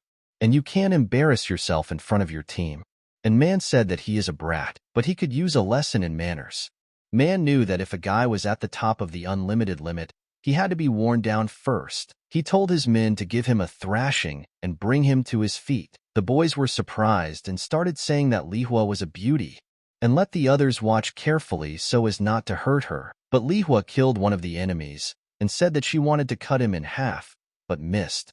Now it is clear what the sword god meant. Lihua realized that she needed to act even more seriously now, and by taking off her hat she showed her true strength. She immediately used the steps of the turbulent flow and combined it with the 72 wave sword technique. Lihua said that it was certainly tiring, but for her 72 wave sword technique, it was no problem. The girl killed a few enemies and suggested that the others play for a bit until Sichuan finished there. The pirates were very surprised and asked the captain who they were. Sichuan at this time started with the rest and began to destroy one after another. The captain saw that things were bad and ordered his boys to stand aside. He, the Waco of the South Sea, would deal with him. Sichuan smiled and said that he had been waiting for a long time. But suddenly he saw that the captain was going to use Hainanese one-punch style. Man was surprised and asked the boy that he recognized his technique. Sichuan understood in his head that the name of the style spoke for itself. He just needed to dodge the blow, into which he put all his strength. The captain told the boy that he had nowhere to run now. The carnage they had caused had brought sharks here. Man told the boy that he wanted to ask him before he destroyed him. Sichuan replied that he was a chatterbox and gave him permission to ask. Man said he believed he was one of the 100 greatest masters of the Central Plains. But what was his name? Sichuan introduced himself to him and added that he was from the Wasan faction. Man was very surprised and wished for the guy to repeat it. Sichuan introduced himself again and asked him if he knew him. Man replied that it was a good joke. It couldn't be. He should be on Hainan Island now. He shouldn't lie to him here. Sichuan realized that he was on Hainan Island. This should be a secret for everyone except a select few. The boys asked their captain what he was doing. Sichuan was also surprised and asked what? But Man told them to shut up and said that he was the captain now. But Man jumped out of the boat and shouted that there were sharks there, and they had better fight a school of sharks. But Sichuan did not leave him and jumped into the water after him. But he did not go underwater and used his lightning technique to move calmly above the water. Sichuan grabbed the captain and tried to pull him out. But Man didn't want to do that and tried to escape in various ways. The warriors were surprised and asked how an ordinary warrior could do such a thing. Had they seen everything? Sichuan asked, "Who is he? Are they with the Dark Sky faction?" Let him answer the question immediately. Judging by the way he jumped off the boat, he values his life, right? And how about we discuss this face to face? Man began to speak. In order to avoid persecution from the emperor, the Dark Sky faction planned to escape by sea. At that time, they decided to enlist the support of the Japanese. Although it was not easy due to the large number of wacko in the Southern Sea, the Dark Sky faction left some of their people to keep the area under control. Eventually, they were able to negotiate with the pirates through the Ursa Major Constellation Squad and expand their influence through constant robberies. Due to this, the Dark Sky faction gained recognition from the wacko and was able to gather their groups in the Southern Sea. And Pan Man was the captain of one of them. Man asked the boy to listen to him. He may have once been in the illustrated records department of the Dark Sky faction, but now he was on his own. Sichuan replied that he should go and not lie. They wouldn't let a traitor like him live. Man said that would have been the case before, but because of this, their hands are tied now. Sichuan asked in surprise, because of him? Man answered that yes. Thanks to them and the Divine Usurper, the Dark Heaven faction was weakened. That is why they wanted to resume their cooperation despite his betrayal. They may not trust him, but he has a lot of influence in the South Sea. He thinks that's why they didn't do anything to him. It seems they are planning to start a war to take over the Central Plains. Since he doesn't care about that, he cooperated with the Dark Sky faction and supplied them with the supplies they needed. Sichuan felt that it sounded plausible. Due to the lack of people, they had cooperated with the Demon Temple. It seemed that they really had no time to deal with Pan Man. Sichuan asked him if he decided to run away when he gave his name because he was sent information about him. Man replied that he was, and they also told him to kill him or detain him on Hainan Island. Li Hua said that even though his life was at stake, wasn't he giving up too easily? Man replied that despite the deal, he had no intention of fighting them. Li Hua asked, "Then what is the Southern Sea Dragon Gate? Is it also part of the Dark Heaven faction?" Man replied that he had no idea, and he really didn't know anything. No need to get so excited. He swears by the seas. He knows nothing about the Southern Sea Dragon Gate. And why on earth would the Dark Heaven faction let a traitor like him in on the details? Sichuan asked, what should he have heard before the betrayal? After all, in the Southern Sea, however, let him forget. Sichuan thought that the information about the Dark Sky faction's strength was only available to the top of the organization. And since they didn't have enough influence in Hainan, they didn't dare to reveal anything unnecessary. Sichuan decided that he needed to calm down. He would find out everything when he reached the Southern Sea Dragon Gate. Sichuan thanked Man for the information. The captain replied that they would do anything, as long as they spared him. Sichuan smiled and said that of course he would spare him. And then he started beating him with his fists like a punching bag. Sichuan told the others that if they didn't want to end up like him, they should give back everything they had stolen. Li Hua asked the boy, "Are they done here?" Sichuan smiled and replied that it was time to return to Hainan. Sichuan knew in his head that the skillful swimmer's technique that he had borrowed from Pan Man, although not an absolute, it was still a fairly advanced martial art. It is based on the ability to move freely and breathe underwater using qi. He does not have much time, but it will not be difficult to master this technique at least half. It's not that complicated. And after coming out of the water, Sichuan said that Pan Man also had a book on Hainanese one-hit style. Such a fast technique would also be useful to him. There were already rumors on Hainan Island that Pan Man had been handed over to the government. They said he had been captured by a master from the Central Plains. Vi said that he would give their guests from the Central Plains the warmest welcome. and he immediately set up one large table. Vi asked at the table if Mr. Chu was currently in private training. Li replied that he had told him so, and by the way, he urgently needs to discuss something with the head. Vi talked and asked with surprise, "Trade?" Li replied that the tropical fruits and seafood they had given them were simply delicious. If the Hainan sword faction was willing, he would like to organize trade of these products in the Central Plains. Wei thanked him for the offer, but it would only be possible after the conflict with the Southern Sea Dragon Gate was destroyed. Li told him not to worry about it. After all, Mr. Chu would take care of everything. After 10 days, Sichuan finally said that he had mastered the Hainanese one-punch style. He thought that they had been waiting for him for a long time. At this time, the head of the sea asked why the bastard who had deprived him of his claw continued to roam freely on the earth. The servant answered His Majesty to calm down, and as the leader already knows, they sent many of their fighters to help Kong Yaja with the repair of the underwater castle. But suddenly a scout came and said that he had an urgent report. The leader asked, "What else?" The scout replied that the Hainan sword faction and the masters from the Central Plains were gathering on the shore. In addition, ships were spotted in the nearby waters. The chief became angry and said that not only had they angered the sea with their greed, but they had also raised their swords against them instead of admitting their sins. The chief told his men that they were impudent fools. He replied that they could not wait any longer. Let them prepare for a full-scale war. The scout told His Majesty that they lacked fighters because of the palace renovation. The chief orders them to stop the renovation then. The matter cannot be delayed. The leader ordered the subjects of the underwater palace to prepare for battle. The warriors answered His Majesty that they would immediately gather people. At this point, Li Hua said that she thought they had taken the bait. Now she understood why people loved fishing so much. The boy said that he did not expect them to actually show up. Li Hua replied that they had a very capable strategist. The guy said she was really amazing.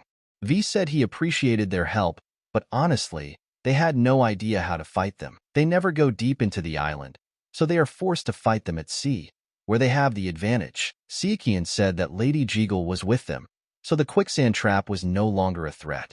V replied that he understood, but wasn't the Southern Sea Dragon Gate aware of this? Saran told the leader not to worry.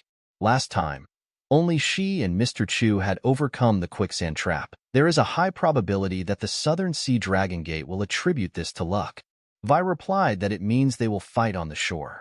Unfortunately, the Hainan sword faction does not have enough people for this. Saran told them not to worry.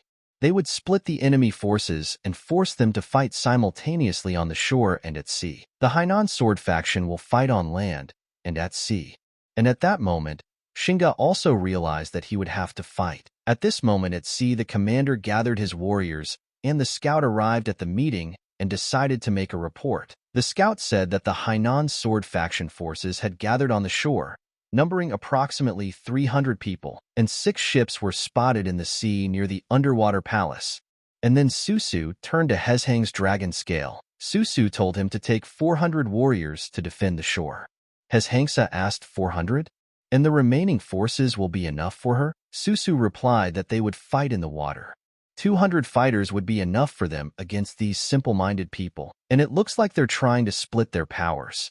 And what a pity it won't work. At this time, the warriors stood guard and waited for their moment to enter the bloodthirsty battle. And suddenly they saw that the gate of the dragon of the southern sea had come out onto the land. Heshangsa spoke to the warriors to understand the depth of despair in the quicksand trap. And suddenly he saw that nothing worked. The squad leader said that we must act now, and let the demons of the southern sea return to the water, and for peace in the southern sea. Heshangsa said that he didn't care about anything, and these land rats were no match for them, and he used the dragon scale coding technique. On the other side, Sichuan was heading in the other direction on a ship, and they were already in the middle of the sea. Susu was surprised and thought, how did they know where the birth gate of the underwater palace's protective formation was? After all, no one had dared to approach them before, because they were considered a dangerous natural phenomenon. Could there really be a traitor among them? But that's impossible. Maybe it could be a trap? And no matter how much you guess, you will never find the truth. And since there is such an opportunity, we need to catch several enemies and interrogate them. And Susu decided to go ashore. The warrior on the boat saw her and said they were here. Susu ordered her warriors to attack the side of the ship. Susu knew how stupid it was for them to bring the ship right into their hands. Sing was leading the group at the time and ordered them to get ready. At that moment, they opened the windows for the guns, and Sunji ordered them to fire. Sing turned out to be smarter and put arrows into the cannons, and then sent them into the water, right into the enemy's hideout. Susu was very surprised that they were trapped and the enemies were using arrows to fight them. Sungji was happy and said that it was great. Rin was also happy and told the guy that he did a good job. Susu went underwater and decided that it was too low for them. But it doesn't matter, because it will take more time. But underwater they are not their equal. But suddenly she stopped abruptly, because a sword appeared in front of her. Sichuan was smarter and learned a technique to not breathe underwater. Susu was already happy and saw that this guy was a big fool, and he would regret invading their territory. She immediately attacked him until he began to look around and see the location of the castle. But Sichuan easily dodged her attack without even flinching. Susu was surprised and asked how he did it. Sichuan felt that the arrogance was poisonous, no less than a palpable poison. Susu immediately launched a kicking attack, but Sichuan pulled out his blade and attacked her back. Susu thought that it would be better for him to attack them all together. This time, Sichuan realized that he had to make the first move, otherwise he would be caught. He wondered if he had used poison, but at the last moment, he refused and decided that the worst-case scenario would be to reach the underwater palace and poison Kong Yaju. And he also needs to consider that Sing or someone else might fall into the water. Even though they call themselves the Inkdeandras of the underwater palace, they are not much different from humans. But suddenly Sakan decided that he had to act like them, and grabbing the trident, he threw it straight into the enemy's chest. The others became very worried and thought, how dare he throw the trident into Susu? They all immediately attacked him and tried to finish him off, but Sichuan easily dodged them. Sichuan decided that it would be better if he fought on some platform and went down deep. Susu was surprised and thought, what is he trying to do? Sichuan began to use underwater techniques to destroy them with his weapon. But Susu saw this and thought that this couldn't be happening. Sichuan continued to act and said that since they were enjoying the benefits of the sea, then he would do the same. Susu saw that they couldn't handle him and thought that the enemy couldn't use this technique. But Sichuan was aiming his blade to destroy. Susu couldn't believe that such a pathetic person had such enormous power. The people on the boats were shocked and didn't understand what was happening, but one of the warriors told his men to look. It was raining men, and Sing ordered them to fire. After such a strong fire, Susu managed to escape and thought, where did this unrealistically strong guy come from? And she needs to warn everyone about the danger. Arriving at her home, Susu decided to calm down. But suddenly Sichuan said that their palace was really an underwater cave, and he thanked her for seeing him off. Susu was shocked and realized that she had made a mistake. Sichuan thought that since there were legends about the Southern Sea Dragon Gate, he thought there would be an underwater city of Inkdeandras, or something like that. And now his expectations were fulfilled. Sichuan stood in front of a large palace that was located in the sea. Susu understood at that moment that she couldn't let him go any further. But suddenly the others came out and asked the girl if she was okay, and let them not stop and called a doctor. They pointed their tridents at the boy and asked how the man dared to come to their domain. Let him go, otherwise he will face the sea punishment. Sichuan knew that they weren't even in the sea right now. He asked, where is the leader of the Southern Sea Dragon Gate? But the enemy told him not to dare speak about him with his dirty mouth. But suddenly someone shouted for them to calm down, and they brought him to him. The leader met him and said that he was greeting a person. Sichuan thought that it was the leader of the Southern Sea Dragon Gate, and he wonders how the emperor would react if he knew about the Southern Sea Dragon Gate. The leader told the boy that he not only caused chaos in the sea, but also invaded the underwater palace. Let him not even hope for forgiveness. Sichuan stopped him and replied that he had something to ask before they fought. The leader asked in surprise, do you want to ask something? Sichuan replied that yes. The blacksmith named Kong Yatsa is in the palace now, right? The chief asked, for Kong Yatsa? Sichuan answered that it was true. He needed his skills. But suddenly the chief got angry and said that he was impudent. The humans angered the sea with their greed. They destroyed the 9 dragon pillars and sowed chaos. And now he came to take away their blacksmith and destroy the underwater palace? Sichuan wondered at this moment. What was he telling him? He heard that the Southern Sea Dragon Gate had appeared when the Hainan Sword faction and the Circling Deer faction had weakened due to their war. And one might think that the Ichthyanders decided to take advantage of this for selfish purposes. However, it is possible that someone really did provoke the wrath of the sea. However, the Southern Sea Dragon Gate itself with its illusionary arts may also be to blame. And now it turns out that someone is lying? There are some doubts, but it seems he won't be given time to think. The leader immediately pounced on him with his attack. Sichuan understood at that moment that he still needed to find out where Kong Yatza was, so he couldn't kill him. But Sichuan stood his ground and blocked the attack. He felt that the chief was truly worthy of being called the chief of the Southern Sea Dragon Gate. Sichuan decided that he couldn't just accept attacks on his body and decided to act in the opposite direction. The leader was very surprised at this moment and could not believe that the boy was able to repel his attack. The leader asked him who he was. Sichuan immediately replied that he was from the Wasan faction. The leader said that this was definitely their lost martial art, the Dragon Roar. But suddenly Sichuan came to his senses and realized that the Dragon Roar was the martial art of the Southern Sea Dragon Gate. The goddess of sound, that is, the Dark Heaven faction, really has greedy hands. The chief told the boy that not only had they angered the sea, but they had also stolen their martial art, and he would tear the boy to pieces. The leader did not hesitate and immediately began to attack the guy, and finally finish off the enemy who came to their territory. Sichuan began to dodge and think, why is everything always so difficult? But when he stuck his blade in, he saw that the head's body was covered in armor. And then the chief said, no, it's a claw technique, and they're similar, but the guy's wrong. It's a dragon scale coating technique. Sichuan began to block all his attacks and not let himself be killed. He thought it was amazing and saw the chief's leg. The leader revealed all his techniques and said that he had claws, scales, and a tail, and they belonged to the king of dragons, and immediately used the dragon heart strike against the guy. The warriors said at that moment that this was the price for insulting the underwater palace, but suddenly they saw that Sichuan was still alive. They thought it was impossible. Sichuan told the leader that it was a great attack. The leader was very upset at this moment, after seeing that the boy was still alive. And Sichuan said that now it was his turn, but the head suddenly saw that the guy in front of him had disappeared, and appeared right in front of him. The leader immediately realized that he would not have time to dodge, and used all his dragon abilities. Sichuan immediately used Hainanese one-strike style. But suddenly he saw that the chief didn't even flinch. But suddenly something happened, and it was as if a blade passed through him. The leader saw that his defense was being lost, and said that he had lost. The chief told the boy to kill him. But the warriors asked His Majesty not to say such a thing. Sichuan said that if he was going to kill him, he wouldn't have to work so hard. The leader asked him what he wanted. Sichuan replied that as he had said earlier, he had come to pick up Kong Yaju. It seemed there had been a misunderstanding, and before he starts, does he know anything about the Dark Heaven faction? The leader asked in surprise, the Dark Heaven faction?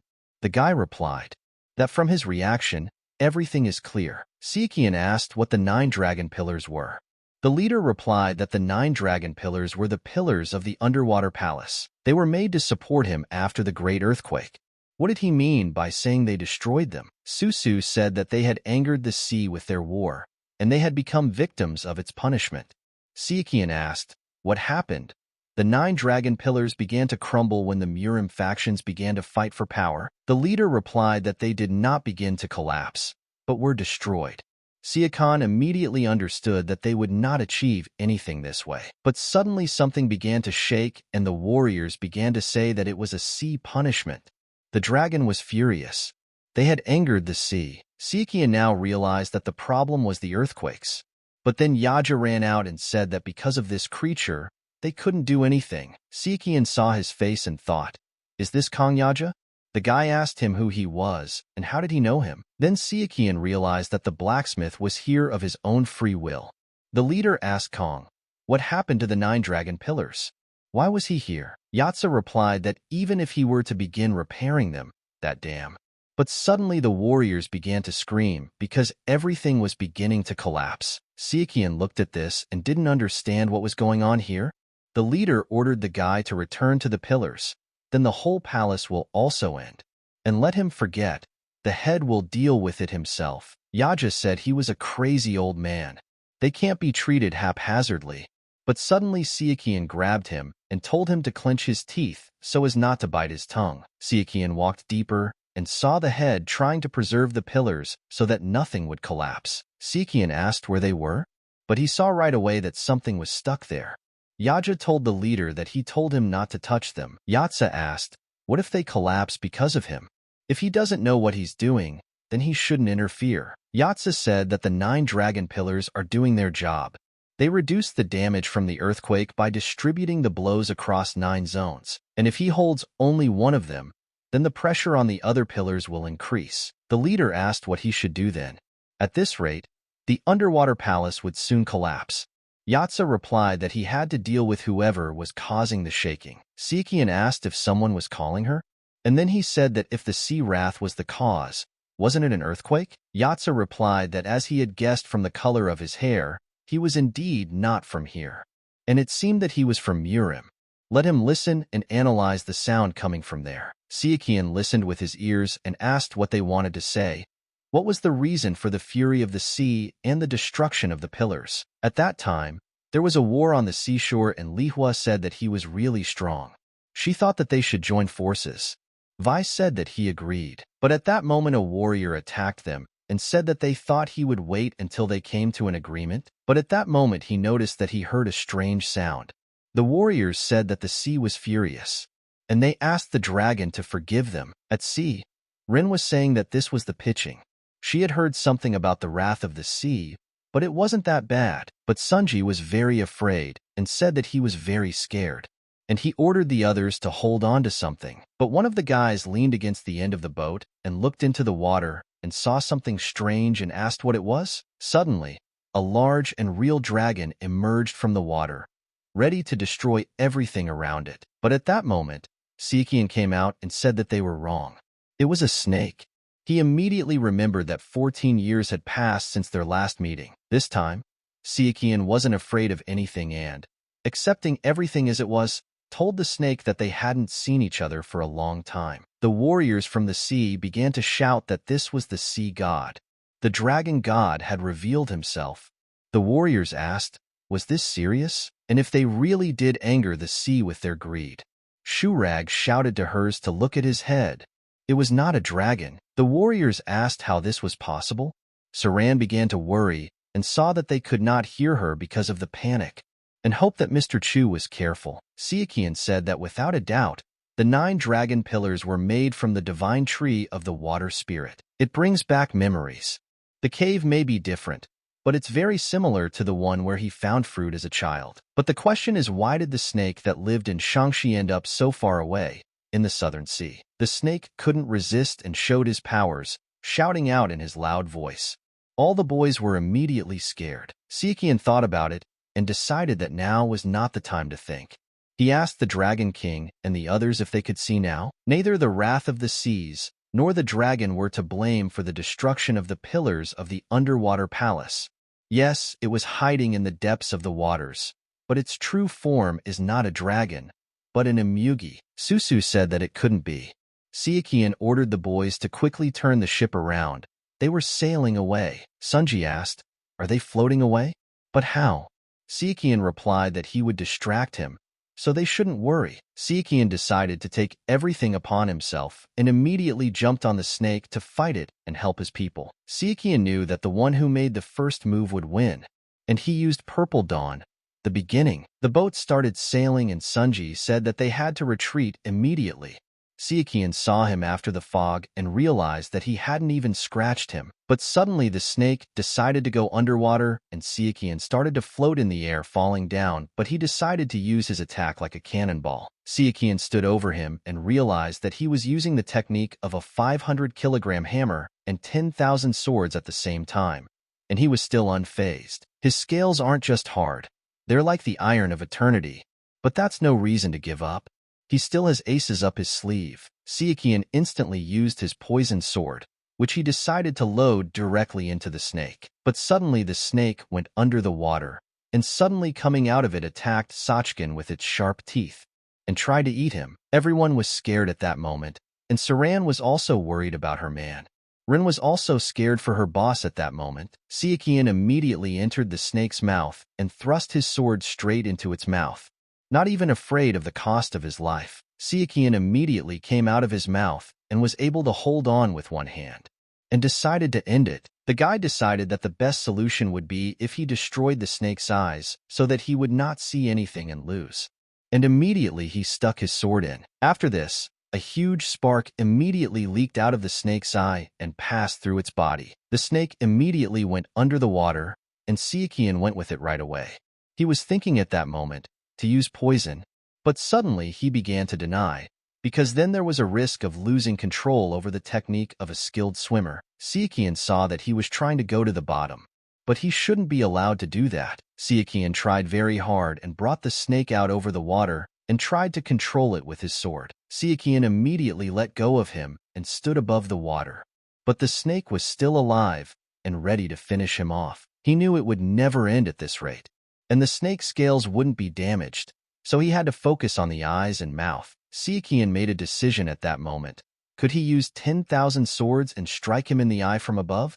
And he decided to first aim for the mouth and use poison. At that moment, the snake was left without one eye, and looked at Siakian as if he were food before dinner. Siakian understood from that look that he would dive underwater if the situation took an undesirable turn for him, and it was foolish to expect that he would so easily expose his weak points to attack. Siakian decided to try his luck and put all his strength into hitting the eyes and mouth. But suddenly the snake rose up and Siakian saw a trident that was stuck into the snake. Siakian said that this is the trident of the Dragon King of the Southern Sea, and it seems that it pierced the scales. The boss told the guy to aim for the upside-down scales. They grow backwards. That's his weak spot. At that moment, Siakian immediately realized that it was the inverted scales. Susu said that dragons only have one inverted scale on their entire body, but a Mugi is not a dragon, so he has several. Siakian immediately used his gaze and noticed all the unfolded scales on the snake's body. Siakian thought that he had convinced himself that there were no other weak points, and he hadn't even tried to find them. How stupid was that? Siakian gained some speed over the water, and with one movement passed over 3 scales in one go. The snake felt a lot of pain, feeling pain in its weak spots. But suddenly Siakian immediately turned around and rose to his head. Siakian got to his weak point and said that he was grateful for sparing him as a child, and apologized. With a devastating attack, having thrust his blade into the weak spot, blood immediately began to flow, which weakened the snake and destroyed it. The leader said he couldn't believe the boy had one. Susu replied that they had told him about the inverted scales. But why was he frozen? Having thrust the sword, he stopped abruptly because he felt some feeling, and he saw with his own eyes something incredible. Siakian immediately realized that this is what had happened. Finding himself in an underwater cave, the Imugi discovered a divine tree on which grew a water spirit fruit, and forgetting himself, the snake swallowed him, and as a result, he saw a new world. And Siakian noticed it right away, and so Imugi wrapped his body around the tree and went into hibernation, waiting for his Sintamani to ripen, which would allow him to transform into a dragon. However, while he was sleeping, he took the fruits, which made the Imugi despair. And then, he was happy, feeling the energy of the divine tree all the way in the southern sea. However, the entrance to the cave was too narrow, and attempts to crawl through it resulted in shaking in the underwater palace. If that was the case, then it would be clear why the Imugi did not appear during the war era. Siakian knew that the Illustrated Records department stole the fruit in a previous life, and he did in this one.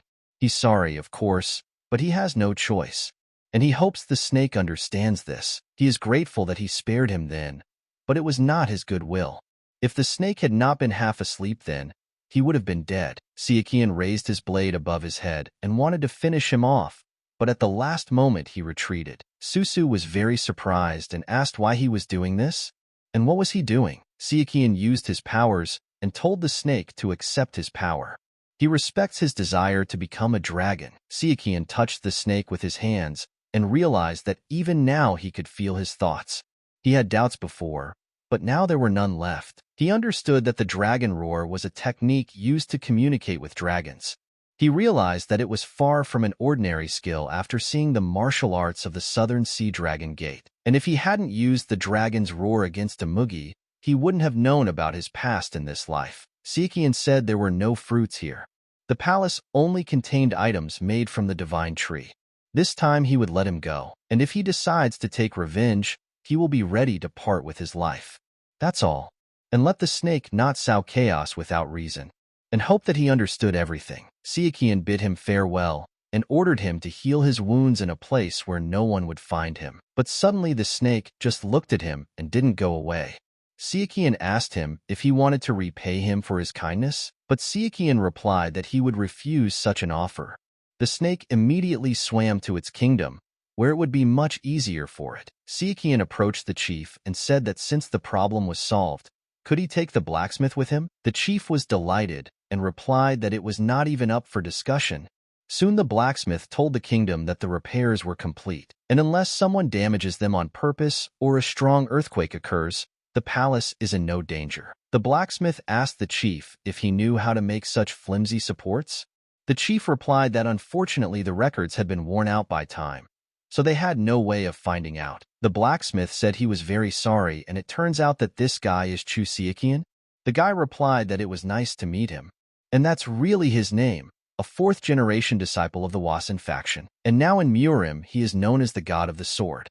The blacksmith replied that he had heard that he was looking for him. Sichuan told everything in detail. The blacksmith listened and asked what the new mechanism was.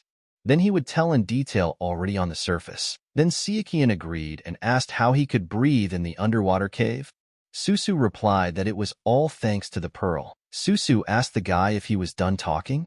Sichuan replied that he was done, and then it was time for them to go back. The chief told the boy that if you think about it, he didn't greet him properly, and he thanked the boy and called him the hero of the underwater palace. The leader said that he was the warrior of the land, Ju Sichuan. He defeated the Amugi, whom they considered the wrath of the seas, and saved them from danger. They are truly grateful to him. The leader said that he hoped that Sichuan understood that they couldn't accept him properly since they were still in the process of negotiating with the Hainan sword faction. Sichuan replied that there was nothing wrong with that. And anyway, he needed to tell them something. He was not a hero. All their misfortunes were because of him, and he got hold of the dragon's roar by chance, defeating the villainous in the Central Plains. The leader laughed and said that they had so many worries. He didn't expect it. However, he has nothing to apologize for. He may have caused misfortune, but he had no evil intentions. He's not a god to predict such an outcome. They were simply victims of circumstances. He, the king of the dragons of the Southern Sea, certainly knows something about this. If anyone would hold a grudge for something like this, it would be the people from the surface. Sichuan thanked the king for his understanding, and he will also convey to them the roar of the dragon. The king was very happy and replied that it was wonderful, and now it was time to get back to the main thing. Let the guy let him know if he needed anything. Sichuan replied that in that case he would count on him. The king replied that in his name, the dragons of the Southern Sea, he promised to help without asking unnecessary questions. The chief asked the blacksmith what about him. The blacksmith replied that he was interested in valuable materials if they had any. The king replied that there was an iron of eternity in the vault. He was willing to give it to him, and he told Sichuan that he had really impressive techniques. If he hadn't said that they were from the Wasan faction, he would have thought that they belonged to the cave Eagle Holy Sword. The king asked the boy if he knew him. They were from the mythical faction, so it was no surprise. And a lot of water had flowed under the bridge since then. Sichuan thought that they would have to figure this out later, and they could chat some other time. But for now it was time for them to go back. The art of the azure water of the ichthyanders. This basic technique allows them to take human form to adapt to the environment of the underwater palace and caves. Through training with water their faces become more beautiful and their aging process slows down. This is an extremely useful skill, but it has a significant drawback. Susu said that the problem is that the environment outside the water is still harmful to them. Their palace is in an underwater cave, so they are fine there. But on the shore, for example, they get tired faster and their breathing becomes irregular. Sichuan said. So that's why they decided to negotiate at sea. Susu replied that it was true, but they had nothing to worry about. After all, they were not interested in earthly affairs. Vi said that since they had no intention of appearing on land after the war, there shouldn't be any problems. The main thing is that they should not forget at what price peace was achieved. And in response, the Tsar shook hands, and they decided everything peacefully. When Li came ashore, he met them and started shouting to Mr. Chu to come back. Sichuan replied that he should stop staring. They had a lot to discuss. Li asked in surprise, "Discuss?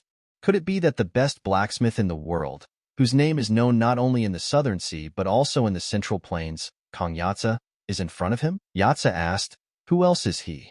Li replied that it was an honor to meet him, and he is the head of the Golden Wish Trading Guild. The same merchant king? Li answered that it was true. Many people really call him that. Yatza said it was a pleasure to meet him and introduced himself. Li replied that he suggested that they continue their conversation in a more suitable place. He had just the right drink to become the greatest blacksmith. Yatza asked in surprise, "The greatest blacksmith?" Sichuan saw that it was, as he expected from the king of merchants. Of all people, he knows how to win people over. At this time, a warrior met him in the room and told Yatza that he had come.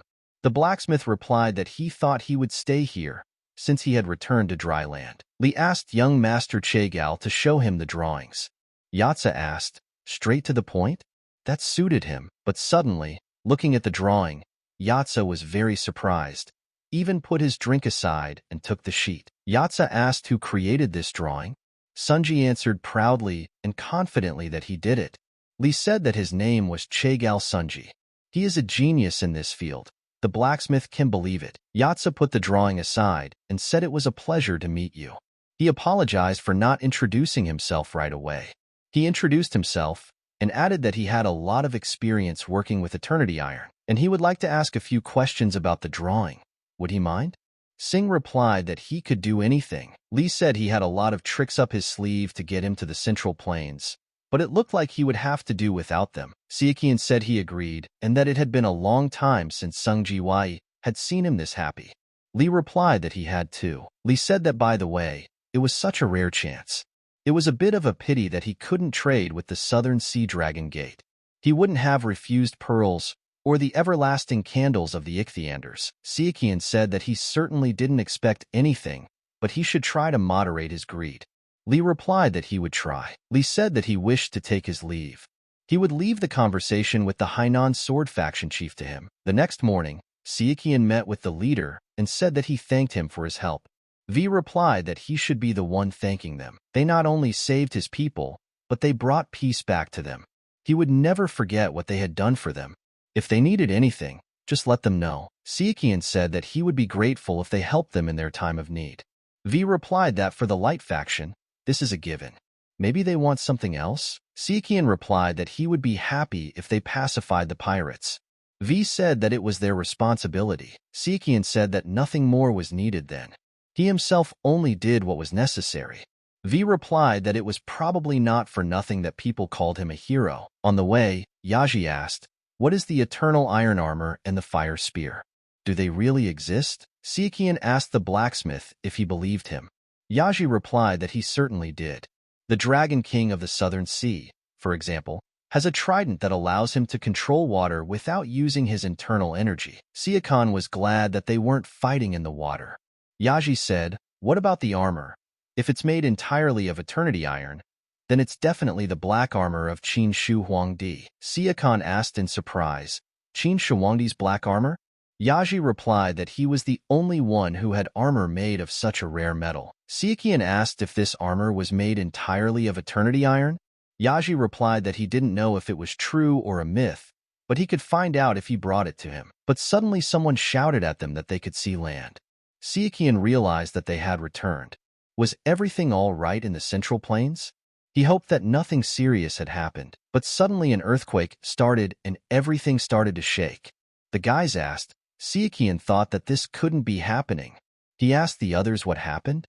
Rin told him to look at it. Sichuan saw a big stone and called it a boulder, but suddenly the ship began to sink because the stone was very heavy. Sichuan said that those who could should save themselves.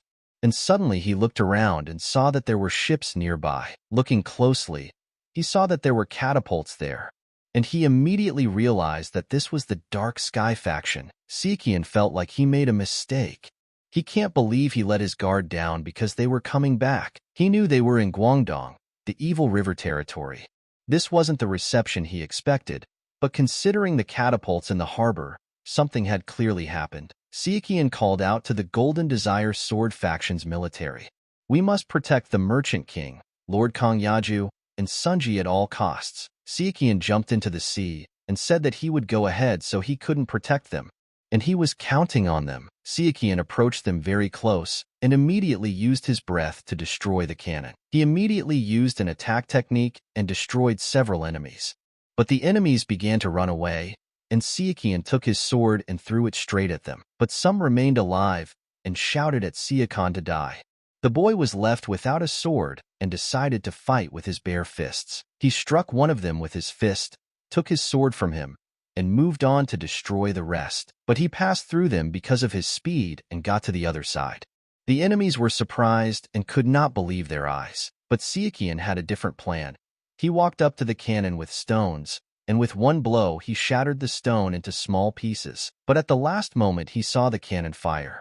But he thought it was just a stone, and he would trust them. Li said that they had such ringing voices, but if they shouted, their connections. Rin said that they could handle one, but suddenly Sichuan heard someone screaming that they were going to die. And if they were screaming like that, then at least they were alive. The enemies told them to ignore him and aimed at the ship. But suddenly he saw Sichuan attacking him. The enemy began to run away from fear and said that all catapults were destroyed.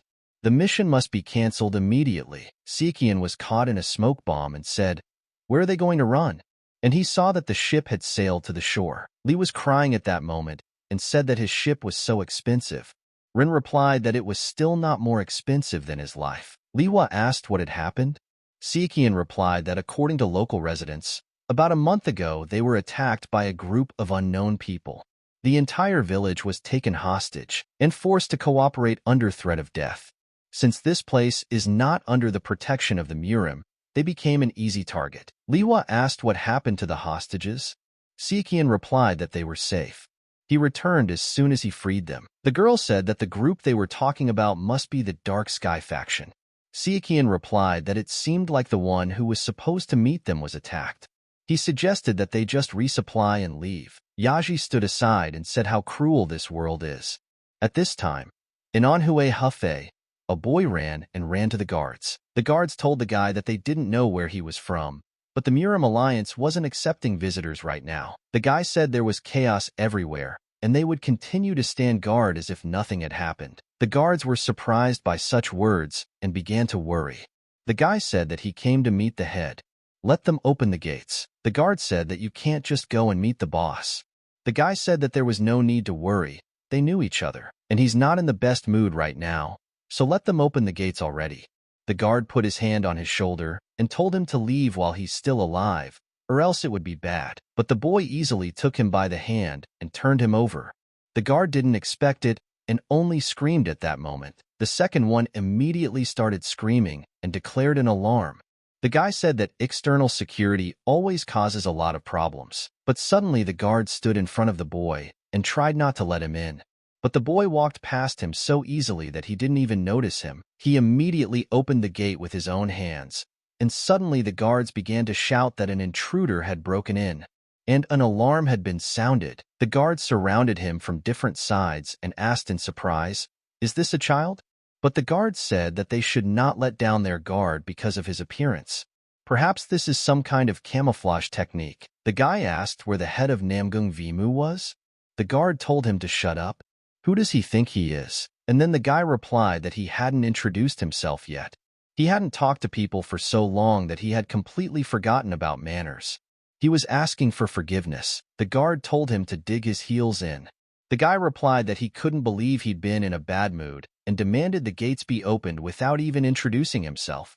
They should accept his apology. The guard ordered that they not seize him. But suddenly the head of Namgun came and told them to stop. Namgung bowed to the boy and said that they had not seen each other for a long time and called him respected. Everyone was surprised and asked, "Respected one?"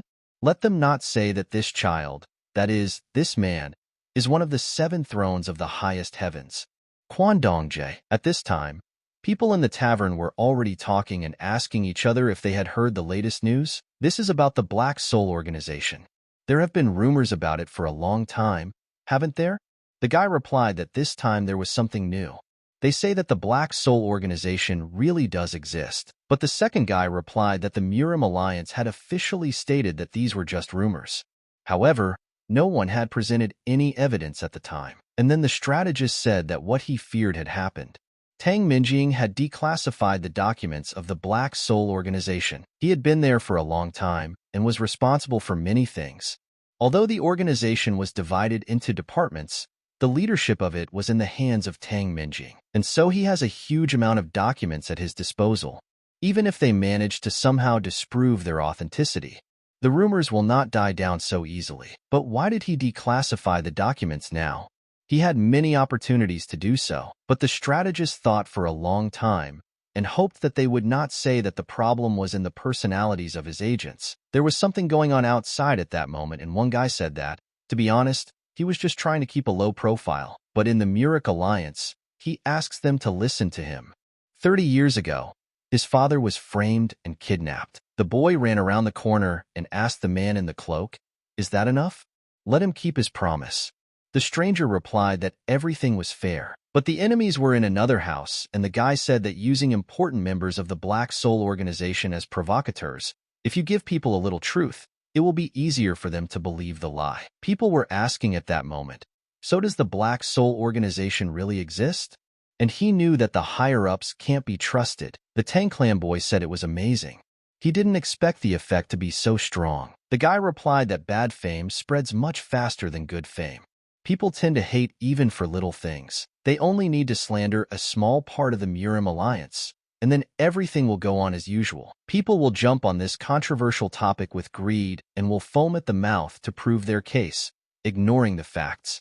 How pathetic they are. The light factions emphasize justice, morality, and especially honor. Today's events will cause them serious damage, and even Susikian himself will not be able to do anything about it. Tan told the boy that he was a terrible man, the Celestial Sphere, and then a scout came and told the Celestial Sphere that he had a report. The Heavenly Sphere answered him to speak. The scout said that the ambush in Guangdong had failed. Sichuan had returned, and the merchant king Sung Jiwai, the beautiful phoenix of intrigue, and all the others survived. And also, Quandongje showed up in the MURIM alliance. The Celestial Sphere was surprised and said that it was faster than he thought. Tan asked, "What do you mean?" Let him not say that he forced him to act. The Celestial Sphere replied that no.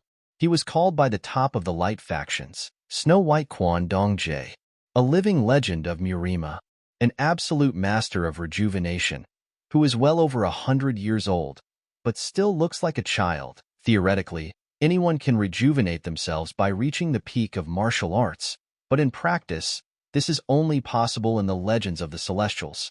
Quandongje is an exception. It is not known when exactly it happened, but after reaching the peak of martial arts, he became a child. Chief Namgung turned to Quan and told him to let him greet him again. Namgung said he couldn't believe he was back. Did something happen? Quan asked in surprise. Did it happen? Quan told Namgung that he was so righteous when he was young. What made him retreat from his ideals in his old age? The leader said that the titles of the leader of the MURIM alliance and the Namgung family. He is sure that they understand that he now has much more responsibilities, and he cannot only practice martial arts. Ideals are ideals because they are impossible to achieve. With age, you begin to accept reality. Quan asked him, why did he become a hypocrite? Double standards are everywhere. If he has a serious relationship, and if his enemies have an affair, it's an affair. If he were really as righteous as he pretends to be, he would have retired long ago and become a hermit. Namgung has no disciples or children, so there should be no regrets. Quan asked him if he still understood those old events. The leader asked in response, how could he have forgotten? Quan understood everything and said that it was his turn then. Namgung answered the venerable that it was probably the dark faction, but suddenly the guy interrupted him and said not to get involved with them, and he would come back. Namgung thought that even after all this time, they were still true to their ideals. Just like a child, the guy asked his friend about Quandongje. He was talking about the elder of the MURIM alliance. Why did he decide to return to Jianghu? The friend replied that he himself had no idea. But suddenly the old man came to them and asked, "Is he serious? They really don't know why Quan Dongjie came to Jianghu?" The boys asked what he was talking about. The old man replied that he would probably have to tell them who he was. Snow White Quan Dongjie is a just and noble martial artist. Now revered, he was once a rootless wandering warrior. But Quan Dongjie did not blame fate. He despised evil and lived according to principles.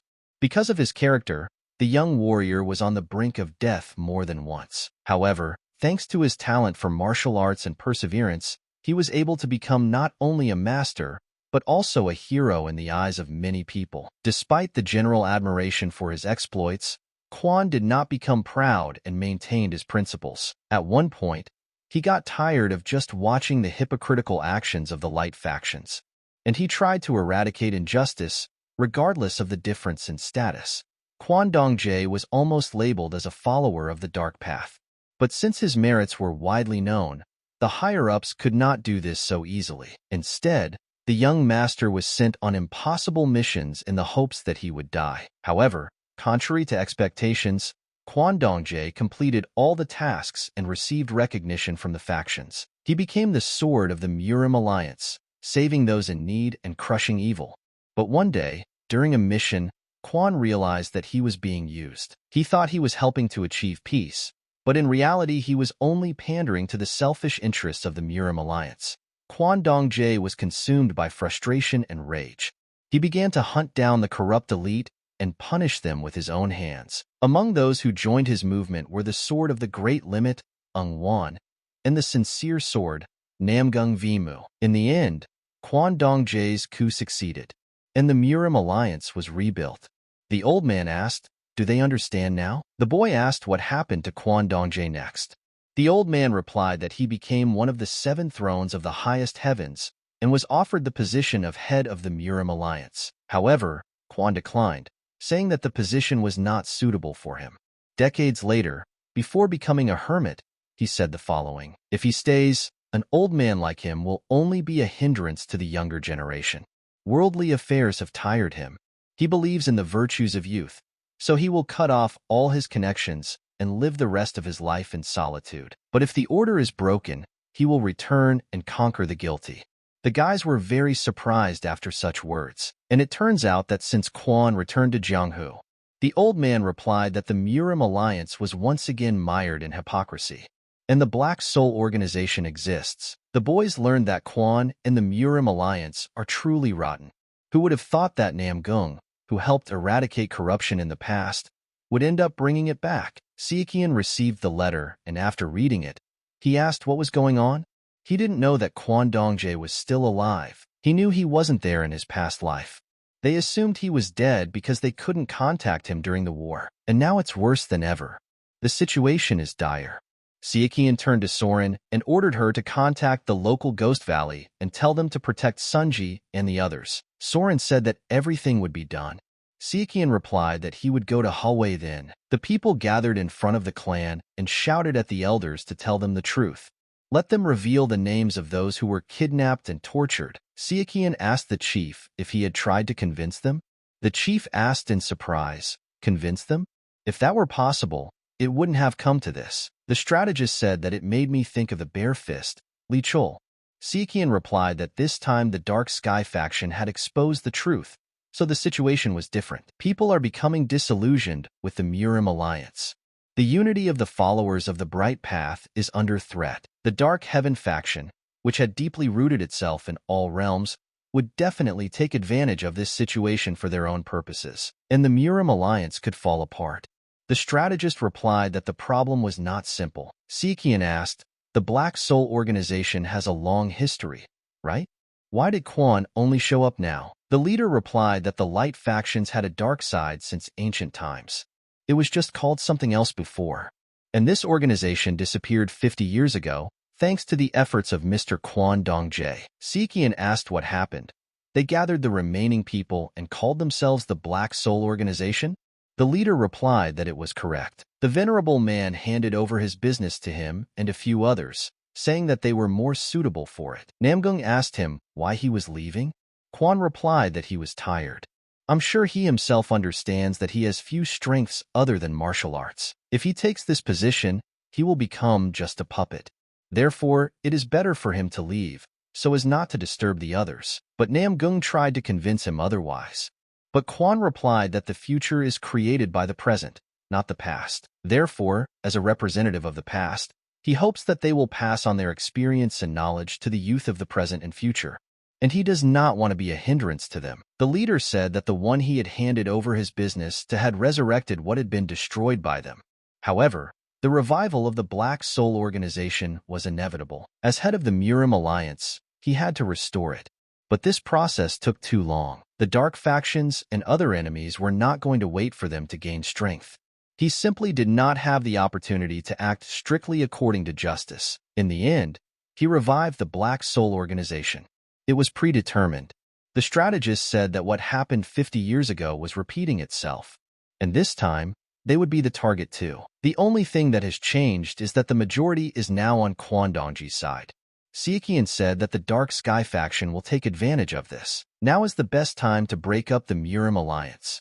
They will make their move when Quan Dongji returns, and we need to figure out how to proceed. Chief Tang received the news and wondered why this relic of the past decided to show up now. Trust is the best ground for betrayal. He was cornered by his own foolish son. Dark Sky faction, who do they think they are? Their organization has been around for less than 40 years. They are too confident. He understood that Tang he had a child with the sword god. No, it would have been better if he had chosen her as his heir from the beginning. The Tang Clan is about to rise from its knees. They can't let someone from the past get in their way. Quan Dongji must die. The leader of the enemies told the celestial sphere that he had done a good job. The sphere replied that it was not worth it. He had merely carried out the mission entrusted to him. The leader asked if there were any problems with preparing the invasion of MURIM. Sphere replied that there were none. Their embedded people are awaiting orders. Jade Light and Celestial Mechanism are also providing assistance. The leader said that it was good. They could finally finish the long preparation and begin a new chapter. Sphere was surprised and saw that even the heavenly demon had submitted to their leader. No matter how much Sichuan resisted, he was just an ant in front of him. The same applies to the MURIM. The leader said that thanks to Quan Dongji, the MURIM alliance, all the supporters of the Bright Path will be divided, and the Dark Heaven faction will win. A few days later, in the MURIM alliance, Sichuan asked one guy if he could sit next to him. The boy was surprised to see the sword god next to him. Sichuan sat down next to him and asked how he felt. The guy replied that everything was fine, and all thanks to him. If he hadn't come then, it would have been the end for him. He owed him a lot. Sichuan said that they shouldn't thank him. In fact, he was sorry that he didn't come earlier, and there was no need to speak to him so formally. The guy asked, "Is that even possible? It would be inappropriate compared to him." But Sichuan interrupted him and told him not to be so hard on himself. He was much more amazing than he thought. Sichuan knew that it was true. The reason he was here today was because he was a hero. He told the boy that he and his grandfather were outstanding people. Let him believe it. Let him remain true to himself and his beliefs. And even if the world does not recognize him, he will do it himself. The boy did not expect this and thanked the sword god. Sichuan told the boy that he had a request for him. The boy replied that he could ask for anything. He was ready to do anything. Sichuan replied that this request was so terrible that he would probably prefer to die rather than fulfill it. The guy said that everything was fine. Sichuan immediately told him everything in detail. The guy said that annoying flies were everywhere, but the leader would not send them. Probably, the culprit was among his hated people from the top of the alliance. And time goes by, but the MURIM does not change. In the negotiation room, they asked what they should do in such a situation. They have been thinking about it for more than one night. The attitude of the light factions towards them is becoming increasingly cold. And then the strategist said that he would read a letter from Quan Dongji. In a month, the head of the MURIM alliance, Namgung Vimy, and the power-hungry high officials would receive appropriate punishment. But there is a note to him. He does not know who is doing this, but there is no need to waste energy. They only cause problems for those around them. The warriors asked what he meant. It meant that someone had sent the assassins. and the investigation was still ongoing, but it looked like they had been sent by the King of Poisons. The warrior said that everything fits. The Tang Clan specializes in assassins. They shouldn't have trusted them to organize the Black Soul, but suddenly someone told them to calm down. But suddenly they saw that the previous strategist had come to the meeting. They asked why he was here. The old strategist replied that he didn't have long to live, but since the alliance was in such a dire state, he had to help. However, the plan itself is Mr. Namgung's. He only added a few details. Starteg said that he would continue in his place, considering his health condition. Quan was sitting on a rock at the time and said that apparently the letter had not convinced them. He even changed his place, but they still did not care. And suddenly he turned around in surprise and said that he definitely didn't expect this. Could this really be that same Chu Sichuan? Sichuan bowed and said that he greeted the elder. He introduced himself and added that he was from the Wasan faction. Quan said he was the sword god. He had heard that much had changed in MURIM since his seclusion, but he had not thought that all this would be true, and it's hard to believe that someone so young could master the embodiment of reason. Unfortunately, he does not have the opportunity to receive it with all the honors. And as the sword god sees, he lives modestly. Sichuan sighed and said that it was not worth it. Quan answered the guy and told him to get up. He could not offer tea, but he would be happy to tell him about martial arts. Sichuan asked why he asked him a few questions. Quan was friendly and replied that it was no problem. Sichuan said that it seemed like he knew about the Dark Sky faction. Is that true? Quan didn't hide it and said yes. Sichuan asked, then why did they do all this? Not only is he not fighting against the common enemy, but he is also acting as an ally. Is that even possible? Quan replied that he had two reasons for this. First, the Dark Sky faction were just people obsessed with power. Even now, if they joined forces, they could stop them. Secondly, the inevitability of a crime is not an excuse. Sichuan said he understood. However, now is not the best time for it, isn't he? If the MURIM alliance falls apart, it will never be restored. In the worst case, even the alliance with the hand of evil will be dissolved. Doesn't he think that now is not the best time to stand up for his beliefs? Quan climbed down from the rock and told the sword god to remember his words. Never justify atrocities with justice. What is the point of peace achieved through kidnapping, torture, and other atrocities against fellow human beings? This is a dark path. Justice must be impartial. It cannot bend to the situation, otherwise it will begin to rot and cease to be itself. He has seen this before, and he is not going to turn a blind eye to atrocities against the innocent. Sichuan said that he felt like he was starting to understand why he had become like this. Quan responded that Wimu, the leader of the alliance, should be held accountable for his actions. They don't have much time left with him. They have to decide the winner before one of them dies. Quan said that according to Sichuan, now is not the best time. But if you don't do it now, the villain will remain unpunished. In the coming war, they may die with honor as defenders of the MURIM. In that case, all their misdeeds will be forgotten forever. Sichuan said that the elder was determined. Unfortunately, words could not settle their dispute. Quan asked the guy if he thought he had the strength to defeat him, and then Sichuan replied, how about making a deal with the guys? Quan was surprised and asked, a bet? Sichuan answered, yes. The loser will have to fulfill the winner's conditions. If he wins, he will support their position. Quan said that it was a kind of win. Sichuan replied that it meant that he, the sword god, would officially support him and inherit his will. Quan asked if he was serious. Sichuan replied that he was. The elder thought that even if he subdued the criminals, sooner or later new ones would appear. But by continuing his work, he would definitely be able to stop them in the future. However, he told the guy that he could not accept his offer. Sichuan asked why. Quan replied that if he won the bet, he would tell him to forget all the evil deeds, right? He would rather die than do that. If everything could be settled with one bet, he would have no reason to return to Jianghu. Sichuan replied that he hadn't even stated his condition yet. Wasn't he rushing things too much? Quan was surprised and said that he didn't understand. What did he want to ask for then? Sichuan replied that his condition was a little different. At this time, the enemy chief said that Sichuan had gone to meet Quan Dongjae. Nox said there was nothing to worry about. Quan Dongjae would not back down under any circumstances. If he could, he wouldn't have caused the chaos 50 years ago. The word compromise does not exist for him, but like a small child who does not know how the world works. A strong but stubborn child. The leader asked if the MURIM alliance had done anything yet. Nock replied that as he had said, they were continuing their pointless discussions, and the alliance remained silent, unprepared to make an official statement. They are unable to confirm or deny the rumors. All they can do is wait for the coming storm. What are the rules? Sichuan answered to make the opponent admit defeat. Quan thought about it and said that if it was that simple, he liked it. And then he would make the first move. Sichuan saw the attack on him and thought it was a limitless fist. No, his stance had too many flaws. As far as he knows, Quan is a master of both defensive and offensive techniques. Is he giving him a head start? Suspicious, and now he has to be on guard.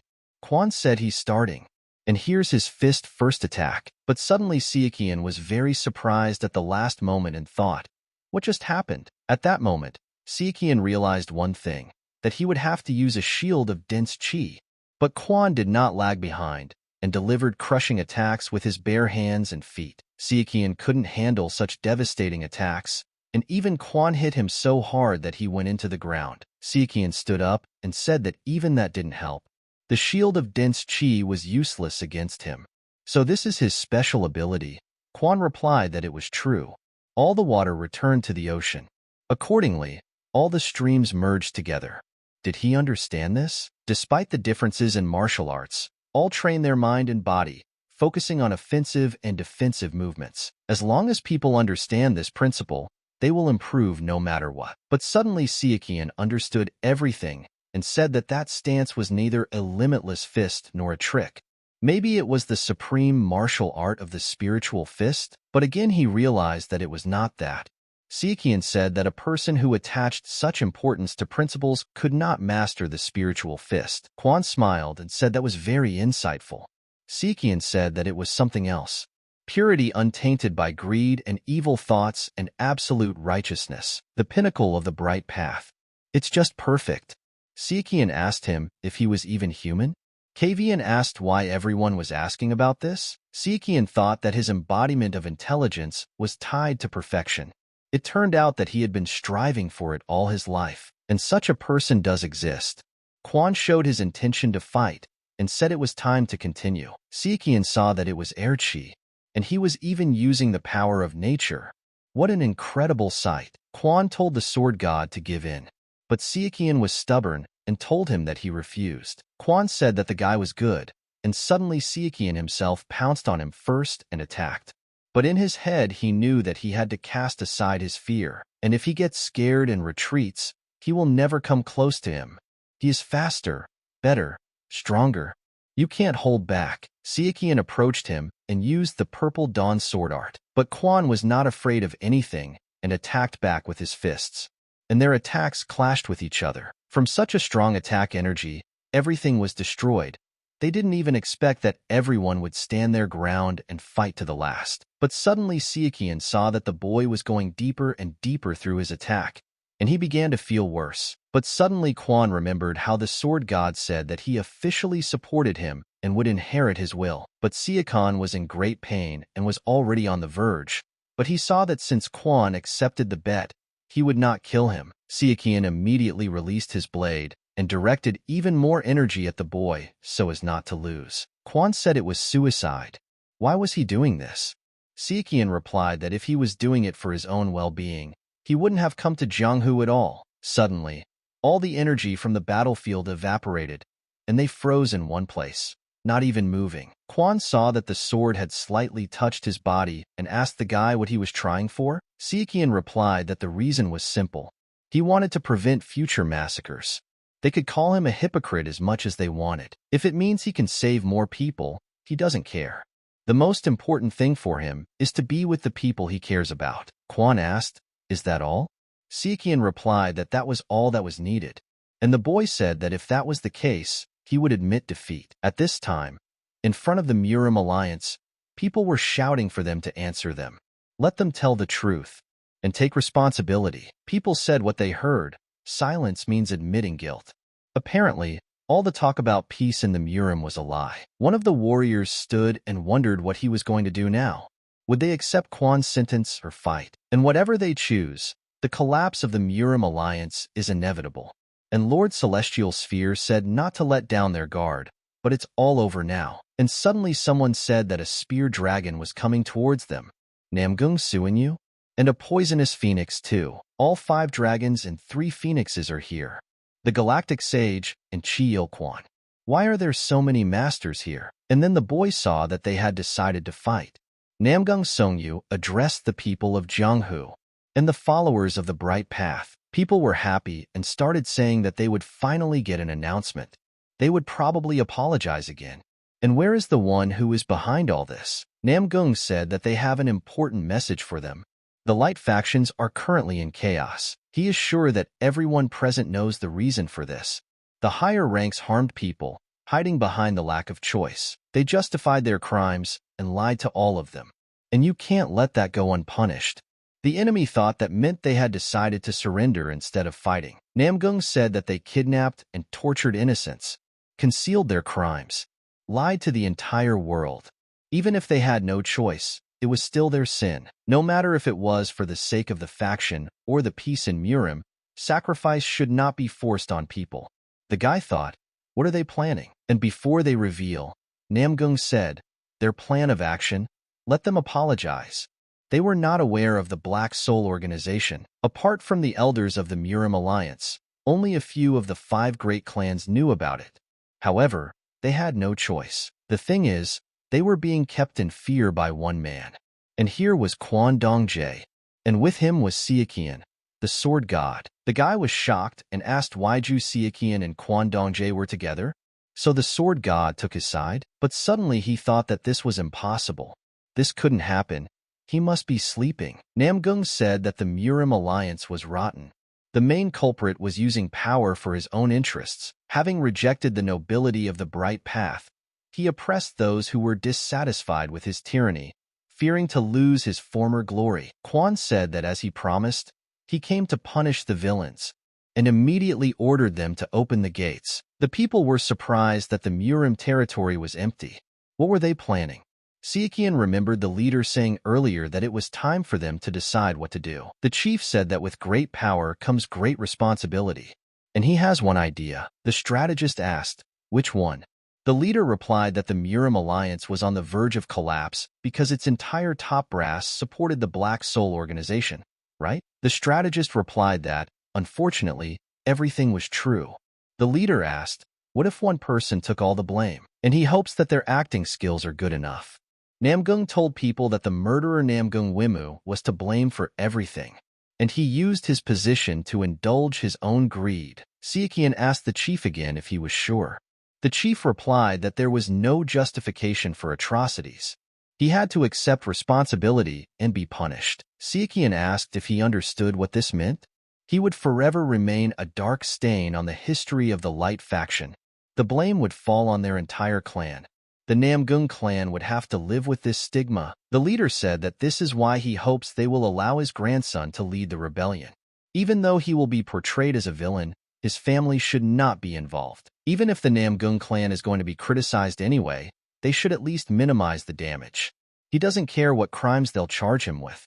Let them do everything in the best possible way, and he's the only one who can take care of it while the sword god convinces Quan Dongjie. People started shouting that the leader of the alliance came out, and he is the enemy of the MURIM Namgung Wimu, and let him take his punishment. Chief Namgung understood that at least in the near future, the organization of the Black Soul was necessary. He could not believe that he had come to understand the actions of his predecessors in this way. It was simply ridiculous. Quan said it was all right. Now it was his turn. For the sake of a bright future, the MURIM alliance could not be allowed to fall apart.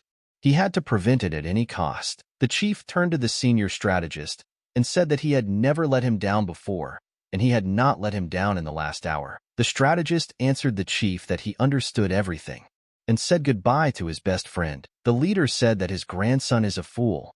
He is Namgung Wimu, the leader of the MURIM alliance, who has laid down his entire life on the altar of the well-being of the Light faction. But Namyun Jr. said that this was nonsense.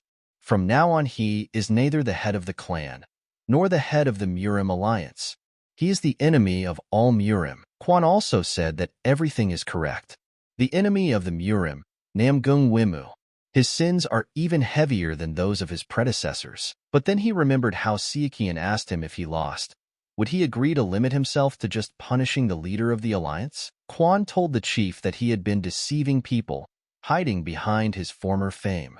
Following the lead of greed, he had only satisfied his own interests. He has committed unthinkable sins, and now he is trying to shift the blame onto his subordinates. A sincere sword, they all say? But he is more of a vicious sword, and his sin cannot be atoned for even by death. But the head got angry and told him to stop wagging his tongue. He is the head of the MURIM alliance. He will prove who is right and who is wrong. The enemy in the crowd saw that everything was going badly and something had to be done before it was too late. And then Saran told him that he better not move if he didn't want any unpleasant consequences. He saw that the beautiful phoenix of intrigue had noticed him.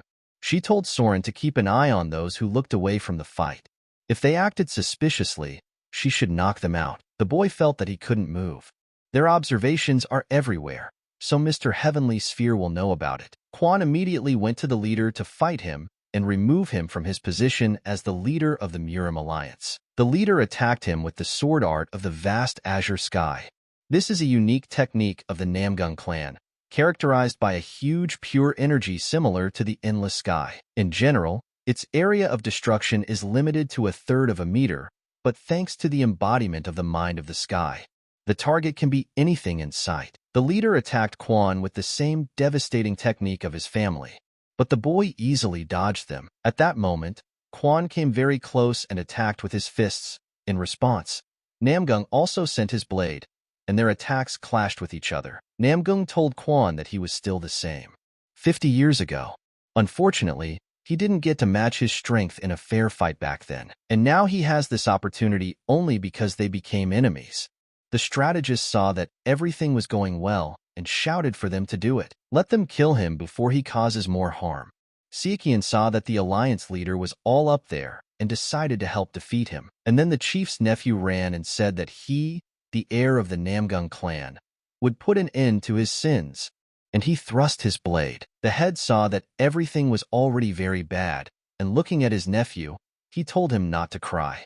And he was proud of him. Namgung told his grandfather that this was the end, and he thrust his blade deeper and told him to die and called him a murderer. The chief understood that his nephew had a sincere heart.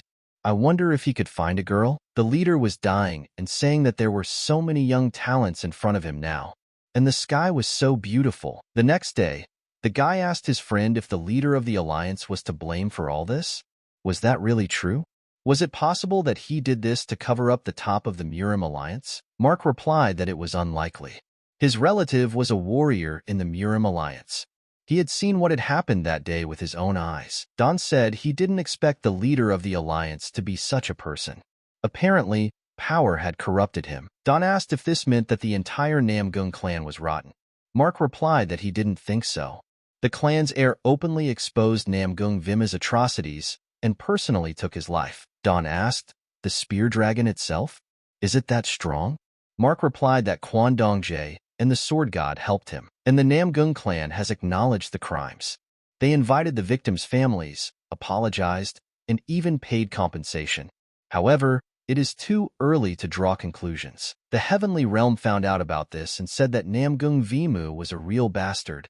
How could he even have the guts to do something like that? Gun patted him on the shoulder and told him to calm down. He asked Sphere why people believed it so easily. Sphere replied that a lie repeated 1,000 times becomes the truth.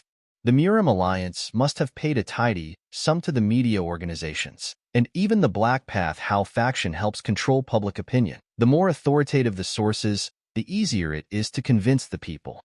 Besides, anger and hatred are the most powerful tools of manipulation. Gunn said people shouldn't rush to conclusions. The announcement came after a long silence. Many people are probably still left with doubts. If they dig deeper, they will easily find people who are dissatisfied with the hypocrisy of the Light Ones. Sphere told him that people are much stupider than he thinks. They don't choose what to believe. The truth doesn't matter to them. Gong asked in surprise, does it matter? Sphere said that the followers of the Bright Path have a strong sense of pride and unity. They do not accept anyone who is different from them, be it followers of the dark or demonic paths, and consider them inferior. In order to break up the MURIM alliance, it was necessary to put pressure on this sense of unity through the Black Soul Organization incident. The light factions would question whether their path was truly right. Their pride would be shaken, leading to doubt and disappointment. But now everything is different. They have an excuse, and it is Namgung Vimu himself. Typical shifting of responsibility. Neither the MURIM alliance nor its followers are to blame. All the atrocities were committed by the leader of the alliance, the hypocrite Namgung Vimu, and for the sake of their own peace of mind, they will continue to blindly believe in their innocence. It will take a lot more effort to change public opinion again now. But while the alliance managed to get away with it this time, they won't be so lucky again. They won't be able to change anything. They have no right to make mistakes, said Sphere, but their situation is no better. The MURIM alliance needs time to restore relations, which they will use. The Sphere said that they would act according to plan. And there was no time to waste this time. The leader of the alliance died. He was executed as a sinner. The body was not given to the clan, but burned and scattered in a remote place. But he did not deserve this. Sichuan came to one place and looking around said that he hadn't been here for a long time.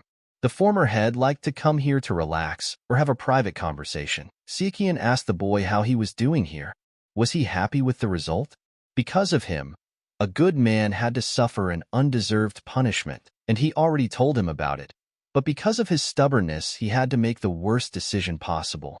So he will be brief. Sichuan looked into his eyes, and suddenly, unexpectedly, with a fast speed, he punched Quan in the face. Sichuan immediately grabbed him by the clothes and told him to listen to him, and called him a young old man. Sichuan said that if it weren't for his mossy principles, the alliance leader wouldn't have to die like this.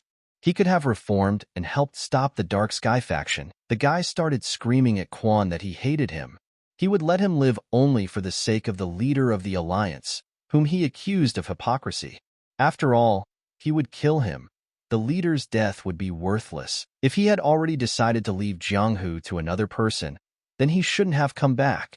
But after so much time, he suddenly wanted to play at justice, and if he planned it from the very beginning, then he shouldn't have left. And let him not even try to justify his actions by the lack of choice. Sichuan started yelling at him and telling him to take responsibility for his own justice. Let him grow up already. People were talking and calling the Namgung clan names. But then someone said that only Namgung Vimu was guilty, not his family. Their clan has already apologized numerous times. They even compensated the families of the victims. And he is more interested in who will be the next head of the MURIM alliance. At this time, in the MURIM alliance, the strategist was asking if there was anyone who wanted to put themselves forward as a candidate for the position of leader. The elders thought, who can become a worthy leader? It is a great burden. One wrong step, and he will follow the previous leader. And unlike the events of 50 years ago, the MURIM alliance will now be under close surveillance. And to regain at least some of the former trust, the new leader will have to achieve a lot. The advantages are incomparably fewer than the disadvantages. But suddenly one of the elders asked the strategist, that is, the temporary head, if he had anyone in mind. The strategist replied that there was one person. The elder asked, who is it? He said, the head of the Tang Clan. The king of poisons, Tang Yugue. The elders began to scold him and ask, is he in his right mind? This is madness. What was in the letter from Sichuan? The strategist replied that Tang Yuge had written that he would atone for his son's betrayal by becoming the head of the MURIM alliance. The elders said that this was nonsense. He was a real scoundrel.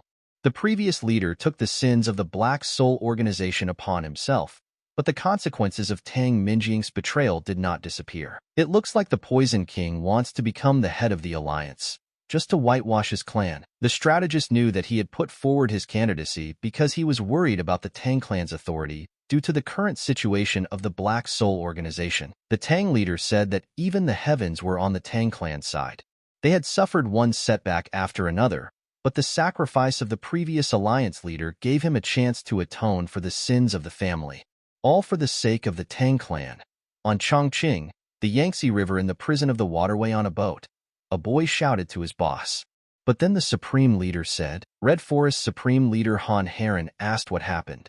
The boy replied that she had a letter from the Dark Sky faction. Heron read the letter carefully and smiling asked, "An offer?" Then, the guy asked, "What other proposal?" Heron replied, "What other proposal could there be when the Inter-Faction Alliance and the Dark Sky faction are preparing for war? They want them to help them." The boy replied that if they, the 18 Red Forest forts, would assist the Dark Sky faction in capturing the MURIM, in the future, they will turn a blind eye to their plundering. In the territories of the Yangtze and Huanghe rivers, the mountains near Chongqing, and also Lake Dongdinghu. And it sounds good, but you shouldn't trust them blindly. Heron said that they would accept the offer. The guy was surprised and asked, "How?" Heron said that they don't give a damn whether they keep their promise. The main thing is that the light and dark factions, and of course, that the entire MURIM weakens. Although, of course, most often their craft is hindered by the hypocrites of the bright path, when they have nothing to do. Without them, they can easily expand their influence beyond Chongqing. Heron said that then they have no reason to accept the offer. If they let things slide, then after the MURIM alliance and the River of Evil they will accept them. The guy asked, "What if they abandon them when they catch the MURIM?" Heron answered that they will have more important things to do than deal with bandits like them. The remnants of the dark and light paths will not kill themselves. Heron smiled and said that she almost forgot. They still had to pay back that bastard Sichuan. 10 years ago, Sichuan came to Jianghu and killed Yuk Daran. As a result of this battle, Sichuan and Sunji disappeared, causing the Wasan faction and the Jiggle clan to take revenge on the 9 forts of the Water Forest. When there was nothing left of them, the Punishers switched to the 18 Red Forest forts. As a result, the robbers of the Water Forest, who lived only by robbery, lost their income and starved.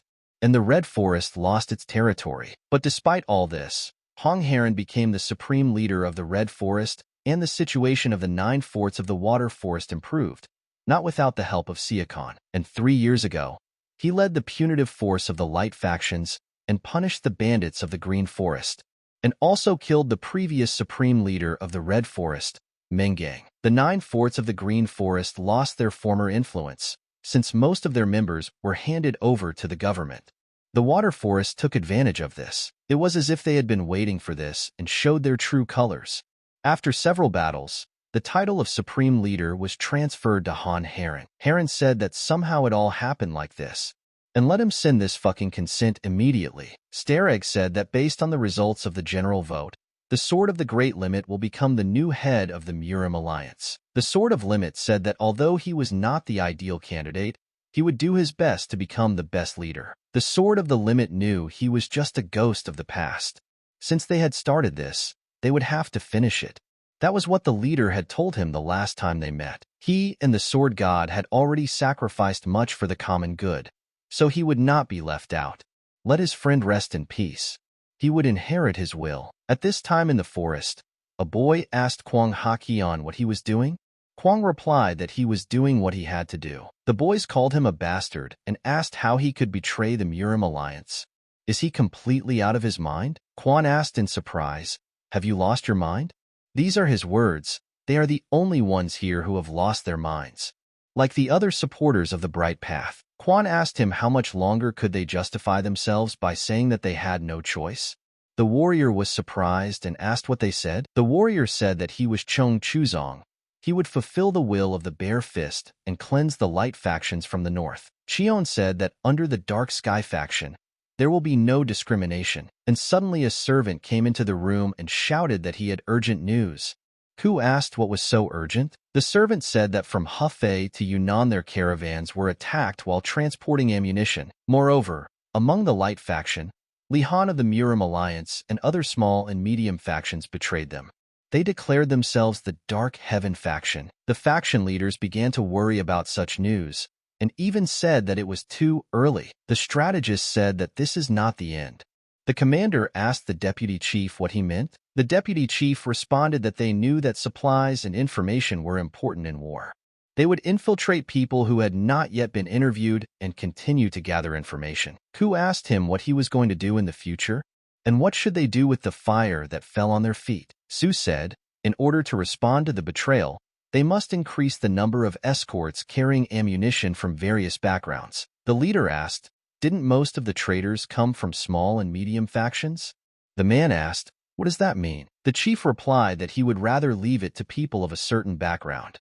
The man said that the reason all these deaths are happening is because of discrimination based on background, and they want to discriminate again. The chief replied that this was not what he had in mind, but that this option had to be ruled out. The man said that was not what he was talking about, but the chief got angry and told them to stop. They were dealing with a serious situation, and the two of them were arguing at a time like this. Were they going to let his sacrifice go to waste? The chief asked the deputy what he thought. The deputy replied that as the chief said, this is not the best way. The Dark Sky faction is skilled at penetrating the human mind, exploiting weaknesses and deceiving them. If the escorts are of a certain origin, then manipulation and instigation are their specialty. The result will not be good. The chief asked what he thought the soldiers should do then. The deputy replied that as the elder had said, they should protect the supplies by sending people of different origins. Su said, in any case, what should she do with this small army? How about asking for help from the Northern Sea Ice Palace? Ku said that indeed. There is the Northern Sea Ice Palace. Isn't it known that the Northern Sea Ice Palace invaded the Central Plains before? The deputy replied that before they said so, he had already sent a letter there. Unfortunately, they were refused. They said they had a shortage of food because of a heavy snowfall that had happened a few years ago. Ku asked how about providing some craftsmen in exchange for help? The man replied that he should use his head. How could they afford that? The deputy said that the starting point was not bad, thanks to the support of the Golden Desire Trade Guild and the various guilds of the MURIM Alliance. It's not enough to make a deal with the Ice Palace of the Northern Sea. The man said that they have no choice but to fight with half of their power lost. The deputy said that this is all they can do now.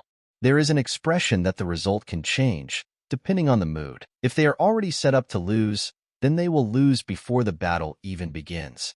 Fortunately, there are some predictions. From the beginning to the end, the Dark Sky faction shook the MURIM factions, the Dark factions, and the Light factions with their insidious speeches. And now they will get resources through the traitor and use the chaos to launch attacks in different ways. The deputy said that this is one of them. This is Guizhou.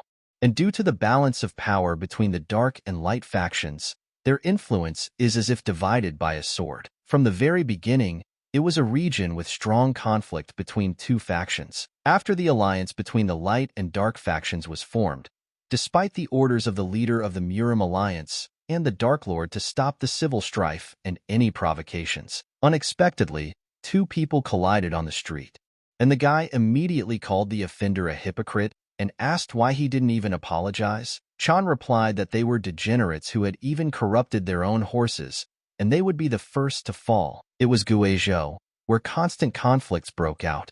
The guy asked him what he meant. The head of the MURIM Alliance branch in Guizhou, Shin, said that even if they told them not to argue, it sounded crazy. And others said that if they hold out in Guizhou and contribute here, their job will change to Anhui. And this is his current situation. Shin said that if it weren't for the Dark Sky faction, the heir would have already. But suddenly a servant came and told the branch manager that a guest from the MURIM Alliance headquarters had arrived. Shin was very surprised and asked, "From headquarters?" But that couldn't be. And then Sichuan came in and introduced himself and said that they hadn't seen each other for a long time. Shin greeted back and greeted him. But what happened to the sword god? Then a servant ran up and told the leader that they had a problem. They had a conflict. Sichuan said that they were already late. After all, he came here before them. The deputy said that the MURIM Alliance would fall into their first trap, and there would be a crack in the Light faction due to the chaos in Guizhou. And as it was said, the Dark Heaven faction will not leave the place unless it explodes at any time. Sichuan said that deliberately creating misunderstandings between each other, inciting conflicts and nullifying effective conditions in order to undermine the cooperation of the Light factions. And Guizhou could be the starting point. That's why he's here. He tried to persuade the branch manager to gather the members of the Light faction in Guizhou. Sichuan thought that due to the distance from Anhui, the influence of the MURIM Alliance headquarters was not that strong. And if trouble arose from the Dark faction, they could become a support force. They also have to check the organization created by the heir of the Golden Wish Trading Guild. Shin said that, for example, The Guizhou branch building was entrusted to the Ghost Village through a blueprint rather than direct guidance. They were told that a samurai from the Dark faction had climbed over the wall last night and attacked.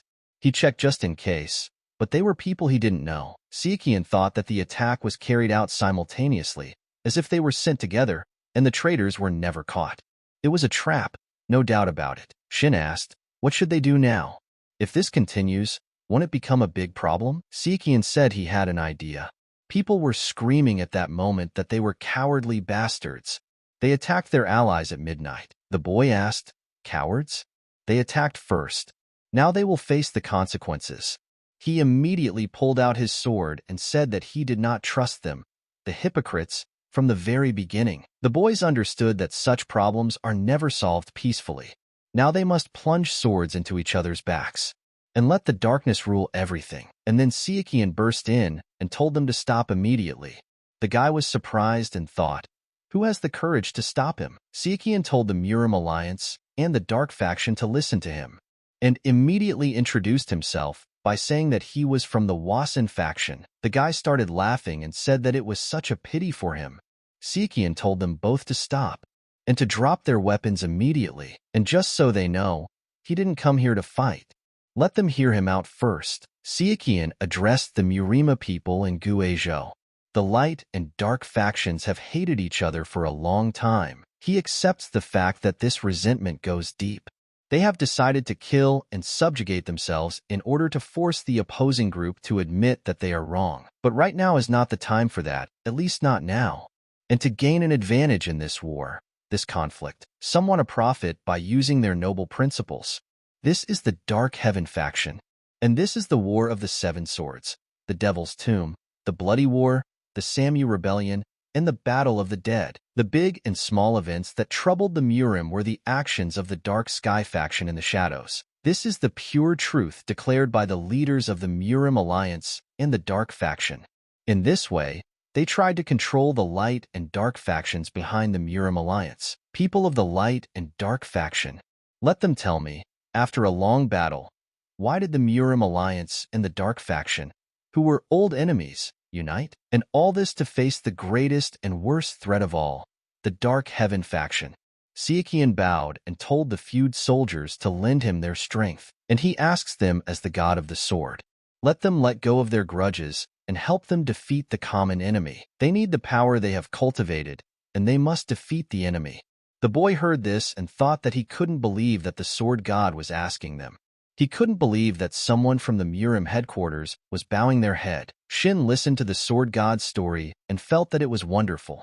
How often can one receive a bow from a high-level master who has reached the highest realm? And above all, up until now he had been recognized for his contributions to Guizhou, and he had been told that he needed power, so he could do nothing but follow that. He would have been just as energetic if he had been 20, no, even 10 years younger.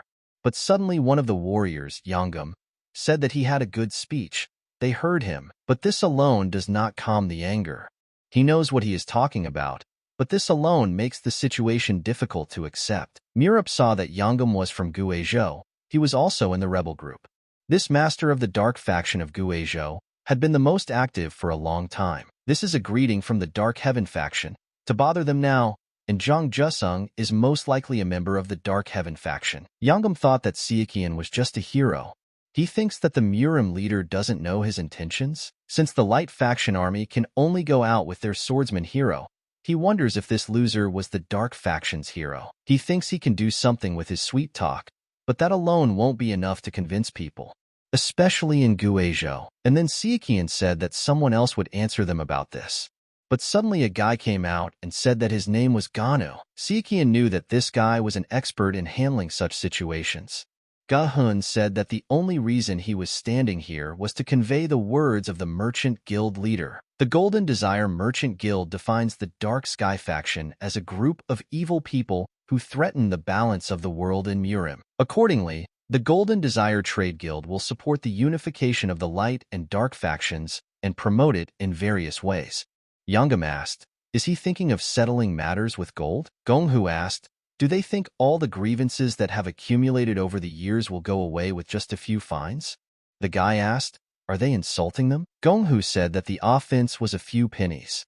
As long as they maintained peace in Guizhou, and at the beginning of the war against the Dark Heaven faction, everyone would receive 5 silver liang per day. 1,000 coins equal 1 silver liang, which is equivalent to 2 bags of rice at the current market price. Yanggam got really angry and told him not to lie to them.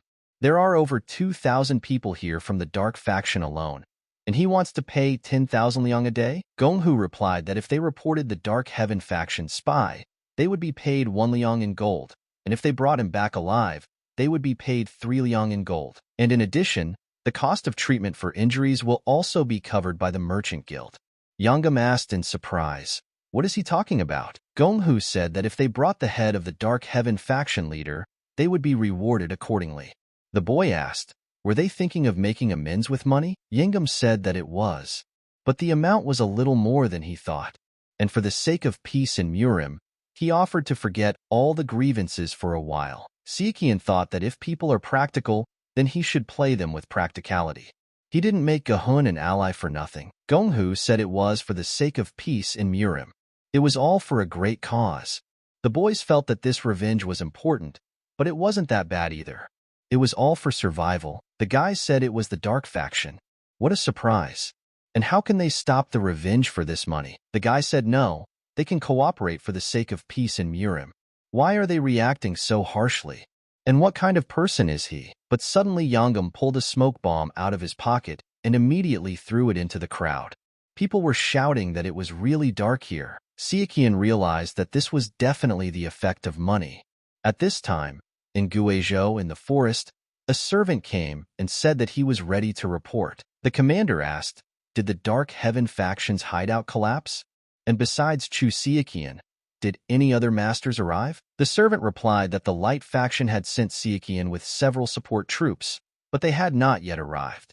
According to Zhang Qiseng's report, they would arrive within 4 to 5 days. The commander said that after completing the preparations, let him take a break and begin the sortie on the 3rd day. 3 days later, in Guizhou, a scout was sitting in a gorge, sleeping while sitting.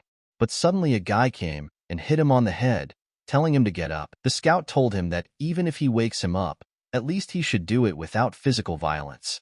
The guy pointed with his hand and told him to look. The deputy was saying at that time that if there was a war, it would start in Guizhou. Therefore, he was going to send a special detachment there. Guizhou could explode at any moment. So let him go there first and control the situation, and the rest will arrive via the Yangtze River. Liwa asked the people if they even understood what she was like. The man replied that he knew, and that the Phoenix of the Sword of Waves stood before him. Or since he recently turned 30, does she now have a different title? But that's the point to me. He is Yuthak, the chief of the Donghu Lake Fort. They say she still hasn't found a worthy man. Has she really been dreaming of his strong embrace all these years? Lihua said that she didn't see any decent men here. And anyway, braggarts usually have nothing to brag about in bed. Poison Phoenix stood nearby at that time and said that it was such a shame. That got very angry and said that she was a devil. Lihua said she just wanted to joke, but apparently she hit a sore spot. But the size of the blade is not that important. The main thing is the technique. However, he has problems with this too. In his place, she would have drowned herself. Thak got very angry and said that she was finished. He immediately ordered his men to finish them off. Lihua knew that they were attacking them even though they knew who they were. The Yangtze River is their territory, but even if they knew of their arrival, they would not risk attacking the ship of the MURIM Alliance Masters. And so it turns out that the 18 Red Forest forts have united with the Dark Sky faction. And suddenly in Guizhou, at the moment the strength of the inter-factional alliance numbers, more than 4,500 fighters. But there was a meeting going on in the Guizhou Command Center. At this moment, the servant rushed in and said that the enemy army led by the Jade Light was approaching. The Blazing Sword was also among them. The guy said that he was such a scoundrel, that he had manipulated him. The leader replied that he would now show them their heroic strength. Sichuan told him not to look down on them. The upper crust of the Dark Heaven faction is incredibly strong. Let them protect themselves from the Jade Light that is clad in armor from head to toe. The leader asked, is this armor the only one of its kind? Sichuan answered that it was true, and addressed him as a leader, but then said that from now on he is the commander of the Guizhou front. The commander replied that he could rely on him, and he understood that if he succeeded, he would finally be transferred to another position. The commander said that it was time for them to set out then, and if the first battle went well and the inter-faction alliance did not fall apart, Meng Chohek or Cho Meng would probably be appointed as the head of the Guizhou branch. The commander said that here they come. Sichuan immediately looked at Jade Light and immediately aimed at it. Sichuan knew that a war was starting. He decided to say that the light and dark factions had many reasons to fight. There were always all sorts of disagreements between them, but it was better to forget about them from now on and fight as one. The warriors asked why. Sichuan replied that it was because of the scoundrels who thought they were gods, pulling the strings from behind the scenes. Sichuan said that they should answer for all their atrocities, and immediately ordered his men to attack. Jade Light at this time was thirsting for Sichuan's death, and immediately launched an attack with a fire spear at the right moment. Sichuan was very surprised by this turn of events, but suddenly all the warriors moved out of the way of the spear.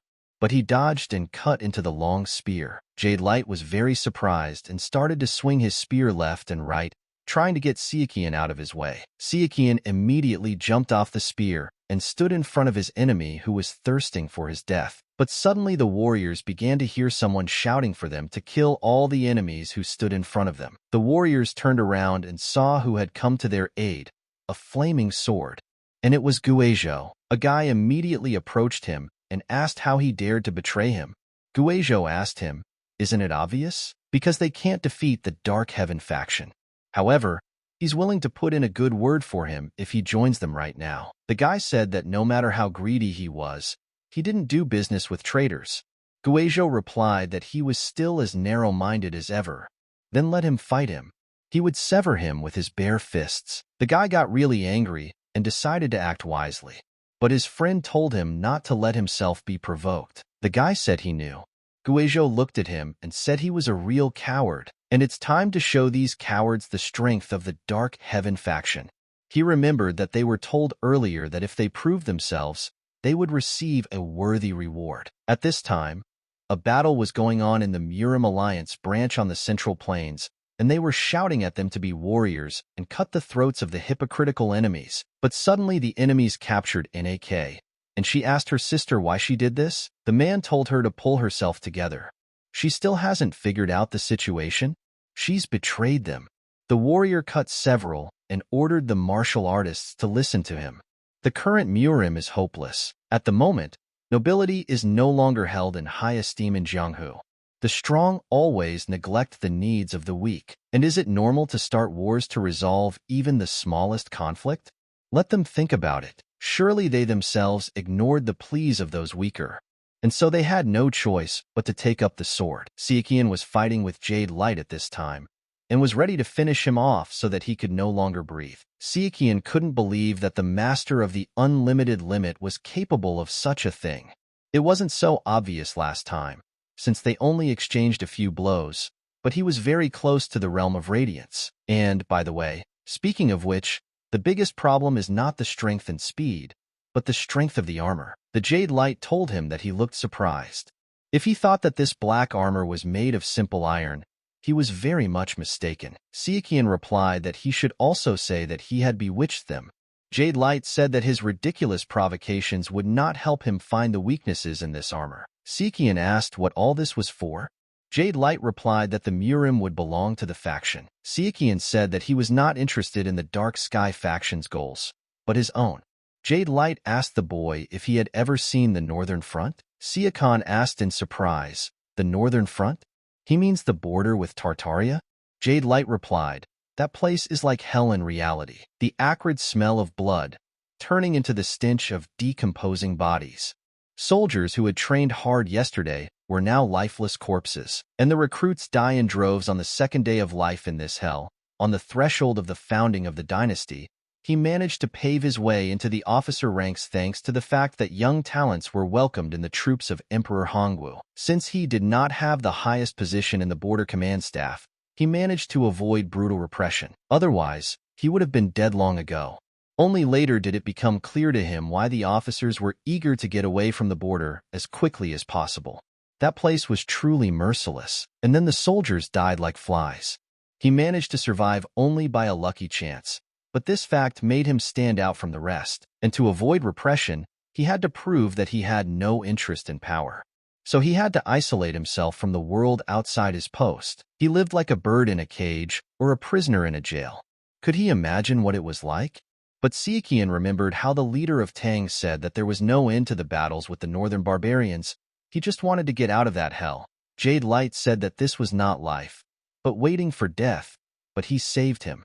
The Dark Heaven Lord helped him escape from that hell and become a new man. Sichuan said he can't believe it, and he says he escaped from hell, and this is heaven in his opinion? Jade Light replied that they were fighting simply out of loyalty to duty.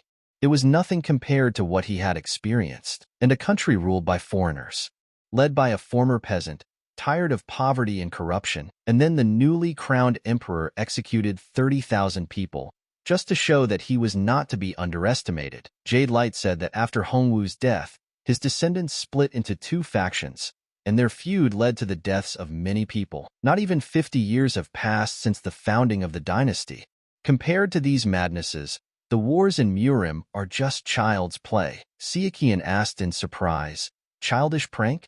And that's enough of this nonsense." He immediately started fighting him to the death. Sichuan was tired of delivering crushing attacks and was wondering what kind of armor this homeless man had. Jade Light attacked, but Sichuan was able to dodge it. He hoped to defeat it with one precise strike, but suddenly the commander turned to the sword god and said that it was time. Sichuan heard the order and knew that he needed to calm down. And don't try to jump over your head. There must be a more reliable way to deal with him. Sichuan shouted at his men to retreat, and the flank of the dark factions will not hold out any longer. Let them grab the wounded and retreat. The warriors began to shout that they must retreat. Guizhou started laughing and shouting that they were pathetic cowards. And that was great. No need to relax. And we could catch up with those cowards. Jade Light ordered him to stop immediately. Guizhou was surprised and asked why. Jade Light replied that he should not forget that one end was enemy territory. If they fell into a trap, they would suffer great losses. Besides, they were already exhausted. There was no point in worrying unnecessarily, since they would not be able to go far due to supplies and wounded. Reinforcements will soon arrive. They will regroup and bet on the next battle. The commander gathered all the people and said that 800 people were killed, 500 were wounded, 200 of them had serious injuries, and the remaining 300 had minor injuries. Excluding the dead and seriously injured, their number has dropped to 3,500? And what about the Dark Sky faction? The guy replied that according to information from their spy, they lost about 500 people. And first of all, they need to take care of the seriously wounded fighters. And the guy said that during the retreat they lost surprisingly few people. The commander asked, "I wonder why?" And suddenly Linghua burst in and said to let them answer this question. NK was so happy to see her older brother. Sichuan was also surprised that he finally got to see Nak's little sister. Li Huan said she couldn't believe it. He was standing right in front of him, and he greeted someone else first. How heartless, and you can't help but wonder, is there something more between them? The poisonous phoenix replied that even though she had problems with her head, now was neither the time nor the place for that. Li Huan asked her if she was jealous. Phoenix replied that she was already really annoying. Saran turned to the girls and said that they were all sweethearts, but it was time to get down to business. Saran introduced herself and said, to the leader of the special squad sent from the MURIM Alliance headquarters, and she already knows the circumstances of the first battle that took place half a day ago. The guy replied that she seemed to say that she could answer that question. Saran replied that yes, that was correct. The thing was that he was suddenly seeking an absolute victory. They decided that there was no point in risking and continuing that battle, since reinforcements would soon arrive. The boy asked, what other reinforcements? Saran replied that a few days ago, while they were sailing to Guizhou, they were attacked by one of the 9 sharp water forests in the Dongting Lake area. The commander asked, did the 18 red forest forts really unite with the Dark Sky faction? Saran replied that it was true. Sichuan thought about it and immediately realized that this was what had happened. It was worth dealing with them when there was still such a chance. Hong Herrig, even from his past life, he doesn't have many memories of her. Back then, the 18 red forest fortresses were led by Mengang and the Heavenly Sphere. Before they were defeated, they simply launch sorties to weaken the enemy's forces. Saran said that since Guizhou borders Chongqing in the north, where the Red Forest headquarters is located, it is likely that their army has already joined the Dark Heaven faction forces. The commander said that they at least had a numerical advantage, but now even that is gone. And how many people are in their special squad? Li Huan replied that there were 50 second-class warriors, 30 first-class warriors, 15 supreme warriors, and 5 supreme masters. A total of 100 people. The commander said that, in principle, it is logical that there are not so many people in the special detachment. Sichuan said that all is not lost. They have a backup plan. The commander asked in surprise, a backup plan? Sichuan replied that if there is a place that is easy to enter but hard to exit, then they should make the enemy army close to it. They will use this principle of their Sun Tzu art of war. The commander asked him if he was suggesting using the art of closed illusions. Sichuan replied that something like that. And under no circumstances should information about this operation be allowed to leak. And no matter how surprised they were, he asked them not to make a sound. But suddenly the boys heard that he was trying to convey a secret message to them. And since when does the sword god master the art of sound? Sichuan said that there was a caravan route near Wannan that the Golden Wish Trading Guild used, and there were mechanical traps set up there, into which they would lure the enemy. The guys thought, a mechanical trap? Is he serious? Sichuan said that he knew what they were thinking. If anything, the development of these traps was funded by the Golden Wish Merchant Guild. And would the Merchant King waste money on nonsense? Moreover, he is the sword god, and he vouches for their usefulness. The boys thought that indeed.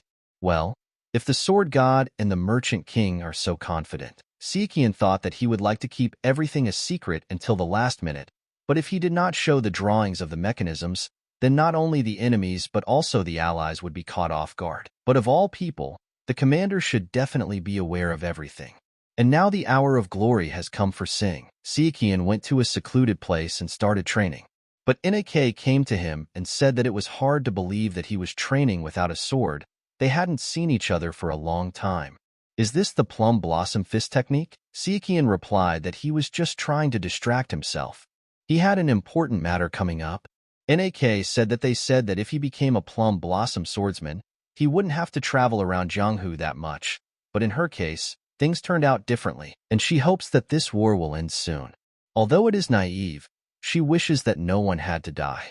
The grief of losing loved ones is incomparable to anything, and in truth, this is why she followed him, so as not to lose someone dear to him. Sichuan didn't understand anything and just looked into her eyes. Nek was surprised and asked him what was wrong. Sichuan apologized and said he was just touched. And in his head he realized that heroes are people too.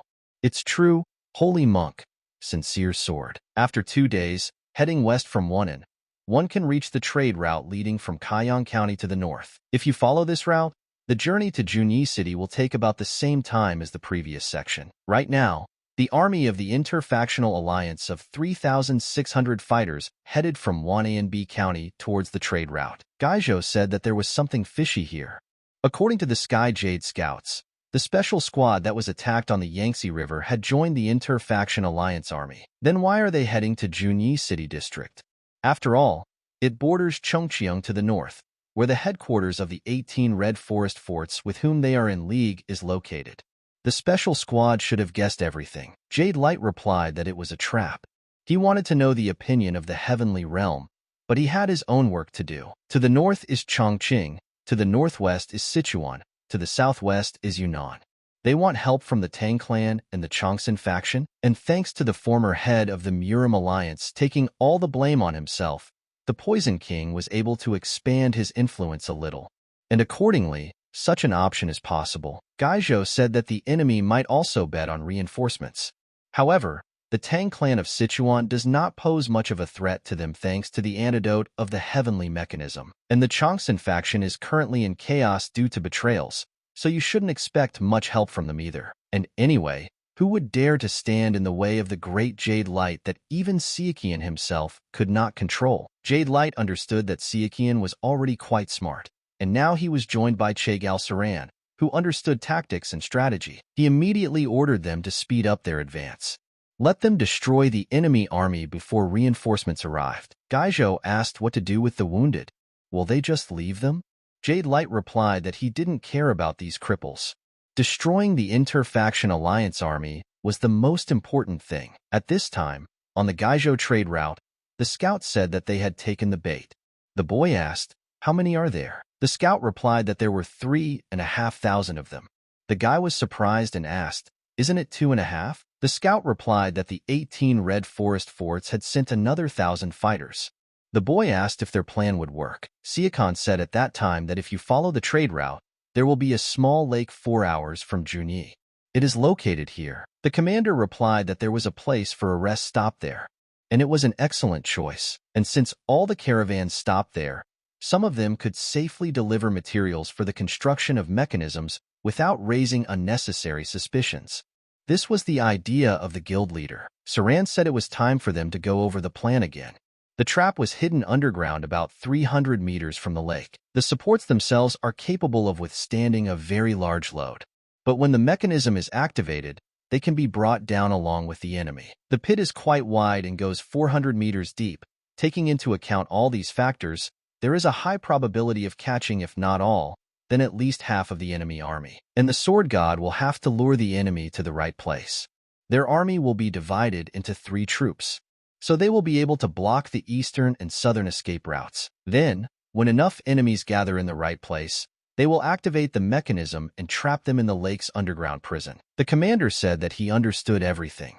Saran replied that then it was great. Then it was time to join. At this time, the warriors gathered against each other. And suddenly, during reconnaissance, a guy asked if it was time to give a signal. The chief answered that it was not yet. The main thing was patience. The guy asked if they really thought they would fight on their territory without doing reconnaissance. Jade Light said that there was not only a lake nearby, but also a caravan route of the Golden Desire Trading Guild. And if they were surrounded, at least one of their escape routes would be cut off. He ordered them to split their forces and move straight to Chongqing. Let them beware of attacks from any direction. Gaizhou asked, what if the enemy took advantage of the fact that they were divided into squads? Jade Light replied that there was nothing to worry about.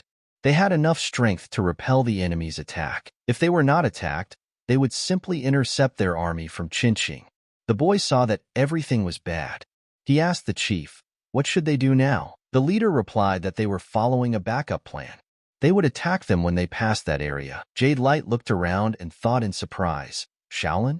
But that can't be. It's located in Hunan. Of the provinces bordering Guizhou, the closest are Sichuan and Yunnan, and beyond them is Tibet. But it can't be, thought Jade Light.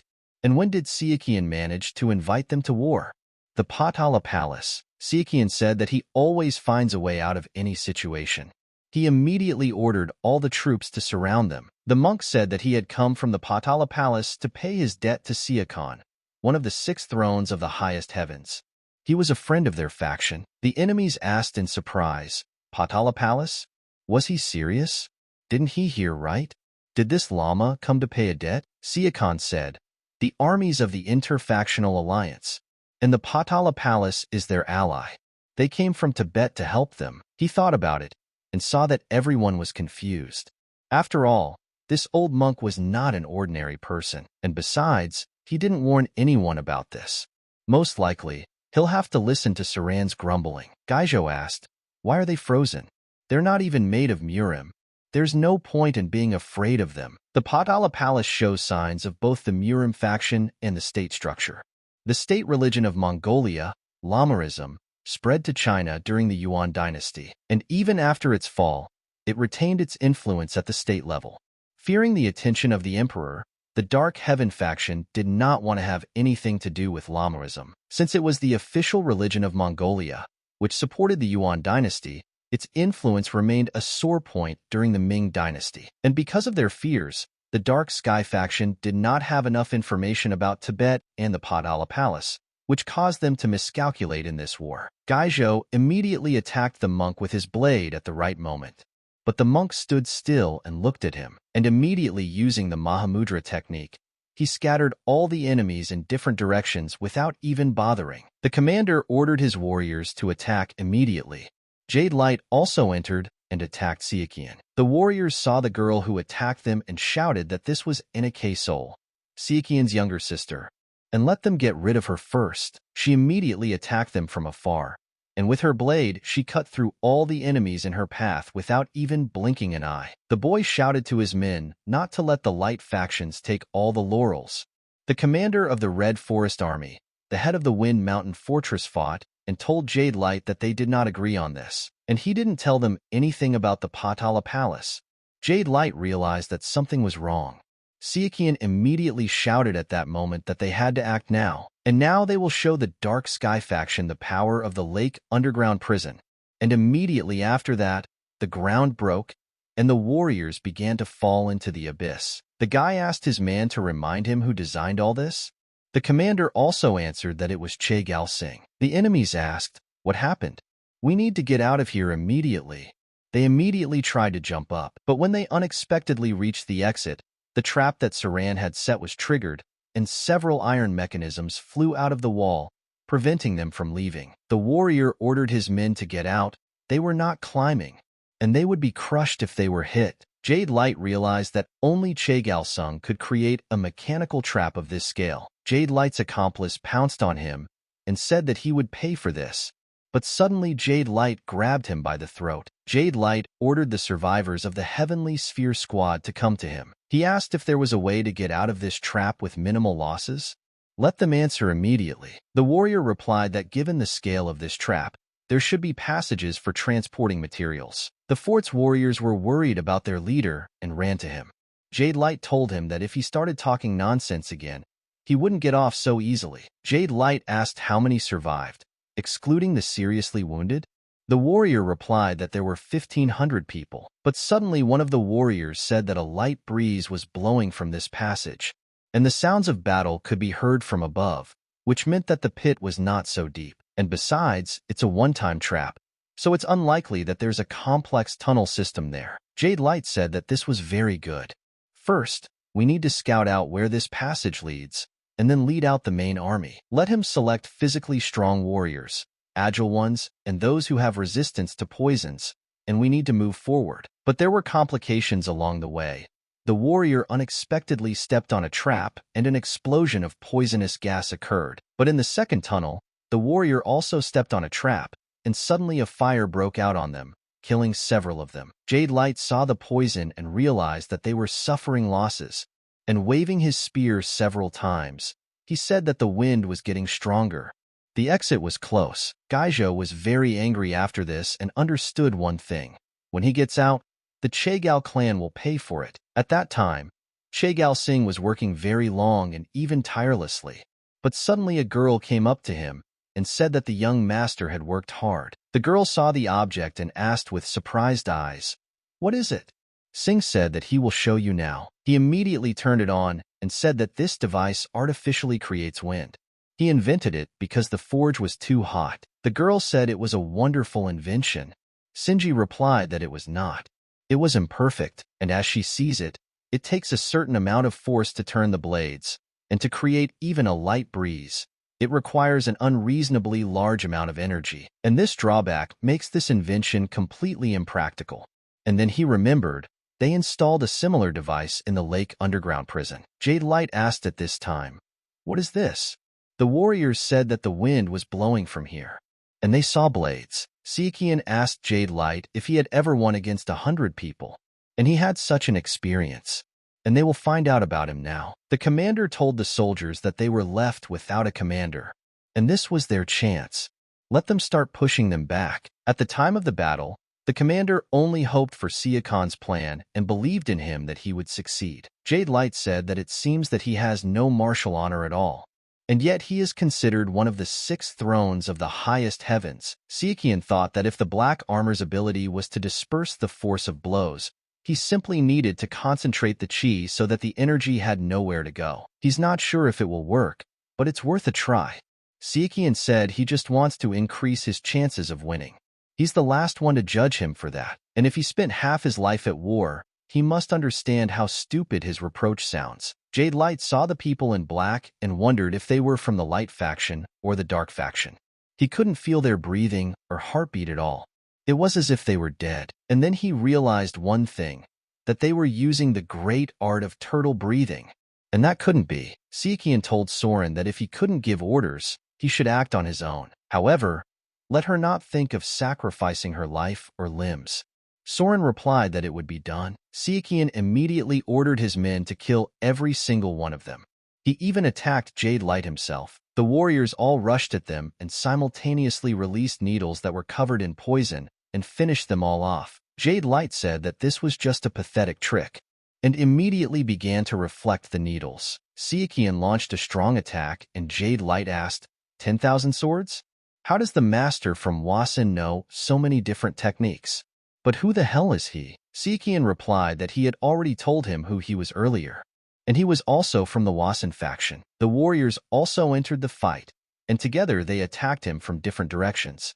Jade Light asked, what are his minions from the Valley of Ghosts? The Jade Light immediately attacked them back with 6 divine spear combinations, but Sichuan's warriors did not stop even after this, and easily attacked him again. But suddenly Soren attacked the enemy from behind. Jade Light decided to use an attack, but Sichuan ordered his warriors to use the Phantom Shackles. Sichuan attacked him and understood that there was nothing perfect in this world. But the moment his sword collided with the armor, it began to slowly crack. Siochon was very happy. The Jade Light realized that Qin Shinhuangdi's black armor had begun to crumble. Jade Light was out of his mind and couldn't even control his actions, but he broke the chains that held him. Jade Light immediately used 6 combinations of the Divine Spear. And Combination 3, Army Crushing Swing. No one expected him to do this, and they immediately moved away from him. After all, the attack was strong. Sichuan realized that the fire chi in this attack was concentrated to the limit. If he had not dodged but tried to block, even his shield of dense chi would not have saved him. Jade Light asked, how much longer? When will he leave him alone? He immediately started chasing after him, but Sichuan suddenly turned around and attacked. But Jade Light said that he just wanted to escape from that hell. His comrades died yesterday, are dying today, and continue to die tomorrow. But he did not stop there and continued to train. Jade Light once again used the 6 divine spear combinations and the 4th combination against him. He immediately attacked him with a throw of the returning spear and launched it straight at Sichuan. Sichuan saw the spear flying straight towards him and realized that he wanted to take it to the grave with him. And it looks like he thought he'd scare him into retreating, but he doesn't need that. At worst, the spear will pierce his left shoulder, and all that's left to do is finish him off. Sichuan countered with an attack, and his sword collided with the enemy's sword in the center of the battle. But Jade Light was surprised that he missed. Sichuan told him not to forget that he was not alone. And then Soren entered the battle, removing the attack trajectory. Jade Light thought that it was all because of this ghost, but no, it was impossible. She simply wouldn't have the strength. Even a master of unlimited limit couldn't change the trajectory of this throw. Then what's the matter? Sichuan said that not only does he run around in heavy armor, but he also uses fire in a cave with thin air. And it's no wonder he was out of breath from such a situation. Jade Light got very angry and decided to finish off Sichuan. Sichuan said that if he needed a new hell to escape from the old one, then he would become its incarnation. Gaizhou saw that he was already in the minority and said that they were taken. He surrendered. Only let them spare him. The guy kicked him and said that he was nothing but a traitor. He had only 2 choices, let him die or die. But suddenly the chief told him to calm down. He offered to at least listen to him. The commander replied that they had one after all. His heart almost stopped when the Jade Light guessed about the trap. The monk said that if you think about it, Tibet has not interfered in the affairs of the MURIMs of the Central Plains for a long time. The commander said that the same monk, Tsongkhapa, said that he owed his life to the sword god. At that moment, Saran approached the pit and looked. But the commander turned to him. The girl replied that there was no point in jumping to conclusions. The commander thought at this moment, what was the matter? He asked her. She still hasn't received any news from the sword god, and she has nothing to worry about. And he offers to look at the drawings for now. And if she thinks that the sword god may need help, he is ready to send more craftsmen to him just in case. Sichuan removed his mask and said that other than the fire spear and black armor, he had nothing unusual. Sichuan told Soren to take it. The girl replied that she would do so. He immediately ordered the ghosts to report the situation immediately. Soren answered that there were 62 survivors and 38 dead. Sichuan asked how many were seriously injured. She answered that there were 19. Sichuan said to use the medicine from the Bright Humanity Hospital and take care of the bodies of the dead. The seriously injured should be taken to the nearest hospital, and until they are cured, let them not even think about returning.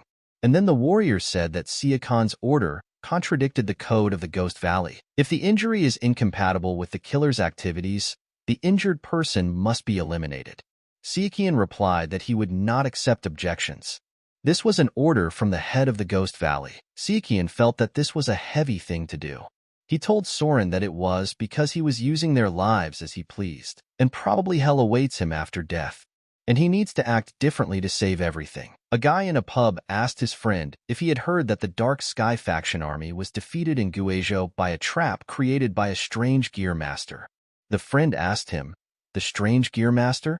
The one from the Chegal clan?" The boy said it was all true. The friend said it was all clear. But did NAK Soul from the Wasan faction hear anything? The guy replied that they say she has become a master of the unlimited limit. The friend asked, "Is it true? And if you think about it, a year has already passed. Isn't it time to re-elect the 5 dragons and 3 phoenixes? Then it will probably be taken by a disciple of the Wasan faction. The title of Plum Blossom Battle Sword Phoenix will suit her perfectly. And among the 5 dragons, there is also an empty place. But this time because of that traitor, Tang Mingyi. And as it seems to him, there is already a suitable candidate." Sunji asked about coming up with a title for him and said Mechanical Dragon. Li replied that yes, a Mechanical Dragon, one of the 5 dragons and 3 phoenixes. Sunji said that in the end, the organization was recognized as worthy of the 5 dragons and 3 phoenixes. The Great Mechanical Dragon, Chegal Sunji. The guy sitting next to him said he was a star. He asked the girl if she thought it was the perfect moment to hug him. The girl replied that it wasn't. No matter how bright the young gentleman's smile may be, in reality he may burst into tears of happiness, and if she hugs him, she will put him in an awkward position. The guy said that he envies young Master Chegal. The monk met Sichuan and said that they had not seen each other for a long time. The boy asked him how he was doing. The monk replied that it was going well. He wasn't dead yet, so there was no point in complaining. And how was he? Sakan replied that he was fine too, and thanks to his help, he was doing really well. The monk said that 4 years ago, in the Dakshishan Mountains, he had vowed to come to their aid when the Central Plains were threatened, even if there were dissenters in the Potala Palace, and if the Central Plains are in danger, and swears by the name of the Lama, and that he will help them without hesitation, even if he does not receive the support of the Potala Palace. And so he merely repaid them. Sichuan thought that he had not expected that their acquaintance would prove so useful. And the old monk was far from being a mere man. But then the second monk came up and said that he asked for forgiveness and said that he, too, would like to express his gratitude to them. And 4 years ago, his heart almost stopped when he learned that during a meditation in the Dakshishan Mountains, his teacher was attacked by representatives of the Gelug and Sakya schools. The monk said that his name was Jindun Dub, and he also recognized him as his benefactor, the god of the sword. Both Genig and Sakya are 2 of the 4 major schools of Lamoism. With their misdeeds of 4 years ago now publicly known, they have an opportunity to rally the skeptics. Thanks to this, they were able to carry out radical reforms and raise their yellow school, Gelug. Sakan asked, "Yellow school? Wasn't he from the red school?" The monk was surprised and said, "Why did they touch on this topic? He can't help but tell them a little more about Lamoism." And he made a mistake. When he was 16, he went to the center of Tibet to understand the hidden meaning of esoteric Buddhism, and then he went into seclusion in the mountains to uncover the secrets of the esoteric teachings. This includes the canonical texts expounded by Buddha Shakyamuni. Sakan said he never learned to listen to others. Sichuan asked the boy if he knew that their teacher usually ignored what others said. Oak replied that he was also very uneasy at the time and decided to ask the fighting monks, but they ignored his request. Sichuan saw that this student was a match for his teacher. Oak said that if the sword god had not come to the rescue in a difficult moment, the Gelug school would have lost its founder. Sichuan was surprised and asked respectfully, "The founder?" Oak replied that it seemed like he didn't know much about the mentor, and regretting the moral decline in the schools of Buddhism, the great teacher Tsongkhapa put on the yellow hat, and symbolizing the revival of moral discipline, and founded a new teaching that combined exoteric and esoteric Buddhism. But as a result of all this, the Yellow School, also known as Gelug, came to the head of the table. Saken was surprised and thought that he was just an old monk. Dub replied that they would save not only the teacher and Gelug, but also the future of all Lamaism. The monk said that he would like to stay here and help them, but unfortunately he cannot do so. The monk said that the relationship between Tibet and the Central Plains was rather tense, so they should not stay long. Saken replied that they should accept his thanks for coming to their aid. The scout came to the chapter and said that they destroyed the army in Guizhou. The heavenly realm got angry and began to destroy everything around. The celestial sphere asked, "Why? Why does the Patala Palace help the interfactional alliance?" The boy replied that it was because of Sichuan. The heavenly sphere asked when this boy had managed to visit Tibet. The boy replied that he believed it was during his journey to become a saint. The heavenly sphere asked what about the jade light? The boy replied that it had fallen at the hands of Sichuan. What about the armor and the fire spear?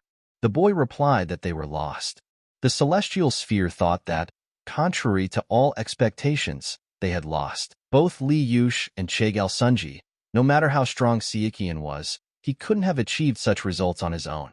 It turns out that a strange mechanic had a hand in this victory. The heavenly realm said to increase the number of spies and assassins in Shandong. The boy replied that everything would be done. The celestial sphere asked, the Patala Palace will no longer be able to help him, since people will learn of their interference. And let him rejoice as much as he wants. He won only a battle, not a war. The heavenly realm said that he would make him regret going to Guizhou. But the people were very happy at that time and started shouting that they had one. The deputy saw that Sunji was incredible, and they had an amazing younger brother. People told the strategist that he was just lucky. The chief said that the reinforcements from the Patala Palace were unexpected. The boy replied that he heard that it was the sword god asking for their help. I wonder where he got his connections from. But one of them said that it was said that a few years ago, the sword god accidentally saved the life of the great master of the Patala Palace when he was traveling in Jianghu. And in exchange for this servant, the monk promised to come to the rescue if the Central Plains were in danger. The guy said that, speaking of which, wasn't Lamaism the official religion of the Yuan dynasty? And he was afraid the government might interfere. The man said that he knew. So the monks would soon leave Guizhou and return to Tibet. And it would be nice if they left at least 15 masters. The deputy replied that no. If even one person remained, it would cause problems in the future. The man said that that was true. And instead of that, but suddenly, unexpectedly, the doors suddenly opened. Guizhou said that they could torture him, but they shouldn't think that he would give in so easily. The guy listened to him and immediately kicked him in the head. Guizhou said that he had made a mistake. The commander replied that he thought the negotiations would take some time, and it doesn't look like there will be any problems with him, but others are usually not so easy to get information out of. Saran said that the Jade Light's confidants were no lower than level 7 and were previously part of the government army. They are undoubtedly loyal to their commanders and value their comrades more than one might imagine. Sichuan said that he was an advisor and said so. Moreover, they had to make a lot of efforts to break ties with the army. They are probably afraid of having any contact with it again. But it will take time. I would like to ask them to see it through. The commander said he thought Meng Chohyuk and Cho Myung would do better. Sichuan thought in his head that the position of commander of the Guizhou front. The commander said that he had become too old. It was difficult for him to swing the sword. Sichuan said that in that case they would help them, and they would train them as successors. What did he think? The commander replied that it was perfect. Sichuan asked where the messengers had gone. Saran tried to tell him, but suddenly a man came in and said he had an urgent message, and it is reported that the Dark Sky faction has condemned the MURIM Alliance headquarters, and the MURIM Alliance headquarters has been attacked. Sun Yongwang is at the forefront. At this time, in Hefei, the capital of Anhui, people began to flee in fear and said that the Dark Heaven faction. It still happened. Jade Light approached the leader and said that the main squad was ready. The leader replied that everything was fine. Jade Light said that their man was in an angered. The leader asked the man what he said. The 10,000 army made a move and they didn't know about it. The leader said that it was impossible. The Light faction, the Dark faction, and the Hao faction have joined forces. The strategist said they were outmaneuvered. They used some kind of waterway fortification technique, and he didn't think he could forget something like that. The chief asked him if he could explain in more detail. The deputy replied that of course he could, and as they all know, they sent an additional detachment to Guizhou, which was attacked by pirates from the 18 forts near Lake Dongtinghu. The forts have blocked some waterways, including the Hui and Yangtze rivers that pass through Hefei, and they scattered their troops and arrived by water. There are many ways to gather intelligence on the battlefield. On the river, information can only be obtained through spies, and he believes they took advantage of their vulnerability in this area. The leader said that it would take a long time to make that journey, however. They used the attack on Guizhou to buy time. The strategist said that everything was correct. There was no forgiveness for him. He would take full responsibility. The chief replied that it was not necessary. He was not a sage or a Buddha. He could not know everything. And let him not blame himself. The warrior immediately came in and told the master that the troops were ready. The strategist thanked him and replied that he would take responsibility and atone for his guilt. And yes, the main force of the Dark Sky faction, 10,000 warriors, gathered near the headquarters. The MURIM Alliance headquarters has less than 5,000 people, and as they all know, it's because of the series of betrayals that have happened.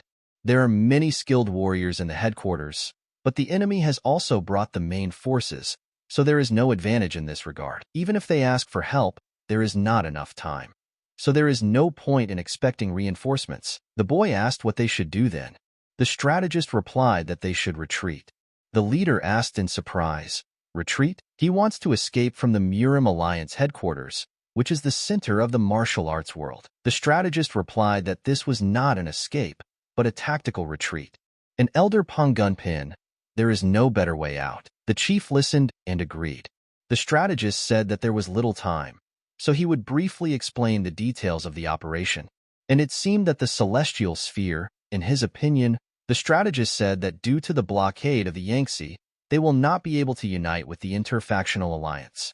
They will retreat to Hebei and Hunan, and their troops will have to be divided into 4 groups.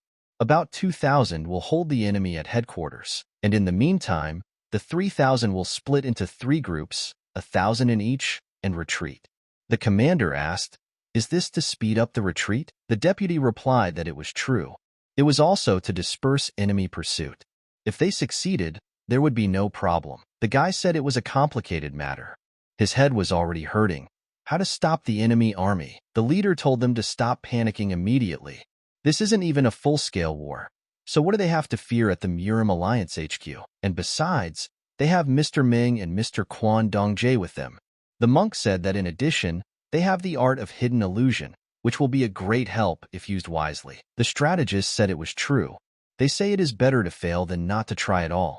They should also avoid overconfidence. Although the identity of the Dark Heaven faction's leader is unknown, he is considered a difficult opponent who has subdued a heavenly demon by force. The sword god had warned them many times, so they should keep this in mind. If he appeared, only 2 people could stop him, Lord Ming and Lord Quan Dongjie. In order to avoid unforeseen circumstances, you will have to avoid active actions and observe the situation. The leader said that he understood everything. The strategist replied that he asked the elders to take care of the details, and they would meet after a successful retreat. The warrior said that, as ordered, the preparations for the art of hidden illusion were complete. The strategist thanked the boy and replied that they should continue the retreat as planned. He told the commander that the enemy was approaching, so they had to retreat to the bamboo forest as quickly as possible. The commander replied that he understood everything. The strategist gathered everyone and said that, as he had said earlier, they would activate the octagonal array when the raven breaks through the headquarters gate, and once that happens, they will be scattered to different places. Even if they try to return, they will get lost due to the door constantly changing its location. At the same time, they will have to defeat as many enemies as possible. The warrior said that he will remember everything. Suddenly the gates began to rattle, and he said, "Here they are." The enemies began to advance, and the commander ordered them to overcome the walls. But suddenly they stopped abruptly, because the poison trap that covered them worked. At that moment the warrior asked his ally what he was doing here. The second warrior asked in response, "Isn't he the deputy commander on the flank?" The commander of the light faction raised his sword and said that it was time to attack. and right now. The strategist said that Tay and Song should switch, and Ri and Qin should fight their way through. Let them go northwest from the Gate of Life, and the Gate of Death should be strengthened. The strategist was surprised and saw that thanks to the advisor's control of the octagonal array, they seemed to have the strength of a 10,000-strong army. The commander entered the bloodthirsty war and said that with such an array they did not need to retreat, and despite the numerical difference, they still have the advantage, and it's worth trying. No need to be afraid now. The advisor is truly meek. He underestimates himself too much. The strategist analyzed and saw that fewer people entered than expected. They found out their numbers. Of course, it was the boy from the Tang Clan, and it is unlikely that someone who knew about the octagonal array would hide this information from the troops. But even so, there is no way to protect against it. There are 3 ways to destroy the octagonal array. First, destroy the 8 gates from the outside. In this case, they will simply retreat, break through the labyrinth, and reach the central palace. With his death, the octagonal array will stop. Third, throw a huge army until the MURIM alliance forces inside are exhausted. You need to hold them off as long as possible until they are exhausted. In theory, they have an overwhelming advantage. But that's what worries him. They're trying to destroy the gate from the outside. The strategist said that this means that this is the secret weapon, the art of hidden illusion, that the MURIM alliance and the Chegal family are hiding. And then the leader of the enemies came and said that, frankly speaking, he was impressed. And immediately the strategist came out before him. But the head of the light faction decided to fight him and told the strategist to step aside. The boy said that, as the celestial sphere had suggested, sending the vanguard to test it was a wise decision. The MURIM alliance octagonal array is truly a formidable weapon. The leader looked at him and said that he was the Dark Sky faction. The guy looked back, which was good. The guy said that he is the leader of the Dark Sky faction, the conqueror of the MURIM, and the strongest man in the world. And he is glad to meet the leader of the Light faction and the Evil River Alliance. But suddenly the warrior thought at that moment, what kind of terrible feeling is this? The leader said that he is the leader of the MURIM Alliance, the Great Limit Sword on Guan. And let the leader of the Dark Heaven faction allow me to ask him something. Guan asked him why he was doing this. The guy asked, did he mean capturing the MURIM? What a strange question. And what else would you expect when you put a sword in a swordsman's hands? It's a natural phenomenon. People always suppress each other. And in this process, not just small conflicts, but entire wars can break out. Guan asked him, is he serious? Is that the only reason? Some of his followers hope to make MURIM a better place. The boy replied that they say the sage realized the truth of Taoism by going through the test of the 7 passions. However, it seems that the story is dragging on. Let him die immediately. But suddenly the strategist was surprised that he was protected from the attack now. But the strategist thought, why did the master protect him? In that case, he only felt a shock wave. The attack was clearly aimed at him, not Mr. Ming. Perhaps the current leader of the MURIM alliance lacks experience in politics and strategy, so the leader of the Dark faction decided to kill him. The strategist realized that this guy was very dangerous. He was quick-witted, and although he seemed arrogant, he underestimated his opponents, and he is the same as the sword god. As expected, Sun Yangwan did not come here to fight 2,000 enemies alone. He is truly a scary man, and there are few people with him here, because... And then he flew back from a strong attack. They asked the deputy if he was okay.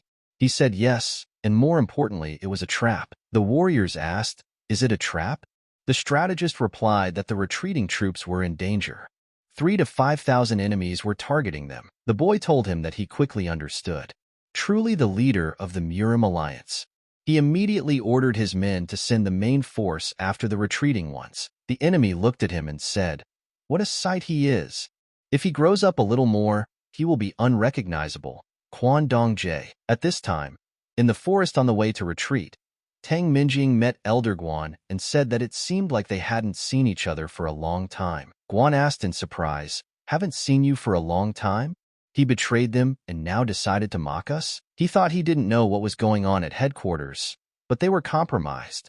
Guan told the guy he was lucky to have found this place. Tan said that the Black Soul branch connected to the secret dungeons of the MURIM Alliance headquarters had also prepared exits to the outside just in case. Were there really other routes from headquarters? But how many were there? Tang said that it turned out that the prediction of the celestial sphere was correct. He assumed that he would not be able to defeat Che Gao San and would decide to retreat, regardless of honor. Of course, he was annoyed that they had to split up to find where they would appear. He immediately destroyed the vessel and gave the signal to his people. And if they were thinking about escaping, it would be better to surrender. Quan asked the strategist what he was doing. Let him leave here immediately. The strategist began to get stuck and did not want to leave him alone. He thought that retreating and abandoning Quan would be akin to sacrificing him. But if the retreating 3,000 were destroyed, holding off the enemy with the remaining 2,000 would be pointless. The strategist thought and said that he would withdraw the main forces, and he and Quan would remain in the octagonal array. Only the high-level commanders would remain. But suddenly the head came up and said that the rest should retreat as quickly as possible and join the retreating troops. The commander asked the strategist how the old man would fight in his condition. The strategist asked the grandfather why. The old man said he wasn't here to chat. They should leave immediately. The old man saw that they were standing still and asked the boy what he was doing. Many could die because of a moment's hesitation by the leaders. Let him remember that. The strategist immediately ordered his men to retreat and to reunite with the retreating detachment as quickly as possible. The commander grabbed the strategist and, crying, told his men to say goodbye to them and hoped that they would see each other soon. But suddenly the demon chief saw that they were trying to escape, and with his fast speed he caught up with them from behind. But the chief saw this and said that he would not allow this to happen, and used his attack to block the enemy's attack. The demon chief said that it seemed that the space around the sword had been distorted. This is his incarnation. What is the great limit? The leader immediately used his incarnation of reason. But the demon leader was not surprised and attacked him back. The demon chief said that it was truly a sword that had achieved duality through the insight of consciousness.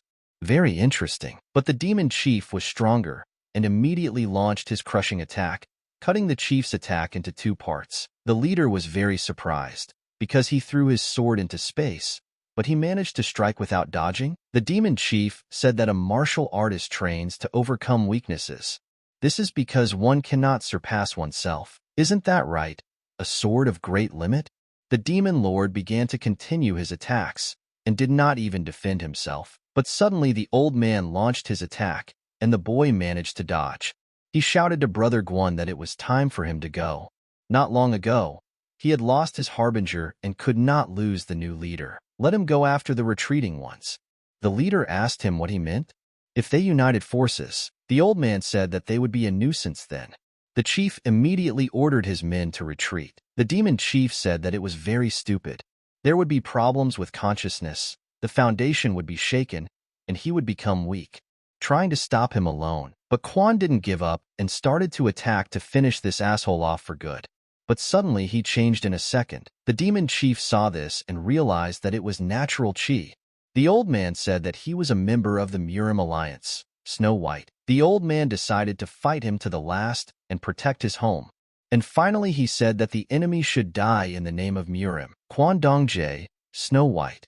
He always does what is right and corrects what is wrong. For him, moderation is a part of life. He never compromised, for such were his principles. Sichuan told him to take responsibility for his justice. Let him finally grow up. But Quan started training after such words, and looking at his hands he thought, maybe he will change a little. If this continued, he would not be able to take responsibility for his actions. But he knew he had another way. Quan began to use natural chi in his training, the primordial and flawless force, the source of all life. But the price for using this power is life. And so Quan improved and attacked the enemy in the moment of battle. The demon leader said that he never thought that he would use natural chi. Quan thought for a moment that he was planning to knock him down, but in the end he only pushed him away slightly.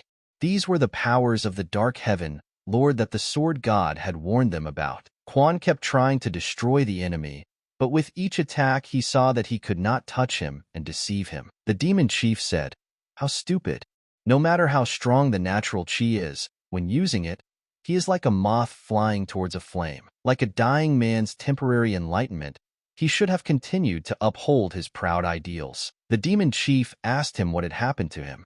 Although he was a madman, His beliefs were pure and worthy of respect. He followed them unwaveringly, unlike other hypocrites. Now he is surrounded by weak people, and how do his lofty convictions coexist with them? The demon chief told him to answer him already. But the boy told him not to call him Quan Dongjae. Quan said that he was just an old man. The demon chief agreed and replied that he should say goodbye, the throne of the highest heavens of the MURIM alliance. The leader immediately attacked him with his own devastating attack from afar and did not put himself in danger. But Quan was getting older with every minute, and he thought that if he hadn't left the MURIM then. But in that moment, he flipped through all his memories that he spent in the MURIM. In his soul, he felt a relief that calmed him down, and in the last attack of the enemy, he apologized to everyone that he could not protect them. The next day, people were already saying on the streets that Hefei had fallen. The guy asked if the MURIM alliance had really been defeated, but the other guy replied that they might have lost the battle, but not the war. At this time, in Changsha, a city in Hunan province, Xiao Chong sat and was angry because he felt that the Dark Heaven faction's army in Guizhou was not their main force. However, I couldn't even imagine that it was just a trick.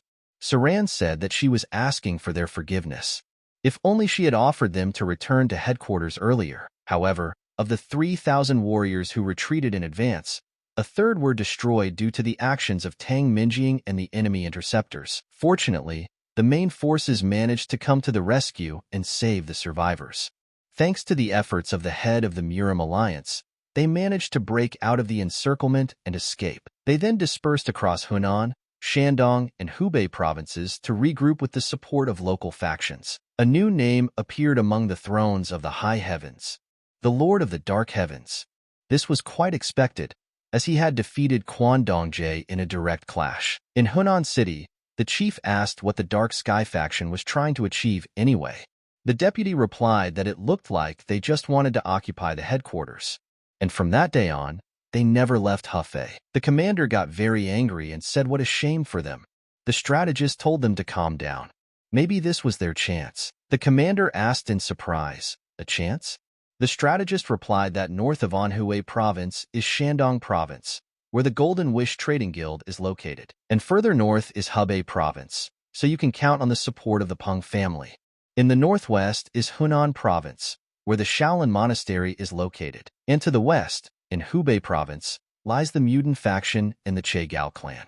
The provinces of Jiangxi and Zhejiang to the south and southeast, respectively, are under the control of the Evil River. In the northeast, in Jiangsu province, there are no large light fractions, but there are many small and medium ones. Su said that the enemy is completely surrounded by their allies. The strategist replied that it was true. Of course, losing the headquarters is a big loss, but there is a chance to turn this situation to their advantage. The strategist promised himself that his grandfather's sacrifice would not be in vain. The commander asked the others if it would not be better to immediately recapture the headquarters before the enemy had time to settle there. The boy replied that it was impossible. Had they forgotten why they had to retreat? The commander said it was because of the interference of the 9 islands of the water forest. The strategist said that Elder Huang was right. That's why he said that they had a chance to turn the situation to their advantage. These bandits are a lot of trouble. First, since neither side has had time to regroup, they need to keep a close eye on the situation. They should also listen to the opinion of the Sword God, who will be here soon. The leader suddenly stood up to his guests and said that he was glad to see them all. Sichuan replied that he was greeting the leader of the alliance. The leader said that he understood that they were tired after a long journey, but they needed to discuss the current situation and the battle in Guizhou right now. Li Hua replied that of course. Sichuan sat down at the table and did not even think about the fact that they would sail along the Yangtze. Saran said that as for their future plans, they should first deal with the 9 fortresses of the water forest before they could take on the Dark Heaven faction. The strategist said that even before they came, they had discussed suppressing the 9 forts of the water forest, but the problem was that they did not have enough people who knew how to fight on the water. Sichuan said they don't have to worry about that.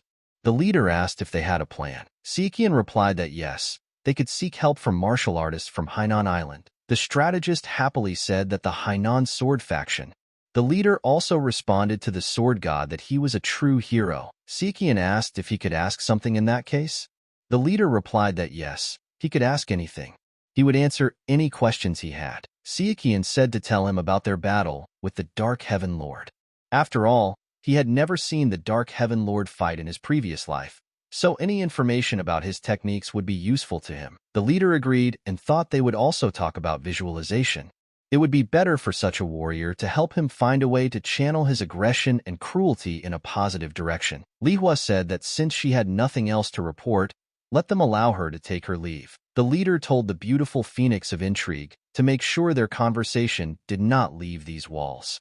Saran replied that they would do as they pleased. The leader told the sword god that as he had warned them, the Lord of the Dark Skies was truly a terrifying person. Sichuan thought about it and decided that judging by the story, he clearly used speed sword techniques, but his other abilities were unfamiliar to him. Unlike his previous life, where the Dark Heaven Lord possessed a vast number of techniques thanks to the unification of 10,000 martial arts, this life was different, and his incarnation of the mind is also unknown to him. Even in his weakened state, he easily repelled the combined attack of Chegal Juno and Quan Dongjae.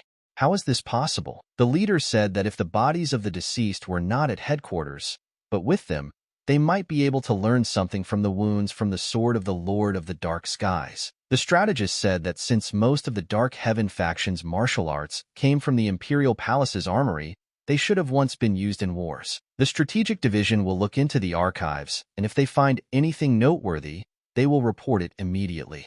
Sichuan said that he thanks them for the information. The chief replied that he had merely told them what he had seen. He was very sorry that he had not been able to be of much use. Sichuan replied that no, it was really valuable information. Besides, it was better to know something than nothing, so they shouldn't worry about it. Sichuan thought that was great.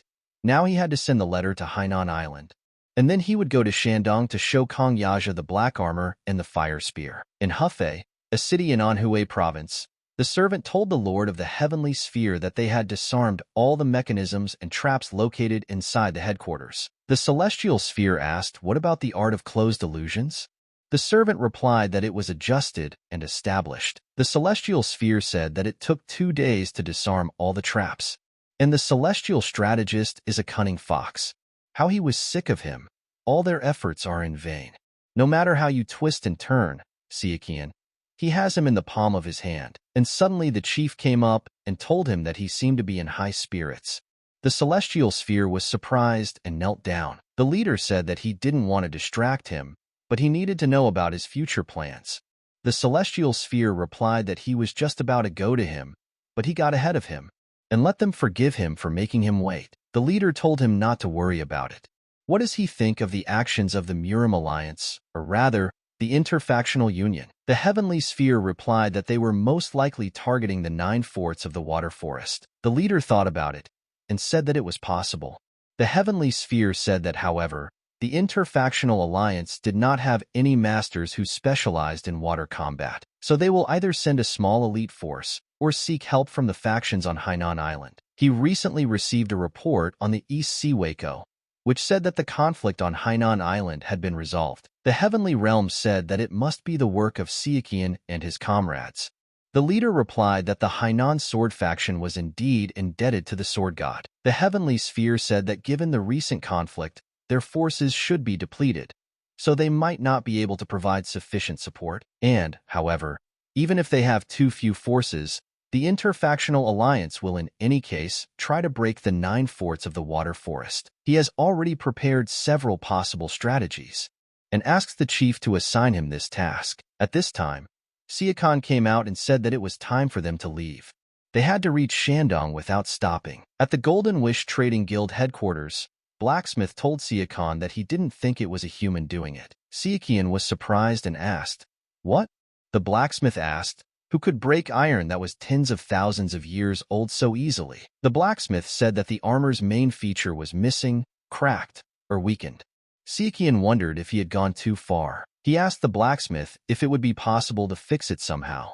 The blacksmith replied that it was possible, but because of the damaged parts, it would definitely not be called armor. Sichuan said that even this would be enough. What could he make? The blacksmith replied that if it was a weapon, then something small could be made, and the protective element would be the size of a glove. The blacksmith thought about it and said that it was unexpected. Sichuan was surprised and asked him what he was talking about. The man asked him if he was not a sword master. Naturally, he thought that Sichuan would ask him to make a sword. The boy replied that if it were an ordinary craftsman, he would definitely do so. But having reached the level he had, things become a little different. The blacksmith asked why. Sichuan replied that even if it was a great sword, it all depended on the skill of its owner. And to wield weapons perfectly, one must use a lot of internal energy. Once they reach this level, they won't care what they fight with. The blacksmith was very surprised and said that it was like that. Sichuan said that it didn't mean he didn't appreciate good swords. They couldn't use internal energy every time they trained. Sichuan said that he thought the blacksmith was rather unusual. The man was surprised and asked, "How is that?" Sichuan replied that he was not particularly interested when he saw the dragon sword.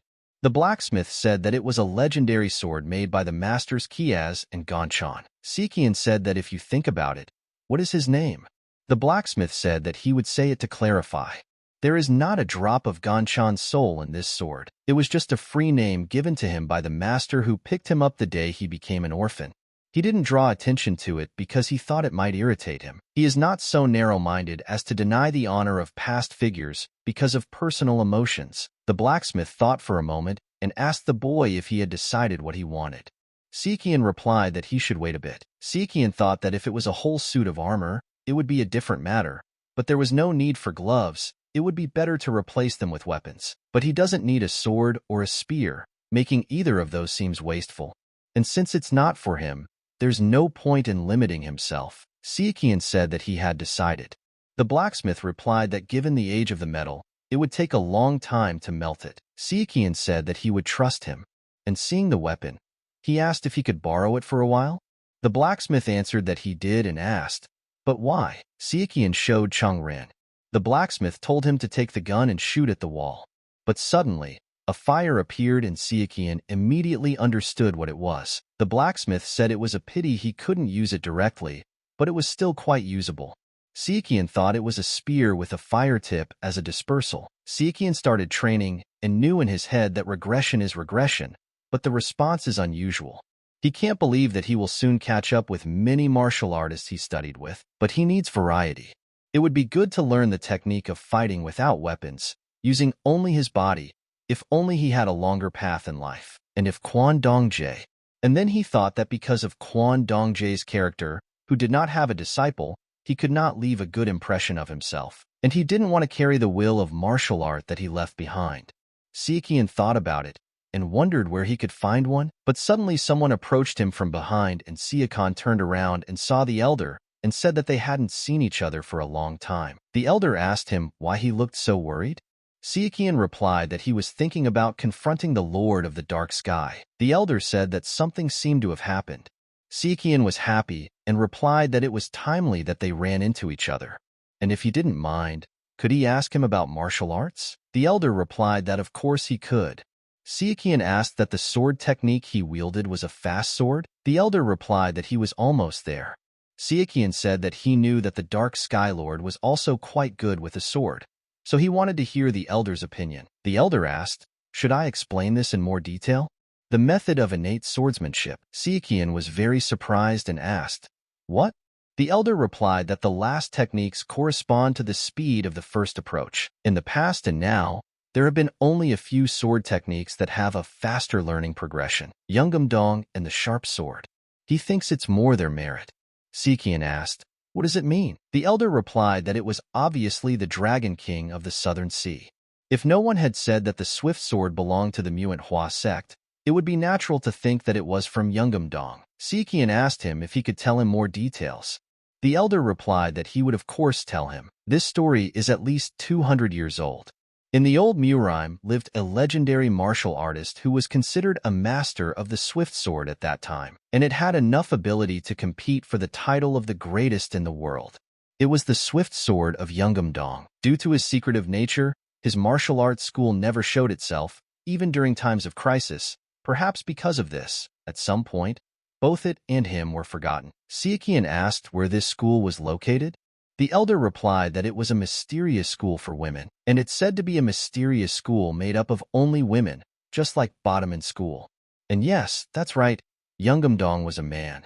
It's a bit of a complicated story. Although the Heavenly Gates were once known for their mystery, there was a period when they appeared in coastal strongholds and were active. The leader of the Heavenly Gate, who was visiting the coastal fortress at the time, was seriously injured.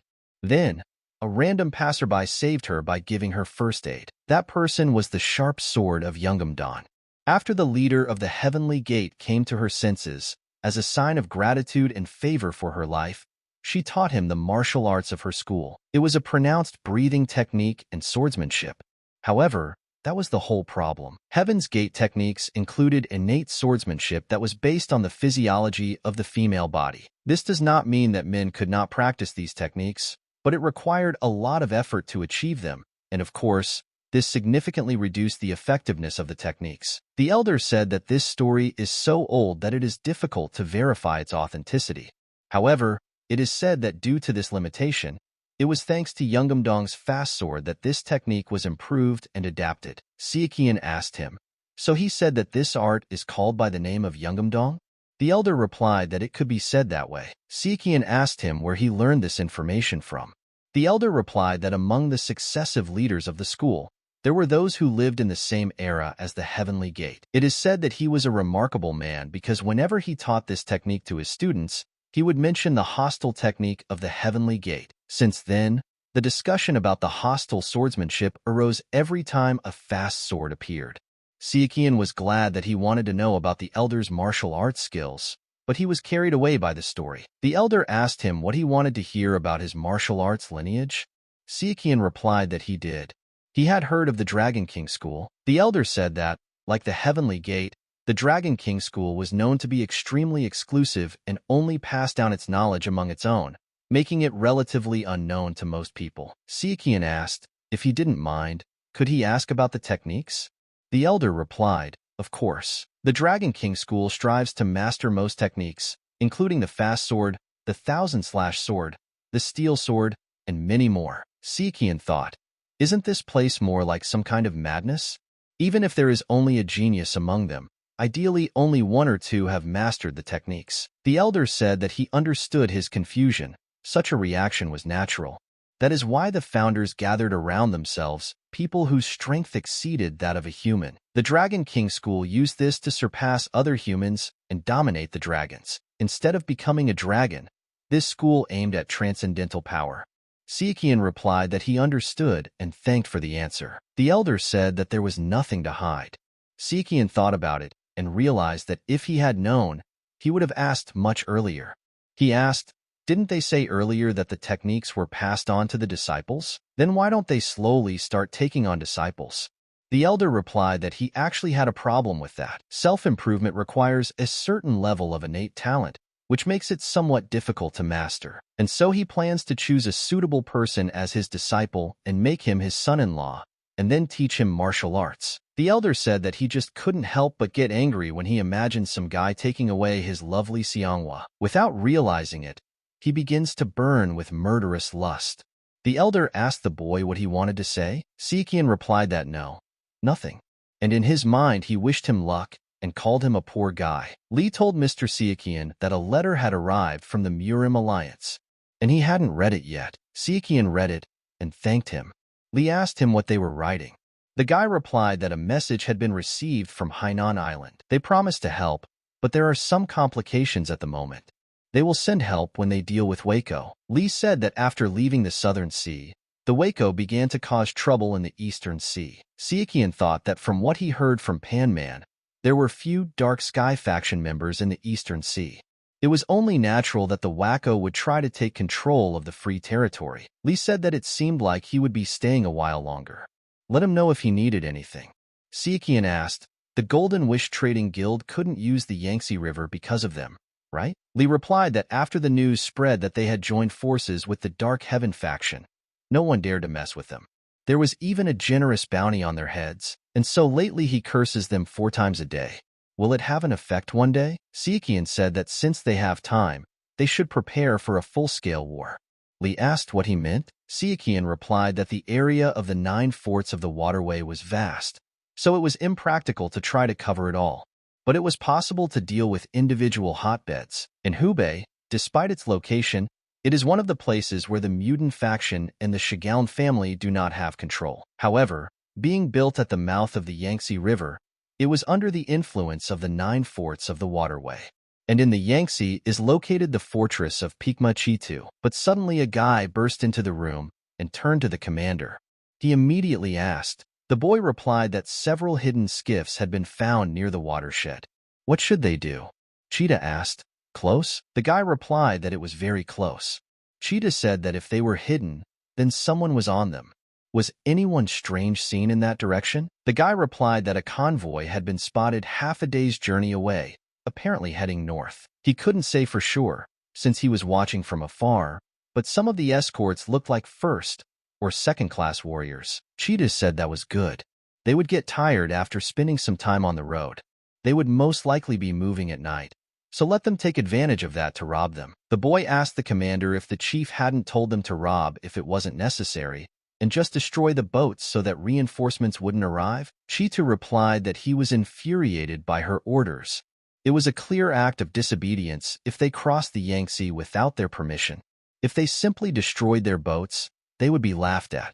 He thought they should be taught a lesson, and so the night came, and the boats were at sea, and were slowly trying to sail to the shore. But suddenly someone stopped them and told them to stay put. The boy asked them where they were heading under cover of night, on orders from their commander. But suddenly the guy's boat collapsed, and he asked what was happening. Turning around, he realized it was a trap. Sichuan told his men that he would take care of them and that they should sail on.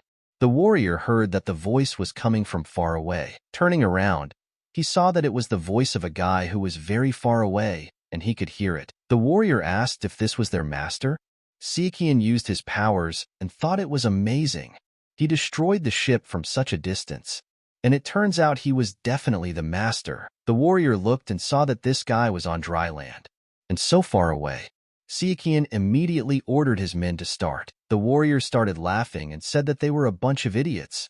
He could just stay and watch from a distance. He asked if they knew who they were dealing with. They were the people of the ruler of the Yangtze, Pikma Chetu of the 9 forts of the waterway, and he was his follower. Sakan replied that he was talking too much. The warrior saw Sichuan, and under the light, he noticed that he was wearing plum blossom clothes. Could it be the Wasan faction? And this is a young expert of the Wasan faction? The warrior immediately hesitated and hoped that this couldn't be true. If he was a young expert who attacked with a wave of disaster from such a distance, the warrior asked him what his name was. Sichuan immediately introduced himself. He was very scared and threw himself off the ship. The warrior hoped that this guy wouldn't chase them underwater, being one of the thrones of the highest heavens. But Sichuan immediately used the finger of Purple Dawn, and immediately sent her underwater to his enemies. And then came 10,000 swords, and with his help he got into the water, but was immediately attacked. But he was able to dodge it. Sichuan immediately grabbed the sword and pulled him towards himself, but he immediately followed up with a crushing attack. The warriors thought, what is this? How can he move like this underwater? Sichuan knew that it would have been difficult if he hadn't learned this technique in Hainan. Sichuan decided that he needed to end this quickly, and immediately knocked everyone out and lifted them onto the ship. Sichuan saw the pile of corpses and realized that this follower of Bekmachetu was surprisingly perceptive. He did not expect that he would be able to escape at that moment. Sichuan found the people on the ship who were still alive and told them to take him to Pikma Chitu. They immediately agreed and told him to rely on them. Sichuan said that he spared both of them instead of one because that way they could take collective responsibility for each other's mistakes. Did they understand him? The warriors said that they remembered everything. At that time, one of the warriors who had been fighting with Sichuan came out of the water and followed the leader. The warrior told the commander that they were in big trouble. The sword god was heading to their alliance. Cheetah asked in surprise, "The sword god? Where did he come from?" The warrior replied that he did not know. He had suddenly appeared during a raid. Cheetah got angry and realized that he was planning to destroy their base. He asked how many people were with him. The warrior replied that as he had said earlier, there were several first and second-class warriors. Cheetah asked in surprise, "What? What does this mean? Or does he mean he has no army?" The warrior replied that it was true. Cheetah said he was an idiot, and he couldn't fight well in the water, The warrior said that Sakan was a monster even in the water. The leader said that they were all useless, and asked what he should do with them, and suddenly Chitu thought, and said that this is an opportunity for him. The warrior was surprised and asked, "An opportunity?" Chitu replied that yes. An opportunity given to them by the heavens, or rather the river. He would kill Sichuan, and the Dark Heaven faction would be impressed by his strength and reward him generously. And besides the Pikmu Chitu fort, he will also lead the 18 forts of the Red Forest. The warrior asked his subordinates what they were doing. "Let them get ready immediately." Chitu said that the sword god will be here soon. "We must greet him properly. From now on, Pikmu Chitu's fort will be the best in the world." The warrior said that they had arrived. Sichuan used his gaze and said that many people had come to meet them. Sichuan said that he would agree then and went to the rock. Chedu was very happy to see him and saw that he was coming towards him. Sakan didn't even talk to him and immediately kicked him. Chitu told his warriors to quickly throw him into the water. Chitu introduced himself. Sakan asked in surprise, "Pikmu Chitu," and said that he shouldn't have kicked him without even talking to him. Chitu replied that everything was fine. It was his own fault. And he thought, how can he move faster on the river than on land? Sakan asked him if there were any kidnapped people in this prison, but Chitu was very surprised by such a question. Sichuan immediately placed the sword in front of him and said that he thought highly of him. The position of the head of one of the 18 forts could not be obtained by force alone, so he must be very smart. And he thinks that Chitu won't try to hide anything in such a situation. Is he right? Chitu said no. They are here, inside the prison. Sichuan said that they should then order their men to release all the captives. Chetu immediately agreed to his conditions. Chitu said that he had let everyone go. Sichuan looked at them in surprise and thought, how many people are there? Sichuan told them not to worry. After all, he was here to save them. The hostages asked, "The sword god?" Sakan told them that everything was correct. He asked them if they knew anything about the Pikmu Chitu prison. The hostage replied that they had learned little while in captivity. They were all kidnapped from different places. Some of them lived in the Yangtze River floodplain, others in the mountainous regions. Sichuan asked in surprise, "In different places?" The hostage answered that yes. They sent them to work when there was a request for labor. Sichuan asked, "Is it true?" and immediately thanked them for telling him everything. Sichuan said that they did everything they could to help them return home. This is for their journey. The hostage replied that he was very grateful to them for saving them. Sichuan said that he was asking them to accept money as compensation for their hard work. The hostage responded and thanked him for such a gift. Sichuan turned to Chitu and said that he probably knew what he wanted to ask. Tell him everything he knew about the Dark Sky faction. And first of all, let him tell about the death of the former supreme leader of the Red Forest, Mengang.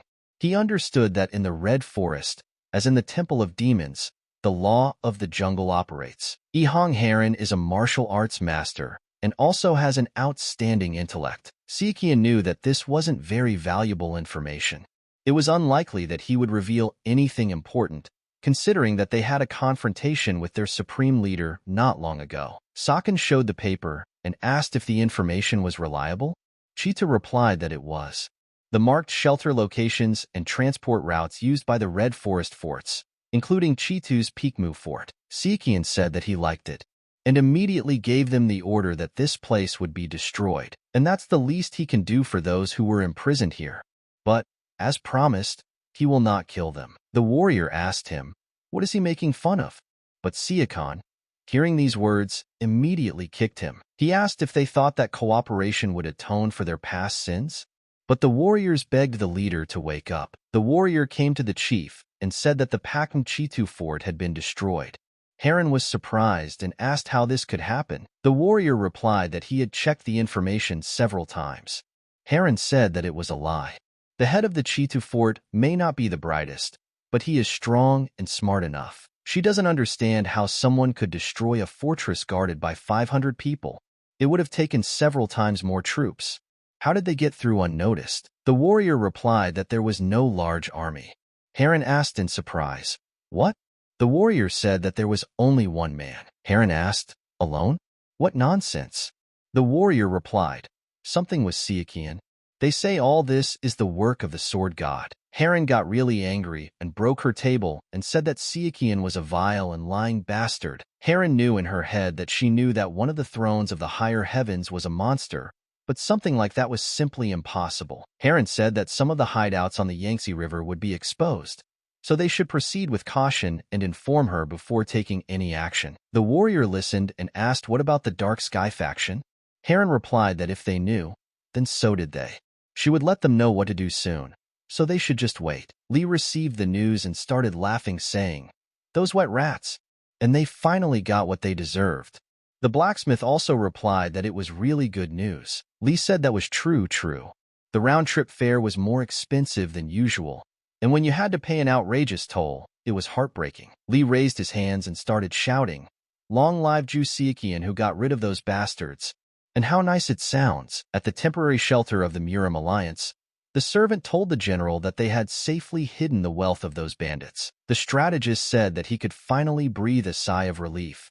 The commander supported him and replied that the sword god had indeed made a significant contribution. Su also said that for a long time they had troubles in many ways due to lack of money. The MURIM alliance had lost most of their military assets during the attack on their headquarters in Hefei, so they received help from the Gold Guild, but they were already almost deeply in debt. The commander got angry and said that this fatso is so greedy. He has so much wealth and still does not dare to spend it in the name of justice. The second commander also decided to say that even if he subtracted half of the amount he already had, it would still be more than enough, and it would be better not to babble such nonsense in the presence of a man as rich as the king. The commander replied that in any case, in this way they had collected a little money for military needs. The strategist replied that this was true.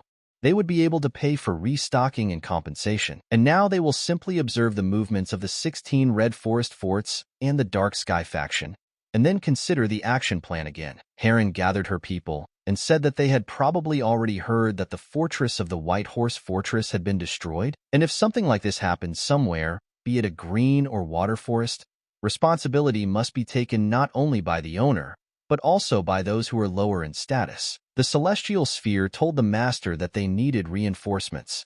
As he had mentioned before, the MURIM Alliance's hideout was currently surrounded by their supporters' territory. Although the previous raids were originally expected to wipe out more than half of the MURIM Alliance, due to his oversight and lack of skill, they are now at a disadvantage. The chief said he understood, and he didn't need to feel guilty, because the ghosts of the past were more persistent than they had imagined. The leader said to use the reserve troops to strengthen their forces.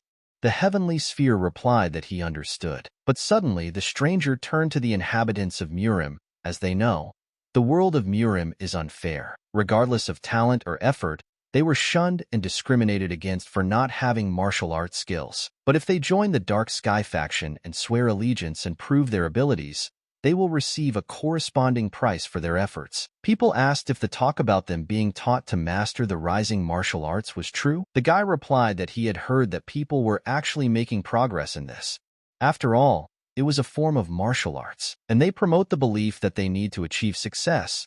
But in the MURIM Alliance and these schools of technology, no matter what achievements they achieve, they still will not be taught what they can now be taught in the Dark Faction. The guy replied that it was a shame, of course, to lose the MURIM Alliance, but it was an opportunity that might never come again. The Heavenly Realm said that there should be no leaks in the orthodox and unorthodox factions, so the process of transmitting ascending martial arts is difficult. But here in this faction, there is no need for that.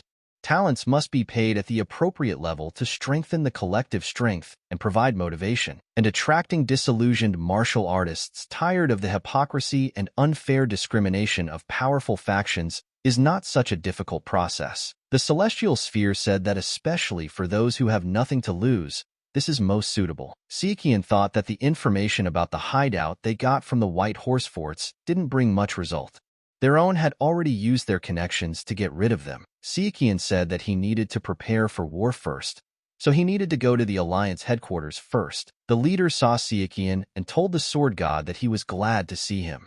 He had done a great job over the past few days, and he was indebted to him once again. Sichuan replied that he was simply doing what he thought was right and hoped that the White Horse's treasure would be of some help to them. The strategist said they used the stolen goods to help the victims of the White Horse.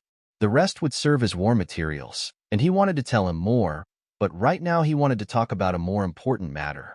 Sichuan said to tell them what happened. The chief replied that if they read this, they would surely be able to understand the essence of the problem. It came from the North Sea Ice Palace. Sichuan thought, why? Or maybe the North Sea Ice Palace is having problems because of the food shortage. He decided to read it first. The strategist said that the North Sea Ice Palace had asked for help, and they say that even in the North Sea, everyone suffers from acute food shortages due to years of heavy snowfalls and cold waves. The Ice Palace of the Northern Sea discovered the cause of the abnormal climate by accident, using all sorts of means to solve this problem. Sichuan said the letter said the cause of the cold snap was the Dharma treasure. The strategist said that during the palace expedition, a legendary Dharma treasure and disaster items that could freeze even the atmosphere were discovered, and the Lord of the Ice Palace of the Northern Sea tried to destroy it, but unfortunately, due to lack of strength, nothing came of it. And so they asked for help from the masters of the MURIM Alliance who have reached the highest heavens. If he helps get rid of this problem, they promise that their palace will also take part in his war and generously help the MURIM Alliance. And the Lord of the Northern Sea will personally lead the palace elite and stand against the Dark Heaven faction. Sichuan said that this is a promise on behalf of the North Sea Ice Palace and its trustee. And in the midst of the war with the Dark faction, the leader said that, however, they promised to perform with the elite of the Ice Palace, and that their squad would be led by none other than their master. The strategist said that the fighting skills of the Northern Sea warriors were generally well above average. In addition, according to records, the martial artists of the White faction once fought against them and lost. And the most frightening thing is that due to the average climate, they could not use their power properly. The leader said that, however, he agreed with the sword god. It was a huge risk to help someone now, and it didn't matter whether he refused or not. He could answer with confidence, and he doesn't feel pressured because he plans to propose to the unorthodox faction. Sichuan knew that he would have to go anyway in the end, and at the moment he is the only one who can go to the Ice Palace of the Northern Sea. And should he risk it and borrow the power of the Northern Sea? Or should he stay here and prepare for war? Sichuan said he would go. The strategist asked, is it true? The leader also asked, is he sure? The journey across the Northern Sea will not be so easy. Sichuan said that when he reaches a high skill, cold weather is not a problem. But he wanted to ask him instead, will everything be okay in his absence? The leader replied that of course. They couldn't rely on him alone for everything. As the leader, he would make sure that the allied forces were protected so that the sword god could head to the Northern Sea without any worries. Sichuan said that since they said that, he also felt more confident. The strategist said that since everything had been decided, he suggested talking about something else. And this is more of a warning than a fictional story. Everyone basically assumes that the cause of climate change is the Dharma treasure. The leader asked what he means. Does he mean that it might be a trap? The strategist replied that no, since the Northern Sea was right on the boundary that the mind was watching, it would not be difficult for the Dark Sky faction to touch, and therefore, the letter from the Northern Ice Palace cannot be false. However, what worries him is that their assumption may be wrong. And with the fate of the North Sea Ice Palace at stake, they must have checked everything several times. However, there is no way to know for sure. The strategist said that women in the Ice Palace are as strong-willed as men, so they are more likely to honor agreements. But if they demand help with something else or demand that he stay longer, he must decisively refuse them. And what he should do is destroy the treasure of Dharma and then return by mobilizing the power of the palace. Sichuan said that from Hainan Island to the North Sea, there is only deprivation of trouble. He ordered Soren to report to headquarters, so that they would carry out the orders of the Merchant Guild and Chegal Sung. Sichuan thought, as for the rest, Mugug will take care of the guild. He also owes a debt to the Unorthodox Alliance, so he will be out of the area for a while due to circumstances. Sichuan said he would need to request more information about the North Sea. If they cooperated, he would help him conceal his departure from the Central Plains. Sichuan was thinking hard at this moment whether he should take Soren with him, but then he stopped and remembered that he didn't have enough inner strength, so he might freeze to death. He decided that if there was a need to improve the black iron armor, he would take the fire spear with him. And a pity, because in the Northern Sea it would have helped him a lot, and he heard that there were many elixirs buried under the snow. He should at least get some of them. Arriving at Mount Nak, She began to sneeze and said that they had just arrived in Bohaywen and it was already very cold. Sichuan asked her in surprise, "Is this true?" Nak replied that he seemed quite comfortable, but it was freezing here. Sichuan asked Soren what she thought. She replied that resistance to heat and cold allows for long-term ambushes. Nak told her brother that she had a question about ghosts. Sichuan looked at her strangely and told her to ask. Nak said it was about their clothes. Is it possible that Soren and the other ghosts' clothes appeal to him? Sichuan got angry and asked what he was saying. She was dressed like that the first time she visited the Ghost Valley. Nak said that these clothes were too much though. Sichuan said no. Where did such thoughts come from? Nak replied that the phoenix of the wave sword Duan Lihua said that every man has his own fetish. Sichuan said that Nak ghost clothes are designed to fit as closely to the body as possible, which is an advantage for killers. They move faster and more stealthily in it, and the rustling of clothes in the wind can create problems. Nak said that everything was clear to her now. Sichuan asked in surprise, was the misunderstanding resolved? But suddenly Soren said, "Here they are." But suddenly, unexpectedly, they looked and saw wolves heading towards them. Suddenly a girl came out of the hallway and told them to introduce themselves and name their target.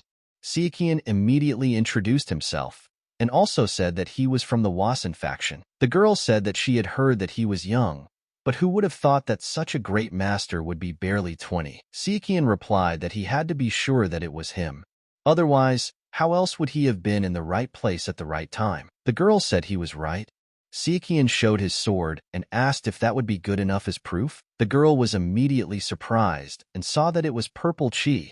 She would never have thought that it actually existed. The girl said that she was asking for forgiveness because they were messengers sent by the Ice Palace, and she asked them to forgive him for his rudeness. Sichuan said that it was understandable and that they shouldn't worry. The girl replied that she thanked him for his generosity, and she would like to introduce herself, but the weather is getting worse. Most likely, a storm will start in a couple of hours, and asked them to get into the sleigh right away. Sichuan thought that they were saying that the Ice Palace was made up of only women, just like the Ami faction. The girl asked the guy if he had any food with him by any chance. Sichuan replied that he had brought pagudin. The girl said that she would recommend consuming it beforehand. The natural energy contained in the food would evaporate as you approached the palace. Sichuan thought that the value of food in their settlement was incredibly high. It seemed that the situation was extremely dire. So the storm started and the girl said that it would take a week to get to the palace. Sichuan told her to tell him about Beihai and the Ice Palace. The girl agreed and said that long ago the head of the palace led people deep into Bohaywen. However, at some point, a conflict between the newcomers and the locals led to war. And after a successful investigation, peace was restored and an ice palace was erected. And after that, the history of Bohai Bay resembled the history of the Central Plains in terms of confrontation between various forces, struggle for resources, and disputes over territory. The only difference is the position of men and women. Bohaywen is a female faction. Sichuan asked if it was because the original martial art of Bohaywen, Han Sui Gong, was not suitable for men. The girl was surprised and asked how he knew. And that's right, to withstand the cold of Bohaywen, everyone must study Han Sui Gong. Being a Im technique, it is not suitable for men and is harmful to them.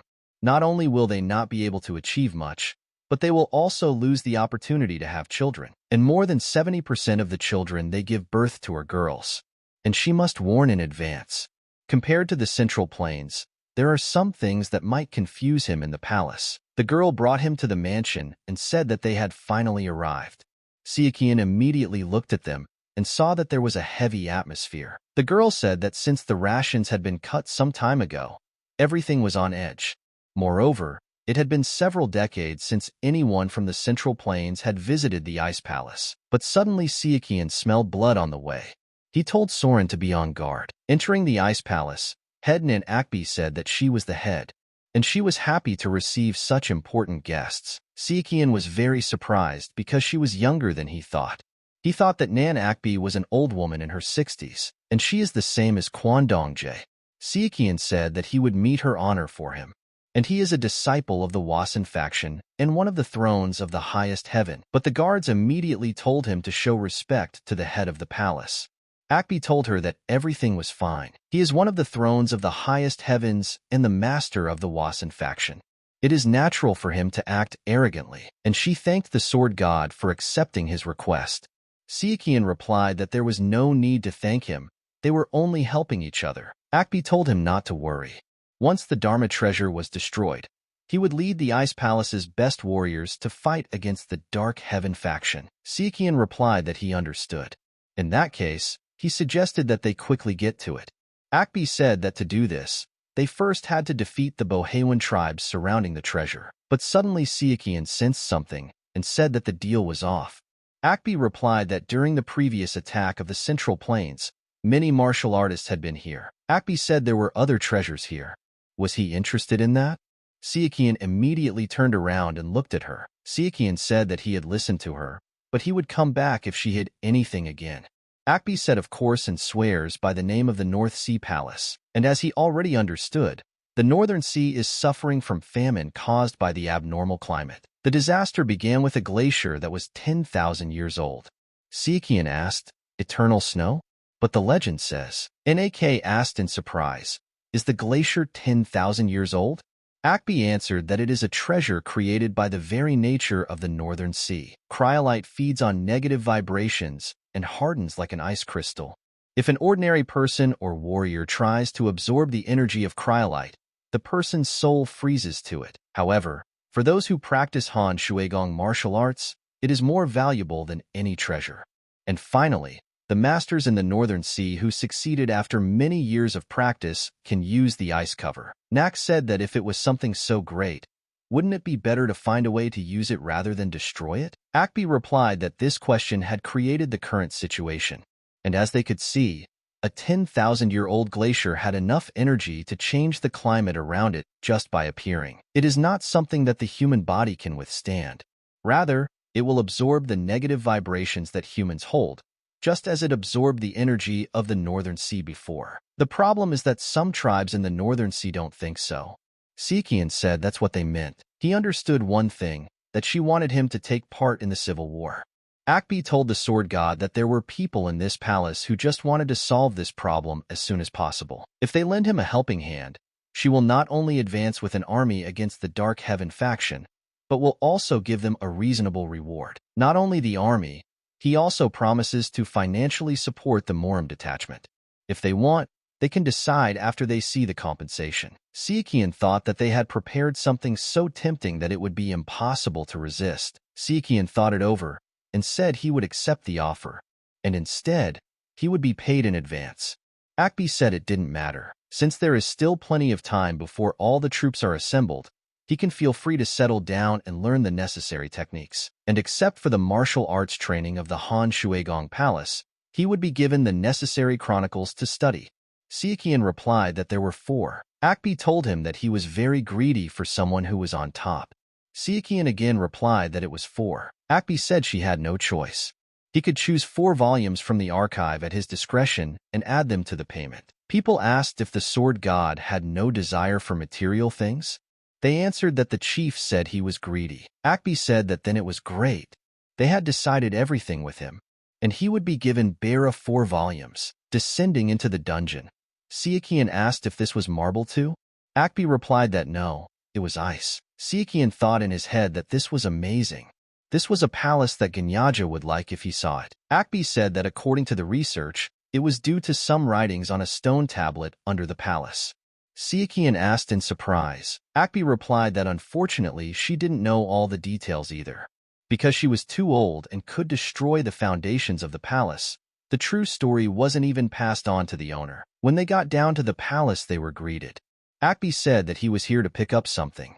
Let them open the door. Akbi said that there is no time limit, but since she has duties as the head of the palace, she still hopes that he will decide as soon as possible. And besides, let him remember that after the final choice he will be able to reverse his decision. Sichuan said that he completely agreed.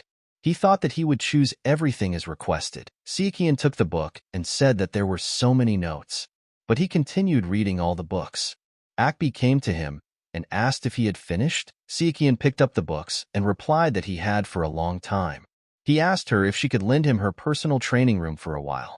He wanted to get some exercise before heading off to war. Arriving at the gym, Sichuan was happy that he could finally fill in the missing parts of the techniques. The plum part is more of a warm-up exercise than a martial art. So the power of the strike. Sichuan conceived that the power of the force increases at the moment of impact.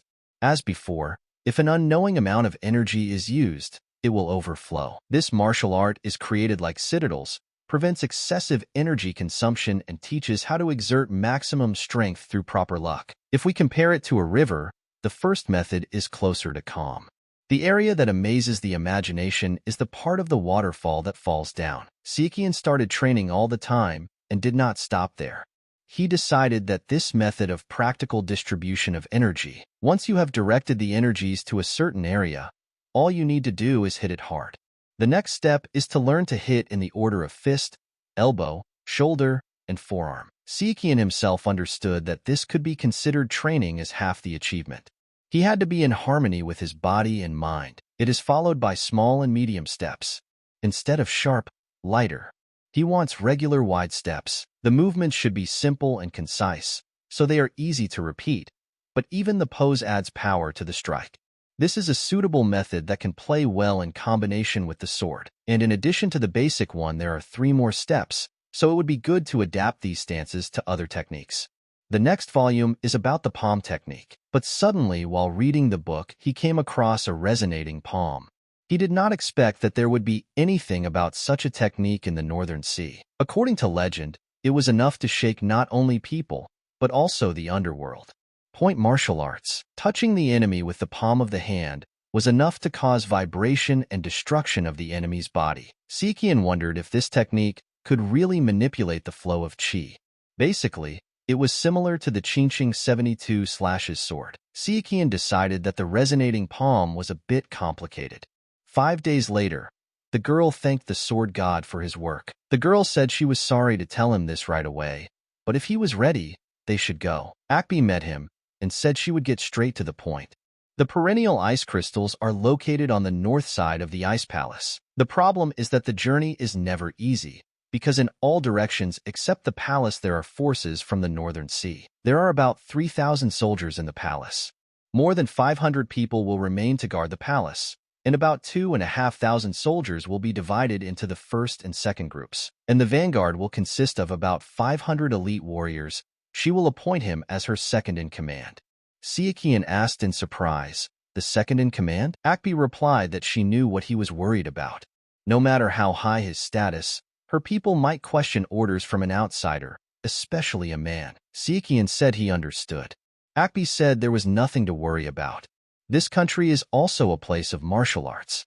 It is a world where might is law, and there is no need to worry about using a rather crude method in case of non-compliance with the order. She will send a guide with him. She is the best guide in the Northern Sea, so that they do not get lost. On the way, Nak said that the weather was just terrible. Sichuan said it was cold outside.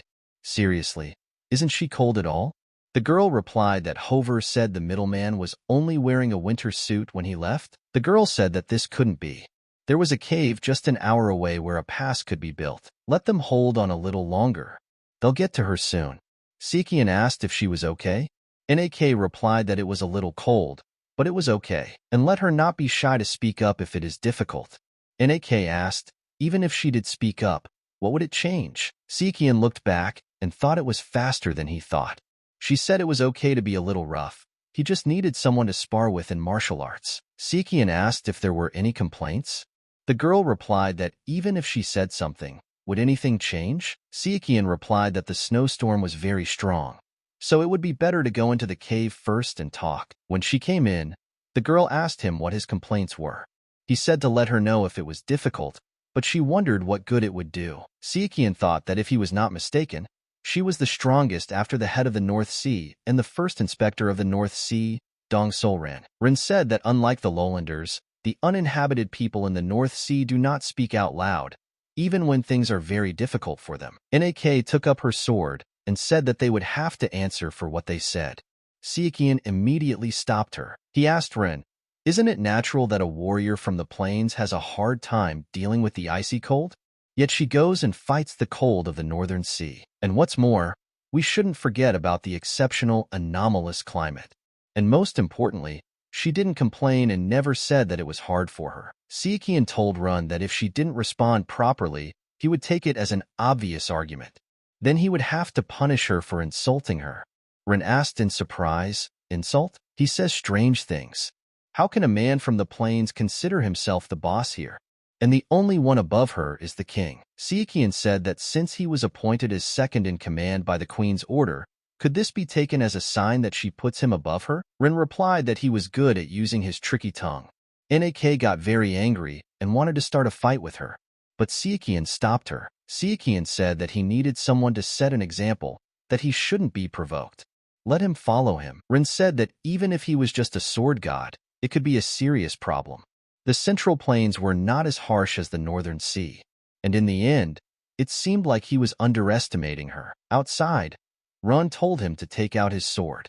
Sichuan replied that he wouldn't need it to fight her. Ren thought that she didn't know what he was thinking, but wasn't it crazy to confront her with his bare hands? She immediately pounced on him, and didn't even realize that he would be so strong and fast. Ren thought that she would show him that not only a sword, even a volcano could freeze in the Northern Sea. Sichuan immediately realized that it wasn't just summer, but steel.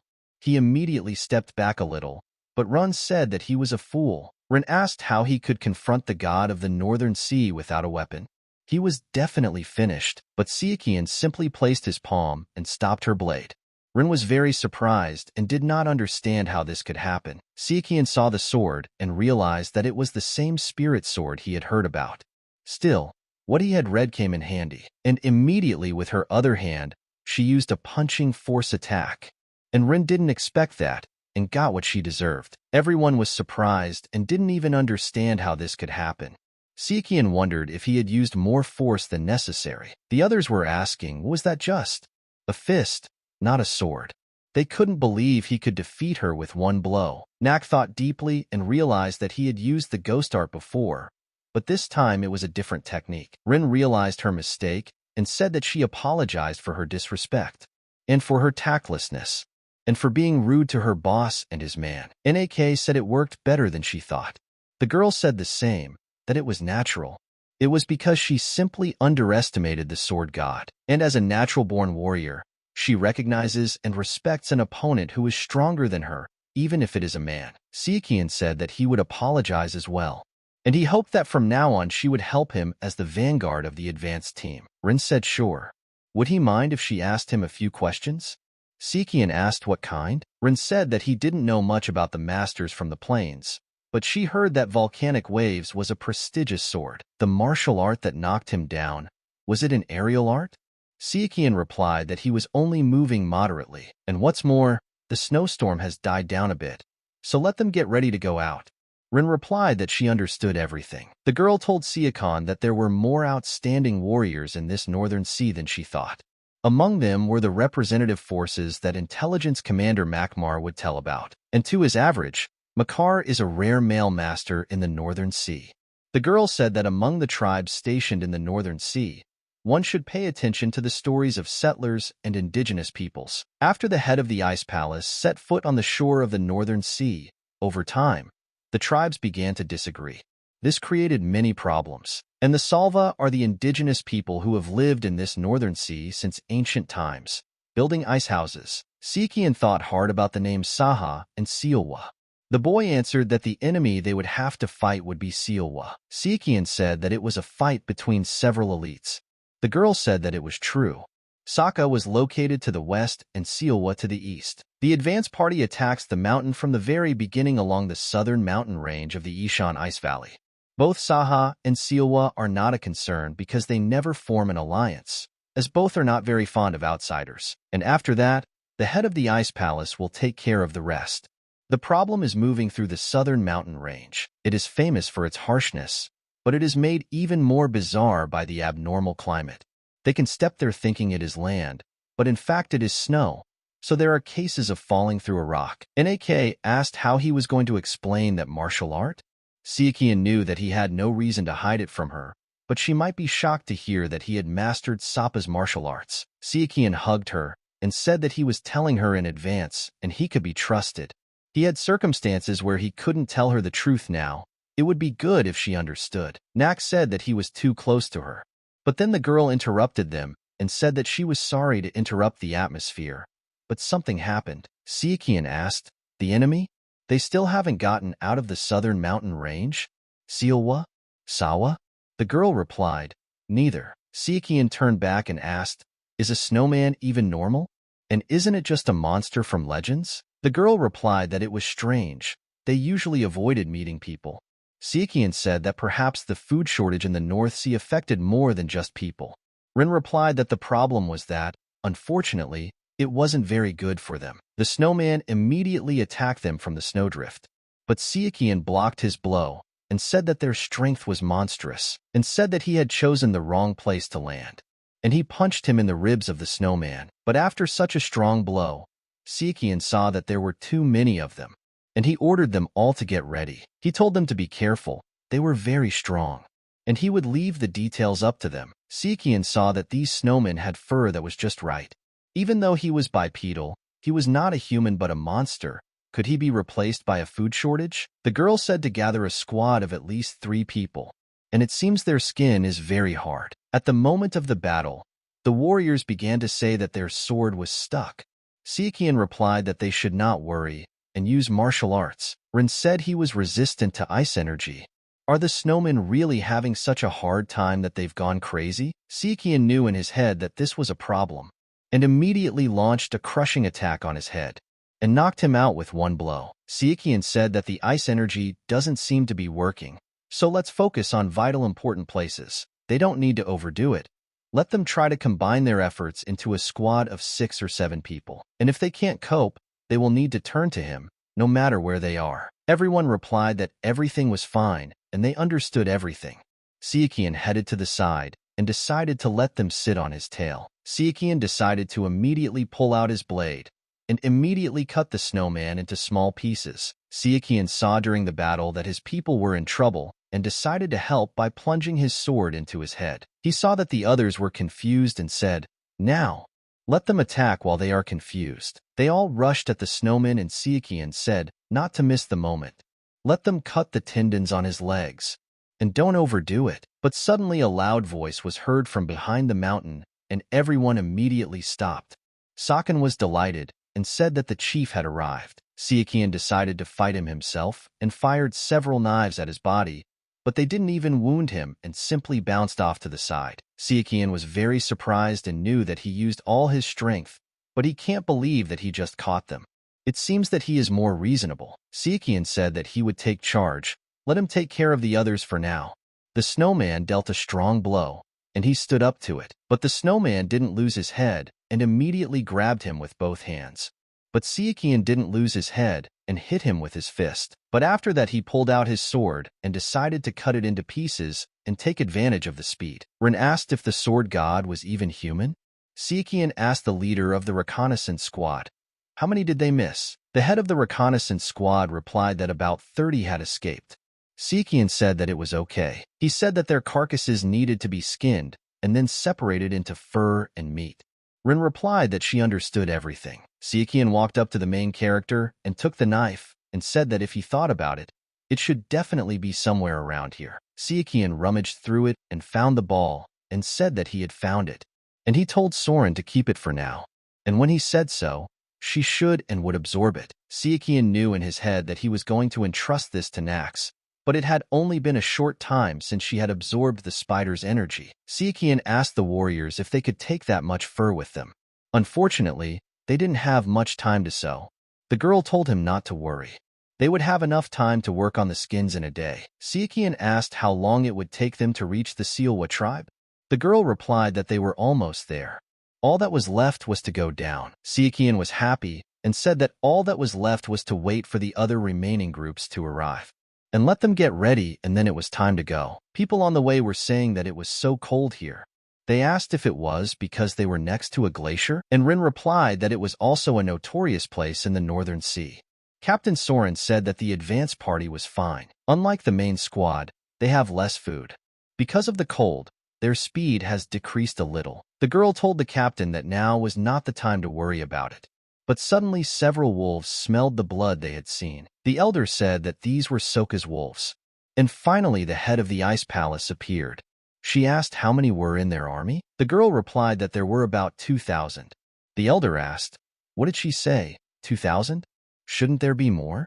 500 would have been left in the palace, and the other half with the sword god. So, there were only the elite troops here. The elder said that the 1,000-year-old glaciers belonged to Soka. Akbi met with them and told her man that she could send a signal. The elder told the warriors of the ice palace to show their strength. After all, here they will have to fight to the death. But the mountain dwellers were still shamans. The scout turned to the lady shaman. The lady said that it seemed their battle had already begun. The lady ordered her children to prepare for departure. While they were fighting, they, the source of the sea, would go to the valley to take their mother. But suddenly the shaman asked the lady if he could ask something. The lady replied that he should ask. The shaman said that he was worried that they had not taken them into account and had started fighting among themselves. The lady asked what he thought. Was it a trap? The lady said there was nothing to worry about. The snowmen would deal with those who were sent. And that way, the Yetis were moving there. The shamans told the lady that, as always, she was right. The lady replied that even if it was the elite of the ice palace, it was difficult to deal with the snowmen in such weather. She commanded them to use their souls to sense it. Let them use the power of the sleeping mother under the ice, and she will tell them who is the leader of the northern sea. Born in the waters of the northern sea, they are friends with nature and can control even the snowmen. They are the true leaders of the North Sea. The girl asked Siakian what they should do. The boy replied that he thought he had explained. So it was time to go. Rin took command of the army, and rushing down from the mountain, she ordered that it was time for them to go. The shamans were surprised and asked what was going on. Mistress Shaman realized that these were warriors of the ice palace. Could this really be the skin of a Yeti? It couldn't be, but suddenly one of the shamans pounced on Nak and said that this girl is not from the northern sea, right? Miss Shaman saw that everything was going very badly and started screaming. The warriors turned around and saw that something was happening to the shaman. Mistress Shaman asked them what they were doing. She couldn't just watch this. She understood that she had prepared this for the owner of the ice palace, but given the situation, he had no choice. Sikian came up to her and asked, "Did it happen so fast?" And he felt very cold. Lady Shaman asked, "Who is he?" Sikian immediately placed his blade in front of her and destroyed her mask without even touching it. Siakian said that one of the thrones of the highest heavens, the master of the Wasan faction, Yo. The elders said that the ruler of the northern gate must die, and this will weaken them greatly. But the warriors shouted at her to be careful. She was dangerous. And immediately after these words, the enemies quickly attacked. The enemies said they were weak assholes from the ice palace, and she will bury them all here. They will become a sacrifice to their Sokka. But suddenly the enemy was attacked, and she did not understand how this could happen. She was very surprised and asked, "Where from?" The girl said that she had to get up first, but suddenly she saw that part of her body was a little cold. Really, who can use the technique of a 1,000-year-old glacier? Nan Akbi is completely involved in this. Akbi approached her and finished him off with one blow. The elder, seeing this, shouted Onador. The commander approached the chief and thanked her for such help. But Akbi replied that it was not worth it. Akbi said that they were going to destroy the ice cover. They had the sword god on their side. She didn't need to save too much energy, and besides, she assessed the situation on that hill. They were doing better than she expected. Akbi immediately used her powers after these words and told them to freeze. But her powers were even stronger, and with the help of her technique, she froze every single one of them. The elder realized that it was a divine ice palm. Akbi told them to attack. She was waiting for them. The commander also said that her people should immediately begin to carry out the order. The elder saw that she had lost and told her people to retreat. But at that time, Siakian looked at the mountain and realized that everything was fine there. Siakian immediately realized that everything seemed to be going well for them. But suddenly he heard the shamans telling them to retreat. But she looked around and saw that everything was bad. And she immediately turned to the shaman Salva. Siakian told them to stop and just give up already. Shman got really angry and asked, "Give up? What else is he saying?" She asked, "Hadn't they emigrated here? Strangers who trampled and plundered the land and see that their mother had given them. Sichuan looked at her and said that she had too much hatred for someone who looked so young. The girl told him that she was not young at all. This is not certain, but the shaman of the Salva people is at least 40 years old. Sichuan asked in surprise, 40? Of course, he had been told that shamans and sorcerers age slowly. But is this some kind of witchcraft? Come to think of it, the head of the ice palace is too. The shaman said that he couldn't believe that she would borrow the power of the central plains to win the northern sea. In that case, one should not forget that they were a tribe of mixed blood. And if they act like that, then she too will not sit idly by. And let the children of the northern sea show him all their wrath, blinded by greed, taking the lives of those who own this land, those who destroy the world, crush their arrogance with their despair. But with the help of her power, she turned her minions into a monster, and they were ready to eat everything with their sharp teeth. A bloodthirsty war has begun. Ren tells his men to gather and not be distracted. This is their last fight. Sichuan immediately used the 27th Plum Blossom Strike. Plum Petal Slash. Sichuan destroyed everyone in front of him and asked where the shaman was. Inake replied that she was not here, but suddenly the warrior pounced on her and said how she could keep her ears open in the midst of a fight. But suddenly he unexpectedly felt pain in his leg. Looking, he saw how a small man stabbed him with a knife. Soren immediately pulled out a knife and cut his leg. Inake saw that she had saved her and thanked her. Rin shouted to the others that the shaman wasn't here. And suddenly Sichuan looked around and said that he had found her. He said that the shaman was going down to the glacier. On the other side where Akbi fought, she won and the enemies voluntarily surrendered. The elders shouted to his people that they were all cowards and told them to stand up and fight right now. Akbi said that she was blinded by greed. Let her think about how ugly she could be. Akbi asked her if she wanted the palace, because it was warmer there than anywhere else in the northern sea. And deep down, she wants to welcome the people of the northern sea into the main palace. But there are already too many of them. The elder said that she should be cursed. And someday, the northern sea will swallow the ice palace too. Akbi saw that the north wind had come in. The captain came up to her and said that she was listening to her. Akbi replied that she would leave her up here. She needed some elite soldiers, and she needed to go down. And she joined the sword god. Akbi met Sichuan, and suddenly they saw that they were not alone. And Rin saw this and got very angry. But Akbi stopped her and told her to wait. The shaman said that she would make them regret making her angry. Sichuan wondered in his mind, is this really a monster? Akbi said that even though her appearance had become unusual, she would not be able to withstand the energy of the glacier as long as she was human. The shaman said that everything was correct, if she was a human, but after such loud words she began to grow and transform. Inake looked at her and asked in surprise, a turtle?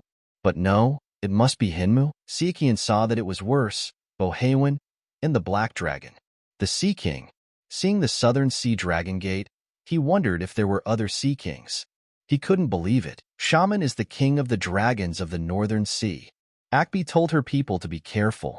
The ice is crumbling. Sichuan knew in his head that he had to deal with her before she devastated this region. Sichuan immediately engaged her in battle, but Dragon immediately launched an attack with a kick to the ice. But suddenly Sichuan saw that this dragon could even attack with fire. And seeing this, he shouted to his people to dodge. But she didn't attack everyone. Her initial target was Akbi, but she resisted her attack and stood still. At this time, Sichuan pounced on her and immediately delivered a powerful attack and ended this once and for all. Sichuan noticed that there was an eternal ice crystal inside, and he needed to get it out to finish him off. Akbi looked into her eyes and said that he needed to be taught some manners. And attacking her, he ordered her to bow down. Akbi hit the dragon, and it immediately fell into the ice.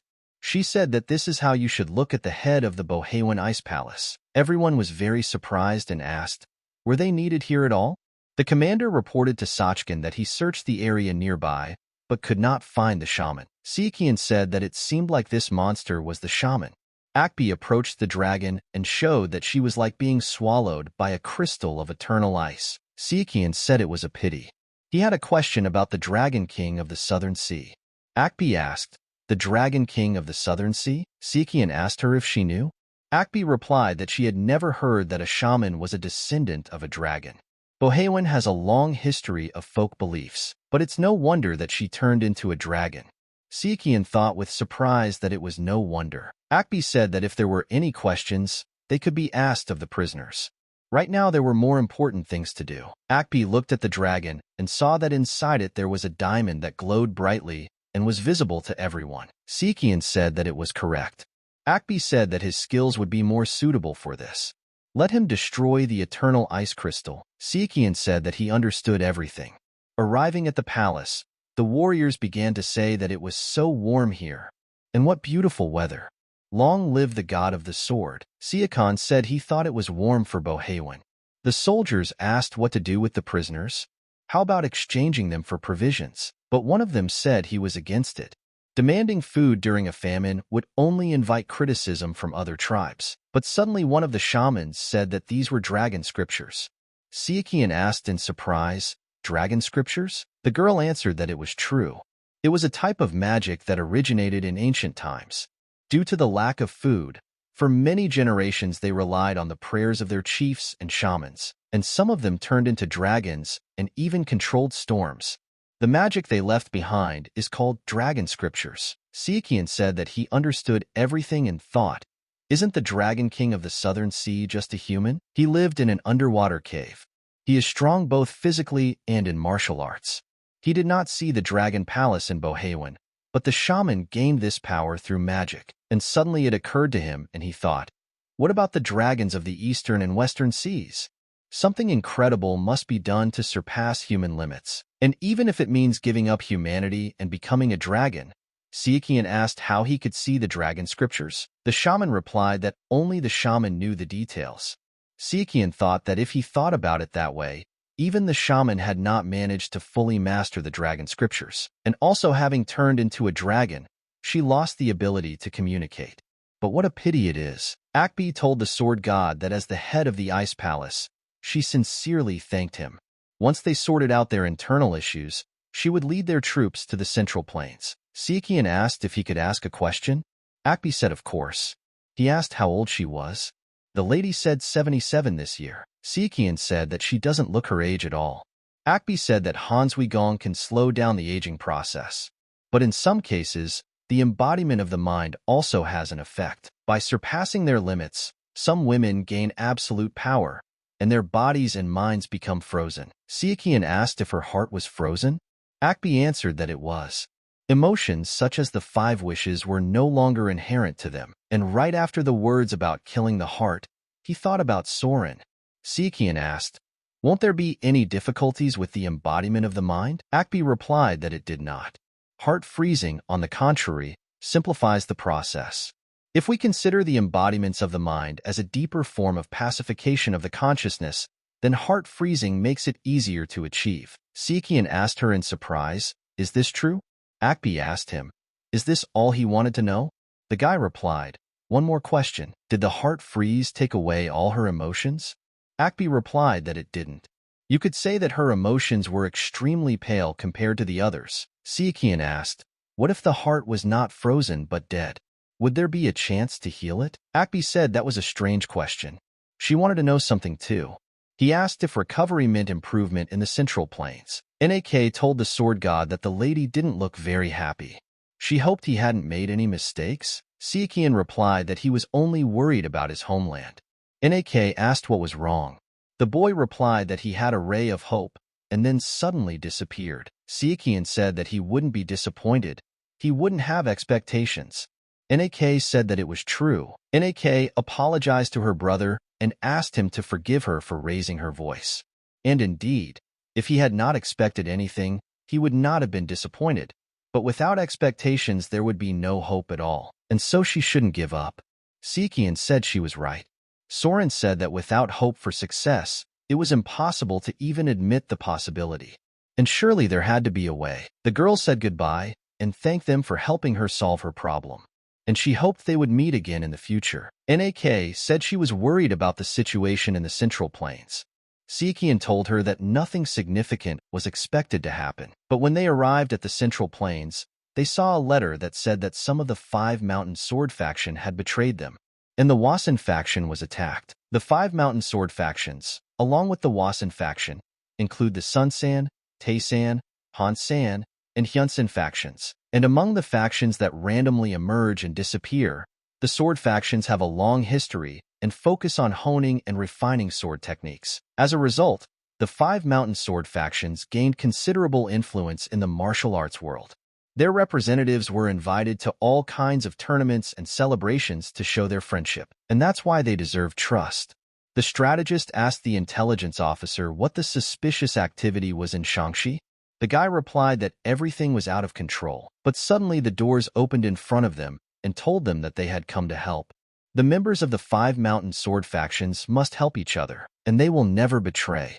Kam Wanbi, the leader of the Hyun-san faction, asked the enemies, "Are they crazy?" Kuro said that there is chaos in the MURIM. Fakam also supported and answered that everything is correct. Sadhei asked Kam Wanbi if he didn't think the current MURIM was rotten. Let him think carefully. He was asked what he thought was the reason for the recent exodus of people from the Light faction.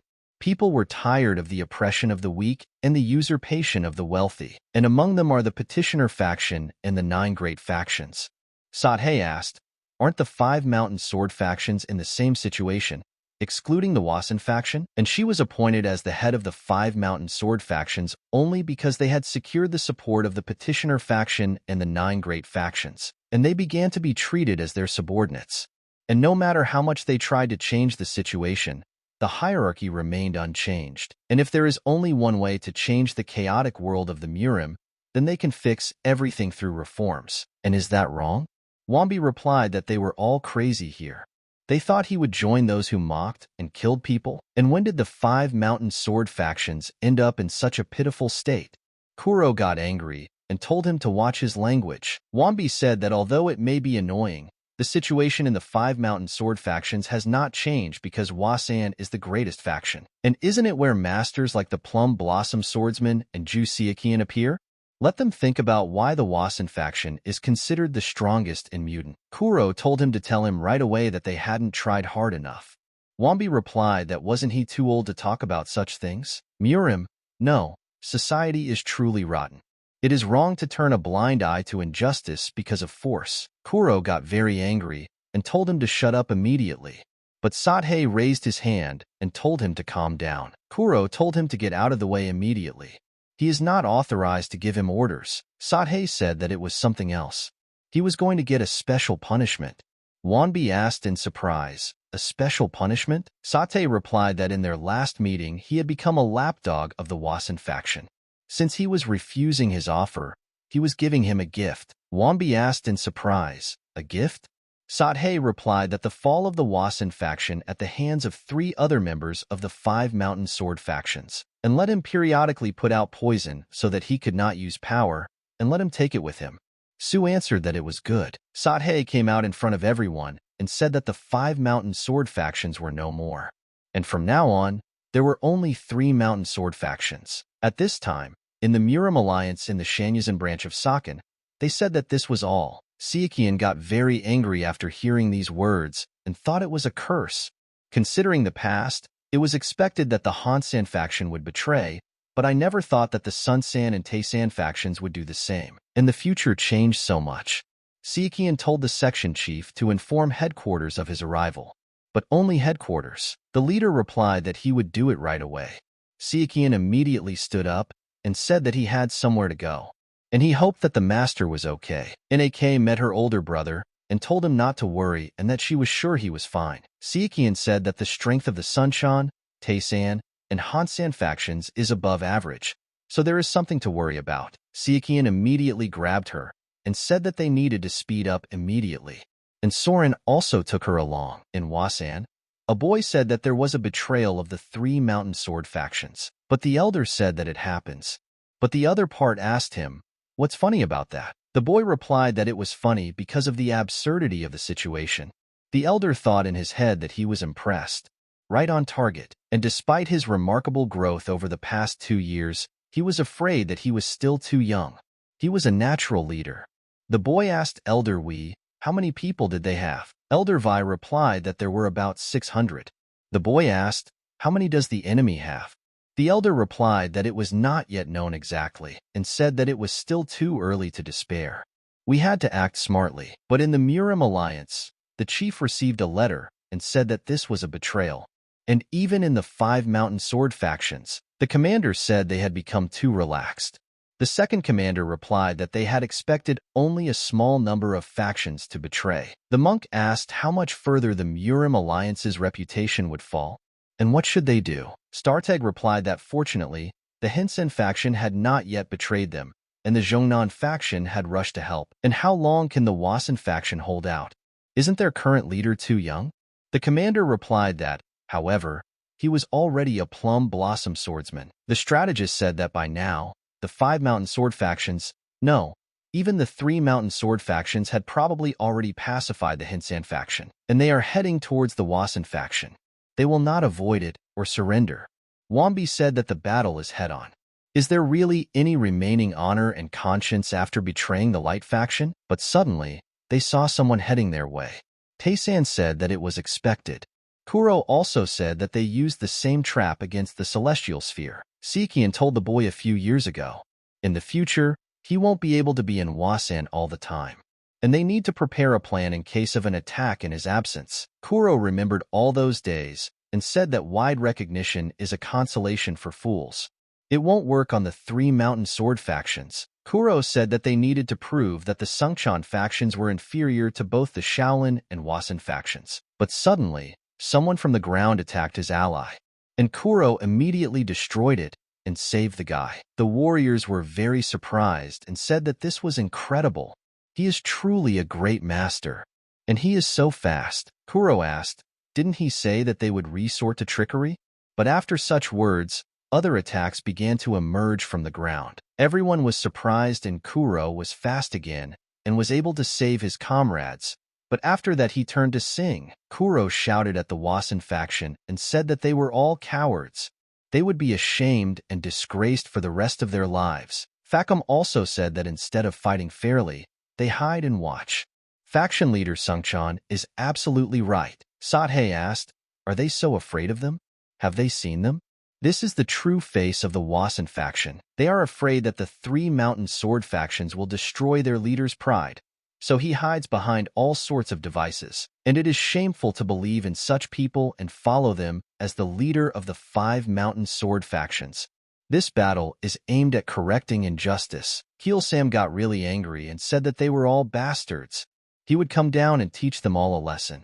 But suddenly the girl stopped him. Cholsam asked her if she wanted him to tolerate such nonsense. The guy replied that his brother was right about everything, but their father came up to them and told them to be quiet. Otherwise, they would all be discovered. The man asked the boy if he was ignoring the elder Siekian's warnings. The boy replied that he would shut up. Then he should immediately prepare for the next attack. The warriors immediately shouted that there was another trap. Sathei said that they were scattered everywhere here, and there were traps everywhere, so they had to move with the utmost caution. Sathei realized that he never would have thought that they would be held back by such traps, and it really pissed him off. But Sathei dealt with the traps and seeing the sunset said that it was already so late, and it was necessary to make a stop. But suddenly, the earth began to move again. The warriors were very scared and asked, what is happening? What is there ahead? But one of the warriors said that everything was wrong. They were all behind. Sathei saw the tree and said that this couldn't be. He immediately ordered everyone to immediately duck. And suddenly this tree unexpectedly broke and fell. After this, the warriors began to resist, because the attacks began to send arrows in their direction. At this time, the influential boy was sitting in the room and opened the window and asked, who's calling him? I wonder how the Wasan faction is doing? And yes, she had thought of it cleverly. The girl had told him that even if it slowed down the march, the activated traps had to be disarmed. In this case, it is better to use traps hidden in the ground as a distraction so that the mechanisms disguised as trees remain unnoticed. The poisonous phoenix came to talk and said that here are the materials they asked for. The guy immediately thanked them, but suddenly the guy started laughing and said he couldn't believe they were helping him so hard. They finally realized how impressive the machines could be, and he was so happy. At this time, many people died on the battlefield from their traps. Kuro asked what their losses were. The guy answered that about 300 people, including the seriously wounded. Voni told Kuro that it was not too late to give up. The guy got really angry and told him to shut up. They will never surrender to cowards hiding behind machines. Facom replied that they were hiding instead of fighting directly, which proved that they were afraid of them. What they wanted was for them to retreat. Sadhe replied that he fully agreed. There was nowhere else to retreat, and suddenly the leader saw that the doors began to shake, and he said, "Here they are." Sadhe immediately rushed in with an army and shouted that the Wasan faction will die today. The chief told his men to kill them immediately, but suddenly more guys ran up and told them to wait for them. The warriors said they were behind them, and this is called an ambush. The venerable swordsman is also here. They came from behind them.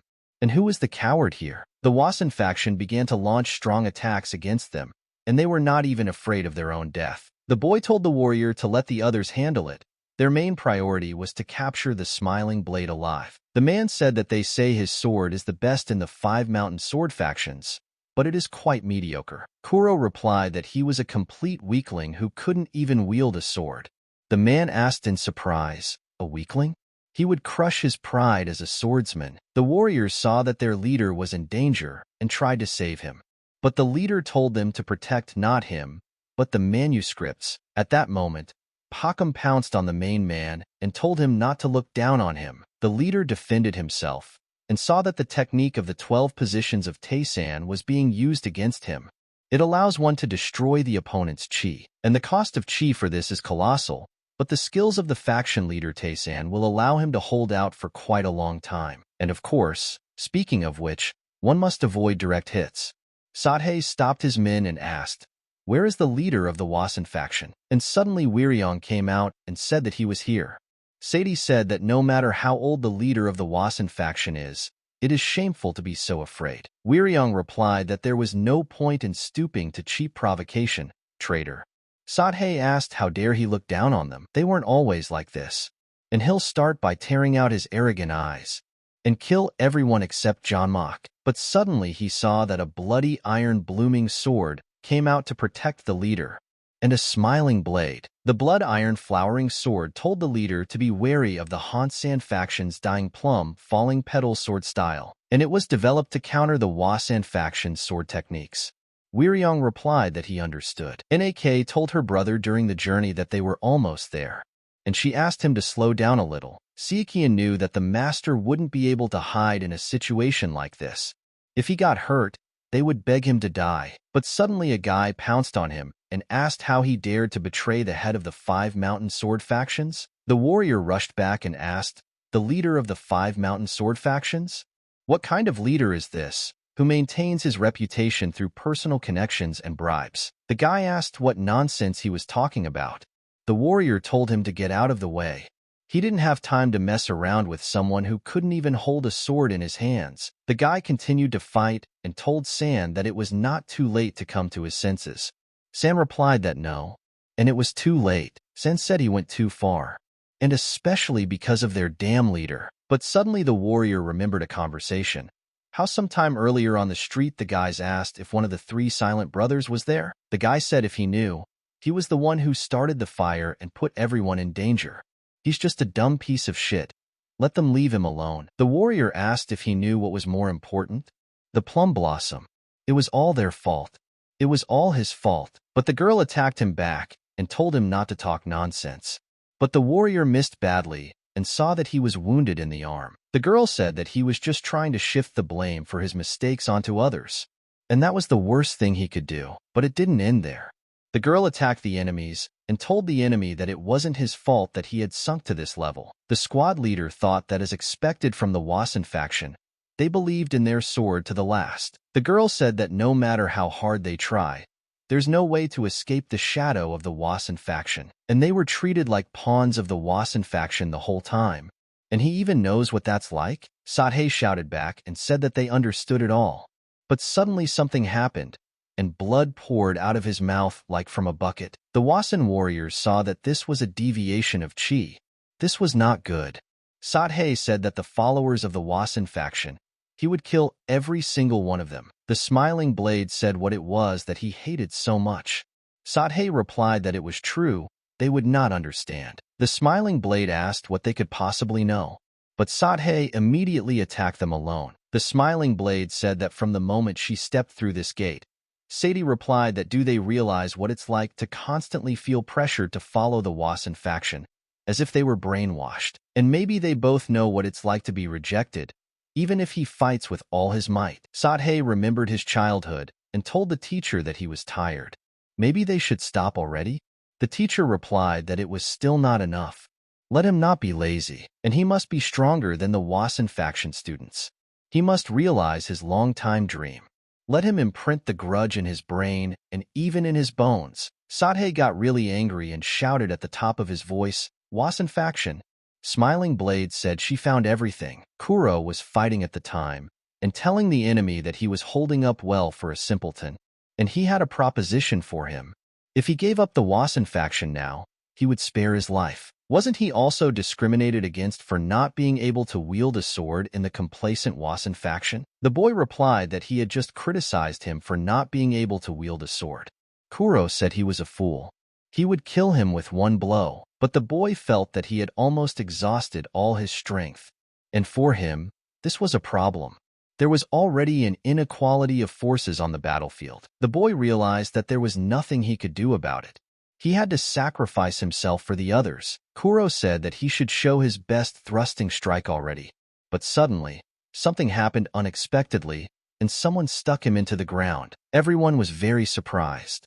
Sichuan smiled and said that he was asking for his forgiveness. He was a little late. The warrior said he couldn't believe it. They suffered because of them. Incompetent fools. But now, it will all end here. The guy replied that they were all cowards, nothing more. They should be ashamed as a prestigious political faction. The warrior said that they were the ones to say this. After all, wasn't it because of their faction that they had come to this? They all pounced on him at once. The guy realized that everything was bad. He didn't have much strength left, but at that very moment an AK came and immediately attacked them all. The warriors were very surprised that the girl could handle them. An AK asked the boy if he was okay. He said he was fine. She asked him if he knew where Hong and Soon were. The guy replied that they were in that direction. NAK immediately followed them. The guy then thought, if Soul is here, then Sichuan is here too. Sichuan asked the elder if he was okay. The elder said of course he was. Sichuan said he wanted them to talk about the current situation. The elder replied that he would tell everything. Sichuan listened to everything and asked where the teacher was now. The elder replied that if he was not mistaken, she was upstairs, guarding the head of Zhong Weiren. The warrior said to ignore everyone else. Let them capture Yu Zhongmak at all costs. The smiling blade was attacked and seeing the daggers asked who they were. Let them name themselves. The warrior replied that it didn't matter what dirty tricks they used, but they had to capture Yu Zhongmak. Smiling blade realized that they were after her, not the leader. She immediately ordered them to protect the leader. Smiling Blade decided that she would run and drag everyone along with her so that they wouldn't attack the leader. But in that moment, she saw a blade flying towards her, and she immediately blocked it. She thought, what was that attack just now? She turned around and saw that she was surrounded. She thought that, like before, their attacks were not aimed at vital organs. In that case, these people, Smiling Blade immediately used her strong attack and attacked everyone with one blow. The warrior said in surprise, that couldn't be it. How did she repel the attack so easily? How did she do that? Smiling Blade said that it was indeed so. She asked them if they were from the Dark Faction. The warrior replied that it was not surprising, since she was Sichuan's teacher, and it turned out that she guessed quickly. Smiling Blade said that they didn't come for her head, and their attacks don't have the intent to kill. With that in mind, they're thinking of capturing her and using her as a hostage to blackmail her disciple, Sichuan. The warrior said that she realized everything so quickly. Smiling Blade looked around and saw that she was completely surrounded by enemies. Smiling Blade realized that they were indeed from the Dark Sky faction, and each of them was a master of their craft. Smiling Blade told them that it wouldn't be easy. The warriors saw her blade and started to get scared, because she is the master of the Wasan faction. Smiling Blade told them to remember that she would never be an obstacle for Sichuan. The warrior immediately ordered his men to seize her even at the cost of their lives, and let them remember the words of the heavenly sphere. But the others saw that the sword god had come here. The elder said that the best reinforcements had arrived, and we must show them the strength of the Wasan faction. Facom was fighting at that moment, and seeing that all the guys had turned away from him, he told them not to ignore him. Sichuan began using his strongest technique, and said that he would finish them quickly. He immediately used a fan made of falling cherry blossom petals. Sichuan told Elder V that he would leave the rest to him. Facom saw Sichuan leave and wondered why he felt relieved. Once again, he felt like he was losing to someone from the Wasan faction. You saw that the enemy had begun to perform and asked what had broken him so much. Was it an inferiority complex and not a thirst for struggle? And in that case, it was only a matter of time before this warrior reached his limit. At this time, Iron Blooming Sword was fighting with Sathei, who was getting closer and closer to the leader time after time. Sathei was ready to kill her in one go, but suddenly the chief protected her and stood up against the enemy. The leader asked him if being the best was that important to him. Was it important enough to throw away long-held beliefs and sacrifice a large number of his followers? After all, comparison is the end of happiness and the beginning of unhappiness. Sathei asked, weren't the warriors themselves the ones who started this comparison? And the rank of the MURIM warriors is based on their mastery of martial arts. They established these ranks, those who stand above the rest, and a society where everyone fought for happiness. The competition was so strong that it was hard to even breathe. Isn't that arrogance? And how are they different from the followers of a demonic cult? From those who believe that power is everything? But unexpectedly, Sathei simply missed the attack. And the chief was surprised to realize that this rejection of chi energy had intensified. Sadie said that he curses them all, and the entire Wasan faction. And he curses the MURIM. The warriors at this time said that she was truly the master of the smiling sword. But their battle was over. He promised that he would not harm them if he followed him. The smiling blade said that she would not be a burden to her student. The warrior replied that this was enough and ordered her to be captured. And then Sichuan arrived and asked if they even knew who they were pointing their sword at. Sichuan looked around and said that they were finished, and immediately rushed to destroy everyone who threatened his teacher. Sichuan asked the teacher if she was hurt. The teacher replied that she was a little tired, but as far as he could see, everything was fine. Sichuan was very happy and said that it was a relief for him. But suddenly he turned around and saw the enemy sending out a signal for help. The warrior said that the moment Sichuan appeared, the mission failed. However, the goal was achieved. Sichuan wondered what this meant. The mission had failed, but the goal had been achieved. The teacher came over and apologized for interrupting his thoughts, but she was worried about Warrior and the elders. Sichuan replied that he was worried about them too, and suggested that he quickly go and help them. V told the leader that they had captured more than 500 people from the 3 mountain sword factions. Wyron asked what the losses were on their side. Vi replied that there were about 200 people, including those who were killed or seriously injured. Elder Yunjin was currently helping the injured. V said that they should be comforted by the relatively low death toll. Wiryong asked, what about the chapters? The guy replied that Ilpazal Kuro died at the hands of Sichuan, Taesan committed suicide, and Cho Sadie died from chi instability. Kviren asked how the negotiations were going. The guy apologized and asked if anything would happen if he answered for them. The guy said that they just heard that the leaders of the 3 mountain sword factions were dead. They found a representative to negotiate, but unfortunately it will take some time. Some are hostile, but he has found people who can persuade, and he thinks it won't take too long. Still, many of them don't want to die in vain. The guy said that as a member of the 5 Mountain Swords faction, he was simply doing what he had to do. The elder said that the final decision will be made after the response from the MURIM alliance. He thinks that the representatives of the 5 Mountain Swords faction will negotiate, and he is afraid of severe punishment. Kviren said that they should not spare money for the treatment of the victims.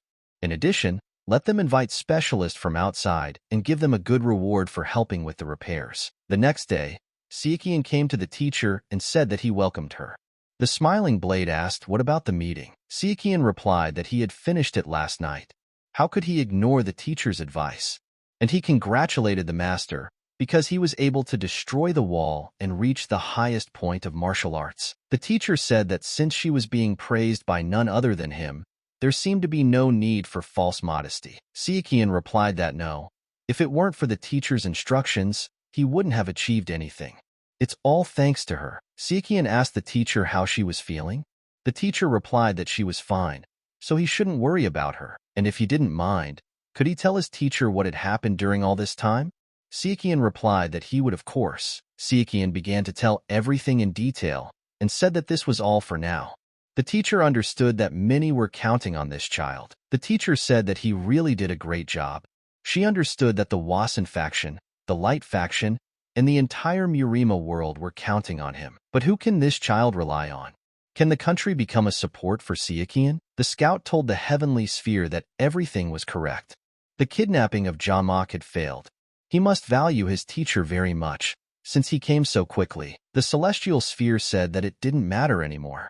Although it wasn't perfect, they had achieved some success. The guy said he heard that there was a split among the 5 mountain sword factions. After all, attacking the faction that produced the best MURIM warriors in the world was a group idea. A friend asked the guy if he had heard of the Wasan faction mechanisms. The guy replied that of course. They say it is the skill of the mechanical dragon. I heard that its power is so powerful that many people turn to it, and they also say that the sword god has returned. The 3 mountain sword factions are stupid, and besides, the one who was against them was none other than the sword god. However, the Orthodox faction has been acting rather strangely lately. The friend replied that it was true. Weren't the 3 mountain sword factions the second highest school after the Orthodox faction? And they handed over their own because of discrimination. After all, the driving force of the 3 mountain sword factions is nothing but a sense of inferiority. But would it be fair to say that neither faction trusts the other? A friend asked if he had seen it. This is the reality of the MURIM world. Even the 5 mountain swords faction is being discriminated against. If they think that only they can escape this, then they are greatly mistaken. The guy replied that they don't know how the hell it happens. And should they abandon the alliance to achieve something? The friend replied that the faction's power was not so strong yet. The guy asked, the Light faction? The Dark faction? They were not interested in either. It was getting harder for them to make a living every day. The celestial sphere said that everything is going according to plan.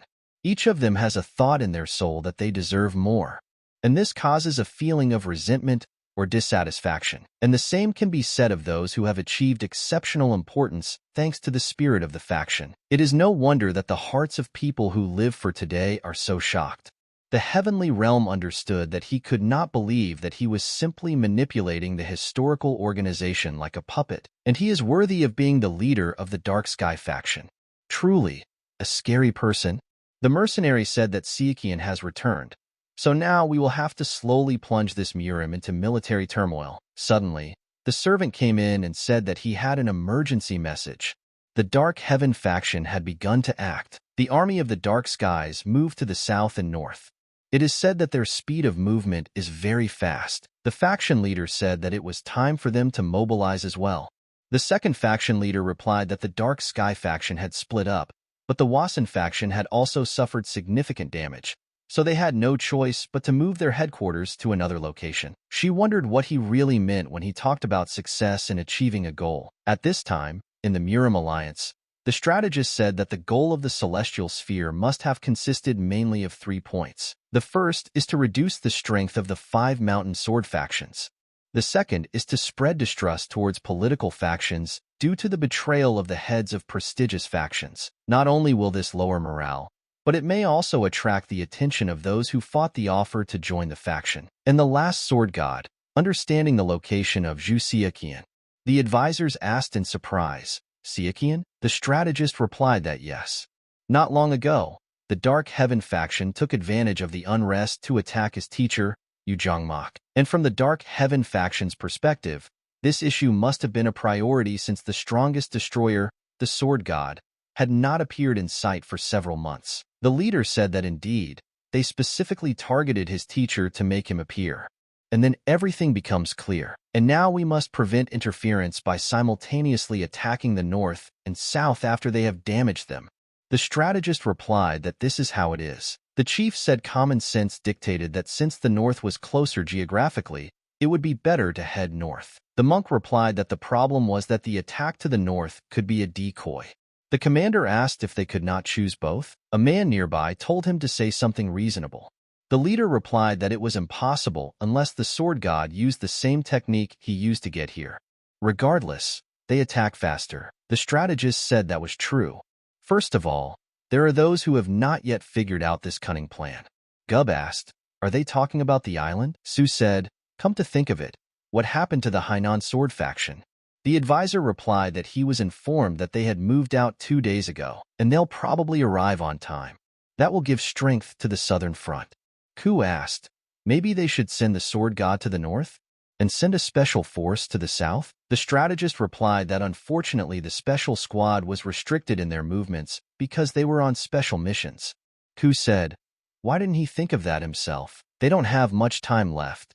After all, it's important to verify the veracity of the attack now." Sichuan wondered where he should go first, north or south. He said that in the north, the army of the Northern Ice Palace would help them, and in the south, there is the Hainan sword faction. If we take into account the supporting forces, there will be no problem.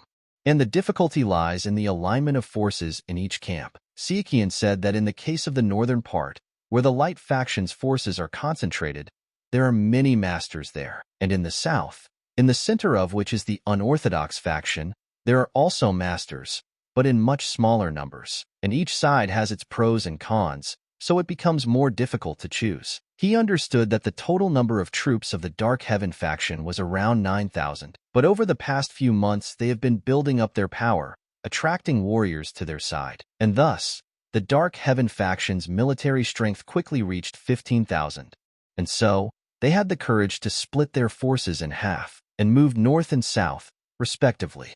North and south. Needless to say, the destination is the center of coalition forces. The strategist said that fortunately, they also finished the preparations on time. The Shaolin Temple is located near the northeastern part of Anhui, and in the Wasan faction, there are elders. In Sichuan, Tang He and the Demon Clan. Beyond the Yangtze River, there are the Chaigao clan and the Namgung clan, and the Shaman clan and the Orthodox faction, the Mountain faction department, and the Wave Sword Phoenix faction. And in the capital, the alliance of the MURIM and the River of Evil. And also throughout the Central Plain, the departments of the Golden Desire Trade Guild are scattered. The warrior said he couldn't believe he had to work with these imitators. The second warrior replied that that was what he wanted to say. The strategist stopped them and told them to stop. Now is not the time for them to quarrel among themselves.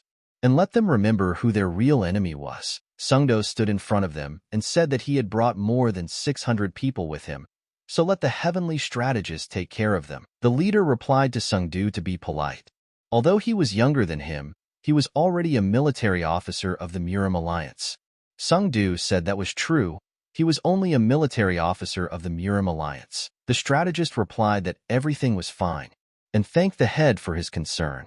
The head of the Hefei province family, Hua, said, "Isn't the Omen family in Zhejiang? And given his location, the south would be closer.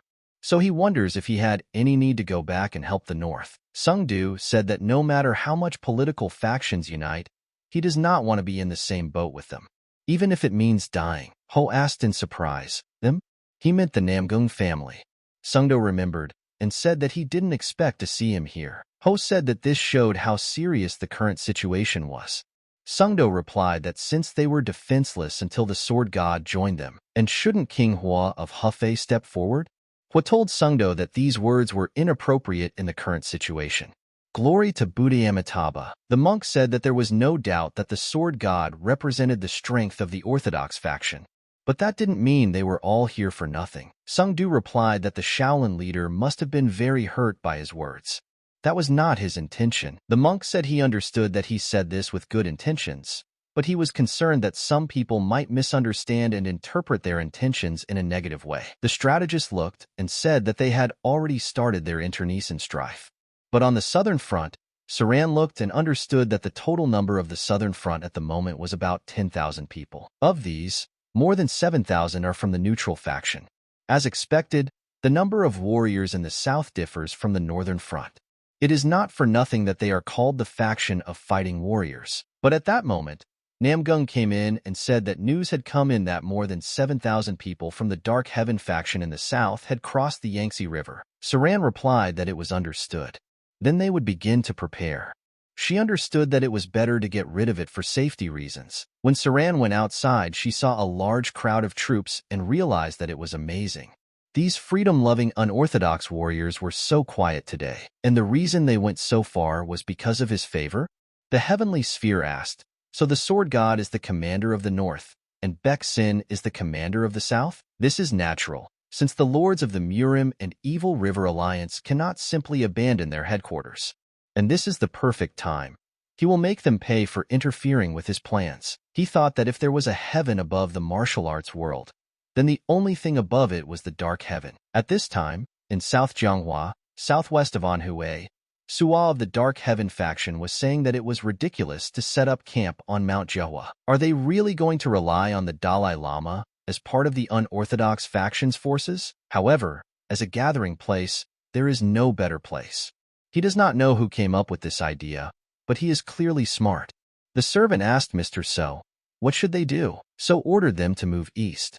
But they had to stop at a hill halfway up Mount Jianghua, and they had to be on guard. The servant asked what would happen if they refused and were surrounded at Mount Jianghua. So replied that this would not happen, so there was no need to worry. Because it is called a sacred place of Buddhism, Mount Jianghua is a place that even ignorant warriors respect. For martial artists, this is not only not a place to relax, not to mention that it is impossible to gather more than a few dozen people together there. The servant asked if the Southern Alliance troops were there now. So replied that it must be due to the help of a high-ranking monk from the Ami faction, and yet, no one will allow them to fight there, much less wage war. Perhaps they are hanging around somewhere at the foot of the mountain. They won't be able to hold out for long. As we advance, we need to split the army into 3 parts. Kumgong, the master of the Ami faction, said that he had just come after listening to the monk's gossip, and he didn't like the atmosphere at all. Saran replied that it was enough, and she was grateful to him that they had come. Kumgong said that for Sunbei, she could call him master. Saran replied that then we can finish the final preparations to the western hills, and we can begin moving towards the Dark Sky faction. Kumgong asked, direct clash? He understood that he could not believe that their strategy was a face-to-face duel. He felt uncomfortable. Quan Ho asked in surprise, what? He didn't expect them to fight fairly. The warriors got angry and shouted at him. How dare he betray, and they are pure instigators. Quan Ho asked, instigators? He immediately shouted at his former allies to shut their mouths. Quan Ho thought that although it was noisy, they managed to attract attention. And spreading his arms, he addressed the inhabitants of MURIM to listen to him. Saran said that they were now facing their worst enemy, and they had been fighting for countless years. And from the very beginning, they had been fighting each other because of their beliefs and for profit. However, this deep-rooted belief of counterfeiting was exploited by their common enemy, the Dark Heaven faction, and they distorted and dared to manipulate them with misleading words about revolution. And frankly, they don't get along very well. And she understands that it is hard to just forget their old grievances just because a common enemy has appeared. But, nevertheless, they hold hands. Kwang Ho asked why they did this. Saran replied that because they were offended. These people don't care about them. The only thing they want is to get their own benefit, and she's irritated by the fact that they act as if their lives are worthless and everything is in their hands. So now she needs to show them who they're dealing with, and who are they trying to take something from. Saran waved her fan and directed her warriors into battle. Quan Ho became very angry and shouted to his warriors to attack immediately. The warriors of the Light faction were surprised. The warrior wondered how he could give the order so loudly. The second warrior asked the same question. How did he do it in such a commotion? Saran replied that it was a sound art, a martial art that allowed people in a certain range to hear as if loud and clear, and he can also perfectly suppress any other noise around him. Perhaps this will be a more unpleasant battle than she thought. At this time, on the right camp of the southern front, Namgung was fighting the enemies, and he understood that he had to try a little harder to return the family's reputation, and his last minutes must not be wasted. The enemy said at that moment that he could not believe that he would die at the hands of a monk who was devoid of a drop of mercy. The monk pounced on the enemy with both hands and grabbed him by the throat. He said that when he was young, he met a vagabond who became a thief because of poverty. The bandit cried and repented for a long time. He asked him to save his life, and so he spared him, remembering the Buddha's youth. And does he know what the result was? The monk said that the next day his brother went to the slums to help and was robbed and killed by the bandit. And since then he has thought about it a lot. He needs to find the Mara in the form of living beings and send them all back to hell. Who came from hell under the name of the Dark Heaven faction does not deserve mercy. And on the left camp of the southern front, the enemies were trapped and shouted that it was poison. And one of them got into an unpleasant situation because they were on the side of the light faction. Quan Ho shouted for everyone to gather. They needed to neutralize the poison.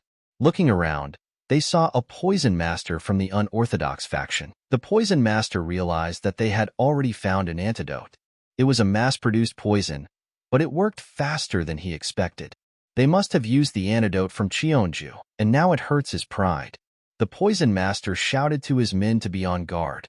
They were using the antidote, and now he would show them the power of the poison master. And in the center of the southern front, the warriors shouted that a swordsman of the Phantom Bao had come to their aid. The enemy immediately shouted to his men to retreat immediately.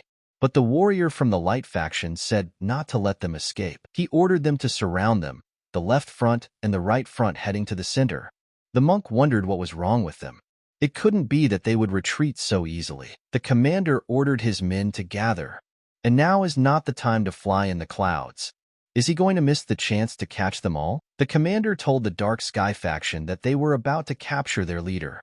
The warrior asked why the distance had shortened. The warrior asked his friend what he meant. They have lost their fighting spirit and are exhausted. That is why he feels defeated. The warrior said, but why does he have the feeling that they are planning something? But suddenly he heard in the distance how someone shouts to Che Gal to stop. And this time, victory will be theirs. And now they need to get them back. They will take their heads and get what they want. Quan Ho said that they chased him like dogs and ended up falling into a trap. The light faction warriors looked around and saw that it was the Yangtze River. The warrior thought that because they had given in to impulse, they had not thought at all that it might be a trap. Wasn't it natural that they suddenly headed towards the Yangtze River? And if so, then the head of the Red Forest, Han Heron. The warrior turned to Che Gal and told them to retreat. It was all a trap, but suddenly the enemy crept up and thrust the sword into the warrior's chest. He asked the enemy why he did this. The enemy replied that he needed money. He heard that the Dark Sky faction teaches the best martial arts. This world must change. Kwang Ho started laughing and said that they didn't even know that there were many traitors hiding within their factions. The commander turned to Saran. But Phoenix of Intrigue replied that everything was fine. It seemed that the identification of informants was completed. There was no need to hide. The commander said that, as expected, she had foreseen this situation. And he had not expected that she would be so stupid. Does she really think that everything is going according to his plan? But in fact, he used her own cunning against her. Quan Ho said that it looks like there will be no Hainan sword faction. And it seems that the MURIM alliance kept the fact that the sword god visited Hainan Island a secret. Does she really think that the celestial sphere could not know this? What stupidity! They placed people near the rivers flowing into the southern and eastern seas. They could try to get here, but they would probably be dead by then. Quan Ho asked her if she was surprised. Saran replied that yes. She did not expect and did not know that he would act according to the plan. Kwang Ho asked what he said. Saran replied that he had painted himself into a corner. And had he ever seen a mermaid riding a water serpent? Suddenly a girl came out of the river who was on top of the snake. Quan Ho was very surprised and did not understand at first, but when he saw it with his own eyes, he immediately understood everything. The warriors began to ask what just happened. They heard that he had joined, but they did not expect that these rumors were true. And the sword god has indeed arrived at the northern front.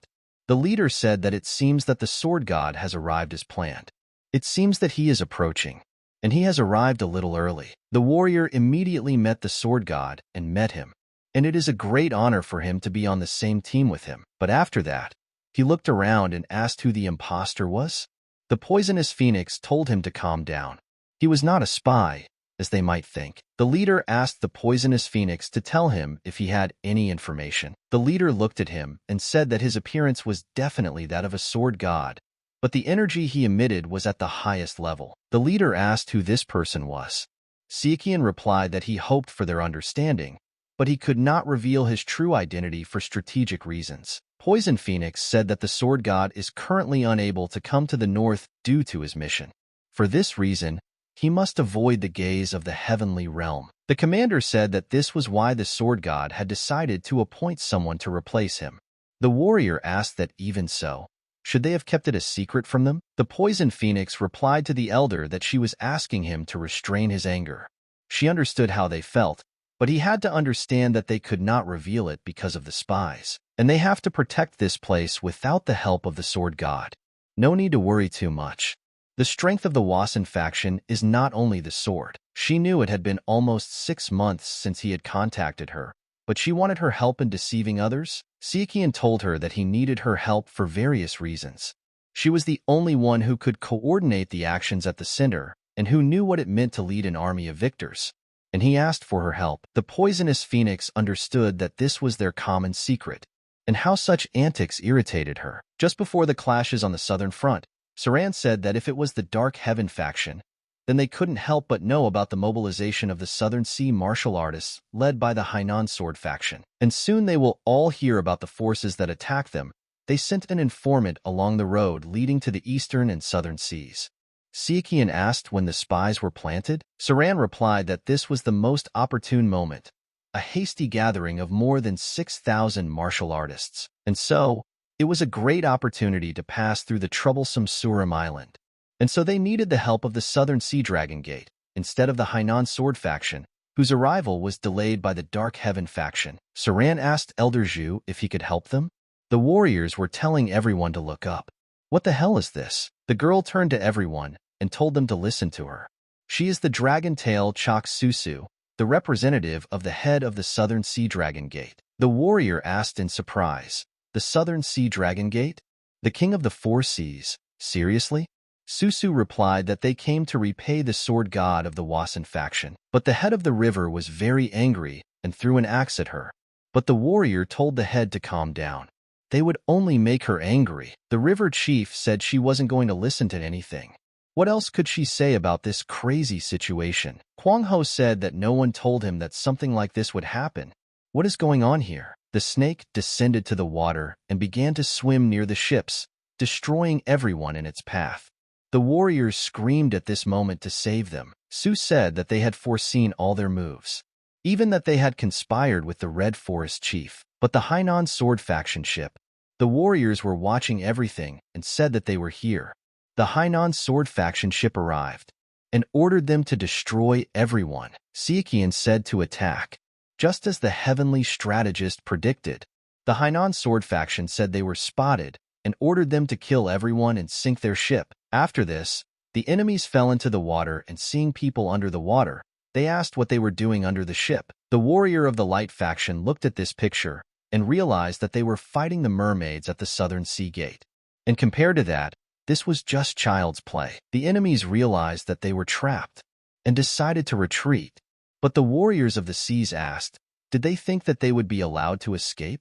And now they would show them the power of the sea forests of the Southern Sea. When the enemy came ashore, he saw Sichuan in front of him and asked him to spare him this time. But Sichuan was ruthless in such cases and, raising his sword above his head, destroyed it. Quan Ho told them to stop them and ordered them to fight. And the swordsman of the Phantom Bow, also made of flesh and blood, and he won't be able to handle that many at once. The warrior replied that he was right. After all, he was mortal too, and it will be enough to wound him once, and it will be easier from now on. But Sichuan was not afraid and went into battle. Sichuan slammed his attack into them with both feet and destroyed them all at once. Ho asked, What is this? But Sichuan shot an arrow at him and told him to seal it clearly in his head, and that the Dark Heaven faction is above the sky, and his ideals are over. Let him accept his death looking him in the face. The snake began to destroy everything in its path and did not leave a single ship intact. He immediately used his vocal cries. The enemies started shouting that the ship was sinking. Let them quickly escape from the ship. But jumping into the water, they saw that they were already waiting there. The head of the river saw all this and said what they were doing, and there was no need to run away from the war. The river chief said that it was simple after all, and it was just a damn ordinary snake. She grabbed the rope and attacked the snake with her sword. But when she attacked the snake, she was very surprised at the last moment that it didn't even wound him. The river chief said that she couldn't even leave a scratch on the snake's body. Su said that it was a water snake, and if she were normal, they wouldn't be fighting side by side with her. And it's time to slowly begin the battle. Su pounced on her and tried to destroy her.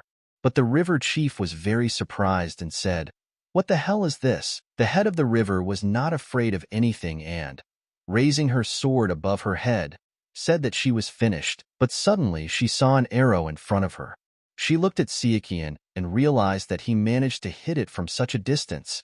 What kind of power is this? She immediately realized that this was a warrior of the Phantom Bow. The head of the river did not understand how he could do such a thing. Su seized this moment and immediately launched an attack. The river chief did not foresee this and received a blow. Su said that she wouldn't be able to fight properly if she kept looking around. The light faction warriors thought they were finished. But then they saw the Phantom Bow warrior arrive. The enemies said that he had taken the antidote. So why was everything going badly?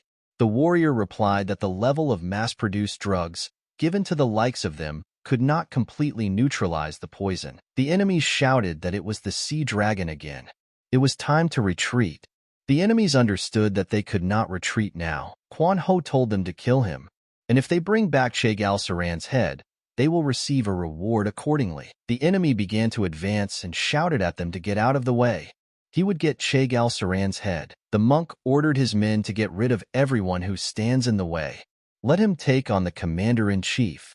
And this bastard is inciting the enemy. The monk saw that everything was going badly and called Namgung to him to stop them. The monk extended his hand and Namgung jumped on him, jumping up to deliver a strong blow. The warrior managed to stand firm and stop the attack. He asked Namgung how he felt. How he felt now that such a noble family was called a family of hypocrites. Namgung responded that it would be a great mistake to think that Namgung committed suicide for a good cause. He merely paid the price for his indifference and shirking of responsibility. The enemy responded so that he would not think that this was the end of it. This is a curse for ignoring all the time, sacrificing others, and the curse of those who suffered unjustly and died in vain. They are the darkness itself, discrimination, ignorance, and unwillingness to listen to the voices of the weak. They are all those who should be considered real evil. The enemy then decided to act thoughtlessly and fight to the last. The enemy said that they despise and discriminate against the weak. And if it weren't for the dark skies, what would have happened? Namgung replied that he was not going to deny it. They are knights now who do not listen to the words of the weak and do not care about them. The enemy asked, "Why then?" Namgung replied, "Because it is wrong. And they say that they cannot achieve their goal, so they resort to violence. And this behavior is no better than what they despise so much.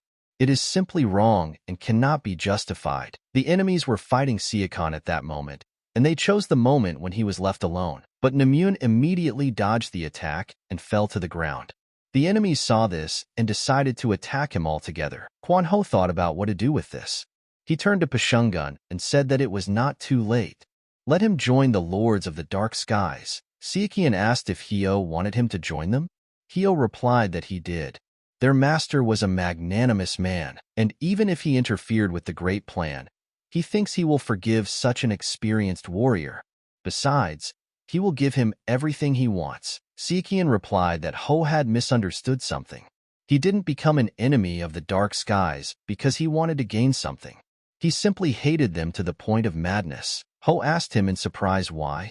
Sichuan said that he was still asking him why. Ho saw the warrior coming towards them and ordered his men to stop him, but Sichuan was taller and stronger, and easily destroyed them in his path. Ho immediately sensed that things were bad for him and decided that he needed to get out of there quickly. But Sichuan immediately shot an arrow and pierced his leg so that Hio could not escape and pass on the information. Sichuan came up and told Ho that he asked him why he hated them.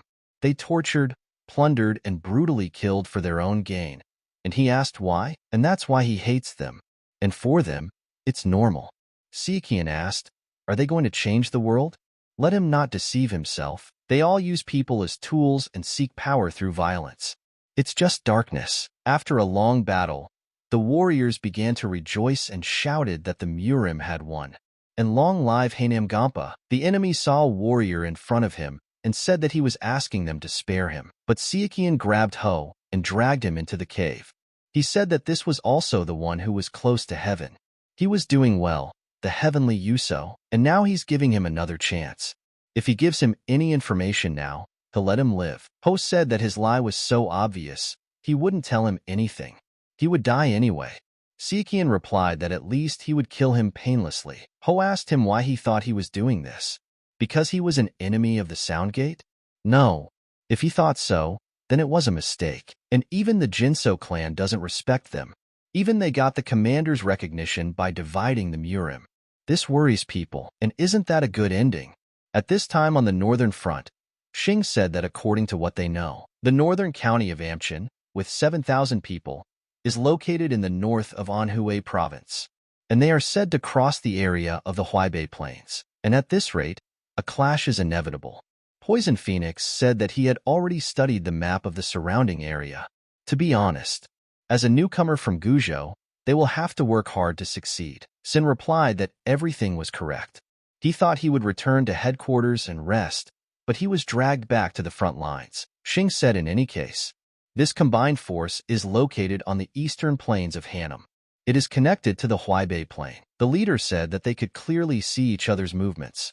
And as Inhanosa said, this is a wide open plain where there is no place to hide or take cover, so the clash would be virtually without any strategy. Xing replied that indeed, the Hebei Tiger Wushan is fearless. If we think about Han's future, shouldn't we minimize the damage? The warrior replied that it was a joke. And are there any specific suggestions? Sin looked and replied that yes, and said that they would use the dragon mechanism. The leader replied that he had a better chance with it, but the poisonous phoenix said that they should let her explain the following. In terms of distance, they set up the mechanism in the middle between the allies and the enemies. By activating it here, its power will decrease. Xing asked, should it be activated? Poison Phoenix replied that they should leave the activation and adjustment to her. And the dragon family often made various tools, and she heard how to use them. The leader asked, anything else? Phoenix replied that there were restrictions on the capacity of people, 3,000 to 4,000. If there were more, there would be problems. The commander said that a reduction in power could be made. Xing replied that dividing the forces was not a problem, because if their troops were distributed, the enemy would regroup accordingly. However, if the enemy gets the idea and calls for reinforcements, then the activation and launch of the mechanism will go nowhere. Even if they figure it out, and they can't help in any way, their troops must be at a great distance. The warrior said that is, in a critical situation, they will not be able to help. The poisonous phoenix replied that the same applies to enemies. Sin said that their army consists of about 5,000 allies. If divided in half, then 2,500. The enemies have 3,500. The warrior said that they could only hope to divide the troops using the power of the mechanism. Sichuan decided that there was no point in interrogating him further. But when he came out of the cave, he saw Saran standing outside. Sichuan said that she was just in time. He was about to report the results of the interrogation. Saran said yes. She also had something to report, so she waited here. Saran said that she found Hanam and the leader of the Southern Dragons, but said that she had nothing more to do here. Sichuan got angry and said that he was the cause of all the trouble. Saran replied that they had almost settled everything.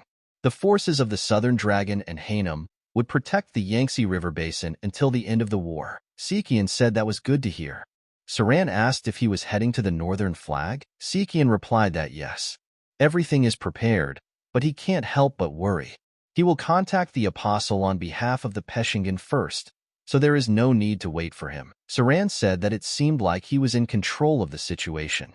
And after the organization was completed, she would lead the combined forces and deploy them to the outskirts of Hefei. The strategist was sitting at home and thinking that it was very good that the ambush of the Southern Dragon had gone unnoticed, and they also didn't know about the situation on Hanam. He thought that no one knew about the Southern Dragon, so the only thing left of them were just the pirates of the Dark Lords of the Sky. He knew they wouldn't give in so easily again. The Celestial Sphere said they were impudent. He asked what OK Hinson was doing. The commander didn't even kill them right away. The Celestial has spoken. An order. The Celestial Sphere has addressed the Celestial. He has something to tell him about Peshingen. If he knows nothing about him, then he needs to find out about those around him. Sichuan was thinking at this time that it was very good that everything ended so easily on the southern front. But he was worried that he couldn't see his boss. And even if he is hiding in the center of Chengyi, or the Dark Heaven Lords, or the Hefei headquarters, he is worried that he is not there. This little bastard certainly knows about poisons, but this one is also very resourceful. If he hadn't come to the south, he would have been in the north. Sichuan told the snake to hurry up a little. But enemies arrived at the northern front. The scouts said that they were so calm from here. This applies to the troops as well. And they were shaking. The scouts saw and said that they had scattered. And they were lucky. Now they need to get out of here and report everything. Poison Phoenix received the information and said that they had finally started moving. She would check the object and her reformatted composition again before the fight. And 500 obeying the MURIM, 900 at the Golden Gates, Dang and Feng too, and 500 respectively, and 100 people from the Huashan school, 300 from the Zhongnan school, a total of 2,500 people. And the lieutenant is Shi, Bogdanhe, and the overall leadership is carried out by the head of Feng. If their plan is discovered, it will be difficult. The plan is to pressure them early on, then let them win about halfway across the plain, then lead them to the mechanism and pretend they are retreating. The warrior said he would keep that in mind, and wished everyone luck with that plan. Coming out of the tent, Li Hua said, "What is this? Is something wrong?" Phoenix said that she felt that Dan Lihua was at odds with the four gates. Or was she kicked out for being a pain in the ass? Li Hua replied that this was not the case. Phoenix said that if not, then why was she in the north and not the south? Li Hua said she was a joker.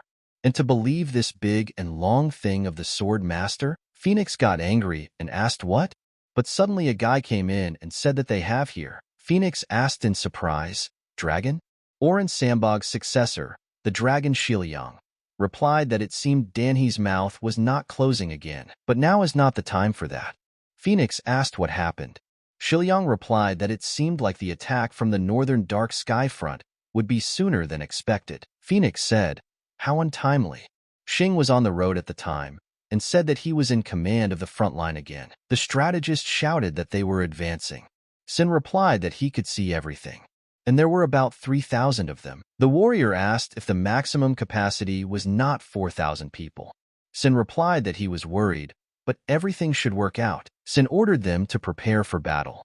But at that moment he froze and thought, "What is here?" The leader of the Dark Heaven Lords asked them if they knew why the leaders did not lead the war from the front lines. After all, the king piece had to be eaten first, and to capture the enemy, you need to capture the leader. Because if the leader is captured, the entire army falls apart. And that's why it's common for leaders to hide, even if they're the best. And the northern front is the vanguard of the northern army of the dark skies. However, isn't it worth the risk? The Dark Heaven Lord's leader laughed and said that then we should try to stop him. Xing immediately realized that this was the ruler of the dark skies. And here they are sick. And this is not an all-out war. But the leader sniffed out the advance guard. The warrior looked and said that he was such an impudent fellow. Sin also answered that he was right. It was impudent, but very effective. Sin immediately ordered his men to retreat back and suggested turning to the right. The commander asked, "Retreat? Wasn't the plan to stop them from reaching the northern flank?" Xing replied that the plan was the same. However, they would escape without a fight and stop them. The commander asked, "Escape? The enemy is right in front of him. What is he talking about?" But the warrior told them to stop. And as expected of a political faction, they got into trouble. And even though it was a joint attack by the MURIM leader and Quan Dongjie, they were unable to inflict a single wound on the Lords of Heaven. Xin asked what they could do when they were so few in number. The monk also asked what they should do. Sin replied that, to begin with, he was going to increase the distance and buy time before he realized it and reached the northern flank. And if the northern flank's plan works, they will immediately come to their aid. The monk asked, "What if it doesn't work?" Xing replied that they were MURIM, and that was all. Shiliang turned to the Phoenix and said that they had found out who the commander of the enemy army in the north was. The Phoenix asked, "Who is it?" Shiliang replied that Tang Mining was her younger brother. Phoenix said that it was like this. Was he afraid that he would recklessly let his emotions get the better of him and ruin their plan? Shiliang replied that to be honest, yes, Phoenix told him not to worry, even if he was his blood brother. And when he knows about him as a traitor to the party and the leader of the dark skies of Jiangju, there is no point in hesitating. But at this point the commander came and asked if they had finished chatting. They immediately knelt down and apologized. The commander asked, did they commission the proposal?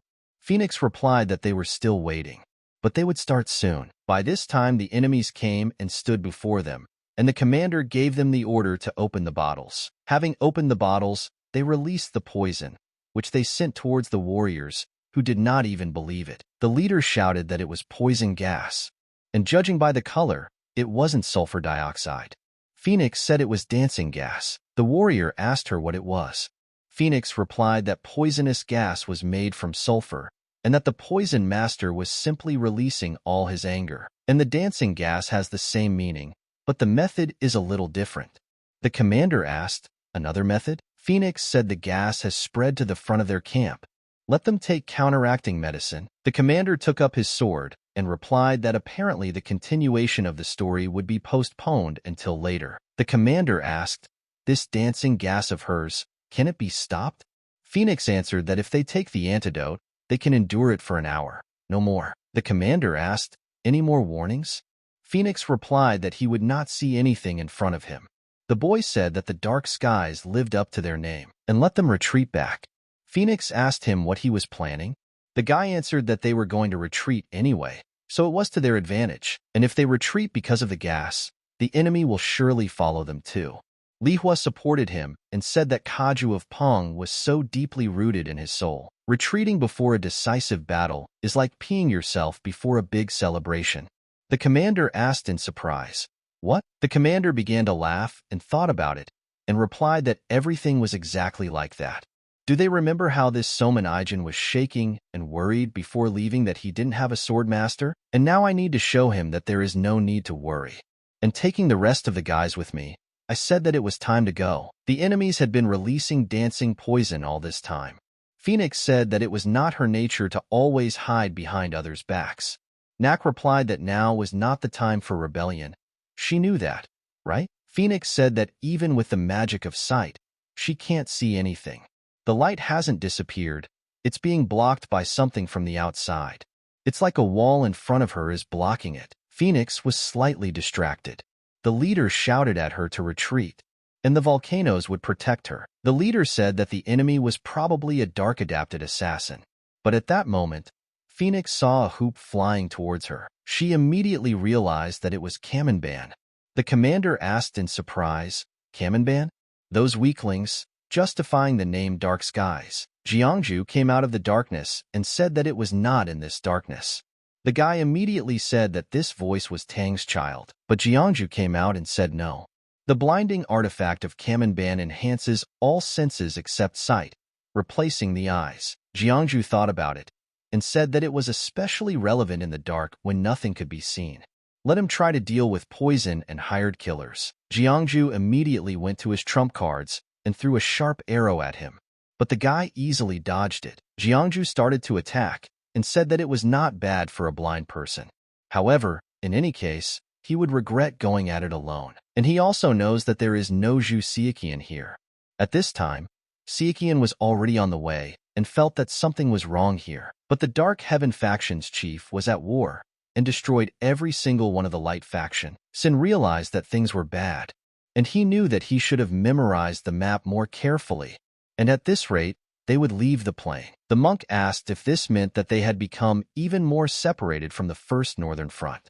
Xing replied that it did. Sin said that they originally had to turn around and join the First Northern Front. They didn't slow down while checking the vanguard and ended up going too far, not to mention slowing down while maneuvering. And because there is a mountain range at the end of the plain, the Dark Heavens leader will try to catch them at the cost of his life, even if they turn around in the mountain forest. And as soon as they climb the hill and slow down, they attack them.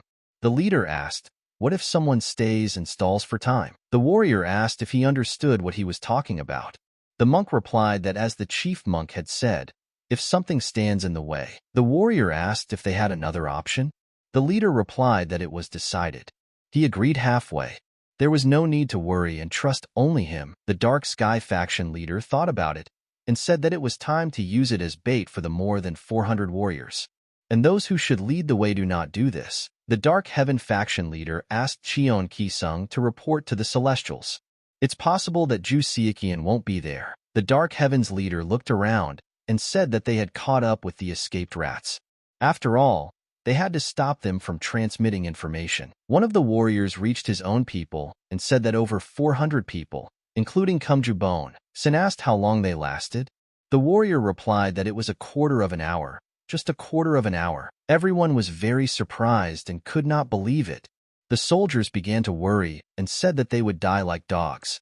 And if they had known how everything would turn out, they would have preferred not to fight. Sin said they weren't going to stop, and Kumju and the party had bought them some time. To stop or hesitate now would be to desecrate their noble sacrifice. Sin said that if they wanted to save the time given to them, they needed to do it right away. But at that moment he stopped and saw a woman with a child in front of him. The woman was scared and asked them for help. The monk came and said that they were just despised Shaolin monks. Let them be assured that they did not want to offend them. The woman asked in surprise, "Shaolin?" The monk replied that he did not think she was an herbalist. How did they end up in such a place? The woman replied that it was her child who said he wanted to go to the mountains behind the house and had not returned yet. Xing understood that if a person is not a martial artist and not a commoner, then one cannot go far. The monk asked her, "Is there a village nearby?" The woman replied that it was just over the hill behind. The commander raised his hand and said that they needed to go there right away, but someone told them to wait. The commander asked what he should wait for. The monk replied that there was a village ahead of them. The commander asked, "So what? They'll just pass by. The lords of the dark skies only need them." The monk said that they could not escape pursuit. Eventually they would catch up. If they won, they would take over the village to recover the losses. The commander replied that he was mistaken. They had stumbled upon this mother and son by chance and learned of the village's existence. But if they were sent there, they would never be found. The monk thought and said that the pursuers do not follow only the trail in front of them.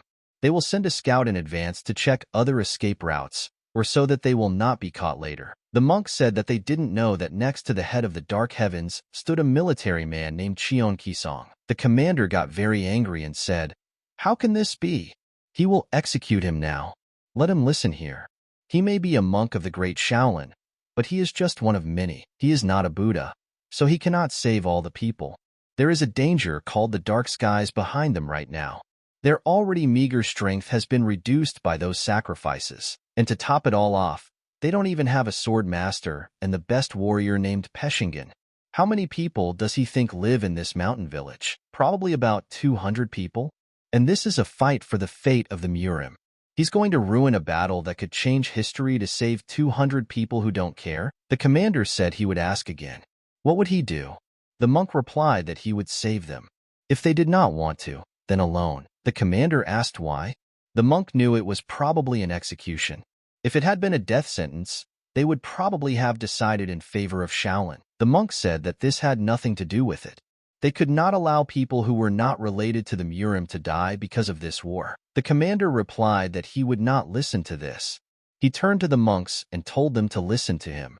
If they did not want to die, they could leave this ascetic who did not understand anything and follow him. The monk turned to the commander and told him to follow his tongue. The commander responded to the sinner Wonju and Heijong. And it's good if he is an ascetic who follows the commandments, then he should make cold-blooded decisions. The commander asked if they thought that their leader's decision was really correct and honest. The monk replied that he agreed. Their leader was only an ascetic of Buddhist meditation. A foolish ascetic should not be subjected to death penalty against his will in a crisis because of his stubbornness. The commander told Master Heijong that they were leaving it to him. The monk asked the chief monk why he was trying to save them even at the cost of his own life. The head monk replied that it had to be that way. They were the only ones they had. If they left them, no one would save them. The monk told the chief that he was indeed right. The chief monk replied that he would answer the commander's question. He could not turn away from those in trouble, even if it meant giving up his life. The commander got angry and said that it was as if he was talking to a wall. Shaolin, after all, it seems like they are all old idiots. Let him follow him. The monk replied that he was not against it either. Fear is a natural emotion. It may be the leader, but it cannot be ignored out of intent. Let them act as they know. The commander asked, does that mean he doesn't need their help? The chief monk replied that maybe he would.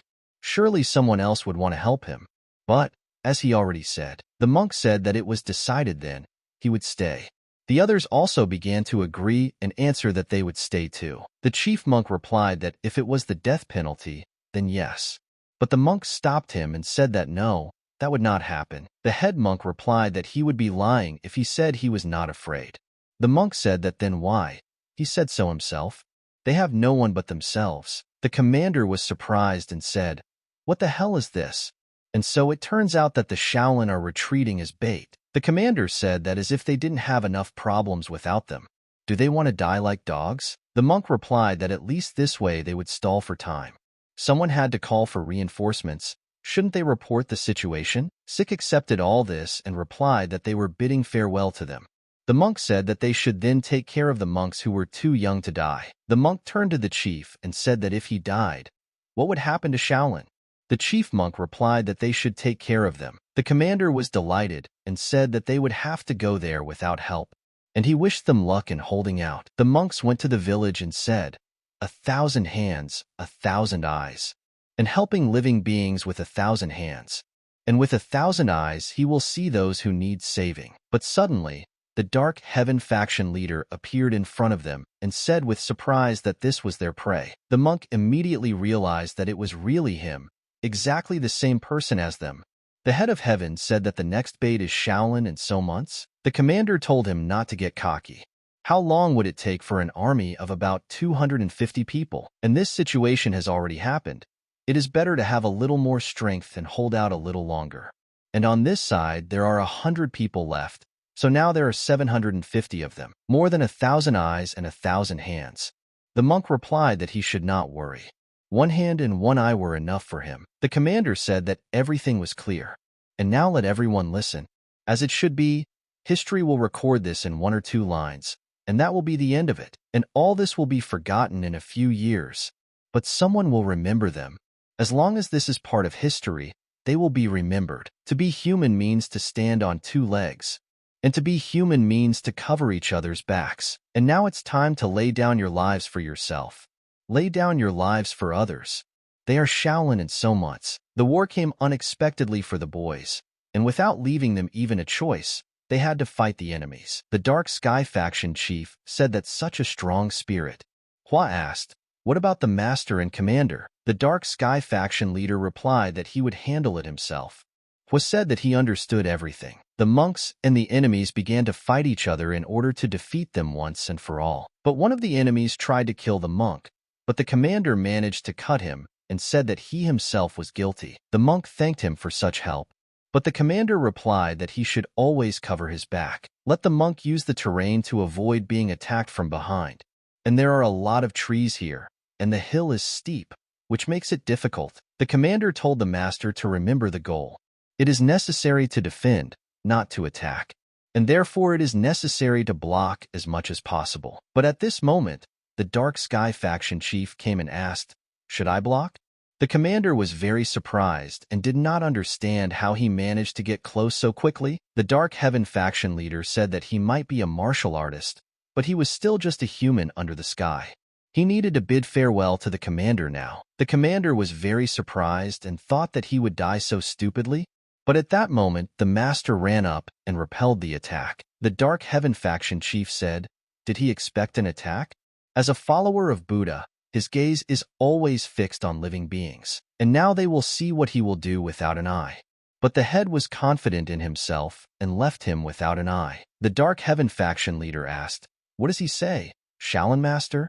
Does he still see anyone who needs saving? The Dark Sky faction leader asked them, do they think despair will change anything? And if Yama asks them how they ended up here, let them answer that they are fools who cannot comprehend reality. But suddenly Ho came and said that he had an urgent message. It was an order from headquarters for a tactical retreat. The Dark Sky faction leader realized that something must have gone wrong here. He asked, what was the matter? Ho replied that the Southern Front had been defeated.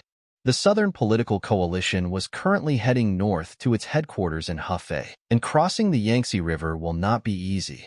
After the defeat of Hong Heron, The 16 Houses of Rain are defeated. The Dark Heaven faction leader thought that if they recaptured Hefei, their fighting spirit would rise again. More importantly, there was the secret of the sky. Ho said that Zhu Xiaqian had not yet been found in the southern part. The Dark Sky faction leader thought that if he was not on both fronts, neither the southern nor the northern, then there was a high probability that he had gone to headquarters. The Dark Sky faction leader asked how many enemies he said were left. Ho replied that there were approximately 300 to 400. The chief decided that they would leave the front line on orders from headquarters. However, he would command the troops during their return. Ho turned to the chief, but he replied that they were going first, and he would try to catch up with him. Nak was fighting at the time and telling the others not to rely only on hearing. And if hearing is the easiest way to navigate, then they will use that too. Let them remember that murder happens at the most unexpected moment. Phoenix asked where she learned this. Nak replied that So taught her. Phoenix asked if she had thought about telling the truth about his birth, and it was time to back off a little. Phoenix took everything upon herself and shouted that it was time to retreat. The enemies thought with surprise, what other order to retreat? Could it be that the antidote had worn off? But they were not afraid and decided to follow them only. Coming out of the cave, Phoenix knew that their combat power was not that great now. So what if they just lead them straight to their destination? But at the moment she was surprised and wondered why she couldn't move. The guy replied that he knew they would retreat after a while. What kind of idiot wouldn't surround them? The leader asked if the army was really led by the leader of the party. Menon replied that no country could cope with this party leadership. They are already fighting with dozens of countries. Phoenix got very angry and said, "How shameful." The monk knew they had to get at least one step ahead of them. They couldn't let their comrades die in vain. But suddenly the chief monk said that everyone should stop. The warriors immediately asked, "Why?" But at this point, the commander told the master that there was good news and bad news. The good news was that the enemy had retreated to Hefei, and the bad news was that the head of the Dark Heavens, that monster, remained. The monk replied that then, such a thing could not be. Could it really be that only one person was creating this hell? The commander looked and said that the plan had changed. The master asked in surprise, the plan was changing? The commander replied that there was no point in staying any longer, since only the Dark Heavens leader was here. Although he was worried that the enemy had suddenly moved towards Hefei, in the end, they did not find the neighboring village, so they reached their goal. The master replied that there was no point in fighting anymore. The commander said that they would return, but would split into two parts. If they went in different directions, at least one part would survive. The master said he understood everything. The commander said, "Great. They are changing the plan. Shaolin retreats to the northwest, Somun's to the northeast, and besides, sinful Wanju. The master's eyes are damaged, so let them help him. No objections will be accepted. And don't talk nonsense. They saw what happened to him. He's going to sacrifice his life for the honor of his squad." The master turned to his brothers and said that everything is fine. He agrees with it, and at this moment, it is important for them to survive. The commander began to shout that they needed to retreat. The monk took the master by the arm and said that he would help him. The master thought that Soman Injin should not forget that he stayed with him. If the Dark Heavens leader followed them, he would stop him at the cost of his life. The commander asked why he wasn't moving. The Dark Sky Chief replied that it was interesting. Even he couldn't understand why those whose lives were filled with hatred were so scared. Do they really allow this because it is more profitable? The commander said that the Shaolin Temple and Somun's, the Shaolin Master, and the commander. If we weigh these two options, it will be clear who will survive. The commander said that the Shaolin Temple is the support of the MURIM. Hope. This also applies to them. They are such idiots that you can't help but wonder if they have brains. They give their lives for those who are not their brothers, friends, or even acquaintances. This will always be the case, even if this war lasts for decades, and he feels sick just looking at them. But that's what makes them hope. The Dark Heavens faction leader asked, "Is Shaolin trustworthy?" The commander held out his sword and said no. He believed that they would benefit them, and he shouted that no one would remember them. They will die without inflicting a single wound on the enemy. The soldiers asked, then why did they stay if they knew about it? The commander said that simply because they wanted to, even if it means giving their lives for others. This, to some extent, calms him down. Now we must give our lives for Shaolin. The commander did not waste time and immediately went to attack the enemy leaders. The Dark Sky faction leader stood in place and didn't even move, but suddenly, at the moment of attack, he lost his arm. The Dark Heaven faction leader struck hard and said that he should be able to do it then. The warriors immediately shouted that it was time to kill the Dark Heaven leader. And immediately, they all attacked at once. But the Dark Heaven faction leader didn't even move from his spot, and with just one glance, he destroyed everyone at once. The Dark Sky faction leader said that was it. But the commander remained alive and stood up and said that he would not leave. The Dark Heaven faction leader looked at him and said that he was barely alive, but was still holding on by willpower. It was a mistake on his part to leave such a warrior. His respect, and now he can say goodbye to his life. But suddenly the Dark Heavens chief was surprised that his sword was stopped by someone. He asked who else? The warrior replied that he was from sword magic. The warrior turned to the commander and understood that the Western army was all dead, but they fought to the end. The Dark Heaven chief asked, did he really miss such a person? I can't believe it. He thought he knew every strong warrior. The warrior asked, does he think he is the smartest? He heard that he is arrogant. The Dark Heaven chief replied that he is from the Warrior Valley. He thought he was imagining it, that he had seen it before. But then he realized that it was just a resemblance to one guy. The warrior replied that he only did good deeds, and his sword belonged to only two people, and one of them was the master of the sword, the head of the Western Heavens. The Dark Sky faction leader said that even the strongest warriors sometimes treat their enemies leniently, but he wants nothing to do with him. The warrior replied that he was exactly the same. The commander at that moment understood that he could not help them, but at least he did not die. The Dark Heavens chief pounced on him and asked him if he was thinking or if he couldn't attack. The warrior stopped one of his blows and immediately attacked the jaws of the large dragon in response. The Dark Heaven chief said that he was a funny guy. Such a quick reaction with such a heavy sword. Let him try to withstand it then. The warrior was surprised and asked, to withstand? And he did not immediately begin to receive attacks from different sides. The Dark Heavens chief asked, could he really handle even this? He was even more disgusting than he thought. The warrior immediately replied that the first level of awakening of the sword, and the true law of the sword. In the Buddhist community, it is passed down by inheritance, and besides, there was no point in wasting time. And now they would see who would win. And the warrior said that from now on he would use all his strength. The Dark Heavens leader replied that his appearance was that of a heavenly dragon family, a secret society that had acquired the power of dragons beyond humans to trade all the swords in the world, and he didn't know that they had heirs. Surprisingly, the warrior asked him if he had heard anything about the Heavenly Gate, or rather, about the castle of the sword Unamdong. The Dark Heaven chief said that nothing was known about it except that martial artists live there. He only knows about a few things that were mentioned in the annals of the heavenly gates that are kept in the imperial palace. The Dark Heavens chief thought, could it be the Dragon King? The warrior immediately attacked and used Dragon Awakening. His attack was so powerful that it cut through the hair of the Dark Heaven faction leader. The warrior stopped and realized that he had missed. The Dark Sky faction leader had said that he was slow. It was amusing, but nothing more. And it was time to end this. But at that moment, the Dark Heaven chief saw that he had an invisible sword. The warrior replied that he did not. The power of visualization.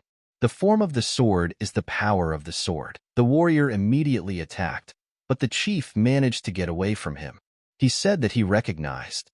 His sword is from the Valley of Warriors. The chief began to laugh and said that the warrior had amused him, and now he would show all his strength. Tang was at war at the time and told them to stop resisting and surrender. But Phoenix was very angry and told him to shut up. Tan told her to look around. In this smoke, they were all already crazy. And yet, there were still those who had not fought back. It was pointless to try any further. Phoenix knew it was a shame, but he was right. However, they couldn't give up like that. So what? What should they do? But suddenly Saken came and turned to the master and said that when he looked at him, his heart immediately stopped. He transformed the poison while he was gone. He prepared many interesting things thanks to them. Did they really miss him? So there is no need to waste poison. The warriors began to shout that these were sword masters. The enemies began to ask, what did he just say? Sword master? At this moment, Tang wished in his mind that they would calm down and take their positions. They are still in a winning position. And don't underestimate this variable called Sichuan. However, they are outnumbered. But if he becomes a problem, 1,000 of them should have their feet tied and the rest killed. Raising morale does not mean getting rid of physical and mental hardships. In other words, even if he tripped, he hasn't fallen yet.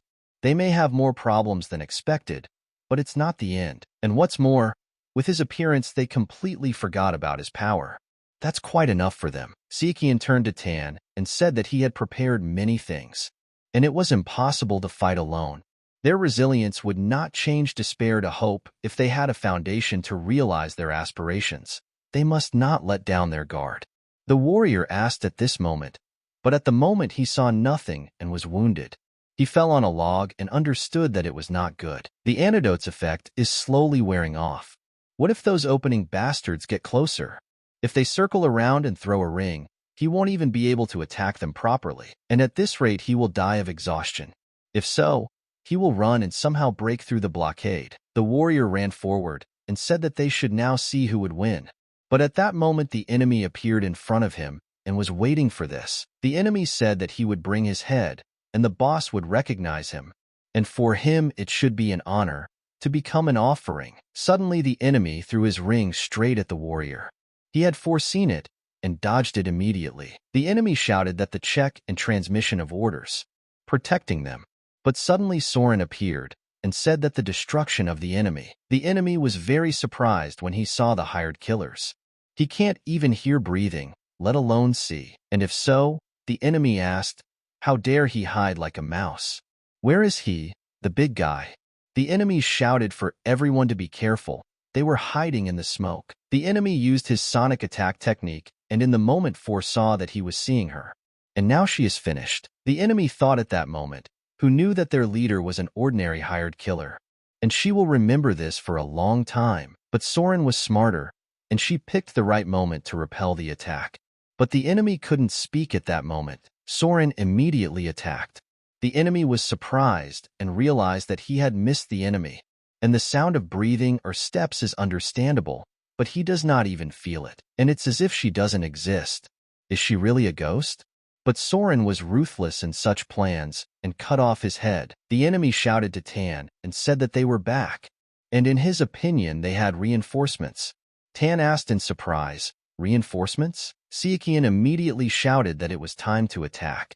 Tan knew that if there was something suspicious in the rear, he would definitely use smoke poison. The enemy started shouting that it was time to retreat. Sichuan didn't want to let them go and said that they couldn't escape. And he used a fan made of falling cherry blossom petals. His attack was so strong that it surrounded everyone with the enemy in one fell swoop. Tang looked around and saw that he was not particularly keen on fighting. Having encroached on the 3 swords of evil, they raised their hand against the monks as well. And if the chase continues like this, we need to somehow escape and get closer to Zhu Sichuan's entourage. Ho told the commander that the enemy's speed had decreased. He thought they were stopping. Tang replied that it was as expected. Morale is up, but it's only temporary. They're exhausted and need a break, and it looks like the fight will be long. We need to spread out wider.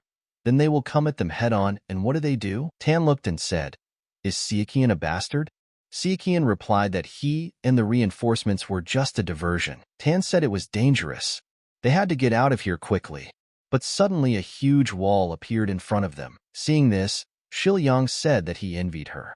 Li Hua asked him, was he envious? Shiliang replied that yes. At least it wouldn't be able to handle the sword or flight dragon. I wish I could get my nickname back soon. The leader asked, what is this? Phoenix answered, a trachea. The ground fortress is a trap.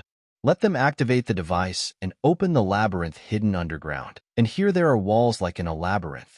Their number is equal to the perimeter, and such a large army will need time to get out. The leader asked if it was possible to climb the wall. Phoenix replied that she should try. The warriors were talking about whether they could break through such a wall. Tan told him not to touch it. It was a trap. Before he could turn around, sharp needles pierced him completely. The enemies started shouting that there was something in the wall. They were all very scared and decided that they needed to find a way out. Suddenly they saw that there was a door in front of them. and this was probably an emergency exit. Sichuan replied that it was true, and even in the fortress there are doors. The enemies began to say that they must open it. The guy tried to destroy it with his sword, but was soon very surprised. After all, he did not succeed, and he realized that the whole door was made of wrought iron. But suddenly he saw arrows flying at them. But how much money does this cost anyway? Sichuan was very surprised and realized that, as expected, there would be no second attempt. And the successor made a brilliant plan. Sichuan said that when things calmed down, some of them would go with him, and now they would go inside. Li Hua asked why, if everyone would die. Sichuan replied that it was impossible to judge until they saw the corpses. Tang Minan would not die so easily. But the warrior was defeated at that moment, because the Dark Heaven faction leader defeated him. The Dark Heaven's leader said that he was so sorry. If he had found her earlier, he would have made her his right hand before he joined Sichuan. The warrior replied that his power was beyond human capabilities. He was an anti-god. The Dark Heaven's leader asked, did he just now understand? Brilliant. He would kill him painlessly, taking into account his pleas for compassion. The warrior understood what he always asked himself. Why was such a strong Sun Du Gun so afraid of him? And for him there are no human rules. He is not afraid to die. But Sonia. He left him and went away. But suddenly an attack came from behind, and through the years, the Dark Sky faction chief repelled the attack. The chief asked in surprise, White Ice Fairy, is she from the Northern Sea Palace? The fairy replied that it was true. She was the head of the Ice Palace, Nan Akbi. Akbi attacked and did not talk to him. The Dark Sky faction leader replied that he did not care. Akbi saw that he was very fast, and she decided that she would freeze him. Given his speed and destructive power, it was impossible to completely stop him. But Akbi knew that it was better than dodging, and began to fight with that vile leader of the Dark Heaven faction. Akbi dodged and in an instant took some object from him, and reflected his attack in one go. The Dark Sky faction leader turned to the Northern Sea Palace. How could she set foot on the Middle Kingdom's soil? Akbi replied that it was a stupid question. She could tell from his expression that he had already guessed. So why was he asking? The Dark Sky faction leader said that Sichuan didn't come with reinforcements. When the Southern Sea was not enough, he went to the Northern Sea for help. The Dark Sky faction leader turned to the leader of the Northern Sea Ice Palace. And from now on, she should not interfere in the affairs of the Middle Kingdom. If she obeys, he vows to solve the food shortage in the North Sea and to grant her any wish. Akbi replied that she would refuse. The Ice Palace of the Northern Sea owed something to the Sword Master and therefore promised to cooperate. And besides, the food problem has already been solved, Sword Master. The Dark Sky faction leader replied that it was now clear why the Northern Sea Ice Palace leader had personally come here. The negotiations have of course failed, so there is no point in continuing. She is in his way, and therefore he will kill her. Akbi said that the leader of the Dark Sky is arrogant. He thinks that she is the leader of the Ice Palace. Would she come alone, without an escort? And where is his loyal army now? Or, tired of the feud with the Assembly of Monasteries, has it finally found the brave men who fled? The Dark Heaven faction leader turned to her and said that if she thought she could handle him, then she was greatly mistaken. Akbi said that she said this because she saw him fight that monster alone, and it would take time even for him to deal with two masters. His loyal soldiers will be destroyed by the alliance of their elite troops and the power of the monasteries. So let him attack. Phoenix was saying at that moment that they had held back a 3,000-strong army, and that was already good. But there was no need to get into trouble. Phoenix ordered her people to stand here, and they would go inside alone. And immediately they opened the doors in front of them. Seeing most of the corpses, Phoenix said it was horrifying. Sichuan said it was true. And if you think about it again, it really is absurd. But suddenly Sichuan grabbed Phoenix's hand and pulled him away from the attack. He said that he was wondering why the back of his head was hurting since he came here.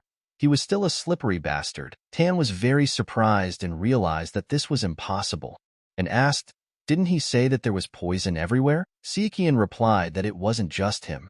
But more importantly, no poison had any effect on him. Tan was surprised and asked, is he resistant to poison? But then why did it affect him last time? Sichuan replied that it was because there was no immunity back then. and he said that he knew what Tan would say. Sichuan said that it is impossible to acquire this ability simply by wishing. In any case, the problem is that they think they have learned the truth of the world. Sichuan told Phoenix that if she had anything to say, she could say it now. Phoenix replied that she didn't know if she wanted to. Phoenix told Tan to forgive her for disappointing him. However, she would ask him one question. She asked him what he had set up. Phoenix replied that she was simply using the words of the dark shadow. And then she would go. And she finished. Sichuan immediately attacked him, and Tan realized it was an ambush. She had escaped her fate and would live. And she would not see it. He understood that light creates its own shadows. But that doesn't mean you have to turn away from the shadow and forget about its existence. And now history repeats itself. But even if he dies, he needs to block her path so that she doesn't do idiotic things, led by power. And so he must remember, they are only shadows, and the light ones are the dealers of poisons. At night, the head of Feng came unexpectedly and addressed Sichuan. Sichuan said that Wei Zhen's disciple greeted the head of Feng. Fengzhi replied that it was a great honor for him to meet the martial arts hero like this, so that was enough, and let him raise his head. And he heard that Sichuan came at the most dangerous moment and helped. He is very grateful. Sichuan replied that it is not worth it and asked if he was injured. Fengzhi replied that yes, it would heal before the wedding. There was no need to worry. But he still had one question. The kids wandering around, did they bring them? To him, they look like murderers. Sichuan answered that yes, that's right. Sichuan said that, however, it was not he who hired them. They were working for the Golden Peak. But they were not their enemies. There was no need to worry. Fengzhi said it would be difficult. But could he thank them for him? Sichuan asked in surprise. Thank them? Fengzhi started laughing and replied that he was definitely getting old. He didn't like people who made their living by going beyond what was allowed. One cannot help but thank you for saving lives. Sichuan replied that he would pass it on. Fengzhi said he would be happy to talk to him longer, but there was something else bothering him. Sichuan asked, was it about the Northern Army? Fengzhi replied that they would start with a report, and he was going to the headquarters. Would Sichuan go with him? Sichuan replied that he had something to do, so later he would catch up. Fengzhi said that they would meet there then. Sichuan turned to Soren and said that the Feng family thanked them. Soren replied that she understood. Sichuan accepted it and said that he didn't expect much of an answer, but it doesn't matter. Let him say how the black clawed hand is. Soren replied that it was excellent. Sichuan asked, made of the strongest iron. What else could it be? And how about the corner blade? Soren replied that if you always coat it with poison, it won't rust. Not only is it strong and sturdy, but it's also durable. Indeed, the horns of the 7 deadly sins. Sichuan listened and said that they needed to step aside for a minute. They needed to take away all the wounded ghosts. But suddenly a warrior came running and shouted to the master that the Northern Army was urgent. He immediately came running and asked what had happened. Xing told him everything. Sichuan replied that Shaolin in the front flank. However, if their elder went, it would be even worse. Xing said that he wanted to say that he was playing a double game in this war. He had heard about his deeds, but it was nothing compared to the Dark Heavens leader, right? Sichuan replied that he was stronger than they thought, and he swears by his name. And first they will prepare to leave. Phoenix was surprised and asked, what? He seriously wants to go right now? Everyone is so exhausted. If they are attacked in this state, it will be a bigger problem. He says it's their nature to survive viciously. Was it a good time? It wasn't necessary to show up right away. After that, Myanmar came to the tent and said that everything was fine with Shaolin.